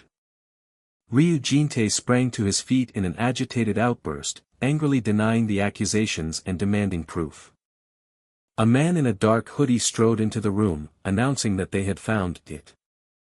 He presented a small bag containing black to a profoundly shocked Ryu Jin-tae. Kang Juhyuk observed the scene, realizing this was no mere bait, but something far more sinister. He then coolly confronted Ryu Jin-tae, asking if the drug was meant to quietly dispose of him. The staged narrative was clear: Kang Juhyuk was intoxicated with drugs and fell asleep. With a slight smirk, Kang Juhyuk connected the current plot to the 5-year-old rumors and Jang Surum's perfect, insidious designs. Kang Juhyuk then revealed that Ryu Jin-tae, too, had been ensnared in the trap, eliciting a shocked denial from the man. With a smooth motion, Kang Juhyuk slid a brown folder across the table, revealing Ryu Jin-tae's true role as Jang Surum's disposable pawn from the very beginning. Ryu Jin-tae's hands trembled as he received the folder containing the contingency plan. As he read, Ryu Jin-tae's face contorted in abject horror, realizing Jang Surum intended to pin everything on him if the plan went awry. Kang Juhyuk stated that Ryu Jin-tae had misunderstood, and that Kang Juhyuk himself was not the primary target this time. A chilling blue light illuminated Ryu Jin-tae's face as he was consumed by terror, learning the true, monstrous scope of the plan, to murder the family of the Agang group owner, utilizing a drug desperately hunted by the prosecution. Kang Juhyuk interlaced his fingers, his demeanor firm as he addressed Ryu Jin-tae by name. With cold resolve, Kang Juhyuk declared that Ryu Jin-tae had irrevocably sealed his own doom. Ryu Jin-tae fell to his knees, begging like a dog in desperate supplication. He pleaded with Kang Juhyuk, imploring him to spare his life just this once. Claiming blackmail, Ryu Jin-tae promised to do anything, then gasped in hopeful surprise when Kang Juhyuk simply said, "Fine." Kang Juhyuk stated that the Agang owner was still unaware of Ryu Jin-tae's existence, and that he held no personal interest in the man's punishment. He then offered Ryu Jin-tae another choice: confess all his Hong Kong crimes and go home, or come with him to face Park Jong-ju. Ryu Jin-tae's face twisted in pure terror, his eyes wide with fear of Park Jong-ju's brutal methods. In a panic, Ryu Jin-tae sprang to his feet, crying out that he would tell everything if it meant avoiding Park Jong-ju. And so, Ryu Jin-tae began to confess every detail he knew about the Hong Kong operation. The dazzling Hong Kong skyline shimmered under the night, a sprawling metropolis holding dark secrets. Ryu Jin-tae's role, the narration revealed, was to hand over locally recruited trainees to specialized brokers. In return for the trainees, the broker would hand Ryu Jin-tae a bag meant for Park Jong-ju. In the clandestine darkness of a dock at night, Ryu Jin-tae exchanged the bag with a man surrounded by watchful figures. The contents of the bag were identified simply as black. The narration explained that the trainees were presumed to be used for entertainment and drug distribution, though even Ryu Jin-tae himself was ignorant of the full, horrifying details. Human trafficking and illegal drug distribution, the narration revealed, were the sinister foundations of Park Jong-ju's immense financial power, a truth Kang Juhyuk absorbed with grim resolve. Ryu Jin-tae pleaded his innocence, insisting he was merely a pawn following orders. He then nervously asked if he was truly free to go, having revealed all he knew. Kang Juhyuk subtly glanced at Ryu Jin-tae, then gave a slight nod. Kang Juhyuk affirmed that he could leave, and Ryu Jin-tae sprang up, his face lighting with hopeful surprise. Overjoyed, Ryu Jin-tae declared his immediate departure, promising to repent and live quietly for the rest of his life. He scrambled towards a car, desperate to escape the scene, looking back in anxious disbelief that he was truly alone. The car sped away into the night, its headlights piercing the winding darkness. Ryu Jin-tae, driving, noticed an unexpected accident ahead, a look of surprise on his face. On the dark road, Kim Jae-hwang, composed, spoke to Senior Hwang on the phone, confirming the approaching vehicle and the safe receipt of an audio file, while police officers prepared their positions. Ryu Jin-tae leaned out of his car window, a smug smile on his face, asking the officers what the problem seemed to be, utterly unaware of his impending fate. Kim Jae-hwang looked sternly at Ryu Jin-tae, officially instructing him to step out of the vehicle, utterly stunning the man. As Ryu Jin-tae gripped his car door handle, Kim Jae-hwang listed the damning charges against him: human trafficking, aggravated confinement, sexual traffic violations, and narcotics offenses. A sharp click echoed as a police officer swiftly handcuffed Ryu Jin-tae's wrists, adding 5-year-old charges of forgery and fraud to his growing list of crimes. Kim Jae-hwang then added fleeing in a vehicle and suspected drunk driving to the charges, enraging Ryu Jin-tae. Handcuffed and consumed by betrayal, Ryu Jin-tae's face contorted in a silent scream of rage, realizing Kang Juhyuk had never intended to let him go. Kang Juhyuk's voice, calm and resolute, entrusted the ongoing operations to someone off-panel. As Ryu Jin-tae's apprehension and transfer were confirmed, the man in the dark hoodie expressed surprise at his capture, having believed he had let him go as promised. In the car, the man in the dark hoodie joked that Kang Juhyuk should consider an acting career, surprising him with the suggestion. The man in the dark hoodie chuckled, dismissing the idea of Kang Juhyuk becoming an actor, stating that the chief already had too much work to allow it. The man in the dark hoodie commented on the expanding scope of the operation involving Park Jong-ju, stating he would be satisfied with just one success today, prompting Kang Juhyuk to inquire what that was. With a subtle, confident smirk, the man in the dark hoodie revealed his solitary mission for the day: protecting Jae-wook. Their car sped off into the night as the man in the dark hoodie casually accepted the potential for future complications from team leader Chu's eventual discovery. The man in the dark hoodie looked at his phone in surprise as an incoming call from VIP Kim Hong-gil, manager, flashed on the screen. He answered, feigning surprise as the manager excitedly announced great news. The manager's excited voice proclaimed that Park Ji-eumri's film had been selected for the DBS competition section, adding a confidential detail. The manager continued, revealing that among festival programmers, their film was already being hailed as the discovery of the year, eliciting a subtle smirk of satisfaction from the man in the dark hoodie. The manager, practically bursting with excitement, declared his boss had great news: Park Ji-eumri's film was selected for the DBS competition, adding a strictly off-the-record detail. His manager's breathless voice continued, revealing that among festival programmers, their film was already being hailed as the discovery of the year. A subtle smile touched Kang Juhyuk's lips as he affirmed the news, recognizing how a win at the upcoming award ceremony would create perfect synergy with their release. With a decisive sound, movie truck president Song Kye-ryong confirmed their next meeting in Seoul, praising Kang Juhyuk's exceptional leadership, only for Juhyuk to feign an innocent confusion. Song Kye-ryong continued, expressing his awe that everything Kang Juhyuk touched turned into a hit, remarking it sometimes felt as if he could truly see the future. With a thoughtful gaze, Kang Juhyuk humbly deflected the intense praise, insisting their success was solely due to everyone's hard work, a feat he could never have accomplished alone. The next day dawned with monumental news. The Agang Group announced a sweeping organizational overhaul, alongside its ambitious Vision 2040, signaling a new era. The broadcast continued, detailing Agang's profound plans to dismantle its future strategy office and shift to autonomous management, a restructuring so significant that CEO Kim Jae-hwang reportedly cut his schedule short and returned home. On screen, the news anchors intensely debated the implications of Chairwoman Park Hyang-mi's decision to step down, scrutinizing whether a professional-led structure might be preferable to the image of hereditary management for global competitiveness. Kang Juhyuk observed the wall-to-wall news coverage, noting the glaring absence of any detailed mention of Park Hyang-mi or Jang Surim amidst the Agang Group's sweeping reforms. Juhyuk mused, recognizing CEO Kim Jae-hwang's characteristic quiet precision in excising the poison, and contemplating that perhaps now both Jae-wook and the Agang Group found a measure of safety. Kang Juhyuk, caught off guard, stared at a text from reporter Park Do-hun, who abruptly declared that missing out on an exclusive stung, but now their debt was settled for good, leaving Juhyuk utterly perplexed. A subtle smirk touched Juhyuk's lips as he reflected on the past. Park Do-hun, he knew, had been a useful, if disposable, card in his calculated game to pressure Jang Surim.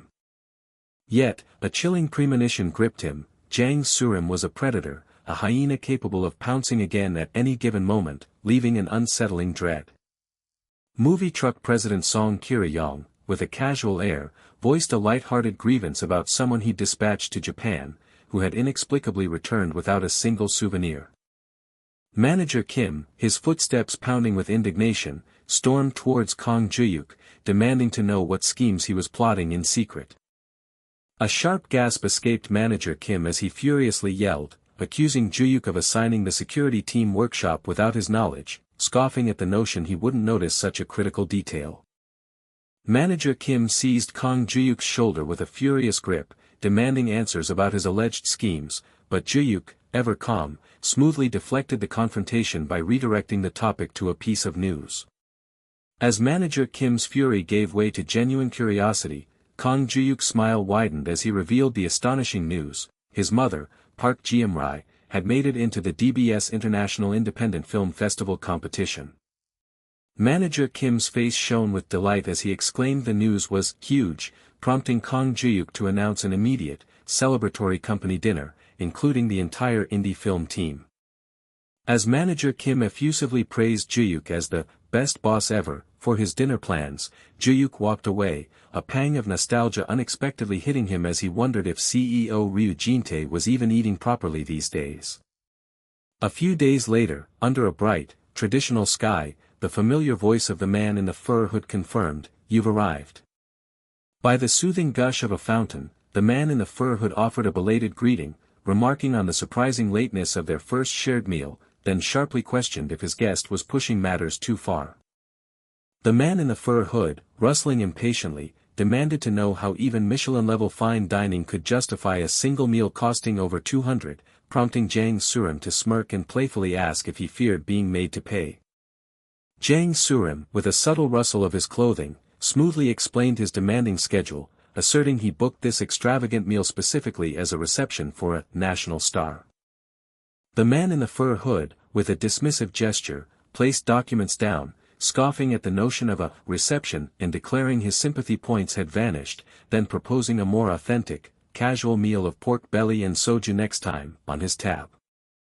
Jang Surim's hearty laughter filled the room, declaring it the best thing he'd heard all day, subtly hinting that if it weren't for the other man's current assignment, he would have made this a different, perhaps more consequential, dinner meeting. Jang Surim inquired about the news, asking if everything was wrapped up cleanly, but the man in the fur hood responded with a deep frown, sternly reminding him of the explicit warning not to meddle in family matters. The man in the fur hood sighed with exasperation, lamenting that the voice people never listen, while Kang Juhyuk, with a nervous gulp, awkwardly attempted a self-deprecating joke, "Who else besides me?" The man in the fur hood, his voice sharp with anger, revealed the answer: Jae-wook, reminding Juhyuk of a past, audacious claim made during a business trip, where Juhyuk had insisted Jae-wook was his actor before he was the man's son. Jang Surim offered a simple, yet perhaps loaded, "Thank you." The man in the fur hood then issued a stern advisory: from now on, Kang Juhyuk should learn of a gang matters strictly through the news, emphasizing it was not a warning, but critical advice, lest he complicate things for himself. With a purposeful rustle, the man in the fur hood smoothly transitioned topics, extending a folder towards Kang Juhyuk and inviting him to examine its contents. As Kang Juhyuk, a subtle smirk playing on his lips, rustled through the document, the man in the fur hood outlined an ambitious overseas launch plan for next year, specifically suggesting Juhyuk place one of his actors within it. A sudden, profound realization pierced Kang Juhyuk's mind, the implications of the document's contents sharply coming into focus. The document laid bare the audacious scope of the Agang Group's global branded content, an ambitious storytelling project designed to radically enhance the group's overall image on a worldwide scale. Kang Juhyuk, his gaze piercing, questioned the man in the fur hood with a subtle rustle of the document, seeking to unravel the true motive behind being shown such a profound project. The man in the fur hood, with disarming bluntness, declared the offer a bribe, causing Jang Surim to momentarily gasp before he clarified his true intent. He desired Kang Juhyuk's expertise on the project, offering a prestigious spot as an external expert. Kang Juhyuk, a hint of accusation in his smirk, pressed further, questioning if the man's true intent was merely to keep him under close surveillance, a notion the man in the fur hood playfully dismissed with a booming laugh. Jang Surim simply and politely uttered, "Thank you, sir," leaving the subtext of the conversation unspoken. The man in the fur hood remained profoundly silent, his gaze distant as he contemplated matters far beyond the present conversation. An unseen attendant's voice broke the silence, courteously announcing that their meticulously prepared meal awaited them. Jang Surim offered a rare compliment, noting the eel was exceptional, to which the man in the fur hood graciously replied he would gratefully enjoy it, all thanks to his host. Against all odds, new life blossomed and new flesh began to grow in the very places Jang Surim had ruthlessly clawed his way through, a testament to resilience. The crisp clap of the clapperboard sliced through the air, followed by an unseen voice declaring, "Ready. Action," ushering in the focused intensity of a new scene. On the set of the historical drama, the female actor delivered her line with emotional weight, questioning how her counterpart could always divine her future with such uncanny perfection. With an imperious command, the male actor demanded, "Speak," but the female actor, her voice laced with fear, firmly replied in character, "I cannot, your majesty."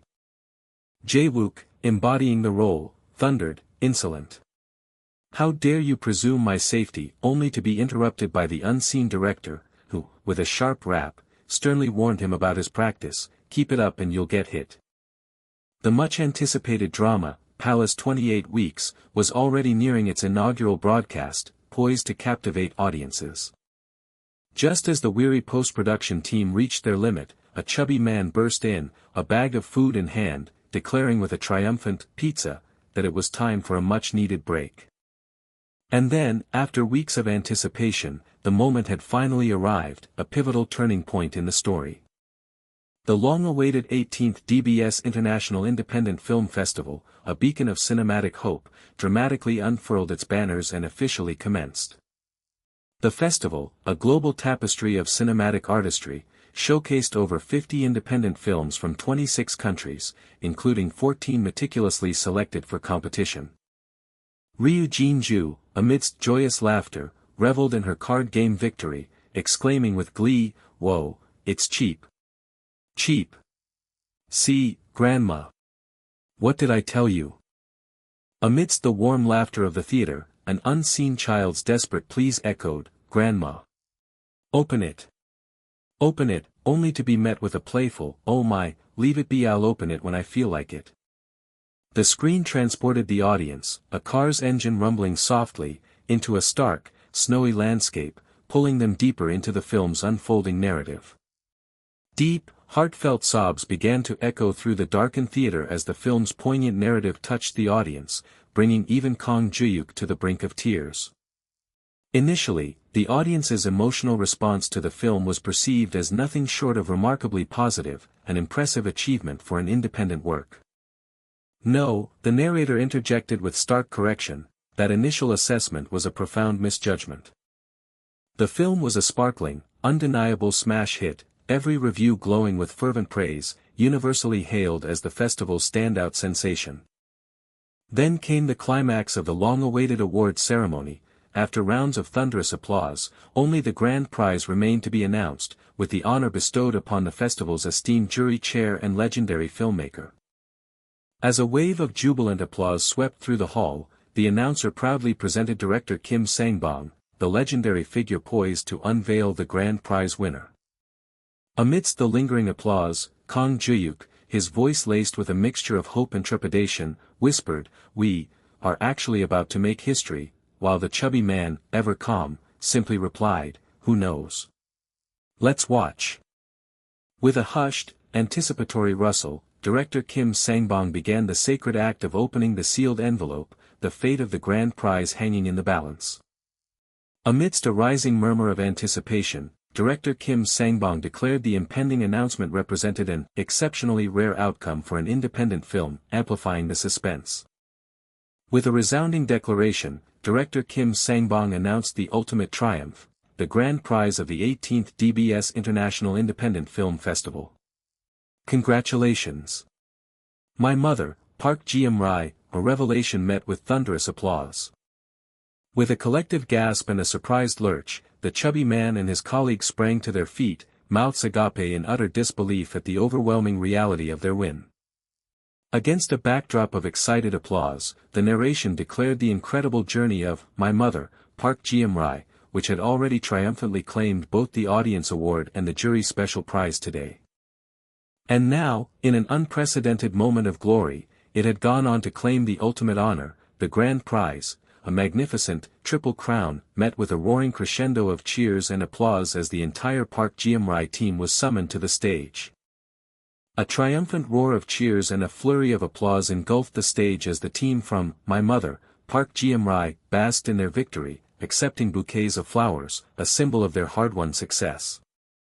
Movie truck president Song Kye-ryong, his smile radiating gratitude, began his acceptance speech, thanking the audience and revealing the profound truth at the film's core. It began in the desolate space left behind when the sacred shelter of a family vanished. Through a barely contained sniffle, movie truck president Song Kye-ryong continued, sharing the poignant lesson learned from Grandma Kim Ji-suk and Ms. Kang Hae-young, that simply holding each other's frozen hands possessed the power to forge a new, unbreakable family. With tears streaming down his face, movie truck president Song Kye-ryong dedicated the award, a beacon of hope, to Grandma Kim Ji-suk, who had so gladly become their family, and to every audience member whose heart was moved to reach out and connect with another after watching the film. And finally, with a hushed gravity that silenced the room, movie truck president Song Kye-ryong declared there was one last, indispensable thing he must say. Through his choked sobs and the rising tide of applause, movie truck president Song Kye-ryong passionately described the singular individual who, when all hope had fled and even they stood on the precipice of surrender, had willingly bestowed wings upon their clumsy, fledgling dream. With a powerful, heartfelt cry, movie truck president Song Kye-ryong proclaimed the benefactor's name, CEO Kang Juhyuk of Voice Entertainment, a revelation met with a thunderous ovation, exuberant cheers, and a joyful wave of laughter, as he declared they wished to share all honor with him. As fervent applause reverberated, director Choi Myung-hoon, a triumphant smile spreading across his face, exclaimed with profound satisfaction, "Ah! We really landed a prime slot." Bathed in the dazzling, sparkling lights of victory, Kang Juhyuk and his triumphant team stood united on stage, receiving the thunderous, well-deserved ovation of the elated audience. This monumental triumph belonged to two unyielding directors who ran the arduous race to the very end, marking the historic moment a voice entertainment film was globally recognized for the very first time. A celebratory chime echoed, officially calling everyone to transition from the awards stage to the lavish banquet hall, where the festivities would truly begin. As they walked, their footsteps echoing softly, the chubby man expressed his profound surprise at the Independent Film Festival's impressively lavish reception, speculating the organizers had caught a scent and secured a major, highly unusual sponsor for DBS. The man in the suit, intrigued, pressed for the sponsor's identity, to which the chubby man vaguely speculated it was some kind of food company. A sudden burst of realization struck the chubby man as he loudly exclaimed, "Ah! It's hanging right over there," gesturing towards the visible sponsor's name. A sudden, decisive halt punctuated the rhythmic footsteps, an abrupt stop that carried an unspoken weight. As his team's footsteps continued, the chubby man, filled with concern, inquired if something was amiss, but Kang Juhyuk, his expression pensive, simply urged them to proceed, his dismissal carrying an uncharacteristic gravity. As the team's footsteps continued down the hall, the red-haired woman called back with a cheerful urgency, "Hurry and come, boss," unaware of the weight that held him still. A hushed quiet descended around Kang Juhyuk as he stood transfixed, his gaze locked onto an unseen sign, its presence suddenly resonating with an inexplicable significance. With a sudden, impactful resonance, the sign blazed into clear focus, revealing the name that struck Kang Juhyuk to his core, DBS Tizen Foods. Then, from the periphery, a voice, chillingly familiar, softly uttered the name that had just pierced his thoughts, Kang Juhyuk. A jolt of raw recognition shot through Kang Juhyuk, his eyes widening in a visceral blend of shock and dawning fury as the full, terrifying truth began to settle. With slow, deliberate footsteps that echoed ominously, the man in the suit approached Kang Juhyuk, his voice unsettlingly calm as he offered, "Congratulations, Mr. Kang Juhyuk." Kang Juhyuk's jaw clenched, his eyes blazing with an incandescent, wide-eyed fury as the man's words twisted an old, festering wound into fresh agony. With a chilling, almost metallic click to his words, the ominous man stated, his smile widening, "I've been meaning to meet you at least once," a phrase laden with unspoken menace. With a subtle, almost serpentine rustle, the man's ominous smile deepened as he finally introduced himself, "Nice to get the chance. I'm Taesin Foods Executive Director Park Jongju," a name that now resonated with Juhyuk's darkest premonitions. The name of Kang Juhyuk, a man of significant weight, was formally announced. With a partially shadowed gaze, Kang Juhyuk focused intently on an unseen future, his resolve hardening. The man in the dark suit strode past, his footsteps punctuating the hallway as he offered, "Congratulations, Mr. Kang Juhyuk." In the dim light, Kang Juhyuk's face contorted with a raw, wide-eyed fury, a silent storm brewing within him.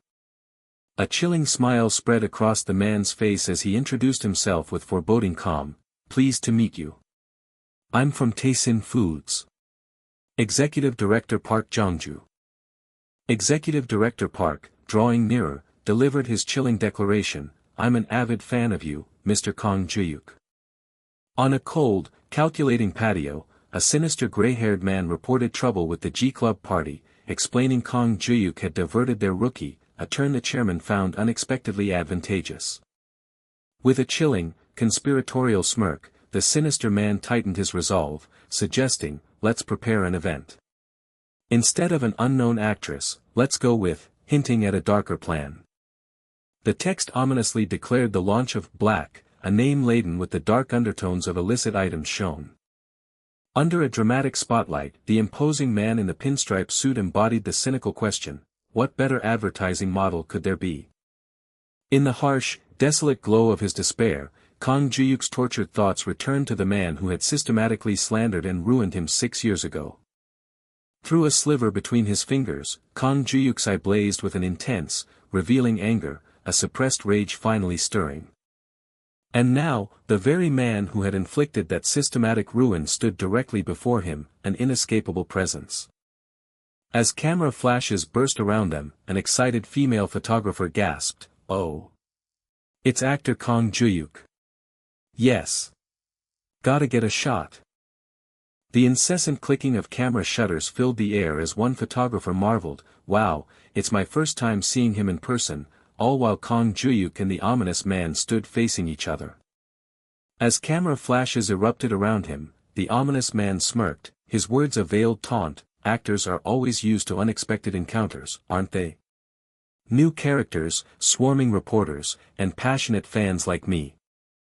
Amidst the persistent camera flashes, Kang Juhyuk retorted, his voice edged with bitter sarcasm, "Well, thanks to a certain someone, I'm not an actor anymore. Especially when that someone is." With a visible grimace, Kang Juhyuk shifted slightly in disgust, his voice laced with venom as he declared, "A man who reeks with a horrific stench, I can't stand it." The ominous man's mouth curved into a knowing smirk, letting out a low, sinister chuckle. "Ha!" The ominous man chuckled, his invitation chilling, "If you like things neat and tidy, you'll enjoy the banquet. We've prepared a surprising special dish as well." Amidst the elegant chandeliers and floating musical notes, guests mingled in the luxurious banquet hall, serving themselves from the laden dessert table.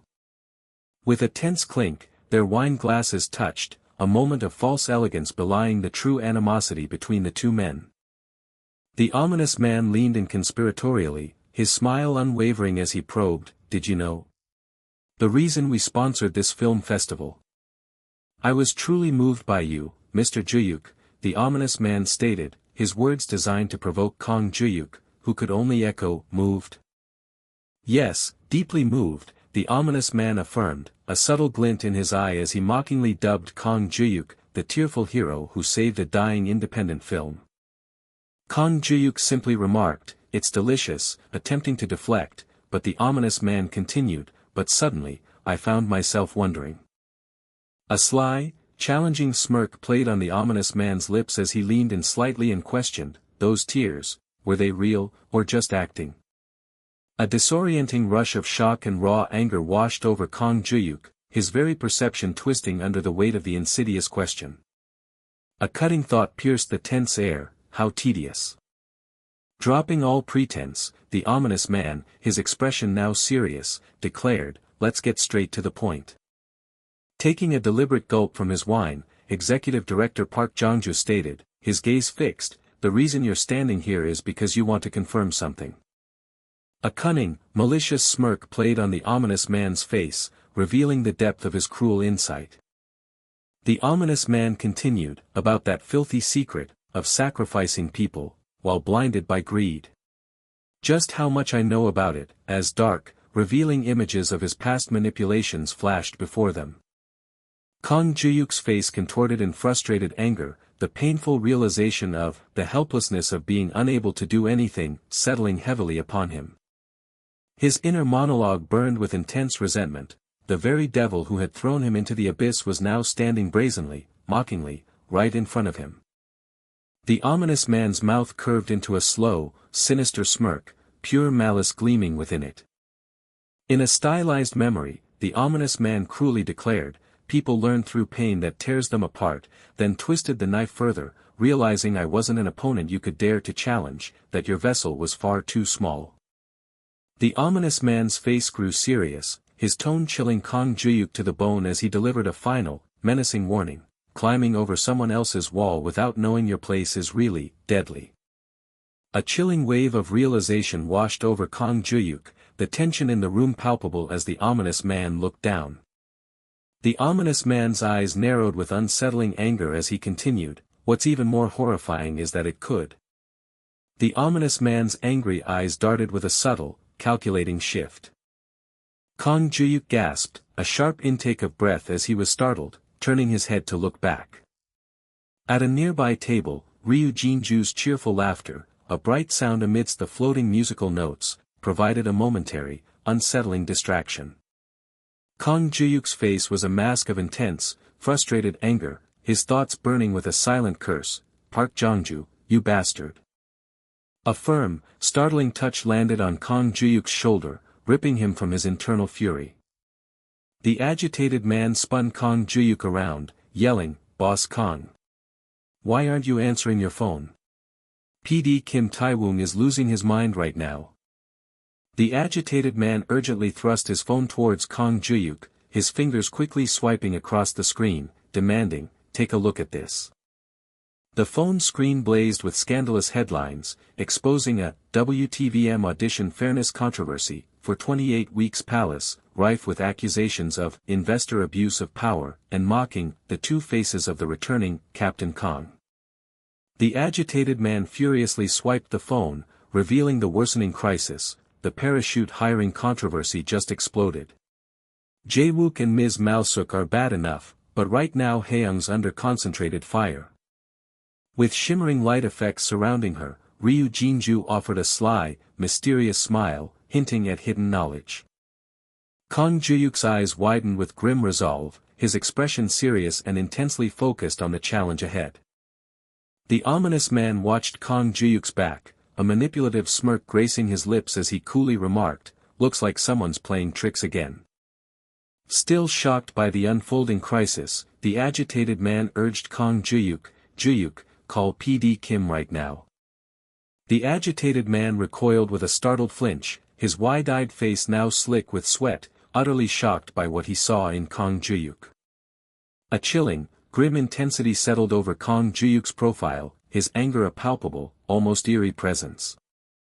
With deliberate, determined strides, Kang Juhyuk advanced, his thoughts condemning the man who acted, without getting a single drop of blood on your own hands. The ominous man simply looked puzzled. With a decisive move that sent the agitated man sprawling, Kang Juhyuk turned, his thoughts accusing, fanning the controversy through puppets, before he sharply demanded, "Hey." Kang Juhyuk's inner voice seethed with burning contempt, "You utter piece of trash." Kang Juhyuk's voice, strained with years of suppressed anger, laid bare his tortured past. "While I was rotting in a semi-basement for the past 5 years, I imagined meeting the man who did this to me countless times. There was something I absolutely wanted to say to you. Kang Juhyuk's eye, a chilling window to his soul, burned with vengeful intensity as he made a silent, terrifying vow, I'll return the hellish pain I endured, exactly as it was, you bastard. With a single, firm clink, their wine glasses connected, a symbolic challenge silently accepted in the tense, formal setting. With deliberate, resolute footsteps, Kang Juhyuk strode forward, leaving the ominous man and the agitated man behind, his path now clear. In the quiet, dimly lit professional setting of his office, Director Kim Sang-bong sat thoughtfully at his desk, his gaze fixed on his phone. A soft rustling sound accompanied Director Kim Sang-bong's reflective sigh as he muttered into his phone, the paparazzi are always so terrible with their timing. Against the backdrop of a vast, urgent cityscape at night, movie truck president Song Kiri-young's voice erupted, Director, please calm down. How can we delay the schedule right now? Movie truck president Song Kiri-young's mouth, contorted in a frustrated yell, insisted into the phone, we're responding as we speak. You know as well as I do. These accusations are completely unfounded. Director Kim Sang-bong abruptly ended his call with, I'll call you back, then, with determined footsteps, he moved to demand, what's the situation right now? The agitated man abruptly rose, declaring with escalating alarm, with the premiere just a week away, public opinion is at rock bottom. The entire PR team is in, responding, but it's only getting worse. The man frantically tapped at his tablet, his concern etched on his face as he urged, take a look at this. Even the viewer message board is basically paralyzed. The screen displayed a torrent of hostile public outrage, with comments ranging from, Kang Juhyuk's just the same kind of guy, to accusations of hypocrisy and widespread calls to boycott the premiere. As a production team was overwhelmed by controversy, Kang Juhyuk remained remarkably calm, a quiet sigh escaping him as his mind processed the chaos. The distressed woman slumped despairingly in her chair, clutching her head and murmuring, no, this can't be happening, this has to be a dream. Even as a contrasting narration declared, but controversy isn't a wildfire, it's fuel. Holding his tablet with a serious, analytical expression, Kang Juhyuk declared, two core keywords, then. Kang Hae-young and Kang Juhyuk. The unspoken truth hung heavy, his adversaries were now openly declaring their intent to hunt him down. An ominous, monochromatic vision depicted a sinister man preparing to harm a tied-up woman, illustrating the grave threat, if they tear into Kang Hae-young. The narration revealed the cascading consequences, not just 28 weeks palace. In a fragmented, apocalyptic montage, the stark text revealed that everything, including the soon-to-be-released My Mother by Park Ji-mi and Execution, can be brought down, a vision of ruin and destruction. Director Kim Sang-bong, perhaps idly scribbling, thoughtfully asked, Director, how's the quality of Episode 1, eliciting a surprised, huh? Episode 1, from Kang Juhyuk. Director Kim Sang-bong, looking serious and thoughtful, admitted, well, it feels awkward saying it myself, but, it turned out exceptionally well. Even the voice entertainment rookies. Director Kim Sang-bong lamented, so it's all the more unfair. Only for Kang Juhyuk to cut him off with a direct, challenging question, then why are you scared? The man with the tablet inquired, what about media response lines, and the woman, with a subtle, affirming gesture, confirmed, yes, we're rebutting each rumor by category. The woman, holding her tablet, offered the official defense, actor Kang Juhyuk only participated in the second round of auditions. The actors concealed their affiliations until the end, and the final decision was entirely the production team's. The man snickered with a dismissive, yes, by the book, an excellent response, but the woman with glasses voiced her profound doubt, but do you think anyone will believe it in this situation? The distressed woman, her head whipping around with agitated frustration, declared, the public is only consuming articles from major outlets, and they'll keep doubting us until the broadcast. As expected of you, writer Young, the man complimented, surprising her, before adding with analytical precision, that's the core point. The core concept, starkly presented, was endless doubt. Kang Juhyuk, now revealing his strategic intent, proposed, "This time, let's use that endless doubt against them," prompting a surprised and questioning, "What? How do you plan to?" From the woman with glasses. With a bold and strategic confidence, Kang Juhyuk declared, "For the first time in my acting career, I'm going to play a game of nerves with the viewers." On the phone, director Kim Sang-bong exclaimed, "Oh dear, national star," as movie truck president Song Kiri-yong, sounding frantic, interrupted, "I saw the article already, but I don't have time to talk right now." Eliciting a shocked, "What?" from director Kim. A look of shocked curiosity crossed director Kim Sang-bong's face as he questioned into the phone, "Did I hear that right just now? A solo interview for the first time in 5 years?" The narration built suspense for the upcoming revelation. "Yes, that's right. The title is..." The provocative, challenging title was revealed, "Doubt Me." Amidst a dramatic flurry of camera flashes, Kang Juhyuk stood confidently on the phone, his voice resonating with defiance, just like 5 years ago. The crisp morning light broke over the city, signaling a new day, yet the air was thick with the lingering tension of battles fought and those yet to come. The rhythmic clatter of an approaching train resonated through the urban landscape, an ordinary sound preceding an extraordinary revelation. The platform, usually a scene of quiet routine, buzzed with the mundane announcements for arriving trains, unaware of the impending disruption. Then, a ripple of shock spread through the waiting crowd, as commuters gasped and exclaimed, their eyes glued to their phones, consumed by sudden disbelief. The screen unveiled the provocative headline, "The King Returns." Kang Juhyuk breaks his silence, "Doubt Me. 5 years." This was more than just news, it was actor Kang Juhyuk's first solo interview in 5 years, a moment the industry held its breath for. The detailed article clarified that Kang Juhyuk wasn't merely addressing the parachute casting controversy with vague explanations, he was embracing it head-on, daring the public to judge him, just as they had 5 years ago. The frantic flashes of cameras punctuated the tense atmosphere of the interview, each burst of light capturing a moment of profound significance. The reporter, sensing a deeper narrative, directly confronted Kang Juhyuk with the rumors, only to be met by an unwavering gaze filled with a solemn resolve not seen even at the height of his fame. Kang Juhyuk, his hands clasped firmly, then confirmed the precise facts of the matter. The actors who passed the auditions for 28 weeks, Palace, were indeed signed under voice enter. Yet, Kang Juhyuk emphasized, the true question transcended mere facts. It wasn't about who had put them there. He asserted that the real issue was a more insidious one, affecting actors even before they could truly begin their careers. His voice, sharp with accusation, demanded to know who was attempting to kill these burgeoning talents. Intrigued by the unexpected turn, reporter Park probed further, asking if Kang Juhyuk truly believed there was a deliberate force behind the controversy. Kang Juhyuk recalled his own brutal fall from grace 5 years prior, when organized rumors and fabricated scandals had instantly made him public enemy number 1, the camera flashes blinding him in a monochrome, hostile world. He had been afforded no chance to defend himself, forced to helplessly watch as he lost everything and his career collapsed. Now, Kang Juhyuk declared, that same unseen force was actively obstructing the path of promising young actors just as they were beginning to blossom. Though his voice remained calm, a deep, controlled anger simmered beneath, as he looked directly into the camera, poised to address the public with a searing question. So, with deliberate gravity, Kang Juhyuk posed his challenge to everyone listening. He asked if they would again judge without seeking the truth, just as they had done to him 5 years earlier.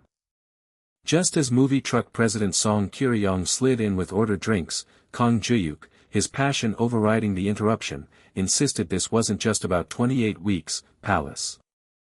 Movie truck president Song Kiri-yong then added, with a serious expression, that the fight extended to the upcoming film, My Mother Park Geumri. Kang Juhyuk passionately revealed that the struggle encompassed all his works, his people, and everything he was staking to present to the world. He defiantly told the public to doubt him. He granted them the freedom to embrace every accusation and suspicion, just as they had done 5 years ago, a declaration that moved one woman to tears. But Kang Juhyuk had one crucial request.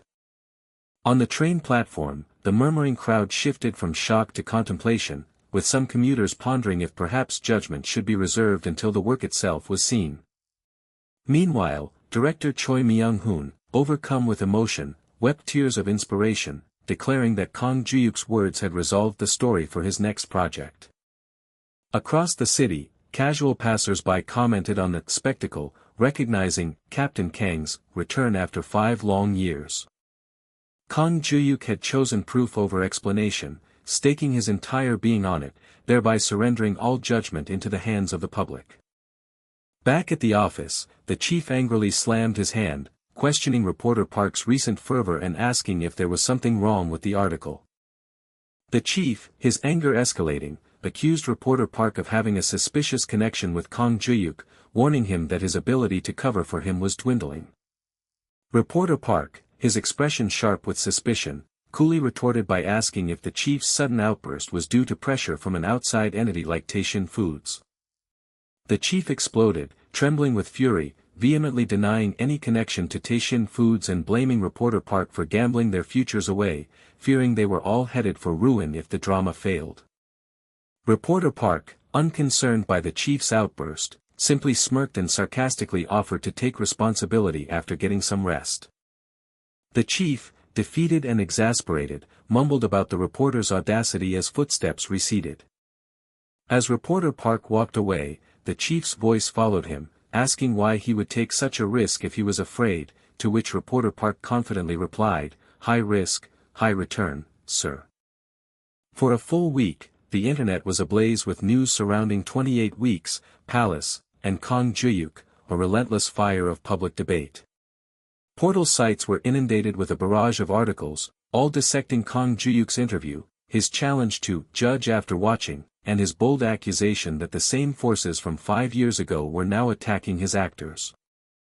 Consequently, public opinion underwent a gradual, profound shift, transforming from criticism into a whirlwind of anticipation, as online comments reflected both skepticism and newfound curiosity.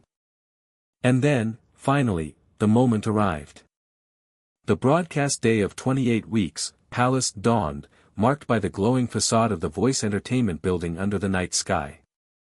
With a nervous click of the remote, Kang Juhyuk enthusiastically called out, "Ambition 808, twice."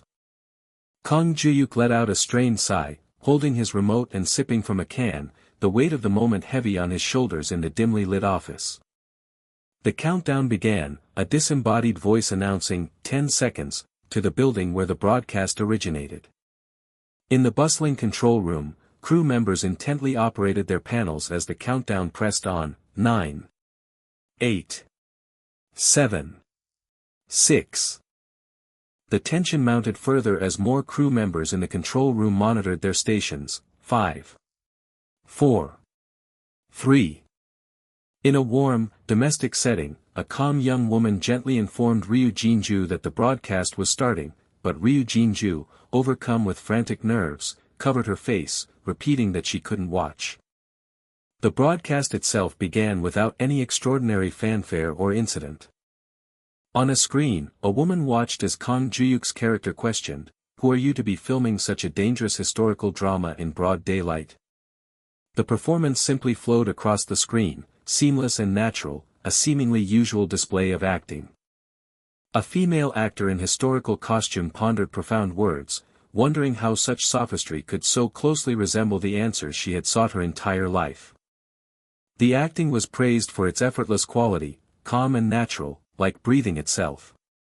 Another female actor in period attire delivered a cutting line with a smirk, asserting that even a lamp destined to burn out quickly could still flicker brightly for a fleeting moment.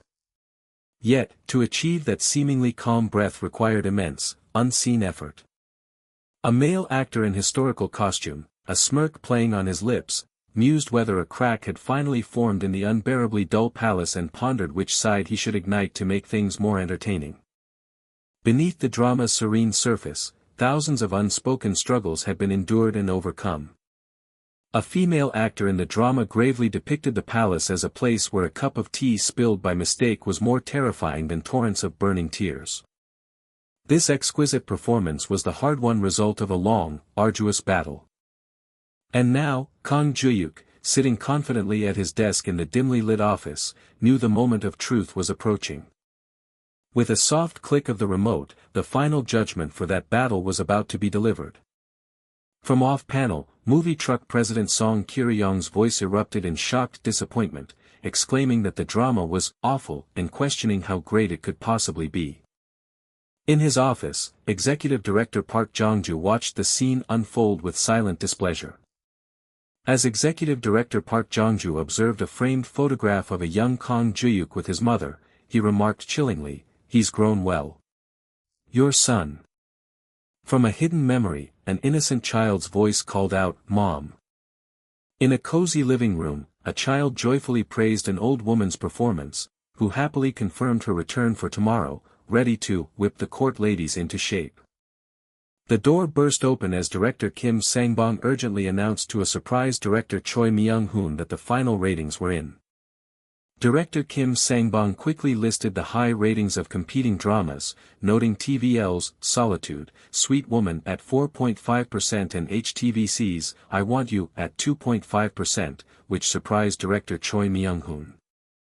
Director Choi Myung-hoon, anxious and sweating, urgently pressed for their own drama's ratings, desperate to know if they had even surpassed 3%. According to Voice's earlier prediction, the drama was expected to perform strongly.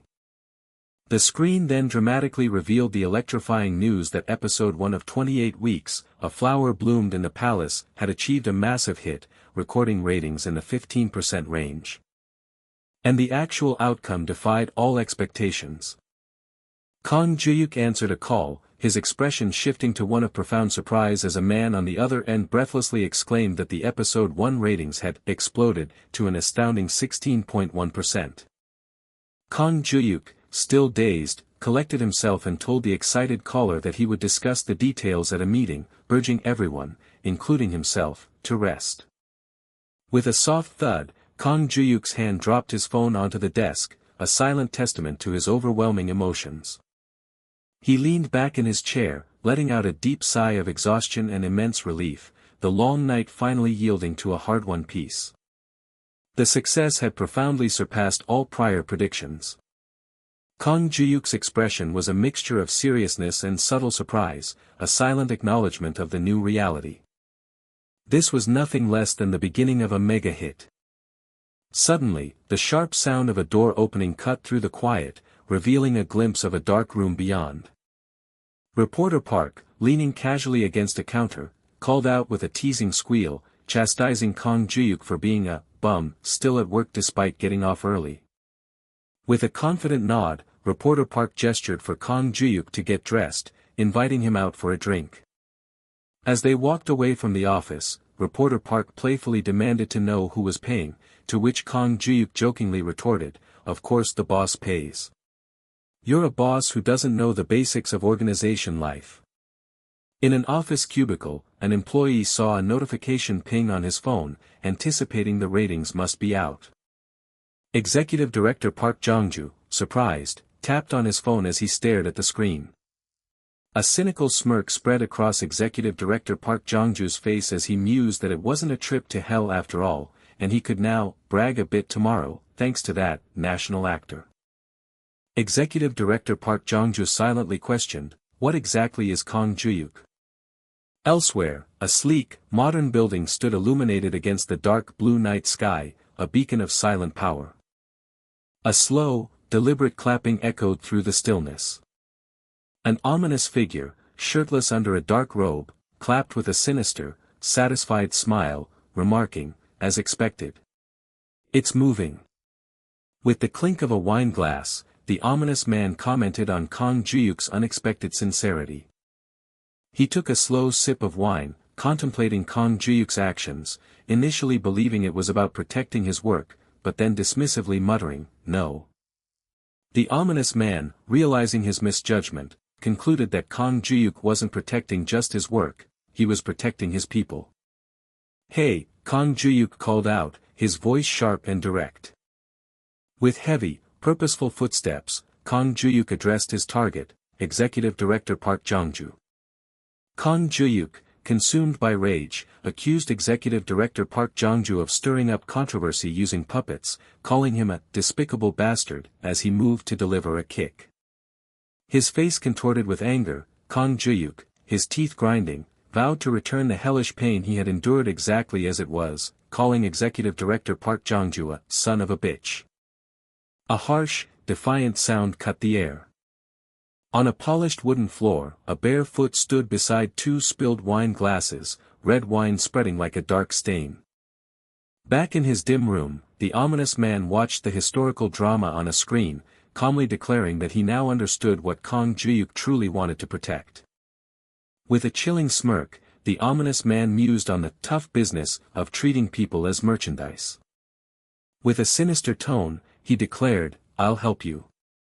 The ominous man, his expression chilling, looked down and declared that Kang Juhyuk's precious people would be put on a clearance sale. The nepotism controversy had been completely extinguished, washed away by a rising tide of public praise for the actors' performances and production. With every subsequent episode, the viewership ratings for WTVM Week 28 in the Palace shattered new records, overwhelming even highly anticipated network dramas. Amidst the bright, cheerful set, a photographer directed Haina to tilt her head slightly, capturing the images that would add to the immense praise for top-tier stars Haina and Kim Ji-woo. Kang Hae-young, Kim Jae-wook, and Mal Suk, once at the heart of scandal, shared joyful laughter as they were instantly propelled to stardom as the best rookies of the year. The public's fervent support for the Kang Juhyuk team, who had dramatically flipped the script, rustled through the bustling city streets and extended to the film released right after the premiere of 28 Weeks in the Palace. Crowds gathered with busy anticipation, watching a screen display the title of the movie, My Mother, Park Ji-rai. A few weeks later, the landscape of their lives shifted once more. Outside a modern office building, an unseen voice invited someone named Songo to take a seat. A man with gray hair leaned across the director's desk, playfully complaining that it had been far too long since he had been called, leaving him feeling neglected, but the serious director remained silent. The director then stated that CEO Kang Juhyuk had just been there, startling the man with gray hair into an incredulous laugh about Juhyuk's visit. This was the era of the broadcaster's power trip, casting a stark shadow over the dark, empty streets. Alone at a dimly lit bar, a man admitted to his companion that he grew nervous whenever CEO Kang called, shrugging with a sense of foreboding about what news awaited him today. With a subtle gulp, the man turned to his companion and asked if he had something for him. The companion, startled, stammered a reply, making the man sigh with the sudden realization that the souvenir from his Japan trip had not been bought. The man then startled his companion by pointedly mentioning the souvenir from the Japan trip, causing the other to exclaim in surprise. With a soft thump, the man with gray hair impatiently thrust a stack of documents toward him, declaring, "Whatever. Just take this." As he rustled through the documents, the man asked what they were, to which his companion replied they were exclusive data they had gathered.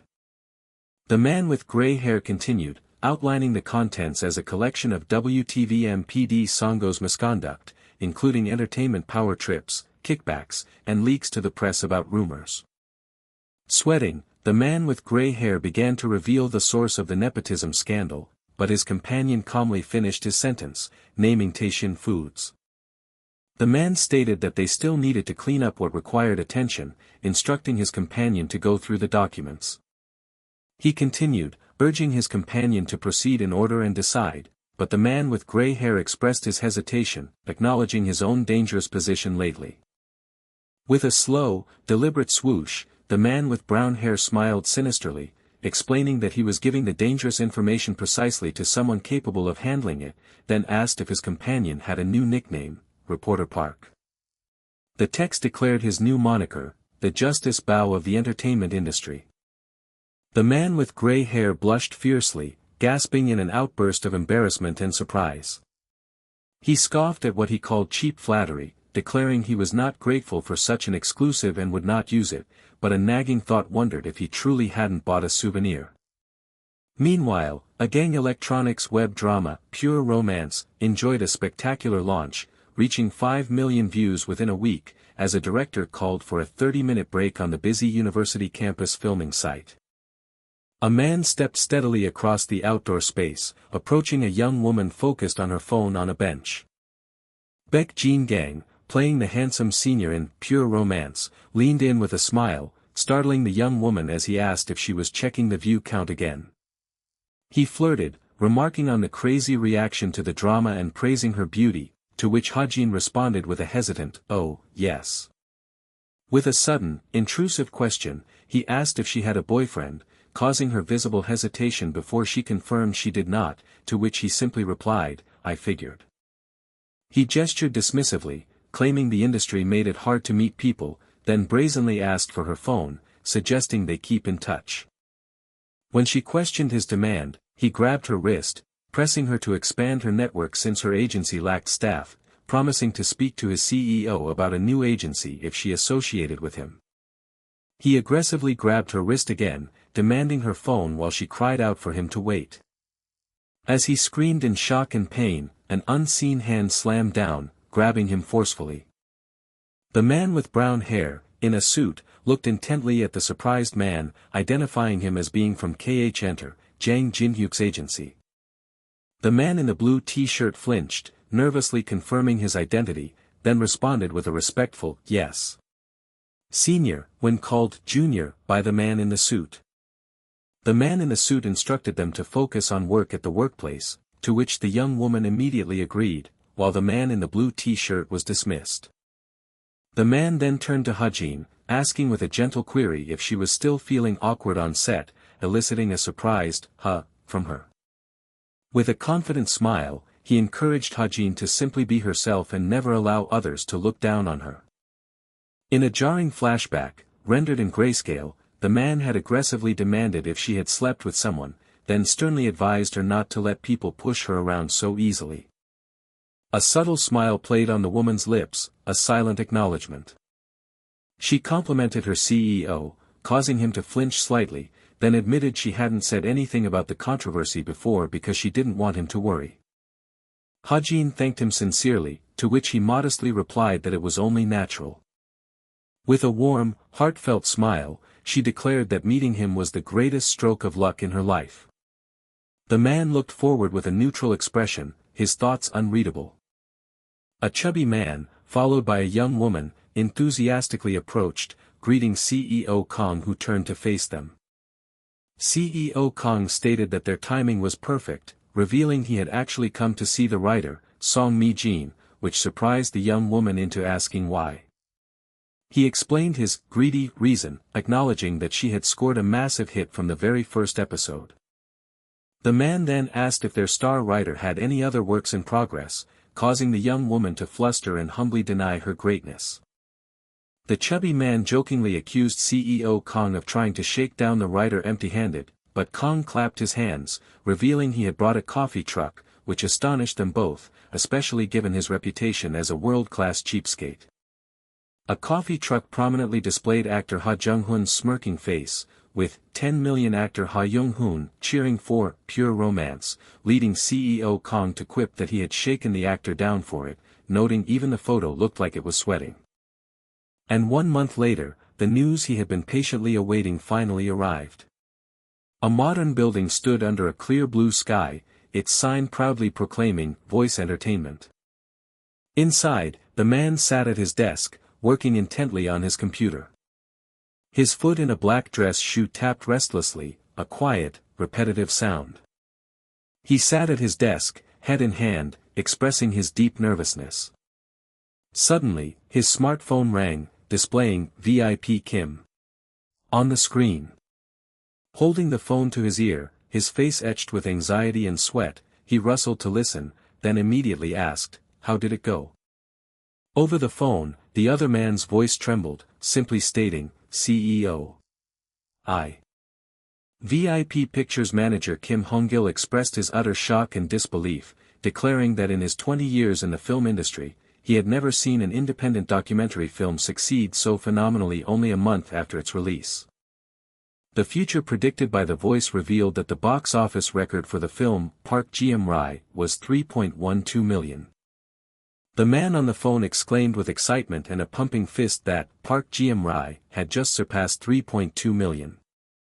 The independent film department was cheering wildly, going wild over the performance bonuses, as the man on the phone described their fervent celebration.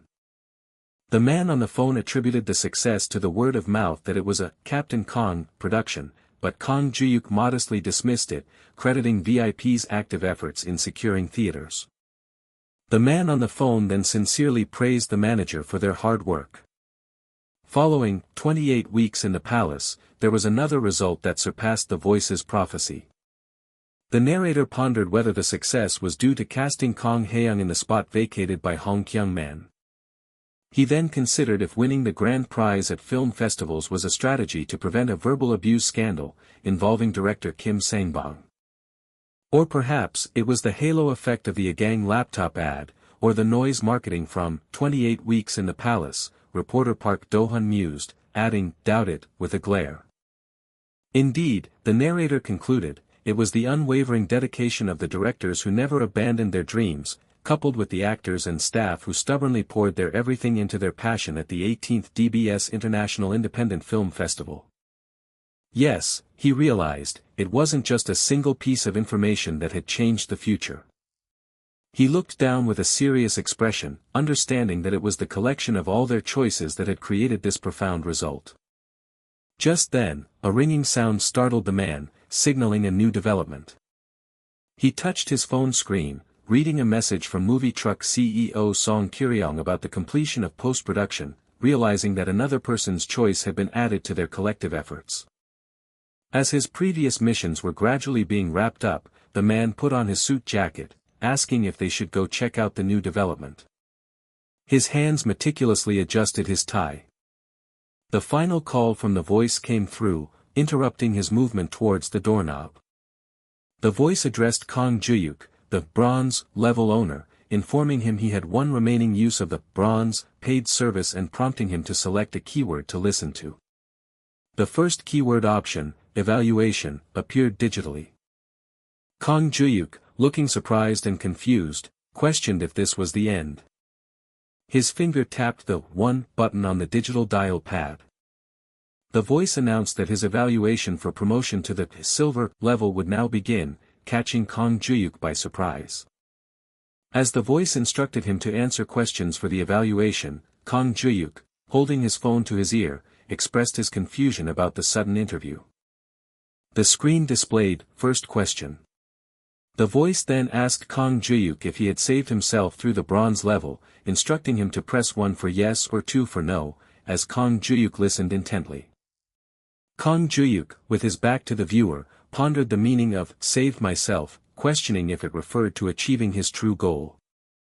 Tapping 2 on his phone, Kang Juhyuk declared, not yet, as the voice proceeded to the next question. When the voice asked if he had changed the future through the bronze level, Kang Juhyuk confidently responded, number 1.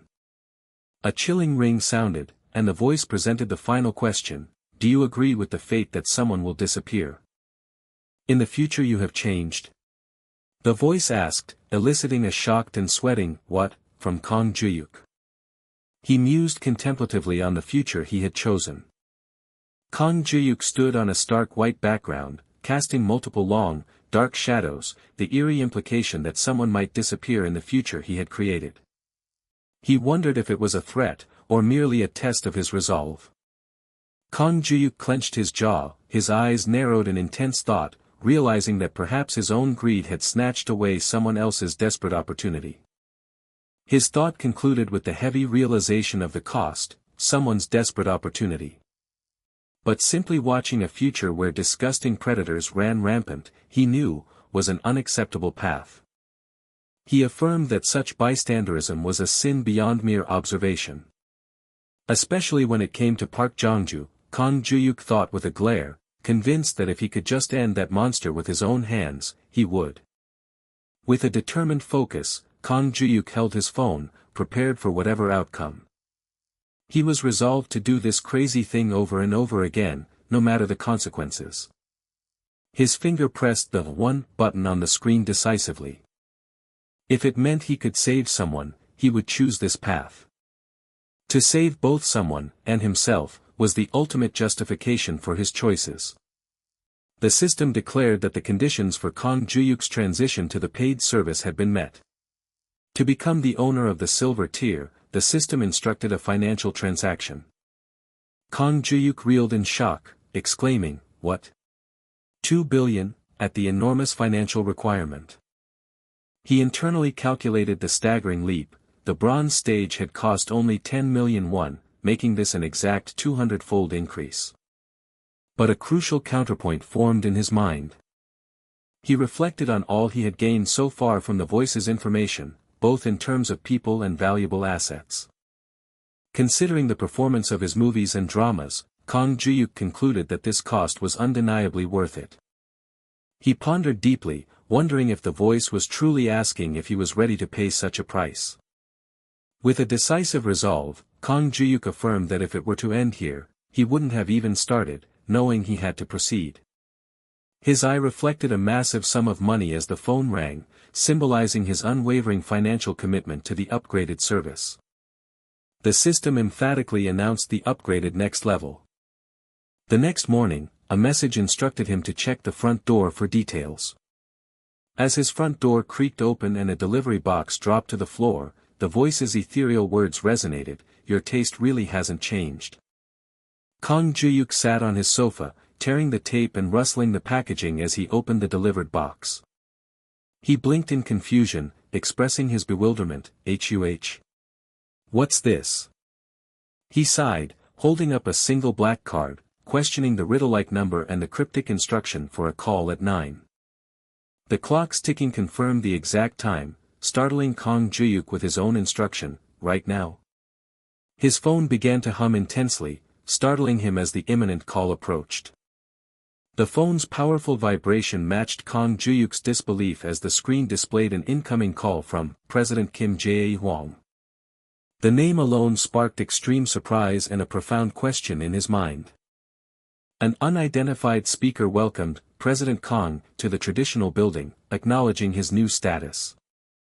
As Kang Juhyuk entered the elegant room, the brown-haired man in the suit chuckled, complimenting his bright demeanor, to which Kang Juhyuk returned the pleasantry, asking if something good had happened to him.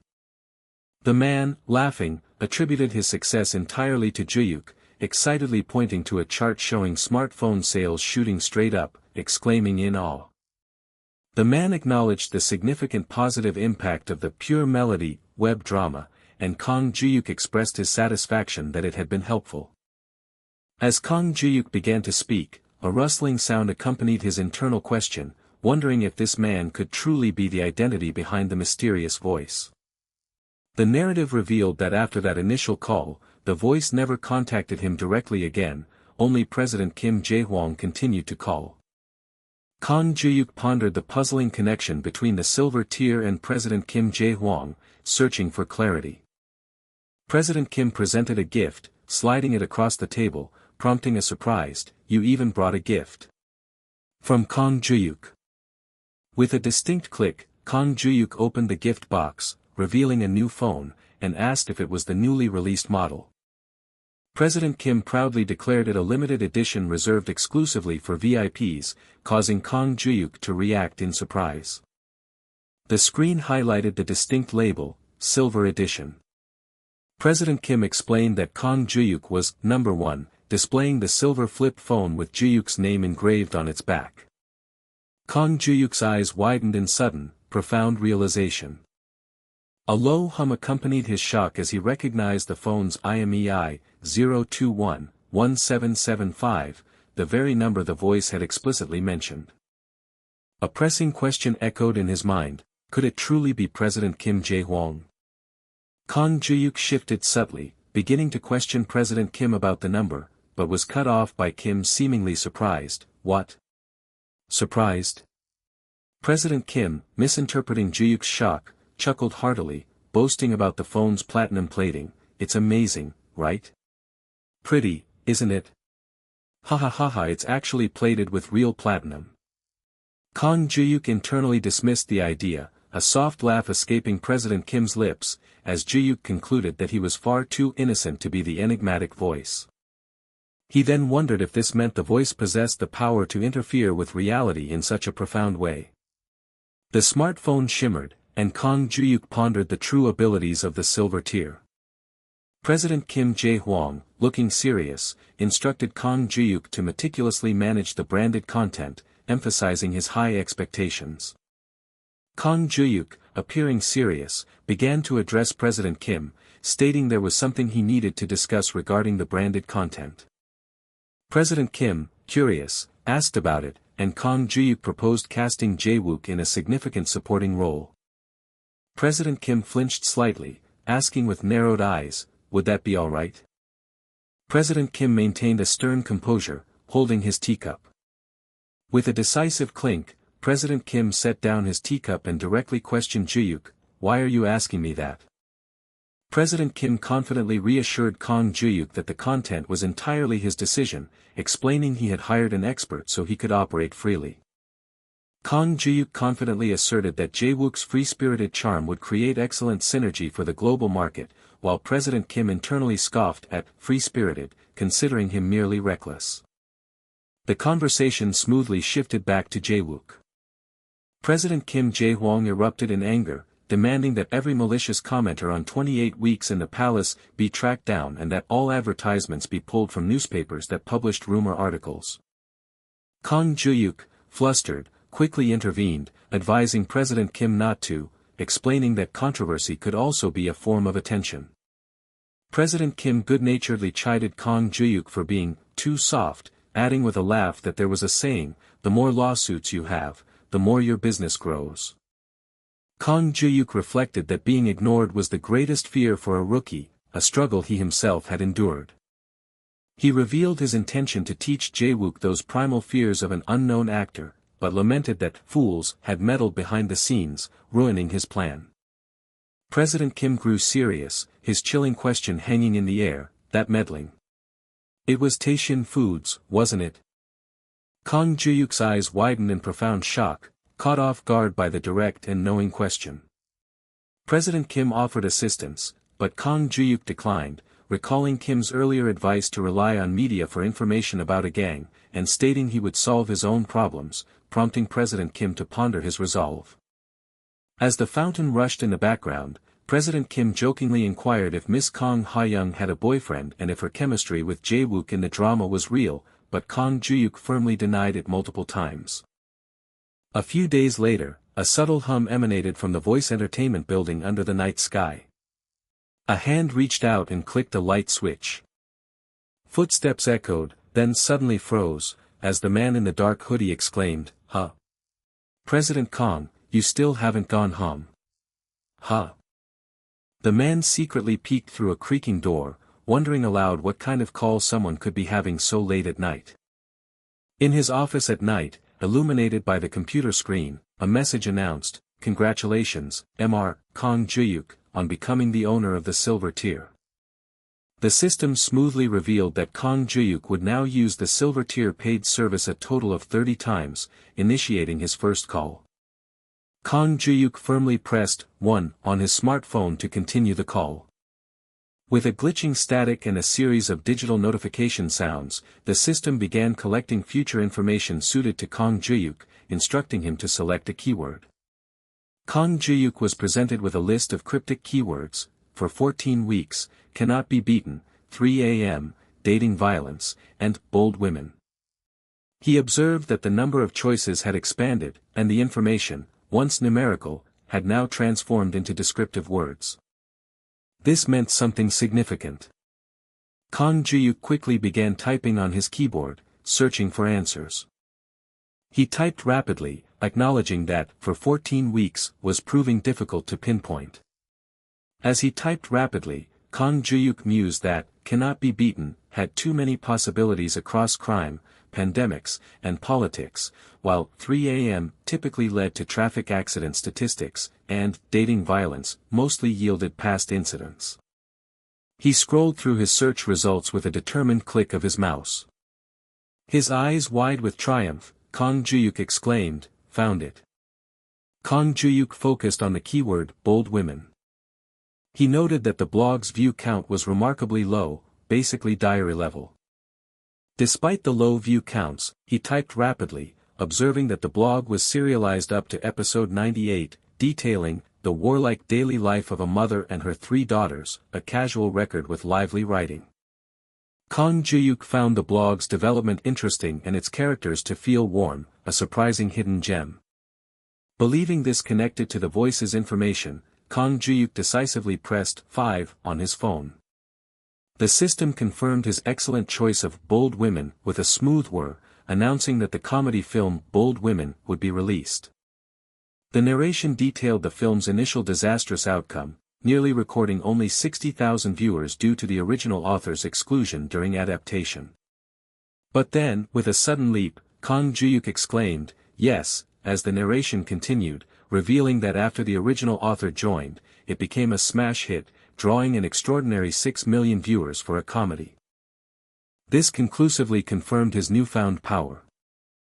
Kang Juhyuk smirked, realizing that at the silver tier, he could control the future keywords he desired. The man in the dark hoodie, reaching for a door handle, recalled Kang Juhyuk's boast about his indie film surpassing 3 million viewers, which he had initially laughed at, but then acknowledged, "But it actually happened, didn't it?" He continued walking, convinced that Kang Juhyuk had definitely found a fortune-telling place. The man's footsteps abruptly stopped. He sharply turned his head, his suspicion solidifying, "Found a fortune-telling place." His heart pounded as he continued to ponder, "That can see the future. One that even provides." Taking a deep breath, the man in the dark hoodie wondered with financial curiosity, "But how much is the fortune fee for them to even offer phone consultations?" A few weeks later, the world had shifted, quietly setting the stage for new events. Anticipation hung heavy in the air as the audience gathered for the post-screening talk of assassination, their murmurs filling the dimly lit theater. At long last, the film PHISHING had finally been released to the world. On screen, a symphony of violent impacts and thunderous crashes erupted, pulling the audience into the film's brutal embrace. A wounded character's on-screen agony was matched by the speaker's internal torment, their heavy breaths punctuated by the horrifying realization, "It can't be, don't tell me, it was you." As the end credits rolled, naming every player in this cinematic journey, Kang Juhyuk watched, his thoughts a quiet tide against the film's fading light. The soft hum of the projector accompanied the continued scroll of credits, revealing details like "movie truck" to the hushed audience. A cascade of sharp, rhythmic claps erupted, a tangible wave of shared appreciation. The applause intensified, swelling into a joyous chorus of cheers and shouts that echoed through the theater, a pure celebration of success. Amidst the fervent cheers and scattered applause, a man with gray hair wondered aloud, "Was it good?" as a woman beside him openly wept, overwhelmed by the film. Though the applause continued to ring out, Kang Juhyuk sat calmly, aware of the monumental goal they had striven for, 9 million viewers. Yet, in this precise, pivotal moment, something deeper was unfolding. To Kang Juhyuk, immersed in thought, the sheer numbers themselves had ceased to matter. This was a film that had teetered on the brink of never existing, almost buried in obscurity before it ever saw the light. Amidst the melancholic grayscale of memory, one man was slumped in distress, struggling to swallow a painful truth. A masked man's quiet movement was met with the unwavering gaze of director Kim Sang-bong, both carrying the weight of unspoken concerns. After countless unforeseen challenges, actors and staff had finally converged, their collective laughter and murmurs echoing through the bustling sets, a testament to their collaboration. Through every major and minor setback, they stood resolute, their whispered efforts culminating in the completion of their shared vision. And so, the culmination of their struggle was declared, a true masterpiece, PHISHING, met with resounding claps of victory. Director Choi Myung-hoon, overcome with emotion, choked back a sob, while Kang Juhyuk watched, a knowing smirk playing on his lips. Kang Juhyuk pressed, his question hanging in the air, "You'll keep working with me from now on too, right?" leaving the director to gasp in stunned confusion. With unwavering confidence, Kang Juhyuk proposed an exclusive contract, pledging his complete support to director Choi Myung-hoon. With a sharp, decisive gesture, Kang Juhyuk challenged him further, build your own, Choi Myung-hoon team, leaving the director stammering, "Alright now, you mean that?" Overwhelmed, director Choi Myung-hoon broke down, choking out his heartfelt thanks between ragged sobs, accepting a tissue in his profound gratitude. With a final, celebratory flourish and a crescendo of applause, the audience talk drew to a triumphant close. Ryu Jin-ju, startled, exclaimed upon seeing Kang Juhyuk, "Oh my, Sunbae. You were here?" To which he responded with a calm, "Oh, Jinju." Kang Juhyuk offered congratulations on the premiere, but Ryu Jin-ju playfully chided him, "Why are you saying it like it's someone else's movie?" Then added with a dramatic sigh, "By the way, how could you do that to me?"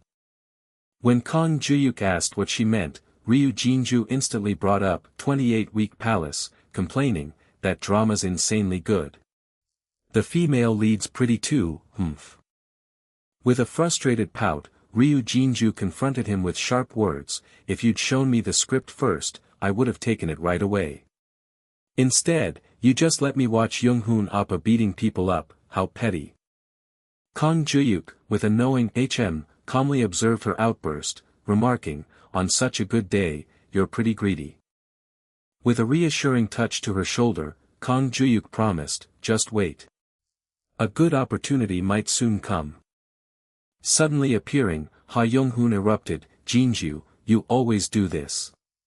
Why am I Appa, but Kang Juhyuk is Sunbae?" Ha Young-hoon, bristling with frustration, gritted his teeth, grabbing Kang Juhyuk's collar and declaring, "Humph, whatever. Kang Juhyuk, I need a word with you right now." Ryu Jin-ju, with a sharp, exasperated glare, thought, "Ugh, this guy is no help at all." A lone Pepsi can clattered and rolled across the ground, a small detail in the wake of the sudden tension. Ha Young-hoon offered a subtle compliment on his acting, but Kang Juhyuk cut through the air, retorting, "Cut the pointless chatter." As a soda can hissed open, Kang Juhyuk's gaze sharpened, a stark reminder, "And don't forget our bet." Ha Young-hoon's voice echoed from a serious past encounter, detailing their wager, "If it doesn't pass 9 million viewers, you will stand next to me, as a supporting actor." Ha Young-hoon gulped down his drink, while Kang Juhyuk watched on with a quiet smile. With a slight grimace, Ha Young-hoon broke the silence, challenging, "What's with the silence? Getting cold feet? Even 5 million viewers would be a massive hit, 9 million is crazy," prompting Kang Juhyuk to remind him, "You said 3 million earlier." Ha Young-hoon abruptly pivoted, aggressively demanding, "Anyway, hand over the photo now," to Kang Juhyuk's feigned surprise, "Oh, that?" Kang Juhyuk calmly declared, "I deleted it," leaving Ha Young-hoon to tremble with incredulous anger, only able to utter, "What? Deleted it?" As Ha Young-hoon struggled to speak, Kang Juhyuk delivered the crushing blow, "It never existed in the first place." An enraged Ha Young-hoon forcefully grabbed Kang Juhyuk's shirt, his voice raw with fury as he yelled, "Stop playing games and tell me the truth. Are you messing with me? It never existed, did it?" Kang Juhyuk's expression remained calm as the truth settled, only half of his statement was true. The claim of possessing the photo had simply been a strategic bluff, meticulously crafted to secure Ha Young-hoon's involvement in the film. However, days earlier, Kang Juhyuk had indeed met director Han Kwang-hoon, confirming and personally deleting the original photo. With a slight, disbelieving twitch, Ha Young-hoon realized the truth, "It's real." Kang Juhyuk, a smirk playing on his lips, countered, "Ha. You're laughing." Kang Juhyuk silently pondered the complex man before him, Ha Young-hoon. A spilled Pepsi can lay forgotten as Kang Juhyuk turned the tables, challenging, "Why don't you start being honest too?" eliciting a surprised, "What?" from Ha Young-hoon. Kang Juhyuk pressed on, knowing Ha Young-hoon recognized the deeper truth, this wasn't about the photo in the first place. Ha Young-hoon visibly flinched at the unexpected directness, muttering, "That's kind of out of nowhere." Kang Juhyuk probed his hidden motivations, "When you read the script, didn't you feel it? The certainty that no one fit the role of Taisu better than you." With a firm, knowing hand on his shoulder, Kang Juhyuk concluded, "That's why you did it." Ha Young-hoon shifted awkwardly, unable to speak as Kang Juhyuk revealed his deepest driver, because you wanted to prove something.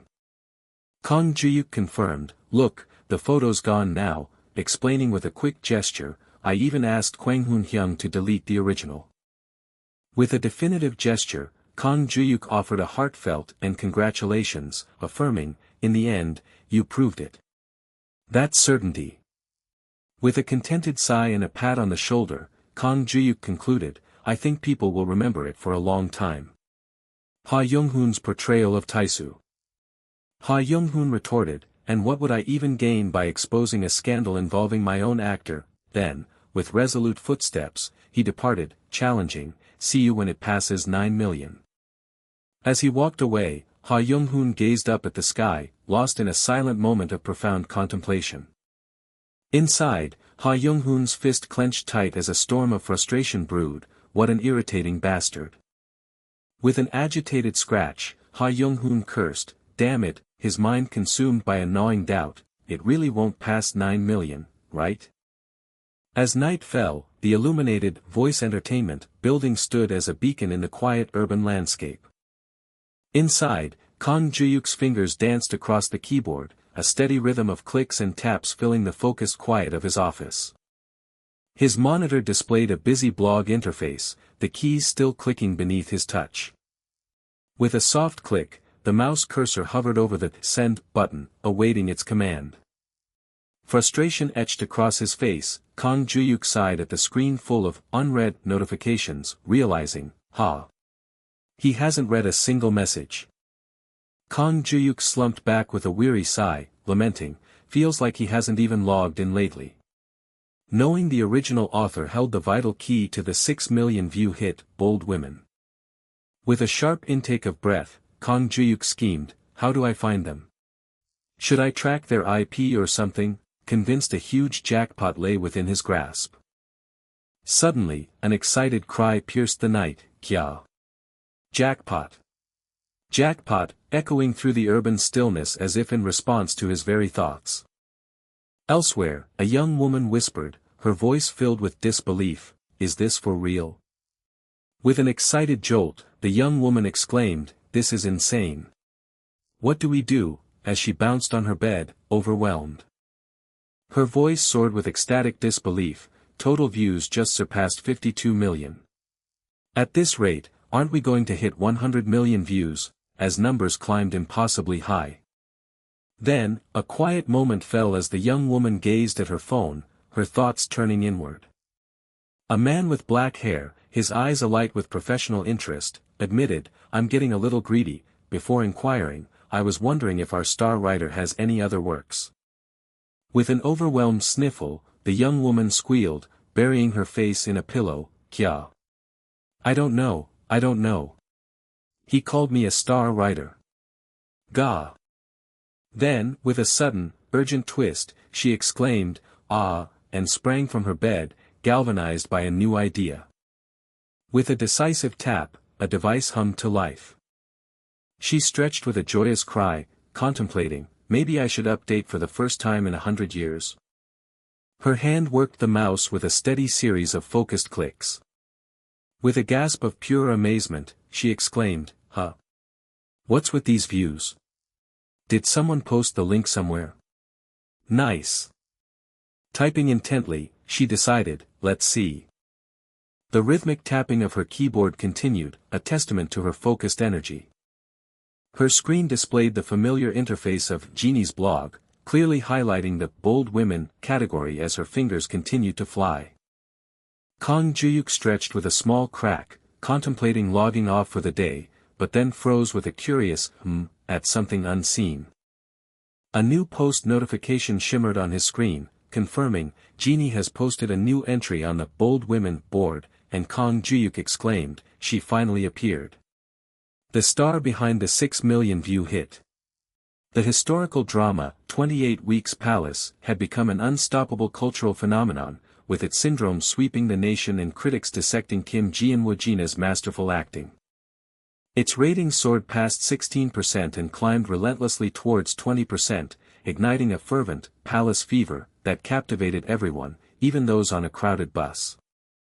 The series had transformed once unknown rookie actors into irreplaceable stars, now leading massive fandoms with their newfound brilliance. In a lively classroom, students excitedly chattered about Jae-wook's mesmerizing performance, with one even wishing for Juhyuk Oppa to return to the screen. Yet, amidst the dazzling celebration of the drama's success, another, more personal miracle was quietly beginning to unfold. With soft, deliberate taps, someone's fingers moved across a smartphone screen, absorbed in an unseen task.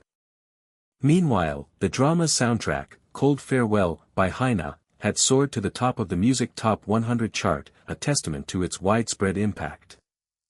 The young woman, Hyuna, reflected on how a melody that had long been obscured in darkness had finally ascended to the highest echelons of the music world.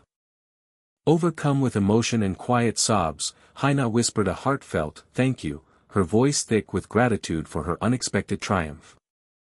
Only a few weeks later, the story continued to unfold. The production of 28 Weeks Palace itself was finally nearing its dramatic climax, reaching the culmination of its long narrative journey.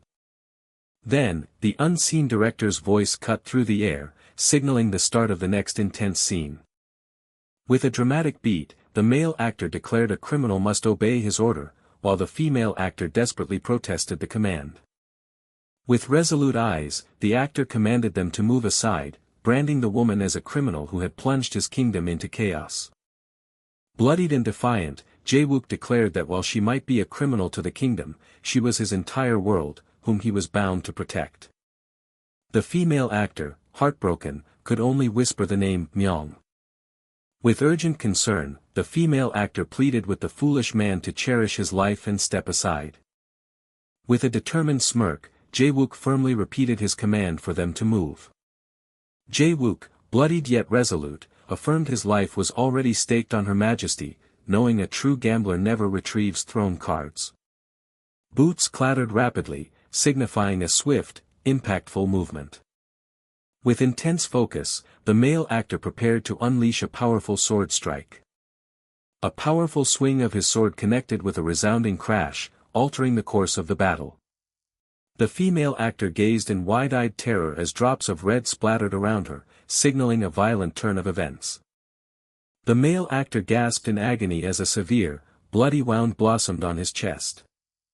The female actor knelt, consumed by prolonged sobs, over the gravely injured male actor lying on the bloodied ground. With choked sobs, the female actor tearfully questioned Myung's reckless actions, heartbroken by his fate.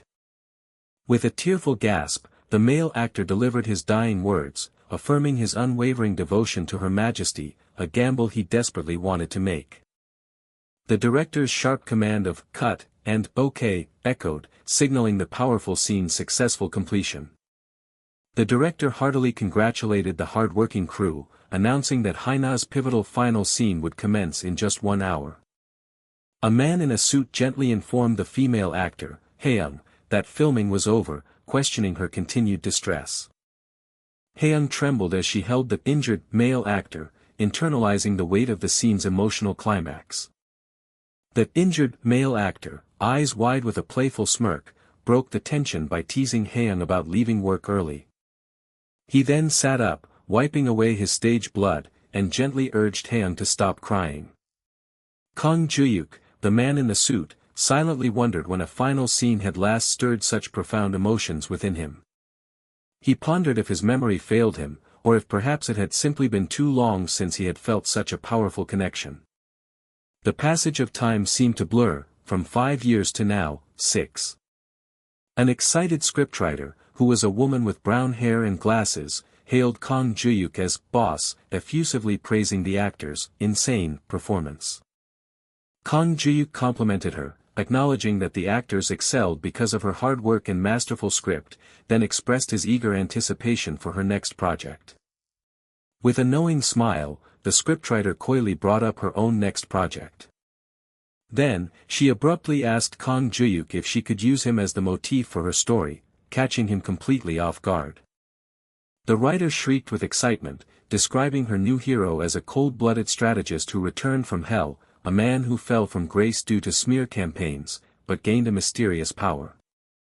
Kang Juhyuk's heart began to beat with anticipation as she paused, building suspense for the revelation of that mysterious power. With a gasp, the writer playfully revealed the power was love, suggesting Ryu Jinju as the female lead, and teased Kang Juhyuk about their potential pairing, before excitedly announcing her script's title, The CEO's Double Life. The writer's hand patted and rubbed Kang Juhyuk's arm reassuringly. With an eager, almost pleading tone, the writer confessed she had already begun writing and implored Kang Juhyuk for permission, promising to send him the synopsis. Kang Juhyuk chuckled, attempting to address the romance line, but then gasped in surprise, suddenly distracted by someone named Hina. He quickly dismissed the writer, claiming an urgent meeting, and scurried away to avoid further conversation. The writer hummed thoughtfully, finding Kang Juhyuk's overly sensitive reaction to her romance line suspicious, despite it being merely bait. A coffee cup bore the image of Sunbae Young-hoon, prompting the writer to wonder if he was always so generous, and why he seemed so bothered. Kang Juhyuk, with a slight flinch, asked Ryu Jinju if Sunbae Young-hoon had threatened her, but she calmly reassured him, saying the junior was more affectionate than he appeared. Kang Juhyuk then offered his congratulations to Ryu Jinju for her song hitting #1 on the charts and conveyed Wajin's gratitude. Ryu Jinju confessed her own immense gratitude to Wajin for the lovely song, lamenting that filming had prevented her from contacting him directly. Suddenly, Kang Juhyuk was surprised by a comment from the image of Sunbae Young-hoon on his coffee cup, who thanked him for everything. A look of understanding dawned on Kang Juhyuk as he realized Sunbae Young-hoon's drama proposal had not been a mere deal, but a heartfelt gift. Ryu Jinju groaned in frustration, realizing that the gesture simply meant she had accrued yet another debt on her growing list. Kang Juhyuk calmly instructed her to repay the debt, to which Ryu Jinju reacted with genuine surprise. With a confident smirk, Kang Juhyuk revealed his true intention for their meeting, an offer for Haina to sign an exclusive contract with Voice Entertainment. He clarified that his vision extended beyond mere management, aspiring to leverage her strength to influence the entire music industry. He expressed a deep desire for the miracle she and Wajin had created to continue flourishing under his wing. Ryu Jinju snickered, observing Kang Juhyuk and commenting that he sometimes appeared surprisingly frustrated.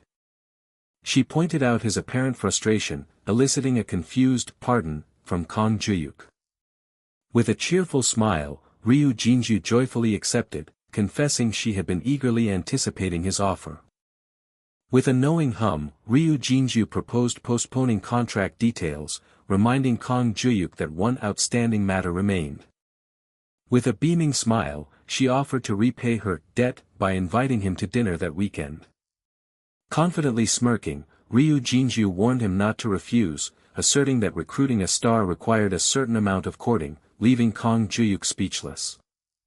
Suddenly, a man in historical costume burst forth, roaring about impudent brats, startling both Kang Juhyuk and Ryu Jinju.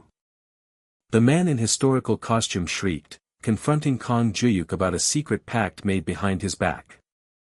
The agitated Kim Ji-inwoo demanded his own contract, grasping at Kang Juhyuk's arm and wondering why only Haina was being signed, much to Ryu Jinju's embarrassed sigh, as Voice Entertainment successfully signed both Haina and Kim Ji-inwoo. A few days later, on the weekend, Kang Juhyuk gazed in awe at a luxurious restaurant's stunning night view, surprised by its very existence. As they clinked wine glasses, the scriptwriter, a woman with brown hair, tentatively asked if she could now call him Appa. Kang Juhyuk chuckled wryly, pointing out she already used the term, questioning why she bothered asking. The scriptwriter then excitedly expressed her surprise and delight that they were finally on their first date. Kang Juhyuk explained that he had chosen the highly recommended restaurant, but it strictly required reservations for two. The scriptwriter playfully snapped at being a mere bonus for his reservation, but then conceded it mattered that he had thought of her. With decisive cuts, the scriptwriter took her first bite of dessert, expressing immediate satisfaction. Happily munching, she declared the food so delicious that she would forgive his previous comment, urging him to try it quickly. Kang Juhyuk mused about how difficult it was to reserve such a place, asking about the other person, to which Ryu Jinju coyly replied it was someone who would be bothered if he met her alone. He acknowledged with a thoughtful gulp that such a person would indeed be bothered by his solo dinner. "Oh right," the scriptwriter exclaimed, then asked about manager Huang's recent absence, noting how inseparable he and Kang Juhyuk once were. Kang Juhyuk simply tapped the table, remaining silent at the mention of manager Huang. He finally revealed manager Huang was on an overseas business trip, a revelation that utterly astonished the scriptwriter, who demanded to know his destination. Kang Juhyuk's serious face and the eerie, whispering sound deepened the mystery as he revealed manager Huang was in Hong Kong. Trudging footsteps splashed through the dark, wet city streets. As two men walked along a bustling street, one described their current endeavor as a location inspection. They were searching for an incredibly secretive location. Solemn footsteps echoed down a dark, ominous alleyway, past a figure slumped on the ground. A place so clandestine, most people remained utterly unaware of its existence. In a brutal, shocking display, a cleaver violently struck a person's hand, its impact echoing through the dark alley. As the nation celebrated a new record for the fastest-paced movie release, a man ran on the treadmill, pushing himself to his limits. A news report announced that the movie, PHISHING, had already surpassed 3 million viewers in its first week, prompting a critic's analysis of the phenomenon. The newscaster attributed this success to the rediscovery of actor Ha Young-hoon, praising his range from a despicable villain to a tormented fighter. With a forceful impact, a frustrated hand slammed down on the treadmill's control panel, a clear expression of simmering rage. The man with gray hair seated, exasperated that every channel relentlessly covered PHISHING, questioning if everything Ha Young-hoon touched was destined for success. Kang Juhyuk, with a confident air, proposed a high-stakes bet, demanding first negotiation rights to the man's next agency if the film's viewership surpassed 9 million. The man with gray hair groaned, frustrated by the audacious bet and wondering if Kang Juhyuk had truly regressed from the future to know the outcome. Just a few days later, one of Voice Entertainment's bold predictions proved true, altering the course of events. Kang Juhyuk, overwhelmed with elation, pumped his fist in a private moment of triumph. A news article on a smartphone confirmed the site for HY Technology's second semiconductor plant had been finalized in Opoyup, Gwangju. An excited colleague announced their office building's value had skyrocketed to 6 billion won, exclaiming that everything, from movies to real estate, was hitting the jackpot. Kang Juhyuk, with impeccable timing, confidently declared he had an important discussion regarding the office. A confident smirk played on Kang Juhyuk's lips as he corrected the assumption: they were not selling, but rather buying, marking just the beginning of their ambitions. Their ambitious plan involved establishing the main headquarters in Gangnam, Seoul. Kang Juhyuk punctuated his declaration with a resounding "WHAAT," challenging any doubt about their ambitious new headquarters. The sheer audacity of acquiring property in Gangnam sparked incredulous questions, with voices wondering if a development boom had turned prime real estate into a mere supermarket-time sale. This audacious move had roots in a call from The Voice a few days prior. Kang Juhyuk, with focused intensity, sifted through data on a bankrupt construction company whose unfinished buildings were now flooding the auction market. Among the listings, the Samsungdong DC Tower emerged as a prime auction target. The auction for the tower became a fierce contest of wills, with a winning bid of 10.52368 billion won, significantly exceeding its appraisal price after many competitors dropped out. The excited man confirmed the audacious news, showing a tablet that displayed the Samsungdong DSC Tower as the prized auction property.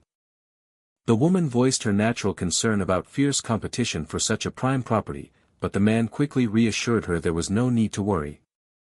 Kang Juhyuk's smirk held a knowing secret: he alone possessed the knowledge of the winning bid.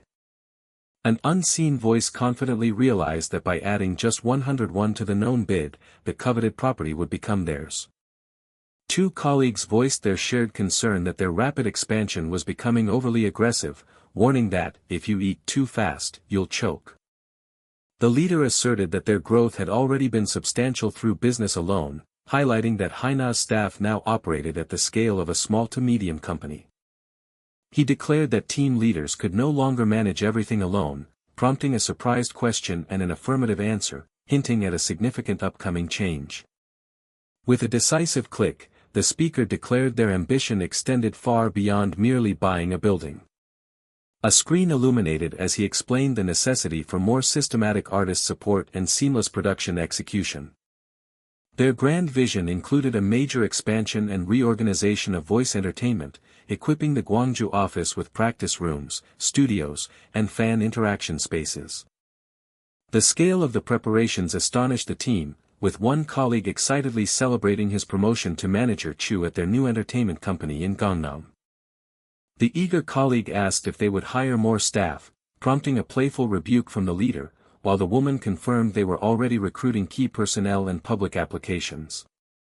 The woman, with keen insight, observed President Kang's relentless ambition, sensing he had no intention of stopping his rapid ascent. The leader praised Hong Hae-soo, acknowledging her insightful understanding that fierce growth demanded building the best environment first. A physical shiver of realization passed through the man as he admitted he also felt the weight of their ambitious plans. With a knowing smirk, the leader confidently sought agreement from his team to bid for the main headquarters.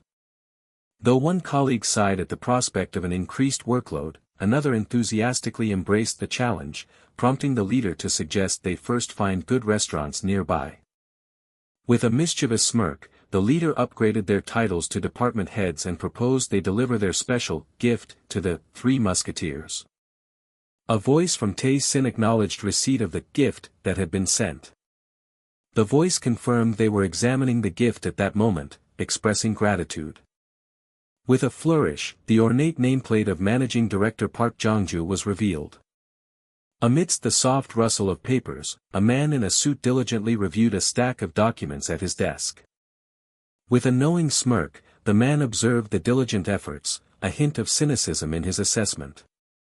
He carefully handled a special report document titled Voice Entertainment Business Trends, specifically focusing on our Kang Juhyuk. From within the voice entertainment building, a young woman's surprised voice questioned the nature of this mysterious gift. The leader announced that filming was complete, signaling it was time to begin preparations for their next ambitious endeavor. The leader then dramatically unveiled the focus of their attention, our next project. The suggestion of a new project immediately drew complaints, with one colleague fearing a return to hell training, and another declaring it felt more like homework than a gift. The brown-haired woman firmly stated the necessity of work, prompting a sharp accusation from the younger man that she had been siding with the boss lately. The woman calmly reassured her colleagues, emphasizing that she had called them early specifically to allow ample time for reflection and rest. Jae-wook flinched in surprise as the leader called his name first, singling him out. With a decisive motion, the leader presented a folder, announcing Jae-wook had received a supporting role offer for a global corporate campaign.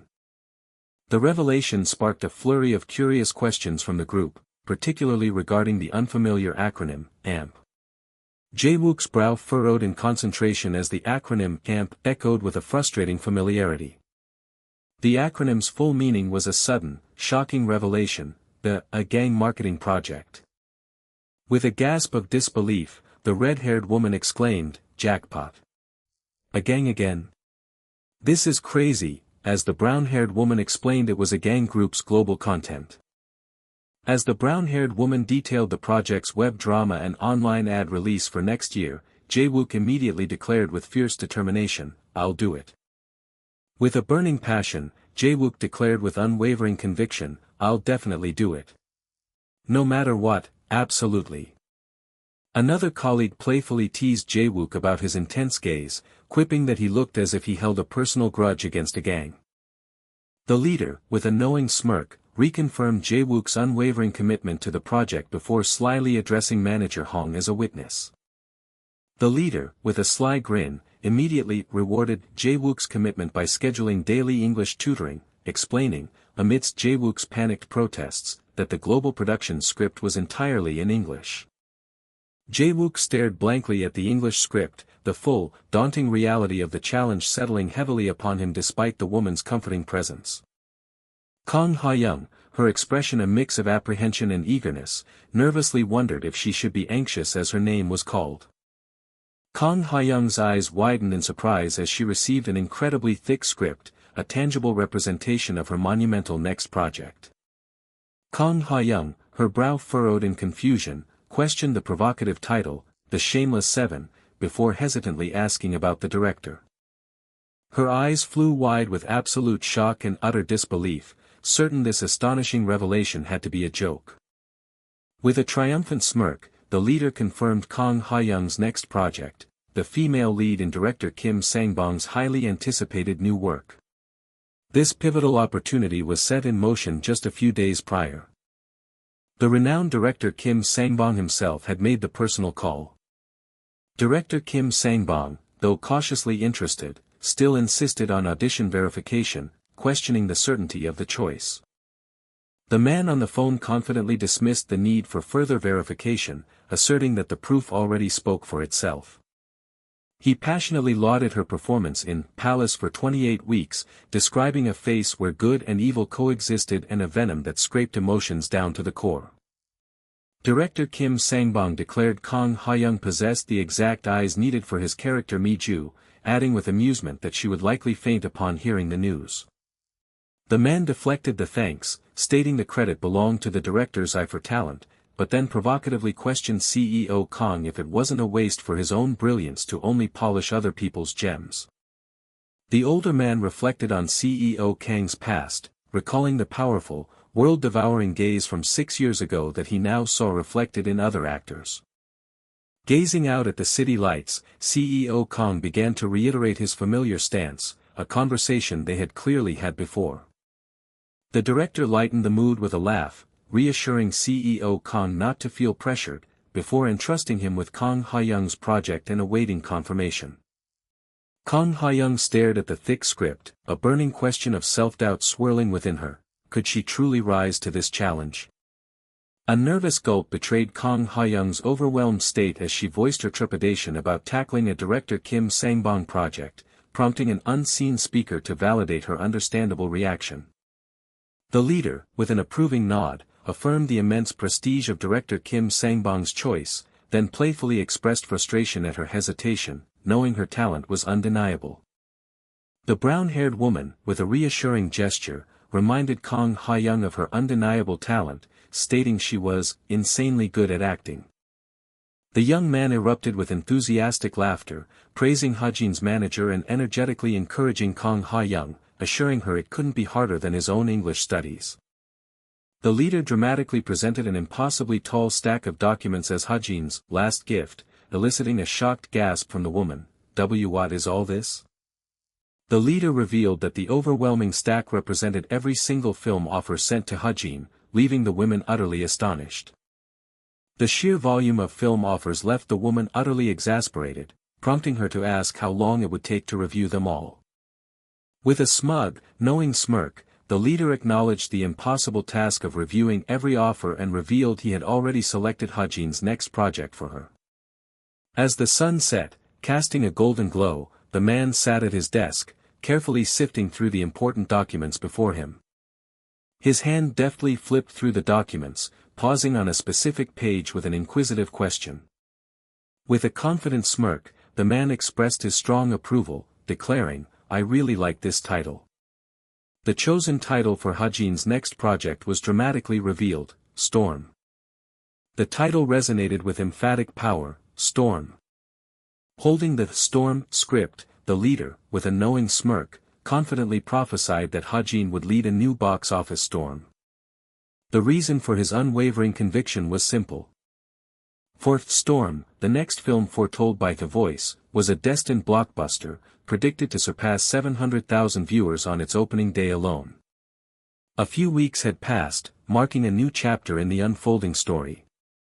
The prestigious Seoul Central Auction Hall, located in the towering Samsungdong DSC Tower, was the stage for case number 20ZXTAJIAN 105XX.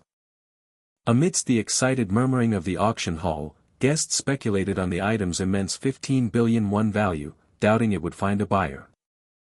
The judge announced the winning bid at an astonishing 10.524 billion won, poised to reveal the victor. With a resounding bang of the gavel, Voice Entertainment Company, Limited was declared the unexpected winning bidder. Shocked murmurs swept through the room as guests realized the winning bid was near the appraised value, expressing regret at missing out on an immediate profit opportunity. As Kang Juhyuk strode confidently from the hall, a man in a red outfit congratulated him on his shrewd move. His success was a calculated victory, born from exploiting competitors' fears and possessing precise future information. Kang Juhyuk secured the win by a mere 320,000 won, having precisely bought the future at its most perfect price. The news heralded Captain Kang as the entertainment industry's Midas touch, his presence transforming ventures into gold. CEO Kang Juhyuk's influence now extended to the real estate market, with experts marveling at a bid so perfect even ghosts would weep. Kang Juhyuk sighed, finding the newfound attention potentially troublesome, but a young woman insisted he was simply returning to his former self from 6 years past. With a confident smirk, the young woman declared that a quiet life was no longer an option for him, a challenge Kang Juhyuk met with an intriguing, "Is that so?" Kang Juhyuk instructed the director to meticulously complete the registration transfer and handle all tax matters with the highest legal standard, emphasizing that saving a little on taxes was a wasted effort. The young woman playfully accused him of lecturing, suggesting he wanted her to work more, to which Kang Juhyuk simply stressed the critical importance of caution in their industry. A man in a red outfit burst into the office with thumping enthusiasm, shouting to President Kang about a major jackpot. He grabbed the young woman's arm in his excitement, dismissively proclaiming that real estate was utterly irrelevant at this moment. The man tapped the remote, urging them to look as he announced the year's hottest film, Cheeksel, had finally achieved a major milestone. A newscaster reported the film had surpassed 10 million viewers, a monumental achievement in the year's struggling domestic film market. The man in the red outfit ecstatically hugged the young woman, who laughingly struggled to breathe, as Kang Juhyuk watched their joyful celebration with a smile. A content Kang Juhyuk smiled, acknowledging their success and offering a silent thanks to a voice. The enthusiastic man in the red outfit loudly demanded bonuses and offered to prepare a company dinner, to the slight, coughing annoyance of the young woman. Kang Juhyuk declined the dinner, stating he had a meeting, sparking immediate speculation about a woman named Jinju, as he typed furiously, demanding Ha Young-hoon's location. Ha Young-hoon grumbled about Kang Juhyuk's bluntness in choosing a Jajangmyeon place for their meeting, but Juhyuk insisted it was an excellent spot. Ha Young-hoon dramatically complained about being treated like this despite being a 10 million actor, a complaint Kang Juhyuk met with a pointed reminder of his initial refusal. With a thud, Kang Juhyuk presented a management contract, insisting Ha Young-hoon sign it, reminding him that a promise was a promise. Ha Young-hoon rustled the contract, lamenting his drunken bet and expressing disbelief that anyone could achieve 10 million viewers in the current OTT era. Ha Young-hoon's legs trembled as he jokingly inquired if the contract was a slave contract, seeking basic provisions, to which Kang Juhyuk calmly offered him the option to simply quit. With newfound determination, Ha Young-hoon scribbled his signature, emphatically declaring he would honor the promise he had made. Ha Young-hoon presented the signed contract to Kang Juhyuk, who then paused, seemingly ready to reveal his next move. This moment marked the official beginning of Day 1. Ha Young-hoon angrily rustled, demanding Kang Juhyuk cut the greasy talk and order some liquor, a suggestion Kang Juhyuk calmly deflected for another time. Kang Juhyuk slid a document across the table, presenting it as a Day 1 anniversary gift. Ha Young-hoon's eyes widened in surprise as he read the title, A Story About Bold Women, First Draft. The narrative then shifted to a few weeks prior. Kang Juhyuk admitted his surprise upon seeing her note, but even more so to discover the original author he desperately sought was sitting right beside him. Writer Song Mi-jin, blushing slightly, confessed her writing began as a mere stress-relieving hobby, prompting Kang Juhyuk to wonder if her incredibly vivid characters were based on real people. She explained her sisters, whom she affectionately called total disasters, inspired her to imagine what would happen if they suddenly acquired a 3 billion won bag of cash. She laughed, explaining that the premise was exactly what made it so fun, a raw, unfiltered crime comedy where money rained down like destiny. Kang Juhyuk decisively proposed making it a movie, announcing that none other than director Choi Myung-hoon of PHISHING would direct, leaving her utterly gasping in shock. Kang Juhyuk confidently explained that the director had been seeking a light, lively project and was already eager to meet, suggesting they begin the adaptation process together.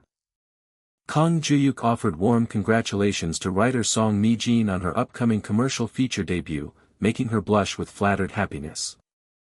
Ha Young-hoon questioned why, of all things, he was being considered for a corrupt detective role.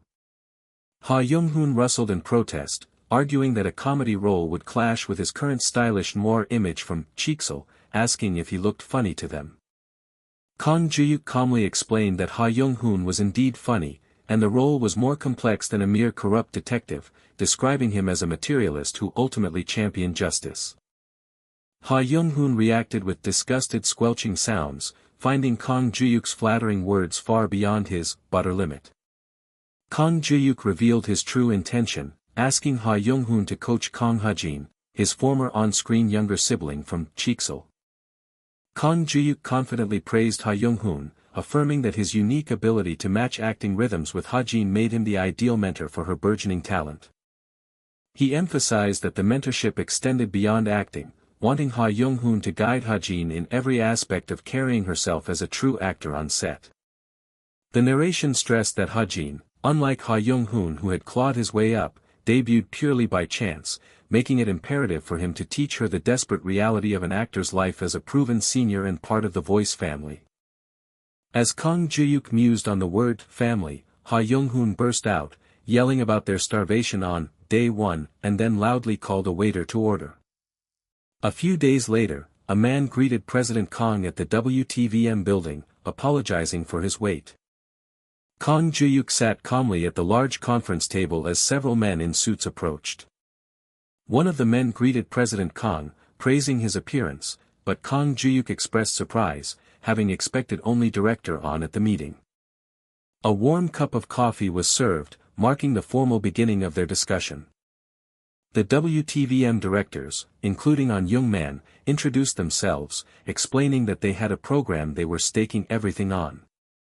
On Young-man detailed all-round entertainer, an ambitious audition variety show designed to discover new stars and provide extensive training with a budget more than twice that of typical shows.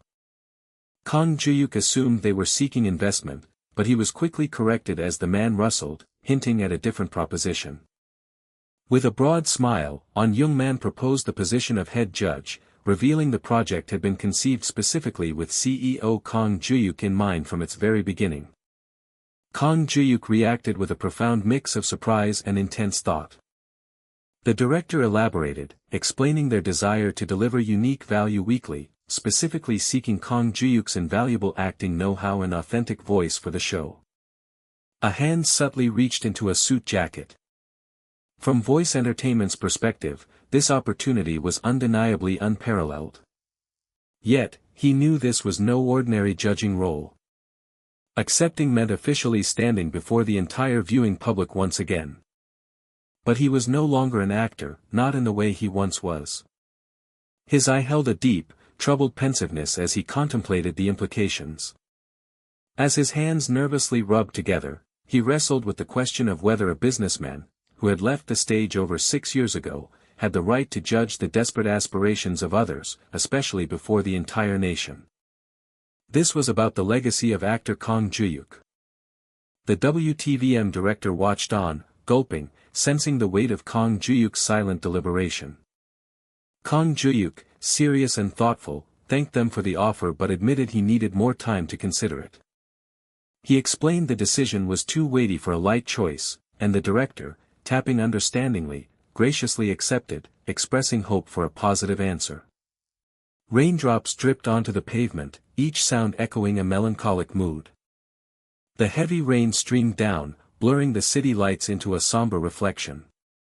As Kang Juhyuk gazed out, the narration noted everything was recovering with astonishing speed, as if his world had never truly collapsed. His reflection in the rainy window blurred as he wrestled with profound questions about his stance and the unknown future awaiting him. Thunder rumbled as lightning violently struck across the stormy city skyline. The thumping bass of music vibrated through a lively club, filled with dancing figures. A refreshing drink clinked into a glass as one man commented on the director's presumably busy schedule. The brown-haired man chuckled, admitting his new project preparations had kept him occupied and that he was truly looking forward to it. A gloved hand slid a mysterious black object across the table. Director Shim Wang-sik, renowned for the film Storm, looked on with a serious expression. The gloved hand tapped the table, drawing attention, while the other man looked on with confusion, calling out to the director. Director Shim Wang-sik grinned sinisterly, reminding the other man that nothing in this world ever came for free. The dark-haired man, with an uneasy expression, asked what he had to do this time, implying a history of such exchanges. Against the backdrop of a stormy night, Director Shim Wang-sik inquired if the man had investigated the matter. A chubby man on the phone rustled with a gasp of surprise, revealing his investigation into Taishin Foods, who had spread the rumor about Palace for 28 weeks. The narration revealed the rumor stemmed from the impatience of someone overshadowed by the eldest son, a fact the chubby man on the phone acknowledged with a simple "understood." A hand tapped purposefully on a smartphone screen. He regretfully reflected on his plan to teach Jae-wook the harsh realities of an unknown actor's life, a plan that had fallen apart due to the meddling of unseen forces. The man's teeth gritted with a rumbling fury as he cursed, "Park Jong-ju, you rat bastard." A few weeks had passed, marking a significant shift in the timeline. The drama, 28 Days in the Palace, was concluding its 2-month, heated journey, leaving its viewers with a final farewell. The female actor, consumed by anguish, pleaded for movement, questioning Mu-young's actions. Amidst intense sobs, the character in 28 Weeks in the Palace lamented the reckless actions that had brought such sorrow. Even in defeat, the wounded male actor reflected on a match he had desperately wanted to win for his queen. The chubby man, eyes fixed on the screen, expressed his profound surprise and pride at seeing his actor's drama brought to completion. The man in the suit remained deeply contemplative, his thoughts hidden behind a calm exterior. With a triumphant cry, the excited man announced the arrival of the final episode ratings. The towering success begged the question, could this truly be the result of a rookie production company? The woman, still in disbelief at the 23.8% ratings, revealed that WTVM was already clamoring to book them 3 years in advance. Other broadcasters flooded them with inquiries as news articles declared 28 Days, a syndrome, breaking the mythical 20% rating barrier and rewriting fusion historical drama history. Though they had already doubled production costs and achieved a 15 billion won net profit, the man in the suit expressed an unexpected dissatisfaction, while the woman confirmed their proven value. With unwavering resolve, the man declared this was merely the beginning, asserting that the true profits awaited them overseas. The woman's excited realization about overseas distribution was met with the man's subtle reminder of his earlier, confident rejection of Japan's 5 billion won offer. Playfully teasing him for his uncanny foresight, the women likened him to a fortune teller, prompting the man to wonder if he should actually pay for such services. Now that solid results were secured, the man confidently proposed reviewing the overseas offers once more. The woman presented China's Pandao TV offer of 500 million per episode cash up front, but the man immediately dismissed it, citing their tendency to freeze payments under censorship excuses. He further explained that the business rights issues made the Chinese offer far too risky to consider. The woman then proposed Japan's Sakura network, but the man swiftly rejected it, noting their unfavorable terms for exclusive merchandise rights, which he deemed the real prize. The US StreamX offer, despite its global reach, was the worst. It included a perpetual ownership clause that would strip them of all future remake and Season 2 potential, reducing them to mere subcontractors. With a firm declaration, the man rejected all offers, while the woman, concerned, wondered if it would be better to sell while the price was at its peak. The man asserted their new position: from now on, they would set the price, patiently awaiting a buyer who truly understood their worth. Meanwhile, Voice Enter systematically strengthened its foundations, preparing for an even greater leap forward. As two men carried a desk, the woman directed them to place it precisely against the wall. The man in the black suit cheerfully greeted the new staff, entrusting them with full control of on-site management, which they readily accepted. They actively recruited veteran managers and experienced staff, laying the groundwork to bring in fresh new talent. The engine for their next project never ceased, as the independent film team planned a new movie themed around sound. During the rewrites for the film Bold Women, a man exclaimed in surprise that the proposed idea was simply too much. The young man revealed that the detective character's speech patterns were heavily referenced from Jung-hoon's own, prompting Jung-hoon to ask if he truly spoke so crudely.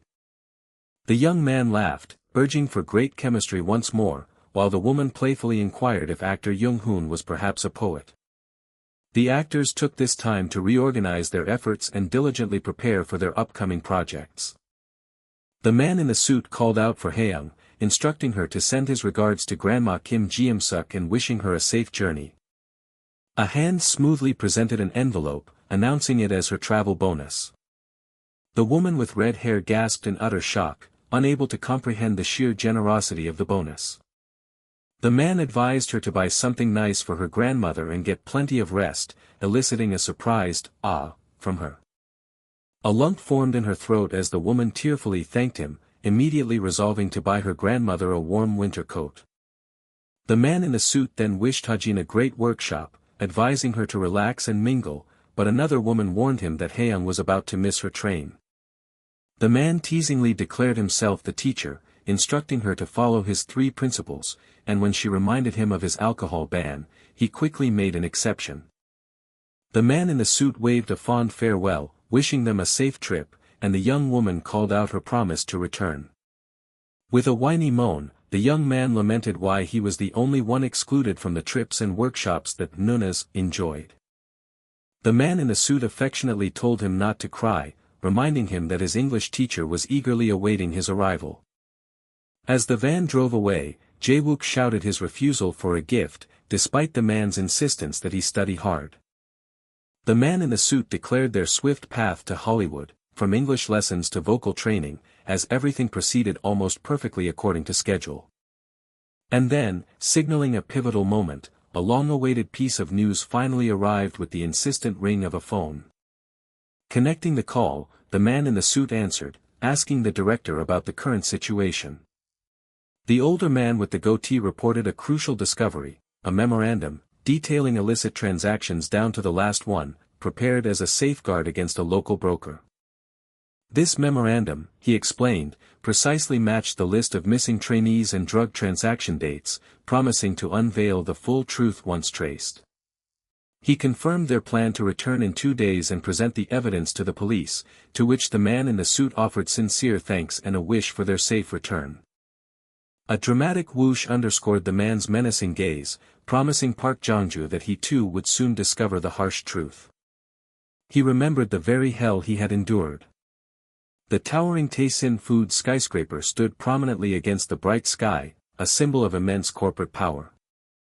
In the luxurious office, the gray-haired man praised Jong-ju for his hard work this time. Chairman Park Hyungs of Taesin Foods reported an impressive 26% growth in East Asia sales.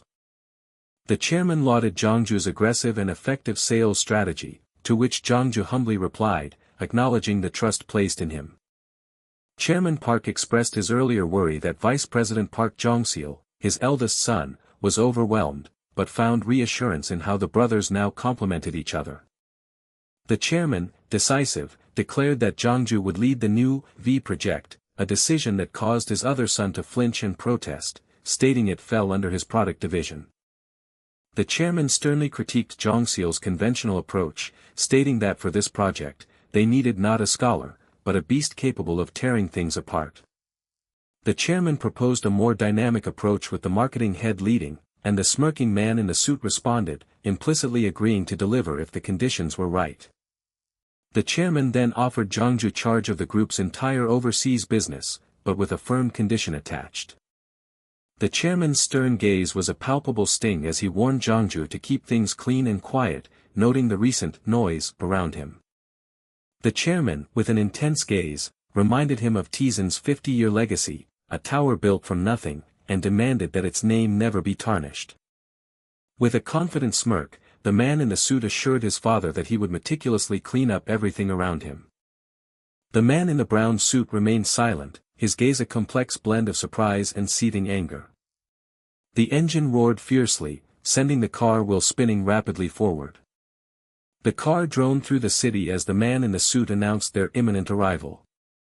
Driving forward, the man instructed his passengers to simply watch as he demonstrated how far he would take Tae-sin. And then, a darker promise followed. He chillingly declared his intent to eliminate anyone who dared to obstruct his path. As his old flip phone buzzed with an incoming call, the man answered with a surprised click, confirming he was in Korea. The man on the phone, visibly confused, questioned Park Jong-ju's actions, asking for clarification. A voice on the phone revealed the unsettling news of a rat, a former Korean detective, snooping around their operations. The voice warned that such handling would cause problems, and as the man tried to reassure them about Hong Kong, a sharp gasp cut him off. The voice then delivered a chilling, rhetorical question: was my explanation difficult to understand?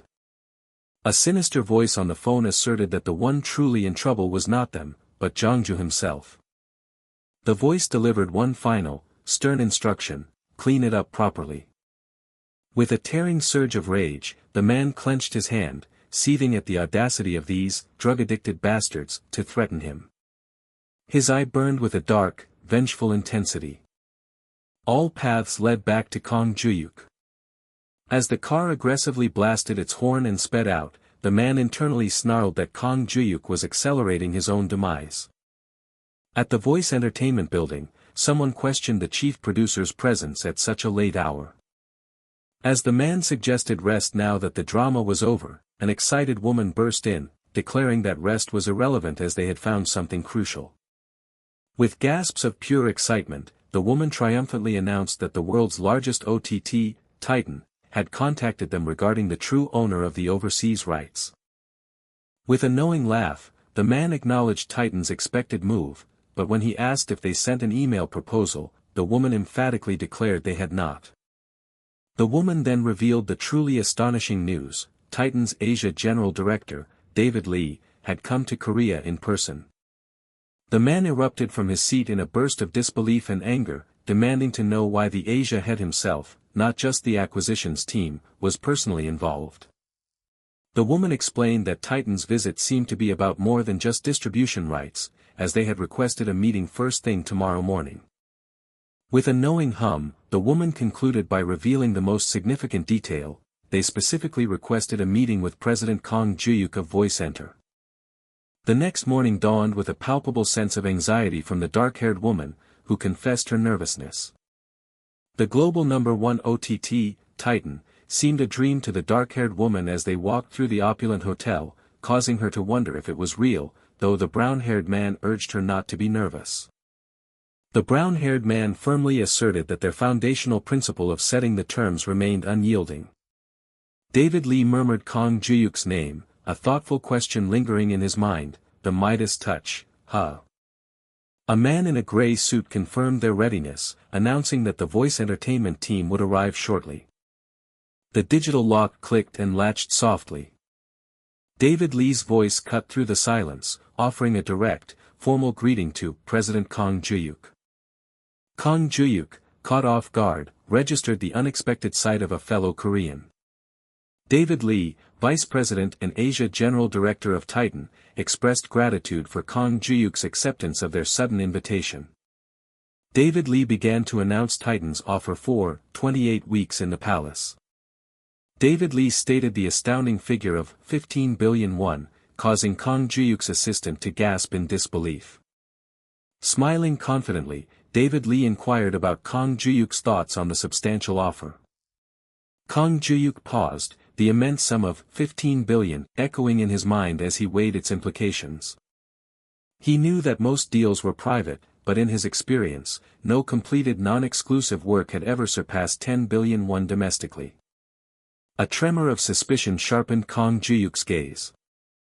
Yet, they were offering nearly double the standard upfront amount. Kang Juhyuk then questioned if such a proposal was truly decided at the Asia General Director level, hinting at his suspicion. David Lee smirked, acknowledging Kang Juhyuk's sharpness, as the rumor suggested.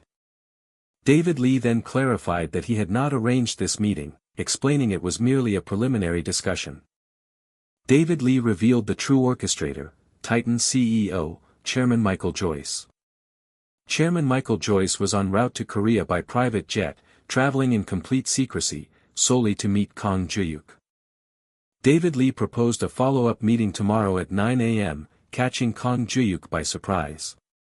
David Lee explained the short notice was due to confidentiality, acknowledging that $15 billion was indeed a high market price. Kang Juhyuk, his eyes narrowed with suspicion, challenged David Lee, asking if they were expected to sign without coordination simply because it was Titan's offer. Kang Juhyuk sharply declared their approach rude, warning that if $15 billion was the full extent of their offer, there would be consequences. David Lee smirked, now understanding why the chairman had personally insisted on meeting Kang Juhyuk.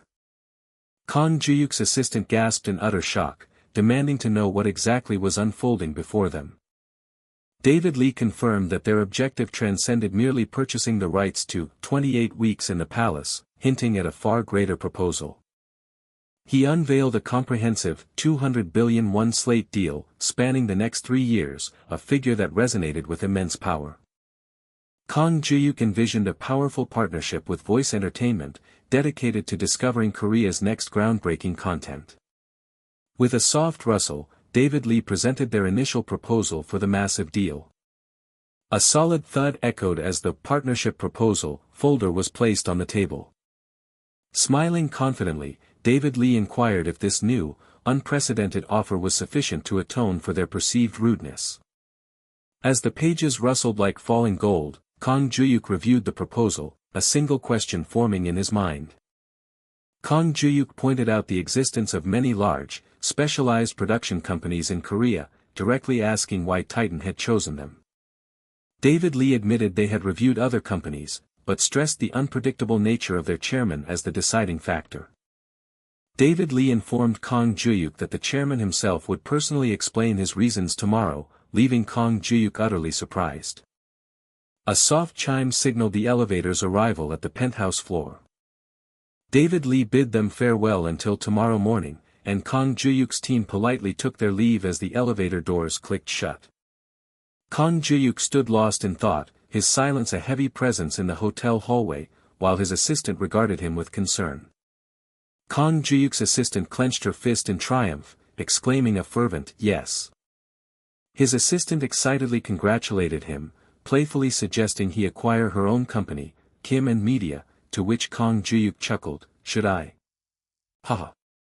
Kang Juhyuk instructed her to prepare more detailed metrics for 28 weeks in the palace, and she readily agreed to include them in their lineup proposal, promising to send it via email today. The low hum of the closing elevator doors symbolized a border he knew he would someday cross, but this massive door had opened sooner than he ever expected.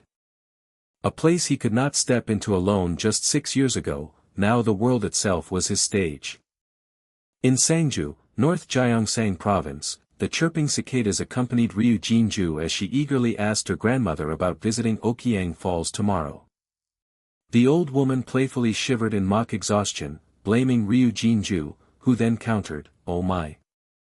Who was it that insisted we stop by that famous Hotteok place?" The old woman paused, her gaze distant, lost in thought after her granddaughter's playful jab. A cherished family photograph sat on the table, a silent testament to precious memories. Ryu Jinju softly called out to her grandmother. The old woman asked if she was hungry, but Ryu Jinju's true concern emerged. "It's so quiet here, how have you been living alone all this time?" As the orange skin softly tore, the old woman offered a simple, profound answer, "You just live. When you open your eyes, it's morning, and when you close them, it's night." Ryu Jinju asked if she was lonely, but the old woman, peeling the orange, dismissed it, saying there was no time for loneliness in an old person's life. The old woman assured Ryu Jinju that living alone did not equate to loneliness, adding, "Compared to what you have gone through, Haeyoung, her words carrying a heavy implication. The old woman gently slid peeled orange segments into Ryu Jinju's hand, marveling at how beautifully she had grown. The old woman's words about her mother dancing in heaven brought a sudden surge of emotion to Ryu Jinju's throat, leaving her speechless. Ryu Jinju called out, "Grandma," as the old woman paused, holding the orange, and softly replied, "Yeah." Ryu Jinju, a blush rising to her cheeks, tentatively proposed, "How about, we live together? You, me, and Hajin, the three of us." The old woman's eyes widened in profound surprise at the sudden proposition. The old woman vehemently dismissed the idea as nonsense, declaring she wouldn't freeload in a young lady's home, but Ryu Jinju insisted she was a treasure, only to be told to stop talking nonsense. In Yangpyeong, Gyeonggi Province, loud chatter filled the night air as a chubby man in a polo shirt cheered enthusiastically, "Cheers! Storm! Big hit!" Laughter and chatter echoed loudly as a male speaker playfully accused the director of trying to intimidate them with drinks before filming even began, asking him to take good care of them. Another crew member jokingly sought reassurance from the director that they would indeed get to rest tomorrow. Director Choi Myung-hoon chuckled contentedly, urging his crew to enjoy themselves, before his expression softened as if remembering something. A man in a blue jacket animatedly recounted a near-death experience, teasing someone else for crying their eyes out back then. Director Choi Myung-hoon noticed Hajin's unusual quietness, wondering if she'd had too much to drink, and reminded her that as the lead actor, she should liven up the mood. Kang Juhyuk apologized, admitting her low tolerance for alcohol, and director Choi Myung-hoon, chuckling, reassured her it was just a joke and not to push herself. Director Choi Myung-hoon smoothly offered an energy drink, telling her it would help her feel better, which Kang Juhyuk gratefully accepted. A clinking of bottles was heard as director Choi Myung-hoon slyly suggested they review the reading feedback while sobering up. A sudden, powerful jolt struck Kang Juhyuk, sending him to the ground with a pained grunt. Kang Juhyuk's assistant rushed to his side, her urgent footsteps echoing as she frantically asked, "President Kang, what's wrong? What happened? Are you okay?" Kang Juhyuk swayed unsteadily, brushing off his distress as mere ringing in my ears, and despite his assistant's urging to rest, he insisted on working through this important time for the company. Kang Juhyuk's assistant rushed in, her quick footsteps signaling urgency, exclaiming, "Boss! Director," and urging them to look at this. "This just came out." Both Kang Juhyuk and director Choi Myung-hoon recoiled in shock, while their assistant demanded, "What the hell is this supposed to mean?" Kang Juhyuk read the devastating news of alleged overseas distribution rebates for My Mother, Park Ji-rai, exposing supposed collusion between VIP Pictures and Voice Entertainment, and demanded, "Collusion between us and VIP Pictures." The timing of the scandal, just before the crucial Titan deal, led Kang Juhyuk to one chilling realization: could it be Park Jong-ju? Director Choi Myung-hoon reeled in rage, questioning the accusations of kickbacks and wanting to confront the culprits immediately, but his assistant held him back, insisting it was just a rumor they could manage. Kang Juhyuk, with a resolute calm, declared, "It's fine. We just need to correct it," as he reached for his phone, preparing to contact VIP immediately. Then, a sudden, jarring ring pierced the tension, revealing an incoming call from Voice at the most inexplicable timing. Kang Juhyuk quickly informed his assistant that he would step out to take the call. The mysterious voice instructed him to select the keyword you wish to hear, presenting a list of ominous choices as he quietly clicked his phone. Given the precarious timing, Kang Juhyuk surmised this call held crucial information regarding both the global partnership deal and the recent damaging rumor. Kang Juhyuk's hand reached out into the ethereal space, decisively selecting, of course, Voice Entertainment, from the glowing keywords. The voice commended his excellent choice as the words Voice Entertainment shimmered and reformed, revealing a vision of actor Kang Ha-jin 3 years later, during the Storm workshop filmed under Voice Entertainment. The vision intensified, revealing a chilling future where Kang Ha-jin alleged sexual harassment and illegal drugging by director Shim Wang-sik, sparking a massive scandal. The screen flickered with a digital crackle, ominously flashing the word rebate. Then the distorted vision continued, emphasizing the horrific nature of the scandal, illegal drugs, or sexual harassment. Finally, the names appeared, bold and distorted, director Shim Wang-sik and Kang Ha-jin, undeniably linked to the impending tragedy. His face contorted in absolute fury. Kang Juhyuk roared, "This is definitely Park Jong-ju, you son of a bitch." Kang Juhyuk leaned against the wall, his desperate plea echoing in the silent corridor as he fruitlessly tried to reach someone on the other end. His voice cracked with urgency and anger, shouting for the recipient to just pick up the damn phone already. Meanwhile, the phone continued its insistent vibrations, deliberately ignored by the man who sat with closed eyes, a sinister calm about him. He allowed the phone to buzz on the table, a slight smirk playing on his lips, enjoying the unknown caller's growing desperation. Frustration coiled in Kang Juhyuk's gut. He knew with chilling certainty that Miss Ha-jin was in grave danger. A sudden, unexpected notification flashed across his screen, jolting Kang Juhyuk into stunned disbelief. His mind reeled. Another voice call, an impossible second in a single day, materialized on his screen, startling him profoundly. A quiet chime marked the call's connection as Kang Juhyuk, overwhelmed, turned his face away, wiping a fresh tear from his eye. The disembodied voice, cold and imperative, commanded him to choose a keyword to end the ominous premonition. A stark, otherworldly list materialized before him, each keyword a potential threat of fate: Kim Ji-suk, can't be defeated, 3 a.m., dating violence, winter 1 year ago. The voice declared that only the first keyword had shifted, a digital update reflected in the unnerving mechanical glow within Kang Juhyuk's eye. He furiously tapped the screen, his mind reeling as he demanded to know why Grandma Kim Ji-suk, his beloved film's subject, was now the focus.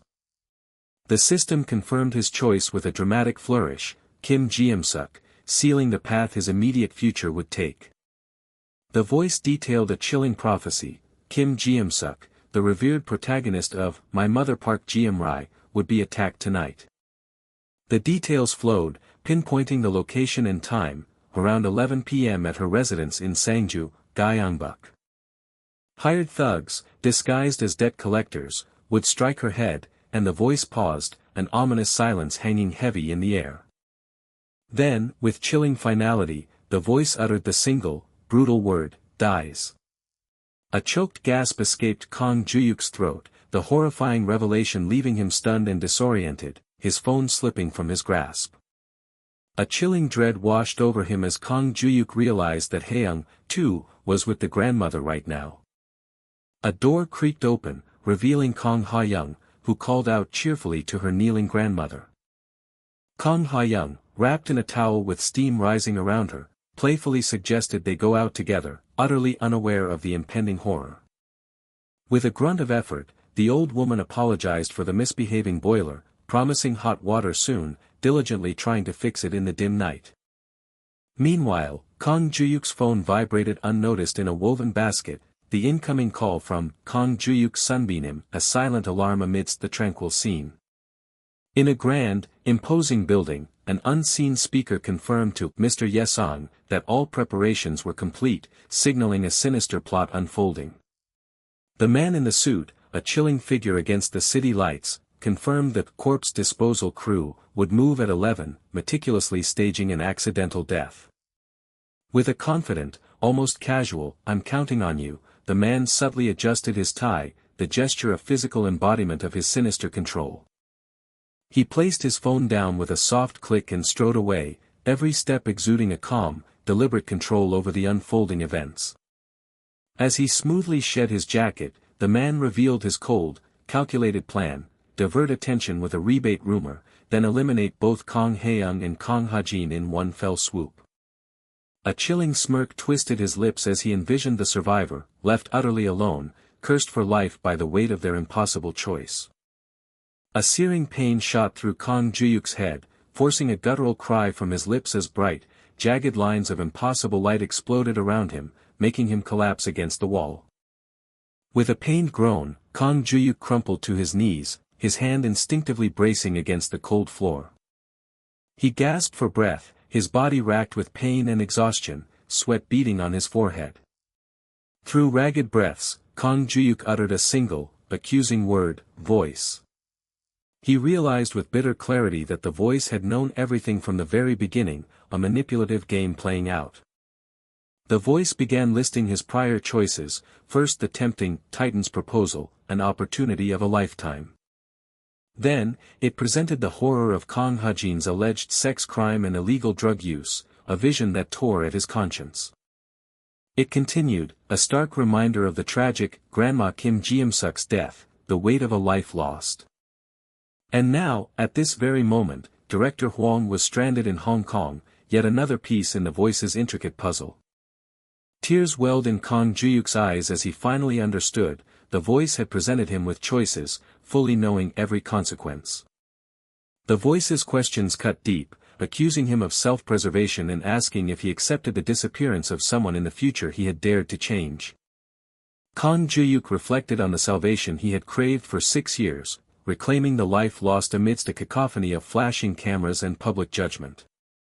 It was to be a perfect comeback, an unassailable return to glory. A troubled, maybe, escaped him as he wrestled with an agonizing realization. His mind turned to vengeance, to crushing those who had mocked him for the entire world to witness. And there was more to his ambition. He recalled past successes, assassination, Park Geum-rai, 28 Weeks, In the Palace, a series of undeniable hits that once defined his career. Becoming the exclusive domestic partner of Titan, the world's largest OTT platform, would instantly crown them the market's undisputed ruler. This was, he believed, the completion of his salvation.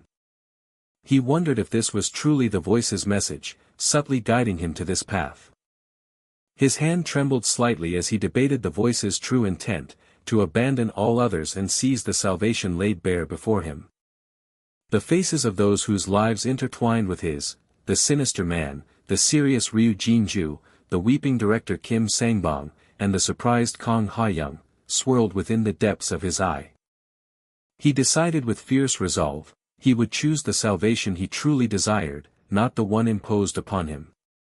His assistant, sensing the profound distress radiating from him, rushed to his side, urgently asking what was wrong. With a concerned gasp, the assistant worriedly asked if he was all right, suggesting a trip to the hospital for his obvious pain. His body trembled uncontrollably, a clear sign of the immense distress he was enduring. His assistant declared she would call an ambulance, but Kang Juhyuk weakly called out to her, attempting to stop her. His hand lay open on the floor, trembling violently, betraying his profound physical weakness. Despite his labored breathing and weakness, Kang Juhyuk told her she might have to attend tomorrow's crucial meeting alone. His assistant, frustrated and disbelieving, reminded him of the paramount importance of the meeting with Titan's head, which he was slated to lead. His assistant warned him of danger, but Kang Juhyuk, pushing past his pain, declared he had to leave immediately. His assistant angrily questioned his sudden departure, reminding him of the immense opportunity he was forfeiting in damning that bastard Park Jong-ju. Kang Juhyuk revealed the chilling truth: Park Jong-ju was targeting both Haeyoung and Hajin, explaining his desperate urgency. His assistant gasped in shock at the revelation, while Kang Juhyuk, already turning to leave, instructed her to handle the VIP case, promising to explain on the way. He added a desperate plea: stall tomorrow's meeting for as long as humanly possible, for he promised he would return by morning. His assistant's exasperated protest was cut short as Kang Juhyuk, panting, vowed to call her and hurried away.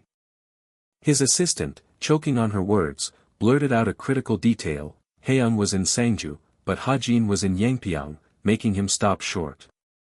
He continued to walk away, leaving his assistant's desperate question hanging in the air, his destination an unknown certainty. With unwavering resolve, Kang Juhyuk affirmed his choice. An engine roared to life, cars speeding through the neon-lit city streets. Kang Juhyuk, driving with frantic urgency, implored the person on the phone to hurry, his voice strained with desperation. He detailed his swift actions, dispatching half the security team to Yangpyeong and Sangju, and securing police support in Sangju through Director Huang. The car's engine roared as he pressed harder on the accelerator, the speedometer needle climbing rapidly. He analyzed the threat. The Yangpyeong workshop was too visible for Park Jong-ju to deploy many, but his grandmother's house in Sangju was dangerously exposed. A tear escaped his eye, but his gaze remained fiercely determined. He had to act, and fast, before they arrived. The car surged forward, a blur against the city lights, its engine screaming. His mind raced, culminating in the decisive declaration of his choice. The scene shifted to a calm, luxurious modern house, bathed in the soft glow of interior lights under a starry sky. "President Kang, what brings you to call me at this hour?" the man asked, as Kang Juhyuk, his voice trembling slightly, apologized and asked for a favor. Kang Juhyuk urgently requested any available personnel be dispatched to Sangju within the hour, a demand that caught the other man completely by surprise. Kang Juhyuk's grip tightened on the steering wheel as he grimly revealed that his actors were under direct threat. He explained the grave danger facing Kang Haeung and Grandma Kim Jeom-suk, which immediately led the other man to suspect Tae-shin. Kang Juhyuk made a desperate plea, vowing to repay the debt with his life if his people could be saved this time. But his plan had another crucial component. With grunts of exertion and the creaking of the machine, Ha Young-hoon pushed his limits during an intense workout. A frustrated beep interrupted his music, prompting Ha Young-hoon to curse the interruption and angrily question President Kang's late-night call. Kang Juhyuk, his voice grave, presented a single, desperate request. Ha Young-hoon, wiping sweat from his face, grew tense and confused by Kang Juhyuk's sudden, hushed tone. Kang Juhyuk's urgent command, to go to Yangpyeong immediately because Ha-jin was in danger, hit Ha Young-hoon with a shocking force. Kang Juhyuk revealed the horrifying truth. Director Shim Wang-sik was targeting Ha-jin, planning to use drugs, prompting a flustered, "What the hell?" from Ha Young-hoon. Kang Juhyuk pleaded, explaining that Ha Young-hoon was the only one he could trust right now, asking him to be Ha-jin's big brother just one more time. Ha Young-hoon repeated the code, in Cheeksel, his eye burning with fierce resolve and understanding. Engines roared as cars sped down the highway, destinations Sangju and Munjiang rushing closer. With the whine of his car's engine starting, Kang Juhyuk began to explain why he had entrusted Ha-jin to him. He revealed the depth of his trust. He considered Ha Young-hoon family, a sentiment underscored by the luxurious sports car now waiting. Choi Ryu-hyuk, smoothly adjusting his sunglasses, offered a confident, reassuring vow, he would save Kang Juhyuk from any trouble. With a playful smirk and a low growl, Choi Ryu-hyuk mocked his cheesy words, but agreed to help, promising to collect the debt with interest later. The yellow sports car roared to life, speeding out of the parking garage, a vibrant streak of determination. As Kang Juhyuk walked, an unseen man's enraged voice unexpectedly pierced the air, vehemently declaring, "I'm not an actor, you idiot," only to then reveal, "We're global content directors." Kang Juhyuk. Simultaneously, Director Kim Sang-bong frantically barked orders over the phone to mobilize the Sangju factory security team right now. All of them, ensuring they were prepared for anything, even monkey wrenches, and demanding the police chief be called as well. Kang Juhyuk's thoughts reeled with a sudden, alarming realization. Juhyuk-hyung is in danger. Elsewhere, an unseen individual groaned, waking with a pounding headache. UGH. My head. An older man with a goatee stirred at a clean white table, confused, questioning, when did I fall asleep? His confusion was then broken by a ringing phone, startling him. The silence of a long, empty hallway stretched, creating an unsettling calm. The focus then shifted to a single, nondescript hotel room door, numbered 02. Inside, a man in a black suit announced a chillingly casual, "All right, let's do a camera test," to a young woman who lay looking bored. Through the camera's lens, the man calmly instructed the young woman, "That's right. Just relax," his words holding an unsettling undertone. A flicker of intense annoyance crossed the man's face, betraying his frustration. Suddenly, his hand roughly grabbed the young woman's shirt, an aggressive shift in his demeanor. Fuck. He spat, his voice filled with extreme anger. I said don't disturb me. He shouted towards the door, who is it? And a voice from the other side calmly replied, room service. Standing, the man furiously questioned the very idea of it. Are you crazy? Do you need your head examined? He raged. What kind of room service does a countryside resort like this even have? But as he peeked through the door, a dawning, unsettling realization crossed his face. Wait, I didn't even order any room service. With a sudden, forceful shove, the door was thrown open. The man stumbled back with a choked gasp of pain as Ha Young-hoon and an older man burst into the room, their presence a shock. Ha Young-hoon greeted Director Shim with an unervingly calm smirk. Director Shim, long time no see. The man's hand instinctively reached for the doorframe, a physical reaction to the sudden impact and disorientation. Shock and confusion washed over Director Shim's face as he stammered, "Hha Jung-hoon. Why are you here?" Ha Young-hoon, now seated, maintained his calm facade, stating he was merely conducting a quick inspection for his upcoming role as a corrupt detective. A fleeting mix of surprise and a faint blush appeared on Ha Young-hoon's face, an unexpected reaction. Then, his eyes narrowed with grim confirmation, so it's true. His anger simmering beneath the surface. Ha Young-hoon's tone sharpened as he confronted Director Shim Wang-sik, accusing him, you still haven't fixed that shitty habit. Enraged, Ha Young-hoon abruptly swung a punch, roaring, you son of a bitch. The impact sent Director Shim Wang-sik sprawling to the floor, grimacing in pain. Standing over the fallen man, Ha Young-hoon's fury escalated, you piece of trash. Die. His fist clenched, poised to deliver another devastating blow to Director Shim Wang-sik's terrified, tear-streaked face. Just as the punch was about to land, an unseen hand intervened, grabbing Ha Young-hoon's fist mid-swing. Ha Young-hoon struggled, demanding, let go of me, while the older man holding him back declared, I'll beat that bastard to a pulp. The older man firmly instructed, Jung-hoon, stop here. Even as Ha Young-hoon raged, you're seriously saying that after seeing this? That bastard drugged my little sister, to which the older man calmly retorted, that's exactly why you need to stop. The older man then explained, you're one of our actors now. I'll handle the cleanup, so step back, shocking Ha Young-hoon into a surprised, what? The older man, now on his phone, gave precise instructions, telling the person on the other end to calm down and take care of Hajin first, and critically, don't touch the drugs, the bottle, or even a single cup. Despite his visible upset, Ha Young-hoon resignedly agreed to the plan, knowing they would secure evidence and bury this bastard for good, responding with a heavy, HAA. Got it. Ha Young-hoon looked at the peacefully sleeping Kang Hajin, a deep concern etched on his face as he softly uttered her name. The older man then turned to Director Shim, declaring with chilling resolve, Director. I'm not an actor like him, so if things go wrong, I swing fists first. Grabbing Director Shim, the older man furiously demanded, did you drug Hajin or not, to which a terrified Shim stammered, no. Not yet. I swear. With a grunt of exertion, the older man continued his assault, enraged, don't talk so casually, you bastard. His voice menacing, the older man pressed again, say it again, with feeling this time. Did you use drugs? Or not, as Director Shim Wang-sik's face contorted in terror.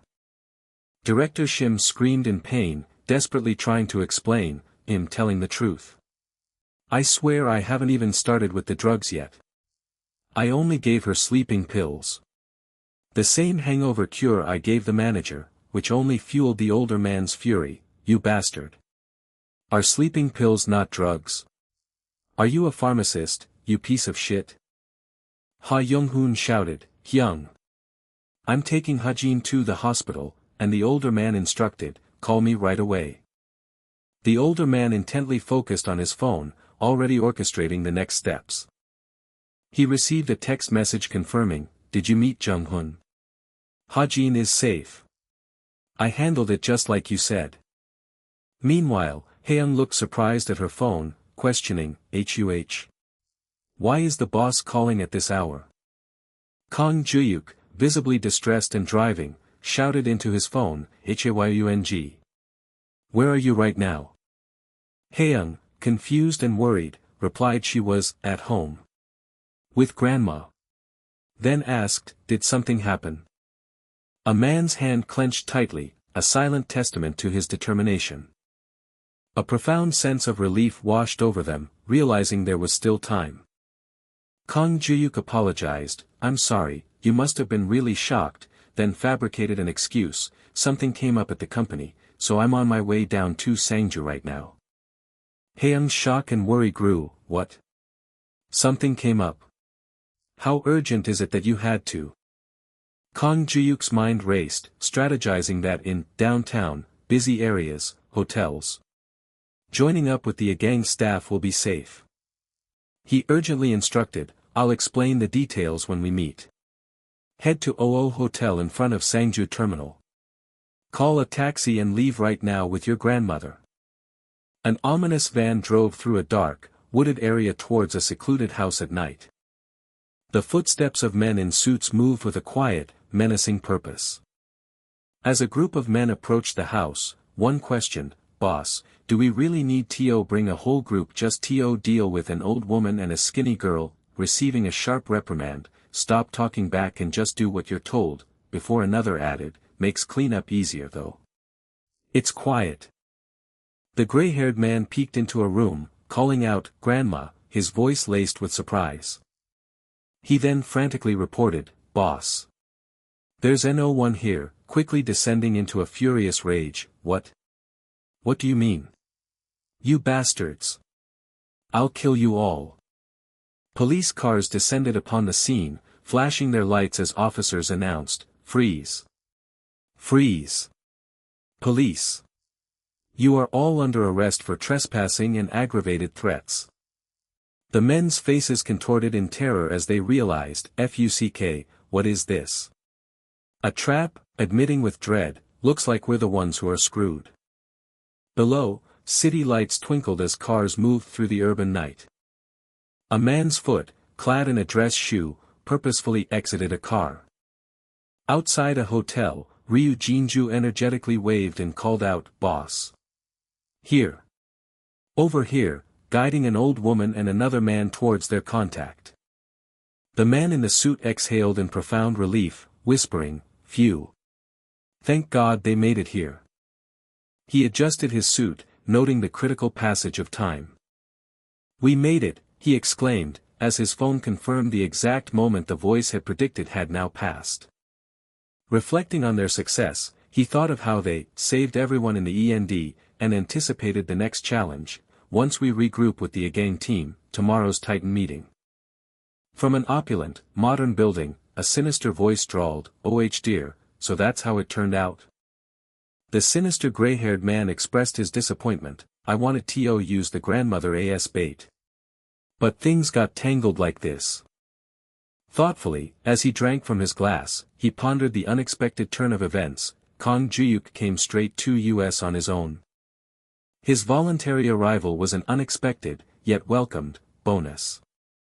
With a menacing red glow in his eye, the man declared, "All right, let's end this game," and coldly commanded, "Kill them all." Ryu Jinju, the old woman, and another man were led along by aggressive men in suits, their expressions filled with growing dread. One of the men in a suit reacted with utter shock and terror, stammering, "What is this?" Men's feet pounded against the pavement, a chaotic rush of movement. A man in a black suit ran with chilling purpose, a baseball bat clutched in his hand. A masked figure stood menacingly behind a terrified man, baseball bat raised, ready to strike. A violent impact ripped through the scene, leaving only sharp white lines and red splatters in its wake. As a blood-soaked hand lay still, the narration questioned Kang Juhyuk, did he agree with the fate that someone would disappear in the future he had changed? A student on a motorcycle sped away into the night, a blur of motion. "Yes, HYUNGS," the excited student shouted, that's the correct address. Sangju, Gyeongbuk. The narration recalled, the one who threw himself in to save me. It remembered, the one who risked everything and stepped before the public for us. With unwavering determination, the man in the dark hoodie declared to the injured man he carried, just wait a little longer, Hyung. This time, it's my turn to repay you. The speeding car roared through the dark, winding forest road, its destination shrouded in mystery. The driver, hands gripping the wheel, confirmed they had bypassed the tollgate and had only an hour left, the engine rumbling with tense anticipation. The driver confirmed their grim destination, Chuksan Port, near Yongdeok, noting that Captain Huang had a boat ready, while the bound hostage could only listen, muffled by his gag. The driver confidently declared their experience in such matters, promising to reach international waters beyond any detection, a grim vow that seemed to hang heavy over the visibly injured hostage. Yes, of course, the driver affirmed, confirming the grim depth of their resolve, as fresh blood pattered onto the hostage's clothes and hands, a distressing testament to recent violence. The narrator reflected that a voice had once offered a profound opportunity. Ha Young-hoon, smirking with a confident air, proposed reviving a film by bringing in a certain actor, guaranteeing a 10 million view success under his own name. The opportunity was to revive a film that had once tragically collapsed. It was an opportunity to save an actress from a devastating drug scandal, her despair reflected in the ceaseless notifications of her phone. These were chances to restore a young trainee's lost dream and prevent an idol from making an extreme, irreversible decision. The opportunities extended to urgent, dynamic moments, like a figure in a dark hoodie leaping in a desperate chase. The voice presented opportunities to save students' lives at a collapse site, and citizens on the brink of major disaster. These were opportunities that rekindled dying flames of life, yet perhaps those very chances carried a dark, foreboding twist. The chilling possibility arose that such opportunities would only make the moment of one's death even more miserable. The grim headline declared, national actor Kang Juhyuk's lonely end in a basement room, as his feet dangled tragically in a bleak bathroom. A melancholic question lingered, was it all truly enjoyed, when his very life had been collateral from the beginning? In the future Kang Juhyuk changed, someone's fate was intertwined, hinting at a mysterious new destiny. Would he agree with a fate where someone simply disappears? The bound and bloody man, head bowed in despair, wondered if, no matter the choice, his death was truly an unavoidable fate.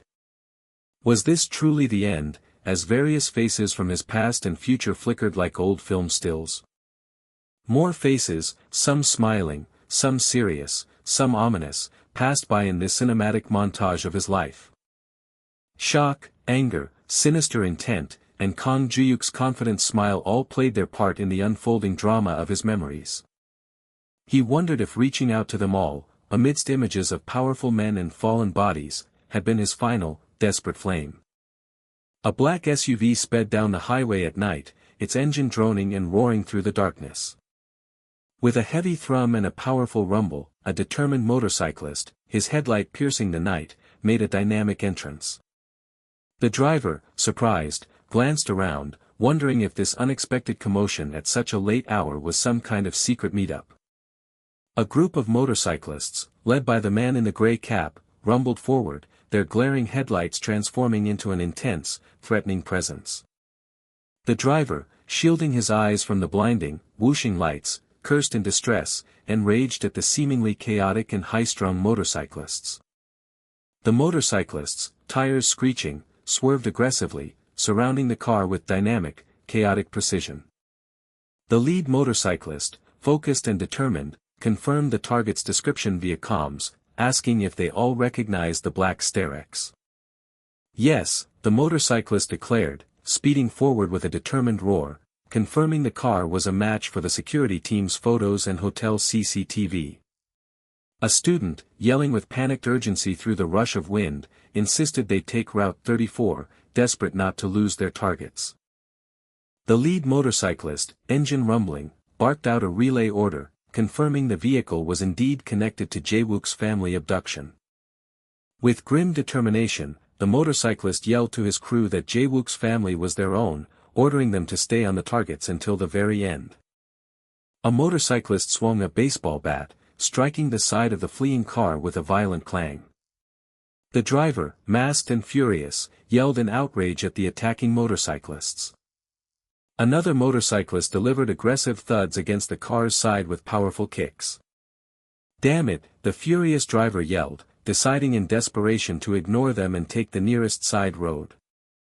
"They're escaping onto Route 34, the lead motorcyclist shouted with a satisfied, "Nice," as their tires screeched to follow the swerving van. A student's motorcycle shuddered as he dismounted, preparing for the next, critical phase. "Ha," the student exhaled, his motorcycle idling with a determined thrum, "I finally caught up, looks like it's my turn."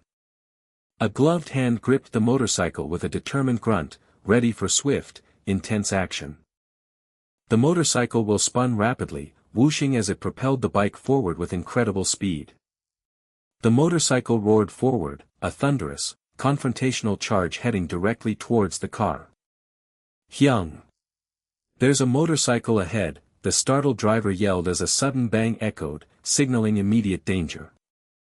"What the hell?" the shocked driver yelled, realizing the motorcycle was racing straight at them in the opposing lane, escalating the danger to a desperate peak.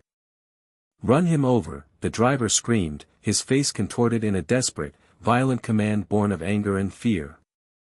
The car sped along the winding road beside a steep cliff, surrounded by the dramatic howl of wind and the high-pitched whir of other vehicles. "Juhyuk Hyung," the student screamed in a desperate, intense cry as danger loomed. The motorcycle roared with intense acceleration, suddenly swerving sharply as sparks flew from its tires in a dangerous, dynamic maneuver. The motorcyclist screeched and clanged, sliding across the road in a chaotic, impactful crash as sparks erupted behind him. The motorcycle crumpled in a catastrophic crash, splintering and thudding to the ground, surrounded by flying glass shards. The car groaned under the impact, spinning wildly in mid-air before collapsing with a heavy splat, debris scattering in its catastrophic crash. After the chaos, a quiet whine lingered as the student, helmet removed, looked back at the smoking, wrecked van with a deep sigh. "Jae-wook," the lead motorcyclist called out urgently, as more engines roared and thumped in the distance, quickly approaching. "Hyung! A gang of motorcycles is heading this way," the injured driver yelled, whipping his head around to frantically order his panicked companions to grab their tools. Men spilled from the crashed van with an angry yell, one armed with a baseball bat, ready for a desperate confrontation. A man in a red cap grimaced, a sharp hiss escaping him as he clutched his face, wincing from a fresh injury to his forehead. Unexpectedly, a helicopter from a gang hospital whirred into the dramatic night sky, its powerful spotlight cutting through the darkness. The helicopter blades thrummed overhead, its light decisively illuminating the chaotic scene as men fled and police vehicles approached the crashed van. "Fuck," the driver cursed in panicked shock, demanding to know why a helicopter had inexplicably appeared overhead, exposing their every move. A professional from a gang hospital confirmed over his headset that Kang Juhyuk and his group were secured, as police and their own security teams were being guided in. The older man, his face showing a measure of relief, calmly acknowledged the successful operation, commending the team for their hard work. Police cars rushed to the scene, sirens wailing and tires screeching in their urgent, dynamic response. "Everyone drop your weapons. Get on the ground," a police officer commanded with a growl, threatening to open fire if they tried anything stupid. Rapid footsteps pounded as the student ran towards the van, desperately calling out for Juhyuk Hyung, with urgent emotion. A police officer held the injured Kang Juhyuk, who let out a pained groan, as the student watched with wide, distressed eyes. Kang Juhyuk lay unconscious and severely injured, his face bloody, as the officer held him with grave concern. "Juhyuk Hyung," the student desperately pleaded, tears in his eyes, urging him to get a hold of himself. His panicked, urgent question echoed, "Are you all right?" Hyung, emphasizing Juhyuk's dire situation. An ominous figure in a dark hoodie stood calmly over an injured student, who lay in a gritty, blood-soaked alleyway. The man in the hoodie asked, "You're okay, right?" his gaze unsettling as the injured student lay trembling, before abruptly demanding his name. "Your name," the man in the hoodie yelled, aggressively grabbing the recoiling student by his collar, demanding to know if he was Kim Jae-wook. "It's me, Kim Jae-wook," the actor declared with bold conviction. "Hyung. Do you recognize me?" Jae-wook asked, his voice full of a desperate plea for recognition. With an intense, focused turn, Jae-wook, his head bandaged, called out, "Hyung," his voice an urgent appeal amidst his distress. "Juhyuk Hyung," the student cried out, his voice choked with desperation and grief. A wave of gratitude washed over him. This time, someone else had saved him. With flashing lights sweeping across the scene, all suspects were apprehended, and police began requesting victim identification.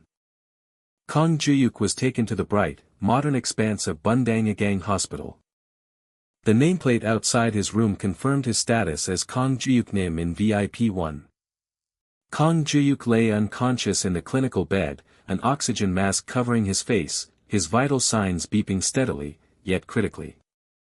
Though physically unconscious, Kang Juhyuk's mind stirred, questioning what had happened as the monitor continued its steady beeping. Footsteps echoed as a man in a suit entered the room, his first question anticipating the arrival of Director Huang.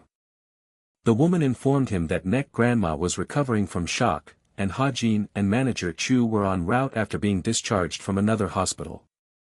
The man groaned with deep remorse, stating everyone was fine except Juhyuk and Jae-man, apologizing that the situation had escalated so far, even had he been present.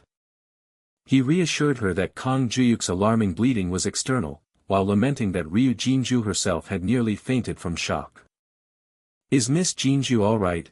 the older man asked, a weary sigh escaping him, before revealing that Kang Juhyuk had already told him everything. "There's someone else behind all of this, isn't there?" the man in the suit asserted, revealing Park Jongju, executive director of Taishin Foods, as the true orchestrator. A poignant question hung in the air: Kang Juhyuk, had he truly saved himself? He mused on the salvation he had always truly longed for. He reflected on what had truly pulled him out of 5 harrowing years of hell. Ryu Jinju slept tenderly by Kang Juhyuk's side, her head resting on his hospital bed, a quiet vigil of devotion. A tear escaped Kang Juhyuk's closed eye, as he realized his salvation had come from the voices of precious people, waiting for him, who would appear in the ending credits of his life. Kang Juhyuk's hand twitched by Ryu Jinju's head, a hopeful, stirring sign of his awakening. And among those precious saviors, one name held a unique significance. With a soft rustle, Kang Ha-young's smiling face appeared in a tender, film-like vision, surrounded by glowing particles. That was the name that would appear at the very top of his life's credits, forever etched in significance. Kang Juhyuk and a woman stood together, gazing out at the city skyline under a dark, cloudy sky, a moment of peaceful, shared hope. With a gentle caress, Kang Juhyuk touched Ryu Jinju's head as she slept, recognizing her as his true female lead.